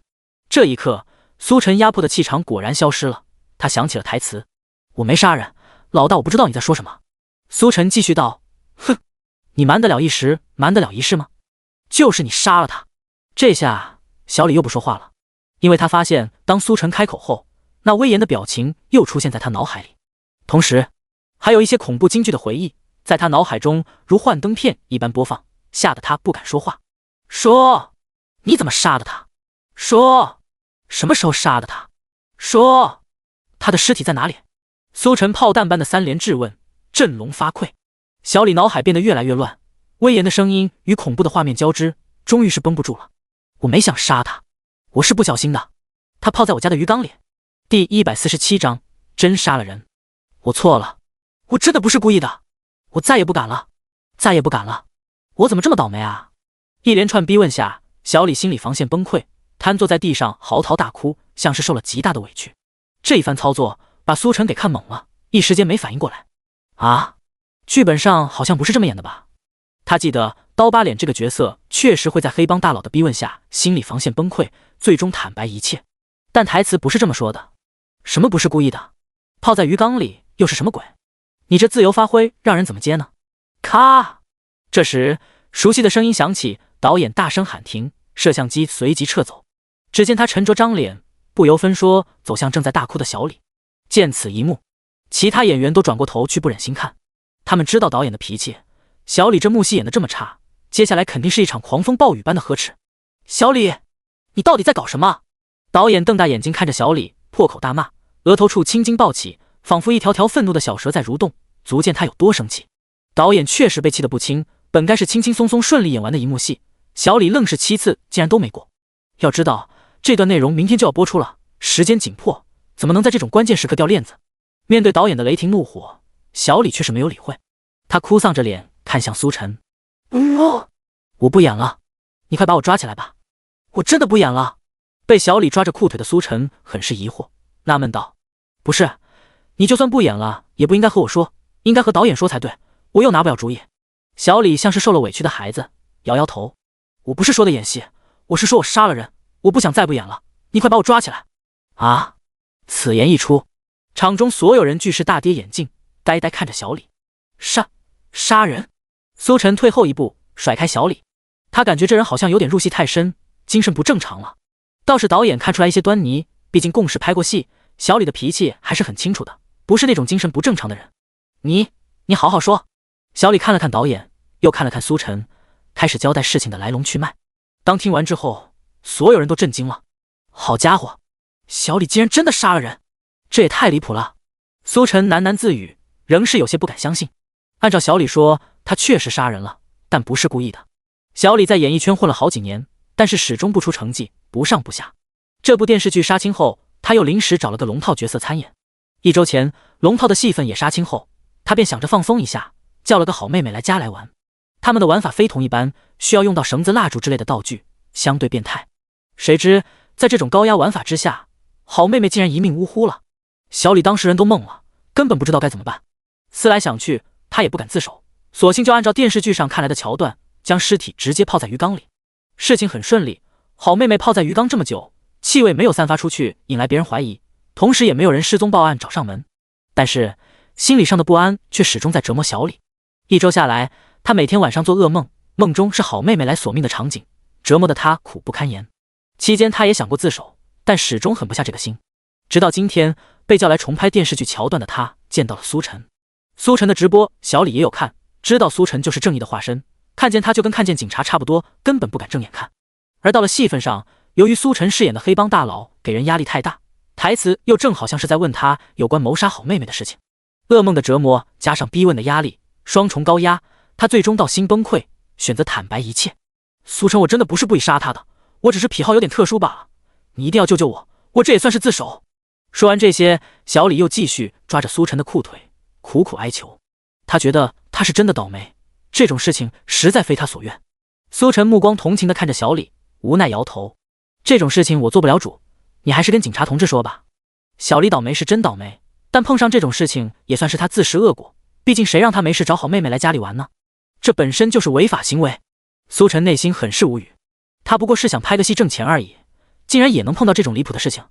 与此同时，苏晨直播间观众的人议论纷纷，离谱，真是离了大谱，怎么主播老是能碰上这种离谱的事情？找好妹妹玩，你直接把人给玩没了，人家好妹妹只是想挣个钱而已，没想玩命啊，真是太冤了。这个故事告诉我们，人还是不能太变态，太变态迟早要出事的。这人一开始竟然还打算瞒下去，要不是主播演技给力，这件事情说不定真就没人知道。很有可能，毕竟这种行业的人一般都不愿意透露行踪的，一想到他一直被泡在鱼缸的场景就头皮发麻。果然还是要靠主角啊，连演戏演得好也能抓罪犯，除了佩服还有什么好说的呢？事情到这真相大白，剧组的人目光复杂看着小李，只觉事情的变化太过离谱。人家在戏里问你尸体在哪，你直接穿越次元，在现实里答上来了，离大谱啊！饶是导演经验丰富，这种事情也是第一次见。已经是拍过一部剧的同事，他们也知道小李经常有些特殊需求，但是没想到需求这么特殊，直接命都给完没了。现在他们也不好说什么，只能捏着鼻子暗认倒霉，报警，然后通知于姐。导演无奈挥了挥手，经过这么一闹，今天要想把全部内容拍完肯定是不可能了，他们说不定还要配合调查呢。想到这，导演不由得看向苏晨，他自然是知道苏晨本事，只是这未免太过邪乎，演个戏也能抓到罪犯。第148章，马路上的西部对决。临近傍晚，某个电视剧官方号突然发了一条微博，黑帮往事因技术原因停更。这个消息一出，当即以极快的速度冲上热搜榜第一。作为目前最热的爆款电视剧，黑帮往事的所有消息总是能第一时间吸引网友的眼球，而这个消息无疑引起了网友的热烈讨论。怎么回事？怎么突然停更了？我现在就等着看后续内容，为什么停更？卧槽，我不能接受！我记得下一集那位黑帮大佬应该出场了吧？吊足了胃口，结果竟然停更。楼上加一，我也是等着黑帮大佬这个角色出场来着，为什么要停更啊？难道是因为电视剧题材原因被紧急叫停了？不是你们这些假粉，竟然连停更的原因都不知道吗？吊大的出来解释一下，到底有什么幕后消息？很快，有看过苏晨直播的网友发表评论解释。听完解释后，网友们当即炸锅。卧槽，原来的角色因为招嫖换人了，真的假的？苏晨我知道，虽然不是他的粉丝，但是很佩服他做的事情。结果这次在片场竟然也抓到了罪犯，离了大谱！片场也能抓罪犯，苏晨不愧是苏晨啊！当网友热烈讨论的时候，身为正主的苏晨正从派出所出来。片场所在的区域是城西区，所以报案后很快就有城西派出所的警察来把小李等人带走。苏晨自然也在其中，被带到城西派出所。此刻已经做完笔录，城西派出所的程队将苏晨送了出来，目光之中很是佩服。他自然听过苏晨的事迹，凭借一己之力提高了整个江城的治安，在江城的公安系统中很有名声。原本以为他们城西这么偏僻的地方和苏晨或许没有什么交集，没成想他到底还是来了。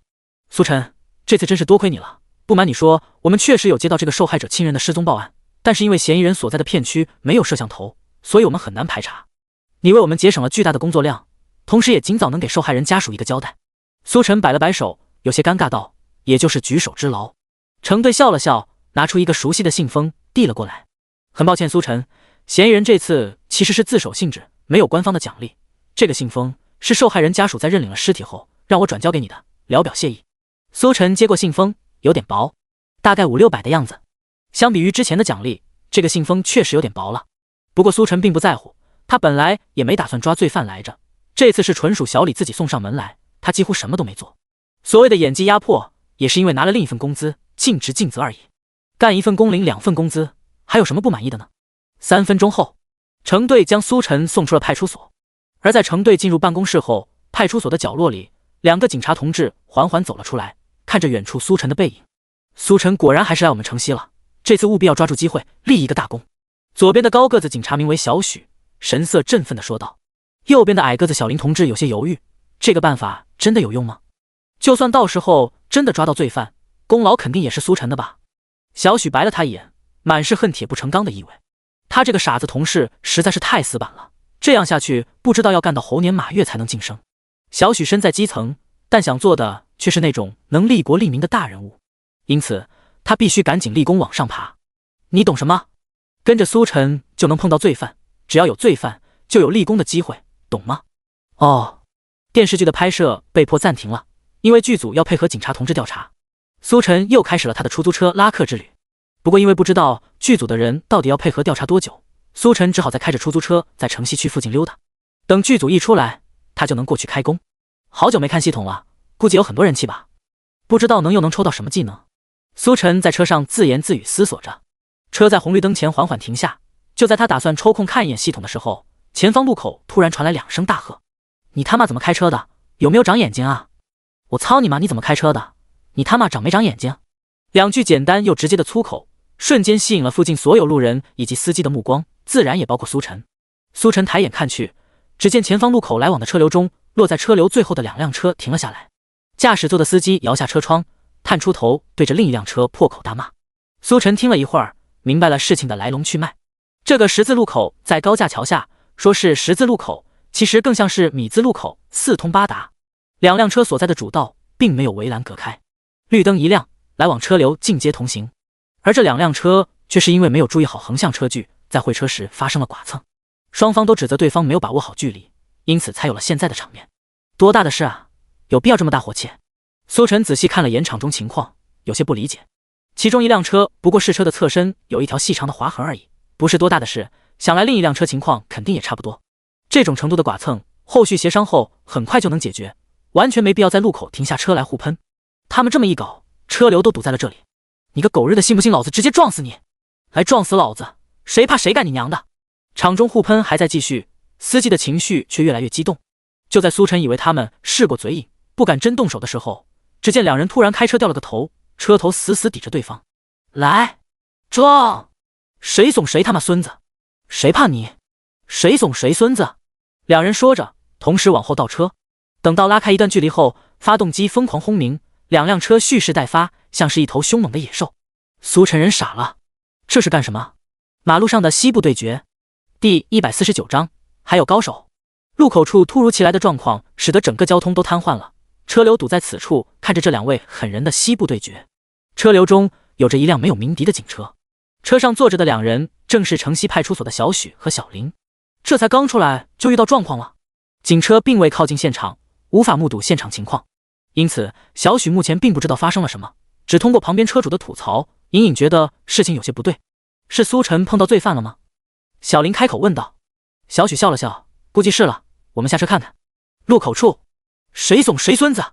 两位司机眼中含着怒火，撂下最后一句话后，汽车如脱缰的猛兽般冲了出去。苏晨亲眼目睹着一切，同时他直播间的观众也目睹了一切。卧槽，这也太刺激了吧！真就西部对决，胜者为王，不就是刮了个车吗？何至于此啊？现在的人火气都太大了吧？谁说不是呢？现在的压力太大了，每个人都像是吃了火药一样，一点就炸。这两位老哥估计也是上头了，等事后冷静下来，肯定会很后退。两辆车以这种速度撞在一起的话，很难说还有没有事后。这要是直接装上，白布一盖就等着开席吧。现场情况发生的太突然，这两个司机说干就干，根本不给人一点反应的机会。路人都来不及劝，他们就已经踩着油门冲向对方。两人眼中闪烁着疯狂之色，只有一个想法，把这臭傻逼给撞死。本来早起上班就憋着一肚子火，车又被刮了，又碰上个傻逼跟你嘴硬，很难不让人上头。轰！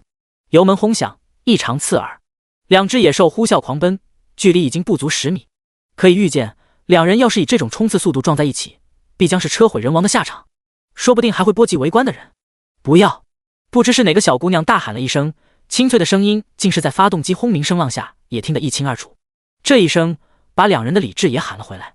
两辆车即将撞上的瞬间，双方都猛地踩下刹车，同步打转方向盘，车头甩出一个漂亮的弧度。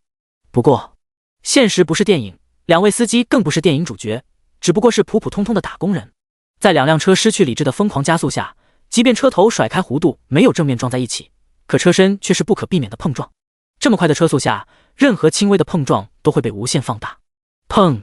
两辆车同时被对方撂翻，侧翻倒地，车身擦着地面滑行出去。火星四溅，摩擦声无比刺耳。两辆车擦着地面滑行100米，直到撞上离得最近的车才停下来。至此，原本发动机声浪铺天盖地的十字路口突然变得安静，鸦雀无声。所有司机呆呆看着眼前的一幕，震惊无比。尼玛，这也太刺激了！车流后方的小许和小林下车，也在此时来到场中，见到如此惊心动魄的一幕，不由得喉结鼓动，咽了咽口水。两人对视一眼，最后看向苏晨，目光中带着感激之意。这真是来对了。眼下这案子可不仅仅是涉及交警，更是涉及他们警察同志管辖的范畴。司机两人的行为，往轻了说是发狠斗殴，往重了说那就是危害公共安全。这大马路上的两辆车直接对撞，无疑会产生爆炸，危害其他人的安全。所以这两人是妥妥的犯罪。警察竟然来得这么快。苏晨看着上前处理现场的两位警察同志，不免有些讶异。这出警速度好快，人家前脚刚决斗完，后脚就来了。原本苏晨还打算上前看看两人的情况再做安排，现在倒是省了这个功夫。很快，交警也来到场中处理这桩称得上是非常离谱的大案。那些交警听完事情的来龙去脉，都不由得感叹一句：生平仅见。马路上上演西部对决，这辈子除了在电影里，怕是也不会见到第二次。刮个车而已，至于玩命吗？他们上前查看了两位司机的情况，幸运的是，这两人最终都活了下来，有机会去坐牢。不知道等他们醒来后，会不会后悔没有在发生剐蹭的第一时间靠边文明协商。拖车不久后来到现场，开始工作，要把侧翻的两辆车拖走，恢复道路畅通。趁着拖车工作的时候，小许和小林径直找到苏晨。苏晨同志，这次真是要感谢你了。啊！苏晨当场就懵了，看着眼前两位警察同志，好奇道：我做什么了？如果说之前那位演员小李之所以主动自首，有一部分他苏晨演技功劳外，这次他是真的什么都没做，全程都在看戏，这也能卸到他头上？小许和小林给出了他们的解释，他们这次并不是谢苏晨帮忙解决了案子，而是谢苏晨带他们找到了案子。他们不过跟了苏晨1个小时就碰到了案子，按照这个效率，立功晋升指日可待。因此提前说句谢谢很合理吧？听完两人的解释，苏晨有些无语。他知道有警察同志天天盯着他的直播，以求能第一时间知道案情，但是没想到这两人这么卷，直接现场跟着，一出事他们就能直接登场，难怪出警速度这么快。苏晨接受了他们的感谢，没有多说，跟着就跟着吧，人家有这个时间是人家的自由，他也无权干涉。拖车终于把两辆车拖走了，一些脱落的车辆配件也被清理，道路终于恢复了畅通。警察同志已经离开了，交警同志却是守在了路口，以防再次发生这种事情。随着绿灯亮起，交警同志一声哨响，这场西部对决大戏落幕后，迎来第一次通车。当头的便是一辆小型货车，这辆小货车要往左转，起步很慢的他疯狂给油，似是要加快速度，把之前耽搁的时间抢回来。然而，就在他以极快速度过弯时，轮胎碰上之前侧翻车辆遗留下来的一滩汽油，当即打滑。轰！小货车应声而倒，货箱门打开，一些东西从里面爬了出来。第150章，当西部对决变成狂恶纪元。小货车轰然倒地，发出一声巨响。道路才刚恢复畅通，竟然又出了状况。正在指挥交通的交警同志连忙跑过去查看状况，不过跑到一半，他慢慢停了下来，不敢再靠近。只见倒地的小货车货箱门打开，一条鳄鱼从里面爬了出来，紧接着是第2条、第3条。不到几分钟的功夫，足足有7条鳄鱼从货箱里面爬出，咕噜噜的黄色眼球中数瞳警惕地盯着周围的车辆。如此一幕，把所有人都看傻了。这货车里面竟然装的是鳄鱼，这也难怪交警不敢往前走，他只是交警，可对付不了鳄鱼。与此同时，不少司机都从车上下来，远远看着满大街的鳄鱼，着实是叹为观止。这竟然是运送鳄鱼的货车，这么离谱！上一秒是西部牛仔，下一秒就成了狂鳄纪元，离了大谱。早知道今天出门之前先看一下黄历了，我可不想被鳄鱼撕碎。另一边，苏晨也从车上下来，眉毛直跳。好家伙，这么多鳄鱼跑出来了，真要上演狂鳄纪元，看来又该是自己表现的时候了。之前2个司机西部对决的时候帮不上什么忙，但是满大街鳄鱼乱爬，苏晨完全可以贡献一份力量。凭技能皮糙肉厚和完美格斗术，和鳄鱼角逐一番应该不难吧？当然，前提是有工具的帮助。赤手空拳上阵肯定是不行的，毕竟这里可不止一头鳄鱼。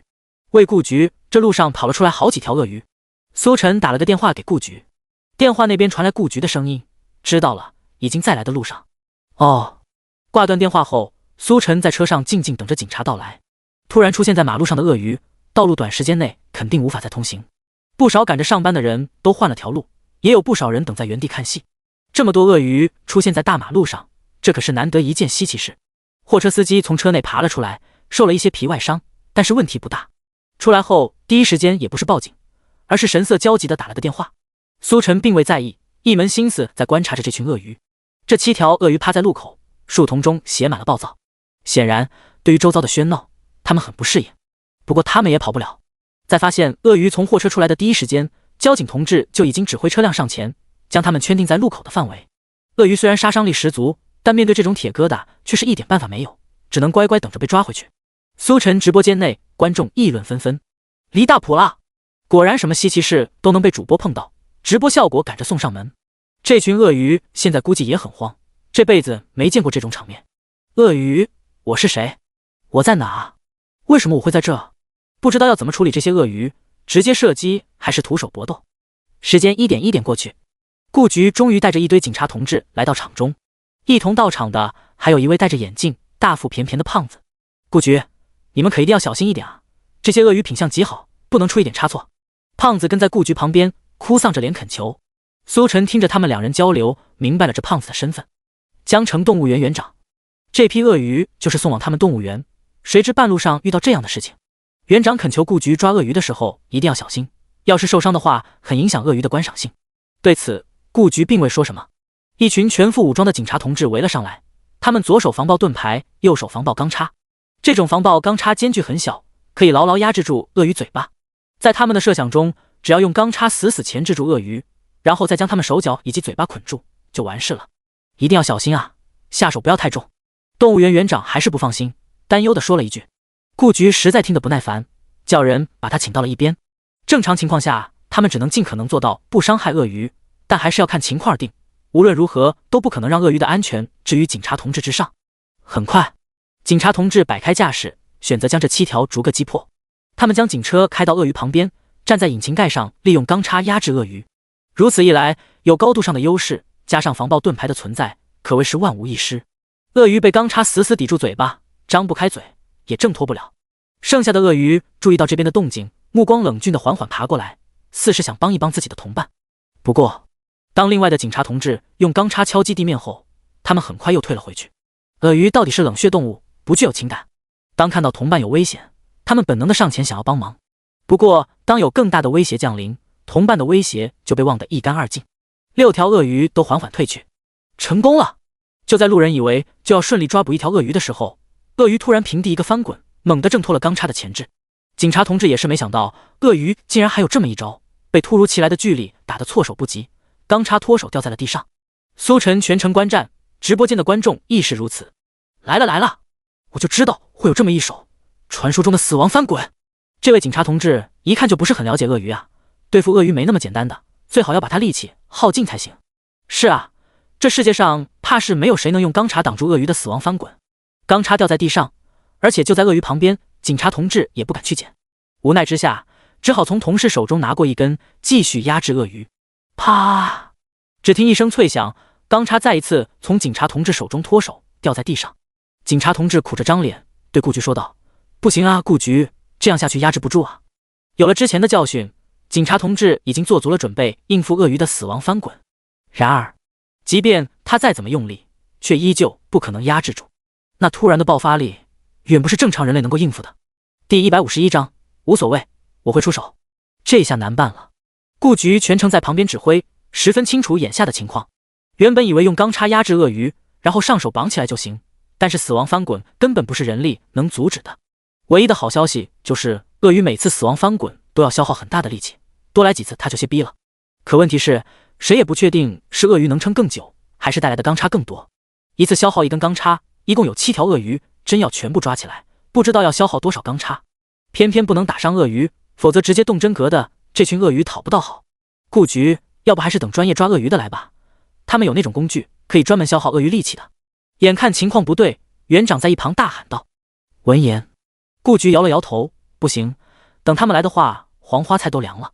这个十字路口地处交通要道，多耽搁一会儿就会有更多的人和事情被耽误，到时候居民要是投诉上去的话，他们肯定要挨批评。这么来看，必须得动真格了。就在顾局打算改变策略的时候，耳边突然传来一道熟悉的声音：“怎么了？要帮忙吗？”顾局转头看去，只见苏晨满脸堆笑走了过来。苏晨看到苏晨后，顾局当即眉头一挑，怎么把这家伙给忘了？要知道，这家伙可是做了许多超出常理的事情，别人做不到的事情，对于他来说却不一定。要帮忙，你能帮吗？苏晨笑着点头，没问题。他从一位警察同志手中拿过一把钢叉，当即往鳄鱼身上一插，鳄鱼变得动弹不得。小心，等他挣扎的差不多的时候，就该来那招了。顾局出声提醒道。虽然不知道苏晨到底有什么办法能对付鳄鱼，但他还是选择相信苏晨。其他警察同志一边用钢叉敲击地面，驱散其他鳄鱼的同时，一边看着苏晨。他们也想知道苏晨要用什么办法对付鳄鱼的死亡翻滚。然而，等了半天，却始终没有等到鳄鱼再次翻滚。没力气了？一位警察同志有些疑惑道。然而，顾局却是摇了摇头，不是没力气了，是在苏晨的压制下，这家伙根本翻滚不起来。此言一出，所有人都愣了愣。他们知道苏晨非同一般，但也不可能凭借一己之力压制鳄鱼的死亡翻滚吧。要知道，鳄鱼可是和恐龙同时代的动物，而死亡翻滚是他们求生的本能。正常人类能压制住这种古老猛兽的求生本能？他们不信。一位警察同志打着体验一下的由头，上前接过钢叉，想要试一试这鳄鱼到底是真没力气了，还是真的被苏晨压制住。对此，苏晨也无所谓，他确实是凭借自身的力气压制住了鳄鱼的死亡翻滚。鳄鱼翻滚时带动的巨力难以抵挡，对于身体素质强化后的他却不在话下。知道你是和恐龙同时代的动物，异常凶猛，可以再猛你能猛得过系统吗？钢叉被交到那位警察同志手中，就在他绷紧精神打算好好应付鳄鱼的时候，哐当，鳄鱼当场一个死亡翻滚，将钢叉拍飞了出去。要不是苏晨就站在旁边拉住了他，否则他整个人也要连带着钢叉掉进鳄鱼群中，下场可想而知。那位警察同志被吓出了一身冷汗，心有余悸地看了苏晨一眼。苏晨，还是交给你吧。苏晨微微一笑，接过钢叉往鳄鱼身上一抵，原本还蠢蠢欲动的鳄鱼瞬间就被压制得无法动弹。那随手而为看起来毫不费力的模样，让周遭的警察同志看得目瞪口呆。与此同时，苏晨直播间内议论纷纷。好家伙，又给主播装到了，总能让他找到机会装逼。以前只把无所谓，我会出手当做一个梗，现在我知道了，这梗说的就应就是主播。楼上加一，看了主播这么久，不管碰上什么事，主播都能搞定。苏晨，无所谓，我会出手。苏晨用钢叉死死压制住鳄鱼，见差不多了，他开口道，他的力气已经耗尽了，下去把他绑了吧。警察同志问道，你怎么知道他力气耗尽了？他们可没看到鳄鱼挣扎。苏晨道，相信我，我说耗尽了，那就真的耗尽了。事实上，鳄鱼并非没有挣扎，相反挣扎得很厉害。苏晨能感受到钢叉中不时传来的巨力，这正是鳄鱼挣扎带来的。不过因为力量差距悬殊，被苏晨压制下来，所以才让其他人看起来鳄鱼好像没有挣扎。距离上一次挣扎过去了有一会儿，苏晨再没感受到钢叉传来距离，这正意味着鳄鱼没力气了，所以可以放心的把他五花大绑，甚至于就算有力气也无所谓，在苏晨的压制下，他伤不了人。见苏晨一脸自信的模样，警察同志有些异动的看向顾局，顾局点点头，绑吧。当即，警察同志也不再犹豫，在其他几条鳄鱼被赶离到一个安全距离后，警察同志义无反顾的从引擎盖上跳下，开始绑鳄鱼。警察同志近距离接触着鳄鱼，并没有那种贪生怕死的情绪，相反很坦然。这本就是他的工作，在有苏晨兜底的情况下，他有什么好怕的？很快，一条鳄鱼被五花大绑起来，就跟中秋节时餐桌上的螃蟹一样。成功了，第一条搞定。警察同志如释重负，和其他人合力将这条没有了威胁的鳄鱼拖到另一辆运输车上。紧接着，他们按照这个方法将剩下的6条鳄鱼一一炮制，没有一条能反抗。原本看起来十分棘手的工作，在苏晨的帮助下，不过10几分钟就搞定了。当所有鳄鱼都被拖上运输车后，现场顿时响起一阵雷鸣般的掌声。辛苦了，辛苦了！这群民众感谢的不仅仅是警察同志，同时感谢的也是苏晨，还有不少认识苏晨的民众跑上来和苏晨要合照。这时，动物园园长也笑着走上前来，辛苦了各位，真是给大家添麻烦了。第152章，紧张的动物园园长。顾局摆了摆手，表示无需多说，这本就是他们分内的工作，而且要谢还是谢他吧。顾局目光示意一旁被众人围住合影的苏晨，如果不是苏晨帮忙，这些鳄鱼肯定不可能这么快都被抓回去，到时候造成的影响越大，倒霉的还是他这个动物园园长。是该好好感谢苏晨。园长显然也知道苏晨，并且知道苏晨的规矩，在第一条鳄鱼被顺利抓进去的时候，他就已经开始准备信封。在顾局把苏晨从人群中解救出来之后，园长便是拿着信封上前。苏晨，这次真是感谢你了，你帮了我一个大忙。苏晨看着递过来的信封，咧嘴一笑。真要说起来，出名还是有好处的，别人都知道你的脾气，也知道你想要的是什么。他也没有故作推脱，直接收下了。打开一看，有1000块，也算是一笔小收入。苏晨直播间内，观众看着那熟悉的信封，竟是有种莫名的亲切感。一路看下来，苏晨要是不收到信封，他们甚至都有些不习惯。来了，熟悉的信封到底还是来了。西部对决只是开胃小菜，狂鳄纪元才是正餐。竟然有1000块，这钱来得真快。不过真要说起来，主播赚的这个钱我一点都不眼红，一般人真赚不了。废话，你要是能用钢叉压制鳄鱼，你也能赚这个钱，问题是你能吗？别的不说，我回想了一下，主播能赚的钱一般人真赚不了。制植物人，秒拆炸弹，单人压制鳄鱼，这哪是人干的活啊，这是超人干的活。很快，顾局处理好场中情况，找到苏晨，还要麻烦你一次，那些鳄鱼送回动物园之后，松绑的时候要你帮忙。没问题。苏晨点了点头，表示明白。到时候给鳄鱼松绑的时候，免不了要他帮忙压制，否则这些鳄鱼要是恢复了力气，抱起伤人就不好了。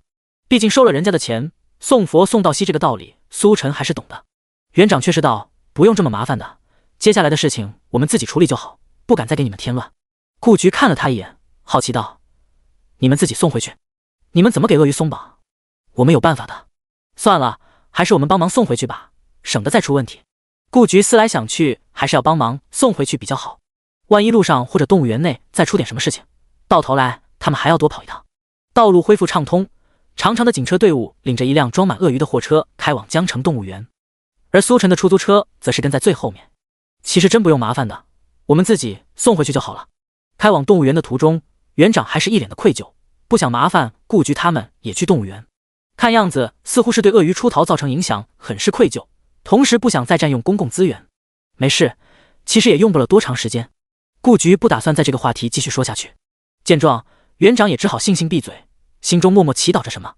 半个小时后，车队到达动物园，装有鳄鱼的货车直接开到了动物园内所在的鳄鱼池。这个鳄鱼池并不大，一半是水池，一半是陆地。水池内池水浑浊，陆地上有不少游客丢下的垃圾，显然先有人打扫。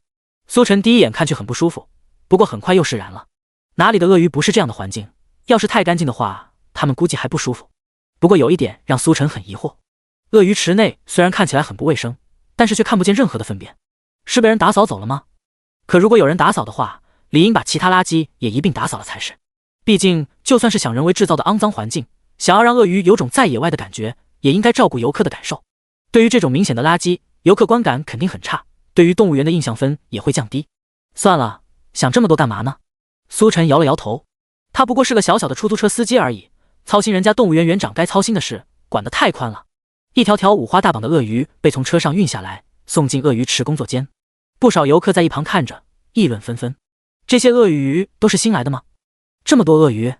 这个鳄鱼池总共就这么大，已经有7条鳄鱼了，再来7条都住不下了。是啊，到时候这群鳄鱼不会抢地盘吧？咦，想想都觉得血腥。游客们的讨论落入园长耳中，园长悄咪咪看了顾局一眼，见他并不在意，心中松了口气。他给了鳄鱼池员工一个眼神，后者当即会意，大声喊道：不好意思各位游客，鳄鱼池内现在正在进行升级，稍后才会再次开放，给您带来的不便敬请谅解。原本游客们正讨论得起劲，听到他这么一说，当即没了兴致，在工作人员的安排下退到了鳄鱼池外。眼见游客都离开了，园长这才又松了口气。顾局注意到园长有些不自在，好奇道：出什么事了吗？没，只是有些惶恐，这本该是我们的工作，却麻烦你们来做。园长讪讪笑道。顾局没再多说，跟着最后一条鳄鱼进了工作间。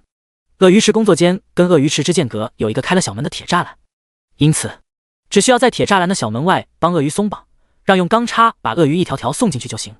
苏晨一马当先站在铁栅栏旁边，手中拿着钢叉，配合着一位拿着剪刀的警察同志给鳄鱼松绑。然而就在第一条鳄鱼半个身子通过小门被送进鳄鱼池的时候，苏晨注意到鳄鱼池内原本一动不动的鳄鱼群突然有了大动作，7条鳄鱼纷纷挪动着身子往另一个角落靠去，看样子似是十分惧怕这位新伙伴的到来。同样惧怕的还有旁边的动物园园长，全程旁观没有干活的他，此刻却是满头大汗，紧张的不行。当第一条鳄鱼被送进去后，他终于忍不住开口道：麻烦警察同志了，接下来的交给我们自己就行。第153章商业机密。对于园长一而再再而三的推脱，顾局到底是觉得有些不对劲。你似乎很想我们赶紧走，为什么？你很怕我们？此言一出，园长当即脸色大变，心跳都漏了半拍。不是的，顾局，我只是不想麻烦你们，毕竟本就是我们的工作，一直占用公共资源，算怎么回事？顾局斜了他一眼，对于他的说法表示怀疑，不过也没深究。他其实也不想一直在这浪费时间，只想赶紧搞定工作，打道回府。是这个动物园园长一直拦着。正当他准备继续指挥解绑下一条鳄鱼的时候，突然注意到刚才放进去的那条鳄鱼缓缓爬行，巡视新领地。他似乎对即将成为伙伴的另一群老鳄鱼很感兴趣，瞪着个树瞳缓缓靠近。那些鳄鱼池内的老鳄鱼也注意到他过来，就像受了莫大的惊吓，着急忙慌地往后退，争先恐后的样子就像是一群逃难的人，而不是鳄鱼。有些奇怪啊。苏晨也在一旁注视着鳄鱼池内的一举一动，喃喃自语说了一句。他注意到老鳄鱼爬起来的时候，动作不如他亲自抓来的新鳄鱼那般自然，十分僵硬。新鳄鱼的爬行速度本就不快，它们则是更慢。不过好在鳄鱼池内有足够的空间够它们逃跑。新鳄鱼缓缓爬过去，它们就绕着中心的池子逃跑，逐渐靠近苏晨等人所在的工作间。嘿，他们好像很怕那条新来的鳄鱼，这是要过来跟我们求救。其他的警察同志注意到这饶有兴趣的一幕，不免有些兴奋。鳄鱼可是冷血动物，只有趋利避害的本能，没有情感。而现在竟然在这群老鳄鱼中看到了一丝害怕的意味，说不感兴趣那是假的。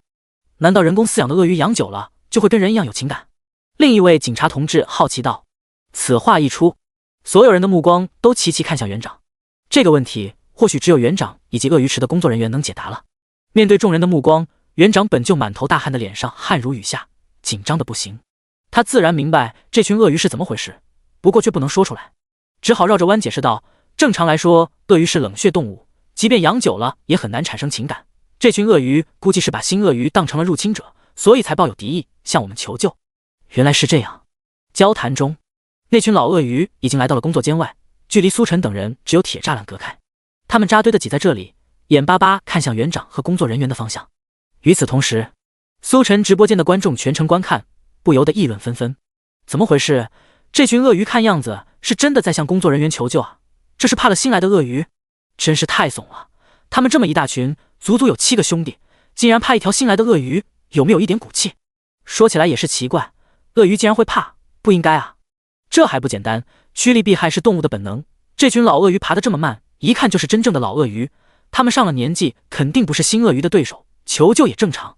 既然是这种情况的话，那要帮这群老鳄鱼吗？我觉得不需要，物竞天择，后浪终究是要淘汰前浪的。物竞天择个屁，这又不是大自然，这是动物园，要是不救的话，真被杀了，那是动物园的损失。工作间内，真是在求救。警察同志们见这群鳄鱼的模样，也是乐了。鳄鱼主动求救，这是活久见啊！我们要救吗？顾局没有说话，转头看向动物园园长。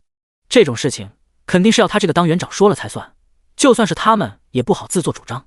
此刻，园长脸上的汗已经止不住了，就像刚从池子里出来。看着铁栅栏外那些眼巴巴的鳄鱼，他焦急道：“救，肯定要救。”闻言，顾局点了点头，随后问道：“怎么救？”正常来说，这种情况下，动物园官方肯定比他们警察要懂。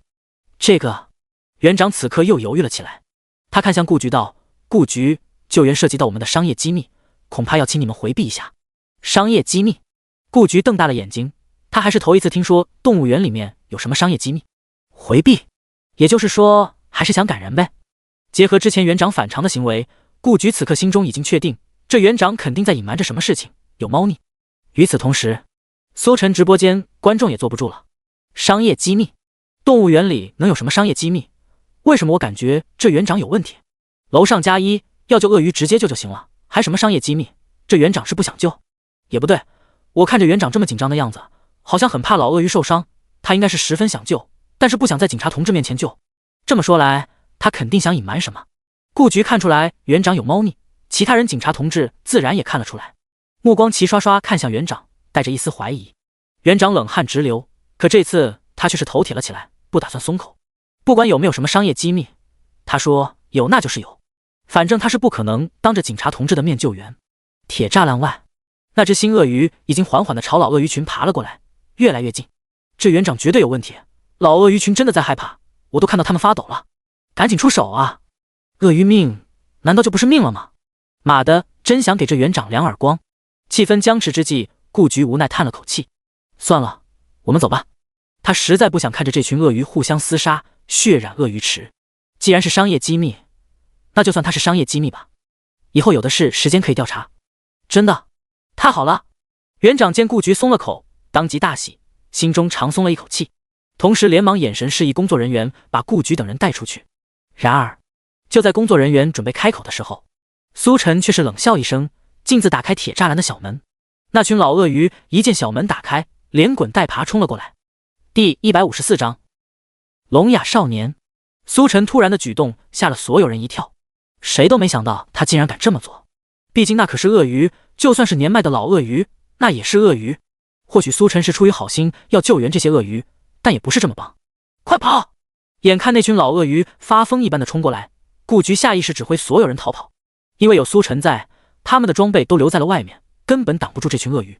离得近的警察同志反应迅速，一个个很快冲出了工作间。园长和鳄鱼池的工作人员看着眼前一幕，愣在原地，不知该如何是好。在顾局催促了一句后，工作人员都看向园长，眼神示意问道该怎么办。他们知道这群鳄鱼的底细，所以不担心自身安危，只是跑还是不跑？你们还不跑？不怕鳄鱼吗？顾局看他们没有反应，愣在原地，有些疑惑。园长一个机灵，怕？当然怕，这可是鳄鱼啊！他一转头催促工作人员道：“你们先出去。”工作人员看懂了他眼神中的暗示，也没多说，出了工作间。至此，现场就剩下了顾局和园长还有苏晨，而那些老鳄鱼已经一窝蜂冲了过来，眼看就要冲进工作间内。快走顾局，快走苏晨，我来殿后锁住他们。园长不顾鳄鱼的威胁，大义凛然地催促道，一边说着还一边把顾局往外推。苏晨，快走！顾局只当是园长想履行自己的责任，也没反对由他来殿后，只是催促着苏晨一起走。然而却见苏晨好像是被吓傻了一般，自从打开铁栅栏的小门后，就一直站在原地没有动作。那群鳄鱼朝他冲过来，他也没有后退一步。快走啊！顾局和园长两人都急了。与此同时，苏晨直播间观众眼睁睁看着那群鳄鱼冲来，而苏晨却没有动作，也是着急了。主播这是在干什么？怎么还不跑？不会是想和鳄鱼正面对决吧？我知道主播有实力，但也不是这么玩的吧？毕竟对面可是鳄鱼，一群鳄鱼，这种和恐龙同时代的生物，可不是和你开玩笑的。奶奶的，主播不是吓傻了吧？就在众人着急之际，那群鳄鱼终究是冲了进来。可让人意外的是，他们冲进工作间后，并不是第一时间要撕碎苏晨，反而一条条都绕开苏晨，往工作间外跑。本该是令人庆幸的一幕，苏晨却找死一般，主动踩住了一条鳄鱼的尾巴。顾局被园长推到了工作间门口边缘，回头看到这古怪的一幕，意识到了不对。那条被苏晨踩住尾巴的鳄鱼，竟然只想着摆脱，没有反抗。完了！见此一幕，园长霎时脸色惨白。他知道苏晨肯定是看出来了什么。不出所料，只见苏晨踩住一条鳄鱼尾巴，不让他离开，紧接着弯腰，两只手伸进鳄鱼的大嘴里，牢牢抓住。刺啦！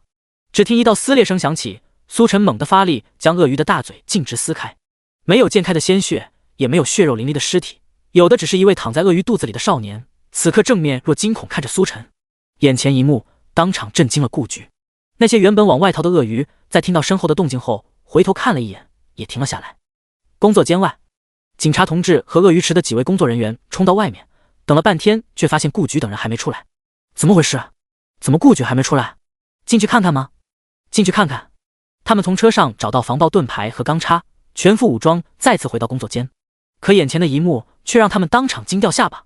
这所谓的鳄鱼其实是人假扮的。顾局没事吧？其中一位警察同志问道。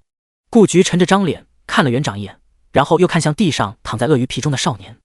你觉得能有什么事？警察同志不说话了。确实，这能有什么事？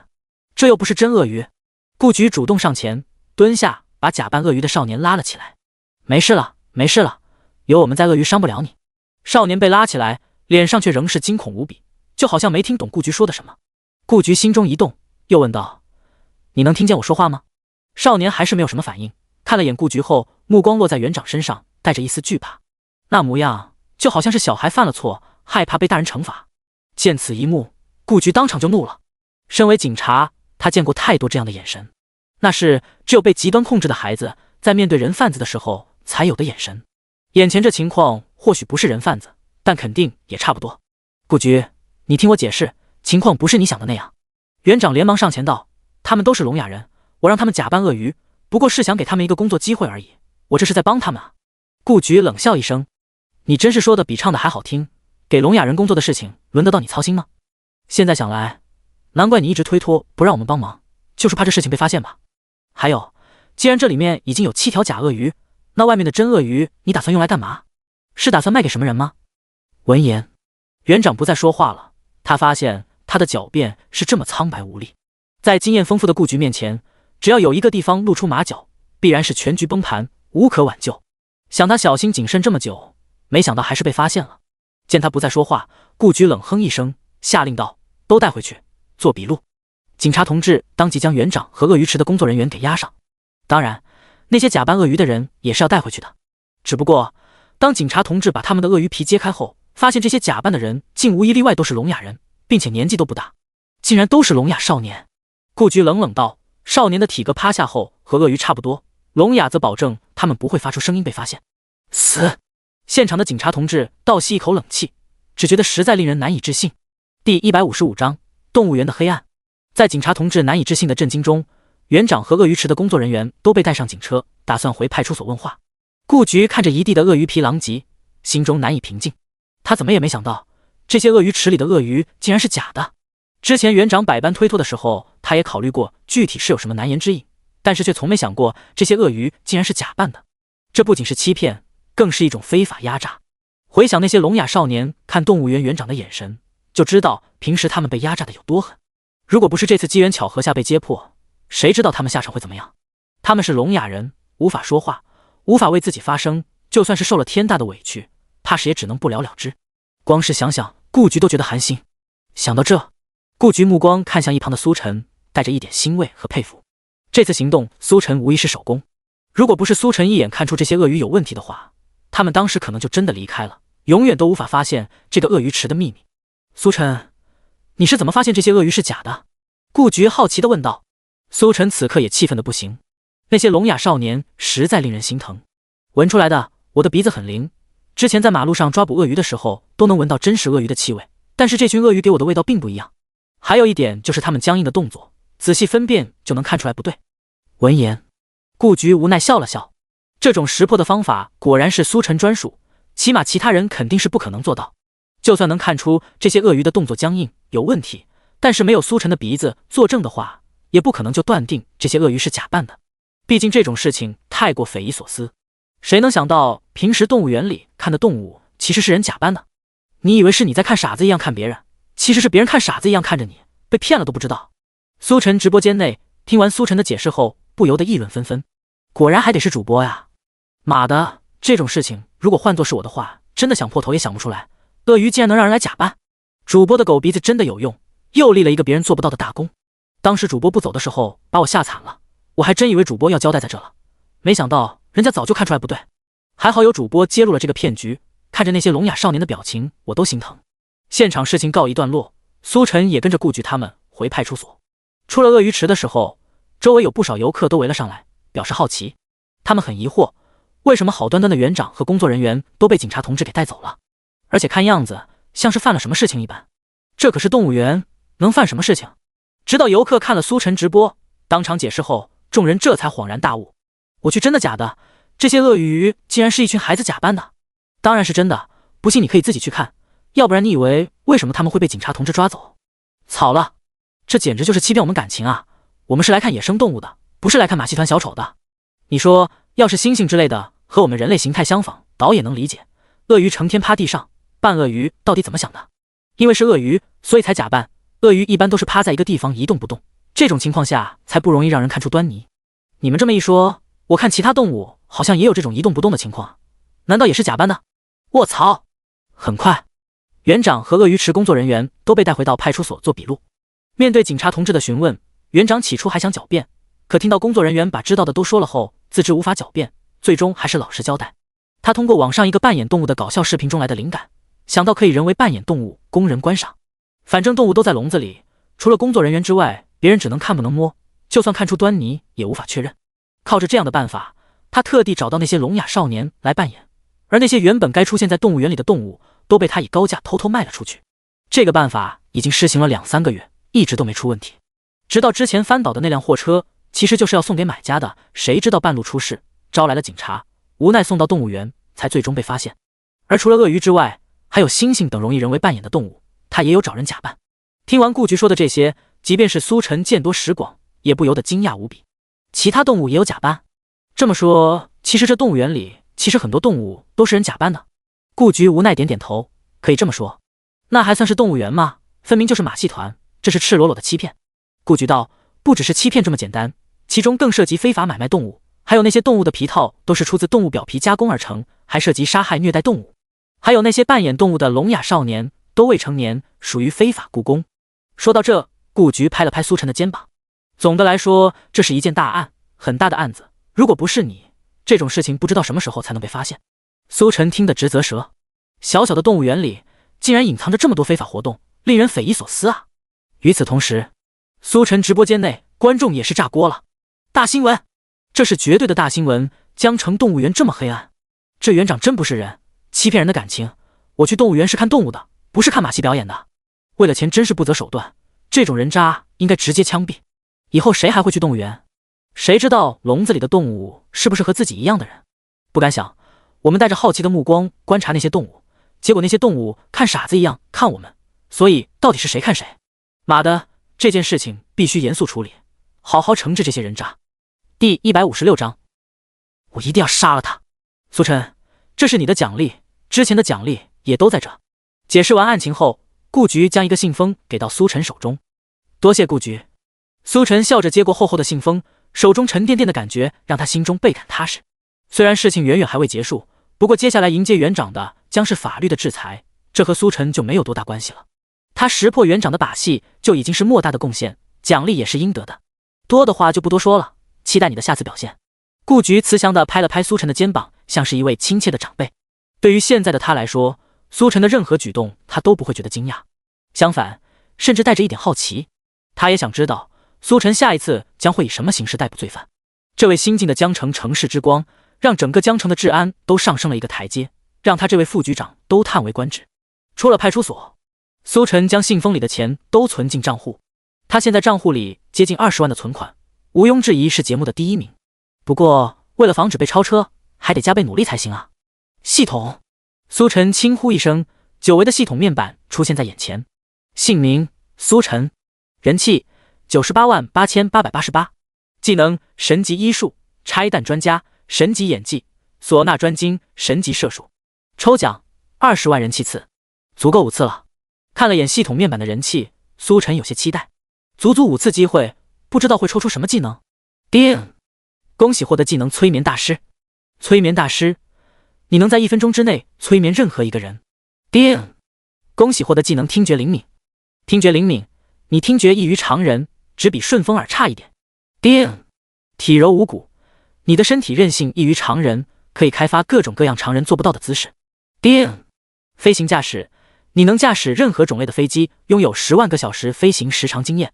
叮！神级厨艺，你的厨艺当为世间之最，上能5星级米其林餐厅小试牛刀，下能农家乐大锅菜大展身手。催眠大师好像是个不错的技能。接收完所有的技能后，苏晨缓缓睁眼，眼中金光一闪而逝。他现在很想尝试一下，催眠一个人后，那人的状态是怎样的？难道真的跟电影中演的那样，变成任人摆布的玩偶？苏晨脑海中闪过一些前世看到的画面，不堪入目。不过，他现在是江城有名的正义人士，就算是拥有厉害的催眠技能，也只可能用在罪犯身上。剩下的4个技能也不错，不过相比催眠来说，显得有些稀松平常。你有新的订单。这时，出租车中控台上响起声音，又有新的订单。苏晨关了系统面板，跟着导航开去。乘客所在的地方是派出所门口。赶到的时候，有3位打扮青春的女生站在大门口，看见苏晨的出租车后，二话不说开门上车。随后3人在后排落座，一句都没说。苏晨看了眼订单的目的地是某个大学，想来他们便是这个学校的学生了。车辆点火给油，缓缓启动。苏晨注意到3人脸色看起来不是很好的样子，也没主动开口的意愿。想来也是，在他们这个年纪，从派出所出来肯定不可能是什么好事，心情不好也理解。与此同时，苏晨直播间内某些观众看到后排靓丽的女大学生，不由得议论纷纷。这3位美女看起来还是学生哎，怎么从派出所出来？难道是犯什么事了？啧，楼上的你在暗示什么？人家女大学生难道就不能从派出所出来吗？说不定是遇上什么事了呢。我可什么都没说，全都是你自己臆想的，你可别想倒打一耙。是吗？我都不想揭穿你，能不能换一个话题？这种事情公开讨论就是造谣，懂吗？能不能有点素质？同意，心脏的人看什么都脏，人家肯定是来派出所办事的。哈哈，你们认真的样子真像路边贴膜的，我们就是开个玩笑而已，我们也不想的，主要是你不看看这是谁的直播间。是啊，我们也不想的，主要是看主播看久了，一见到有乘客不自觉往违法方面想。苏晨直播间观众基数大，鱼龙混杂，各种人都有，因此弹幕不和谐也是常有的事情。不过大多数还是正常人，很快就将有关3位乘客的讨论制止了。然而，就在弹幕注意力被转移的时候，却听后座一位女生突然冷冷开口道：“回去我就去杀了他。”苏晨，观众，此言一出，直播间观众瞬间就炸了。刚才还在说不应该讨论乘客，谁成想乘客直接口出狂言，想不讨论都不行。毕竟一般人谁会在大白天还是在出租车上说这种狂言？嗨，苏晨正专心开着车，听到后排突然传出的这么一句，差点没磕方向盘上。好家伙，大白天这么明目张胆的扬言要杀人，你黑社会啊！而且最关键的是，他苏晨可是被誉为江城之光的男人，就这么在他面前讨论杀人的事情，真的合适吗？苏晨心中直呼牛逼，却也没有轻举妄动，只是留了个心眼，通过后视镜观察后座的3人。毕竟这只不过刚开始而已，不明白事情的来龙去脉也不好出手，万一人家只是开玩笑呢？我一定要杀了他！那个女生一脸冷酷的下达杀人通告后，又补充了一句，目光之中满是凶狠，显然不是开玩笑，而是真有这个意愿。坐在旁边的2位女生没有答话，整张脸隐藏在刘海中，让人看不清他们的表情。不过没有反应就是最好的反应，同伴2次重复杀人的话语，他们都无动于衷，显然他们是不反对的。出租车在红绿灯面前停下，苏晨看着后座3人，思来想去，尝试着劝解道：“3位，其实任何事情都有合理的解决办法，暴力和杀戮并不是唯一手段。”第157章缘由。苏晨最终还是开口了，虽然抓罪犯能让他获得奖励，但也不可能眼睁睁看着3位女大学生误入歧途，必须制止这种事情。后座3位女生闻言不约而同看向苏晨，看了一眼后又收回目光，没有多说。见他们不以为意，苏晨继续道：“难道你们还不相信警察同志吗？听到警察通知，3位女生终于有了回应。刚才扬言要杀人的女生面无表情道：“我们当然相信警察同志，只不过有时候纯粹的暴力才是某些人的最终归宿。”另一位女生拍了一下她的肩膀，示意她别激动，随后开口补充道：“我们就是从派出所出来的，只不过有些时候警察同志也有没办法的时候。师傅刚刚他其实是在开玩笑，你不必在意。连警察同志也没办法。”听到这话，苏晨心中一动：“你们遇到什么事情，不妨说出来看看，说不定我能帮你们呢。”闻言，原本不打算继续说的3位女生再次投来目光。你，她们上下打量苏晨一阵，怎么看怎么年轻，除了长得还可以之外，完全看不出任何能帮助到他们的样子。毕竟一个和他们差不多年纪的小年轻，能有多少社会经验呢？算了吧。苏晨反问道：“你们不认识我吗？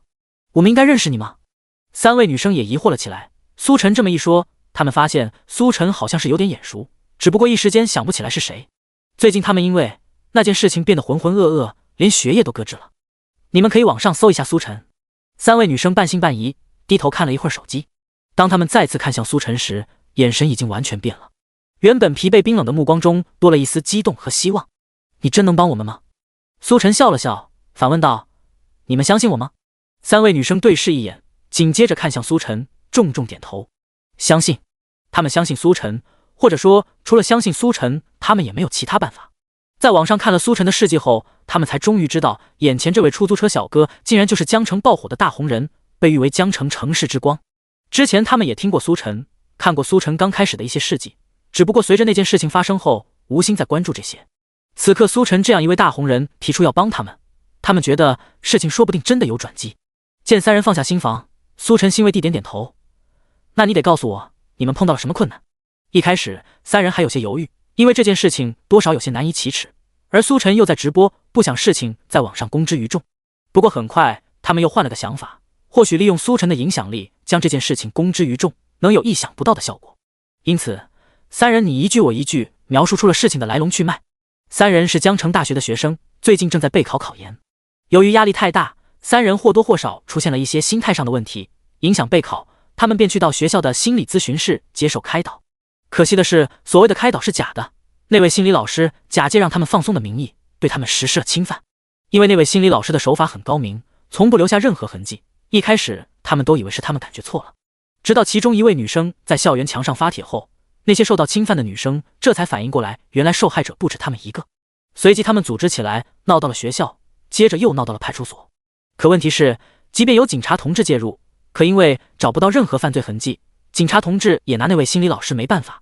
相反，那位心理老师还扬言要起诉那些受害女生，说是侵犯了他的名誉，可谓是嚣张至极。为了这件事，女生受害者已经不知道跑了多少次派出所，只为能将这个人渣绳之以法。可得到的答复始终是证据不足，无法立案。今天又一次得到警察同志的答复后，他们都觉得或许没有机会了，随即才有了想自己亲自动手的想法。原来是这样。听完3人的描述，苏晨沉默了下来。此刻他的心中有着一股怒火。毋庸置疑，3位女生说的事情是真的，她们这个年纪备战考研本就辛苦，根本不可能没事找事去诬陷那位心理老师。更重要的是，如果不是实在没办法，又有哪位女生会愿意在这么多人看着的情况下说出这种难以启齿的事情呢？与此同时，苏晨直播间观众听完3人描述后，同样出其愤怒。妈的，大学里竟然还有这样的人渣老师，他到底是怎么当上老师的？听着就来气，本来人家考研压力就很大了，竟然还遇到这种糟心的事情，这是要毁了别人一辈子啊！难怪刚才既然提到了要直接杀人，换我遇到这种事情，我肯定也想捅他2刀。关键是这人还不要脸的反咬一口，光是想想都觉得恶心，真的会想杀人。我为刚才的对他们的调侃感到抱歉，希望主播能帮帮他们，千万别放过这样的人渣。我也道歉，主播一定要帮帮他们，我给你刷礼物。难道真的一点证据都没有吗？监控呢？苏晨皱眉问道。女生们摇了摇头，他是惯犯，知道怎么清理痕迹。我们也是深入了解之后才知道，这人在之前的学校就因为这种事情被赶了出来。至于监控，心理咨询室没有装监控，如果装了他可能就没这么大胆了。闻言，苏晨眉头皱得更紧了。竟然是惯犯，这种人渣你们学校竟然也接收？3位女生无奈摇了摇头，她们又何尝不想问问学校为什么连这种人渣都收？如果早知道这人有前科的话，他们是肯定不会找他做心理辅导的。见3人无奈的模样，苏晨明白了什么，无奈叹气。这种事情说有多稀奇，其实也不太稀奇。这样，我们先回派出所问问。出租车当即找了个地方掉头，往派出所而去。第158章，搜索证据。很快，出租车又在派出所门口停下。当值班的民警见到3位女生去而复返后，无奈道：“你们怎么又来了？这件事情……”说到一半，他就愣住了，因为他发现3位女生后面还跟着个人，竟然是苏晨。苏晨，你怎么来了？值班民警通知了他们队长，竟然也是苏晨的老熟人李队。见到苏晨，亲切的打招呼。苏晨是来处理事情的，没有闲聊，开门见山直入主题，说到了3位女生的情况。闻言，李队脸上露出一丝难色。他清楚，既然苏晨都知道了这件事情，那么事情肯定闹大了。可惜即便闹大了，他也没什么办法。只见李队斟酌片刻，开口道：“这件事情很复杂，或者说那个心理老师太过狡猾，我们拿他也没有什么办法，所以一直没有帮到他们。”苏晨皱眉道：“真就一点证据都找不到？”李队带人去过那个心理咨询室好几次，确实没有找到任何证据，下意识就要点头。不过一想到苏晨的本事，话锋一转道：“我们是找不到，不过你出马或许就不一定了。”苏晨笑了笑，他等的就是这句话。虽然他现在是网络红人，人气很高，但是却没有资格进入私人空间搜索证据，这种事情还得有警察同志牵头才行。他只要以外聘专家身份出现，自然能进入搜索证据。毕竟他也不是第一次当外聘专家了。在3位女生希冀的目光中，李队带了一队人，还有苏晨，出发江城大学，来到心理咨询室。这间心理咨询室在一栋老式办公楼2楼的最角落，旁边2棵枝繁叶茂的大树垂落树枝，伸进走廊，掩映着角落处的这个房间，增添一些神秘感。李队等人进来的时候，那位心理老师正躺在一张沙发椅上刷着手机，屏幕上的内容是着装暴露的女生在跳舞，她则是一脸猥琐的笑容。你们怎么又来了？见到李队进来，这位大腹便便、长相略带一丝猥琐的心理老师并没有对警察同志的那种尊重和敬畏，反而笑容收敛，显得有些不耐烦。他从沙发上躺了起来，又看到李队身后还跟着那3位受害者女生，当场就破口大骂：“你们3个臭女人竟然还敢来找我，真以为我不敢告你们是吧？之前看在李队的面子上，我想就算了，可你们还要这样，别怪我这当老师的没有情面。”苏晨就站在3位女生旁边，这位猥琐老师破口大骂的时候，好像连他也一起骂进去了。直播间内不少观众都很是气愤，妈的，真人是真不要脸啊！干了这么恶心人的事情，还能说得这么冠冕堂皇，这种人也能当老师？不能怪我人身攻击，这老师的长相是真没有一丝老师的样子。俗话说相由心生，这人一看就不是什么好人，怎么能教书育人呢？又怎么能辅导学生心理？关键是这人脸皮是真的厚，站在道德制高点上侃侃而谈，不知道的还以为他真是替3位女生考虑，不告他们呢。这种人渣出现在学校，这个学校的主任支流肯定有问题。仇人相见分外眼红，那位扬言要杀人的女生见这人脸皮这么厚，不由分说便是想冲上去手撕了他。不过好在苏晨在旁边拦住，淡淡道：“交给我。”那位女生看了苏晨一眼，最终还是选择相信苏晨，安静下来。猥琐老师注意到他的举动，不屑地笑了笑。他甚至在想，要是他敢冲上来，非得起诉了他不可，给他们一点教训，省得总找麻烦。可惜了，被拦下来。想到这，猥琐老师看了苏晨一眼，觉得有些熟悉，却也没在意，转头看向李队：“李队，要办事赶紧办吧，我这快下班赶着去食堂吃饭呢。”李队看了他一眼，眉头微皱。他自然也是不喜欢这位气质猥琐的老师，这种人竟然也能当老师。之前因为没有证据，所以拿他没办法，不过现在苏晨来了，相信他嘚瑟不了多久。李队对苏晨有信心，我们很快的。丢下一句后，李队便开始带人采集证据。猥琐老师不屑地笑了笑，又拿出手机刷了起来，期间不时抬头看看正在搜集证据的李队等人，目光中带着一丝嘲弄。要是能让人找到蛛丝马迹，他现在也不会光明正大在这待着。突然，猥琐老师眉头一挑，注意到了不对劲的地方。之前李队带人来的时候，大部分都是以李队为主，然而这次他发现包括李队在内的警察同志竟然是以一个年轻人为首。这人是谁？有这种分量？仔仔细细打量了一会儿后，他心中咯噔一声，猛地惊呼道：“你是苏晨！”正在搜索证据的苏晨看向他，笑道：“没想到连你也认识我。谁不认识你？”猥琐老师心中惊慌，下意识咽了咽口水。毕竟苏晨的大名如雷贯耳，对于他这种做过亏心事的人来说，确实有着莫名的畏惧感。不过转念一想，就算是苏晨又如何，照样别想找到他的任何证据。猥琐老师逐渐放松下来，目光警惕地盯着苏晨。看了一会儿，当发现苏晨半天也没找到什么有用的东西后，他终于放心了。哈哈，我说李队好端端，怎么突然又来跑一趟？原来是请了位小专家。不过看样子这位小专家也没找到什么。我都说了我是清白的，是他们诬陷我。李队你怎么就是不信呢？非要浪费时间？猥琐老师语气得意洋洋地嘲讽了几句。苏晨什么人物啊？那可是江城罪犯如雷贯耳的存在，可到了他的地盘照样没招。这说明他比其他那些罪犯都要厉害，自然得意。李队没有理会他的嘲讽，紧锁着眉头看向苏晨，眼神示意是否有找到什么有用的信息。三位女生也在此时看向苏晨，她们全部的希望都在苏晨身上。然而对上他们的目光，苏晨却是无奈摇了摇头。第159章，心理老师应该会催眠吧。苏晨确实没找到什么有用的信息，他不仅动用了嗅觉灵敏，同时还运用刑侦技能分析着看到的一切。可惜端倪是有一些，却是难以用来用作证据。见苏晨摇头，三位女生眼底闪过一丝失望，而李队更多的则是诧异，没想到竟然连苏晨都找不到证据。他还以为苏晨出马之后肯定能将这猥琐老师绳之以法，看来他藏的确实很深。直播间内观众同样议论纷纷，什么情况？竟然连主播都拿他没办法吗？真的假的？还是头一次见到主播都没办法的时候。这猥琐老师看起来不怎么样，没想到竟然这么有经验。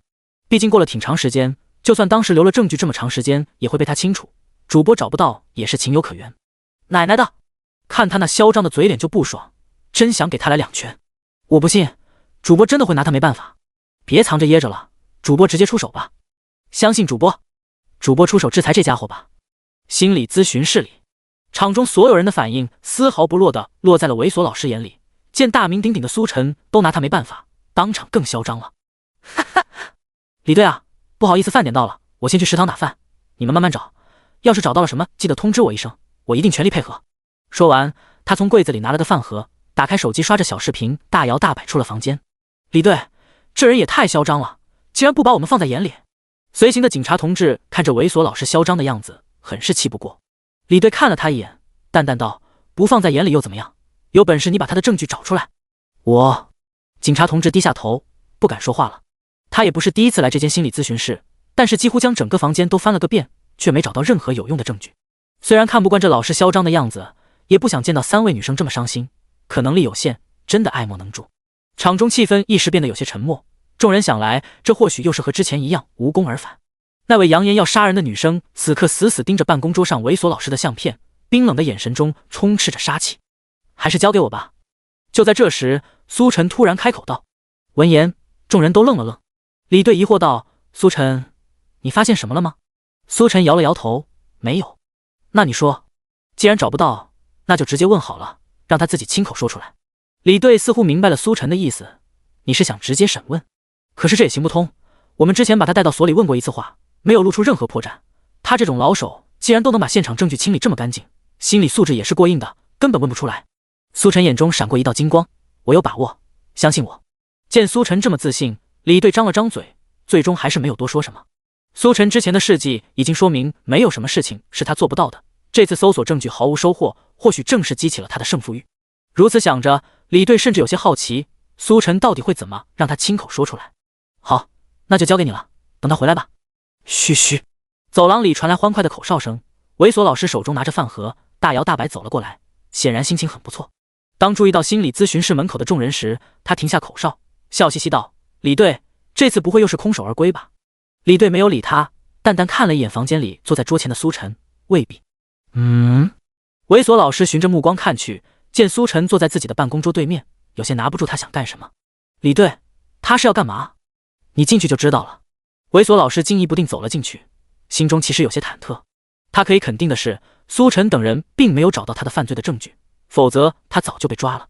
但他们没找到证据不赶紧走，反而让苏晨坐在办公桌前，又让他一颗心悬着。毕竟苏晨的本事不用多说，谁知道他一反常态坐在这里，会不会整出什么之前事迹里出现过的花活？苏晨，你坐在这干什么？猥琐老师在办公桌前坐下，试探着问道。苏晨微笑地看着他，老师终于回来了，你不必紧张，我有点问题想要咨询你。咨询我？没错，老师既然能叫出我的名字，想必是认识我的。眼下我在网上有些人气，但人气越高，碰到的问题也越多，我心里有些不舒服，想让老师帮忙疏导疏导。闻言，猥琐老师警惕地看了苏晨一眼，不知道他在搞什么幺蛾子。我能拒绝吗？为什么？你心虚了？我心虚什么？我有什么好心虚的？苏晨目光一凝，紧紧逼视着他。因为你害怕像之前被我抓的那些罪犯一样，被我送进派出所。嗨嗨！猥琐老师连忙避开苏晨的目光，肉眼可见的变得慌乱。不可能，我有什么好心虚的？我只是想先吃饭。不过既然你都这么说了，那我就帮你一次。正常来说，你不是学校学生，我没有这个义务帮你。苏晨呵呵一笑，那就先多谢老师了。你说说看，你最近的状态有什么问题困扰着你？猥琐老师装模作样的挺直了身子，拿过纸笔开始写画画。这个，苏晨稍作犹豫，老师，我其实最大的问题就是自己也不清楚困扰自己的到底是什么，要不你把我催眠了吧，这样我就能无意识说出来了。作为心理老师，催眠应该会吧？催眠？一听这两个字，猥琐老师心中又慌了。他其实都不算是心理老师，没学过相关的知识，又怎么可能会催眠？不过好在这种事情很好忽悠，因此又很快又镇定下来。催眠可以，不过是否成功不好说，这和人的意志力强弱有关。你显然是那种意志力很强的人，我只能说我尽量。第160章，催眠成功。听到猥琐老师的回答，苏晨嘴角抽了抽，心中暗道：真是厚颜无耻啊！不会催眠就不会催眠，还非得说成意志力强才催眠不了。这样吹捧了自己一句，苏晨都不知道该怎么反驳。行吧，你开始吧。无奈之下，苏晨让他直接开始。猥琐老师点点头，让苏晨在躺椅上半躺下后，装模作样道：记得一定要放松，不要有抗拒心理，要不然很难成功。你赶紧开始吧。苏晨不想再和他废话。猥琐老师拿出一块怀表，怀表里面有一张草地的小照片。看着这里，放轻松，想象一下，你现在躺在蓝天白云下一片绿意盎然的草地里，微风拂面，惬意自然。放松，放松。这时，苏晨突然开口道：想象不了，你到底会不会催眠？啊？猥琐老师愣了愣，没想到苏晨竟然当场质疑起来了。他生怕自己被发现，狡辩道：我当然会催眠，我说了你不要抗拒，而且哪有这么快就有效果的？苏晨冷笑道：我看你分明就不会，催眠本来也不是什么难事，不信你让我试试。让你试试？猥琐老师当场就怒了，你看不起谁呢？是就是，催眠怎么可能像你说的这么简单？很快，苏晨和猥琐老师的位置就反了过来，后者半躺在躺椅上，而苏晨则是拿着怀表开始催眠。不一会儿，猥琐老师目光变得迷离，好似丢了魂一般。你叫什么名字？苏晨尝试着问了一句。黄文龙。猥琐老师没有感情的回答道。见状，苏晨长松口气，第一次催眠成功。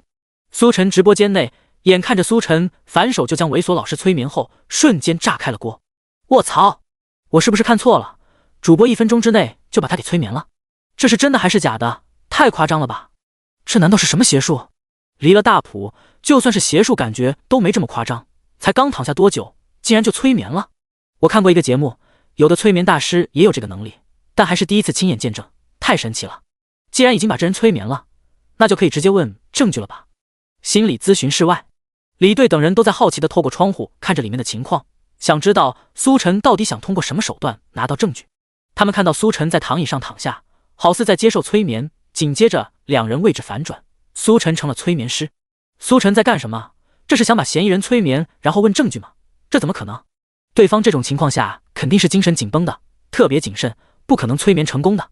警察同志看出了苏晨的意图，不由得摇了摇头。身为警察，他们有一项很基本的技能，就是把握嫌疑人的心理状态，这在审讯时有很大的帮助。根据嫌疑人的心理状态，再利用合适的话术进行审讯，会有意想不到的效果。此刻，他们十分清楚，猥琐老师是十分谨慎而又小心的状态。这种情况下，他对许多事情都很抗拒，不可能配合，更别说催眠这种极度没有安全感的事情。因此，都不看好苏晨能成功。然而下一秒，几位警察同志当场惊掉了下巴。他们清楚看到，猥琐老师竟然真的被苏晨给催眠了，对于苏晨的问题也是知无不言。这到底是怎么做到的？你是否有假借心理疏导的名义对学生们实施侵犯？眼见猥琐老师已经被催眠，苏晨直入正题。有。猥琐老师木讷的回答。果然，苏晨心中一震，他想的没错，这种事情就不可能是空穴来风，这人确实有问题。你是怎么实施侵犯的？我会事先让他们喝下有迷药的水，然后通过催眠的名义让他们在躺椅上躺下，等到药效发作不省人事的时候，我就会把他们带到我的小房间里实施侵犯。此言一出，苏晨当场震怒，真是畜生，竟然使用迷药这种东西。与此同时，直播间议论纷纷，这他妈真是个禽兽不如的东西，竟然对学生用迷药，怎么会有这种老师？这种人和外面那些罪犯有什么两样？实在不敢想在学校这种教书育人的地方，竟然藏着这样的恶魔，不知道有多少学生受了伤害。人渣呀，就该直接枪毙。苏晨强行压下心中的怒火，继续问道：你既然用了迷药，肯定会留下证据，为什么警察没有找到证据？是不是有人包庇你？没有人包庇我，我购买的迷药药效时间不长，很容易通过汗水挥发消散，我会在他们醒来后强行让他们运动出汗，所以很少留下证据。就算有留下，没有监控，也就没有证据能证明是我给他们喝的。畜生！苏晨越听越气愤，这种人为了心中的私欲，真是什么事情都干得出来，而且是各种鬼点子，无所不用其极，让人防不胜防。苏晨深吸一口气，最后问道：你难道真的就没有留下什么证据吗？你实施侵犯的小房间在哪？猥琐老师呆呆地回答道：我给他们每个人都拍了照片，打算万一哪天暴露后用这个威胁他们。小房间在书架后面，扭动书架上的花瓶就能进去。苏晨目光一转，果然看到书架上有个花瓶，他上前扭动后，书架像是收到牵引一般缓缓打开，露出一个小空间。想来这便是他实施侵犯的现场。与此同时，当苏晨扭动花瓶找到那个小房间时，书架扭动时的动静也惊动了李队等人。他们走进来，看到书架后隐藏的空间，无不大惊失色。那三位女生更是当场捂住了嘴巴，目光中既有痛苦又有喜悦。显然他们也是明白过来，之所以找不到猥琐老师犯罪的证据，那是因为这不是第一现场，而第一现场只能是这个隐藏在书架后的小房间。既然能找到第一现场，何愁还找不到证据？他们终于可以将这恶魔绳之以法了。第161章，世界上哪有什么催眠？小房间出现后，李队眼神示意警察同志赶紧跟上，抓拍证据。当他们一同进到小房间，想象中那种罪恶囚牢的画面并没有看见，相反，小房间内布置很是简陋，只有一张桌子和一张床。而就是这么简陋的一个小地方，却是不知道发生了多少罪恶以及令人心寒的事情。光是想想都觉得令人毛骨悚然。桌子上放着一个水杯，还有一些药品。苏晨拿起药品看了看，随后感慨道：都这样了，还要干这种事，真是没救了。这些药品不是其他，正是用来帮助猥琐老师实施犯罪的工具。而且根据描述，这种药品的副作用很大，药效很强，足见这人有多么无能。而就是这么无能的一个人，还要千方百计犯下这种事情，称得上是身残志坚了。这种态度要是用在正途上，高低也能拿个最受欢迎老师奖。可惜取证还在继续，警察同志各忙各的，而苏晨又在桌子的抽屉里面发现一部手机。手机设置有密码，不过对于已经被催眠的猥琐老师而言，根本没有什么秘密。随着手机解锁，在手机里面发现了大量的照片，这些都是猥琐老师实施侵犯时留下的。画面中那些学生的状态很是凄惨，不少警察同志都看得双拳紧握，很是冒火，恨不能直接给他来2拳。三位女生也发现了自己的照片，不由得眼眶一红。没事了，李队安慰他们道，有了这些证据，他跑不了的。三位女生眼眶含泪，不断感谢道：多谢警察同志，多谢警察同志。没有人知道他们这段时间是怎么过来的。当得偿所愿的一天，心中的执念散去，整个人都变得轻松了。李队摆了摆手，不用谢我，要谢还是谢苏晨吧，如果不是他，我们还真拿这人没办法。三位女生看向苏晨，目光之中满是感激。眼看他们又要说感谢的话，苏晨连忙制止了他们。他并不擅长应付这样的场面。很快，小房间内的证据都取证完毕，猥琐老师最终还是逃脱不了法律的制裁。忙了这么久，终于有收获，所有警察同志都一身轻松，大快人心。还得是苏晨啊，果然苏晨出马就没有什么办不到的。直播间内，全程观看直播的观众也是沸腾了。好好好，干得漂亮，终于可以把这恶魔给抓了。我觉得就应该直接枪毙。楼上加一，这种人简直死100次都不为过，在学校这种地方干这种苟且之事，简直玷污了老师这个称呼。这种老惯犯行事这么隐蔽，估计已经干了许久这种事情了，要不是主播出手，不知道还有多少人要遭他的毒手。猥琐老师悠悠转醒，目光涣散地看了一会儿天花板，随即意识到什么，猛地从躺椅上起来。当他看到书架后的房间已经被找到时，当场如遭雷击，怔怔退了2步，又坐回了躺椅上。怎么可能？他怎么也想不到，经验十足的他在今天竟然翻车了。想他之前不是没被警察怀疑过，甚至警察同志都来了好几次搜查证据，最终都无功而返。本以为高枕无忧了，结果还是没能逃过。想到这，猥琐老师猛地看向苏晨：是你催眠了我？呵呵，没用的，这种程序下找到的证据算不上是证据，你们对付不了我。此言一出，李队当即眉头一皱，将苏晨拉到一边说道：苏晨，这下恐怕麻烦了，他既然知道这回事，警察取证也是要讲究合法合规的，规范化的叫法叫做程序正义，即取证的手段不能包含暴力、欺诈以及伪造等手段，必须是看得见的手段。而催眠状态下，猥琐老师无意识的行为，很大程度上属于不正义的程序手段。苏晨笑了笑，反问道：“有什么麻烦？我身为警察同志请来的取证专家，通过审讯嫌疑人找到证据，有什么不符合程序的？”这……李队愣了愣，突然好像明白了什么。与此同时，直播间内的观众也是反应了过来。666，主播这脑子转的是真快啊！我都没想到还能这么说，厉害厉害！主播根本没有催眠嫌疑人，只不过是正常审讯而已。审讯状态下得出的证据，不就是程序正义的证据吗？太牛了呀！审讯这个说法简直了，也就主播能想得出来。我是当律师的，我觉得主播这个说法是真的牛。其实很大程度上，所谓的事实都能通过口头辩驳把它掰过来。催眠？谁能证明嫌疑人是真的被催眠了？他不过是被主播的审讯手段威慑，乖乖交代了而已。没用的，你们抓不了我。这些事情根本不是我干的，是你们伪造出这些证据，然后催眠我，让我说出来的。猥琐老师像是找到了安慰自己的方法，越说越兴奋。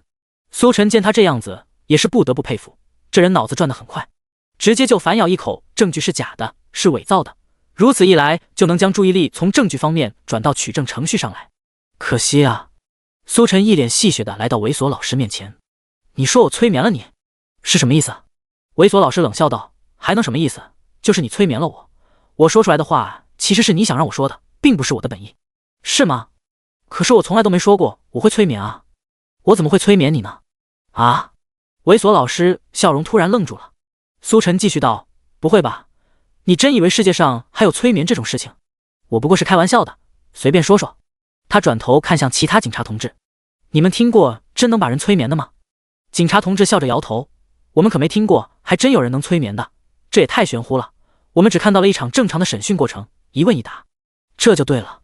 苏晨再次看向猥琐老师，我记得刚刚你会催眠来着，这样吧，只要你能把我催眠，证明催眠真实存在，我就承认我刚才催眠了你，如何？第162章公然拉客。猥琐老实人傻了，他会个屁的催眠，真要是会催眠，他还用得着在这当什么心理老师？还有必要用这种下三滥的手段进行犯罪？见他半天答不上来，苏晨淡淡一笑，哼，看样子你也承认确实没有催眠存在，那就没什么好说了。这些证据都是在审讯下你亲口说出来的，合法合规。猥琐老师目瞪口呆，一句话都说不出来。他发现到底是把苏晨给看扁了，这是真有本事的人。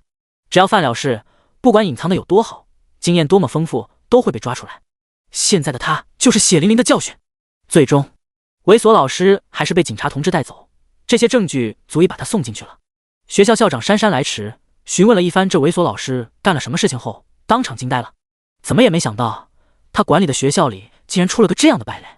之前倒是隐隐听说有这么回事，只不过因为没有证据就不了了之，他也没再关注，去忙别的事情。今天听到有人跟他说出了事，才知道原来出这么大的事情。警察同志，从明天开始我就排查所有老师的资料，确保这种事情不会再次发生。校长对着李队保证道。李队摆了摆手，事情已经发生，再多的补救措施无法挽回，好好补偿受害的学生吧。校长连连点头，将苏晨一行人送出学校。派出所，李队录完笔录后，拿着信封找到苏晨。苏晨，这次又要感谢你了，如果不是你的话，我们还真的拿这人没办法。不过现在他被你一番攻心之后，已经老老实实交代了所有事情，只等开庭判决了。这个信封是受害者女生凑起来给你的，由我转交给你。苏晨看着递过来的信封，有些意外道，他们给的不是你们给的。李队笑着摇了摇头，很是无奈，随后又掏出一个信封，这个是我们的，金额不多，就当是我们聘请你这个专家的费用。见李队又拿出一个信封，苏晨这才微微一笑，接过这个代表聘请费用的信封。我收这个就行了，学生的我就不收了。李队似是早就知道他的脾气，薅羊毛毫不手软，对待其他人却是酌情而定。你还是两个都收下吧，这件事情你对那些女生的帮助太大，他们说过你要是不收下他们会过意不去的，必须要好好感谢你。这么说的，千真万确，要不然我让他们出来当面和你说。苏晨连忙拒绝，他应付不来这样的场面。最终他将两个信封收下，出了派出所。当回到熟悉的出租车后，长松了一口气。不得不承认，苏晨开出租车这段时间来，碰到这些事情，让他的心态逐渐发生了变化，所以他逐渐的只薅公家羊毛，不收其他人的感谢。只不过这次或许女生被伤害的太深，因此他的帮助才显得那么弥足珍贵。这次的事件很快冲上热搜，不断发酵。许多学校的学生都纷纷提醒自家学校，生怕出现这种老师，这简直就是学生的噩梦。尤其是在考研这种特殊时候，说不定一个不小心就毁了别人一辈子，这种后果没人可以承担。同时，借着这波舆论，也有不少学生开始举报那些平时喜欢动手动脚的老师。学校不敢无视，纷纷彻查。结果不查不知道，一查吓一跳。这种事情竟然不在少数，即便有些老师是仅限于动手动脚，并未有过实质行为，但也构成了骚扰。对于有过这种行为的老师，学校一应开除，没有丝毫情面可讲。就这样，一场席卷所有高校的师德风波浩浩荡荡展开。而此时，掀起这场风波的正主苏晨正驾驶着出租车接到了他的新一位客人。这是一位打扮时髦的美女，入座后排后，整个车内都充斥着淡淡的香水味。苏晨透过后视镜看了眼，开口问道：“美女，去哪？”后座的美女正低头看手机，听到问话后，抬头看了苏晨一眼，下一秒却又抬起头来，认真打量着苏晨，目光中闪烁着惊艳之色。“好帅的小哥哥，我们是不是在哪里见过？”美女生怕被误会，说完后又补充了一句：“这不是什么老套的搭讪套路，我是真觉得小哥哥看起来有些面熟，我们是不是在哪里见过？我一时间想不起来了。”苏晨嘴角抽了抽，有些无语。他感觉现在自己就是一张大众脸中的大众脸，不论走到哪里都会让人觉得眼熟。为了防止被不必要的缠上，苏晨不带丝毫感情的开口：“我们没有见过，你看错了。美女，你先说去哪？”“哦。”美女连忙点头：“我去娱乐城。”苏晨收回目光，点火给油，往娱乐城方向开去。一路上，美女始终都在透过后视镜打量苏晨，那样子似是已经看上他了。直播间内，观众议论纷纷：“这位美女看上主播了吗？眼神都要拉丝了。长得帅，果然就是有优势啊！这么一位女神级别的人物都能主动搭讪，羡慕我已经说累了，来世投胎前我一定要好好捏脸。”就这样，在美女一路的打量中，苏晨终于把出租车开到了娱乐城。“美女，娱乐城到了。”美女盈盈一笑，没有第一时间下车，反而身子前倾扶着前面的座椅，媚眼如丝看着苏晨：“小哥哥，平时开出租车肯定很无聊吧？”苏晨对于他的眼神有些不舒服，不过也不好直接赶人。有点，不过更多的是经常感觉时间不够用，只想赶时间多干2单。美女似是没听懂苏晨的话外之意一般，继续道：“想来也是，这出租车一开就是一整天，不无聊才怪了。看你也是血气方刚的年纪，不知道你是怎么坐得住，不如趁着这个机会放松一下，我给你来一点特殊服务，舒服舒服，你看怎么样？”“特殊服务？”苏晨猛地转头看向美女，心中有些惊讶。真的假的？现在的从业人员胆子都这么大了，公然拉客，不怕被举报的吗？第163章，像是个办事的地儿。特殊服务？苏晨看着这位美女的眼睛，最后确认了一遍：“是我想的那种特殊服务吗？”美女妩媚一笑：“没错，就是你想的那种特殊服务，我会好好呵护你的私密部位的。”话说到这份上，苏晨确认了，眼前这位美女就是一位特殊服务的从业人员，或许是看自己长得帅，想来一场既能赚钱又能舒服的体验，所以拉客拉到了他头上。美女，不得不说，你眼光是真不错。与此同时，直播间观众听着美女这么露骨的话后，一个个都坐不住了。卧槽，没想到这位美女竟然是特殊服务的从业人员，真是可惜了啊！有什么可惜？还好她是特殊服务的从业人员，我们这种人也才有机会。楼上的你想干什么？你说的什么机会？不过这美女也太倒霉了，拉客拉到了主播头上，她怕是不知道主播是干什么的。哈哈，主播是干什么的？主播不就是开出租车的吗？还能干什么？滑稽！可怜的美女，我还想照顾一下她的生意来着，可惜碰上了主播。怎么样，小哥哥，想体验一下人家的服务吗？狭小的出租车内香气弥漫，美女呵气如兰，目光中还带着丝丝魅惑之意。一般人要是碰到这样的场面，即便是心有余而力不足的老男人，怕是也要当场喷鼻血，恨不得立马提枪上阵。可惜他遇到的是苏晨。苏晨如果不是在直播，他或许还会犹豫1秒钟，但现在在直播，他1秒钟都不犹豫，果断答应。好，怎么个体验法？美女脸上露出一副得逞的笑容，不自觉地撩了撩头发，心中畅快。果然，老娘魅力还是不减当年，轻飘飘2句就能拿下这样的小帅哥。他稍作矜持道：“你先把车停好，我下车等你。”说完便是要下车。等等，苏晨突然开口叫住他：“怎么了？你把车费付一下吧。”美女沉默片刻，开口道：“便宜你了，车费和待会儿的服务费抵消。”苏晨果断拒绝：“不行，车费是车费，服务费是服务费，不是一码事。你先付车费，待会儿我会付服务费的。”闻言，美女瞪大了眼睛，一脸不可思议地看着苏晨。她还是第一次遇到这种让着占便宜还不占的，该不会以为老娘的服务费很便宜吧？还比不上你这点车费。她也生气了，既然有便宜都不占，那就不占吧，她还能赚点呢。你的车费，待会儿服务费没有优惠哦。付完车费，美女这才下车了。直播间内观众看着这一幕，当场笑喷了。妈呀，笑不活了！车费抵服务费竟然被拒绝，这位美女人都傻了。以这位美女的姿色，服务费肯定不菲。她估计也没想到想给主播占便宜，结果主播不占。这就是帅哥的待遇吗？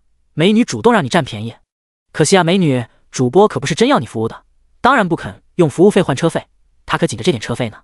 苏晨停好车，美女在路边朝他招手示意这边走，随后带着他进了娱乐城。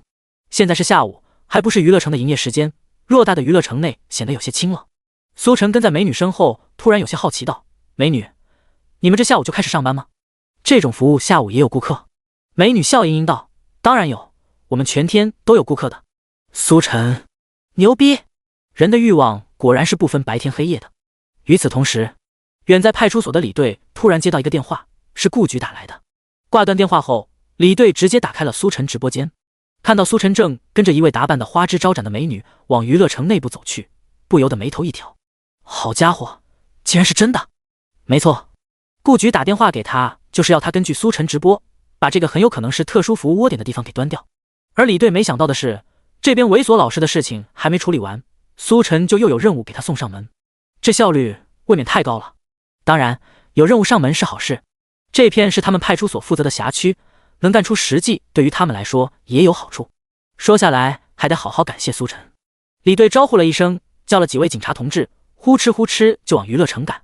苏晨跟着美女在娱乐城内兜兜转转，终于在一家打着采耳招牌的会所前停下。看着眼前的采耳招牌以及上面一系列看似正规的采耳服务，苏晨并不意外，很多特殊服务其实就是在这样的场所内发生的，因此这里是窝点再正常不过。到了，小哥哥，你先去办个手续交费吧，本来我用会员卡能帮你刷了，是你自己不肯的。美女朝苏晨说道。苏晨点点头，来到前台。你好，一次服务多少钱？他一脸正经的样子，看起来真像是要享受服务的人。没办法，既然要捣毁窝点，自然是讲究证据的，万一人家这采耳店真就只是采耳呢，所以还是要确认一下的好。前台小姐姐看了他一眼，伸手示意身后墙上的价目表，看看你选哪个服务，上面有价格。苏晨抬头看了眼，上面写的全是一些正常的采耳服务，价格100到200不等，这会不会太便宜了？眼见苏晨好像要怀疑什么，一旁的美女连忙上前道：“小哥哥，你随便选一个服务就行，最便宜的也可以，反正到时候是我给你服务，想怎么服务还不是我说了算。”说完还递给苏晨一个媚眼。苏晨明白了他的意思，挑了个最便宜的服务。对此，前台小妹也不奇怪，一副见怪不怪的样子。要办个会员吗？可以打折的。不用。行，你跟他去吧。手续办结，苏晨当即跟着美女往采耳店里面走去。这里面是一道长廊，左右分散着许多房间，和宾馆差不多。长廊内灯光昏暗，除了脚步声外听不见其他声音，可见这些房间隔音做得很好，像是个办事的地儿。第164章，裤子都脱了就看这个。走到长廊尽头，美女推开左边房间进去，里面空间很小，只放了一张单人床。躺下吧，我去准备一下。美女丢下一句后，便扭着腰肢出了房间。房间内只剩下苏晨，看着眼前这张一个人睡都嫌小的单人床，越发怀疑了。他该不会真的只是给我采耳吧？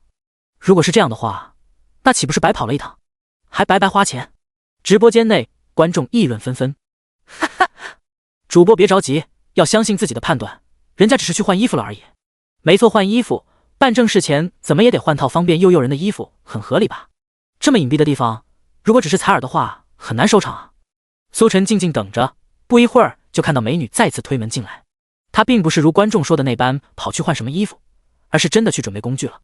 手中的盘子上放着各式各样的采耳工具，她本人还戴上了手套，显得很专业。卧槽！苏晨心中暗叫一声不好，上当了。这所谓的特殊服务竟然真的只是采耳。不是，你这是干什么？不是说好特殊服务吗？说好的私密部位服务呢？美女笑盈盈道：是啊，这难道不是特殊服务吗？耳朵就是私密部位啊。苏晨常在河边走，哪有不湿鞋，终日打眼中事，被验着了眼睛。想他苏晨开播以来，只要稍微有点不对劲的乘客，100%都是犯事儿。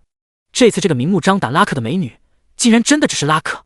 失策了，这不仅仅浪费时间，还浪费钱。苏晨很心痛地问道：“我说我误会了，你能退钱让我走不？”美女把采耳工具在床边放下：“这可不行哦，小哥哥，你钱都付了，怎么能退款呢？放心吧，我会好好让你舒服舒服的。”不是吧，美女，我真的有急事要走，你把钱退我一半可以吗？不行。美女脸色突然严肃：“你把我们店当成什么了？我们是正规采耳店，没有退款流程。而且既然客人付了钱，那我们肯定要服务到位的。放心吧，采耳很快，不会耽误你很长时间。”好吧。苏晨无奈败下阵来，最终只能答应。既然退不了钱，那就只能含泪享受了。毕竟他的钱每一分都来之不易，可不能就这么随意浪费。苏晨躺了下来，美女嘴角带笑，在他耳边鼓捣着。他甚至能感受到美女轻微的呼吸打在耳朵上，吹得他耳朵痒痒的，也不知道是不是他故意的。与此同时，原本正等在娱乐城准备抓人的李队等人，看着直播间内和谐的一幕，当场傻眼了。不是，说好的事迹呢？说好的窝点呢？我裤子都脱了，你就给我看这个？警察同志，你看看我，我看看你，最终目光落到李队身上，也不知道该怎么办。因为人手不足，李队这次带出来的人中还有几个新来的。对于第一次外出任务，他们显得很是兴奋，终于能为民众办点实事了。可没想到，其实是误会一场。没想到苏晨也有翻车的一天。李队摇头失笑，自从苏晨出名以来，还是头一次见到苏晨翻车。以往哪次不是一抓一个准，唯独这次竟然被采耳小妹给迷惑了。关键这是没地方说理，这种服务涉及金额很小，也构不成欺诈之类的，顶多就是被耍了小聪明。一般人碰到这种事情都得自认倒霉，毕竟人家之所以能诱骗到你，还不是因为心中有鬼。算了，好不容易出来一趟，我去买几杯奶茶带回去给大家，正好为了老师的案子也忙了这么久。小房间内，苏晨闭眼躺在单人床上，享受着美女的采耳服务，空气中溢散着美女身上的香水味，让人有些心猿意马。不过好在美女采耳技术还是过关的，苏晨被服务得很舒服，也就没心情想其他事情。突然，苏晨耳朵刺痛了一下，猛地感到不适。美女，你能小心点不？耳朵可是很脆弱的部位，要是出了差错的话，可是问题很大的。美女，能听到不？美女。苏晨原本以为会听到美女着急忙慌的致歉，不成想半天都没反应，还以为自己耳朵真出了什么问题。睁眼一看，只见美女此刻正震惊地看着手中的采耳工具，似是见到什么特别不可思议的事情。怎么了？苏晨又问了一句。美女这才回过神来，以一种3分震惊、3分关切、3分可怜以及1分心疼的目光看着苏晨道：“小哥哥，你的耳朵。”我耳朵咋了？美女将采耳工具上的东西给苏晨看：“你自己看吧。”苏晨定睛一看，发现这上面竟然沾着一坨粘稠带血，好似分泌物一般的东西。这什么？我耳朵里掏出来的吗？美女点头道：“是的，如果我猜的不错的话，你应该有中耳炎了。”啥？苏晨还以为自己听错了，中耳炎？就因为这个？美女解释道：“小哥哥，我猜你平时肯定都不怎么关注耳朵的卫生和健康，不过也很正常，你们这个年纪的人都这样。不过就是因为这样，导致很多人都得了中耳炎却不知道，这可是很严重的。”苏晨反问：“可是平时我也没感觉自己耳朵有啥毛病，怎么就中耳炎了？”美女放下工具问道：“刚才你耳朵是不是刺痛了一下？”苏晨点头：“正常情况下，我们的药水是不会让客人感到任何不适的，只有那些患有中耳炎、耳朵内有病菌的客人才会感到刺痛。”他指了指采耳工具上的那一团污垢，其实这东西就是病菌导致的，正常人的耳屎不会这种情况，建议小哥哥还是要尽早医治的好。苏晨心中一动，已经逐渐回过味来，知道了这人想干什么。他试探着问道：“怎么医治？去医院吗？”美女道：“其实我们采耳店就有专门治疗中耳炎的药水，不过这边还是建议你先去医院看看。”第165章，药水有问题。直播间内不少观众都表示好奇：“什么情况？主播原来得了中耳炎吗？这病可得好好治啊！”你在想什么呢？这还看不明白吗？这美女明显是在骗人，主播好端端的怎么会得中耳炎？谁知道呢？你们看他掏出来的那一坨东西，真恶心，一看就是有病。之前在采耳店干过的来说，这其实就是一种骗人的手段罢了。卧槽！难怪这美女在办事的地儿却不办事，原来在这等着。小房间内，苏晨看着美女那一脸认真的表情，心中不禁冷笑。她的身体可是系统强健体魄之后的身体，不管什么暗疾都给治好了，怎么可能好端端突然得中耳炎？这女人在撒谎。原本以为自己这次要白跑一趟了，没想到到底是没白跑。这种带有欺诈性质的骗取服务，足够去派出所里喝一杯了。现在正在直播，有了这段录像，只要证明自己没有得中耳炎，这谎话就成了欺诈。想到这，苏晨不动声色道：“好吧，那我去医院看看。”他起身准备下床，然而眼前的美女眼底闪过一丝慌乱。她怎么可能眼睁睁看着苏晨就这么跑了呢？要是苏晨直接跑了，她岂不是白费口舌拉客了？真就只赚采耳的服务费的话，她也不用生活了。其实小哥哥，我们采耳店也是有权威医生能帮忙确诊的，而且检查的费用比医院要低很多，治疗费用你开个会员的话更加优惠。来了，苏晨心中一动，之前一番话果然是欲擒故纵，故意说给他听的。一旦表现真要去医院的意愿，当场就不乐意了。他转头微微一笑，放心美女，我就去医院看看，肯定还会回来的。肯定还会回来，而且还给你带几位警察同志。其实不用麻烦。美女拉住苏晨，不依不饶，看你送我过来的份上，我直接把我员工卡给你用吧，可以直接免去检查费用，只支付治疗费用就行了。苏晨哪里会信他半个字，一甩手自顾开门就要离开。然而他刚打开门，耳边传来一声凄惨的哭喊：医生，你就帮我上一次药水吧，我的耳朵真的痒得不行了，我保证借到钱就来交费。苏晨循着声音看去，只见走廊尽头，一位耳朵裹着纱布的中年男人死死抱着一位女医生的大腿，不让她离开。医生手中拿着托盘，上面放着采耳工具，看样子是要工作。可男人抱着他的大腿，他动弹不得。你这是干什么？快放开！医生焦急的想要把他甩开，可是甩了半天根本甩不动。你不给我上药水，我就不放！男人依旧哭喊。你先松开，松开再说。男人只好松手，惨兮兮看着白大褂的医生。医生，我是真的没办法了呀，该想的办法我都想了，但周转也需要时间，你就先帮我上一次药水吧。医生无奈道：抱歉，我们这的规定都是先交费再服务的，概不赊账。医生或许也是打工人，根本无法决定什么。拒绝之后，两人又僵持在了一起。苏晨在一旁看着这一幕，美女追出来也刚好瞧见，随即应变道：看到梅小哥哥中耳炎问题不好好解决的话，就会变得和他一样，他就是一开始不在乎，然后病情恶化了。真的吗？苏晨发现事情好像并不是他想的这么简单，就算是真有中耳炎的话，也不至于到这种哭爹喊娘的地步。眼前这男人的状态很像是某种戒断反应之类的，一旦得不到满足，就会毫无理智，状态癫狂。美女，你就把这瓶药水上给我吧，我真的要受不了了。这时男人又抱着女医生的大腿，苦苦哀求，看样子不上药水誓不罢休。等等，药水！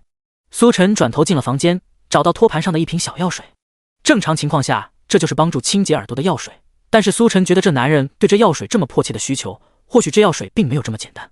果然，当看见苏晨把剩下的药水收起来的时候，美女就像是踩着尾巴的猫，当场惊叫起来：你干什么？你拿这个干什么？干什么？当然是化验了。苏晨心中冷笑，表情却是不动声色。我觉得这药水清洁耳朵挺有用的，带回去自己用用。不行不行，绝对不行！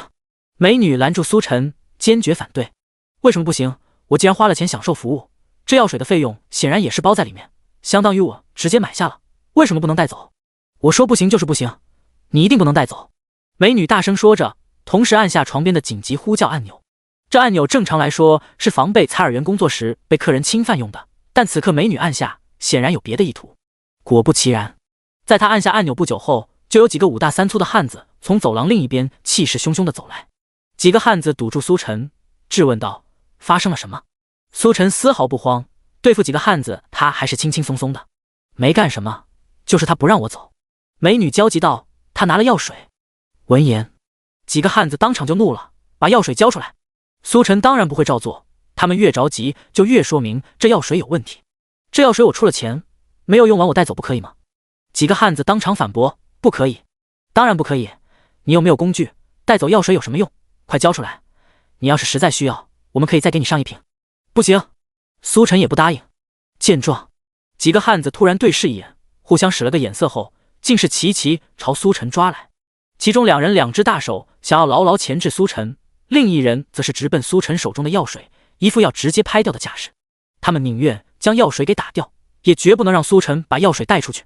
然而，这些把戏对苏晨来说实在不够看，再来几个都不是苏晨的对手，轻轻松松就躲开他们。几个汉子还想动手，一声厉喝从走廊尽头传来：警察，都住手！第166章永不翻车的苏晨。都住手！李队带人冲了进来，制止就要动手的苏晨几人。几个大汉见到李队来了，愣了片刻，随后动作更大了，不顾一切就要去抢苏晨手中的药水。苏晨反手一巴掌，直接将一人拍飞了出去。剩下2人见他牙都崩掉几颗，也不敢再抢了。眼前这年轻人好像不是如他们想象中那种软柿子。干什么？说了住手！见他们竟然还敢动手，李队身后的警察同志纷纷上前控制住了他们。你们真是够暴躁啊！说了住手还敢动手！李队神情严肃，质问着几人。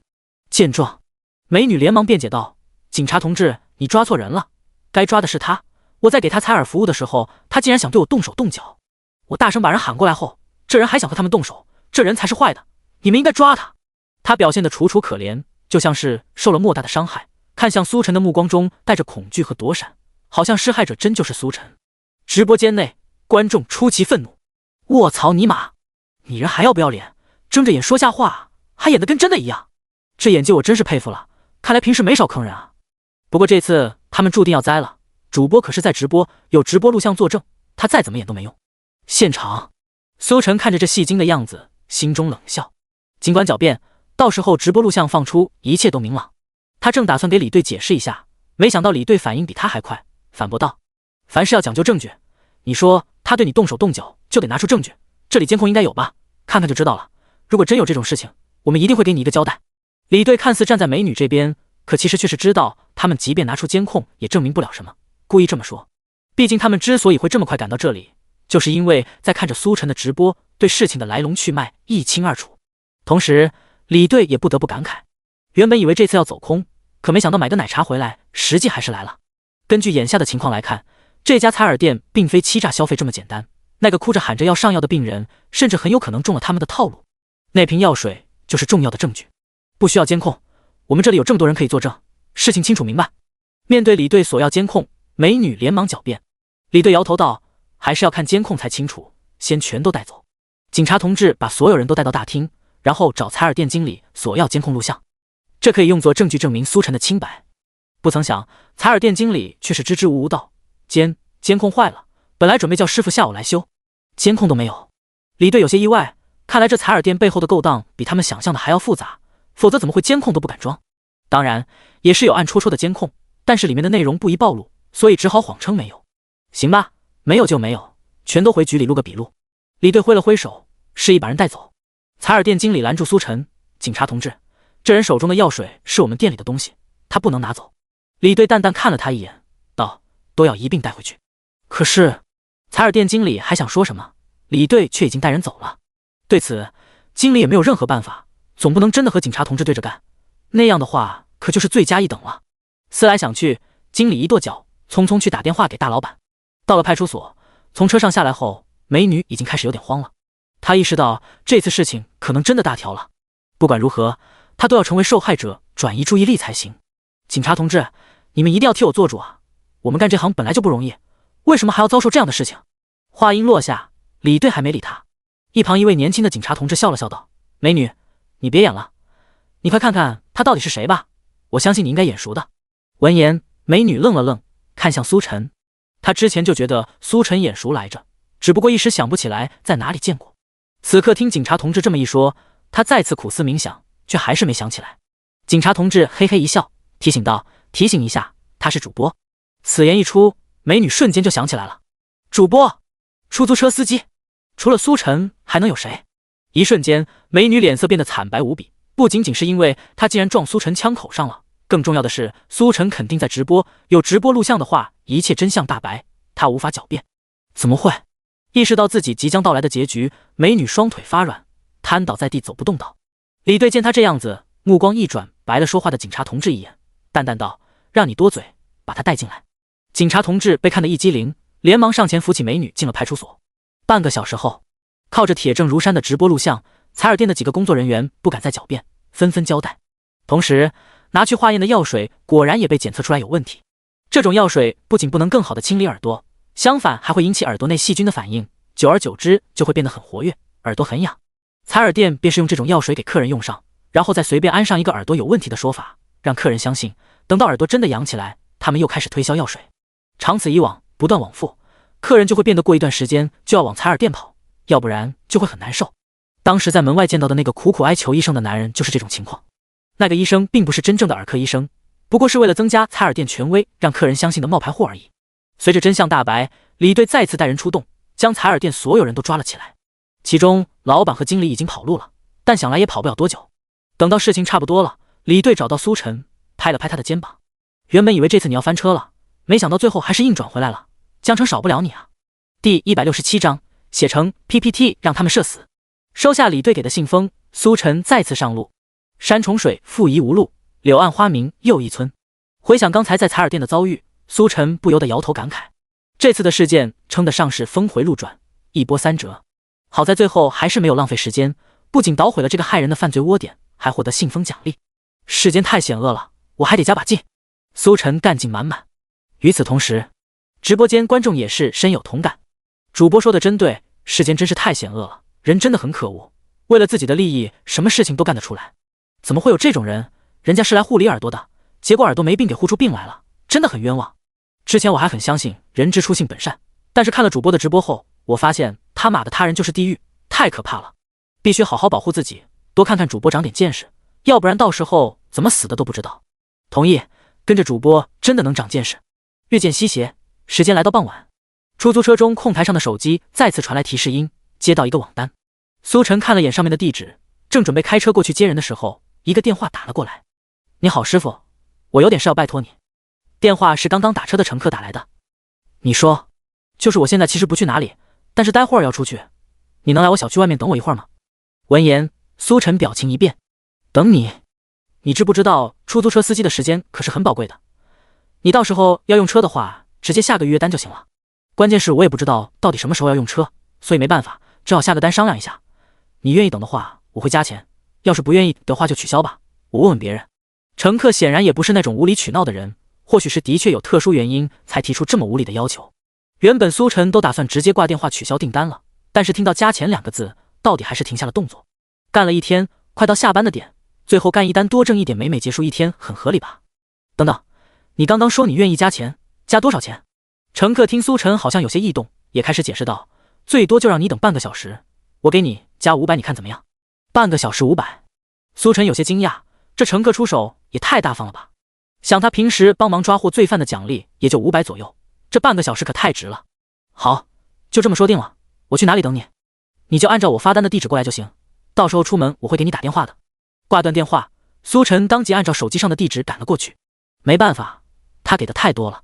乘客发单的地方是一个小区，苏晨按照导航过来后，看到眼前富丽堂皇、气派辉煌的小区，这才明白难怪人家出手这么大方，能住这里就不是缺钱的主。在小区外等了将近30来分钟，等得苏晨都快睡着的时候，接到了乘客的电话。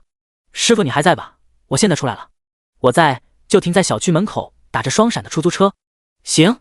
5分钟后，一道身影从小区内跑了出来，直奔苏晨的出租车。这是一位30来岁的男人，此刻身穿运动装运动鞋，脖子上还挂着条毛巾，一副夜跑的架势。除此之外，他腰间的运动包里鼓鼓的。上了车，男人一脸歉意道，抱歉师傅让你久等了，实在是没办法，我现在把钱扫给你。一边说着，他打开腰间的运动包，拿出手机给苏晨扫钱。没事。苏晨随意应付了一句，不经意间注意到男人运动包里除了放手机外，还放着一个小相机。很快，男人答应的500块到账。苏晨问道，去哪里？男人摇了摇头道，不急，再等等。苏晨脸色一变，还要等？见苏晨满脸写着不愿意，男人嘿嘿一笑，我知道的，得加钱呗，放心，到时候浪费多少时间我都会不及你。闻言，苏晨皱起的眉头舒展开来。好家伙，和有钱人打交道就是爽快，能用钱搞定的事情绝不多逼逼。不过苏晨也有些好奇，这么有钱的人为什么要打出租车呢？家里不可能没车吧？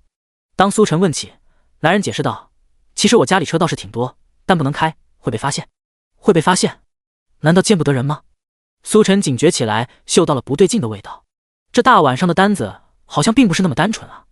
男人上车后，目光始终在看着小区停车场出口，听苏晨一脸疑惑的样子，抽空看了他一眼，解释道，不是见不得人，是见不得我老婆。见不得你老婆？苏晨更疑惑了。实不相瞒，师傅，其实我之所以预约你，就是想让你帮我跟踪我老婆，我怀疑她出轨了。如果我开自家车跟她的话，肯定很容易被发现，所以只有找你了。听到这，苏晨恍然大悟，他看着男人一身的运动装，询问道，所以你现在是在钓鱼，让你老婆以为你去跑步了，实际上就是在等她犯罪找证据。男人点点头，小师傅，你很有经验吗？苏晨嘴角扯了扯，有个屁经验，话都说到这份上了，加上包里还装着个相机，只要不是脑子有问题的人都能猜出来吧。想到这，苏晨又回想起来，他上次好像也帮过一个乘客抓奸来着，感情自己成了抓奸专业户。想到上次那位乘客抓奸后直接上天台要抓奸夫的危险场面，他觉得还是要先给男人打一剂预防针的好。那个老哥啊，其实这种事情不可避免，天涯何处无芳草，到时候你可千万不能做出什么过激行为，为了这样的女人害了自己不值当。闻言，男人呵呵一笑，似是早有定计。放心吧，我有分寸的，我看过很多抓奸把奸夫打残结果坐牢的新闻，我可没他们那么傻。那你打算怎么做？我直接抓拍证据，写成 PPT 发网上，让这对奸夫淫妇射死。第168章，图他年纪大，图他不洗澡。做成 PPT。 苏晨看了男人一眼，有些不理解他的脑回路。这种事情直接曝光不就行了，还非要做成 PPT， 纯粹浪费自己时间。不过苏晨也没多说，只要不是动用暴力就行。与此同时，直播间观众听到男人竟然要做 PPT 让出轨的老婆射死后，议论纷纷，笑不活了。看他那一脸认真的表情，我还以为他要干什么了不得事情，原来只是做 PPT 啊。打工人打工上瘾了，脑子里一天到晚都是 PPT， 到时候他不会还录制视频讲解吧，哈哈哈。真别说，如果做成 PPT 在网上传播开来的话，这杀伤力好像是要比物理意义上的拳头伤害来的更大。说的我都有些想看了，必须狠狠支持一波，出轨的都该死。男人一直盯着停车场出口，终于在见到一辆 SUV 开出来后，激动道：快快快，师傅！就跟上这辆车。苏晨点了点头，当即点火给油，跟上 SUV。我一定要抓到你！男人看着前方的 SUV， 一脸的激动，神色愤恨。SUV 出了小区后汇入车流，一路往市中心开去。不久后， SUV 在一家美容店前停了下来，车上女人下车后径直走进店中。远处打着双闪的出租车内，两双眼睛看着这一幕。苏晨问道：他这好像不是出轨吧，只是来美容店而已。男人显然也愣了片刻，似是没想到自家老婆竟然只是来美容店。随后他似是想到了什么，一张脸当即黑了下来。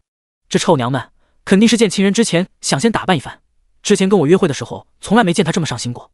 越想越气，男人当即拿出相机，咔嚓咔嚓拍了下来。苏晨听了他的话后，觉得好像也有道理，见情人之前来美容院打扮一下也挺正常的。看他这么生气愤恨的样子，苏晨其实也挺能理解的。自家老婆跟自己约会的时候从不打扮，结果出去见情人的时候细心打扮，简直就是杀人诛心。等女人美容店打扮的时间肯定不短，男人提出继续给苏晨加钱后，两个大男人就在车里等了起来。半个小时后，女人换了个发型，同时化了个精致的妆容以及美甲，风情款款从店里走了出来。男人拿着相机准备拍的时候，一时间都看呆了。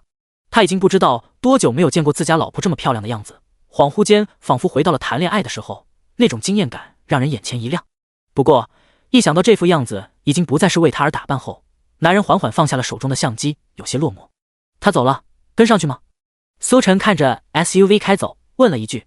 男人沉默许久，最终还是振作起来。跟，必须跟。很快 SUV 又在一个小区门口停了下来，一位早就等在小区门口的老男人上了副驾驶，随后再次开走。见此一幕，男人目眦欲裂，这他妈是他上司，跟这么一个老男人勾搭在一起，他还要不要一点脸了？男人心态真有些崩了。如果是出轨其他成功男人或者是年轻人他也认了，出轨一个下半身几乎都要没用的老男人，这让他如何能够接受？他想不明白，到底图上司上门，图他年纪大，还是图他不洗澡？听着男人破口大骂的发泄，苏晨一句话都没说。平时听到乘客骂人他肯定是要制止的，实在是这位情况乘客特殊，代入一下，没当场冲出去把人揪下来打，已经算是素质极高了。直播间观众也是替这位老哥默哀。卧槽，这是真正的杀人诛心啊！出轨这么一个老男人，到底是为什么？看他们的条件也不是差钱的主啊，到底为什么要出轨这样一个老男人？看得我血压上来了，试想这种事情发生在我身上的话，我估计真要忍不住动手了。一想到那老男人的嘴脸，我就觉得恶心的不得了。女人也挺漂亮的，到底为什么想不开？不少观众都想不懂，为什么这女人要出轨？从她开的车能看出不是差钱的主，为什么会看上这个老男人呢？旁边这位丈夫就算再怎么不堪，起码比老男人要帅气，而且那方面能力也不可能比老男人还差吧。带着满腹疑惑，出租车继续跟上 SUV， 随后在一栋气派的商业大楼前停下。老男人下车上楼，女人却没有下车。这是他公司？公司？苏晨看了眼这栋大楼，发现是江城广播电视台大楼。你老婆在这上班？她是这儿的主持人。男人冷冷道。可是他没下车，有没有可能只是宋上司来公司？苏晨疑问道。不可能，如果只是宋上司来公司的话，他非得去美容店打扮一番干什么？果然，似是为了印证男人的话，老男人下车上楼没一会儿又下楼来了，怀里还偷偷摸摸的多了个东西。苏晨定睛一看，发现那是一个文件夹。老男人拿着文件夹，笑眯眯上车，随后两人终于来到一家酒店。这次，老男人和女人都下车进了酒店。看，我就说不可能误会，弯弯绕绕这么远，最终目的地还是酒店。男人简直都要气疯了，恨不能当场冲上去给那老男人来2拳。不过他知道这样于事无补，这种事情必须要讲究证据，再忍一忍，当场抓奸的时候就能扬眉吐气了。有没有可能他们只是拿着文件来酒店讨论公务？苏晨脑中这样的想法一闪而过，随后又压下了。这种话前脚说出来，后脚就推翻了，谈公务非得来酒店谈，更多的可能是为了不小心被抓包偷拍的时候用公务当借口。老哥，接下来的就交给你自己了吧。苏晨认为自己的戏份也差不多了，他再跟着就不礼貌了。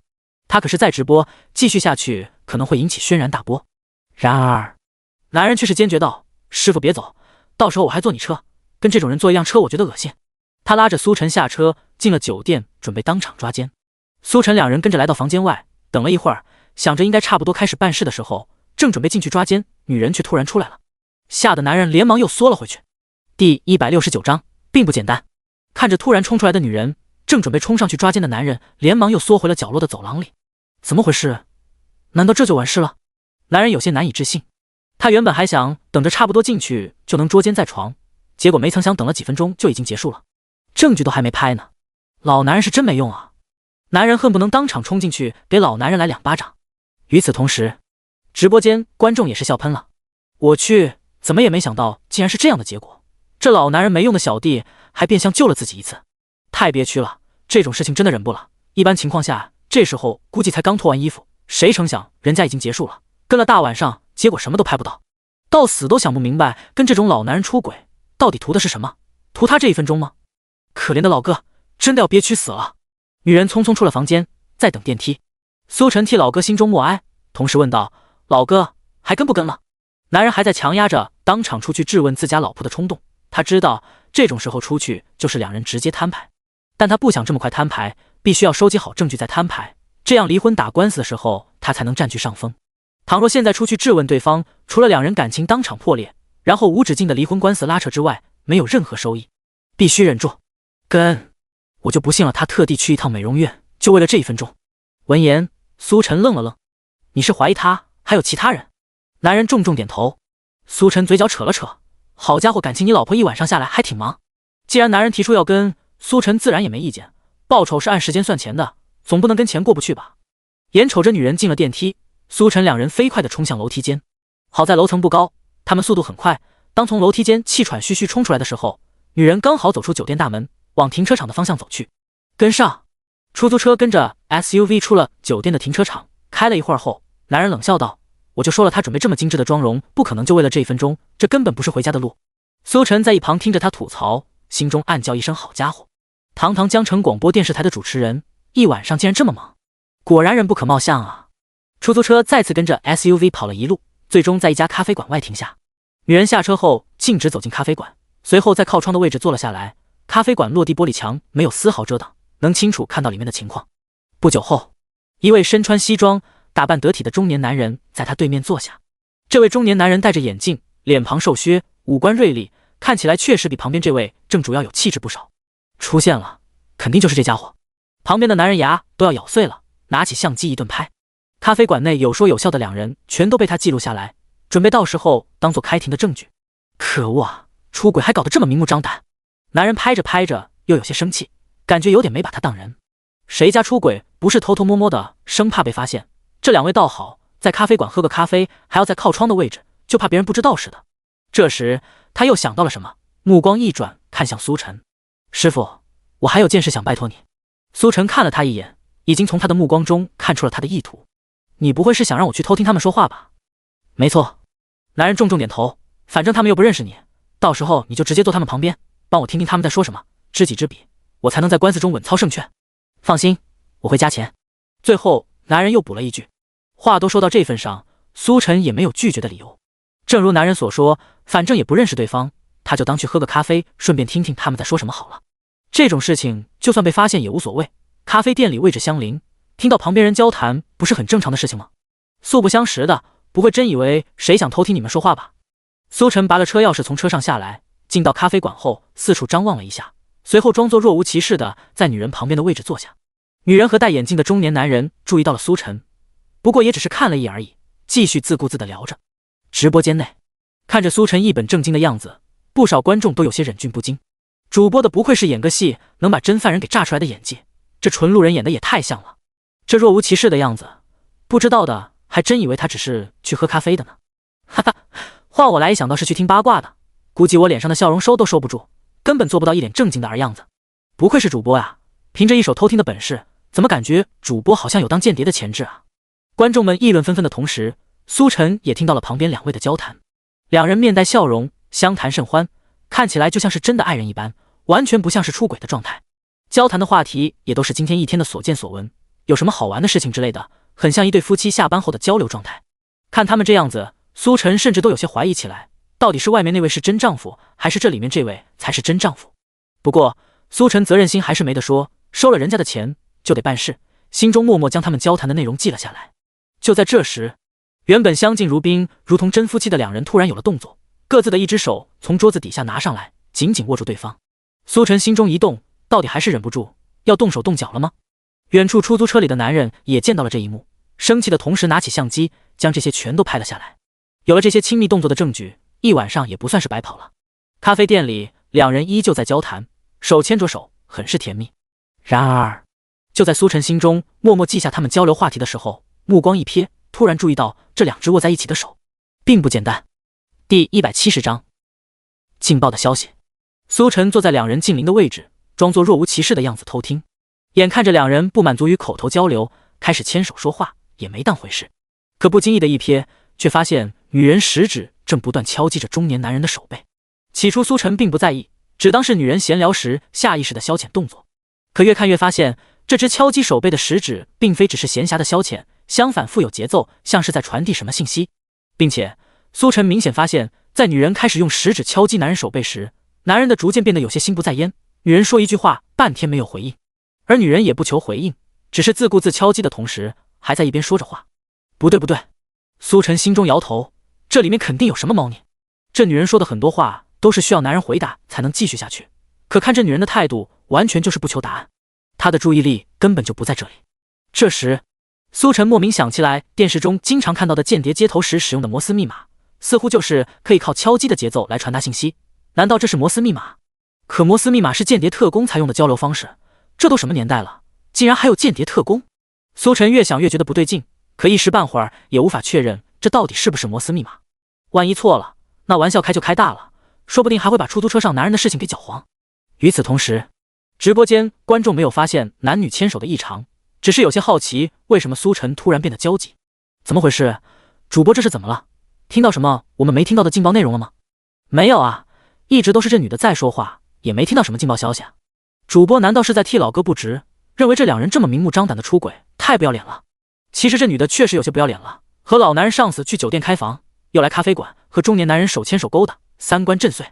场中苏晨还在为男女两人不对劲的事情感到头大，一方面他无法确认到底是不是真的间谍，另一方面如果放走间谍，后果不堪设想。思来想去，苏晨最终打开了系统面板。姓名苏晨，人气422222，技能强健体魄，唱歌神级演技，唢呐专精，神级射术，催眠大师，听觉灵敏，体柔无骨，飞行驾驶，神级厨艺。抽奖20万人气次，2次机会就看能不能抽到摩斯密码了。眼下这种情况，苏晨只能寄希望于系统了。既然系统技能这么多，抽个摩斯密码帮忙破局也很合理吧。叮，恭喜获得技能手语精通。手语精通，你是一名顶级的手语大师，可以随时随地迅速明了的用手语表达任何想要表达的内容，即便是朱老师也要给你竖大拇指。随着系统声音落下，苏晨脑中瞬间多了许多关于手语的知识，任何手语他只要一看就能明了。歪了歪了，苏晨有些无语，虽然眼前这女的确实是在用手代替嘴巴传达信息，但是这和手语完全没关系。这玩意儿手语可解读不来啊。苏晨看向系统面板，最后剩下一次机会，这要是再歪的话，那可就没办法了。叮！恭喜获得技能特工精通。特工精通，你是一名训练有素的特工，精通特工的一切技能，包括但不限于摩斯密码、用杂志卸枪、用圆珠笔杀人、用面烤包机炸房子。中了！当听到系统的提示音后，苏晨心中一震，到底还是抽中了。特工技能就包括摩斯密码。一瞬间，又有大量关于特工技能的记忆涌入脑海。苏晨转瞬间目光变得锐利，周围的一切细节在他眼里都变得放慢许多倍，并且尤其清晰。这是观察力提升所带来的。同时，当苏晨回过神来后，原本对于女人手指敲击节奏一脸懵的他，此刻却清晰无比。他想的没错，这女人手指敲击的节奏就是摩斯密码，他在用摩斯密码给男人传递信息。苏晨模拟着女人手指的节奏敲击桌面，其中传递的信息也在他心中越发清晰。我牺牲色相让那人带出了文件，看完之后就过来找你了。这都是机密文件上的内容，绝无虚假。翻译到这，苏晨也终于明白了事情的来龙去脉。这女人其实并非如老哥想的那样出轨，人家只是间谍而已。之所以和那个老男人上司去酒店开房，也不过是为了能得到只有上司才有权限看的机密文件。当拿到文件后，他第一时间就迷晕了上司，出来传达信息。从始至终他都没有出轨，也根本没有出轨这一说法，因为本来他就不是一个妻子，而是潜伏的间谍。江城广播电视台的主持人竟然是潜伏的间谍，利用色相骗取机密信息传达给敌人。苏晨摇了摇头，光是想想都觉得炸裂的事情，不知道当公之于众时会引起怎样的轩然大波。想到这，苏晨没有心情再帮老哥打听什么出轨趣闻了。他起身走出咖啡馆，回到出租车旁边，拨通了顾局的电话。老哥对苏晨的行为很是不解，从车上下来，有些焦急道：“师傅，你怎么出来了？听到什么内容了？有什么很劲爆的消息吗？”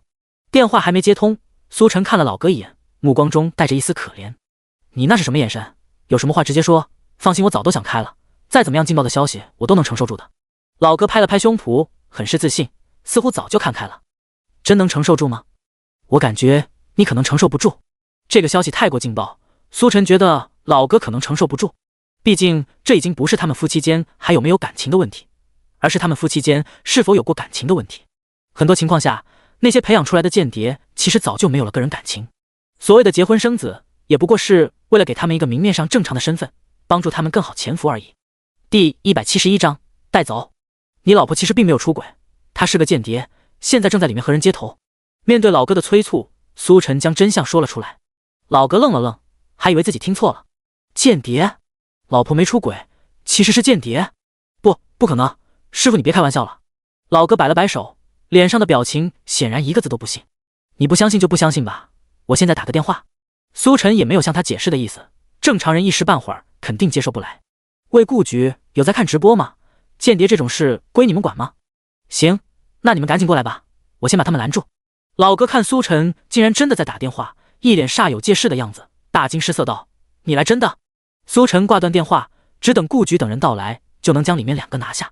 按照顾局所说，间谍这类事情虽然不归他们管，但是帮忙抓起来再移交过去也是一样的。当然是真的，我没骗你。可这怎么可能？他只是出轨而已，还不至于是间谍。这件事情一时半会儿也跟你说不明白，等警察同志过来，他们会跟你说的。眼看着苏晨不像是开玩笑的表情，老哥直接人傻了。间谍？他这辈子没想过自己竟然能娶一个间谍。与此同时，苏晨直播间观众在得知这女人竟然是间谍后，当场炸开了锅。真的假的？这女人竟然是间谍？她不是江城广播电视台的主持人吗？这种单位里面还有间谍？主播怎么看出来的？她哪里像是间谍了？我看她就是一副出轨偷情的样子而已，没有其他特别的地方吧？我想起来了，你们还记得她和那个老男人上司从电视台大楼出来时拿的那份文件吗？难道她是看了那个文件的内容，现在就来接头了？如果真是这样的话，可是主播是怎么看出来的？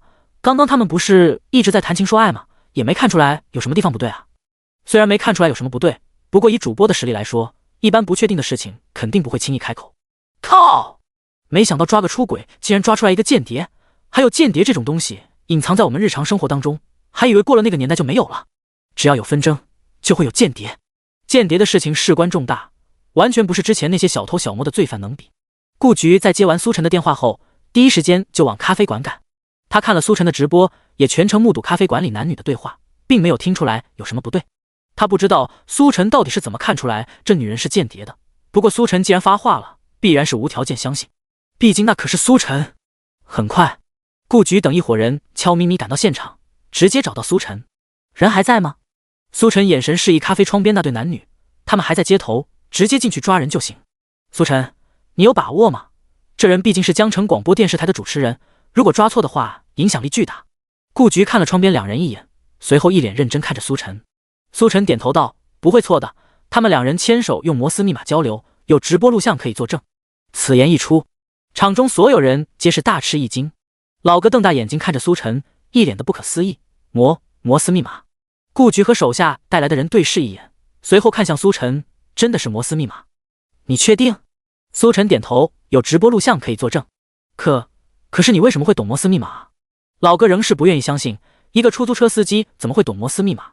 他心底里还是希望苏晨是搞错了。苏晨看了他一眼，一本正经道：“多看书就会了。”老哥，上吧，抓人。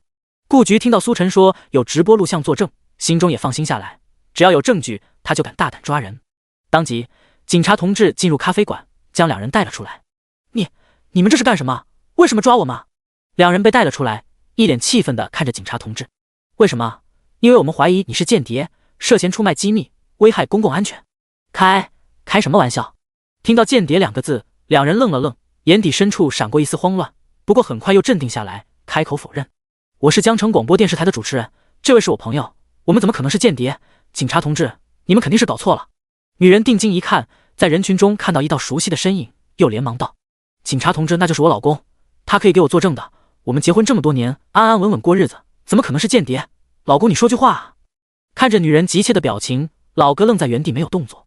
不知为何，自从苏晨说了他老婆其实是间谍后，就如同种下一颗怀疑的种子，在极短的时间内疯狂生长。此刻怀疑的想法已经占据了他大脑。那些过往的回忆中，一些他觉得不对劲的地方，在得知老婆间谍身份后，突然就莫名的合理了起来。他呆呆看着眼前的女人，竟是觉得那样陌生。带走，有什么话回派出所再说吧。顾局没有再给女人狡辩的机会，一挥手吩咐人押走。就这样，女人和男人都被押上警车，往派出所去。苏晨和老哥也要跟着去录笔录。很快到了派出所，苏晨跟着顾局等人进去后，发现里面已经等着两位身姿笔挺、一脸正气的中年男人。顾局回来了。见到顾局，其中一人主动开口打招呼，寒暄了几句后，他们目光落在男人和女人身上。这么说，这两位应该就是怀疑对象了。顾局点点头，就是他们。谁举报的？这位。顾局看向苏晨，他们两人也看向苏晨。面对他们的目光，苏晨能感觉到两人目光中带着犀利的审视之意，给人很有压力的感觉。一时间，对于他们的身份也心中了然，国安局的同事。第172章，真正的50W，看起来很面熟。其中一位国安局同志看着苏晨，脸上闪过一丝疑惑，另一位则是直接认了出来：“你是苏晨？谁？”“苏晨，最近网上很活跃的那个主播，上面让我们多多关注的那位。”“我想起来了。”听着两人交流，苏晨嘴角抽了抽，他没想到竟然国安局都盯上了自己，看来真是越来越出名了啊。而另一边，街头的男人和女人得知原来咖啡馆旁边坐着的就是最近名动江城的苏晨后，脸色唰的一阵惨白。他们或多或少听过苏晨的事迹，也知道苏晨既然敢报警的话，肯定是有证据有把握的。一想到这，两人瞬间心都凉了半截。国安局同志确定了苏晨的身份，直接开门见山问道：“苏晨同志，你为什么怀疑这两人是间谍？”“因为他们在咖啡馆用摩斯密码接头。”苏晨将事情来龙去脉再次复述了一遍。两位国安局同志听完后互相对视一眼，目光既有意外又有严肃。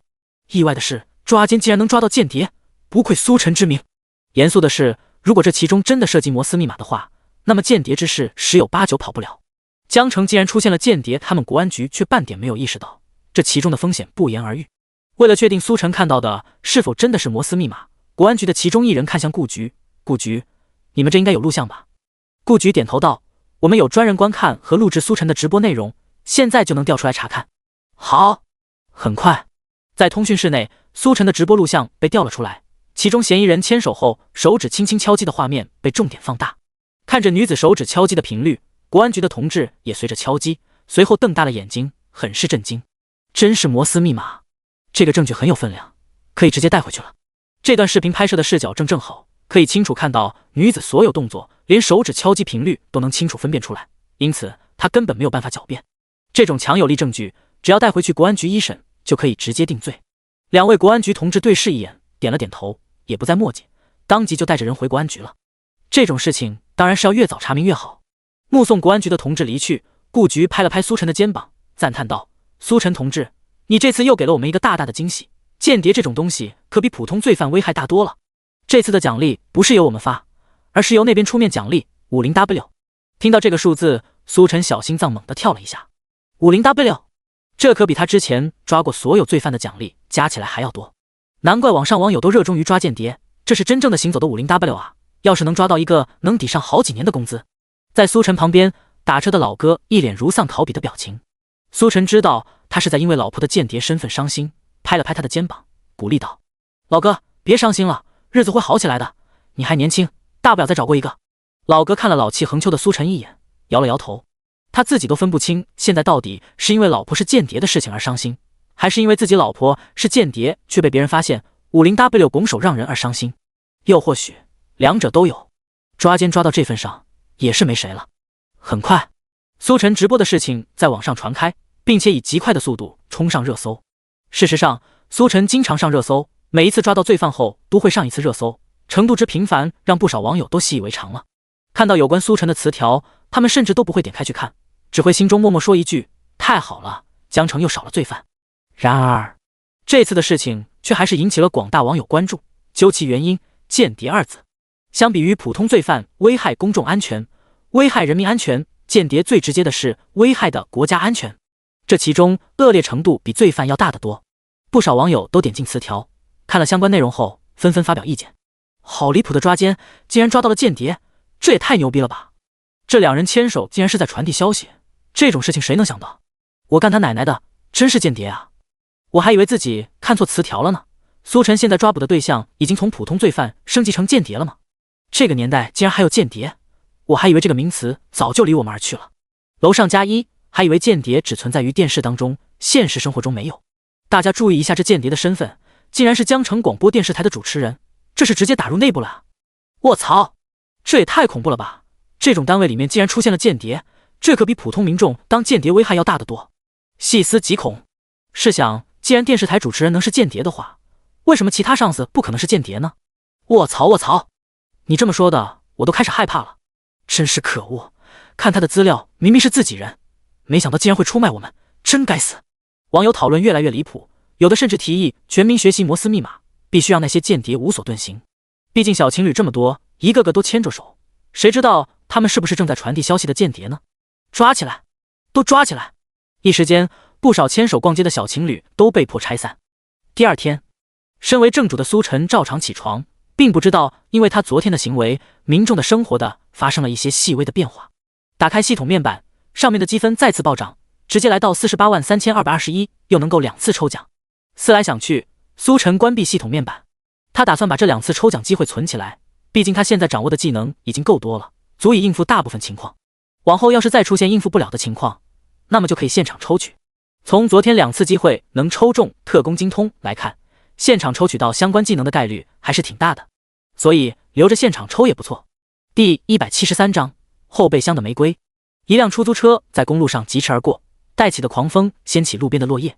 没生意啊！出租车内，苏晨悠悠叹了口气。距离抓间谍的事情已经过去3天，这3天里，苏晨遇到的竟然都是正常乘客，一个不对劲的都没有。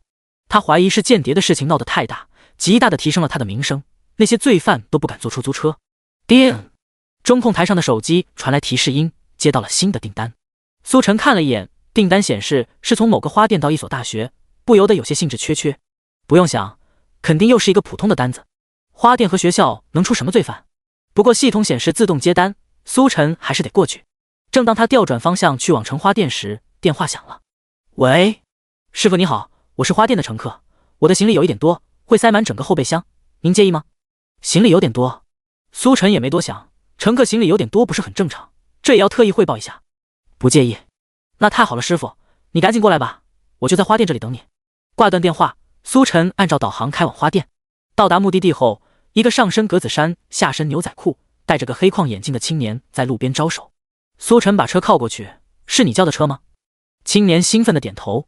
苏晨看着这位标准程序员装扮的青年，疑惑道：“你不是很多行李吗？行李呢？”青年嘿嘿一笑：“师傅你等等，花店马上就准备好了。”他刚说完，花店的工作人员捧着一大把玫瑰出来，说道：“小伙子，你要的玫瑰花都准备好了，放哪里？”青年指着出租车的后备箱：“师傅，后备箱开一下。”苏晨看了看满脸兴奋的青年，又看了看工作人员手中的玫瑰花，目光之中略带一些古怪：“你的行李是玫瑰花？”“对，不会是要去表白吧？”“师傅你太厉害了，这都被你猜中了。可是为什么用出租车装玫瑰花？玫瑰花表白这么浪漫的场景，搭配出租车的话也太扫兴了。”苏晨不知道这人到底怎么想的。面对苏晨疑惑的目光，青年挠了挠头，嘿嘿一笑：“师傅，其实我也知道出租车装玫瑰花不好，可是我现在这个经济水平就只有选出租车。”话到这份上，苏晨也没再多说，开了后备箱门。很快，在花店工作人员的帮助下，后备箱被塞满了玫瑰。青年拿出手机对着满箱玫瑰拍了个照，满满的成就感。上车后，苏晨按照导航开往大学。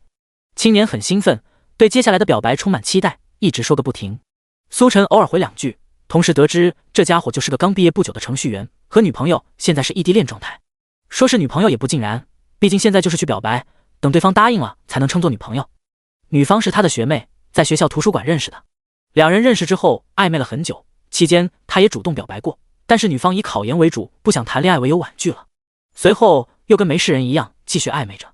青年没放在心上，认为考研期间确实谈恋爱不太好，只想考研完之后就能在一起。这不，昨天刚考完研，今天他就从上班的城市特地过来，准备了一个盛大的表白。等了这么久，终于等到今天了。青年将这段时间憋着的思念一口气全都说了出来，长吐一口气，瞬间感觉轻松了不少。不过，苏晨听完他的故事后，只是默默看了他一眼，并未发表看法。从一个旁观者的角度来说，他并不看好青年能表白成功。那些以各种理由为借口暂时不想谈恋爱的说辞，其实就是在吊着对方，不管男女，要么轰轰烈烈在一起，要么直接一刀两断，干干净净。否则，如果真心喜欢对方的话，又怎么可能因为没有确立正式关系就不被对方分心影响呢？当局者迷，旁观者清。苏晨知道这种事情说不明白，只有当局者经历了才能明白，索性就不说。再者，说不定人家真的只是考研期间不想谈恋爱呢。出租车在学校门口停下，校门口很多大学生，男男女女手牵手走一起，洋溢着青春的气息。看着这一幕，青年想到自己马上也要成为其中的一员，满脸激动，心都要跳到嗓子眼。他语气有些颤抖道：“师傅你等等，我现在就叫他出来。”很快，电话接通，电话那头传来一个略显不耐烦的声音：“咋了？”青年强忍内心的激动：“宝宝，我给你点了个外卖，你出校门口来拿一下。”外卖？对方语气缓了一些：“好端端的，怎么突然给我点外卖？我还准备出去玩呢。你快出来拿一下吧。”“好，你叫他等着吧。”挂断电话，青年长吐一口气，对着车窗整了整发型，拍了拍衣服上的灰尘，继而目光看向大门处，望眼欲穿。“来了来了！”青年更加激动了起来。苏晨顺着他的目光看去，一位穿着粉红色包臀裙、染着黄发的妹妹出现在大门处，四下张望，目光中带着一丝疑惑，因为校门口并没有看到有任何外卖员。正当他打算打电话质问的时候，突然看到一道熟悉的身影，正高兴地朝他跑来。他还以为自己看错了，可揉了揉眼，定睛一看，没有看错，一边跑的同时还在一边招手，喊着他的名字：“柔柔，好久不见。”青年小跑到妹妹面前，一脸兴奋。妹妹脸上闪过一丝慌乱，下意识退了一步：“你怎么来了？”“当然是给你个惊喜啊，考研完了，我带你去放松一下。”说着，他拉着妹妹来到出租车旁，后备箱一打开，满满的玫瑰花呈现在眼前。“怎么样，喜不喜欢？”热情似火的红玫瑰铺满整个后备箱，妹妹眼底闪过一瞬间的惊喜，转而又注意到这是辆出租车，变得有些尴尬，苦笑道：“喜欢，喜欢就好，这是我特意为你准备的。谢谢，我们先回学校吧，这里怪多人看着的。”注意到旁边的路人都围观了过来，妹妹恨不得找个地方钻下去。也就在这时，伴随着一阵轰鸣的引擎声，一辆红色跑车在旁边停下。第174章，师傅，你相信爱情吗？红色跑车在街边停下，车上下来一位打扮骚包的青年，身材瘦削，戴着个墨镜。下车后，第一时间见到正在被纠缠的妹妹，当即冲了过去，把人一推，拉着妹妹的手，质问道：“你拉着我女朋友干什么？”青年被推的人都傻了，看着冲出来的骚包，一脸懵逼：“你女朋友？柔柔明明是我女朋友。”骚包也愣了愣，看了眼青年，又看向妹妹，狐疑起来，这是怎么回事？妹妹脸色一变，连忙解释道：浩哥，什么怎么回事？这就是我之前跟你说的，哪个追求我的舔狗突然跑学校来堵我，还好你来了，要不然我都不知道该怎么办。说完，一脸可怜的把头往骚包胸前埋，就好像受了莫大的欺负一般。见状，青年心中瞬间晴天霹雳，待在原地不知该如何是好。柔，你这是……另一边，骚包听完妹妹的解释后，冷酷的脸色缓和下来，有些得意的看着青年。原来你就是柔柔说的哪个舔狗啊？没想到竟然直接跑学校来了，还敢对柔柔动手动脚。实话告诉你吧，柔柔早就跟我在一起了，我们还经常看你这个舔狗的笑话，明白了吗？说完，他上手搂着妹妹的腰，就像是在宣示主权一样。青年呆呆看着眼前的一幕，只感觉整个世界都崩塌。不可能，这不是真的。柔柔，你说句话。闻言，妹妹娇羞的脸色变得异常冷酷，冷道：既然这次你过来了，那就正好把事情说明白。浩哥说的没错，我从始至终都把你当舔狗罢了，你也不要有什么幻想，趁早死心吧。周围人越来越多，都是吃瓜群众，其中不少人似乎认识妹妹，不住的评头论足。那人不是早就勾搭上富少了吗？从哪又跑出来一个舔狗？他的舔狗是真多呀，上个星期好像也有一个当众表白来着。可惜的是，人家早就是富少的人了。妹妹听着耳边传来的议论，脸上有些挂不住，娇嗔的拉着骚包离开，只留下青年一人傻傻留在原地。他怎么也想不到，特地请假过来表白的他，竟然落得一副这样的下场。听其他人议论妹妹，他其实也明白了一切。妹妹从始至终都是把他当成舔狗而已，而且像他这样的舔狗还不止一个。也就是说，就算当舔狗，他都不是特别的那个。真是笑话。想到这，青年只觉得可笑。原来他所付出的一切，在对方眼中只用舔狗2个字就概括了。不远处，苏晨旁观了整场闹剧，自然也包括直播间观众，不由得议论纷纷。果然是这个下场，在他上车的时候我就知道了，舔狗没有好下场啊。哎，这老哥也不算是舔狗吧，只能说遇人不淑。这种事情早该看明白的，表白被拒绝就应该直接溜了，现在倒好，得不偿失。当局者迷，旁观者清，这种事情谁说得清楚呢？这时，苏晨也从车上下来，过去拍了拍他的肩膀，安慰道：兄弟别伤心，人生就是这样的。果然，情况如他预想的那样，青年的表白并不顺利。这种事情苏晨不是第一次见，也不会是最后一次，见怪不怪。出于人道主义，稍微安慰几句，省得青年想不开。青年摆了摆手，示意不用多说。师傅，送我回去吧。回哪里？回火车站。苏晨点点头，又想起什么，后备箱那些玫瑰花泥。青年站起身来，走到后备箱，将玫瑰花一股脑全都丢进了垃圾桶。走吧。苏晨看了他一眼，倒是有些刮目相看。原本还以为这青年要伤心一阵，没想到他当断则断，看得还挺开。出租车再次出发，从学校开往火车站。一路上，青年面无表情，看着窗外倒退的街景，怔怔出神。苏晨定睛一看，发现他虽然看起来很决绝，但眼角还是有些湿润。想来今天的打击对他来说不轻。师傅，你相信爱情吗？就在这时，青年突然开口道：土车上500。啊！青年愣了一下，看向苏晨。苏晨微微一笑，想起一个段子，喝醉的乘客问司机相不相信爱情，司机直接回他吐车上200，主打一个不解风情。青年问道：那为什么你说500？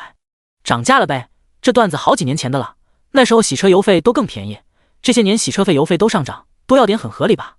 青年，跟你开玩笑呢，别往心里去，爱不爱情什么的其实不重要，这个年纪最重要的还是赚钱，钱才是最重要的，懂吗？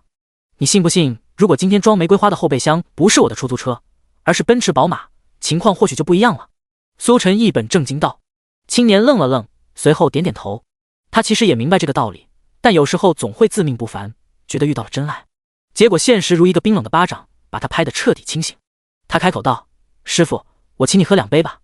苏晨透过后视镜看了他一眼，本想开口加价来着，不过想到青年本身就是刚毕业不久的学生，没什么钱，要不然也不会有今天的事情。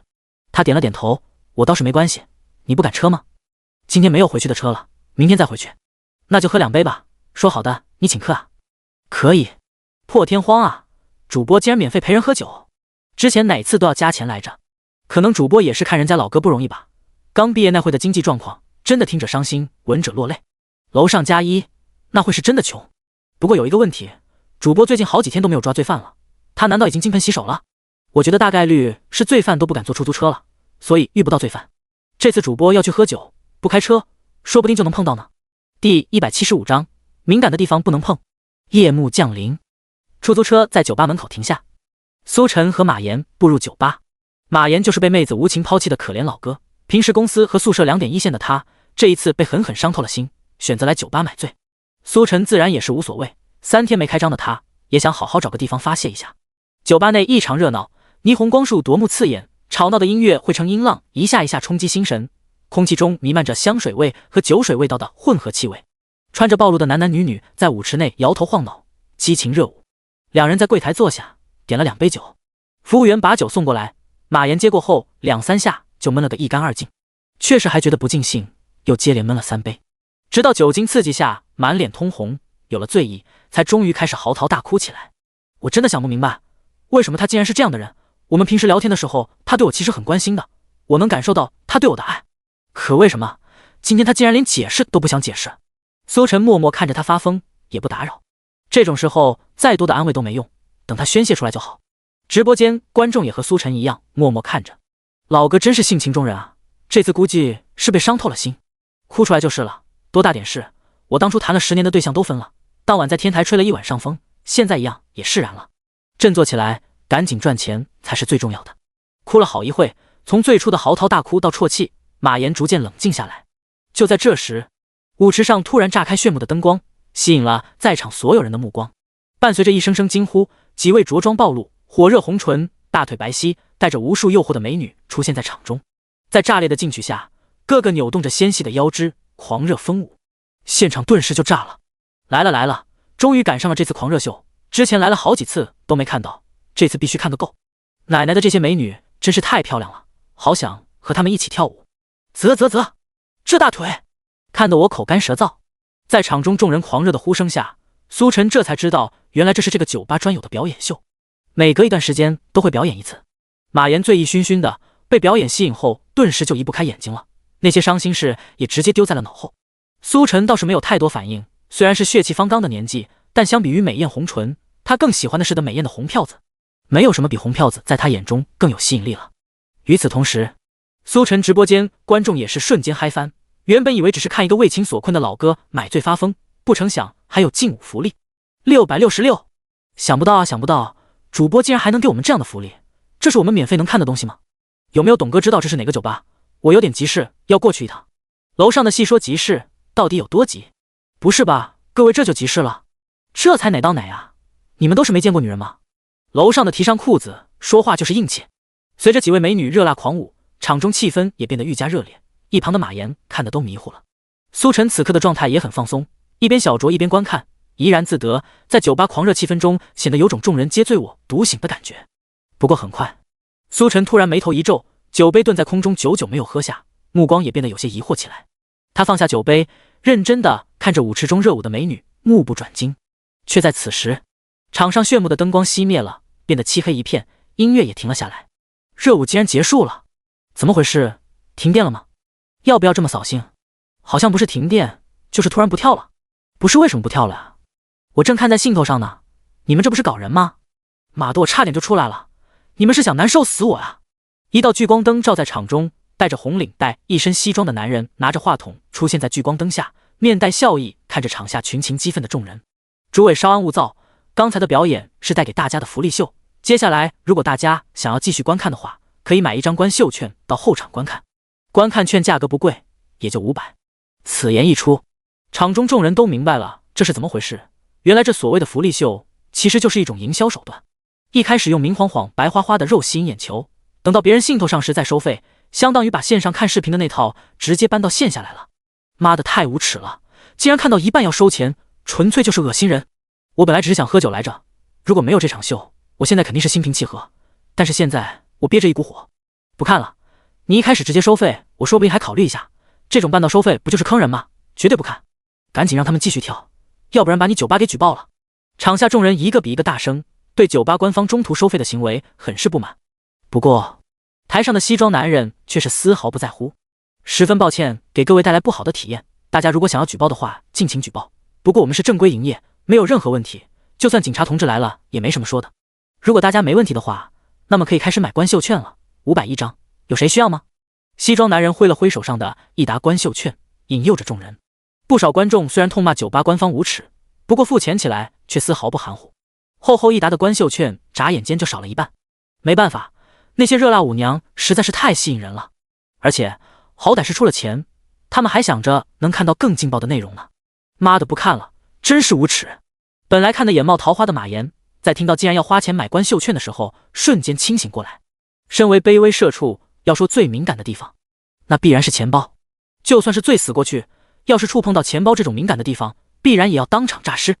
第176章 RNM 退钱。与此同时，直播间观众同样骂骂咧咧，毕竟他们正看的兴头上突然被打断，谁来都接受不了。妈的，太无耻了！这主办方，我脱裤子都脱了，结果你告诉我不演了。家人们谁懂啊？拔枪四顾心茫然。关键是看个秀儿一票竟然卖这么贵，不知道还以为有什么特殊内容呢，太气人了！我现在就要举报这家酒吧。走吧，师傅，不看了。马岩清醒了不少，披上衣服打算往外走。然而苏晨却是没有动作，一直看着台上激情吆喝的经理。他手中的观秀券一张张被卖出去。马岩顺着他的目光看去，意识到了什么，猛地瞪大眼睛。师傅，你不会是想买票继续看吧？苏晨看向他，我说不得不看，你信吗？马岩，他还以为苏晨是眼中只有钱的那种人，现在看来好像并不是这样。既然如此，马岩目光坚定，大手一挥，好，既然师傅这么想看，那我就陪师傅看一场。苏晨看着马岩摇摇晃晃跑去找台上经理买票的样子，苏晨嘴角扯了扯，果然是酒壮怂人胆啊！如果没有喝酒的话，以马岩的性格，肯定不会花钱看这玩意儿。事实上，马岩真的误会了，苏晨并不是想看什么热舞秀，而是因为他发现了一丝端倪。许久没有开张的生意，好像终于要开张了，只差最后确认一遍就能直接报警，所以必须继续看。不过，直播间观众并不知道内情。当得知苏晨两人竟然要花钱看秀后，瞬间炸锅！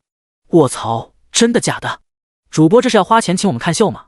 如果是这样的话，好像也不是那么生气了。主播怎么回事？我刚把裤子提上呢，又要脱下。主播肯定是几天没开张太寂寞了，需要发泄，甚至还考虑了直播间的兄弟们，他真的我哭死。很快，马岩拿着2张观秀券回来，其中1张交到苏晨手上，他又强调了一遍：师傅真不是我想看，我是陪你看的。苏晨微微一笑，我懂我懂。他们跟着买了票的人来到一处大包间，至于那些没买票的则是骂骂咧咧的继续喝酒。这处大包间和电影院放映厅差不多，空间大了一些，前方有一座舞台，炫彩的灯光在台上照来照去，隐约可见舞台后穿着暴露的美艳舞女。众人火急火燎落座，经理再次上台，感谢各位来到我们 VIP 特别表演秀，希望大家接下来能有愉快的体验。话音落下，场下反应热烈，别磨蹭了，赶紧开始吧，我已经等不及了，希望能值回票价，要不然我指定投诉你们，太坑人了。把灯关一下，这灯这么亮，我们怎么办事啊？苏晨和马岩坐在中间一排，后者借着酒劲，显然也有些兴奋，坐直了身子等待开场。经理被众人喊得无奈笑了笑，既然如此，那就不耽误大家时间了。他走下台，音乐瞬间响起，光束照射在舞台中央，那群幕后的舞女晃着大长腿迈步而出，美艳性感，热情奔放。哦，现场顿时一片呼声。与此同时，苏晨目光一凝，定格在其中一位黄头发妹妹身上。刚才他就是发现这位黄头发妹妹的表演和其他人有些不一样。时间一点点过去，房间内音浪阵阵，炫目的灯光映衬着白花花的大长腿，看得人眼花缭乱。音乐换了一首又一首，那些表演的美女也都一个个香汗淋漓。不过，一些个观众却有些不满意了，因为看到现在他们并没有看到想要的内容。台上的表演始终都是舞蹈，虽然穿的不多，但也只是不多而已，还在正常表演的范畴。不是吧？搞什么？老子花了500就一直给我看这个，这也太没意思了。要看跳舞，老子在网上不能看，还跑你这花钱看？骗子！骗子！我还以为会有什么劲爆的内容。RNM 退钱。随着不和谐的声音越来越多，音乐也戛然而止。戴着眼镜的经理笑眯眯上台，语气温和道：感谢大家的捧场，今天的表演到这就结束了，请大家有序离场。话音落下，场下瞬间响起炸雷般的声音：干你娘！我们出了钱，你就给我们看这个？你这是欺诈！没错没错，这是欺诈，这是欺骗消费者！要么退钱给我们，要么这件事没完。面对群情激愤的众人，经理始终保持着笑容，似是早有预料。大家先听我说，从始至终，我们都声明是热舞表演，大家都看完了却要退钱，天底下没有这样的道理。难道大家看完演唱会也能找主办方退钱吗？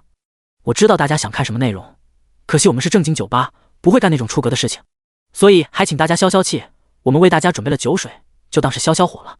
经理一番话有理有据，把众人说的都有些哑口无言。事实确实如此，他们从始至终都没有说过有什么出格的表演，只是买票的观众自己脑补罢了。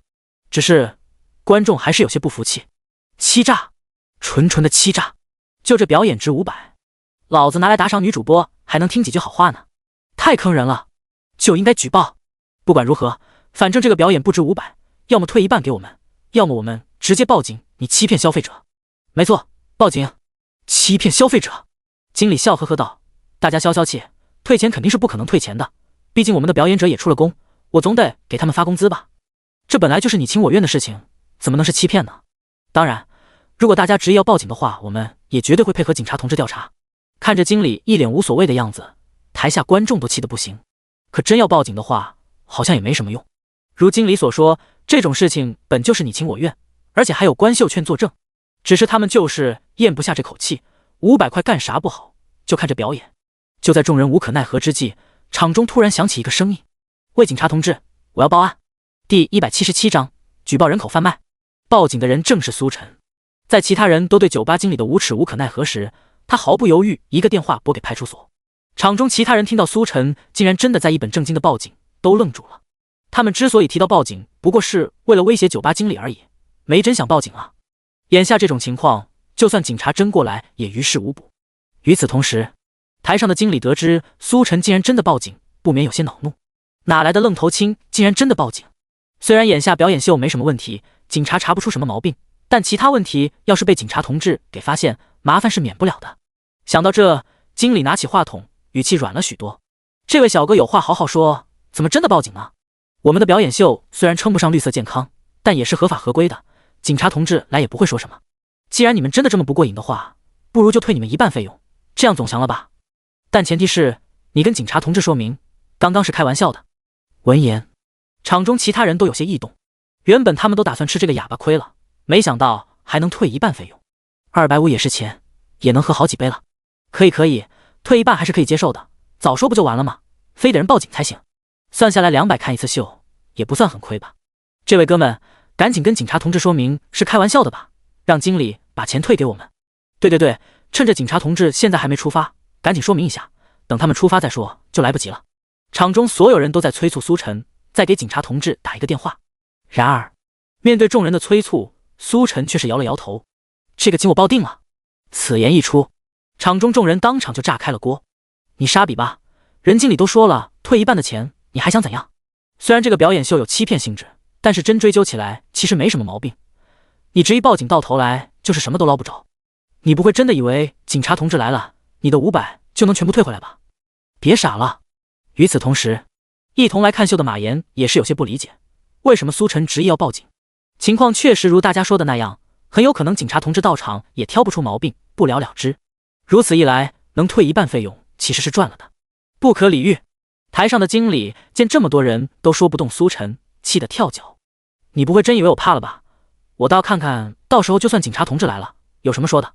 苏晨笑了笑，没有多说。等警察同志到了，就是你该哭的时候了。而场中其他人见到经理勃然大怒，不再可能退一半费用后，纷纷摇头。愣头青，真是愣头青，到手的250飞了，只能少喝几杯了。早知道我先报警了，我的话肯定会听经理的，退一半费用。碰到猪队友也是没办法呀。就在所有人都对苏晨指指点点的时候，直播间的观众却是看出了一点端倪。主播向来是掉钱眼的，不可能有钱不赚，他会不会是有其他目的？有可能。主播难道是遇到罪犯了？你要是说这个的话，我可就不困了。看了这么多天都没罪犯，我都快无聊死了。只是全程看下来，没有哪里像是有罪犯的样子。这经理话糙理不糙，警察同志也挑不出毛病的。难道是有人在这非法交易、吸毒什么的？直播间观众对于苏晨的性格再熟悉不过，连钱都不能打动他，那肯定是找到罪犯了。只不过他们全程看下来，除了表演秀稍微出格一点外，没有其他不对劲的地方。而表演秀的出格程度远远不到罪犯的定义，因此观众很好奇苏晨到底发现了什么。另一边，随着警察同志到场后，原本的观众都围上前来看热闹。李队问道：“谁报的警？”“是我，李队。”苏晨从人群中出来，倒是没想到来的人竟然是老熟人李队。苏晨，李队也有些意外，同时心底有些期待起来。自从苏晨开始整顿江城治安以来，他们已经很久没有实际了。此刻苏晨既然报警了，说明他们的实际终于要来了。场中什么情况？李队开口问道。不等苏晨回道，酒吧经理从台上冲下来，连忙道：“警察同志，都是一场误会。”酒吧经理将事情来龙去脉一五一十说了出来，没有丝毫隐瞒。他也没有必要隐瞒，本来他们行为就属于擦边，无法定性。李队看了他一眼，问道：“有监控吗？”“有，我们正规经营，自然是有监控的。”酒吧经理将监控调出来，李队看得眉头紧皱，毋庸置疑，这就是故意擦边的表演秀。可真要抓人，光凭这一点还不够。李队转头看向苏晨，苏晨，如果只看这些的话，其实没有什么问题。闻言，酒吧经理当即松了口气，挑衅地看了苏晨一眼。这愣头青有钱不赚，现在没这个机会了。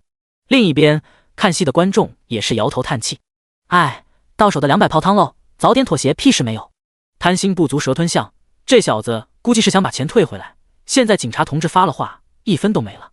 早就说过，就算警察同志来也没办法，偏不听。”苏晨没有理会众人的冷言冷语，面对李队的询问，他淡淡回道：“我报警并不是举报他们非法经营，而是举报他们人口贩卖。”哗！此言一出，场中当即一片哗然。谁都没想到苏晨竟然会这么说，相比擦边非法经营，人口贩卖可大条多了。与此同时，当听到苏晨说出人口贩卖4个字的时候，酒吧经理心跳都漏了半拍，脸色肉眼可见变得难看。你不要胡说，这种事情怎么可能跟我们有关系？凡事要讲究证据。苏晨呵呵一笑：“证据吗？证据就在你刚刚拿出来的监控录像上。”话音落下，所有人都看向监控录像。第178章大结局。监控录像记录着苏晨等人进入房间，到开始表演，最后到警察同志到场，全程没有丝毫遗漏。众人又看了一遍，事无巨细，确定没有任何遗漏，可还是没看出哪里有什么人口贩卖的证据。不是，这就是普普通通的表演啊，哪里有什么贩卖人口的证据？不会是故意乱说的吧？看不明白，警察同志看出什么了吗？李队等人，你看看我看看你，默契的摇了摇头。他们也没看出来哪里有什么人口贩卖的证据，最终只能看向苏晨。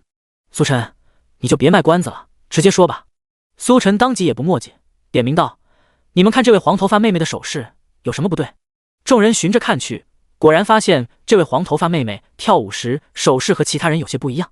然后呢？苏晨冷笑，其实他根本不是在跳舞，而是在用手语求救。此言一出，场中沉默片刻，紧接着一片哗然。真的假的？这妹妹的手势不是在跳舞，而是在用手语求救？有没有懂手语的老哥说说，这真是在用手语求救吗？太离谱了吧！你以为人家甩手是在跳舞，其实人家是在用手语求救。李队等人听后又看了一遍录像，果然发现了不对。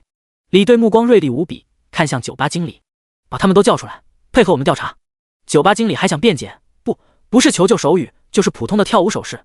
警察同志，你们误会了。”“少废话，快把人叫出来！”酒吧经理缩了缩头，只好往后台的方向走去。走到一半，回望了一眼，当即撒腿开溜。他要跑！一声暴喝，警察同志们瞬间冲了出去，将酒吧经理制服在地。这下没什么好说了，如果不是心里有鬼的话，他绝对不会逃跑。场中其他人也是意识到这点，纷纷震惊不已。我了个去，这还真是搞人口贩卖的呀！我以为报了警，撑死是个擦边营业，没想到竟然是这种大案子。小伙子，你太厉害了，我全程看大白腿去了，你竟然还能注意到他是在用手语求救。不吹不黑，就算我懂手语，怕是也看不出来，小伙子太机警了。最终，酒吧内所有人都被带回去问话，经过审问才知道，原来这酒吧内很多舞娘是从小就被抓来这里培训跳舞的。这里就像一个舞女制造基地，从小抓来一起培养，跳得好的会被卖去其他地方，跳得一般的就留在酒吧内继续跳，没有自由，没有自己的生活。其中不少不听话的人被直接毒哑了嗓子，终生无法开口说话。所幸其中一位凭借自己的努力学了手语，每次跳舞都会用手语求救，这次碰到了苏晨，才终于曝光了这个恐怖的地方。这也太可怕了，从小就被抓来这里跳舞，真不敢想他们过的是什么样的暗无天日的日子。还好有主播在，否则他们还要继续遭受非人的虐待。这些个娱乐场所背后果然都是大有恐怖，没有路子的人根本玩不转。直播间观众得知事情来龙去脉后，纷纷发表看法。一时间，有关这里的事情直接冲上了微博热搜，造成了极大的轰动。另一边，在事件在网上发酵愈演愈烈的时候，苏晨已经从派出所出来了。这次涉及的案件是人口贩卖，性质极为恶劣，李队承诺有大奖赏，但是要走程序才能审批下来。对此，苏晨自然也是没意见。好几天没开张，没想到开张就来了个大的。回到出租车，苏晨喃喃自语。随后，他将马岩送到火车站，鼓励这位老哥重新开始自己的生活。第二天，苏晨继续自己的出租车拉客之旅，只不过随着他的名气越来越大，江城的罪犯似乎有意无意的在避开出租车。某些时候，那些罪犯见到出租车甚至比见了警车还可怕。因此，苏晨的生意也是一天不如一天。一晃眼，1年时间过去。这1年时间里，苏晨始终开着出租车在江城转悠，整个江城的治安都因为他的出现上升了好几个台阶，甚至获得了文明城市的称号。而苏晨自然也成为了江城的城市英雄。与此同时，职业达人秀节目也终于落下帷幕。毋庸置疑，苏晨凭借1年时间内抓捕罪犯赚取的奖励，获得了第1名，他的资产甚至比前50名加起来还要多。至于人气，更是毋庸置疑的碾压，毕竟整个江城谁不知道苏晨大名？那个飞驰在马路上的黄色幻影，如同江城人民心中的定海神针。节目奖金1亿元，如约发放到苏晨账户中。之所以节目组这么爽快，因为就苏晨这1年带给他们节目的营收远远超过这个数字。其中不少电视台想要签约苏晨为电视台嘉宾，不过都被苏晨婉拒了。虽然是靠娱乐节目被广为人知，但他的心思并不在这上面。随着接触越来越多罪犯，他意识到世间还有许多黑暗的地方等待他去照亮。凭借系统的帮助，他拥有各项技能，甚至可以说是无敌于当世。有此能力，自然也要做一些力所能及的事情。毕竟有句话说得好，能力越大，责任越大。某一天，一个风和日丽的下午，这辆奔走在江城街头的黄色出租车从市区出发，一路往郊区开去。远远过了郊区，出租车还是没有停下，继续向着远处出发。随着越走越远，出租车进入临城的盘山公路。空山寂静，鸟兽无踪。突然间，远远传来一阵婴儿啼哭声，在山间久久回荡。出租车往前开，见到了声音的来源。只见一辆破旧的出租车停在马路边上，2个蓬头垢面的男子正对着襁褓中的婴儿做鬼脸，扮相很丑，让人啼笑皆非。但婴儿哭声还是不止。其中一人啐了一句：“奶奶的，这也太难哄了，得赶紧出手掉。”正在这时，一辆出租车在他们面前停下，驾驶室上下来一位青年，面容俊秀，嘴角挂笑。需要帮忙吗？全输完。